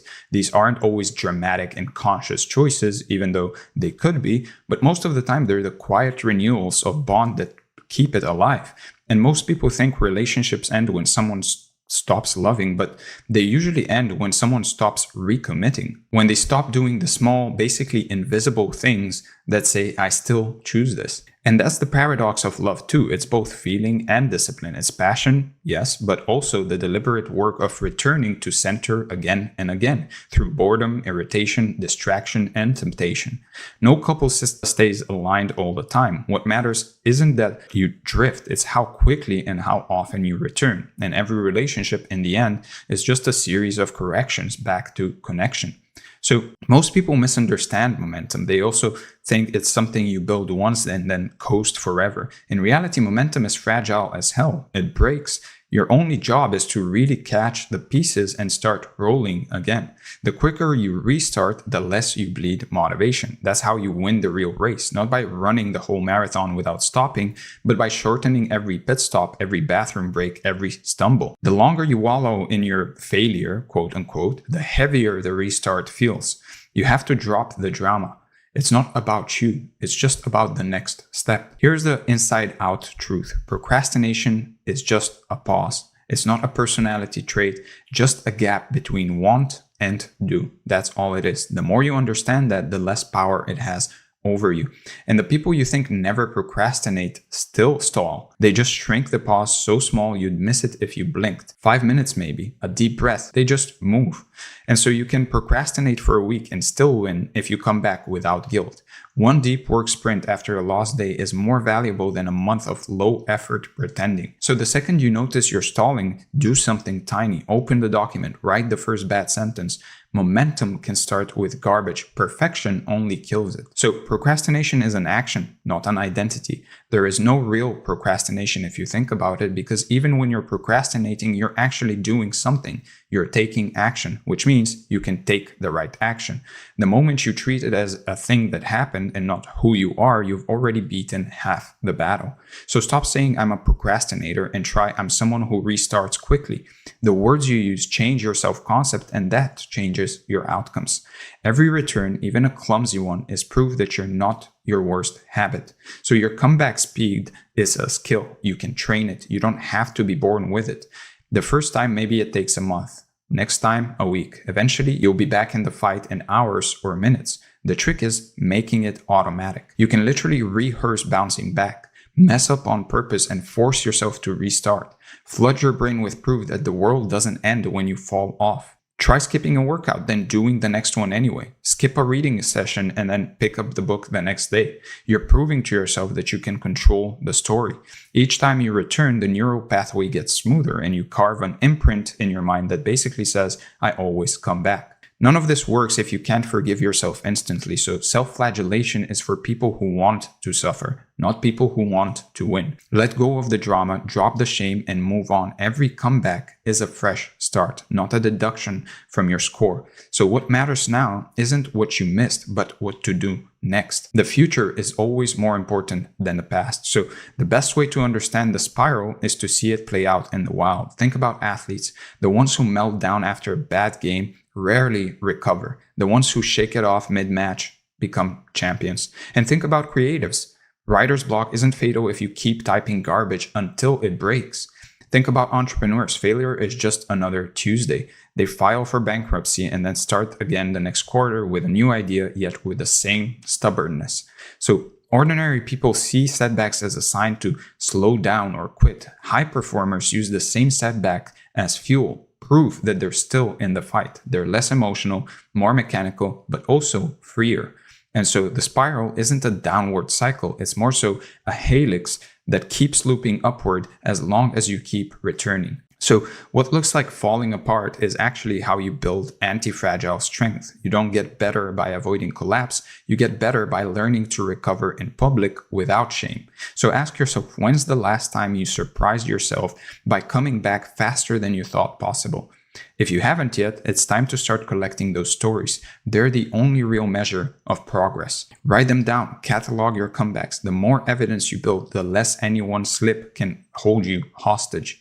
And eventually your default response to falling off will be, I always come back. And that's the spiral working in your favor. Now, once you get obsessed with the return instead of the streak, your relationship to failure transforms. And the shame starts to feel foreign, almost funny, and you start looking at setbacks as a weird kind of opportunity. There's something powerful waiting for you in that collapse. So let's talk about the collapse of streaks. Everyone feels the snap. You're killing it for 6 days, 3 weeks, maybe a month straight. The calendar looks clean, the habit tracker is green, and you start thinking you're finally one of those consistent people. Then one night, you're tired. One weekend, you're traveling, something derails you, and suddenly the streak is all of a sudden dead. It's infuriating, embarrassing, demoralizing, but that break, that's the real teacher, and it's where everything actually begins. The collapse isn't just missing a day, it's the avalanche of thoughts that follow. The voice in your head that says you never had it anyway. You think maybe you were faking it the whole time. Maybe you're doomed to cycle through hope and shame forever. The collapse forces you to confront who you actually are when your system fails. You realize willpower isn't infinite and streaks aren't armor. This is the only moment you're forced to be honest. The mask drops and what's left is the actual you. the person who has to decide if the story ends here or if it's just the middle. Now, what separates people isn't how long they keep a streak, it's how they act the second it dies. That's where all the leverage is. That's the hinge on which your progress swings. And there's a moment of absolute freedom when you fall off. You can get sad and bitter, or you can get up and get better. Most never even realize it's an actual choice. And so the more times you let a collapse spiral into quitting, the more your brain wires itself for surrender. You're just conditioned, and that's fixable. Now that you see how collapse exposes the truth, let's break down what the streak was actually giving you in the first place and why losing it feels like getting punched in the face. So a streak gives you fake certainty. It's the illusion that you're on a moving walkway, coasting forward as long as you don't trip. The feeling is addictive. Your self-worth gets tangled up with that number ticking upwards. But you start living for the streak, not for the change you actually want. And so once the streak is your identity, you're a slave to it. You guard it like treasure, fearing any crack will expose you. You say no to opportunities or to spontaneity or to anything that could put the chain at risk, and it shrinks your life instead of expanding it. Habits become prison bars instead of building blocks, and the game stops being about who you're becoming and starts being about not screwing up. Even if you keep the chain going, it eventually feels empty. There's no joy, only pressure, only tension, only anxiety that tomorrow could ruin everything. You keep growing out of obligation instead of love. Does that sound like discipline to you or survival? And you start resenting the very thing that you set out to love. Nobody tells you this at the beginning. When the reward evaporates and all that's left is the failure, you have a decision: spiral or salvage. And here's where the people who make real change are born. The first hour after you break a streak is everything. The next move you make is a fork in the road, and it will predict your next week, your next year, maybe your whole life. Do you punish yourself or do you experiment? Do you hide or do you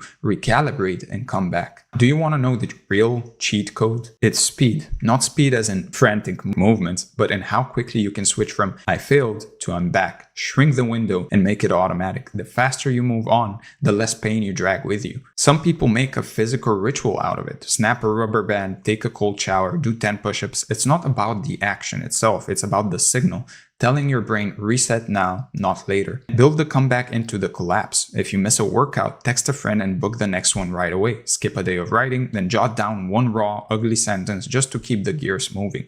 The streak is dead, so what? Mourn it for 5 minutes and then bury it, because the streak doesn't really matter. What matters is the person you become in the process. So let it go with intention, and if you let it haunt you, it will. Every time you come back, you teach your brain that failure isn't the end, it's just a checkpoint. Each rapid return is basically a vote for the new identity, the kind of person who always finds a way back no matter what. And the reason this works is because the streak mindset makes your entire identity very brittle. One break and you feel broken, but if you train for recovery, you become unbreakable. Build collapse-proof routines, not just habit streaks. Expect the breakdown and then engineer emergency procedures for when you fall off, so you're not improvising in a shame spiral. So write out your 3-step recovery protocol before you ever need it. For example, admit the streak is dead out loud, take one small step that reconnects you to your goal, and then celebrate the restart. So put the protocol somewhere you can see it easily, and don't trust your future self to remember, because the fog of guilt will roll in. This isn't necessarily for everyone, but for others it can work wonders. Basically, tell someone your plan, give them permission to call you out and keep you accountable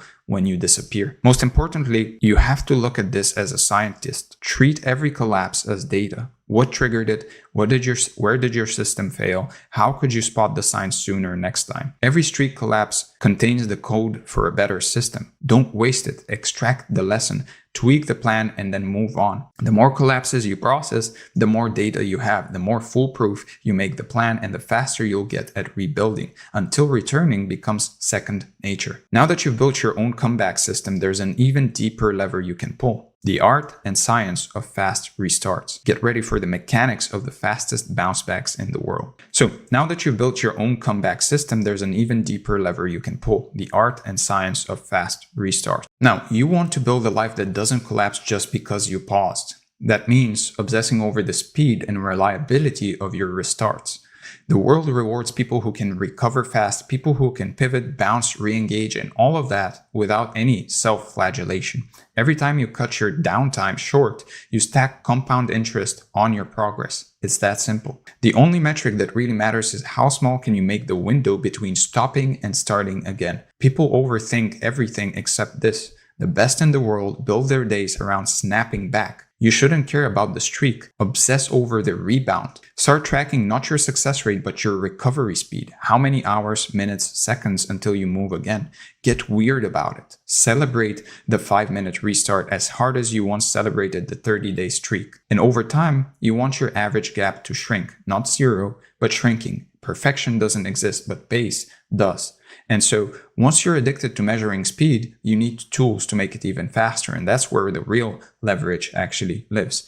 You need a kit of real-world, field-tested moves for bouncing back. Don't rely on willpower or vague promises. Build rituals, triggers, and routines that force you back into motion, whether you feel like it or not. If you feel paralyzed, then shrink the action until it's impossible not to start. Do one push-up, write one ugly line, wash one dish. The power isn't in the size, it's in the re-engagement. So lower the bar until you're basically embarrassed. If you're not embarrassed by how small the action is, you're not doing it right. Once you move, momentum does the rest. If it feels dumb, you're on the right track. The dumbest possible action repeated fast is more effective than the best action delayed forever. Change your scenery or change your state, but don't stay stuck. Move rooms, go outside, splash cold water on your face, break the physics of inertia with physical action, not more thinking. Make move first, analyze later your new rule. The mind loves to stall, but the body can drag it along. Build tiny restarts into your day. Stand up every hour, do a quick walk after every call, hit a reset button before you spiral into doom scrolling, and don't trust yourself to remember. Set up systems that actually call you out. Meaning, again, you can, for example, tell a friend to text you at 6 p.m. and ask what you restarted today. Or use an app that makes you check in. If you can't be trusted, outsource the trust until you can. Or post your comeback publicly. Yes, even if it's ugly. The more people know, the faster you'll move. Or compete with someone. Make those restarts a game of some sort. Now, those tactics don't mean anything if you treat every comeback like a shameful secret. You've got to shift your identity down to the story you tell yourself about who you are.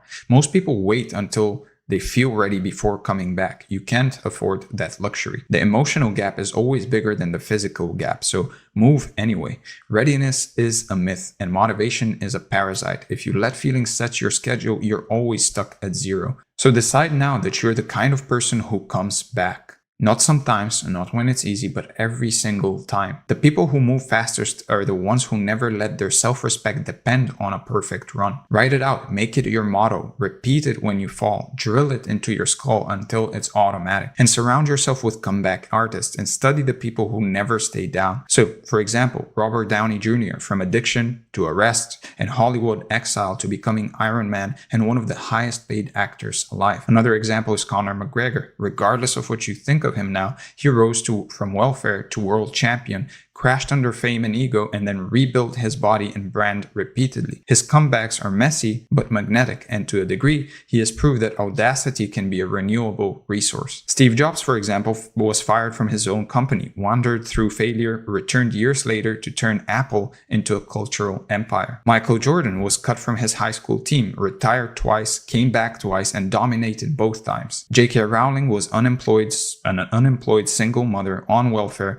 rejected by 12 publishers, and then built the most successful book franchise in modern history. Nelson Mandela was 27 years in prison and then walked out free without bitterness and became president. The faster you restart, the less any single failure matters. Eventually, the comebacks are so quick, nobody even notices you actually slipped. And that's how reputations are really made, not by never missing, but by moving so fast you look invincible from the outside and you no longer fear falling off because you've trained yourself to love the return. When you stop dreading the reset and start engineering it, your whole experience of progress changes. And now it's time to explore how identity cements all of this, so comebacks aren't just a tactic, but a core part of who you are. So let's talk about the identity anchor. So every streak ends eventually. Plans fall apart, systems break, motivation fades. What stays when everything else slips is identity. That's the real anchor. Until you become the kind of person who gets back up no matter what, every trick or tactic is just a temporary fix. Real change happens when your self-image refuses to stay down. Identity is just the story you tell yourself over and over until it feels like truth. A lot of people are stuck in loops like I always quit, or I can't stay consistent, or I procrastinate. Every time you repeat those lines, you basically carve the path deeper. The brain loves consistency. Once it believes you're a certain kind of person, it starts searching for proof. So if you say I'm someone who always comes back, it will start building a case, even if it has to stretch the evidence. But if you keep saying you're unreliable, you'll act it out without even realizing it. Your brain wants the world to match your story, no matter how damaging it really is. Once you see that, you can start rewriting those stories. The same mechanism that traps you can also free you. So forget about positive thinking. It doesn't stick without behavior. Instead, you need to act like the person you want to be, even if and especially when you don't believe it yet. So people think they need to believe something before they act on it. That's the have, do, be mindset. You need to be in order to do so that you can have. Behavior pulls belief along for the ride. Do tiny comeback actions daily. Write them down. I got back to work after wasting 10 minutes scrolling, or I hit the gym after missing 2 days. Small steps build the pattern, and collect these small recoveries until it's impossible to deny who you're becoming. When you've got pages of proof, it's hard to still call yourself a quitter. Each note adds weight to a new self-image. Slowly, the story shifts from I fall off to I always return. Now, most people only record their wins, their perfect days. You're going to do something different. You will track the bounce backs. That's how you train for consistency. It's not easy to look at your mess without shame, but that's what breaks it. When you face it honestly, you can take control of it. And every comeback is proof that you're not fragile. You start to see failure as part of the game, not the end of it. And once you start collecting this proof, you make recovery automatic. But there's another layer, building triggers that make it effortless to re-engage. So don't depend on willpower. Build reminders that pull you back when you slip. Design your world to wake you up. So use objects, sounds, or words that ground you fast. Maybe it's a certain song you only play when restarting. Maybe it's a note on your mirror. Find a few that basically click and make them rituals. Some people use a ring or a bracelet they touch when they start drifting. The physical cue basically interrupts the old pattern. So rearrange something in your space when you recover. Move your chair, step outside, light a candle. Basically just tell your brain that the story is actually changing. And talk to yourself out loud. It can be weird, but it works sometimes because sound hits the nervous system differently than just thought. And you can try recording messages to your future self and remind yourself of who you are when things get rough. Those moments become anchors too. With these cues in place, you won't need as much effort to restart, but the next level is transformation. So resilience means you recover. Anti-fragility means that you get stronger each time you do. That's the real goal. See every setback as training. Each recovery cuts the lag between fall and return, and what used to take a week now takes a day. What ruined a month now barely ruins an afternoon. So growth here compounds. Every bounce builds momentum. It's not a straight line, but rather a curve that accelerates over time. And soon you'll feel untouchable, not because you never fail, but because nothing keeps you down for long. And that's the goal. Eventually your story spreads and others see how you handle setbacks and mirror it. Real leadership isn't about winning all the time. It's about showing others that it's safe to lose and start again. The effects last longer than any flawless streak. You teach endurance by basically living it. And so when you reach this stage, chaos stops feeling threatening. Every failure becomes fuel, and the mess turns into material for mastery. And that's when consistency stops being a struggle and becomes your nature. So let's talk about the anti-fragile loop. So most people think a setback means they failed, like they've lost something vital. But what if every mistake, relapse, or act of self-sabotage could make you stronger instead of weaker? That's the difference between being resilient and being anti-fragile. Resilience means you recover. Anti-fragility means that you use the hit as fuel. You don't just survive the failure, you feed on it and come back later and better. Every time life knocks you down, it drops off a lesson in disguise. Inside the mess is always a chance to adapt, evolve, and return with more power. You study it, extract the lesson, and come back better prepared. So treat each relapse like a personal workshop. Get specific. What broke? What worked? What's the next version of your system? These questions turn failure into data, especially if you actually sit down, think, and write down the answers. So keep a running log of every crash and write down what you learned, how you recovered, and what you'll do next time. And over time, that becomes your personal code book for handling chaos. Now, most of your best insights will come from what breaks, not what works. Systems evolve under stress. So when your old plan fails, make a smaller, smarter one. If you can't keep a full morning routine, for example, you can build a 2-minute version that you can't miss. That flexibility will beat that feeling of perfection. So try new things. The more you test, the faster you learn what actually works. And these tweaks and insights create leverage, but leverage is useless without action. So you've got to use it to replace guilt with progress and start compounding. So real progress isn't about how hard you push one time, but about what lasts. It's about what builds on itself over time. Trying harder is easy. Failing smarter is rare. So stack your lessons, because after a year, you'll be miles ahead of anyone still chasing perfect streaks. You've been tested more, learned more, and hardened your foundation. Now, your brain forgets pain fast, so keep your lessons visible and reread your crash log and notice the patterns. They're a literal map of your evolution. And mark every comeback with something small but deliberate, like a note or a journal log or a meditation. It reminds you that another layer has been added to who you are. Each round makes your recovery faster and smoother, and you build flexibility and quiet confidence. Shame loses power because proof is replacing it.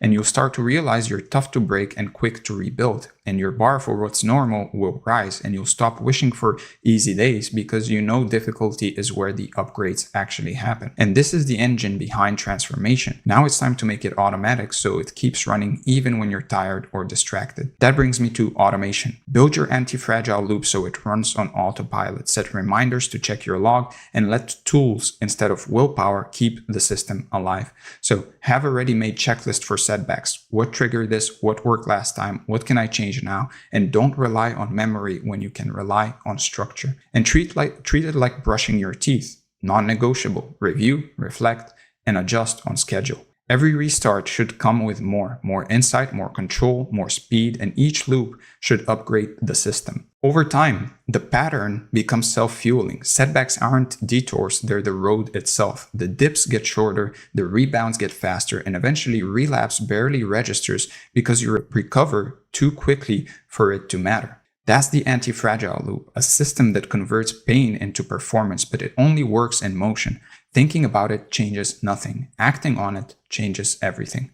So start the loop, write down your last crash, pull a lesson from it, and adjust one thing, and restart today. What counts isn't how many times you failed, but how quickly you restart and how much stronger you are when you actually do. That's when you'll realize consistency and procrastinations aren't about never failing, but rather the constant, never-ending, boring, repetitive, and most importantly, inevitable course correction of failing and coming back all the time.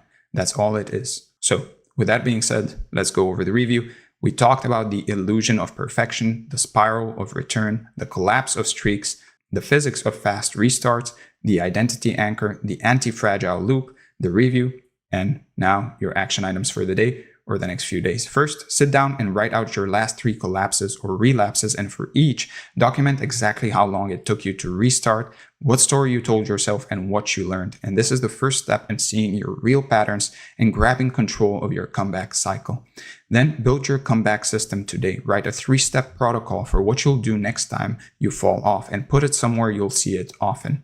Finally, the next time you inevitably fall off, whether it's today, tomorrow, or next week, catch yourself in the act. Start your comeback immediately, even if it's small. Just do something. The return is the only streak that matters. With that being said, I hope this was enjoyable and I hope it was valuable. If it was, give the video a like, comment below, let me know what you enjoyed, what you want to see next, and make sure to subscribe to see more. If you want to work with me, book a call from the second link in the description.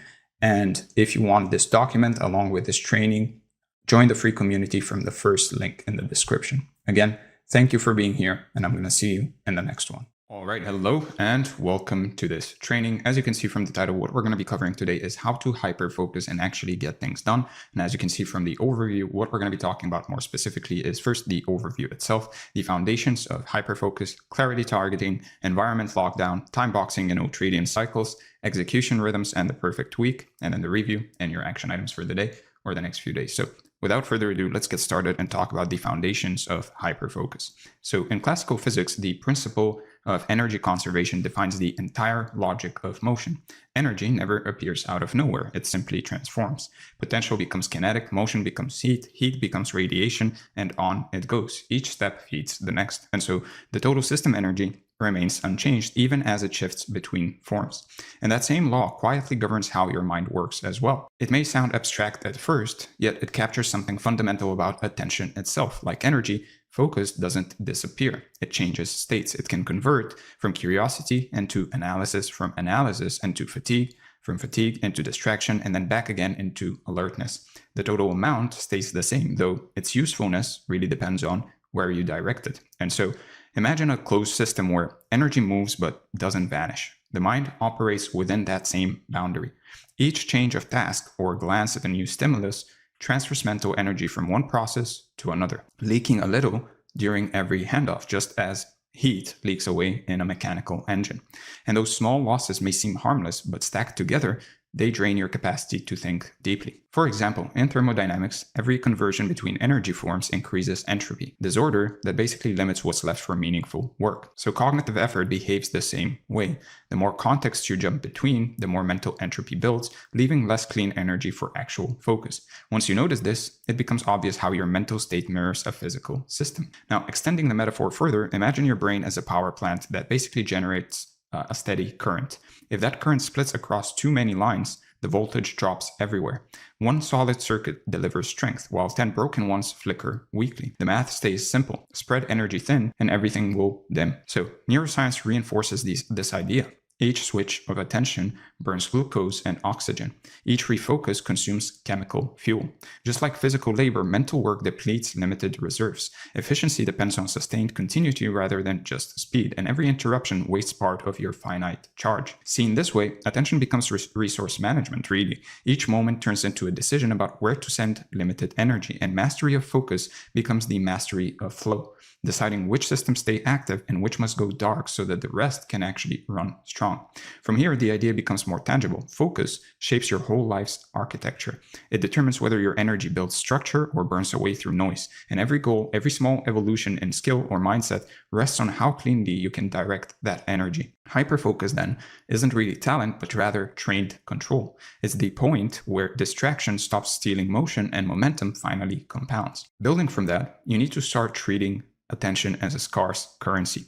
Each morning brings a limited reserve of mental fuel, and every choice spends some of it. So most people feel drained not because they actually work hard, but because they work in a scattered way. The brain's craving for novelty will tempt you towards shallow stimulation, and every surrender will cost you focus and depth of thinking. Once you begin guarding your attention like your savings, the hours start feeling deliberate again. And so you'll notice how every feeling in your day actually traces back to your attention's direction. Scattered focus leads to restlessness. Steady focus calms the body. And so when concentration holds firm, time expands, thought sequences align, and actions follow smoothly. The pattern becomes predictable. Attention shapes your day, and the day shapes your results. Following that, remember that focus strengthens through repetition.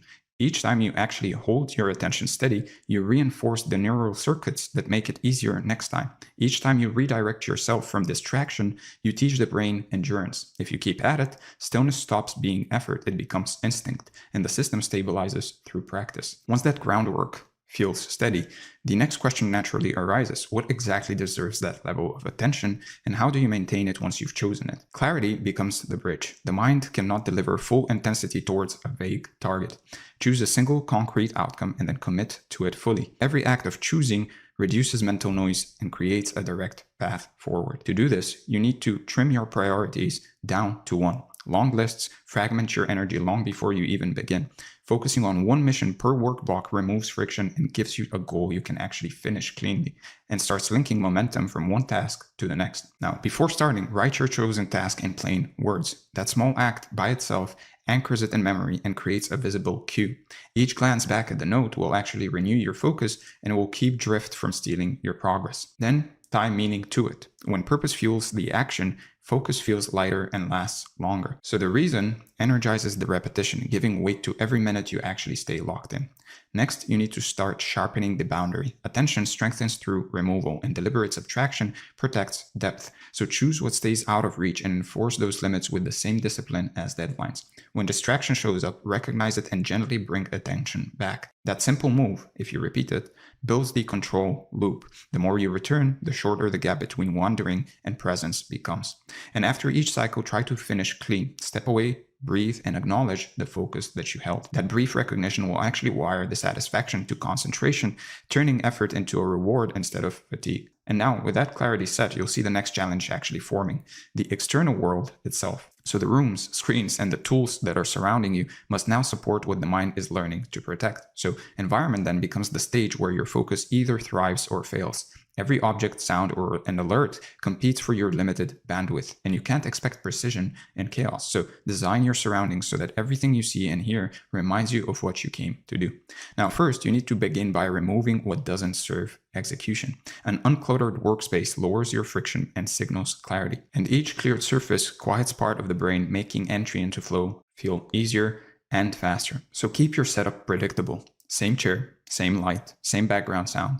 The repetition itself will cue your nervous system automatically and will teach your body when to enter deep work mode without thought. And then guard that zone. Silence devices, close doors, communicate your hours. Once others see your clear lines, interruptions will fade naturally. And finally, treat technology as an environment of its own. It amplifies discipline or distraction depending on how you actually configure it. So remove or hide digital clutter and applications that are designed for quick rewards. Every reduction preserves more mental bandwidth for creation. And then let systems take over in your weaker moments. Focus modes, blockers, and automation, all of them carry discipline forward when your willpower slips, and make sure that attention stays where you intended it to stay. So with a foundation set, the natural progression leads us to having clarity around what to use that energy for. So let's talk about clarity targeting. Now, focus doesn't last if you don't know what you're working towards, and that's something most people forget. The brain is built to chase clear goals. It wants direction before it can actually give you full effort. So when your goals are vague, your energy spreads out like light through fog, and you end up feeling tired without much progress to actually show for it.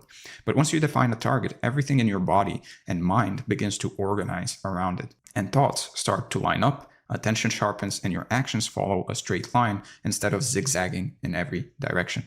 So this section will show you how to pick a goal that's concrete, realistic, and motivating enough to actually keep your attention steady.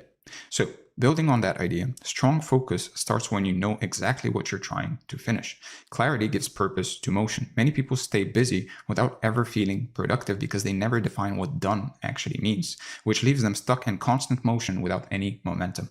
And you'll notice a real difference when you can picture completion clearly.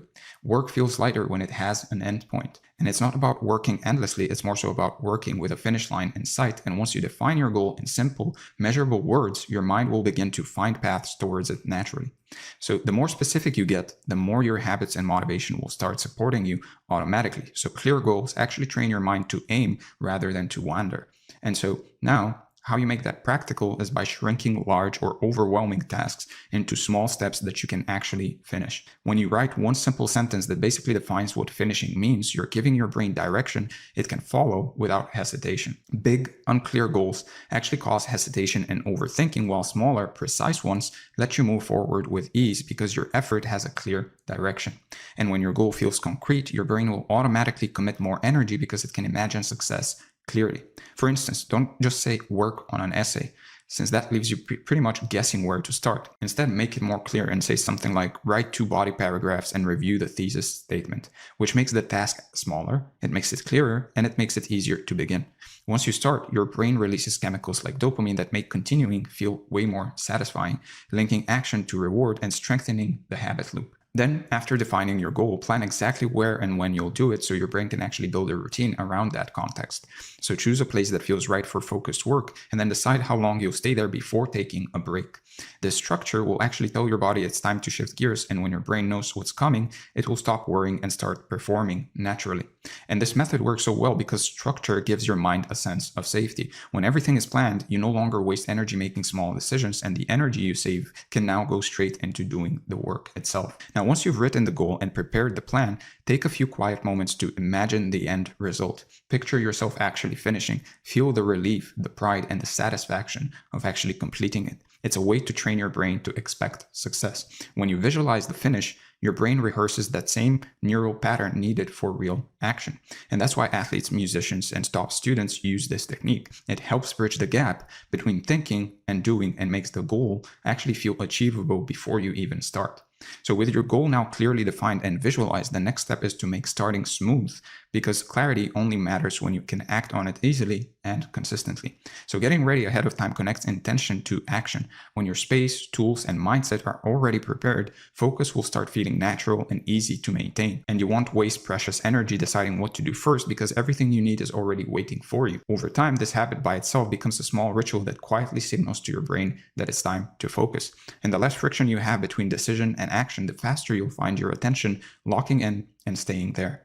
So create a small pre-focus ritual that you can repeat before every work session. It could be sitting in your favorite chair, taking a slow breath, or writing down the task you're about to start. These consistent cues will train your brain to associate those actions with focus, and after a while, the simple act of doing them will really automatically help you slip into deep concentration. Along with that, use a single visual cue to represent your start. It might be an open notebook, a timer, or a certain background sound that marks the beginning of focus time.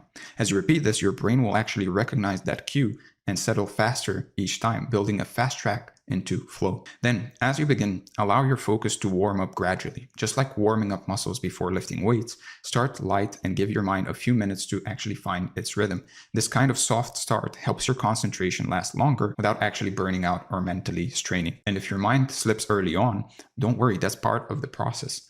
Instead of getting frustrated, simply return to your starting ritual. Each time you do, you strengthen the habit and make it easier to recover attention the next time. Now, once you've started, the first 20 to 30 minutes are actually the most important. During this window, your brain shifts from surface level thinking to deeper focus. So treat this time like a sacred ground. Protect it from interruptions, multitasking, or noise. And if you can hold your focus steady through this stage, your concentration will naturally deepen and stabilize. So to help with that, use clear time blocks, 25, 30, or 45 minutes, or 90, and promise to yourself to just work only on one thing during that window. Now, timers help by removing the urge to constantly check the clock and keep your attention fixed where it belongs. And once the timer goes off, try to take a short break to reset your mind. Stand, stretch, move, or just grab some water. These short pauses will actually refresh your energy so that when you return, you can drop right back into focus while your brain is still in gear. And once starting feels automatic, the next step really becomes protecting that attention. Even perfect clarity won't really matter if your distractions keep breaking your flow. So the best focus happens inside clearly defined boundaries, since structure acts almost like a shield around your attention. So you can think of these boundaries as invisible walls that basically protect your time and mental space from interference. Don't rely only on willpower to resist distractions. Instead, make it impossible for them to even reach you. Turn off phone alerts, close unused tabs, and tidy your workspace before you even begin. Every small improvement makes your environment more supportive of focus. So begin with your physical environment and make it reflect your intention. Adjust your lighting, close your door, and play instrumental music that basically signals work mode. The brain responds strongly to sensory cues, and when your surroundings communicate focus, your mind will naturally align with them. So from there, let people around you know when you're working and when you'll be free again.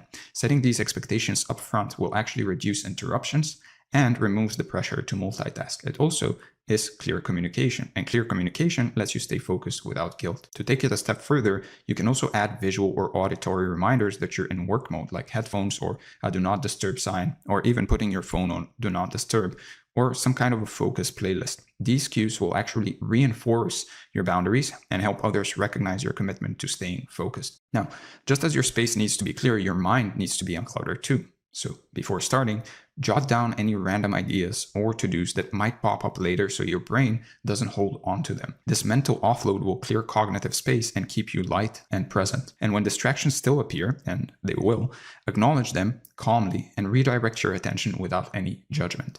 Each return to the task is actually a repetition that strengthens your mental focus, building a kind of internal endurance that grows over time.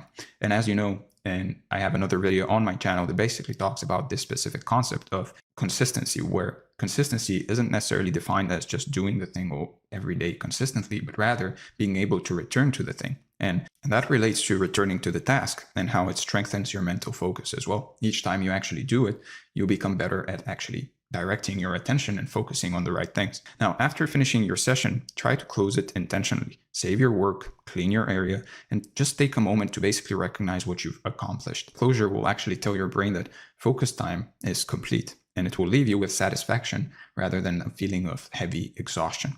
Now, finally, try to end by reviewing what went well and what you could improve next time. Now, with your goals clear, your start smooth, and your focus protected, the next step will be nailing down your environment. So let's talk about environment lockdown. So the place where you work has a huge effect on how your brain actually performs, and understanding this connection will completely change how you approach focus. So every sound, color, smell, and light sends signals to your brain that shift how alert, calm, or restless you feel. And because of that, your surroundings can either help you sink deeper into work or quietly pull you away from it without you even noticing. In 1998, philosophers Andy Clark and David Chalmers introduced the idea of the extended mind. And they basically wrote a famous paper where they argued that tools, notes, computers, and even the physical space you work in all become parts of your thinking system once you use them to hold or process information. The boundary of the mind moves outward to include whatever helps it think better. And here's the simple version. When you write down a thought, your notebook becomes part of your memory system. In a way, when you rearrange an object on a desk to visualize an idea, the desk becomes part of your reasoning process. When you organize your workspace to reduce noise and distraction, you're literally reshaping how your brain operates inside that environment. When you write something down on a whiteboard, the whiteboard becomes an extension of your mind. So a cluttered environment forces your brain to basically do double duty. It has to both think about your task and constantly filter irrelevant signals such as colors, noises, and clutter. And that burns through working memory, the small, limited part of your mind that handles short-term problem solving. But a calm, ordered environment offloads that load, and it takes away unnecessary decisions, irrelevant inputs, and background noise. And that frees up mental bandwidth, which is why your thoughts will feel sharper in a tidy, intentional space. So try to actually notice how much your environment shapes your mind as you begin to work. A messy, noisy space will actually make your brain stay on edge, scanning for something new or worrying that it's missing something important, which drains the mental energy you could be spending on actual thinking and creation instead. Over time, when your surroundings stay cluttered, your brain picks up on the chaos even if you don't consciously notice it. And that's when you start to feel restless, anxious, or scattered for no clear reason. This happens because your mind is actually reacting to too much stimulation. It's trying to process every cue in the room at once. On the other hand, when your space feels calm and clean, your body relaxes automatically, almost like a reflex, and the brain stops scanning for problems and finally allows you to focus on one thing at a time. And you'll start to feel lighter, clearer, and far more motivated to actually get started when the world around you supports that mental state. So think of your workspace like a stage where your focus is the main actor. The lighting, the sound, and the background all matter. A chaotic stage basically distracts the audience, while a clean, well-lit one makes the actor shine. And the same thing happens in your head. Your environment can either make your focus stand out or drown it in noise. So picture yourself trying to write a test or finish a puzzle while someone keeps tapping on your shoulder, the radio is blaring, and the bright light is flickering in your eyes. That constant background chaos will make it almost impossible to really think clearly or stay steady. So a cluttered, noisy workspace has the same effect. It keeps your brain half distracted. But when you tidy your space, turn off the noise, and make things calm, it's like putting on noise-canceling headphones for your brain. Everything suddenly feels clear, direct, and under control. So once you realize that focus depends more on your environment than on pure willpower, everything starts to make sense. Instead of blaming yourself for being distracted, you'll begin fixing the space that causes it. That small shift by itself will make concentration feel far more natural. Now from here, start treating your workspace as part of your mental toolkit rather than just a place to sit. So think of it as one of the most important tools for your focus that you own. Begin by making sure everything actually has a purpose. Arrange your desk so that what you use most often is within reach, and remove items that only take up space. Each object should basically earn its place by helping you think, plan, or create. Now, once organized, take another look and ask yourself if you can simplify even more. A simpler space will keep your brain calm, and the less you have to manage visually, the faster you can actually concentrate on what matters. And then let your setup send a clear message. It's time to focus. The moment you sit down, the environment should remind your brain what to do.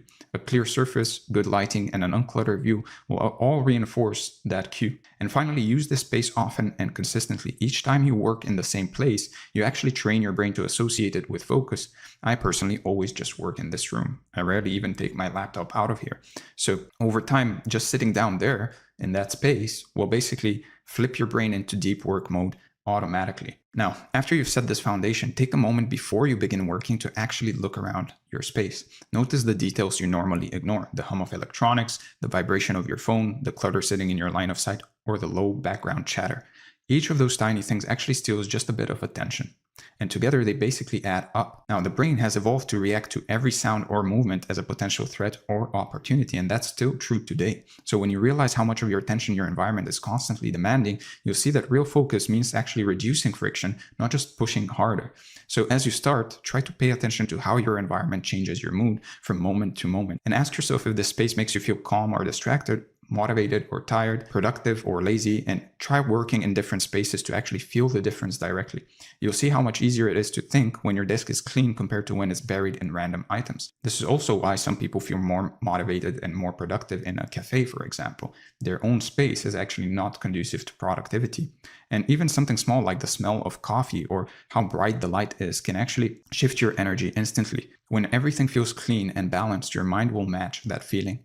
Now, before doing anything else, try to make a quick mental list of the things that constantly catch your eye or interrupt your flow. This list might include your phone, it could be cables, it could be a pile of books, or that noisy air vent in the corner. The goal is to see the distractions as specific, fixable details, not as some vague problems. And notice the physical sensations your environment actually creates: the temperature of the air, the brightness of the light, or the texture of the chair you're sitting on. These small cues actually all affect your energy level more than you might think, and adjusting them can make a big difference in how long you stay focused. It's almost like optimizing every little detail on a Formula One car for speed, basically, and for performance. The same goes for your workspace. So pay attention to how you move through your workspace. Do you fidget? Do you get up often? Or do you constantly shift around?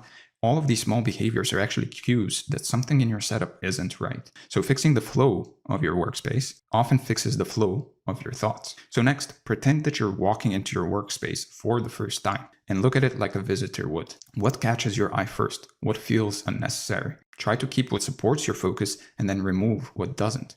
When your workspace actually looks intentional, your brain mirrors that order and starts working with the same clarity. Then you just test different setups to find your ideal environment. Face your chair toward a blank wall if you're easily distracted, or sit by a window if natural light helps you focus. I personally have a window right in front of me, and you can actually see it in the glare of my glasses. The reason for that is because I personally feel more productive when I'm close to daylight and close to natural light, because for me specifically, it makes me feel better, and by feeling better, I feel more productive and can actually focus better.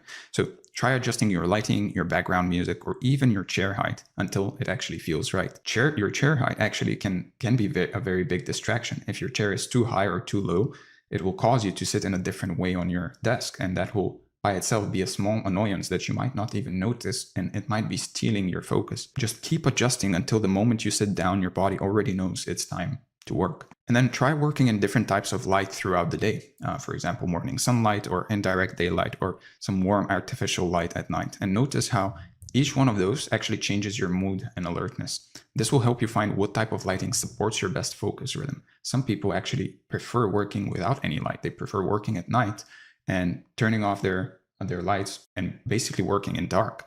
And there's nothing wrong in that. It just works for them. So if we're talking specifically about focus, there's nothing wrong in that. If we're talking specifically about productivity and output, there's nothing wrong in that. Now, I'm not saying it's probably the healthiest thing to work in a dark room. However, if we're talking specifically about output and you notice that your output increases in an environment like that, then you'll optimize for that. So all of this, just changing your lighting and testing different lights, will actually help you find what type of lighting supports your best focus and rhythm. And then try to experiment with different sound environments. So for example, some people work best in silence. I specifically work best in silence or with some kind of low volume jazz music or something like that, or piano. Others find steady background noise helpful. So it's either silence or some steady background noise. I've heard people being very productive listening to techno. So it really depends on the person, but you can try some soft music, ambient sounds, or even a playlist that's designed for focus, and see which one keeps you most comfortable and most consistent. And try to pay attention to your posture as well and your comfort levels. So adjust your chair height, desk level, and even your screen distance until your body actually feels relaxed but upright. And you might have not even noticed, but I actually just shifted the way I'm sitting as I'm recording this video, because I noticed that how I was sitting in the beginning is actually making me feel less focused on what I'm actually doing right now. So you'll find that when your body feels right, your brain can actually focus for longer without strain. And try to add small touches of nature, like a plant or natural wood texture. All of these details will just help reduce stress and make your space feel alive. And over time, you'll basically notice how these elements make focusing feel more natural and less forced. So once you've done that, awareness will start becoming a habit and your distractions will start to fade. And you're going to be ready to move from reacting to intentionally designing the kind of environment that works for you every time you enter it. So a great workspace doesn't just remove distractions, it pulls you into work basically naturally. So when you walk in, everything should feel like it's set up for success. You shouldn't have to really fight to focus, because the design itself makes concentration the easiest choice. And it's not about perfecting it, but more so about balancing it and aligning it with you. When your space mirrors your own goals and how your brain works and how you work, your brain will basically stop resisting and start cooperating. So keep your desk clear, simple, and intentional. And try to have only what you truly need: your laptop, your notebook, a pen, and maybe one thing that actually brings you some calm, like a small plant or a photo of a loved one. And the less visual clutter, the less mental noise. Over time, your brain will actually treat sitting at this desk as a trigger to focus, and you'll find yourself slipping into flow faster than ever. And as you set up your desk, try to pay attention to lighting. Natural daylight will actually wake up your body, and it will boost alertness by signaling that it's time to be active. And if you're working late, try to use soft, warm light that keeps your eyes relaxed but focused. Those harsh lights or screens against dark rooms, as I said earlier, will actually drain you quicker, depending on the type of person you are. For most people, working in dark will actually drain them quicker. Others find it calming and relaxing to work in the darkness. And there has been some research proving that working in dark actually increases creativity, and it might be linked to the fact that you feel less seen, and so less criticized in a way from the world. Now, balanced lighting, on the other hand, can actually help you stay sharp and steady. So along with lighting, sound plays a huge role as well. Even quiet, unpredictable noises can actually distract your brain. So instead, try to use some consistent background sounds like rain or soft instrumental music or some ambient noise. A lot of people recommend using Brain FM. If you're using a Windows PC, a great app, if you don't want to go for Brain FM, a great app for Windows is called Ambi, and you can just download it from the Microsoft Store. But those basically are ambient noise generators in a way. And if you crave silence, invest in just noise canceling headphones, or you can even try to isolate your room.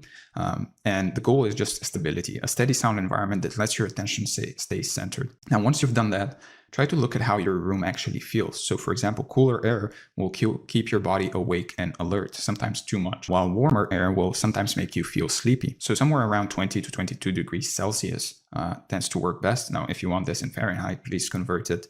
However, for me, I personally keep my room around 18 to 20 degrees. I've just noticed that I work best around that temperature. It's also great for sleep. 18 to 20 is kind of the great middle. Again, you should try to test it for yourself. This is just a recommendation, but anywhere between 18 and 22 degrees Celsius tends to work best for most people. And you'll feel your energy hold longer when your body actually feels comfortably cool. So finally, try to think about scent. I know a lot of people actually don't think about this, but subtle, consistent smells like citrus, peppermint, or eucalyptus can actually boost alertness without distracting you. And a repeating scent can even become a mental cue sometimes that basically tells your brain that focus time has begun, especially if you use that scent only when you actually get into a focus session. Now, once everything is in place, try to make cleaning and resetting part of your daily rhythm. Now, before you end your workday, just try to take 5 minutes to organize. Stack your papers, close your computer, clear your desk. I usually clean my desk also with a wipe. So this short ritual will also tell your brain that work is done, and the next time you return, you'll feel ready to start without any hesitation. So to keep this system working, dedicate one day each week to a deeper reset. For me, it's Sunday. Try to clean your keyboard, dust your shelves, sort your drawers, organize your cables, just clean your whole house if you have to. Consistency here builds trust in your environment, and that trust will fuel calm, steady focus. And just try to add a touch of personality, like a photo or some artwork or a small object that basically means something to you. Too much decoration can actually distract you, but one or two personal touches can make the space feel like your own. With your physical setup now tuned to your brain's needs, you need to understand and be able to manage your time. So let's talk about time boxing and ultradian cycles. So time management isn't really about stuffing your schedule with more tasks. It's about using your natural energy wisely so that your work feels smoother instead of harder. And the human brain doesn't actually move in straight lines. It basically operates in repeating waves of energy and recovery and a constant rhythm between focus and rest. So these cycles actually control how alert you feel, how clearly you think, and how long you can actually sustain deep work before your fatigue starts setting in. So throughout the day, you'll hit natural highs where your brain feels switched on and your thoughts come easily. And these are basically your golden hours when learning, problem solving, and creative thinking flow naturally.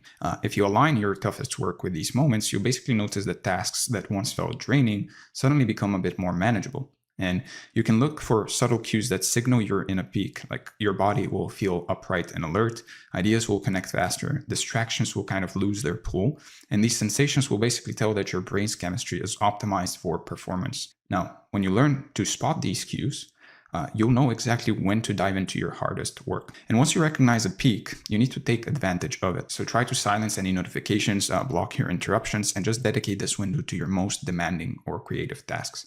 Working in alignment with your biology will actually multiply your efficiency without any extra effort. So after each high, your energy will naturally drop. So focus will start to blur and your mind will start to wander.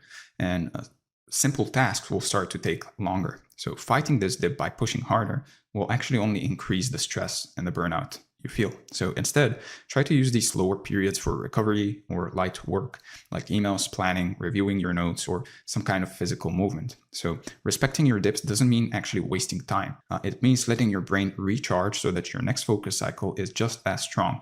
Even short breaks will actually reset your mental clarity and keep fatigue from building up. And you can think of these dips as an investment. Every short rest you actually take during the day will extend your total output across the week. And by protecting your recovery, you're actually really protecting your performance. Now, once you begin noticing these waves of focus and rest, you'll see that your best days aren't the ones where you work nonstop.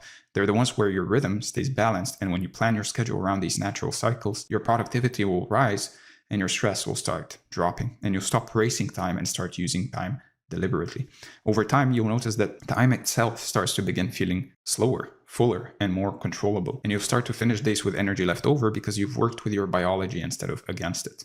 And this is the foundation of real-time mastery, turning rhythm into strategy rather than chasing efficiency through force. Now, the body and brain actually work in roughly 90-minute cycles called ultradian rhythms. And these natural waves control your energy, your focus, and your alertness. And each cycle begins with a slow build of energy, peaks in concentration, and then gradually tapers off as your brain needs rest. And when you ignore this rhythm, you actually burn out faster and find yourself doing busy work instead of meaningful work. But when you build your schedule around it, you'll start finishing more in less time, and your focus will feel smoother, steadier, and more powerful. So start by studying your daily energy curve. Over a few days, just track when your mind feels sharpest and when it begins to slow down. And some people actually peak early in the morning. Others find their stride after lunch or in the evening, and try to just look for these windows where your focus feels natural and easy, and use them as your foundation for deep work. So for me, personally, I do my writing usually in the mornings, and I do recordings in the afternoons because of those cycles. And so start by using a notebook or simple tracking app to basically log your energy levels every couple of hours throughout the day. You can also use something like Notion or a Google Sheet, and just pay attention to both how you feel physically but also mentally. So don't overcomplicate it. Just jot down a few short, honest notes like focused, sluggish, foggy, or energized, and just make sure you note down the time as well. And over the next few days, you'll start basically noticing trends in your alertness, and within a week, clear patterns will basically appear that reveal your body's rhythm. And you'll begin understanding your internal clock, as well as you understand your calendar, and you'll see which parts of the day actually naturally push you forward and which ones slow you down. Now, to make your notes more meaningful, try to also add some small details about what you were doing when your energy changed. So were you eating? Did you just eat? Were you sitting still? Were you walking? Were you talking to someone? These context clues will actually help you discover which activities drain your focus and which ones refill it. And then at the end of the day, try to look back at your notes for 5 minutes. Highlight when your focus peaked and when it dipped. And this simple reflection will actually strengthen your awareness and make you more intentional about how you plan the next day. Now, after several days, you'll notice repeating patterns. Maybe you're sharp in the morning, like me, but lose energy around lunch, or maybe you hit your stride in the evening. And once you see this clearly, you'll understand that your focus isn't really random, but it's pretty predictable. And once you identify your highs and lows, you can draw them out visually and create a simple chart or graph of your energy levels over the day.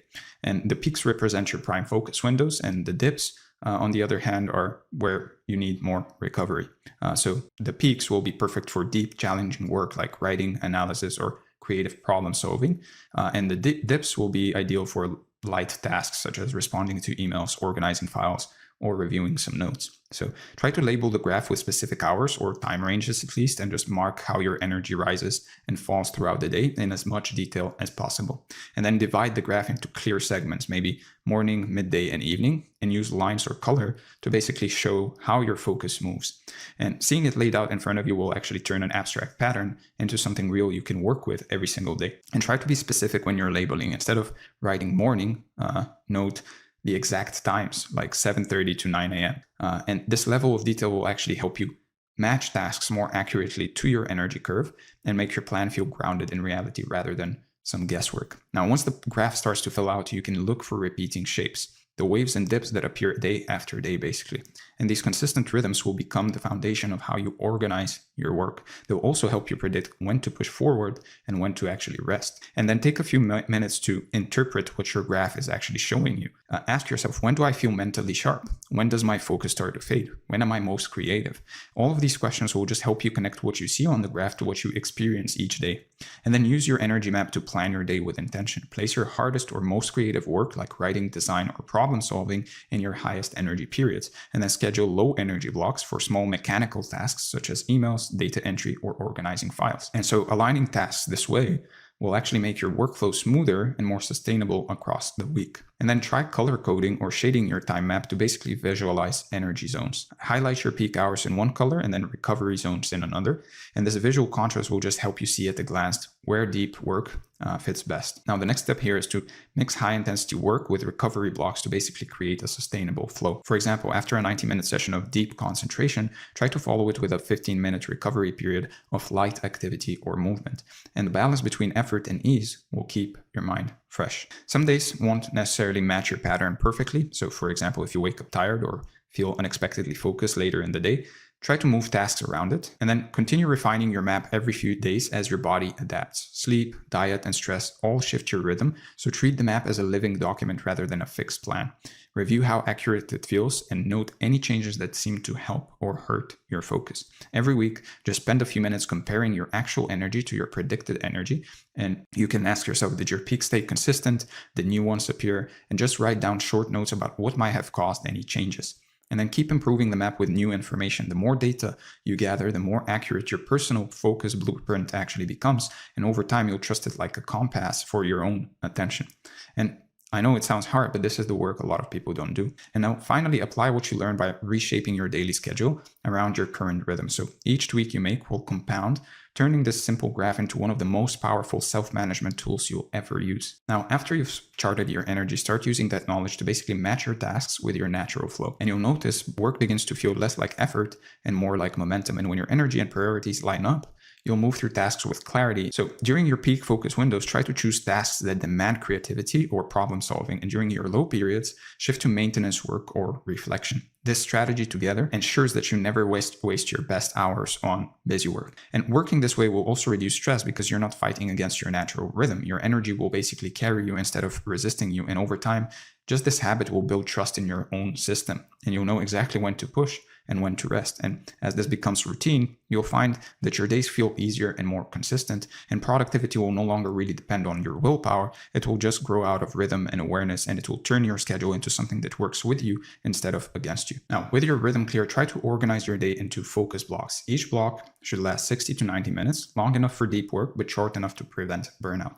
And between blocks, you'll take short, intentional breaks that refresh your energy without losing your flow. So during each focus block, commit fully to only one task. Close all tabs, silence your notifications, and give your mind a single target.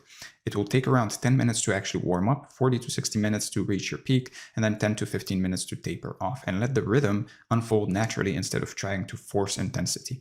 Now, between blocks, take 5 to 10 minutes to truly step away. Stand up, move your body, hydrate, or breathe deeply. Just don't fill the break with new stimulation like scrolling or texting, because it actually doesn't allow for your mind to relax.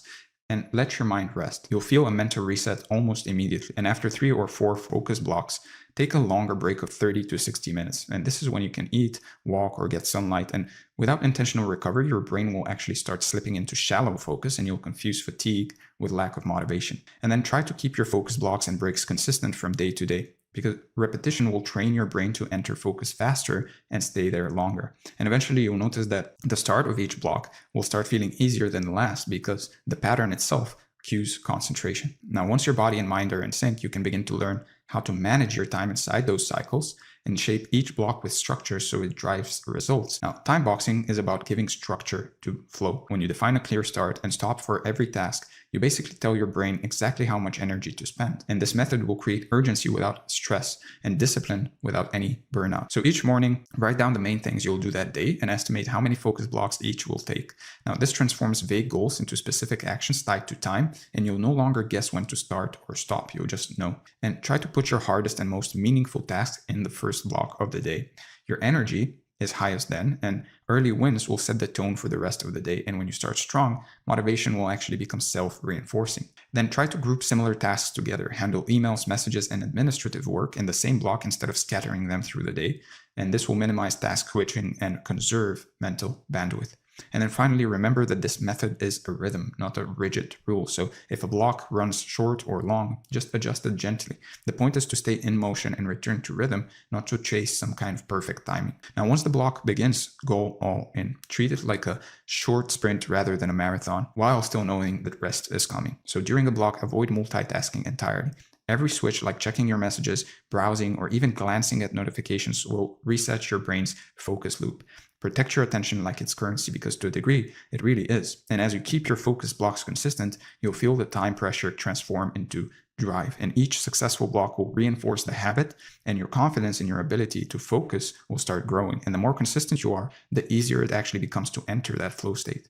Now, when your timer ends, stop even if you're mid-sentence. And this is very important. It might feel uncomfortable at first, but it trains your brain to view focus as a repeatable process rather than some kind of a draining event that you're forcing yourself through. And when you return, you'll pick up exactly where you left off, and most likely you'll be sharper and faster, and you'll enter work easier and flow easier because you've left it at a point where you can just continue rather than having to start all over again. Because if you just finish your work in that block and you actually don't leave it where it is as something to continue, and you just finish it there, it will later on, when you try to enter into a more focused state once again, or in another focus session, it will feel like you're starting again.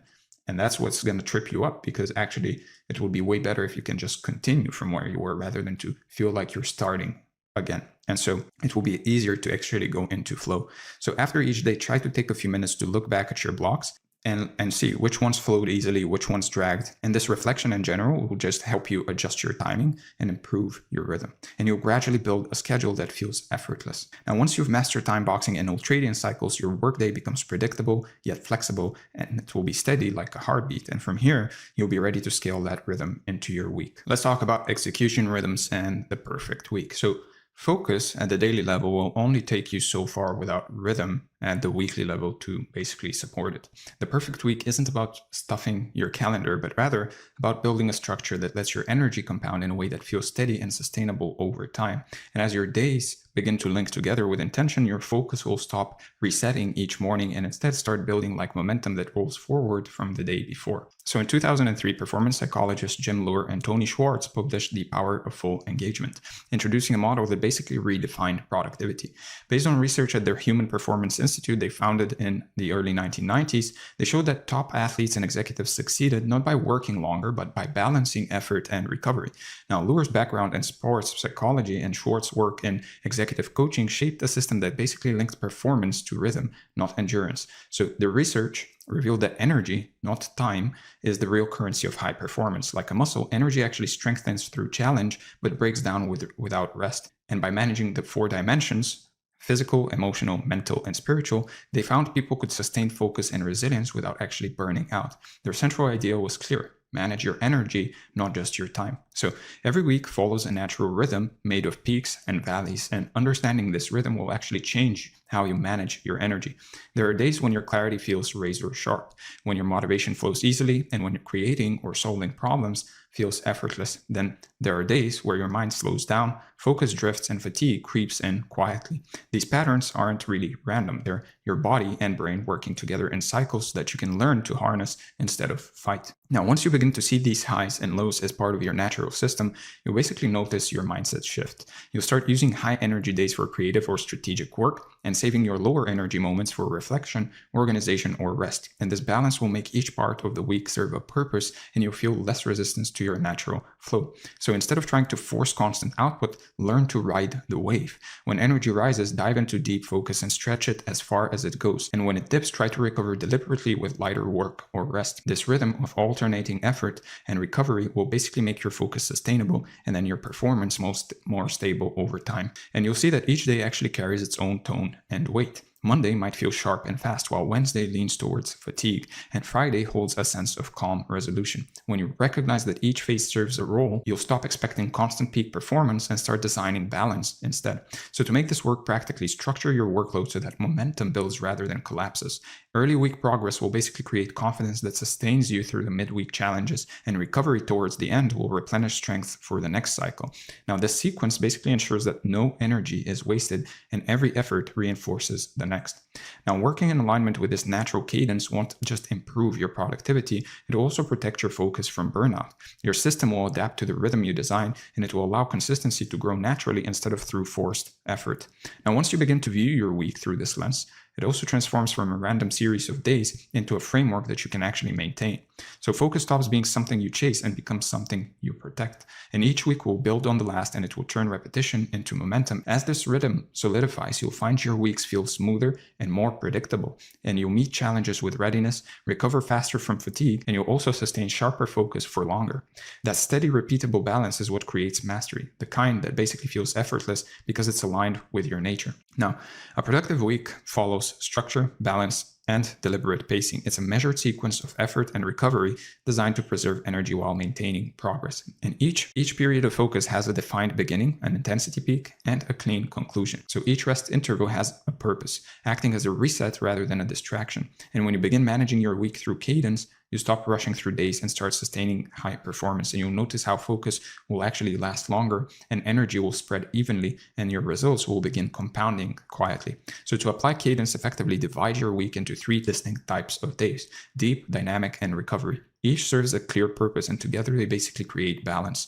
Deep days are for full immersion and high focus work. Dynamic days are for interaction, collaboration, and creativity. Recovery days are for recharging the mind and body. Start by selecting 2 or 3 days for uninterrupted, high intensity focus. Now, these are going to be your anchor points, the foundation on which progress is basically built. So keep your calendar clear, eliminate any distractions, and dedicate the first 3 hours of the day to your hardest work. And as you do, you'll notice that finishing these demanding tasks early will create the freedom and clarity for the rest of the week. Now, the evening before, try to outline your objectives in detail so that there's no hesitation in the morning. Have all of your materials ready, your tabs closed, and distractions removed, and this will help your mind actually enter flow state faster. And then keep your body aligned with your cognitive effort. Eat clean, stay hydrated, and move lightly before work. Treat your deep days like training sessions for your brain. Warm up, execute, and recover. And then track your results during each deep session. Now, after deep work, switch gears into collaboration and creation. These are going to be your interaction days, rich in movement and exchange, and they provide the stimulation needed to spark new ideas and break monotony. So try to batch calls, meetings, and brainstorming sessions in clustered blocks to reduce constant context switching. Then use the energy from human interaction to actually refine your ideas or develop some strategies. And then close dynamic days with some kind of a short recap. Note your discoveries, your conversations, or ideas that are worth pursuing, and this will ensure nothing actually that's valuable slips through the cracks. And then finally, preserve at least one day for complete reset. This isn't optional. Without recovery, the entire rhythm will actually collapse. So rest means disconnecting fully from your work cycles. Step away from screens, get sunlight, or engage in slow restorative activity. Now, your brain consolidates information during these rest periods. So use the downtime to repair your body as well. Stretch, eat well, and just try to sleep for a bit longer. And then try to spend quiet time reviewing your week's results. Identify what energized you and what actually depleted you. Now, the way your week unfolds determines how your energy carries through it. A strong sequence builds continuity, each day leading logically to the next. So start each week with clarity, move through collaboration, and then close with reflection. So begin your week with deliberate intensity and structure. Treat Monday and Tuesday, and possibly Wednesday, as the pillars of your performance. They define your rhythm and sets up the psychological tone for everything that follows. And then start fast, stay focused, and let the first 2 days act as a launch pad for progress. Now, what's important is to protect these early mornings like appointments with your future. They are your highest mental peaks before distractions start multiplying. So keep them reserved for deep, meaningful work. And then make your environment frictionless. Close non-essential tabs, silence your devices, and tidy your workspace. And then support your focus through the body. Hydrate, stretch lightly, and eat to stabilize energy rather than spike it. So repeat this early week format weekly. With repetition, your brain begins to expect focus rather than resist it, and it will make Mondays and Tuesdays automatic engines for execution. So try to spend Sunday evening planning your week, review your goals, outline deep work blocks, and anticipate possible friction points. And then try to track what you accomplish early in the week. Quick progress on essential tasks early in the week will build emotional inertia that carries you through the midweek. And then finally, on Tuesday evening, try to reflect briefly on what went well. Now, as the week unfolds, transition smoothly into collaborative effort. Wednesday and Thursday act as adaptive pivots and balance structure and interaction. Energy will dip naturally, but if you coordinate properly, you'll be able to preserve your momentum. So use the midweek to manage logistics and communication that support earlier deep work. Batch meetings, group brainstorms, and plan calls together to basically protect your attention. So keep meetings within defined time ranges like late morning or early afternoon, periods when social energy is naturally higher. And then set strict timeframes and clear objectives for each meeting. And then finally, immediately document the meeting outcomes. Quick written notes will prevent any loss of clarity and open loops. And then maintain moderate effort through rhythm. Work in 45-minute sprints, followed by short resets to basically conserve your energy. And on Thursday evening, try to reflect on your progress and recalibrate. Decide what will be completed Friday and optionally Saturday and Sunday, and what can roll forward into the next week. And between tasks, move briefly, hydrate, and breathe deeply. And when communicating with others, try your best to engage intentionally. Ask yourself whether each interaction moves your week's goals forward or not. Having awareness around this will filter out any signal from noise, and then feed any insights back into your core projects. Turn those discussions into decisions and ideas into concrete action steps so that nothing stays on your mind like a vague open loop. And then finally, end your week by transforming your actions during the week into lessons. Friday or Saturday can be your cool down period, a time to basically review, synthesize, and then set the stage for renewal. So take 15 minutes to evaluate the outcomes you had this week and ask yourself what worked well, what slowed you down, and what needs adjusting. And then write down your wins, your lessons, and your improvements, and any challenges you had during the week. And that way you'll turn your activity into tangible lessons that you can use. And it will transform your effort into basically unstoppable progress over time, because those lessons will start compounding. And you're essentially creating your own feedback loop of improvement every single week. Now, something that helps me transition into real life is to basically create a deliberate sense of finality. I organize my desk, finish any loose ends, set up reminders, and then note down what must be done next week. And so I mark the end of my week with a simple ritual, usually a short journaling session, and the ritual acts as a mental switch that basically tells my system to rest after it's done. And then I try to fully disconnect through the weekend, especially from social media, and especially on Sundays, because my mind recovers in that stillness. And because of that, new insights, lessons, or ideas will often surface spontaneously during that time because I'm not chasing them, and I make sure to basically write them down, either as a reminder on Notion or in my notebook. Now, once your week flows in sequence and rhythm, just pause to recognize what you've actually built.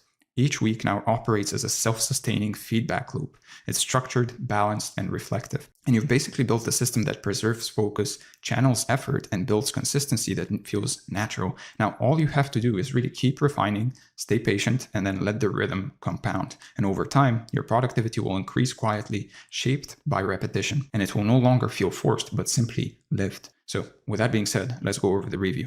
We talked about the foundations of hyperfocus, clarity targeting, environment lockdown, time boxing and ultradian cycles, execution rhythms, and the perfect week, the review, and finally your action items for the day or the next few days. First, build your week before it begins. Choose at least 2 deep days, at least 2 dynamic days, and at least 1 full recovery day, and then block them into your calendar. Then guard your focus windows as if they were meetings with your future self. Silence any notifications, clear your desk, and communicate your boundaries to others. And then finally, end every week by reviewing what worked, what didn't, and what can actually improve. And write down your insights before disconnecting for rest. This will transform your routine into a system of continuous refinement and improvement, and a machine for improvement that basically compounds over time. With that said, if you enjoyed this video, make sure to give it a like, subscribe to the channel for more, comment below to let me know what you would like to see next. And if you're an entrepreneur, creator, or a professional and you want to work with me personally one-on-one, then make sure to book a call from the second link in the description. And if you want this document along with this training, make sure to join the free community from the first link in the description. With that being said, thank you for being here, and I'm going to see you in the next one. All right, hello and welcome to this training. As you can see from the title, what we're going to be covering today is how this one daily habit quietly builds the life of your dreams. And as you can see from the overview, what we're going to be talking about more specifically is first the overview itself, the 1-task rule, the winner's loop, the escalation effect, the review, and then your action items for the day or the next few days. Now, as always, if you want this document along with this training, make sure to join the free community from the link in the description. We also host free coaching calls every week in there. If you want to work with me one-on-one, then make sure to book a call from the link in the description. And if you want weekly newsletters on improving in every aspect of your life, meaning health, wealth, love, and self, then as always, make sure to join the newsletter from the link in the description. Now, with that said and out of the way, let's get started and talk about the 1-task rule. So there's this thing that almost everybody gets wrong when they try to change their life. And honestly, I got it wrong for years as well. The default assumption is that transformation requires more habits, more routines, more goals stacked on top of each other, more discipline spread across a dozen different things all at once. And that assumption sounds reasonable on paper, right? Which is probably why so many people keep falling for it. But in practice, it often leads to this incredibly predictable cycle where you start strong on Monday, feel the weight of everything you committed to by Wednesday, and quietly abandon the whole project by the following week with nothing to show for it except another round of proof that you can't stick with anything. Now, the real issue really is that you're trying to do everything at once, and it creates this kind of decision fatigue or paralysis that actually makes you less likely to do anything at all. Your brain is essentially spending all of its energy just sorting through what to focus on. And the tricky part is that this paralysis often disguises itself as productivity or planning. You tell yourself you're getting organized or mapping things out while weeks go by and you haven't really done a single meaningful thing towards any of your goals. And the moment you accept that you only need to do one thing per day, there's this immediate drop in pressure that frees up the exact mental space you need to actually follow through on something. And if you just think about it honestly for a second, one thing done every single day for a year is 365 actions in one direction. That's more focused effort than most people accumulate in 3 years of scattered attempts at 10 different goals. And the principle that holds the whole thing together, and it's actually so simple that people tend to dismiss it right away, is to never have a 0 day. A 0 day is any day where you did absolutely nothing towards your goals, right? Not even the smallest possible action towards the thing that matters to you.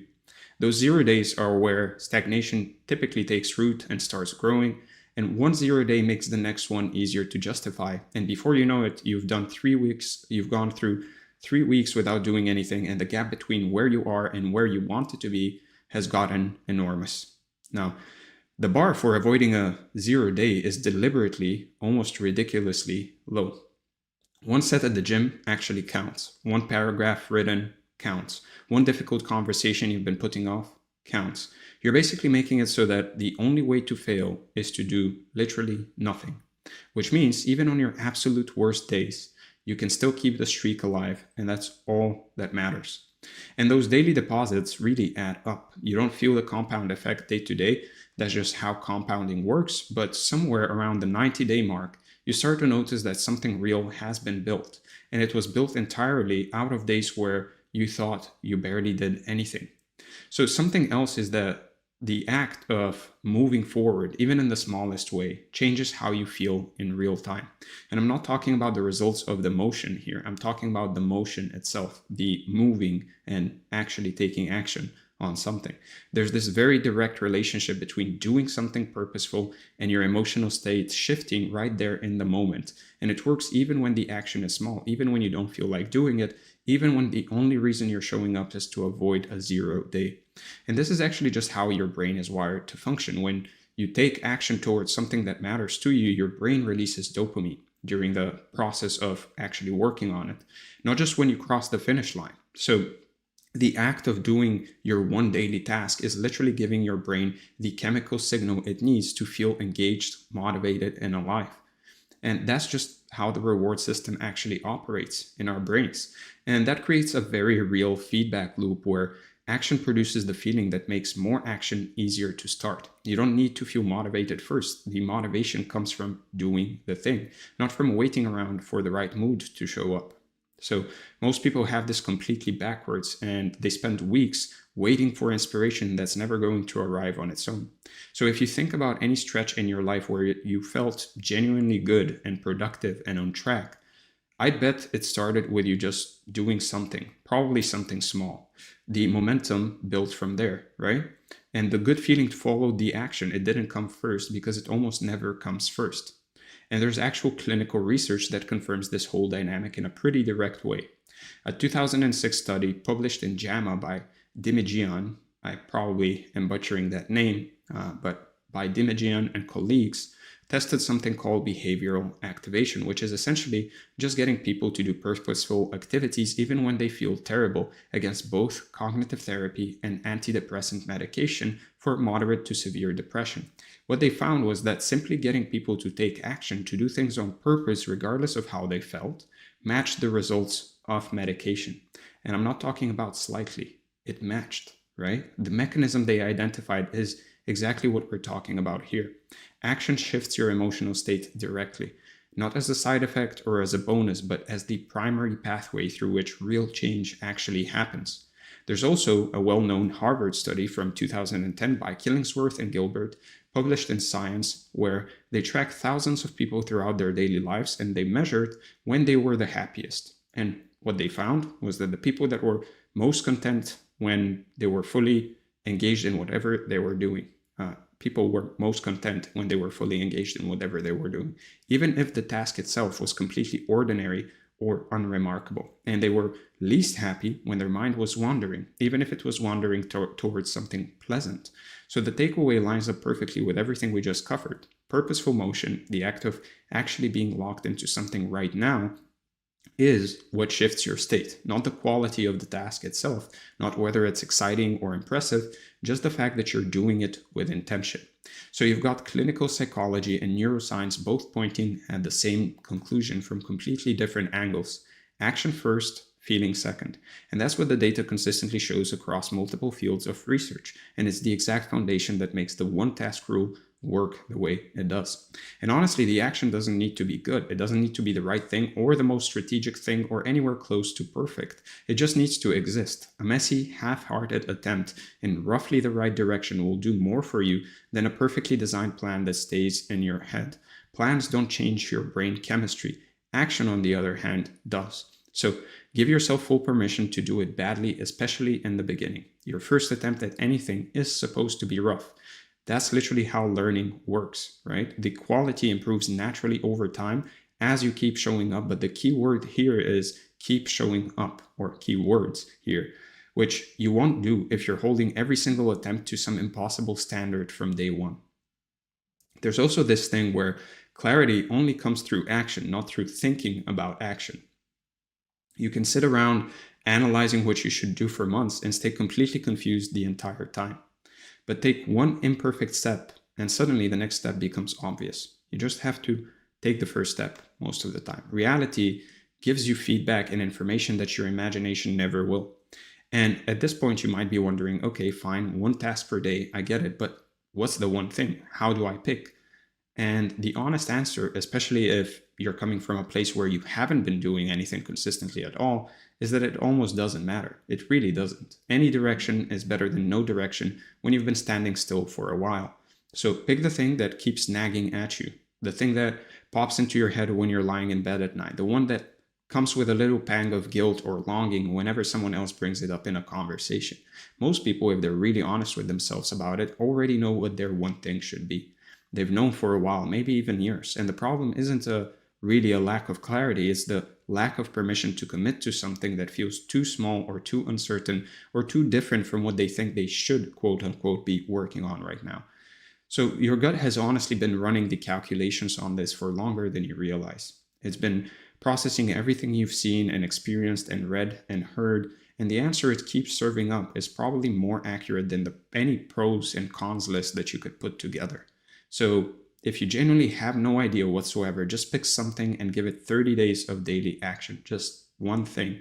30 days will tell you more about whether this is the right direction for you than 30 days of thinking about it could. So you'll waste way less time if you just go in the wrong direction than if you just sit and plan on which is the right direction. And you'll discover that it fits or discover that it doesn't. And both of those outcomes are infinitely more useful than another month of standing still. So once you've got your direction, the next move is to narrow it down to the smallest possible daily action that still counts as forward motion. Not what you do in a perfect world with unlimited energy and zero distractions, the thing you can genuinely follow through on during your worst day, when you're exhausted, when you don't feel like it at all, when everything in your body is saying just skip today and start fresh tomorrow. And that minimum might be 5 minutes of focused work, 1 page of reading, 1 sentence written. It sounds absurdly small. And that's the entire point. Absurdly small means zero excuses on any day ever. And doing something absurdly small is infinitely better than doing nothing, which is exactly what happens when the bar is set at 6 hours of deep work and you haven't done that once in the past month. So what actually happens in practice is that you almost never stop at the minimum. You sit down to write 1 sentence, for example, and 3 paragraphs come out before you even think about stopping. You do 1 set at the gym and then figure, well, I'm already here, and knock out 4 more. The minimum gets you in the chair and the momentum handles everything after that. However, this is a byproduct, right? This is not the goal. The goal isn't to always overshoot the minimum. What's important is to allow yourself to stop at the minimum if you need to. So let's just run the numbers for a second. 1 small action per day, let's say 15 minutes of focused effort towards one thing, that's about 7.5 hours per month of dedicated progress.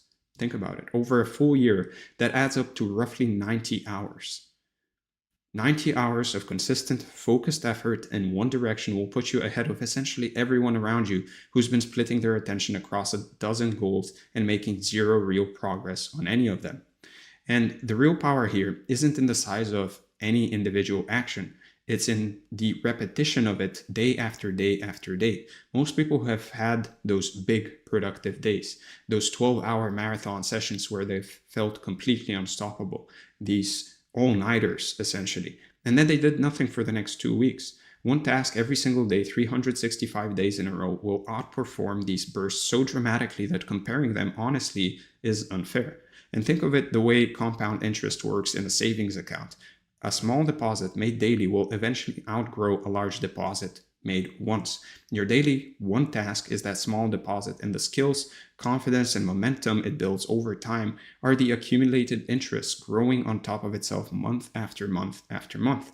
And most of this compounding is invisible for the first stretch, which is something that you just have to accept going in. The first month might not really feel like anything meaningful happened, right? The first 3 months might still feel frustratingly slow.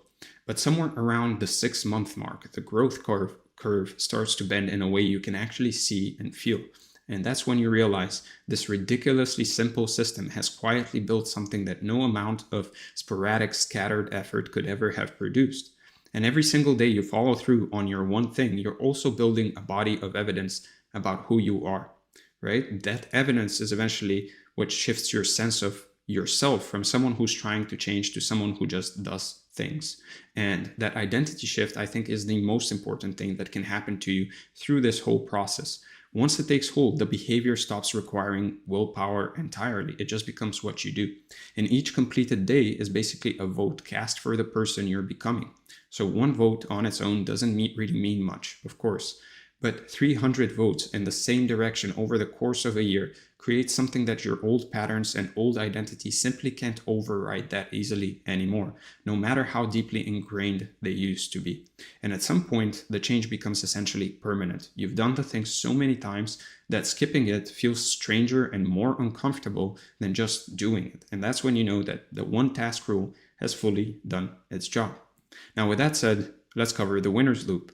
So now that you've got your one daily action locked in, the piece that takes everything we just talked about and makes it significantly more powerful and is a force multiplier for everything we talked about is the winner's loop. At the end of every day, write down 3 wins, 3 things that happened today that you're counting as victories, regardless of how small they might seem.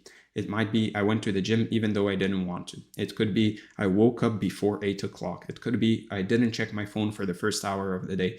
All of those count, right? Those absolutely count. And don't let anyone, including yourself, tell you otherwise. The reason this matters goes way beyond just feeling good about yourself, even though it definitely does that too. It's actually about training your brain to scan for evidence of progress instead of scanning for evidence of failure, which is what most people's brains do by default.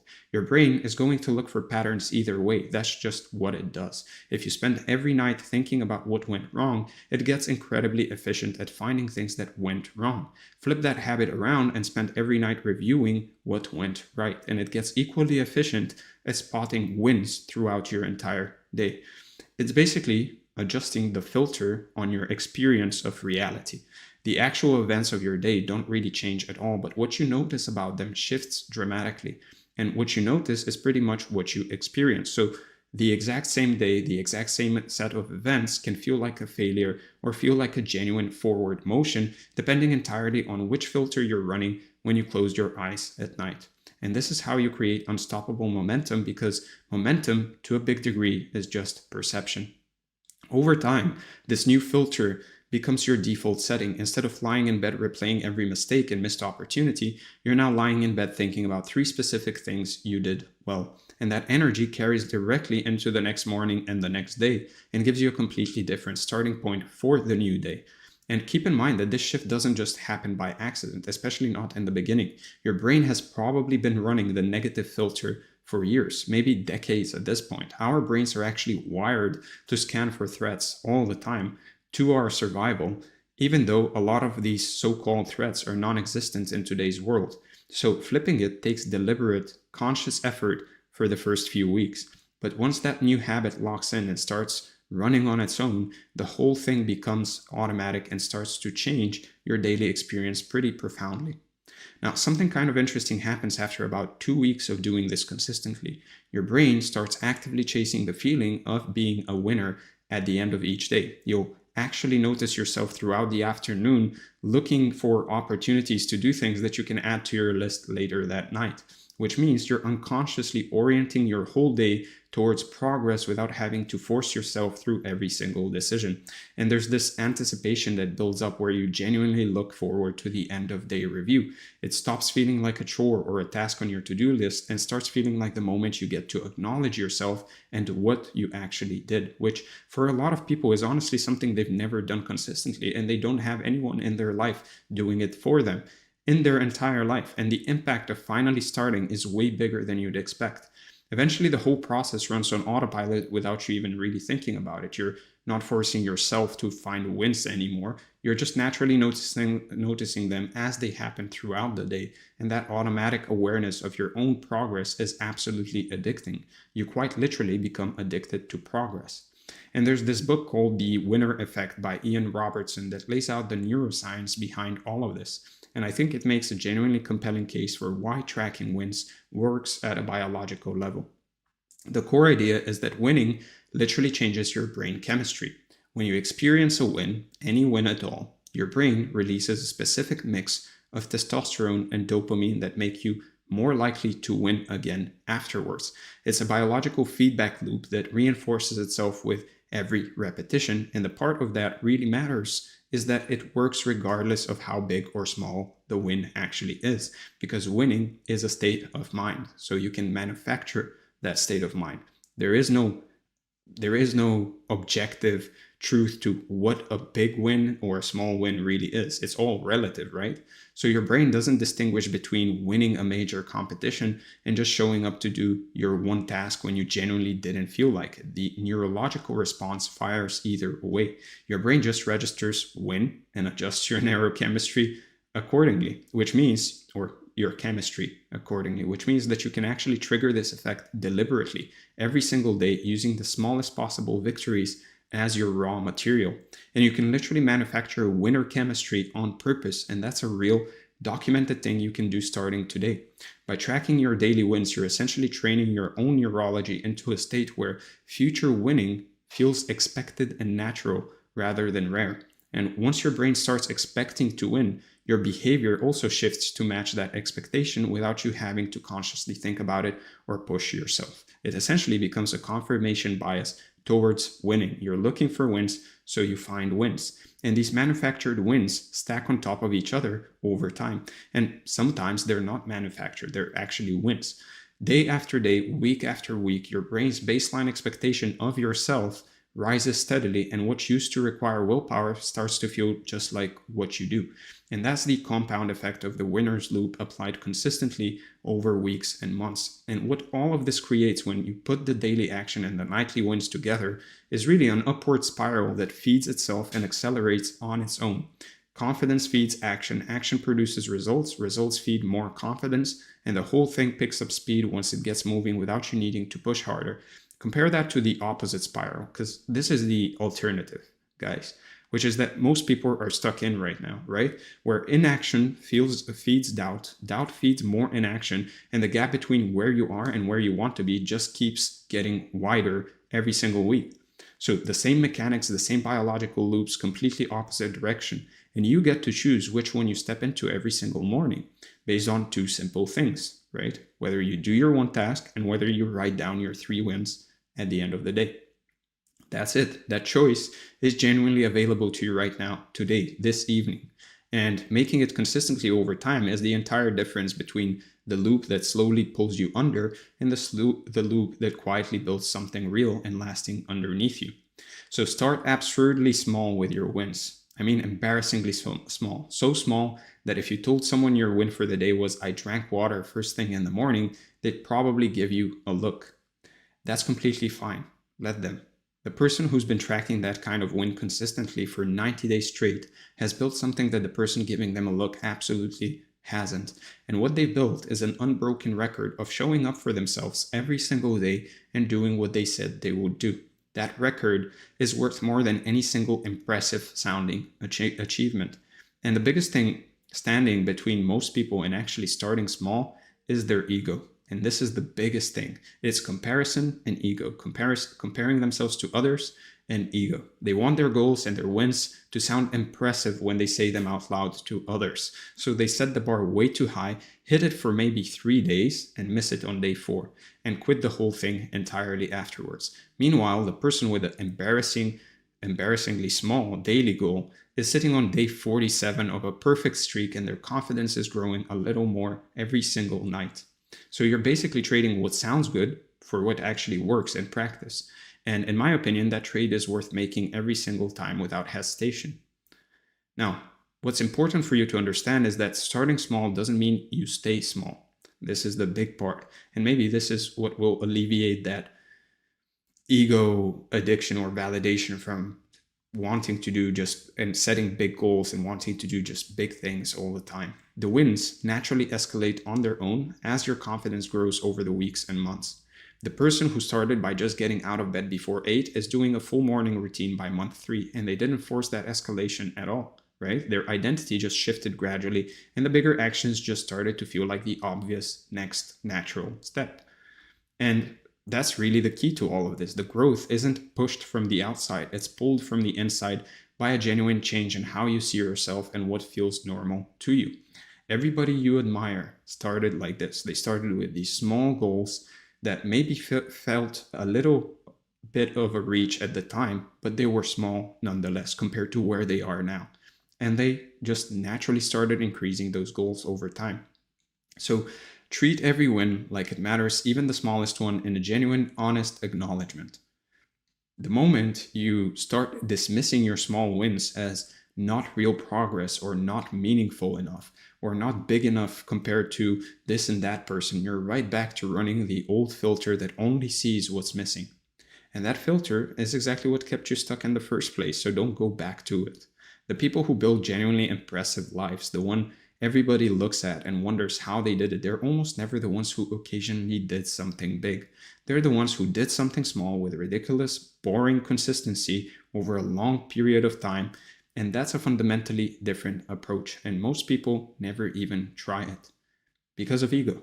Again, every small win you take the time to acknowledge is really a deposit in the bank of who you're becoming. And just like compound interest in an actual bank account, the early deposits always end up mattering the most in the long run because they're the foundation that everything else compounded on top of, right? Which means the wins you track this week might be the most important ones you ever track. So keep an actual written record of your wins, physically or digitally. It doesn't matter. Just put them somewhere you can watch the list grow over time. Mine are digital, but you can do it physically. Don't just think about them in your head and move on. The reason this part is so important is that there will absolutely be days, probably many of them, when you feel like nothing is working and you're not getting anywhere. On those days, you need to be able to look at a list of 200 documented wins and tell yourself, here's the evidence that I'm clearly moving forward, and let the evidence override whatever feeling is trying to convince you otherwise. Now, this record becomes your strongest tool against self-doubt and against any of that ego, right? Over the long run, when the voice in your head starts telling you that you're not making progress, you've got a tangible written list right there that says the exact opposite. So think of it as a safety net for your own psychology. You're building a case file that protects you from the inevitable low moments and waves of doubt that come with any worthwhile pursuit. Having that case file readily accessible means that you become the lawyer for yourself. It means that those low moments, that temporary dips, stay temporary dips instead of turning into reasons to quit everything you've been building. So make it a weekly practice to actually scroll through your wins from the last 7 days. And that 5-minute review, just 5 minutes once a week, will reinforce the identity shift more powerfully than anything else you could do. And the reason is simple. It's your own evidence. It's your own track record of the actions you actually took, proving that you already are becoming the person you set out to be. It's just confirmation. Confirmation bias working in your advantage. So making your progress visible to yourself in writing is one of the most underrated things you can do for sustained long-term change. Most people's progress is completely invisible to them. That's why when they start comparing their lives to other people, they feel like they haven't done anything. But you're seeing the wins of that other person because they're sharing them online, for example, and yours are nowhere to be seen. You don't document them in any way, whether it's digitally or physically or on social media. You're tracking none of it. So of course, when you compare your life to others, you're going to feel like you're doing absolutely nothing. They never write any of it down. They're relying entirely on memory to track how far they've come, and memory is terrible at this job. It's biased towards recent events and negative emotions and negative news, and it consistently underestimates how much you've actually accomplished over any meaningful stretch of time. Why is it biased towards recent events and negative emotions and negative news? Because it's looking out for threats all the time for your survival, even though those threats don't necessarily exist nowadays. A written record is objective. It doesn't care about how you're feeling today or whether you woke up in a bad mood. It just shows you the facts. And the facts accumulated over a period of months will almost always tell a significantly more positive story than your feelings alone. A year from now, that record will contain well over 1,000 documented wins if you do at least 3 per day. The person who wrote those early entries, the ones from the first week, will feel like a completely different human being from the person reading them back 12 months later. That gap between who you were when you started and who you've become is the clearest, most undeniable evidence that this whole system actually works. And the craziest thing is when you look at your wins from 3 years ago or 5 years ago, if you keep this habit up, you'll be completely surprised at where you were and where you are now. And you'll realize that those moments where you felt like nothing is working eventually turned into something that actually worked. And you'll stop doubting yourself so much. You'll stop doubting in those low moments, because everyone has those. Even the most successful people on planet Earth have those low moments, but yet they know what they've done during their life and they remind themselves of it. And it's crazy when you're able to actually go back and look at all these small wins that you wrote 5 years ago, those small private victories essentially that you had and nobody knew about. Only knew about them back then. And you thought they're small, maybe. You thought that you didn't know if things are going to be working out, that you didn't know if things are going to work out in your favor in the future. You just wrote those down because you wanted to just pat yourself on the back, even though you're not where you wanted to be. You wrote them down to acknowledge yourself. And looking at those 5 years later, it's kind of insane. It's an insane experience that it's kind of unexplainable. But you'll see, if you keep this habit up, you'll see what I mean by that. And your confidence will really, really grow just because of that. So what happens once you've been running the one task rule and the winner loop together for a while? The escalation effect. The escalation happens on its own. You don't have to plan for it or schedule it or set bigger goals through sheer force of will. What actually happens is that your sense of yourself shifts so thoroughly and so fundamentally that the small daily actions start to feel too small. But this time it's not because of ego or because somebody told you to aim higher or because you read some article about thinking bigger and setting 10x goals. It happens because you've genuinely become someone who operates at a different level now. And the old minimum just doesn't match who you are anymore. And this is the most natural form of growth you'll ever experience. It's not driven by anything external. It's pulled forward by a real earned change in who you see yourself as. That happened gradually through all those daily tasks and nightly wins you've been building up. The person who started by getting out of bed at 8 doesn't have to discipline themselves into waking up at 7 now. They just do it because they know they can, because they have a body of evidence that they've done it for a year straight, right? So along with that shift, the friction that used to come with the daily action starts fading away too. Things that took real noticeable effort in month 1 become almost automatic by month 3, which frees up mental energy and willpower for whatever naturally comes next. Now, most people are genuinely pleasantly surprised by how quickly this shift actually happens once it starts. They go in expecting change to be slow and grinding and painful for a really long time, and then they look up after 60 days and they realize they're doing things that they thought were months away, simply because consistent daily action moved them forward faster than they would have predicted. And on top of that, they've been tracking their wins, which just compounded the effect of winning every single day and the momentum they had. So each day you complete, like we talked about earlier when we covered building evidence, puts you one notch forward. and you can't really slip below that notch anymore because the accumulated proof is too strong for your old patterns to override. You'll still have off days here and there, and that's completely normal and expected, but your floor keeps rising week by week, which means your worst days 6 months from now will honestly look better than your best days did back when you first started doing any of this. And that rising floor changes the entire game because now you're not fighting every day just to maintain some shaky baseline. The baseline goes up on its own while you stay focused on the simple daily actions. Now, the forward motion you've stored up by that point is so strong and strong enough to absorb real setbacks without falling apart. Bad weeks, unexpected problems, life throwing something difficult at you out of nowhere, none of it puts you back at the beginning anymore. You've built up too much accumulated progress and evidence for any single disruption to erase what you've created. So real growth, the kind that actually lasts and changes your life, looks more like a staircase than a straight line when you zoom out on it. So each step feels hard while you're on it. You're uncomfortable. You're not totally sure if you can actually sustain this new level. You're wondering if maybe you've pushed too far too fast, but then you settle in after a few weeks. It becomes your new normal, and the next step starts looking natural, even though just a month ago it would have seemed completely out of reach. And each new step gives you a perspective you simply didn't have before. You're literally higher, right? You're standing higher. So you can see further. You understand more about what's actually available to you and what you're actually capable of.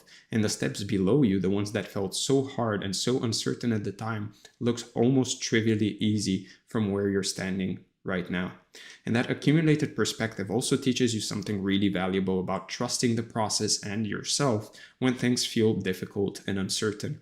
You now have an actual track record of handling steps that seemed impossible when you were standing at the bottom of them, which gives you a completely different relationship with difficulty going forward. Hard stops meaning that you should quit and starts meaning that you're most likely growing, and you start to love it. You start to become addicted to hard things. It's genuinely worth pausing every now and then to look back at where you started and honestly just take in how far you've actually climbed, even if you're not where you want to be. Not as an excuse to slow down or stop, but as fuel for the next step. Because recognizing your own progress and giving yourself credit for it is not supposed to slow you down. It's only supposed to slow you down if you think this is it, right? It's one of the most powerful things you can do to keep making more progress. And most people skip it entirely because they're too focused on the distance still ahead of them. And I'd add that this kind of honest reflection also really helps on the hard days, and there will be hard days no matter how consistent you are. Being able to specifically remember what you were struggling with 3 months ago, things that now feel completely effortless, gives you a very grounded, very real sense that whatever you're struggling with today is equally temporary. Now, I'll be honest with you, this whole approach requires patience, which I know isn't really what anyone wants to hear, but the staircase approach, the gradual one, builds something that holds up under real pressure and real adversity. The change everything overnight approach builds something that falls apart the very first moment life gets complicated, which it always does, and most of the time it just simply doesn't work. And if you've tried it in the past, you already know this. You've already tried to change everything overnight. How far along did it get you? Probably not too far. So slow growth is honestly the only kind that actually sticks around permanently. And the reason is that it gives your identity enough time to catch up with your behavior. Quick external changes with no internal shift underneath them always snap back to the original pattern eventually. Slow identity-driven change stays because the person making the change has genuinely fundamentally become someone different from who they were before. And every day you spend building gradually instead of rushing everything and looking for shortcuts that never work, you actually take a lot longer. It wastes a lot more time looking for shortcuts than actually just doing the boring work. Every day you actually spend building gradually is a day that strengthens the foundation underneath everything else. And a strong foundation means you can build as high as you want to later on without worrying about the whole structure collapsing under its own weight. And each level of escalation also does something else. It expands what you believe is actually realistic and possible for you in a very concrete, evidence-based way, where you can point to specific things you've done in the last few months that you previously would have said were beyond your reach. And that updated belief system built on real proof becomes the foundation for even bigger things going forward. So your track record becomes the thing you check against whenever a new challenge or opportunity shows up in your life, because every difficult situation will automatically get compared to what you've already handled and gotten through. And when your history includes months of consistent daily action, tracked wins, and a natural escalation, most new challenges just start to look surprisingly manageable by comparison to what you've already done. And this is basically a permanent recalibration of your internal difficulty scale. Things that would have felt 10 out of 10 difficulty a year ago now register as maybe a 5 or 6. They haven't actually gotten any easier in any objective sense. You've just got significantly more capable, and that recalibration of how you perceive difficulty doesn't go away once it's happened. That's why I like to say that the more capable you become, the more you become capable of.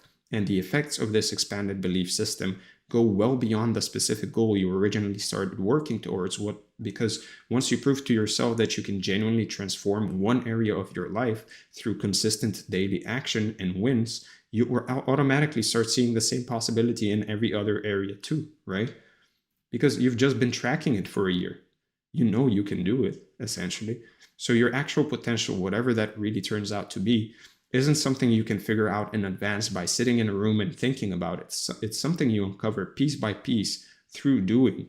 Each day of consistent effort reveals a little bit more of what you're truly capable of, which means the one task rule isn't really just about building one single habit in one area of your life. It's about gradually revealing a version of yourself that genuinely doesn't exist yet from where you're standing right now, but it will. So the limits you're imagining from your current position are almost definitely way lower than your real ceiling. And I can say that with a lot of confidence because almost everybody underestimates themselves at the starting line, and honestly in general. The only way to find out where your actual ceiling is to start climbing and keep going long enough to see what opens up. The escalation doesn't stop unless you personally decide it stops. There's always a next level. There's always a bigger version of you, of whatever you're building. There's always a new capacity to grow into that you couldn't even see from the previous step. And I'm not saying this as pressure to always be pushing. I'm just making you a promise that this game stays interesting and rewarding for as long as you choose to keep playing it. So to zoom all the way out now, you start with one task per day, like we talked about at the beginning. You track 3 wins every night, which triggers the winner's loop. Your confidence starts rising steadily. Your identity shifts over the weeks and months, and the escalation happens naturally on its own without you having to force it. You set bigger goals and you actually hit them, and then at some point, maybe 6 months in, maybe a year, you look around at your life and it's genuinely, noticeably different from where you started. And the whole thing, every bit of it, traces back to that very first day when you decided to just do one small thing.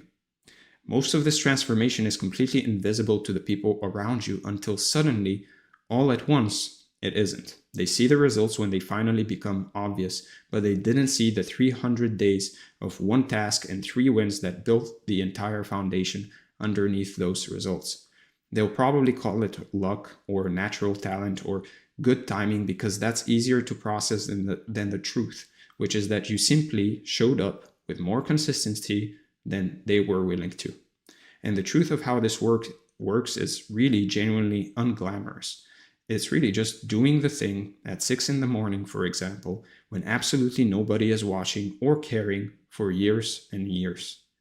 It's the journal entry that nobody will ever read, sometimes not even you, right?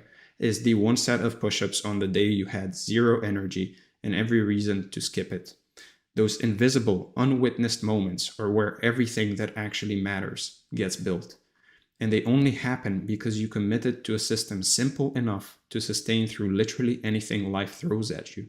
So let your own record be the proof, your own documented written list of daily actions and daily wins accumulated over months, proving to you and to anyone paying attention that the most powerful thing in personal development isn't talent or luck or perfect timing or being born in the best family.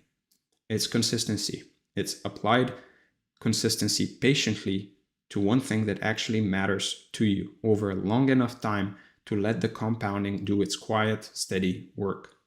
And the life you build through this process, the person you become along the way, extends well beyond just your own experience. It becomes a real, visible example for the people around you, whether they're watching closely or just noticing from a distance. When someone sees a normal, regular person transform their life through something as simple and accessible as one daily task and 3 nightly wins, it makes the whole thing feel genuinely possible for them too.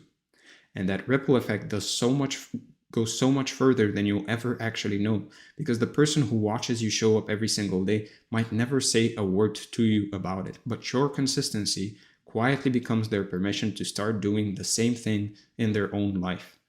And their transformation creates another ripple and another after that, all of them tracing back eventually to the day you decided that one task per day was enough to begin with. So start today, not tomorrow morning, not next Monday, today. Just pick your one thing, do it, write down 3 wins before you go to sleep tonight, and then wake up tomorrow and do it all again. That's it. It's almost offensively simple, and I'm telling you right now, it works. With that said, let's cover the review. We talked about the overview, the one task rule, the winner's loop, the escalation effect, the review, and your action items for the day or the next few days. First, pick one task that moves you towards the thing that matters most to you right now and commit to doing it every single day with the bar set low enough that you can actually follow through even on your worst, most exhausted, least motivated day of the year. Don't set big goals. I'm telling you, this is a trick of your brain so that you don't do anything. Then write down 3 wins every night before bed, no matter how small they seem to you in the moment, and keep a running written record you can go back to whenever self-doubt shows up trying to convince you that you're not getting anywhere. And finally, let the escalation happen on its own by staying consistent with your daily task and your nightly wins, knowing that the identity shift will carry you towards bigger goals and bigger actions naturally without you ever having to force it. With that said, as always, if you enjoyed this training, make sure to join the free community from the link in the description if you want to get the document. If you want to work with me one-on-one, make sure to book a call, again, from the link in the description. And if you want weekly newsletters on improving in every aspect of your life, meaning health, wealth, love, and self, then make sure to join the newsletter from the link in the description. As always, thank you for being here. Thank you for the support. And I'll see you in the next one. All right, hello and welcome to this training. As you can see from the title, what we're going to be talking about today is how I accidentally discovered a glitch in human productivity. And as you can see from the overview, what we're going to be talking about more specifically is first the overview itself, the day everything broke, the glitch I found by accident, how to exploit the glitch every single day, the review, and then finally your action items for the day or the next few days. So before we get started, if you want to work with me one-on-one, make sure to book a call from the link in the description. If you want this document along with this training, make sure to join the free community again from the link in the description. And if you want weekly emails on how to improve in every area of your life, meaning health, wealth, love, and self, then make sure to join the newsletter again from the link in the description. With that out of the way, let's get started and talk about the day everything broke. So for about 2 years of my life, I was doing everything right. At least that's what you would think. Like if you looked at my routine on paper, you would have said this guy has it figured out. He's waking up at 5 a.m. He's got a full productivity system. He's tracking his health, his business, his relationships, his personal development, all of it neatly organized with systems and checklists and daily rituals. And I was completely stuck. And I want to tell you this story because there's something hiding inside it that completely changed how I think about productivity, something I didn't find on purpose, something I basically tripped over by accident. And if you're someone who's doing a lot, but not really seeing the results you think you should be getting, this might be the most important thing you'll hear all year. So I was waking up at 5 a.m. every single day. And for anyone who's done this, you know how easy it is to undersleep if you went to bed just 30 minutes later than usual. So sometimes I was underslept. Immediately, I would jump into my morning routine, then going straight into my to-do list which was always very full, like genuinely packed, because I had convinced myself that being productive meant getting absolutely everything done, every task, every follow-up, every little admin thing, every workout, every meal prep, every relationship check-in, every piece of content, all of it, every single day. Now, the sheer volume of what I was trying to manage on a daily basis was honestly staggering sometimes when I look back at it now, because I wasn't just working, I was trying to optimize every single domain of my life simultaneously. Health, wealth, love, spirituality, personal growth, and each one of these had its own set of habits and tasks and systems attached to it. So my days were basically just back-to-back execution from the moment I opened my eyes until I collapsed at night. And the tricky part was that it did feel productive. Like genuinely, I was checking boxes, completing tasks, I was getting things done. And from the outside, it looked like I was crushing it, right? And the actual results were very, very small. The tangible outcomes in my life and work were weirdly flat. And on top of that, I was constantly tired, not necessarily physically, but mentally drained in this low-grade way where my thinking always felt a little foggy, a little shallow. Like I never had the space to actually think deeply about anything because I was too busy managing the system I'd built around myself. Now, the system itself had become this massive thing, like layers of routines, trackers, to-do lists, schedules, review protocols, and all of them on different apps. And every single day basically required a significant amount of energy just to start with operating the system before I even started doing the actual work, which is something I didn't see at the time because I was so deep inside it, but the friction was actually enormous. And it's hard to explain unless you've been there, but the weight of maintaining all of that, like the cognitive overhead of that, of just knowing everything that needs to happen today, and needs is in quotes, right, was like carrying a backpack full of rocks while trying to sprint. Like you can still move forward, but you're burning 3 times the energy for half the distance. And I was completely blind to it because I'd been doing it so long that it just felt normal. Like this is what being disciplined looks like. I thought this is what a productive person does. And if I'm not seeing results, it must mean that I need to do more. Like I need to optimize harder, add more, wake up earlier, add another system, which is exactly the wrong conclusion. And what the breaking point actually looked like was way more mundane than you might imagine. And in a way, that's what makes it so important, because the thing that changed everything was genuinely unremarkable at the time. So let's talk about the glitch I found by accident. So one day, and I remember this clearly, I woke up and I looked at my system, all the routines and tasks and checklists, opened up all the apps for the day, and I just didn't use them. Not as like a bold decision of my own, like a courageous decision or some kind of an intentional experiment. I just couldn't bring myself to really start doing the things because the friction was too high. There were too many moving parts and something in me just went, not today. So I closed it and I decided to just wing it and manage my energy appropriately and just focus on whatever felt like the most important thing for the day.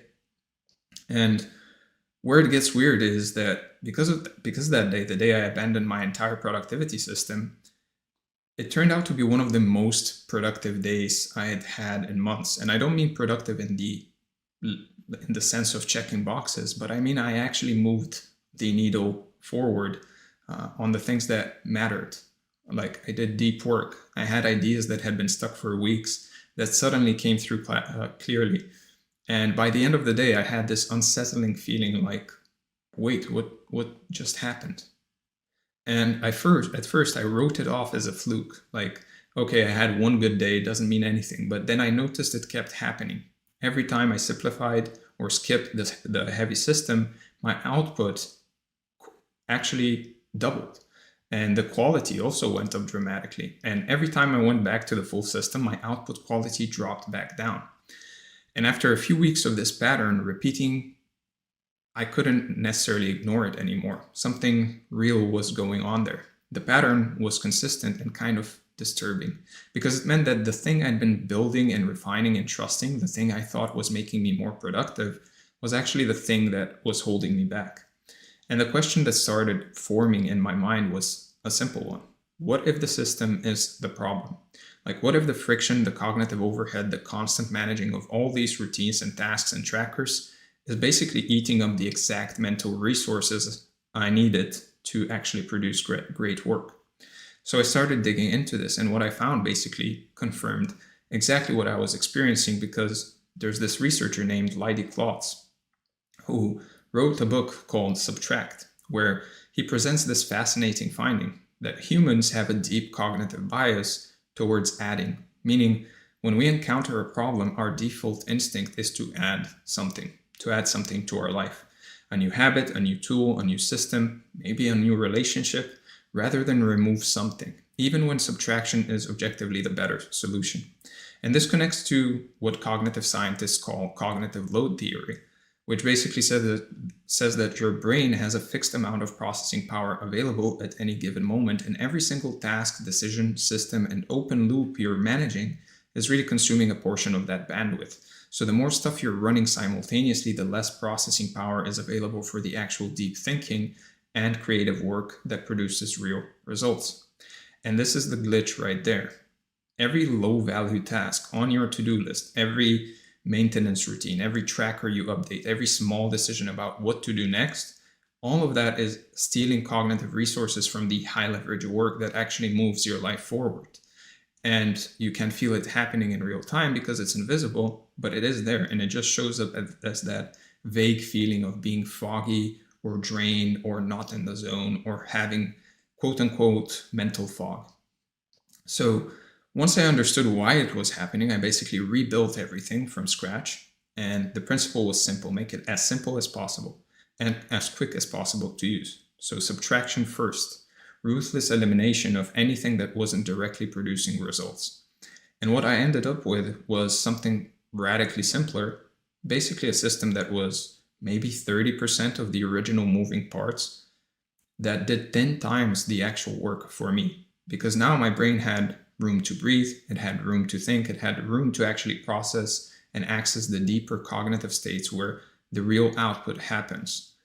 And I'm talking about stripping it down aggressively. Like, I removed entire categories of daily habits. I deleted most of my recurring tasks. I stopped tracking things that felt important but weren't actually moving anything forward. And each time I removed something, I'd wait a week to see if my life got worse. And almost every time it got better, or at least nothing changed, right? Which tells you how much of what we call productivity is really just busy work and just habits that we saw on YouTube or on any other social media platform for that matter. And we thought, hey, I need to add this to my life. And at the end of the day, we end up with like 30 habits and tasks and things that we think we need to do every day to feel good. And what was left after all of this cutting was essentially just a handful of high leverage activities and habits, the things that when I did them consistently in a focused state actually produced a measurable outcome in my work or in my life and in my subjective well-being. And everything else was either eliminated entirely or bashed into a single low energy admin block once a week, which obviously freed up an enormous amount of cognitive bandwidth for the work that actually mattered. And the thing that nobody tells you about subtraction is that the value isn't just in the time you save, it's in the mental space you create. Because when your brain isn't constantly managing 47 open loops and microtasks, it naturally drops into a deeper, clearer operating state where ideas connect faster, your decisions become easier, and the quality of your thinking just overall goes through the roof. And that state was available to me the entire time, and it is to you. I just couldn't access it because my own system was blocking the door. And the beautiful irony of the whole thing is that I spent years adding more and more to my productivity system, thinking that that's what would get me unstuck, when the actual exploit, the actual glitch, was really removing things, right? Until my brain could finally do what it was designed to do.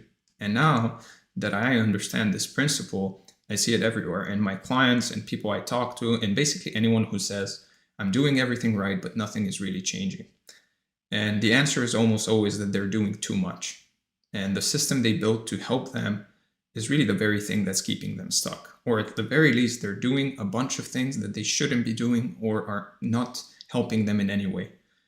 And look, some people will hear this and immediately start simplifying on their own, and that's great. But if you're someone who wants to collapse the timeline and make a complete transformation in your health, wealth, relationships, and self, I work with a small number of people one-to-one to do exactly that. And you can book a free call with me using the link in the description below. And even if you're not sure whether it's the right fit, the call itself will give you more clarity in 30 minutes than you'd get in months of trial and error on your own. So just allow yourself to take that step. And at the minimum, you'll walk away knowing exactly what's been eating your bandwidth. Now, with that said, let's talk about how to actually exploit the glitch every single day. So now you understand the glitch, the fact that you're most likely doing too much and your brain can't access its deeper gears because of it. And the real question is, how do you actually apply this every day? Because understanding the concept is one thing, but restructuring how you work and think is something entirely different. So let me walk you through the exact process I use now to exploit this every single day. And it's way simpler than you might think. So the first thing you need to do, and this is honestly the hardest step, but it is the first one. It's hard because it requires you to be brutally honest with yourself. And that is to audit everything you're currently doing and ask one question about each task, habit, or routine. Is this directly producing a result I can point to, or does this just feel productive? And I want you to be ruthless about it, because your brain will try to justify everything. It will say, well, I might need this later, or this is important for my development, or whatever. And in most cases, that's just the addition bias Klotz talks about, your mind's natural resistance to subtraction. And what helps is really sorting everything into 3 categories: things that directly produce results, client work, deep creative work, revenue generating activities, things that support those results, meaning basic health, key relationships, essential admin, and then everything else. And that 3rd category, everything else, is where 60 to 70% of most people's daily lives are. And most of it can be eliminated or done once a week without any negative consequences. And it takes a certain amount of courage to actually cut things, because we've been trained to believe that more effort equals more results, and letting go of habits and routines that feel virtuous can really trigger anxiety. But the evidence will speak for itself within the first week, because the mental clarity you experience when you stop managing 30 daily tasks and start managing 5 is genuinely shocking. And if you're scared to cut something permanently, just remove it for a week and see what happens. I can bet money that in 8 out of 10 cases, absolutely nothing bad will happen, and you won't even miss it. You won't even feel a difference, which tells you everything you need to know about how much of your system was actually serving you. Now, once you've stripped it down, the second move is really protecting the space you've created, because the natural tendency is really to slowly fill it back up with new tasks and new systems and new habits and new relationships, which is the addition bias creeping back in. And you have to treat that open space as sacred, as the most valuable asset in your entire productivity system, because that space is where deep work actually happens. It's also where real thinking lives and where the real results come from. So practically, this means saying no to things more often, defaulting to subtraction when a new problem comes up instead of adding another tool or routine, and checking in with yourself every week to make sure that the system hasn't started bloating again, because it will try to, and that's mainly because that's just how the brain works. It wants to add things. It's easier to add than to subtract, because when you subtract, you have to prioritize. Now, the rule I follow now is pretty simple. If my system takes more than 5 minutes to set up for the day, then it's too complex, because the whole point of that system should be to do work. It should be so light that you barely notice it's there, meaning it should free up maximum cognitive bandwidth for the actual work that matters. And this is basically the second law of thermodynamics that applied to your life, and we've talked about it before. Because entropy says that every system naturally moves towards disorder over time, unless energy is deliberately applied to maintain it. And your productivity system is no different. It will always drift towards complexity, towards more tasks, more tools, more layers, unless you actively resist it. Which means simplification isn't a one-time event. It's an ongoing practice of fighting the natural tendency of everything to become more complicated. And what most people don't realize is that every single thing you add to your system increases the total entropy you have to manage, because each new element interacts with every other element, creating exponentially more potential disorder. So the real cost of adding one more habit or one more tracker isn't just the time it takes to do it. It's the invisible maintenance energy your brain spends keeping the whole system from falling apart. And that's energy that could be going straight into the work that actually matters to you, to creative, deep work. So not only are you increasing, not only is entropy going to increase over time by more tasks appearing, more habits appearing, more systems, more apps, etc., but each one of those exponentially create more entropy because they connect with each other, essentially.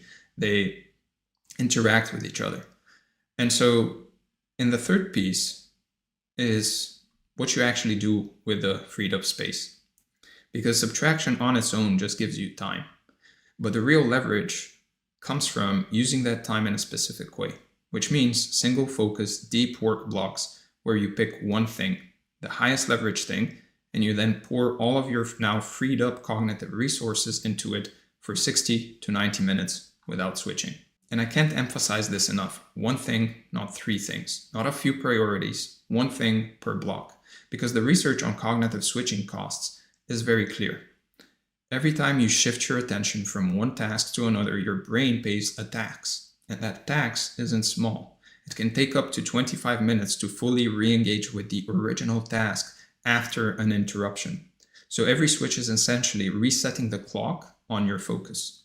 And when you combine subtraction, meaning fewer things consuming your bandwidth, with single focus depth, meaning all available bandwidth is now directed at one high leverage target, the output compounds in a way that can be hard to believe until you experience it, because you're basically concentrating all of the cognitive energy that used to be spread across 30 tasks into one task, and the results reflect that concentration. Now, most people find that they only need 2 or 3 of these blocks per day to produce more than they used to produce in a full week, which means you actually end up with more free time, more energy, and better results simultaneously. And I know it sounds like it shouldn't be possible, but it's the direct consequence of exploiting the glitch. Now, the last piece is really important here, because what will happen is you most likely will have a lot of free time after you implement this. And the last piece is really learning to tolerate boredom, and having some boredom tolerance, because when you simplify your life, it can feel empty at first, like uncomfortably empty, or in other words, uncomfortably peaceful. And your brain immediately interprets that emptiness as a problem, as something being wrong, because you've spent years basically equating busyness with progress. So when you suddenly have more open space in your day with nothing scheduled, nothing to check, nothing to manage, every instinct in your body screams, fill it, add something, you're falling behind.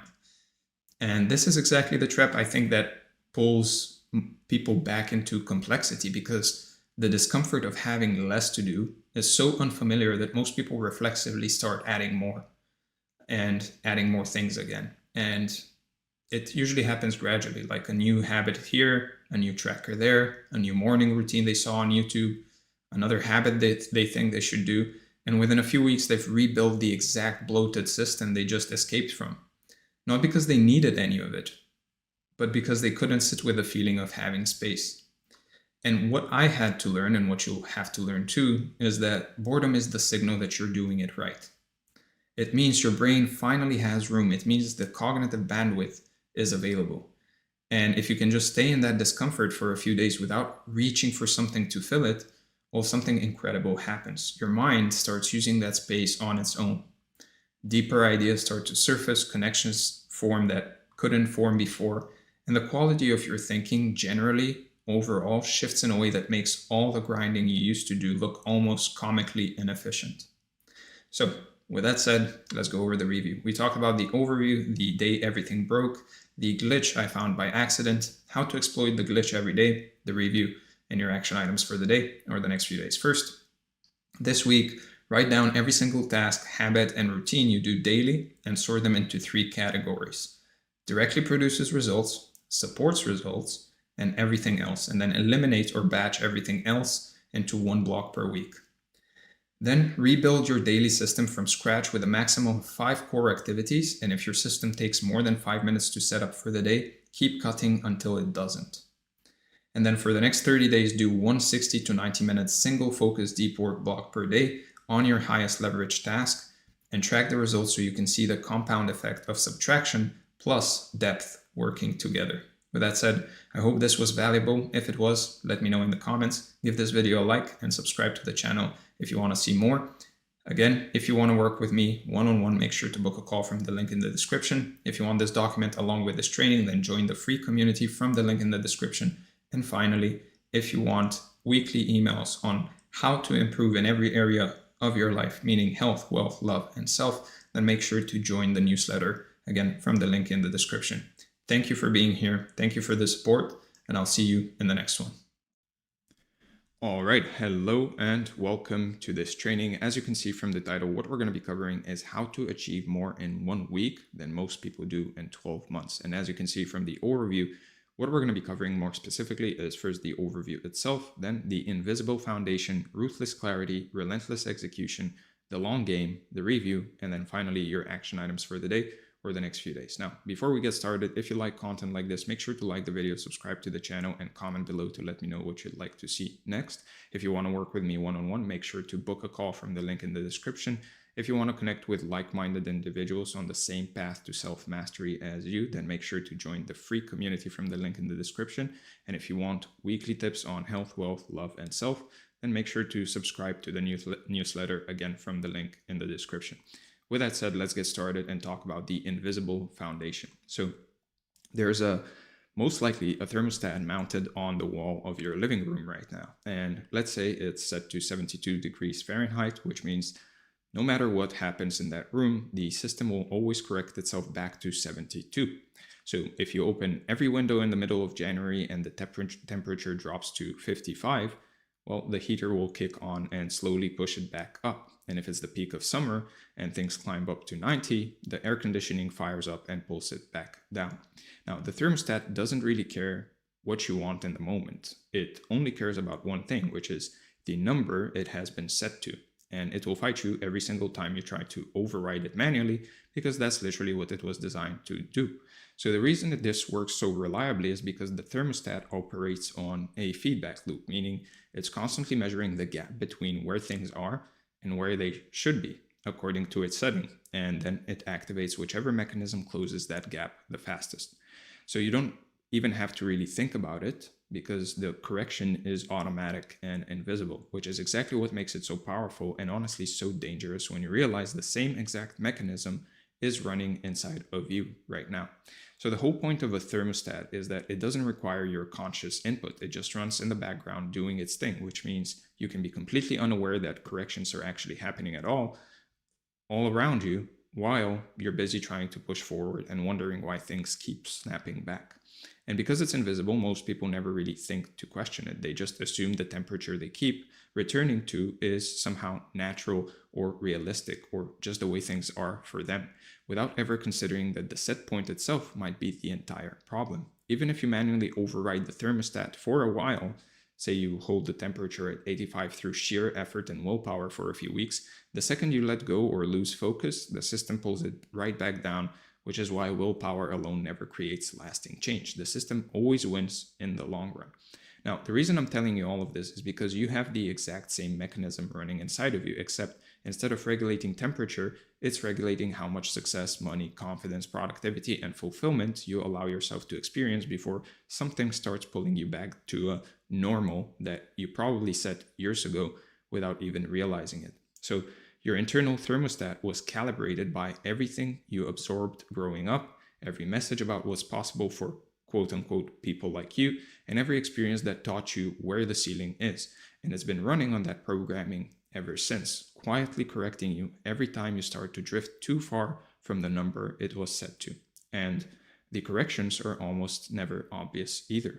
They show up as procrastination, self-sabotage, sudden anxiety right when things are going well, picking fights, losing motivation, and at the worst possible time, all of which feel like personal failings but are actually just the thermostat doing exactly what it was designed to do.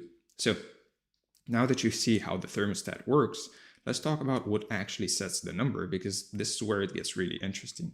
The set point on your internal thermostat is your self-concept, the collection of beliefs that you hold about who you are, what you're capable of, what you deserve, and what's realistic for someone like you. And here's the thing, your self-concept isn't really based on truth at all. It's based on repetition, meaning whatever you were told enough times or experienced enough times eventually hardened into an identity. And now that identity acts as the ceiling for everything you do. So your self-concept creates what I think of as an identity ceiling, which is basically the maximum altitude that your life can reach before your internal thermostat kicks in and starts pulling you back down. And the tricky part is that this ceiling feels completely real and rational from the inside, like you're just being realistic about your limitations, when in reality, you're just describing the thermostat's set point back to yourself. Now, the ceiling feels comfortable precisely because it is familiar. And familiarity is what your nervous system interprets as safe. So even when you consciously want more and you're genuinely working towards it, your body and mind are actively working to keep you in the range that feels known and predictable, because that's the only range you've learned to really regulate. And because the ceiling feels rational, you'll always find evidence to support it. You'll always point to past failures, other people's opinions, market conditions, timing, whatever it takes to justify that thermostat, to justify that level. Staying at the level of your thermostat is set to, which means the beliefs aren't just limiting you, they're also building the case for why the limits are real and reasonable. It's a basically self-fulfilling loop. So the way your self-concept got installed is almost embarrassingly simple. It was just repetition over time. The things your parents said, what your teachers assumed about you, how your peers treated you, what your early wins and losses taught you about your place in the world, all of that got absorbed and compacted into a story about basically who you are. And now you're living inside that story without really questioning whether it's even yours. Now, most of this happened before you had the cognitive ability to evaluate any of it critically. So you didn't really choose your self-concept the way you choose a career or a business model. It was more like it chose you. And by the time you were old enough to question it, it had already become the water you were swimming in and the lens through which you interpreted everything. And once you realize this, you realize how dangerous it can be. And then once the self-concept is in place, you start unconsciously seeking out experiences that confirm it, which is the more dangerous part. You create this confirmation bias to basically confirm that self-concept, which psychologists call confirmation bias. And this creates a loop where your beliefs shape your behaviors shape your results, and your results reinforce those beliefs. So the whole thing feels airtight and self-evident from the inside. But the good news is, and really the whole point of this section, is that the set point can be changed because it was learned, which means it can be unlearned and recalibrated through very specific means, which we'll get into as we go. Now, the real problem shows up when there's a gap between who you want to be and who your thermostat says you are, because that gap is where all that friction really lives. Every time you set a goal that exceeds your self-concept, you're essentially trying to hold the temperature at the level your thermostat wasn't really set for. And the system will fight you on it until you either change the set point or exhaust yourself trying to override it. So this friction is what most people interpret as not having what it takes or not being disciplined enough, when really is just the predictable mechanical response of a system that's working exactly as designed, which should actually be pretty relieving to hear, because it means the problem was never you as a person, it was always the setting of that thermostat. And if you've ever had a stretch where you were crushing it for a few weeks and then suddenly you crashed and lost all motivation or fell back into old patterns seemingly out of nowhere, what you experienced wasn't a discipline problem necessarily, it was a thermostat correction. You ran out of the willpower needed to manually override the system, and the system snapped you right back to its set point. Now, Gay Hendricks wrote something in The Big Leap that I think captures this whole dynamic perfectly, and I'm paraphrasing here, but he says basically that each of us has an inner thermostat setting that determines how much love, success, and creativity we allow ourselves to enjoy. And when we exceed that setting, we'll do something to sabotage ourselves so we can return to the old familiar zone where we feel in control. And he calls this the upper limit problem. And it's one of the most useful concepts I've ever come across for understanding why people sabotage themselves right at the edge of a breakthrough. And the idea is that every person has that internal limit for how much success, happiness, abundance they'll allow themselves to feel before their thermostat kicks in and creates some kind of a problem to bring them back down to normal, or what they perceive as normal. And so the forms it takes are almost comically predictable once you know what to look for. You might start a fight with your partner right after landing a huge client. You might get sick the week of your biggest launch. You might get sick the week you've been, exceeding your typical streak in a specific habit you've been doing. You forget to follow up on the opportunity that could change everything. You suddenly decide that actually maybe you need to rethink your whole strategy right when the current one is finally working. So the upper limit shows up in patterns, and once you start tracking it, you'll notice that the sabotage almost always arrives at the same threshold. Like there's an invisible line in the sand, and every time you approach it, something conveniently goes wrong. And I say conveniently because the subconscious mind is incredibly creative at actually manufacturing disruptions that feel legitimate, so you never suspect it's self-generated. In fact, the point is to not suspect that it's self-generated. The point is to point at something external. So pay attention to the timing of your setbacks, because upper limit problems almost always show up right after a win, right before a big opportunity, or right at the moment when sustained effort is about to compound into visible results. And that timing is the fingerprint that tells you this isn't really bad luck or random circumstance, but rather internal regulation doing its job. It's your upper limit, essentially. So they also tend to disguise themselves as external circumstances. So you'll genuinely believe that the fight with your partner happened because of the dishes, or that you got sick because of the weather, or that you pulled back from the project because the timing wasn't right. And that's honestly what makes it so tricky. The sabotage feels completely real and justified in the moment every single time. And the further you push past your upper limit without addressing the root cause, the bigger and more dramatic the correction tends to be, which is why some people experience catastrophic blow-ups like health crises, financial implosion, relationship collapses, right at the peak of their success. The thermostat's correction is proportional to how far you've drifted from the set point. Underneath the upper limit problem, if you dig deep enough, you'll almost always find some version of fear.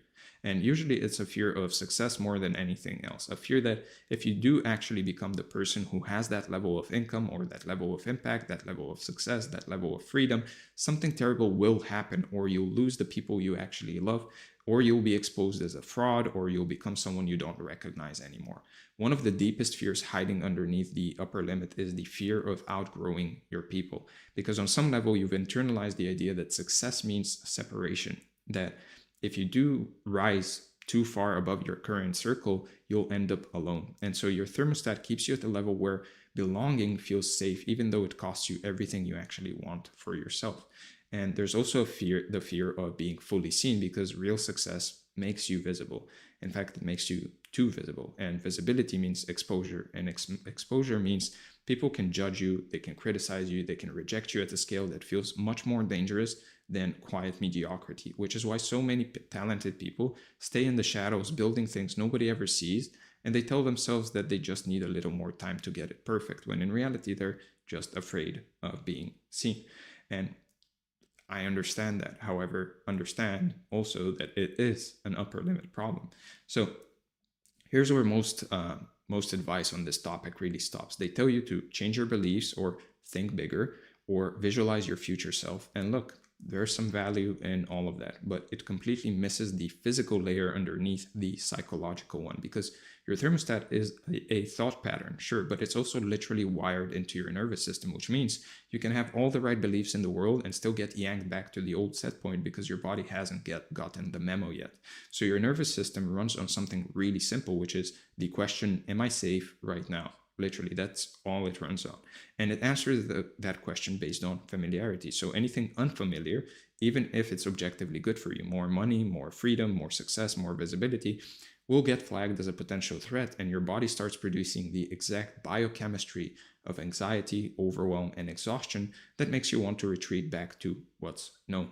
Now, this is why nervous system regulation is honestly the single most underrated productivity skill that exists right now, because if your body is stuck in a chronic low-grade fight or flight state, which let's be real, describes most ambitious people running hard on caffeine and cortisol and nicotine pouches, then no amount of time blocking or deep work sessions is really going to produce the quality of output you're capable of, since the creative, strategic, problem-solving parts of your brain literally go offline when your nervous system reads the environment as threatening. So you can think of your nervous system's capacity like a container, and the size of that container determines how much intensity, uncertainty, how much success and discomfort you can hold before you start to dysregulate.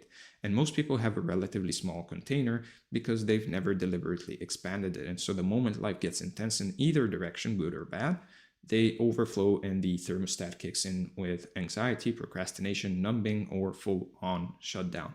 Now, the good news is that this container can be expanded through deliberate practices like breath work, somatic work, cold exposure, or even just the simple practice of pausing when you feel the urge to flee and learning to stay present with the discomfort. You can also create more discomfort in general in your life so that you can feel better in discomfort, such as one of the best examples, and I know I give this a lot of the times here on this channel, is just going to the gym. It is literally uncomfortable for your body to be lifting heavy weights. So anyway, over time, this will just teach your nervous system that unfamiliar territory doesn't automatically mean danger.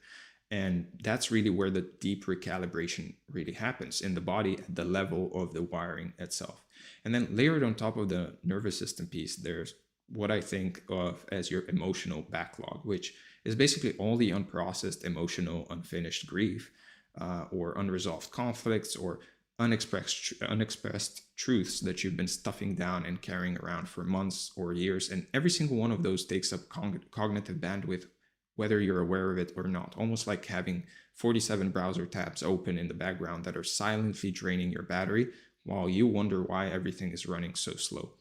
So the bandwidth cost of unprocessed emotion is genuinely staggering once you actually start to see it. And it's that lingering resentment towards like an old friend or an old business partner, or the guilt about something you said 3 years ago, or the guilt about something you didn't say 3 years ago, or the sadness you never let yourself feel after a loss, or all of it is just running in the background, consuming the exact mental and emotional resources you really need for deep, focused, creative work. And so you sit down to write or build or plan and wonder why everything feels so heavy and slow when technically nothing is really wrong. So the act of actually processing this stuff, whether through journaling, honest conversation, or using some kind of a tool, or even just sitting quietly and letting yourself feel that what you've been avoiding, really frees up an almost shocking amount of energy and clarity. And people who do this kind of emotional house cleaning often report that their productivity increases dramatically without changing a single external system, which basically tells you exactly where the real bottleneck was all along. And the longer you avoid it, the more it compounds, because unprocessed emotion doesn't just sit there quietly. Unfortunately, it actively distorts your perception, your decision-making, your relationships, and your ability to be present. And you might see this in real life. The simple example of this is you might have had a bad relationship that then influenced how you see your future relationships from there, meaning a romantic relationship. It's one of the most basic examples of this. So it means that the backlog isn't just costing your energy, it's also degrading the quality of everything you produce. Even when you do manage to show up and do the work, everything new will be kind of skewed from that perception and from that lens. And so then finally, once you understand the thermostat, the upper limit, the nervous system piece, and the emotional backlog, there's one more layer that honestly might be the most important of all. And it's this. There's one thing you're working towards. Is the one thing you're actually working towards something you want, or is it something you think you should want? Because one of the sneakiest ways that the thermostat disguises itself is by basically letting you pour enormous energy into goals that were never really yours to begin with. Goals you most likely inherited from a parent, or absorbed from social media, or adopted because your peer group values them, or you chose because they seem like what a successful person would pursue. And if you're chasing a should goal instead of a genuine desire, then no amount of inner work or system optimization is going to really make the execution feel right, because your entire being knows that on some level you're building in the wrong direction. right? And this is why I think everyone needs to do what I call a motivation source audit, which is basically sitting down with every major goal or project you're currently pursuing and honestly asking yourself where this came from. Did this goal originate from a genuine internal pull, something that actually excites you and lights you up even when it's hard? Or did it arrive from the outside and get dressed up as desire when really it's just obligation, expectation, or comparison? And this has to be brutally honest because should goals are masters of disguise. They'll wrap themselves in language that sounds like passion, like I really want to hit 7 figures, for example, when the actual feeling underneath is more like pressure or fear or of being left behind. And the only way to really tell the difference is to strip away all the external validation and just ask yourself whether you still want this if absolutely nobody would ever know you achieved it. And if you do, then why? Why do you want it in that case? Because pursuing a should goal with real effort is one of the most expensive mistakes you can make. It's literally opportunity cost at the highest level because you burn through time, you burn through money, and you burn through motivation chasing something that will feel empty and hollow even if you did get it. And along the way, you'll build up resentment and exhaustion that actually bleeds into every other area of your life, which is how you end up looking successful by every external measure, but feeling completely empty on the inside. So, genuine desire, on the other hand, has a very different quality to it, right? And if you've ever felt genuine desire, then you'd know what I'm talking about. It's quieter, more patient, often a little scary, and it tends to persist even when nobody's encouraging you. In fact, it tends to persist even when everybody is against you. And the logical case for pursuing it looks weak on paper. Genuine desire comes with a sense of being pulled towards something rather than having to push yourself towards it. And the energy it generates is almost self-sustaining in a way that willpower-driven effort simply can never replicate over the long term. So when you're working from genuine desire, the energy renews itself, meaning you finish a long day of work and you feel tired but full rather than tired but drained, right? And that distinction alone tells you everything you need to know about whether your thermostat is set to something authentic or something borrowed from someone else's definition of success. And when your goals are actually aligned with what you genuinely want at the deepest level, something interesting happens with your thermostat. The resistance drops dramatically. The upper limit still shows up, but in much smaller and more manageable doses because you're no longer fighting yourself on two fronts, meaning the internal resistance and the misaligned direction. And then suddenly the same amount of effort produces wildly different results because every part of you is finally moving in the same direction for once, right? So with that said, let's talk about ruthless clarity. So in physics, there's something called the second law of thermodynamics. And while the formal definition involves concepts like thermodynamic equilibrium, closed systems, and the statistical mechanics of molecular microstage, which sounds like a lot, the actual idea underneath all of that is one of the most intuitive things you'll ever hear. And it basically says that in any system, disorder will always increase over time unless energy is deliberately applied to counteract it. That's it. Left to its own devices, everything in the universe moves towards mess, decay, and disorganization. Your bedroom tends to get dirtier or messier over time, not cleaner, right? Your desk gets cluttered, your inbox fills up, your muscles atrophy if you stop training, relationships drift apart if you stop investing, and your mind accumulates more and more unfinished threads and competing priorities until it's basically a junk drawer of half-formed intentions.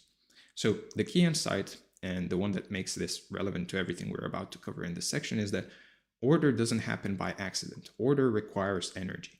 Clarity requires deliberate work, right? Because left to its own devices, the universe goes towards entropy, right? And if you're not actively investing energy into organizing your priorities, closing your open loops, and cutting what doesn't matter, then the natural direction of your life is towards increasing disorder. And that's not because you're doing anything wrong. In fact, it's because you're not doing anything. Or it's not because you lack discipline. It's because that's literally how the universe works at the most fundamental level. Now, the reason this matters for you is that your life, your work, your decision-making, all of it is subject to this same law. Because at any given moment, you have a finite amount of energy and attention available, and that energy is either being spent deliberately, meaning maintaining order, creating clarity, building towards one thing, or it's being consumed by the disorder that naturally accumulates when you stop paying attention. and the unfinished tasks, the unmade decisions, the projects you started and never closed, the commitments you made and forgot about, all of which are entropy in action.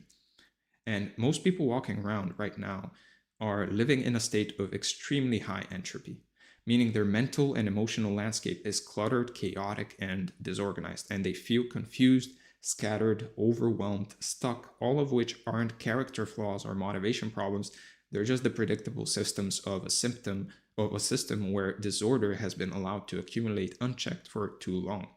And the tricky part, the part that really connects back to what we covered in the last section about the thermostat and the identity ceiling, is that most of this disorder feels normal or at least manageable, and it feels like just the way things are, or the cost of being busy, or whatever other excuse you want to make up, which is exactly why it's so effective at burying the clarity that's sitting underneath it all, because you never really think to fight it since it's crept in so gradually you didn't even notice. Now, the fastest way to restore clarity is almost never to try harder or think more or add more information to the mix. It's to systematically reduce the disorder, to apply energy specifically towards simplifying, towards cutting, towards closing, and towards organizing, which is what this entire section is about. And once you do it, what you really need to focus on becomes so obvious, it almost feels like cheating, because the answer was always there, right? Just buried under layers of entropy you'd stopped seeing. So here's the thing most people get wrong, and I got this wrong for a long time too. They assume that clarity is something you arrive at through thinking.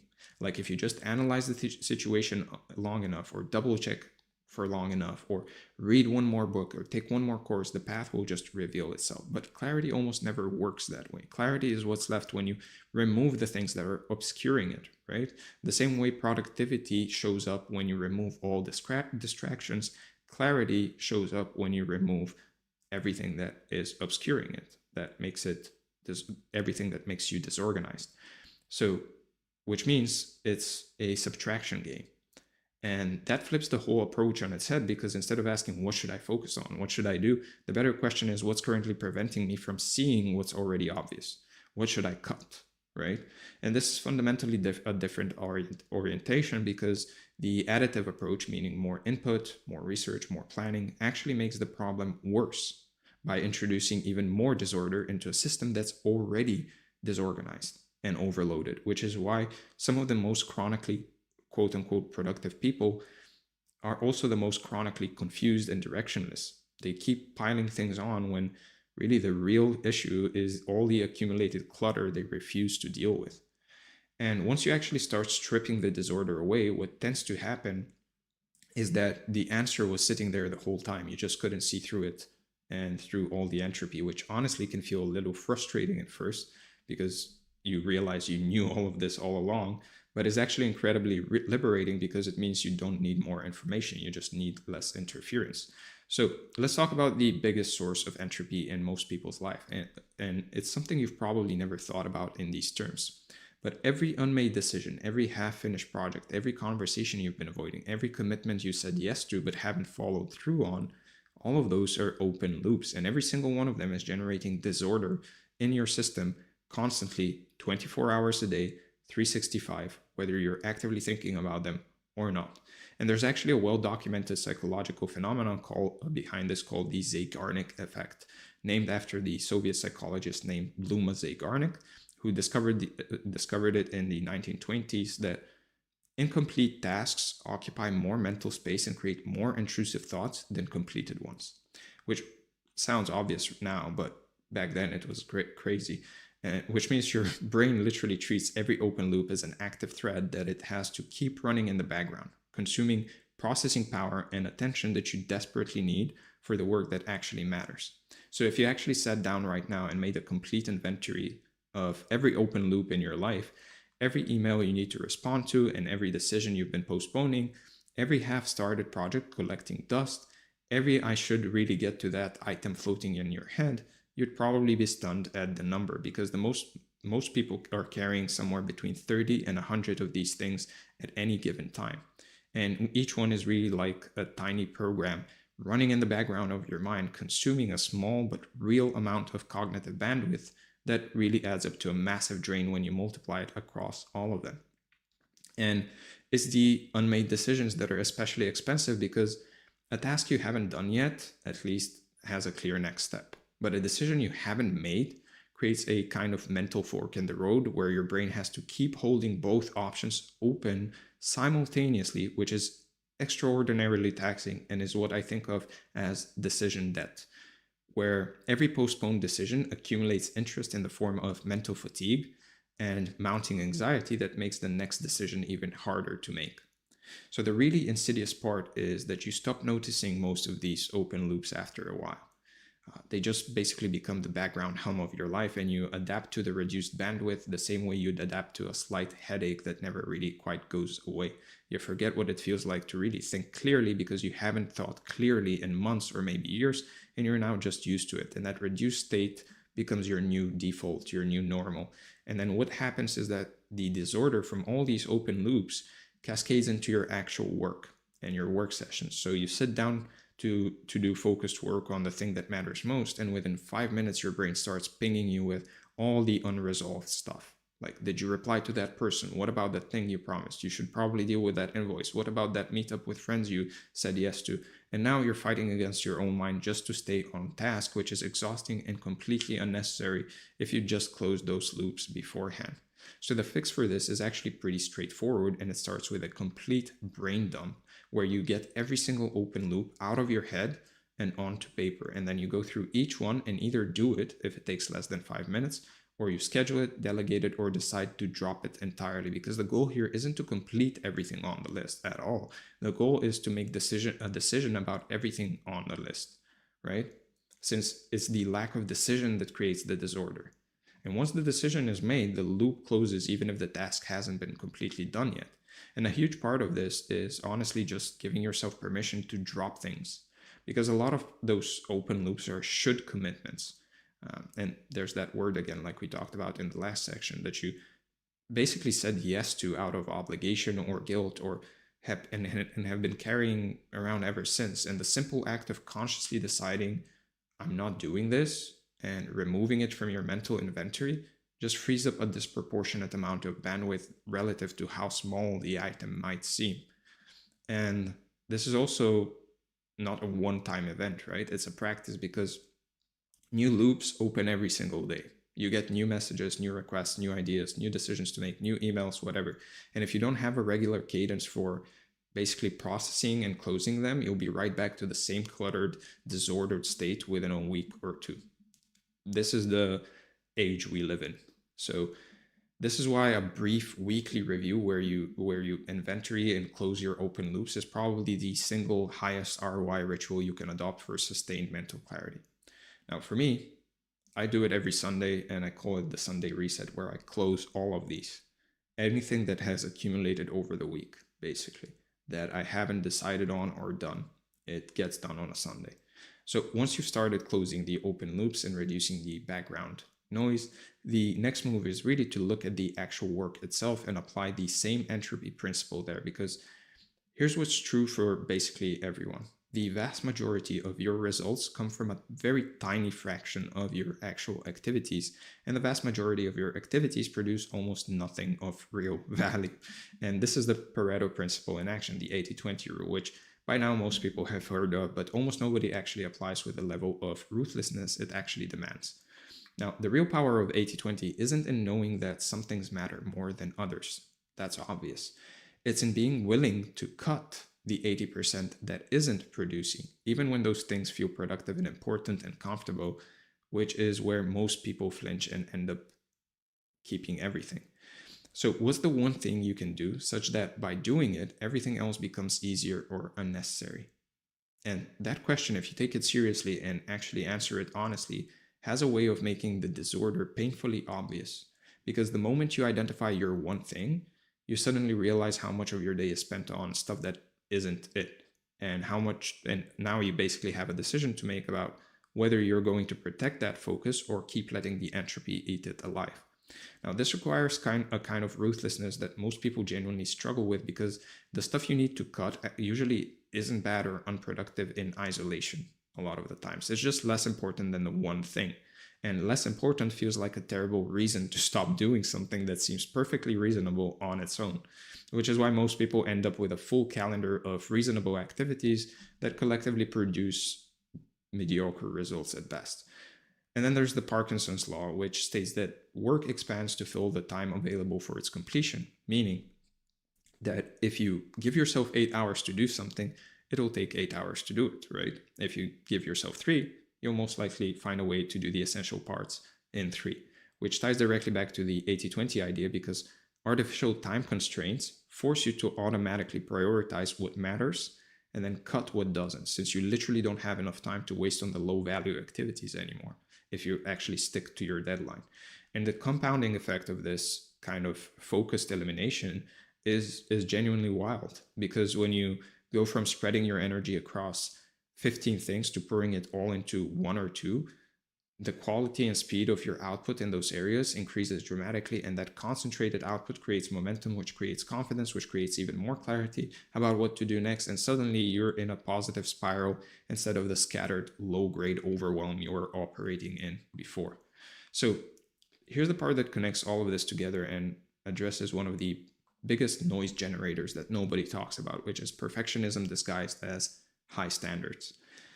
Now, the US Marine Corps has a planning doctrine that's built around what they call the 70% rule, which basically says that if you have 70% of the information, have done 70% of the analysis, and feel 70% confident in your decision, you just move.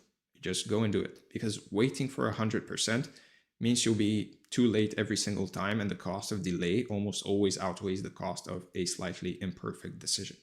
Now, this applies directly to your work, because so much of the disorder in people's systems comes from endlessly refining, researching, double checking, and polishing things that are already good enough to ship, right? And every hour you spend moving from 80% to 95% is an hour you're not spending on the next high leverage move, which means perfectionism isn't necessarily a quality issue. It's actually a clarity issue, because if you were truly clear on what mattered most, you'd know that speed of execution on the right thing beats perfection on anything. And so the deeper truth here is that you learn more from shipping something imperfect and getting real feedback for it than you ever could from sitting in isolation trying to get it right in your head. And honestly, if you are a perfectionist, your 70% is most people's 110%. So just ship. Right? Because the real world is the ultimate entropy filter. It tells you immediately what works and what doesn't, and that information is worth more than any amount of internal deliberation, which means the fastest path to clarity is often to just act, observe, and then adjust and refine rather than think, plan, and wait. So giving yourself permission to be strategically incomplete, actually lean into the imperfectionism, the being incomplete. Giving yourself permission to launch at 70%, to make the decision with imperfect information and correct course as you go, is actually one of the most powerful disorder reduction strategies available to you, because it collapses all the mental loops around, is it ready? And should I wait? And what if it's not good enough? Into a single clean directive: ship, learn, iterate. And to follow my example here, most likely this video will be uploaded with 0 editing. And so there you have it, before you say that I don't practice what I preach. Now, there's one final source of disorder that honestly might be the hardest one to deal with, because it lives outside of you and comes from the people you spend the most time with, your social circle. Whether you realize it or not, it holds an unconscious image of who you are and what you're capable of and what's normal for someone in your position. And that collective image exerts a constant gravitational pull on your behavior, on your ambitions, and your sense of what's possible.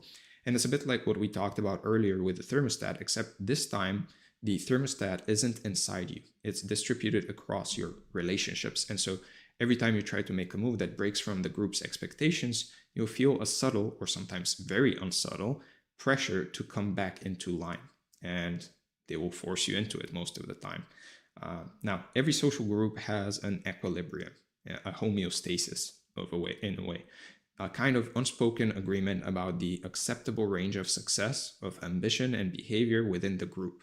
And if you start to push above that range, the group will almost always try to pull you back, usually through teasing, skepticism, guilt, or just a general shift in energy around you that makes you feel like something is off. And most of the time, this isn't malicious. A lot of the time, people don't know it.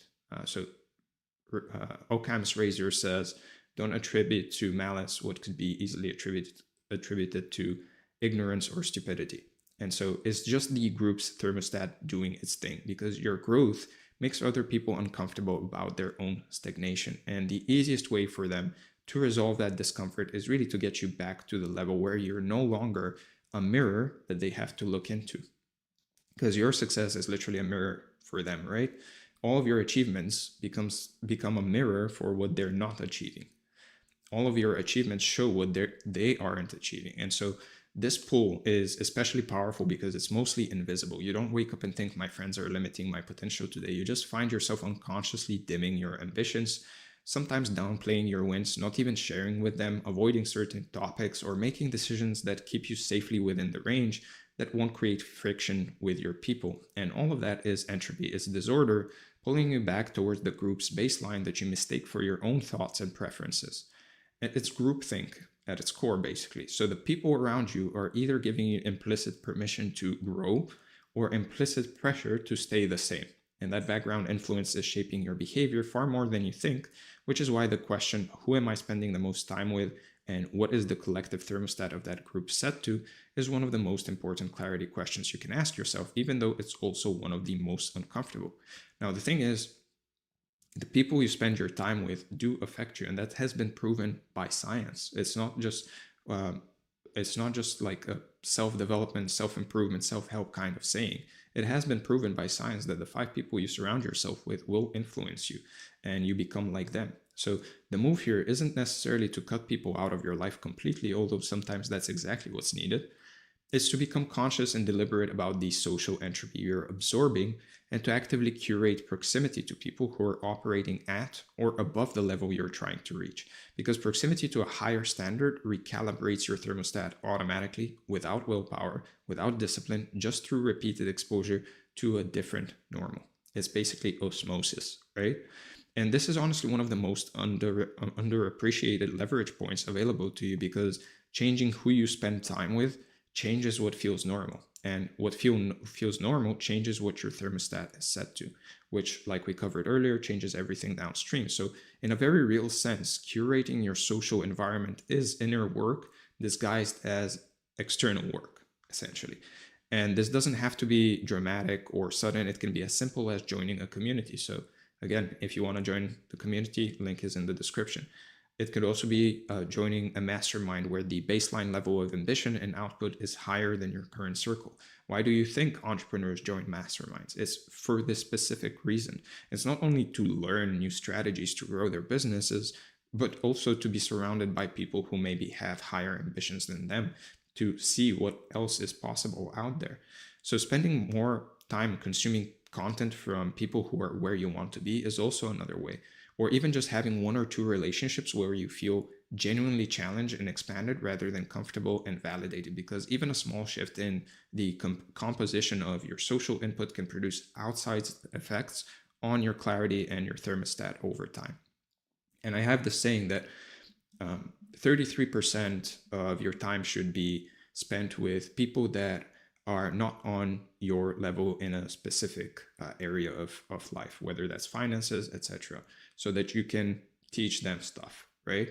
33% of the time you should spend with people that are currently on your level, so that you can grow together and share ideas and strategies. And 33% of your time should be spent with people above your level, because you get to learn from them. So 33% to learn, to teach, 33% to be at the same level with, so you can grow together and actually achieve goals together, companionship basically, and brotherhood and sisterhood. And then 33% above your level, so you can actually learn from. And so again, if you want to join the community, link is in the description. Join, and you'll be able to talk with, we have currently 15,000 members, people that are on the same path of self-improvement as you. So with that said, let's talk about relentless execution. So in chemistry, every reaction requires a minimum amount of energy to get started. And this minimum is called the activation energy. So you take something as basic as lighting a match. The chemicals on the match head, are perfectly capable of combusting. Now the potential is all sitting right there, but nothing happens until you strike it against the rough surface and generate enough friction to push the reaction past its energy threshold, at which point it ignites and the whole thing becomes self-sustaining, right? Now, in formal terms, activation energy is defined as the minimum quantity of energy that the reacting species must possess in order to undergo a specified reaction, and it's typically measured in kilojoules per mole and visualized as a peak on a reaction coordinate diagram that the reactants have to climb over before they can convert into products. But here's where it gets actually interesting, right? Chemists discovered a long time ago that certain substances called catalysts can dramatically lower the activation energy required for a reaction to occur without being consumed in the process themselves.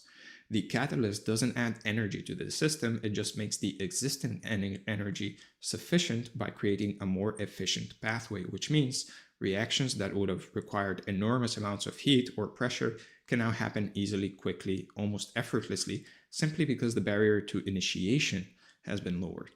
Now, the reason I'm walking you through this is because your execution works on the exact same principle. Every task, every creative session, every deep work block has an activation energy, which is the amount of willpower, motivation, mental effort, or anything else of that sort that you need to actually start. And for most people, that barrier is absurdly high because they haven't built any catalysts into their system.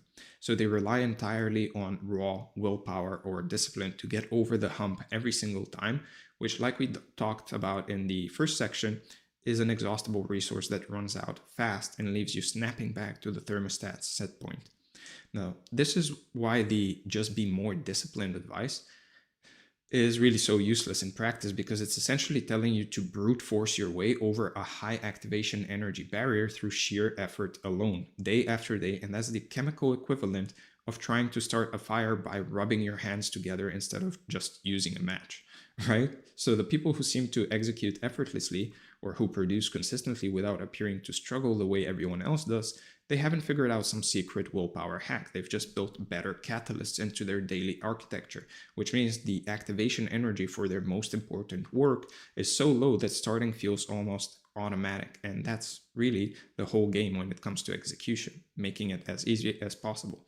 So the question for this entire section becomes, what are the catalysts that you can build into your environment, your schedule, your body, and your daily structure that will lower the activation energy for your most important work to the point where starting becomes the path of least resistance rather than not doing anything? Because once you get that right, the need for motivation and discipline drops dramatically. You don't need it as much because it's easy to start. And execution starts to feel like something that flows from your setup rather than something you have to force through gritted teeth. And this is really what separates amateurs from professionals in any field. The professional has built an architecture around the work so that showing up and doing it is the default state, the thing that happens basically when they don't have to make a decision, while the amateur is still relying on feeling ready or motivated or inspired every single time, which means their output is at the mercy of their mood rather than their structure. So the best part is that catalysts stack, meaning each one you add lowers the barrier a little more. So the combination of a design environment plus a locked-in schedule plus a body that's properly fueled plus a clear daily target creates a situation where the total activation energy is so low that you almost can't help but execute, and that's when everything changes, right? So let's start with the most important catalyst of all, which is protecting the conditions for deep, focused, uninterrupted work. Now, Cal Newport made this idea mainstream with his book Deep Work, and the core argument is pretty simple. The ability to focus without distraction on a cognitively demanding task is becoming increasingly rare and increasingly valuable, which means the people who cultivate this ability will disproportionately thrive, right? And he's right. Most of what actually moves the needle in your business or creative work or project requires deep concentration, and the kind where you're fully locked in for 2 hours or 4 hours and you're producing at a quality level that scattered, distracted effort simply cannot match. You're just in the flow. Now, the problem is that deep work doesn't just happen. It has to be fiercely protected because everything in your environment is designed to pull you out of it. Notifications, messages, social media, other people's urgencies, even your own restless mind can jump in between tasks. And so the catalyst here is really building a fortress around your deep work hours, which means phone off or in another room, notifications killed, door closed, literally or figuratively, and a clear block on your calendar that you treat with the same seriousness you treat a meeting with your most important client. Now, 2 to 4 hours of genuine deep work per day is honestly enough to outperform 95% of people, because 95% of people don't even do an hour of real deep work a day, because most people don't do any real deep work at all. They do 8 hours of shallow work with occasional bursts of semi-focus. And so even a modest daily commitment to real depth puts you in a completely different league of output. Now, the reason why people do so much shallow work is because most people work a 9 to 5, 8 hours. And if we go back to the law that we were talking about earlier, work expands to fill the time you've given it. A lot of the tasks people do nowadays don't necessarily require 8 hours of deep work. And so most people just do those tasks with some shallow, semi-focus kind of work. And when you protect these blocks, the deep work blocks, consistently enough, something starts to happen where you drop into flow states more easily and more frequently, which is that zone where time disappears and your output quality spikes dramatically. And so flow is really the ultimate catalyst, because once you're in it, the work produces its own energy and its own momentum rather than consuming yours. And so for the really high stakes creative sprints, the seasons where you really need to produce something significant in a compressed time frame, there's what people call monk mode, which is basically going dark for a period, dramatically reducing your inputs, meaning social media, news, casual socializing, entertainment, almost everything that could distract you from the work, and then channeling all of that reclaimed energy into a single creative output. And it sounds extreme, and honestly it is. That's the whole point of it, but the results are disproportionate because you're temporarily eliminating almost all of the entropy we talked about in the last section, and you're directing your full bandwidth at one thing. Now, the key word is temporary. Monk mode isn't a lifestyle. It's a tool you deploy strategically for a few weeks or a month when you need breakthrough output, and then you come back to a more balanced rhythm once the sprint is really done. And most people dramatically underestimate how much cognitive bandwidth they're actually losing to passive inputs. The scrolling, the podcasts running in the background, all of that, the constant checking of messages, all of which feels harmless, but is actually fragmenting your energy and attention and raising the activation energy for deep work by keeping your mind in a perpetual state of low-grade stimulation that basically makes focus concentration feel almost painful by contrast. Now, here's something that almost every productivity video and book gets completely wrong, or at least incomplete. They talk endlessly about time management and how to structure your calendar, how to batch your tasks, how to time block, while almost entirely ignoring the thing that actually determines the quality of what you produce during that time, which is your energy. Because you can have the most perfectly organized schedule in the world, but if you're running on 4 hours of sleep, your blood sugar is crashing at 2 p.m., and your cortisol is through the roof from chronic stress at 6 p.m. in the evening or 8 p.m. in the evening when you're supposed to be winding down to go to sleep, the quality of the work you produce during your meticulously planned deep work block is going to be terrible. Your body is the operating system that all of your execution runs on, and if the operating system is degraded, every application running on it will be degraded too, right? So your body has a natural performance architecture that is built into it, basically called the ultradian rhythm, which basically means your energy, focus, and cognitive capacity fluctuate in roughly 90-minute cycles throughout the day, which with peaks and troughs that are predictable once you start paying attention to them.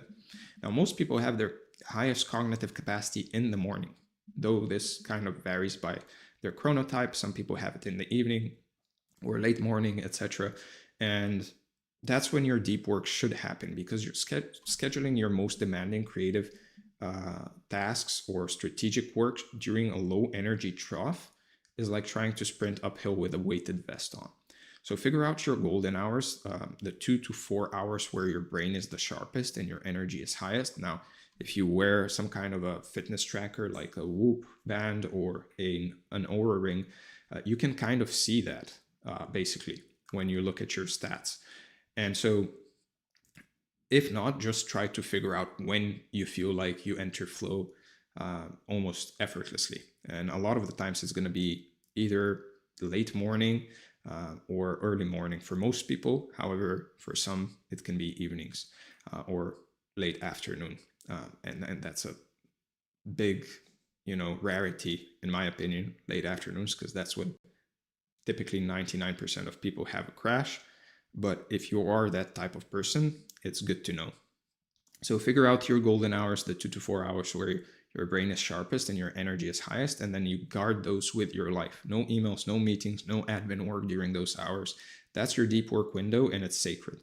And then match your task types to your energy levels throughout the rest of the day. So no shallow tasks like email, admin, or scheduling should happen during your low energy periods.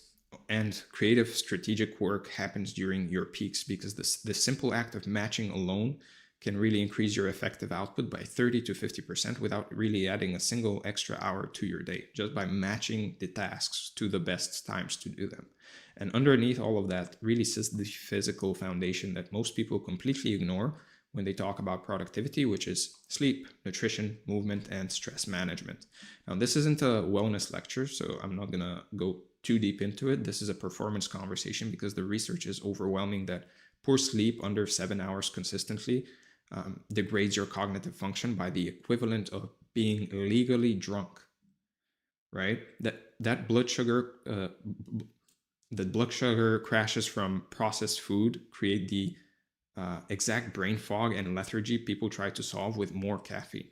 And that chronic stress literally shrinks the prefrontal cortex, which is the part of your brain responsible for planning, for focus, and for decision making. So 7 to 8 hours of quality sleep is honestly the single highest leverage productivity hack that exists, and it's free. If you're sleeping 5 or 6 hours and trying to compensate with discipline and coffee, you're operating at maybe 60% of your capacity and wondering why everything feels so hard. And then how you eat directly affects your cognitive performance throughout the day, because your brain consumes about 20% of your total energy, even though it's only 2% of your body weight, which means what you put into your body in the morning determines the quality of the work your brain can actually produce for the next several hours. And most people are fueling a high performance engine with the cheapest gas available and then blaming the engine for underperforming. Most people eat cereal for breakfast and then they wonder why they can't be productive. So the final piece, the one thing that basically ties all of this together and honestly might be the most underrated execution principle of all, is that the order in which you do things matters just as much as what you do. Same tasks, same efforts, same amount of time, completely different results depending on how you sequence them.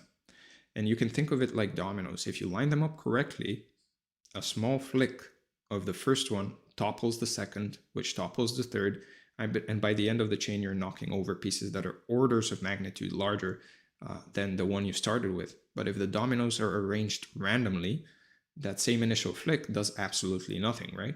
And this is why starting your day with your most important task, the one thing from the clarity section, during your highest energy window is so powerful, because that early win creates a momentum cascade where each completed task builds energy and confidence for the next one. And by the end of the day, you've accomplished more by 2 p.m. than most people do in a full week, and you've accomplished more in a week than people do in 12 months, simply because you sequence the work in a way that lets each piece build on the last.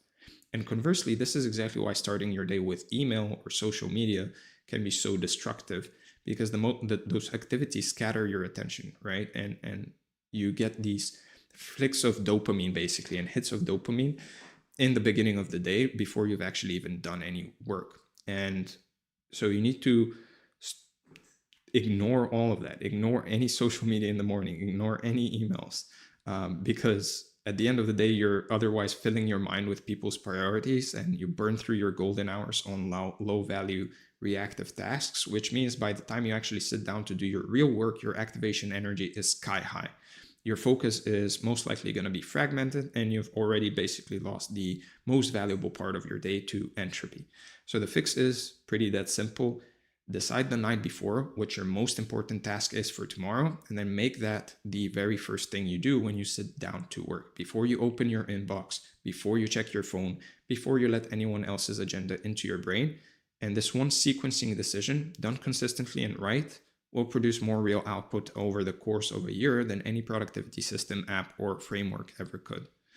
And then when you zoom out and look at all these pieces together, the catalyst, the deep work protection, the energy management, and the sequencing, what you're really looking at is an execution architecture, a structure that makes high output the default outcome of showing up rather than something you have to fight for every single day. Like we talked about at the beginning of this section, the catalyst doesn't add energy to the system. It just makes the existing energy sufficient by creating a more efficient pathway. And that's really the whole point of everything we've covered here. You don't need more power or motivation or discipline or hours. You just need a better pathway to go through during your day. And once that pathway is built, the execution really takes care of itself.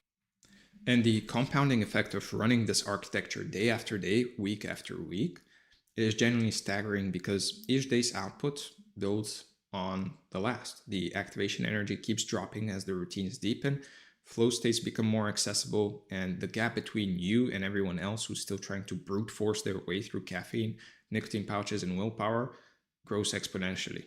And none of this is complicated, right?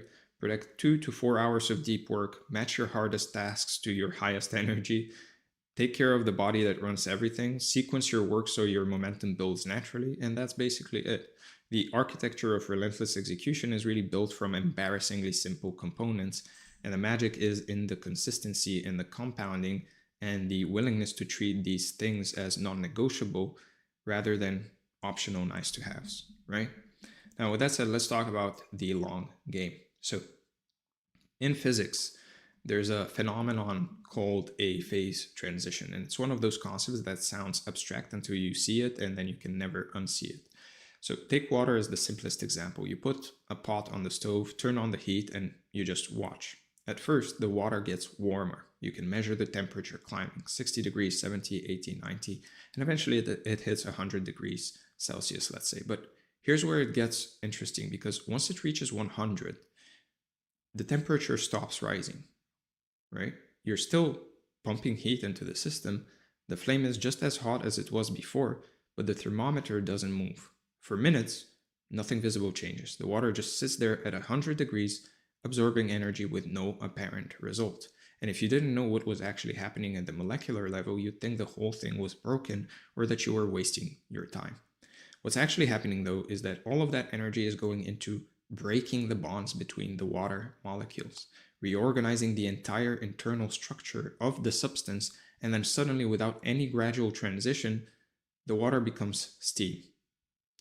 And it doesn't slowly turn into gas, it shifts states. In formal terms, the energy absorbed during this plateau is called the latent heat of transformation, defined as the energy required to change the phase of a substance without changing its temperature. And this latent period is where the real structural work is happening, even though there's zero visible evidence of progress on the surface. So the reason phase transitions work this way is because the system has to completely reorganize its internal structure before it can express a new state. And that reorganization requires enormous amounts of energy that gets hidden in the structural change itself, rather than showing up as a measurable temperature increase, which is why from the outside it looks like nothing is really happening, when in reality everything is happening, just at a level you can't really see yet. And every phase transition has a critical threshold, a precise point where the accumulated energy finally becomes sufficient to push the system into its new state. And what makes this so fascinating is that the shift itself is instantaneous, even though the buildup took a long time, which means that the relationship between input and visible output is deeply fundamentally nonlinear. And this isn't just a quirk of water either, right? It's a universal principle that shows up everywhere in nature. Metals undergo phase transitions as well. Magnetic materials flip their alignment at critical temperatures. Even populations and ecosystems exhibit sudden phase shift behavior where gradual pressure produces no visible change until there is a tipping point, and when it's reached, everything reorganizes at once. Now, the reason I'm walking you through all of this again is because your progress, your growth, your results in whatever you're building right now, they follow the exact same pattern. You put in the work day after day, week after week, and for long stretches, nothing really seems to change. Your numbers don't move, your skills don't feel sharper, the breakthrough you're working towards feels just as far away as it did a month ago. And if you don't understand what's actually happening at the structural level, this is exactly where you'll quit, right? It's the dip, right? In the middle of the latent heat phase, where, right, when all the energy you've been investing is doing its most important work beneath the surface. Now, most of the real progress in any meaningful endeavor is invisible for long stretches. And that's not a flaw in the process or a sign that something's wrong. This is the literal physics of how complex systems transform, which means the absence of visible results is often the strongest signal that deep structural change is actually happening. And this is where almost everyone stops. They look at the thermometer and they see that it hasn't moved despite all the heat they've been applying, and they conclude that what they're doing just isn't working, when in truth is that it's working exactly as it should. They just haven't hit the critical threshold yet, the tipping point. And if they could hold on a little longer, the entire system would shift into a completely different state. So the first and maybe most important skill of the long game is really learning to trust the accumulation during the plateau, to keep applying heat even when the thermometer isn't moving. Because every hour of effort during that latent period is doing structural work that will eventually express itself all at once in ways that look, at least from the outside, like overnight success, right? So now that you understand why progress is nonlinear, let's actually talk about how you actually sustain the effort across those long plateaus without burning out, without feeling like it's all for nothing, because this is where most of the conventional advice completely falls apart. The default model most people are running is that what I'd call linear grinding, which is basically work as hard as you can for as long as you can and rest only when you absolutely have to, right? And just go on YouTube and you'll see everybody talks about this. And it sounds disciplined and tough and cool and virtuous, but it's actually a terrible strategy for any game that lasts longer than a few weeks.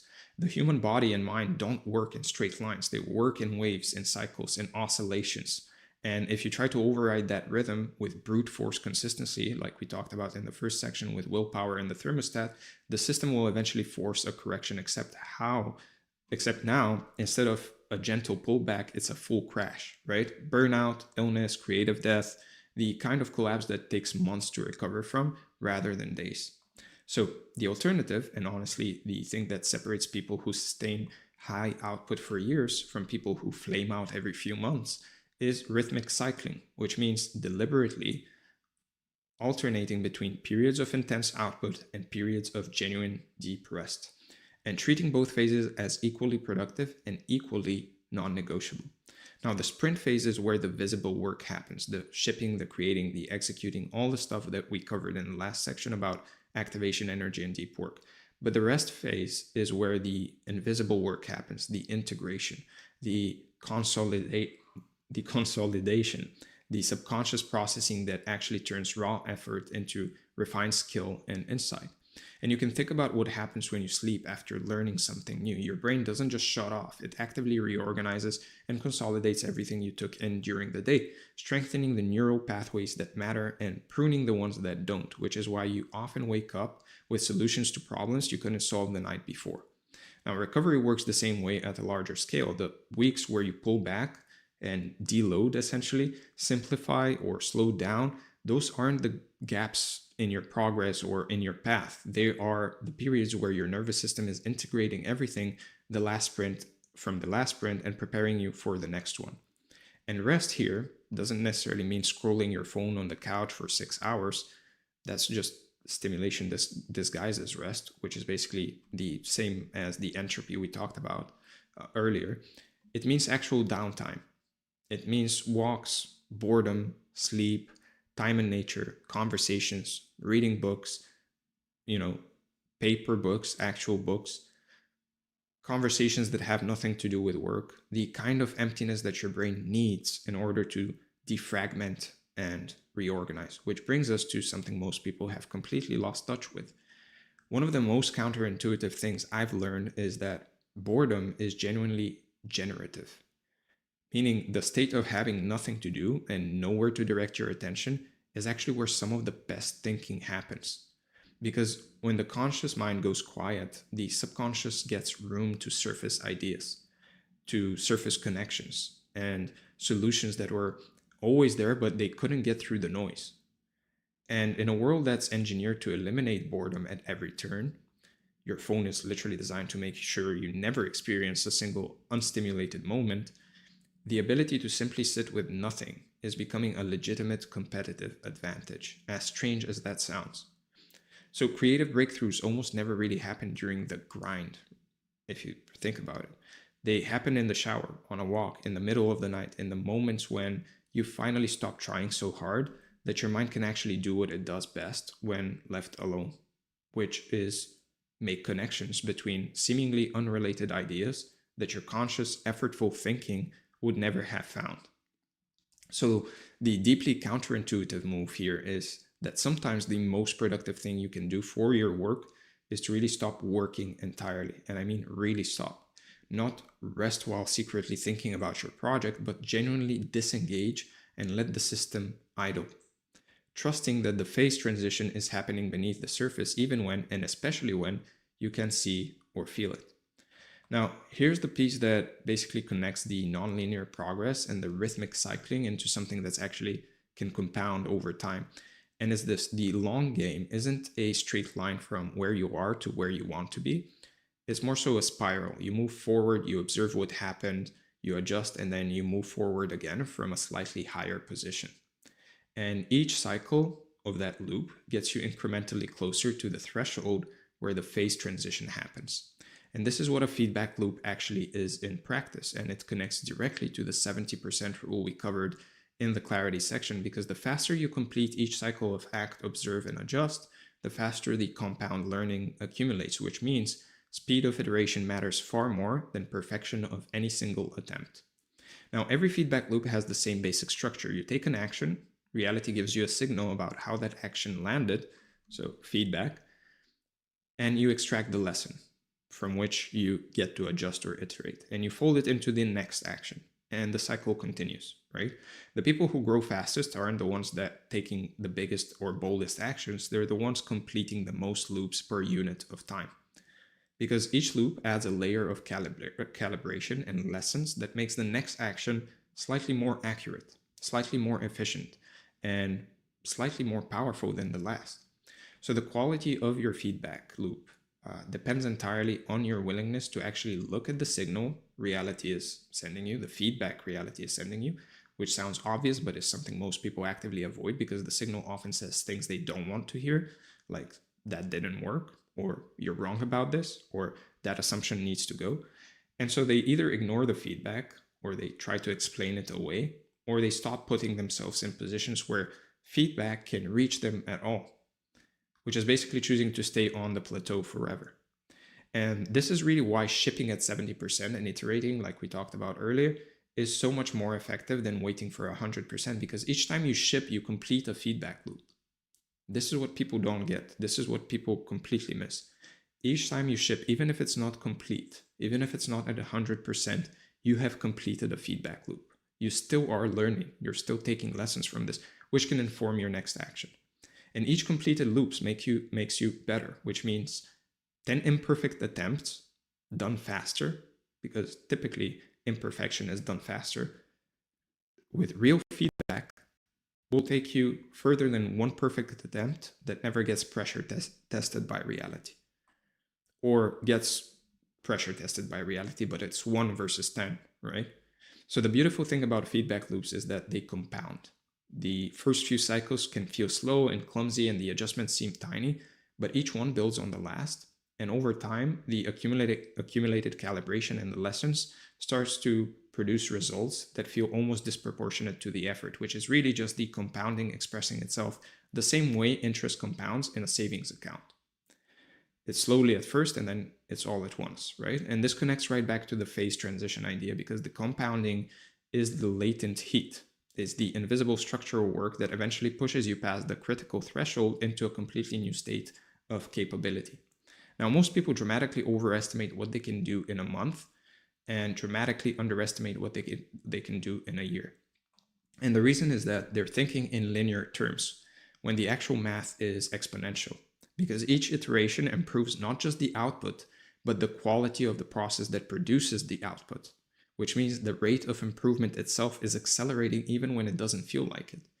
And when you combine the feedback loops with the rhythmic cycling, like sprinting, resting, integrating, sprinting again from a higher baseline, what you get is a system that naturally accelerates over time without requiring any more effort, because the rest periods are where the lessons from the last cycle consolidate, and then the next sprint starts from a higher baseline than the last one, and that's really the engine of the long game in its simplest form.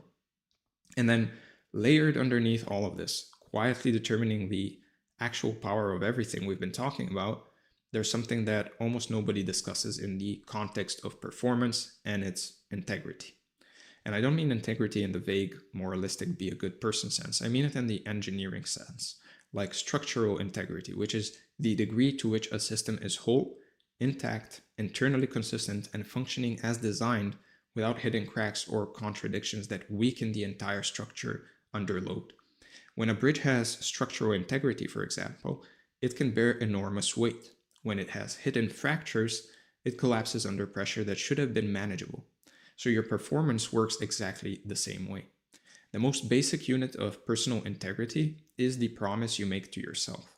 Every time you say, I'm going to wake up at 6 and then you don't, every time you commit to a writing session and then you skip it, every time you set a boundary and then you fold, you're creating a tiny fracture in your internal structure. And each one of those fractures teaches your nervous system that your word doesn't mean anything. And that's how your confidence completely gets devastated and destroyed over time. You can't have confidence because you literally can't have confidence in yourself, because your word literally means nothing to you.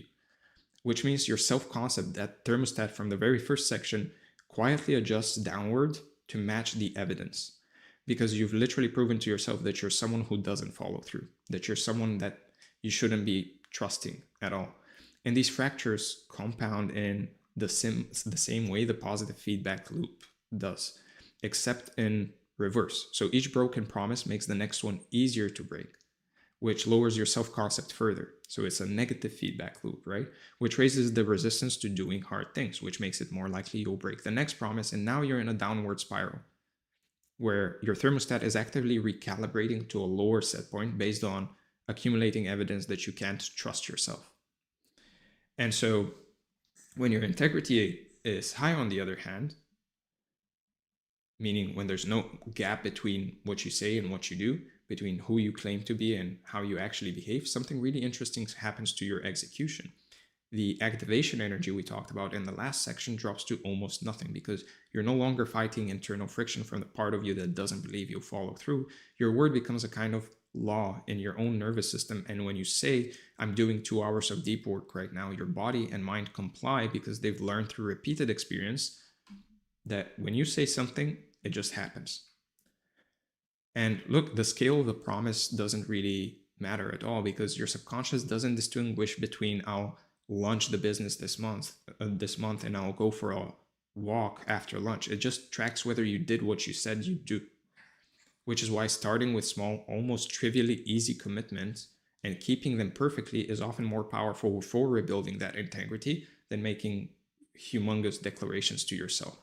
So think of it as building self-trust, and self-trust is really the foundation that the entire thermostat really sits on, because a person who trusts themselves deeply has a fundamentally different set point than a person who knows on some level that their commitments to themselves are negotiable, right? And this is also where integrity connects to the desire audit from the first section, or motivation audit, because if you're living out of alignment with what you actually want, if your external behavior contradicts your internal truth, that misalignment is a form of broken integrity too, and it drains your energy and confidence in the same invisible way that broken promises do.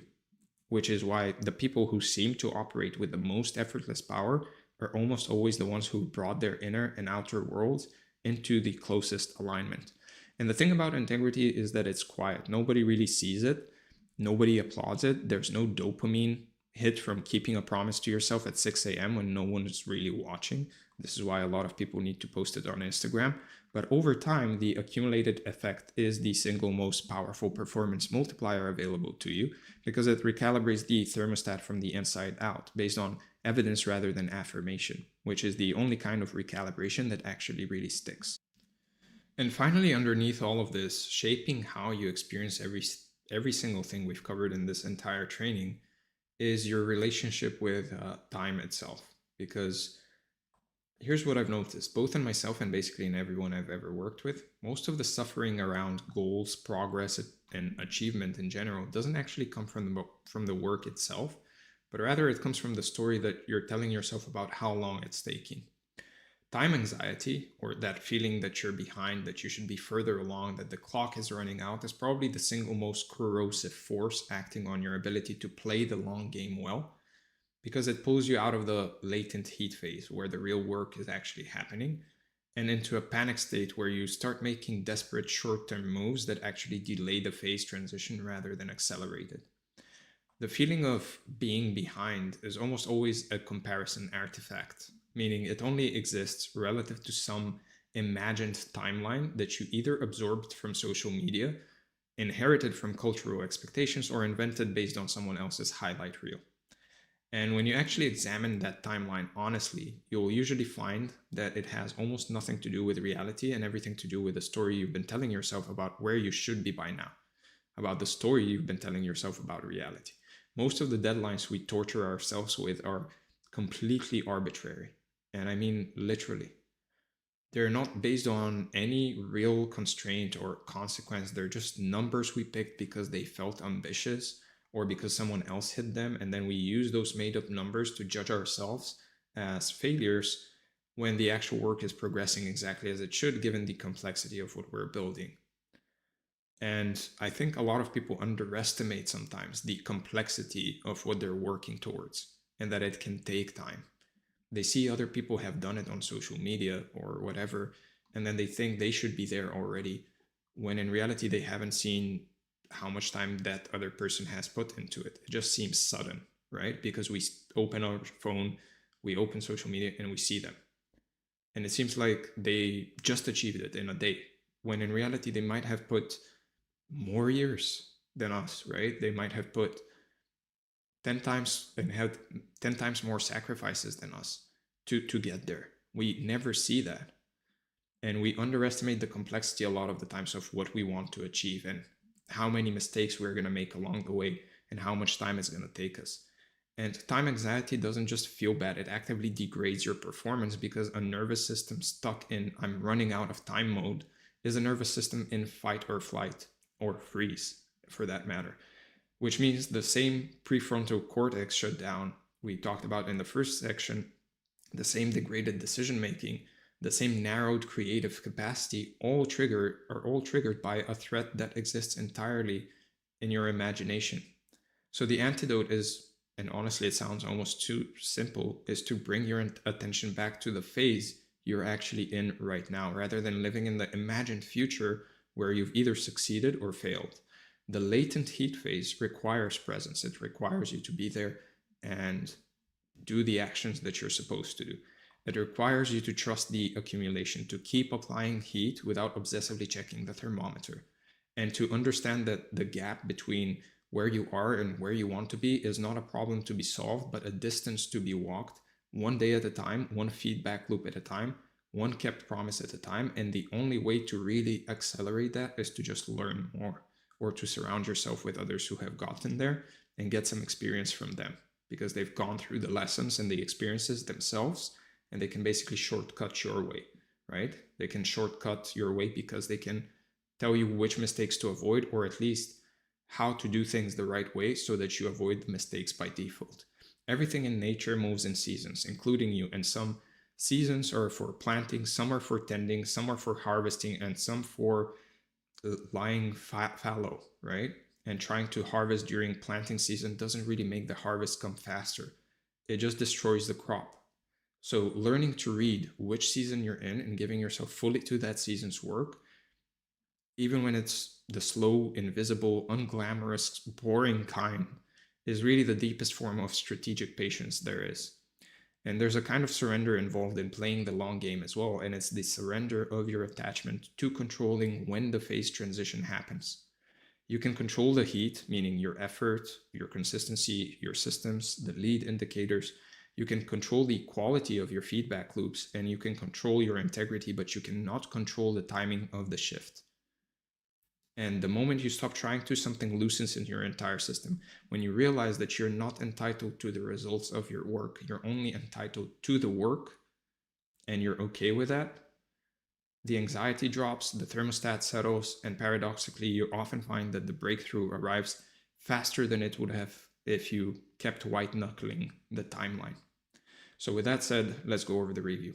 We talked about the invisible foundation, ruthless clarity, relentless execution, the long game, the review, and finally your action items for the day or the next few days. First, sit down this week and run an honest inventory of your open loops, your should goals, and your current thermostat set point, because until you see that disorder clearly, you can't really do anything about it. And awareness alone will close more loops than any productivity system ever could.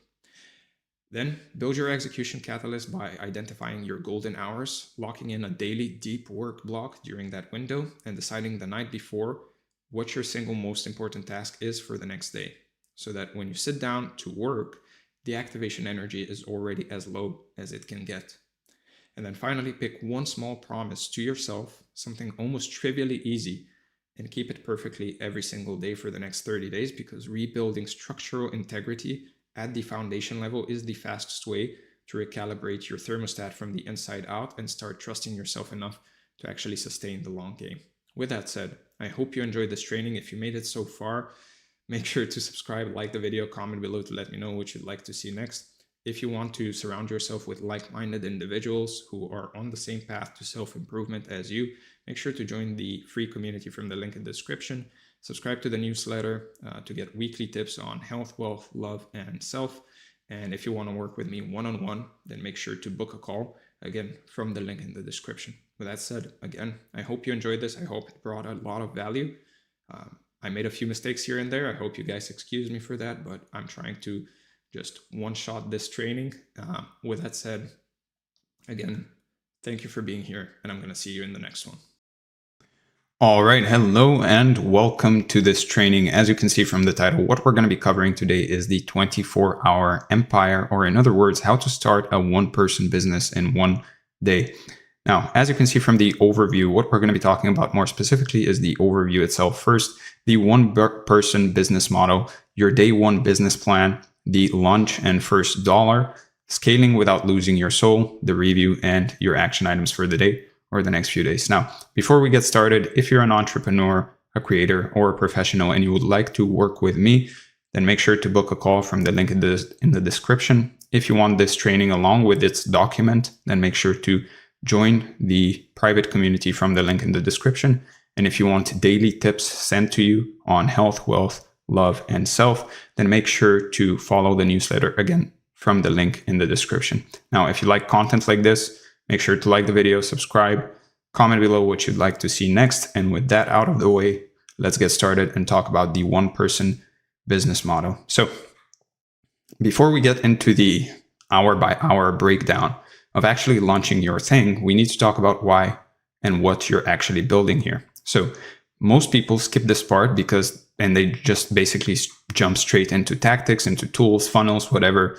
And then 6 months later, they're burned out or confused about why nothing is working. And the one-person business model is different from anything you've probably been taught about business in the traditional sense. And that's what makes it so powerful.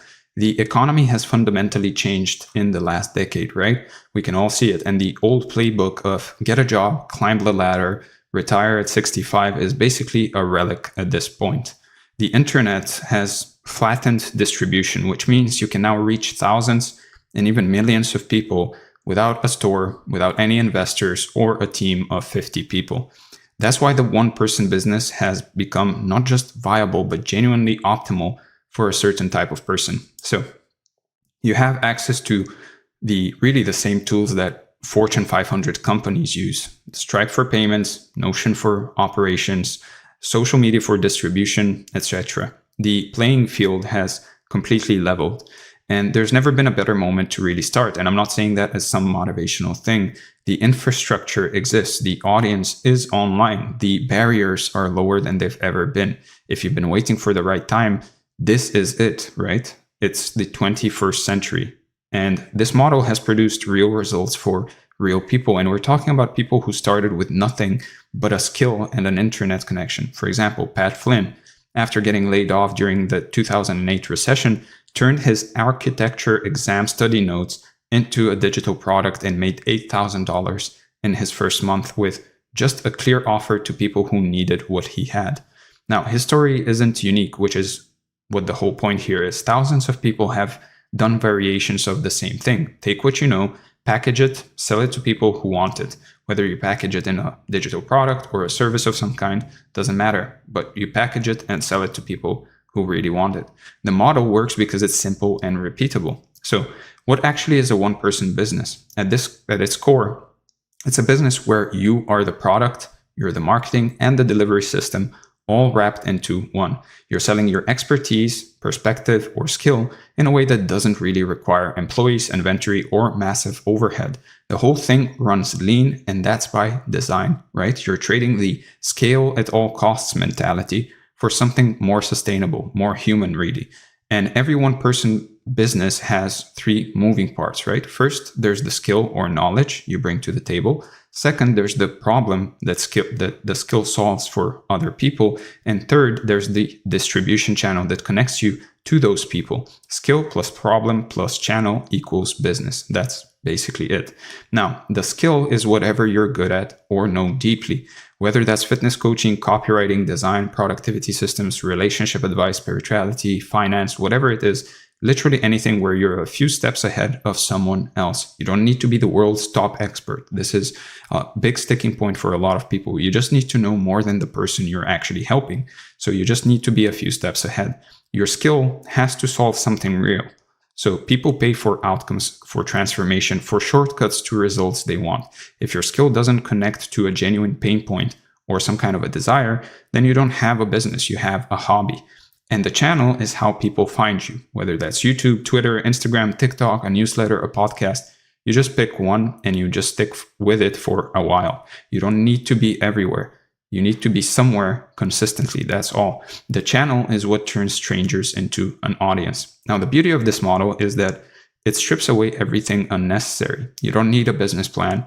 You don't need funding. You don't need permission from anyone. You need a skill, a problem it solves, and a way to reach people. Most business advice, anyway, overcomplicates things because complexity sells courses, right? The actual mechanics are embarrassingly simple.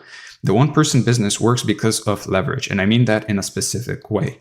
You create something once, a piece of content, a digital product, a system, and it keeps working for you while you sleep, eat, live your life. That's the game. Naval Ravikant actually talks about this a lot. You want to earn with your mind, not your time, he says. The one-person business is built on that principle. You're not trading hours for dollars.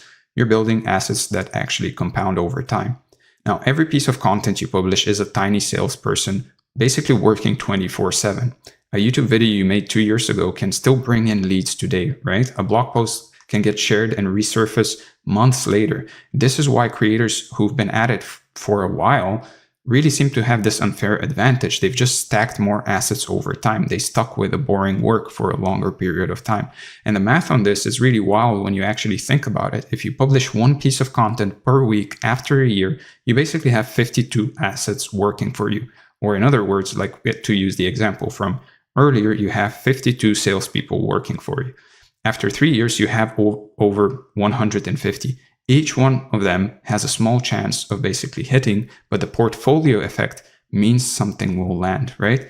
In The Long Tail by Chris Anderson, the author actually explains why building a portfolio of content can be so powerful. And the concept is simple. Most of your content will fall into what he calls the long tail.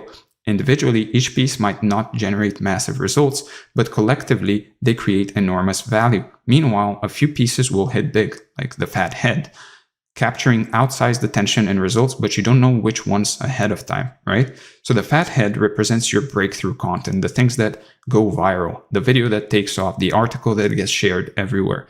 These are your hits, but you can't rely just on them, right? Now, you can afford to have most content be just okay because a few winners will actually carry the portfolio.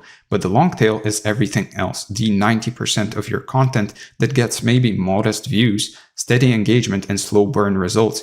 Individually, these pieces seem unremarkable, but when you have 150 of them basically working simultaneously, they collectively drive consistent traffic, leads, and sales. And this is why consistency really beats perfection here. And here's the thing, you can't predict which content will be a hit ahead of time. That Twitter thread that you spent 10 minutes on might blow up, while the essay you labored over for days can get crickets, right? The only way to really win is volume plus patience. So keep publishing, keep stacking assets, and let the portfolio do its work.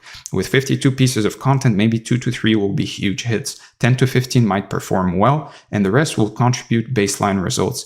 That's fine. The hits pull people in, right? The solid performers build trust, and the long tail keeps working in the background. Together, they basically create a system that generates consistent results without any single piece needing to be perfect.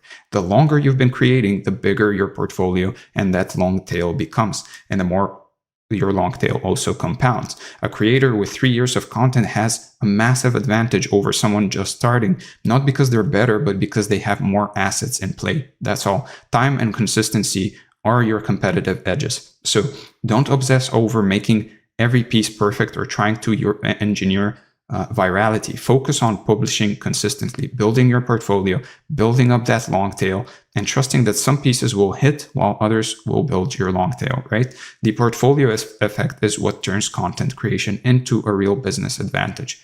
Now, digital products and services are pure leverage. An ebook, a course, a template, a membership, a service, you build it once or standardize it and automate it once, and you sell it infinitely. There's no marginal cost to serving the 1,000th customer versus the 10th. So most successful one-person businesses have a product stack where you offer things at different price points, maybe a free newsletter, a $50 ebook, a $500 course, a $5,000 coaching package, or a $10,000 service. The free stuff builds trust, the cheap stuff builds buyers, and the expensive stuff builds income. Everyone enters at a different level.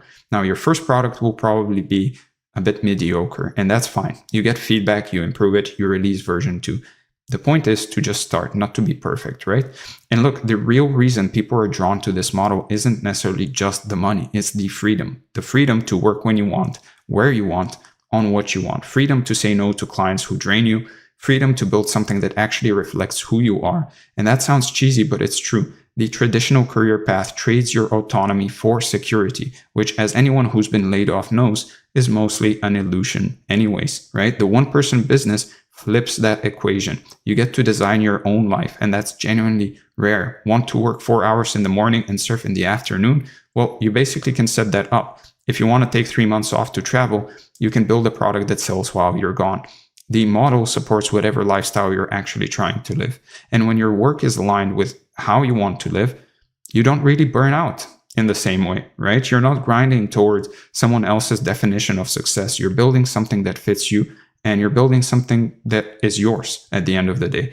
You own everything, the audience, the products, the revenue, the brand. If a platform dies or an algorithm changes, you can adapt and keep going. And if you compare that to a traditional job where you're essentially renting your income from an employer who can revoke it at any time, right? Now, once you understand what a one-person business actually is and why it works, we need to get practical, right? None of this matters if you don't actually build the thing. So in the next section, we're going to map out your entire first day, hour by hour, step by step, everything from picking your niche to setting up your offer to getting your first eyeballs. Now, quick note before we move on, if you're watching this and thinking this sounds good, but I really want help actually building this thing out, I can help you do that one-on-one. So if that sounds like something you want, there's a link below to book a free call with our team. We'll map out your specific situation and show you what's actually possible. And if you'd rather keep going with the training and figure it out yourself, that's totally fine as well. Either way, let's keep moving, right? So let's talk about your day one business plan. So this is where we really get into the actual work. And I'm going to basically walk you through an 8-hour day that takes you from I have an idea to I basically have a business. Now, is it a polished, fully optimized business? Not really, but it's a real one. Something you can actually sell, something that exists in the world rather than just in your head. And most people spend months and years just planning this anyway. So it feels productive and it doesn't really require any real risk, but you're not really doing anything. Today, what we're going to do, if you follow this training, you're going to build the thing. So this section is basically designed to kill that. By the end of today, you'll have a niche, an offer, a way to get paid, and your first piece of content out in the world. That's the goal. So let's break it down hour by hour.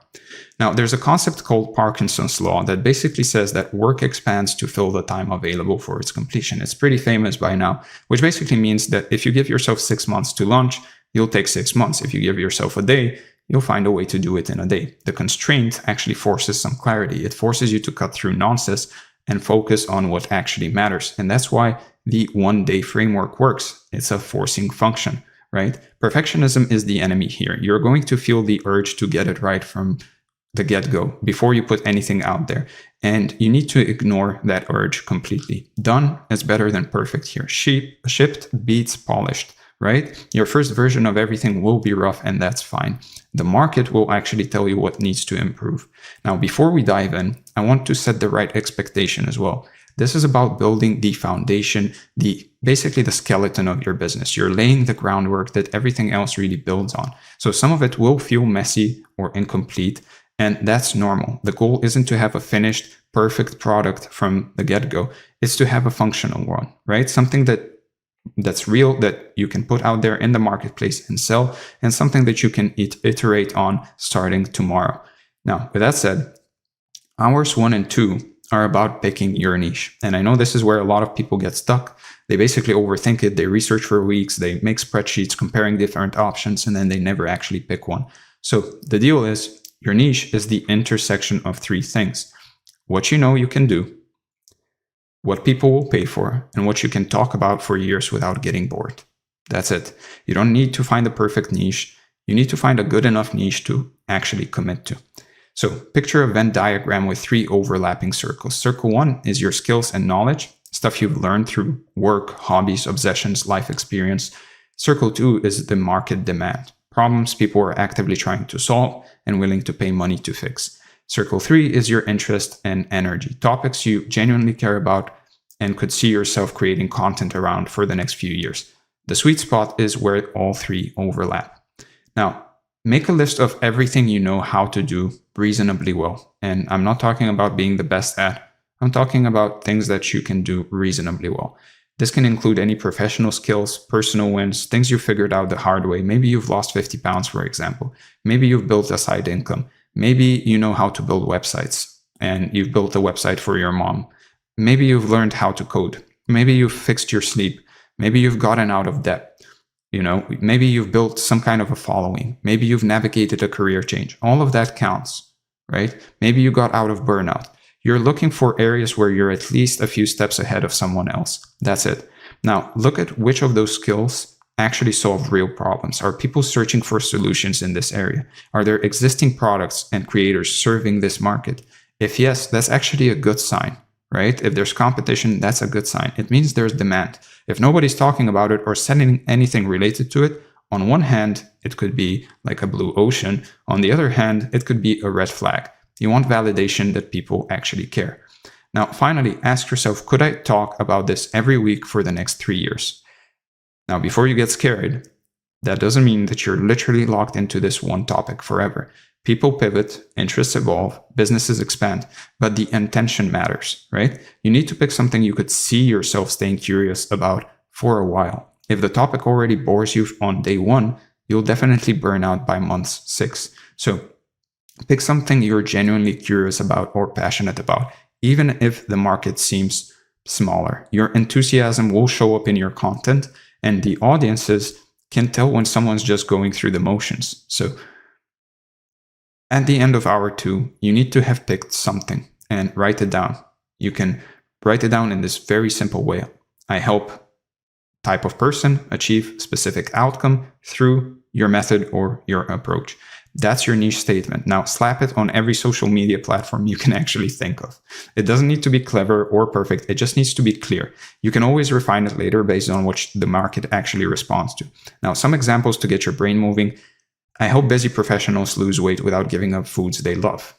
Pretty clear, right? I help freelancers land high-ticket clients through cold outreach. I help new dads stay fit with 20-minute home workouts. I help overthinkers build systems that actually reduce their stress. Notice how specific these are. Specificity is your friend. Now, hours 3 and 4 are about building your offer. And this is probably the most important part of the whole day. Your offer is what you're actually selling, right? The thing people will give you money for. A lot of people mess this up because they focus on the what, which is either a course, a service, an ebook, whatever it is, instead of the so what, which is the transformation the customer actually gets, right? Nobody buys a product or service. They buy the result the product or service promises. So you need to get crystal clear on the outcome you're delivering. Now, every good offer is actually built around a transformation. Point A is where your customer is now, struggling with some problems, stuck in some situation, wanting something they don't have. Point B is where they want to be, the result, the outcome, the better version of their situation. Your offer is the bridge between A and B. The clearer you can make that bridge, the easier it is to sell. Now, vague offers don't sell. I'll help you get healthier is very, very weak. Everybody can say that, right? I'll help you lose 15 pounds in 90 days without cutting carbs. That can be interesting, right? The more specific the promise, the more believable it becomes. People can picture 15 pounds. They can't picture healthier. It's very vague. It's very broad. And healthier is different for a lot of people. So the best offers solve painful problems or very big desires, right? Things that keep people up at night, things that they've already tried to fix, things that they've actively spent money on, like weight loss, making money, relationships, career advancement, health issues. These are evergreen because the pain is real and persistent. Now, you need to decide how you're going to deliver this transformation. For day one, you can just keep it simple, right? The easiest formats to start with are one-on-one coaching or consulting. So you basically sell your time and expertise directly. A digital product like an ebook, a template, or a mini course, or a done-for-you service, meaning you do the work for them. You just pick one. You can always add more formats later. Now, if you go the coaching route, you're basically selling access to yourself. Someone pays you, you hop on calls with them, you help them solve their problem directly. And this is the fastest way to make money because there's no product to build. You are the product. The downside is it trades time for money, but it's a great starting point if there's something you can actually teach them and help them with. Now, if you go the digital products route, you're packaging your knowledge into something people can consume on their own. Now, this could be a PDF guide, it could be a video course, it could be a Notion template, it could be a spreadsheet, whatever. The upside is it scales infinitely, right? The downside is it takes more time to create and usually sells for less than one-on-one coaching. Now, if you go the service route, you're doing the work for people, writing their copy, designing their website, building their systems, managing their ads. This can be very lucrative because you're selling outcomes directly. The downside is it's essentially a job you created for yourself. So it only scales with more hours or higher prices or hiring people. But then it's not a one-person business, right? So you set a price, and this is where people freeze up a lot. So I'll make it simple. For coaching, you can just start at, let's say, $100 per hour or $500 to $2,000 per month, depending on the outcome. For a digital product, you can start at $27 to $97. For a service, you can start at $500 to $2,000 per project. Now, these aren't magic numbers and it's not a hard rule. They're just starting points. So you'll adjust based on what the market tells you. The worst thing you can do is not pick a price at all. Now, price based on the value of the transformation, not the time it takes you. If you help someone land a $50,000 job, charging $2,000 for that is really a steal. If you help someone lose 30 pounds after years of struggling, $500 is nothing compared to what they've probably already spent on gym memberships and diet programs and supplements that didn't work, right? So a useful mental trick, think about what the cost of not solving this problem is.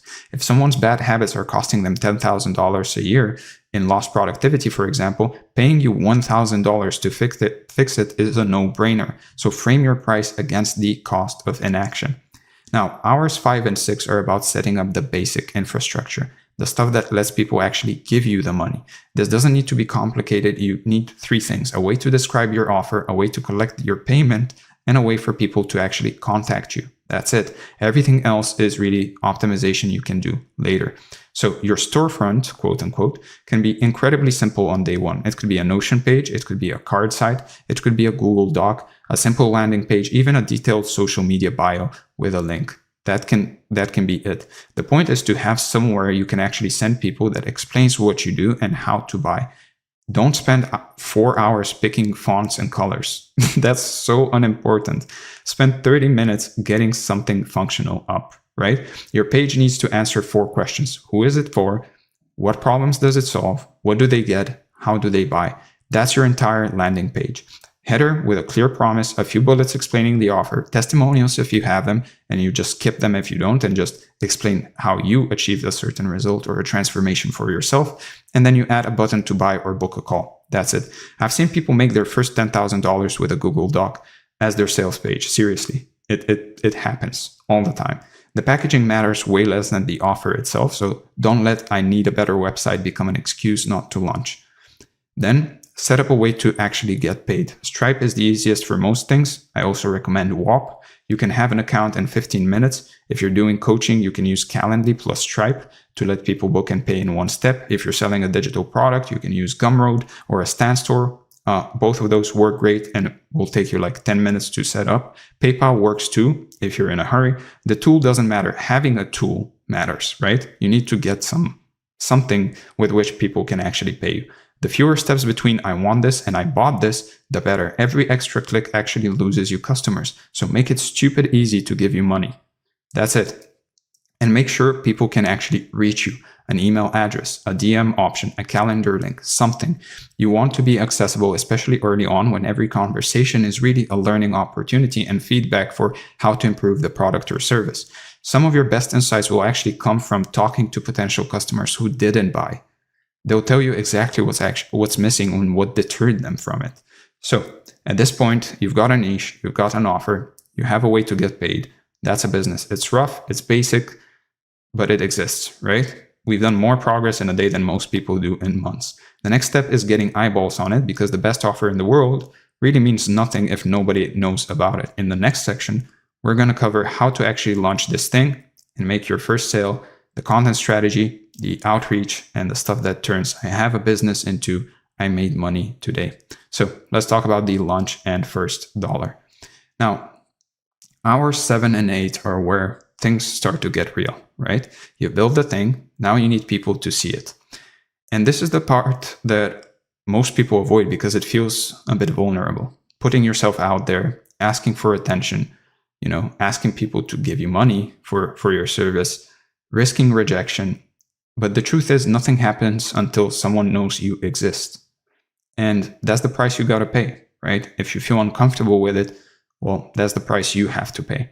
You can have the best offer in the world, and if it's sitting in a Google Doc that nobody's ever seen, it's worth exactly $0.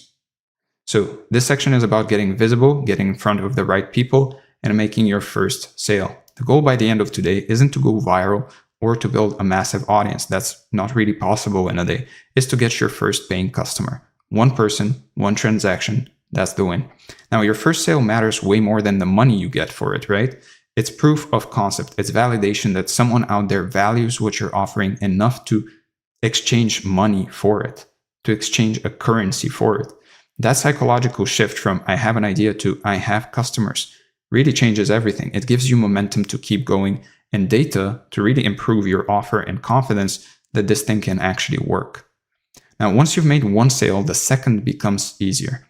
And the third. Each sale is basically evidence that your offer works, which makes it easier to talk about, easier to sell, and easier to believe in. And the first one is always the hardest because you're really selling without any proof. After that, you have some receipts. Now, the reason we're cramming this into one day or in day one is because speed matters. The longer you wait to put something out there, the more doubt creeps in. You start second guessing your niche. You're going to start tweaking your offer endlessly. I've seen this 1,000 times. You're going to start convincing yourself you just need one more thing before you're ready. Launching fast short circuits all of that. You get real feedback from real people instead of imaginary feedback from your own head. Now, your first move is to create one piece of content that introduces you and your offer to the world.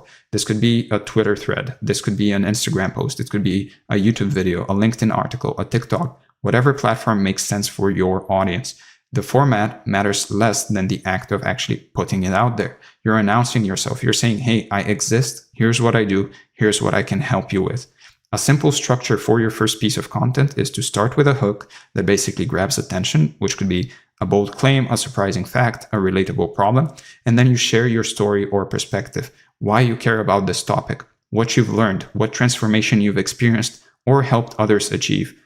End with a call to action like follow me or DM me or check out my offer, whatever makes sense. Now, the hook is everything on social media, even more so if you really don't have an audience yet. So you have about 2 seconds to really stop someone from scrolling. So lead with the most interesting, provocative, or useful thing you can actually say. I lost 50 pounds eating pizza is a hook, right? That's a strong hook. Here are some health tips is not. Nobody cares about that. Make people curious enough to keep reading. So give genuine value in your content as well. Teach something useful, share a real insight, solve a small problem for them. People follow creators who make them feel smarter or better or more capable. If your content is just buy my thing, nobody will stick around. Lead with value and the sales will follow. And as cliche as it sounds, I know, be yourself. The internet is really full of polished corporate generic content that really sounds the same. What cuts through is personality, opinion, realness. Share your actual perspective, even if it's different from what everyone else is saying. Actually, especially if it's different, right? One piece of content won't change your life, but it starts the flywheel. The goal after today is to just keep publishing. 1 piece per day or 3 per week or whatever rhythm you can actually sustain. That's more important. Gary Vaynerchuk actually has this line that's basically content is the cost of entry now. And I'm just paraphrasing, but if you're not creating, you're invisible. And invisible doesn't really pay the bills. All right. So every piece of content you publish is another lottery ticket. Most won't hit really big, but some will. And over time, the ones that do hit will bring in more followers, more leads, more sales than you could imagine. This is why consistency beats intensity. 1 viral post is nice, but 200 solid posts over 2 years is really a business. Now, content is great for long-term growth, but if you want to make money today, you might have to do some outreach. And this means proactively reaching out to potential customers and actually starting conversations. And yes, it feels awkward at first, especially if you're not a salesy person, but it's the fastest path to your first sale. You're going to where the customers already are instead of waiting for them to find you. Now, direct messages are underrated, really underrated. I know because I was at one point an appointment setter through DMs, and a lot of money can be made with just DMs. Find people who fit your ideal customer profile. Maybe they're posting about the problem you solve, or maybe they're asking questions in communities, or maybe they're following competitors in your space. Send them a genuine message, not a pitch, not a copy-paste template, but an actual human message. Comments on something they've posted or ask a question or just offer a quick piece of advice. Just start a conversation. Now, the goal of outreach isn't to sell on the first message. It really isn't. This is why most people do it wrong. It's to start a relationship. People buy from people they trust, and trust takes time. So your first DM should be warm, it should be helpful and low pressure. Hey, saw your post about X, have you tried Y? That kind of thing, right? You're offering help. If the conversation goes well, you can eventually mention what you do. Now, outreach is a numbers game. You're not going to convert everyone you message. Not even close. But if you send 50 thoughtful DMs, maybe 5 to 10 of those people will respond, and maybe 1 or 2 of those will become customers, or at least book a call. That's the math. So don't get discouraged by non-responses. Keep going. The more conversations you start, the more chances you have to make a sale. Now, another outreach strategy is to show up in communities where your target audience basically hangs out, and then you create content as well in different ways. It could be Facebook groups, it could be Discord servers, it could be Reddit threads, it could be Twitter or X, wherever they gather, right? Don't just lurk, actually participate, answer questions, share insights, be helpful. When people see you consistently adding value, they'll naturally want to learn more about what you do. It works almost every time. The trick with communities is to give way more than you take though. So if every post is a plug for your offer, you'll get kicked out or at the very least, ignore it. But if you're genuinely helpful for weeks or months and then occasionally mention your offer when it's relevant, people will actually be interested. Build goodwill first, and then you can cash it in. So showing up consistently in communities will build your authority over time. People will start to recognize your name, associate you with expertise in a certain field, and think of you when they need help. But it's a slower play than direct outreach, yet it really compounds just the same way as content.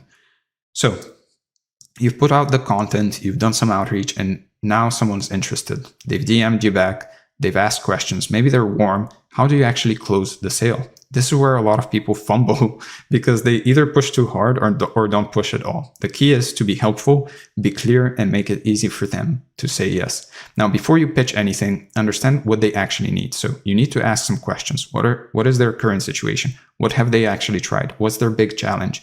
What would success look like for them? The more you understand their specific problem, the better you can position your offer as the solution. Most people are terrible at selling because they talk too much. The best salespeople listen. Let the prospect tell you what they need, what they're struggling with, what they want. Your only job is to ask questions so you can understand those things.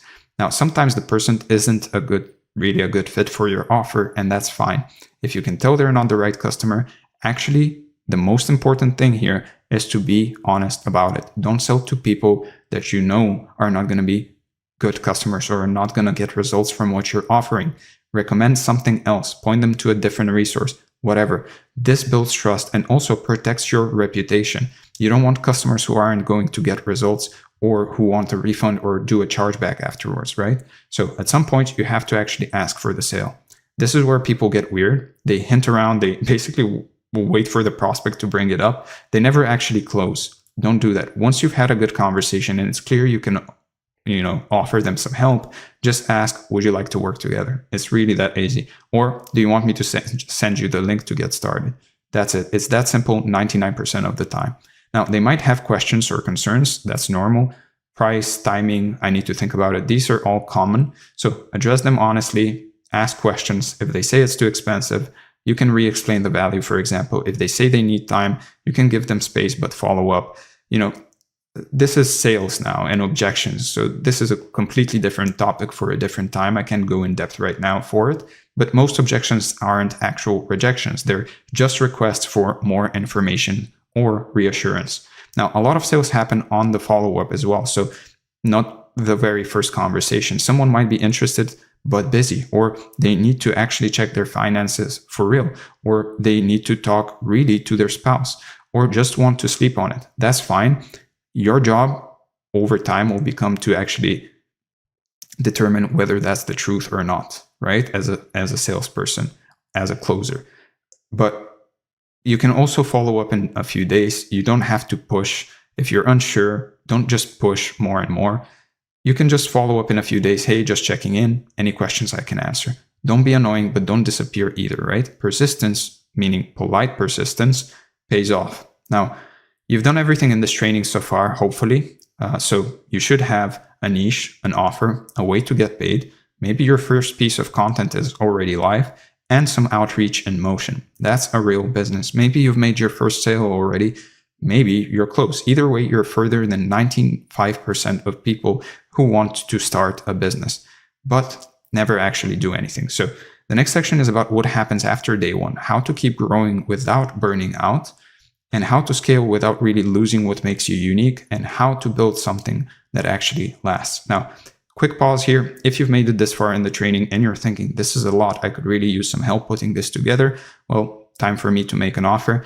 I can help. If you want to shortcut the trial and error phase and actually get it right the first time, there's a link below to book a free call. We'll look at your situation, map out your next steps, and see if working together actually makes sense. Now, let's finish strong with this last section.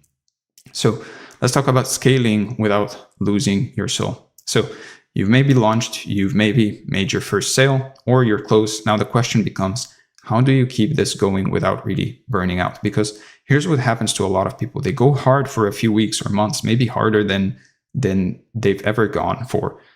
And they start seeing some traction and then they crash, right? They get tired, they lose motivation, they start resenting the thing that they actually built. And the whole point of a one-person business is to create freedom. So if you're hating your life, you've just created a worse version of the job you were trying to escape. Now, this section is about building something that actually lasts.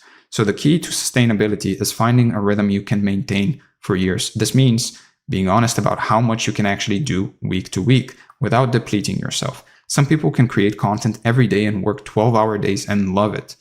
Others need to batch everything on Monday and then step away. There's no right or wrong. The right answer is whatever you can sustain. So James Clear in Atomic Habits actually talks about how habits need to be easy enough that you can do them even on your worst days. Same principle applies to your business, at least until your work capacity grows over time. Now, you'll have seasons of intensity and seasons of rest, and that's normal. Maybe you're launching something new and working 12-hour days for a few weeks. That's fine. But that can be the default, right? Build in some recovery time. Take some breaks. Your business should support your life, which probably sounds very European, but hey, I am. Your life needs some rest, right? Also, set boundaries. Decide when you work and when you actually don't. Turn off notifications. Protect your mornings, your evenings, your weekends, whatever matters to you. The business will take as much as you give it. It's really like a sponge that will just take everything you give it. So you have to be intentional about what you keep for yourself. Now, also pay attention to what gives you energy and what actually drains you. Over time, you'll actually notice patterns. Maybe you love creating content but hate sales calls.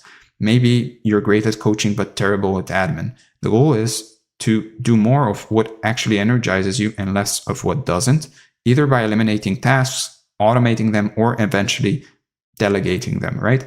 And every few months, you can do what I call an energy audit. Look at everything you're doing in your business and ask yourself, does this energize me? And am I actually good at it? Or does it completely drain me? And then make changes accordingly. Cut the stuff that drains you or the stuff that you're not really good at, and double down on the stuff that lights you up and you're actually good at, right? This is how you stay in the game long term. Now, as your business grows, you'll also need systems to handle the complexity. When you have one customer, you can keep everything in your head. When you have 50, you can't really. So systems are how you scale without working more hours. They're how you create consistency and reliability without doing everything manually every time. So automate anything that doesn't need your personal touch. That could be email sequences for onboarding new customers, for example, or scheduling tools so people can actually book calls without any back and forth. Payment systems that handle invoicing automatically. Every manual task you automate is time you get back. And more importantly, it's mental space you actually reclaim for other things, right? You don't need a million tools, just keep it simple. For example, a project manager like Notion or Trello, whatever, a calendar with some booking links, an email tool if you're doing newsletters, and a payment processor. That's it. That's probably enough for your first few months to a year. So don't overcomplicate it and then add tools when you feel the pain of not having them. And then create templates for anything and everything you do repeatedly. Welcome emails, sales scripts, content outlines, client onboarding documents. The first time you do something, you're figuring it out. The second time, you're refining it. The third time, you should have a template. This saves you from reinventing the wheel every single time. Also, document all your processes, even the simple ones. How do you onboard a new client? What's your content creation workflow? How do you handle refunds? Writing this stuff down does two things. First, it forces you to actually think clearly about how you do things. But second, it makes it possible to delegate later if you want to. You can't hand off a process that only exists in your head. So standard operating procedures sounds very corporate, I know, but they're actually just here's how I do this thing written down. And when you eventually want to bring on some help, like a VA, a contractor, or anyone, having those SOPs or standard operating procedures makes that 10 times easier. Plus, you'll thank yourself when you forget how to do something you haven't done in 6 months, right? Now, here's something most people really don't talk about enough. As you grow, there's some pressure to become someone you're not. The algorithm can start rewarding certain types of content. Customers might have certain expectations. Money can pull you in directions you didn't really plan to go. And if you're not careful, you wake up one day running a business you don't even like, built for an audience that doesn't actually align with who you are. Staying true to yourself is the real challenge here, and it gets harder the more successful you become. So know what you stand for and actually protect it. What are your non-negotiables? What topics will you always talk about?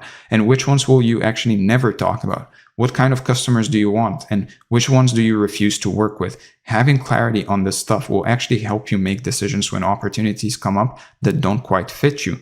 So saying no will get easier with practice. And in order for you to make it easier, you actually have to start saying no, right? It's one of the most important skills you'll develop. No to partnerships that don't align. No to customers who are going to be a nightmare. No to content that feels inauthentic just because it might perform well.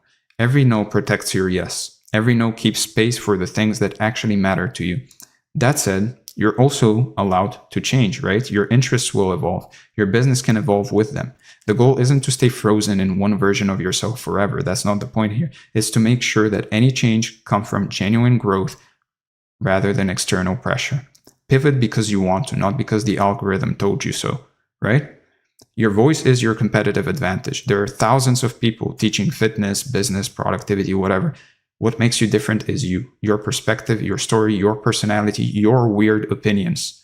Don't sand down the edges to appeal to everyone.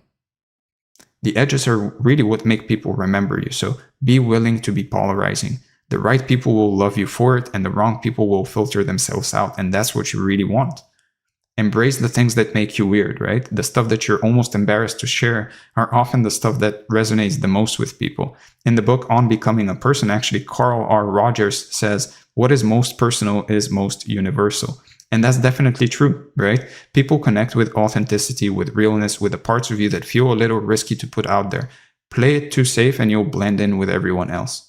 And finally, think about what you're actually building here. A one-person business can be a lifestyle play, right? It could be just something that funds your life and gives you some freedom.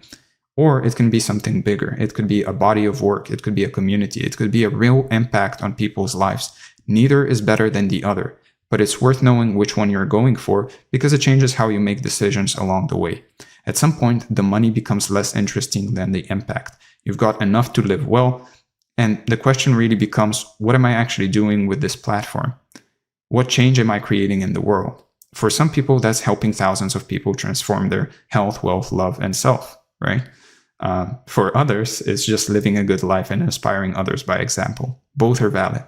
Now, the businesses that last are usually the ones where the founder cares about something beyond just profit. There's a sense of mission, of purpose, of, this matters. That doesn't mean you need to be saving the world. That's not what I'm saying. It just means you should be doing something that feels meaningful to you in some way. If you're only in it for the money, you'll quit eventually. So think in decades and act in days. The decision you make today and the decisions in general you make will compound over years, right? That piece of content you're creating might be bringing in leads 5 years from now. That relationship you're building might turn into your biggest partnership. Play the long game, be patient, build something you'll still be proud of in 10 years, because if you do this right, you'll still be doing it in 10 years. You'll love doing it in 10 years. So most people overestimate what they can do in a year and completely underestimate what they can do in 10. The creators who made it overnight usually have years of invisible work behind them. Some of them have even archived some of their older work. Don't compare your day one to someone else's year 5, right? Stay in the game, keep showing up, the results will come eventually. Now, let's go over the review. We talked about the one-person business model, your day one business plan, the lunch and first dollar, scaling without losing your soul, the review, and finally, your action items for the day or the next few days. First, block out 8 hours this week and just execute the day one plan. Pick your niche, build your offer, set up your infrastructure, create your first piece of content, and start your outreach. You can also, if you want to, break it up into 2 4-hour periods, right? Publish at least 3 pieces of content per week for the next 90 days and send 10 DMs daily to potential customers in your target audience. And finally, if you want help building this out faster, book a free strategy call using the link below and we'll map out your personalized roadmap together. With that said, if you enjoyed this video, make sure you give it a like, subscribe, comment below what you'd like to see next. Thank you for being here, and I'm going to see you in the next one.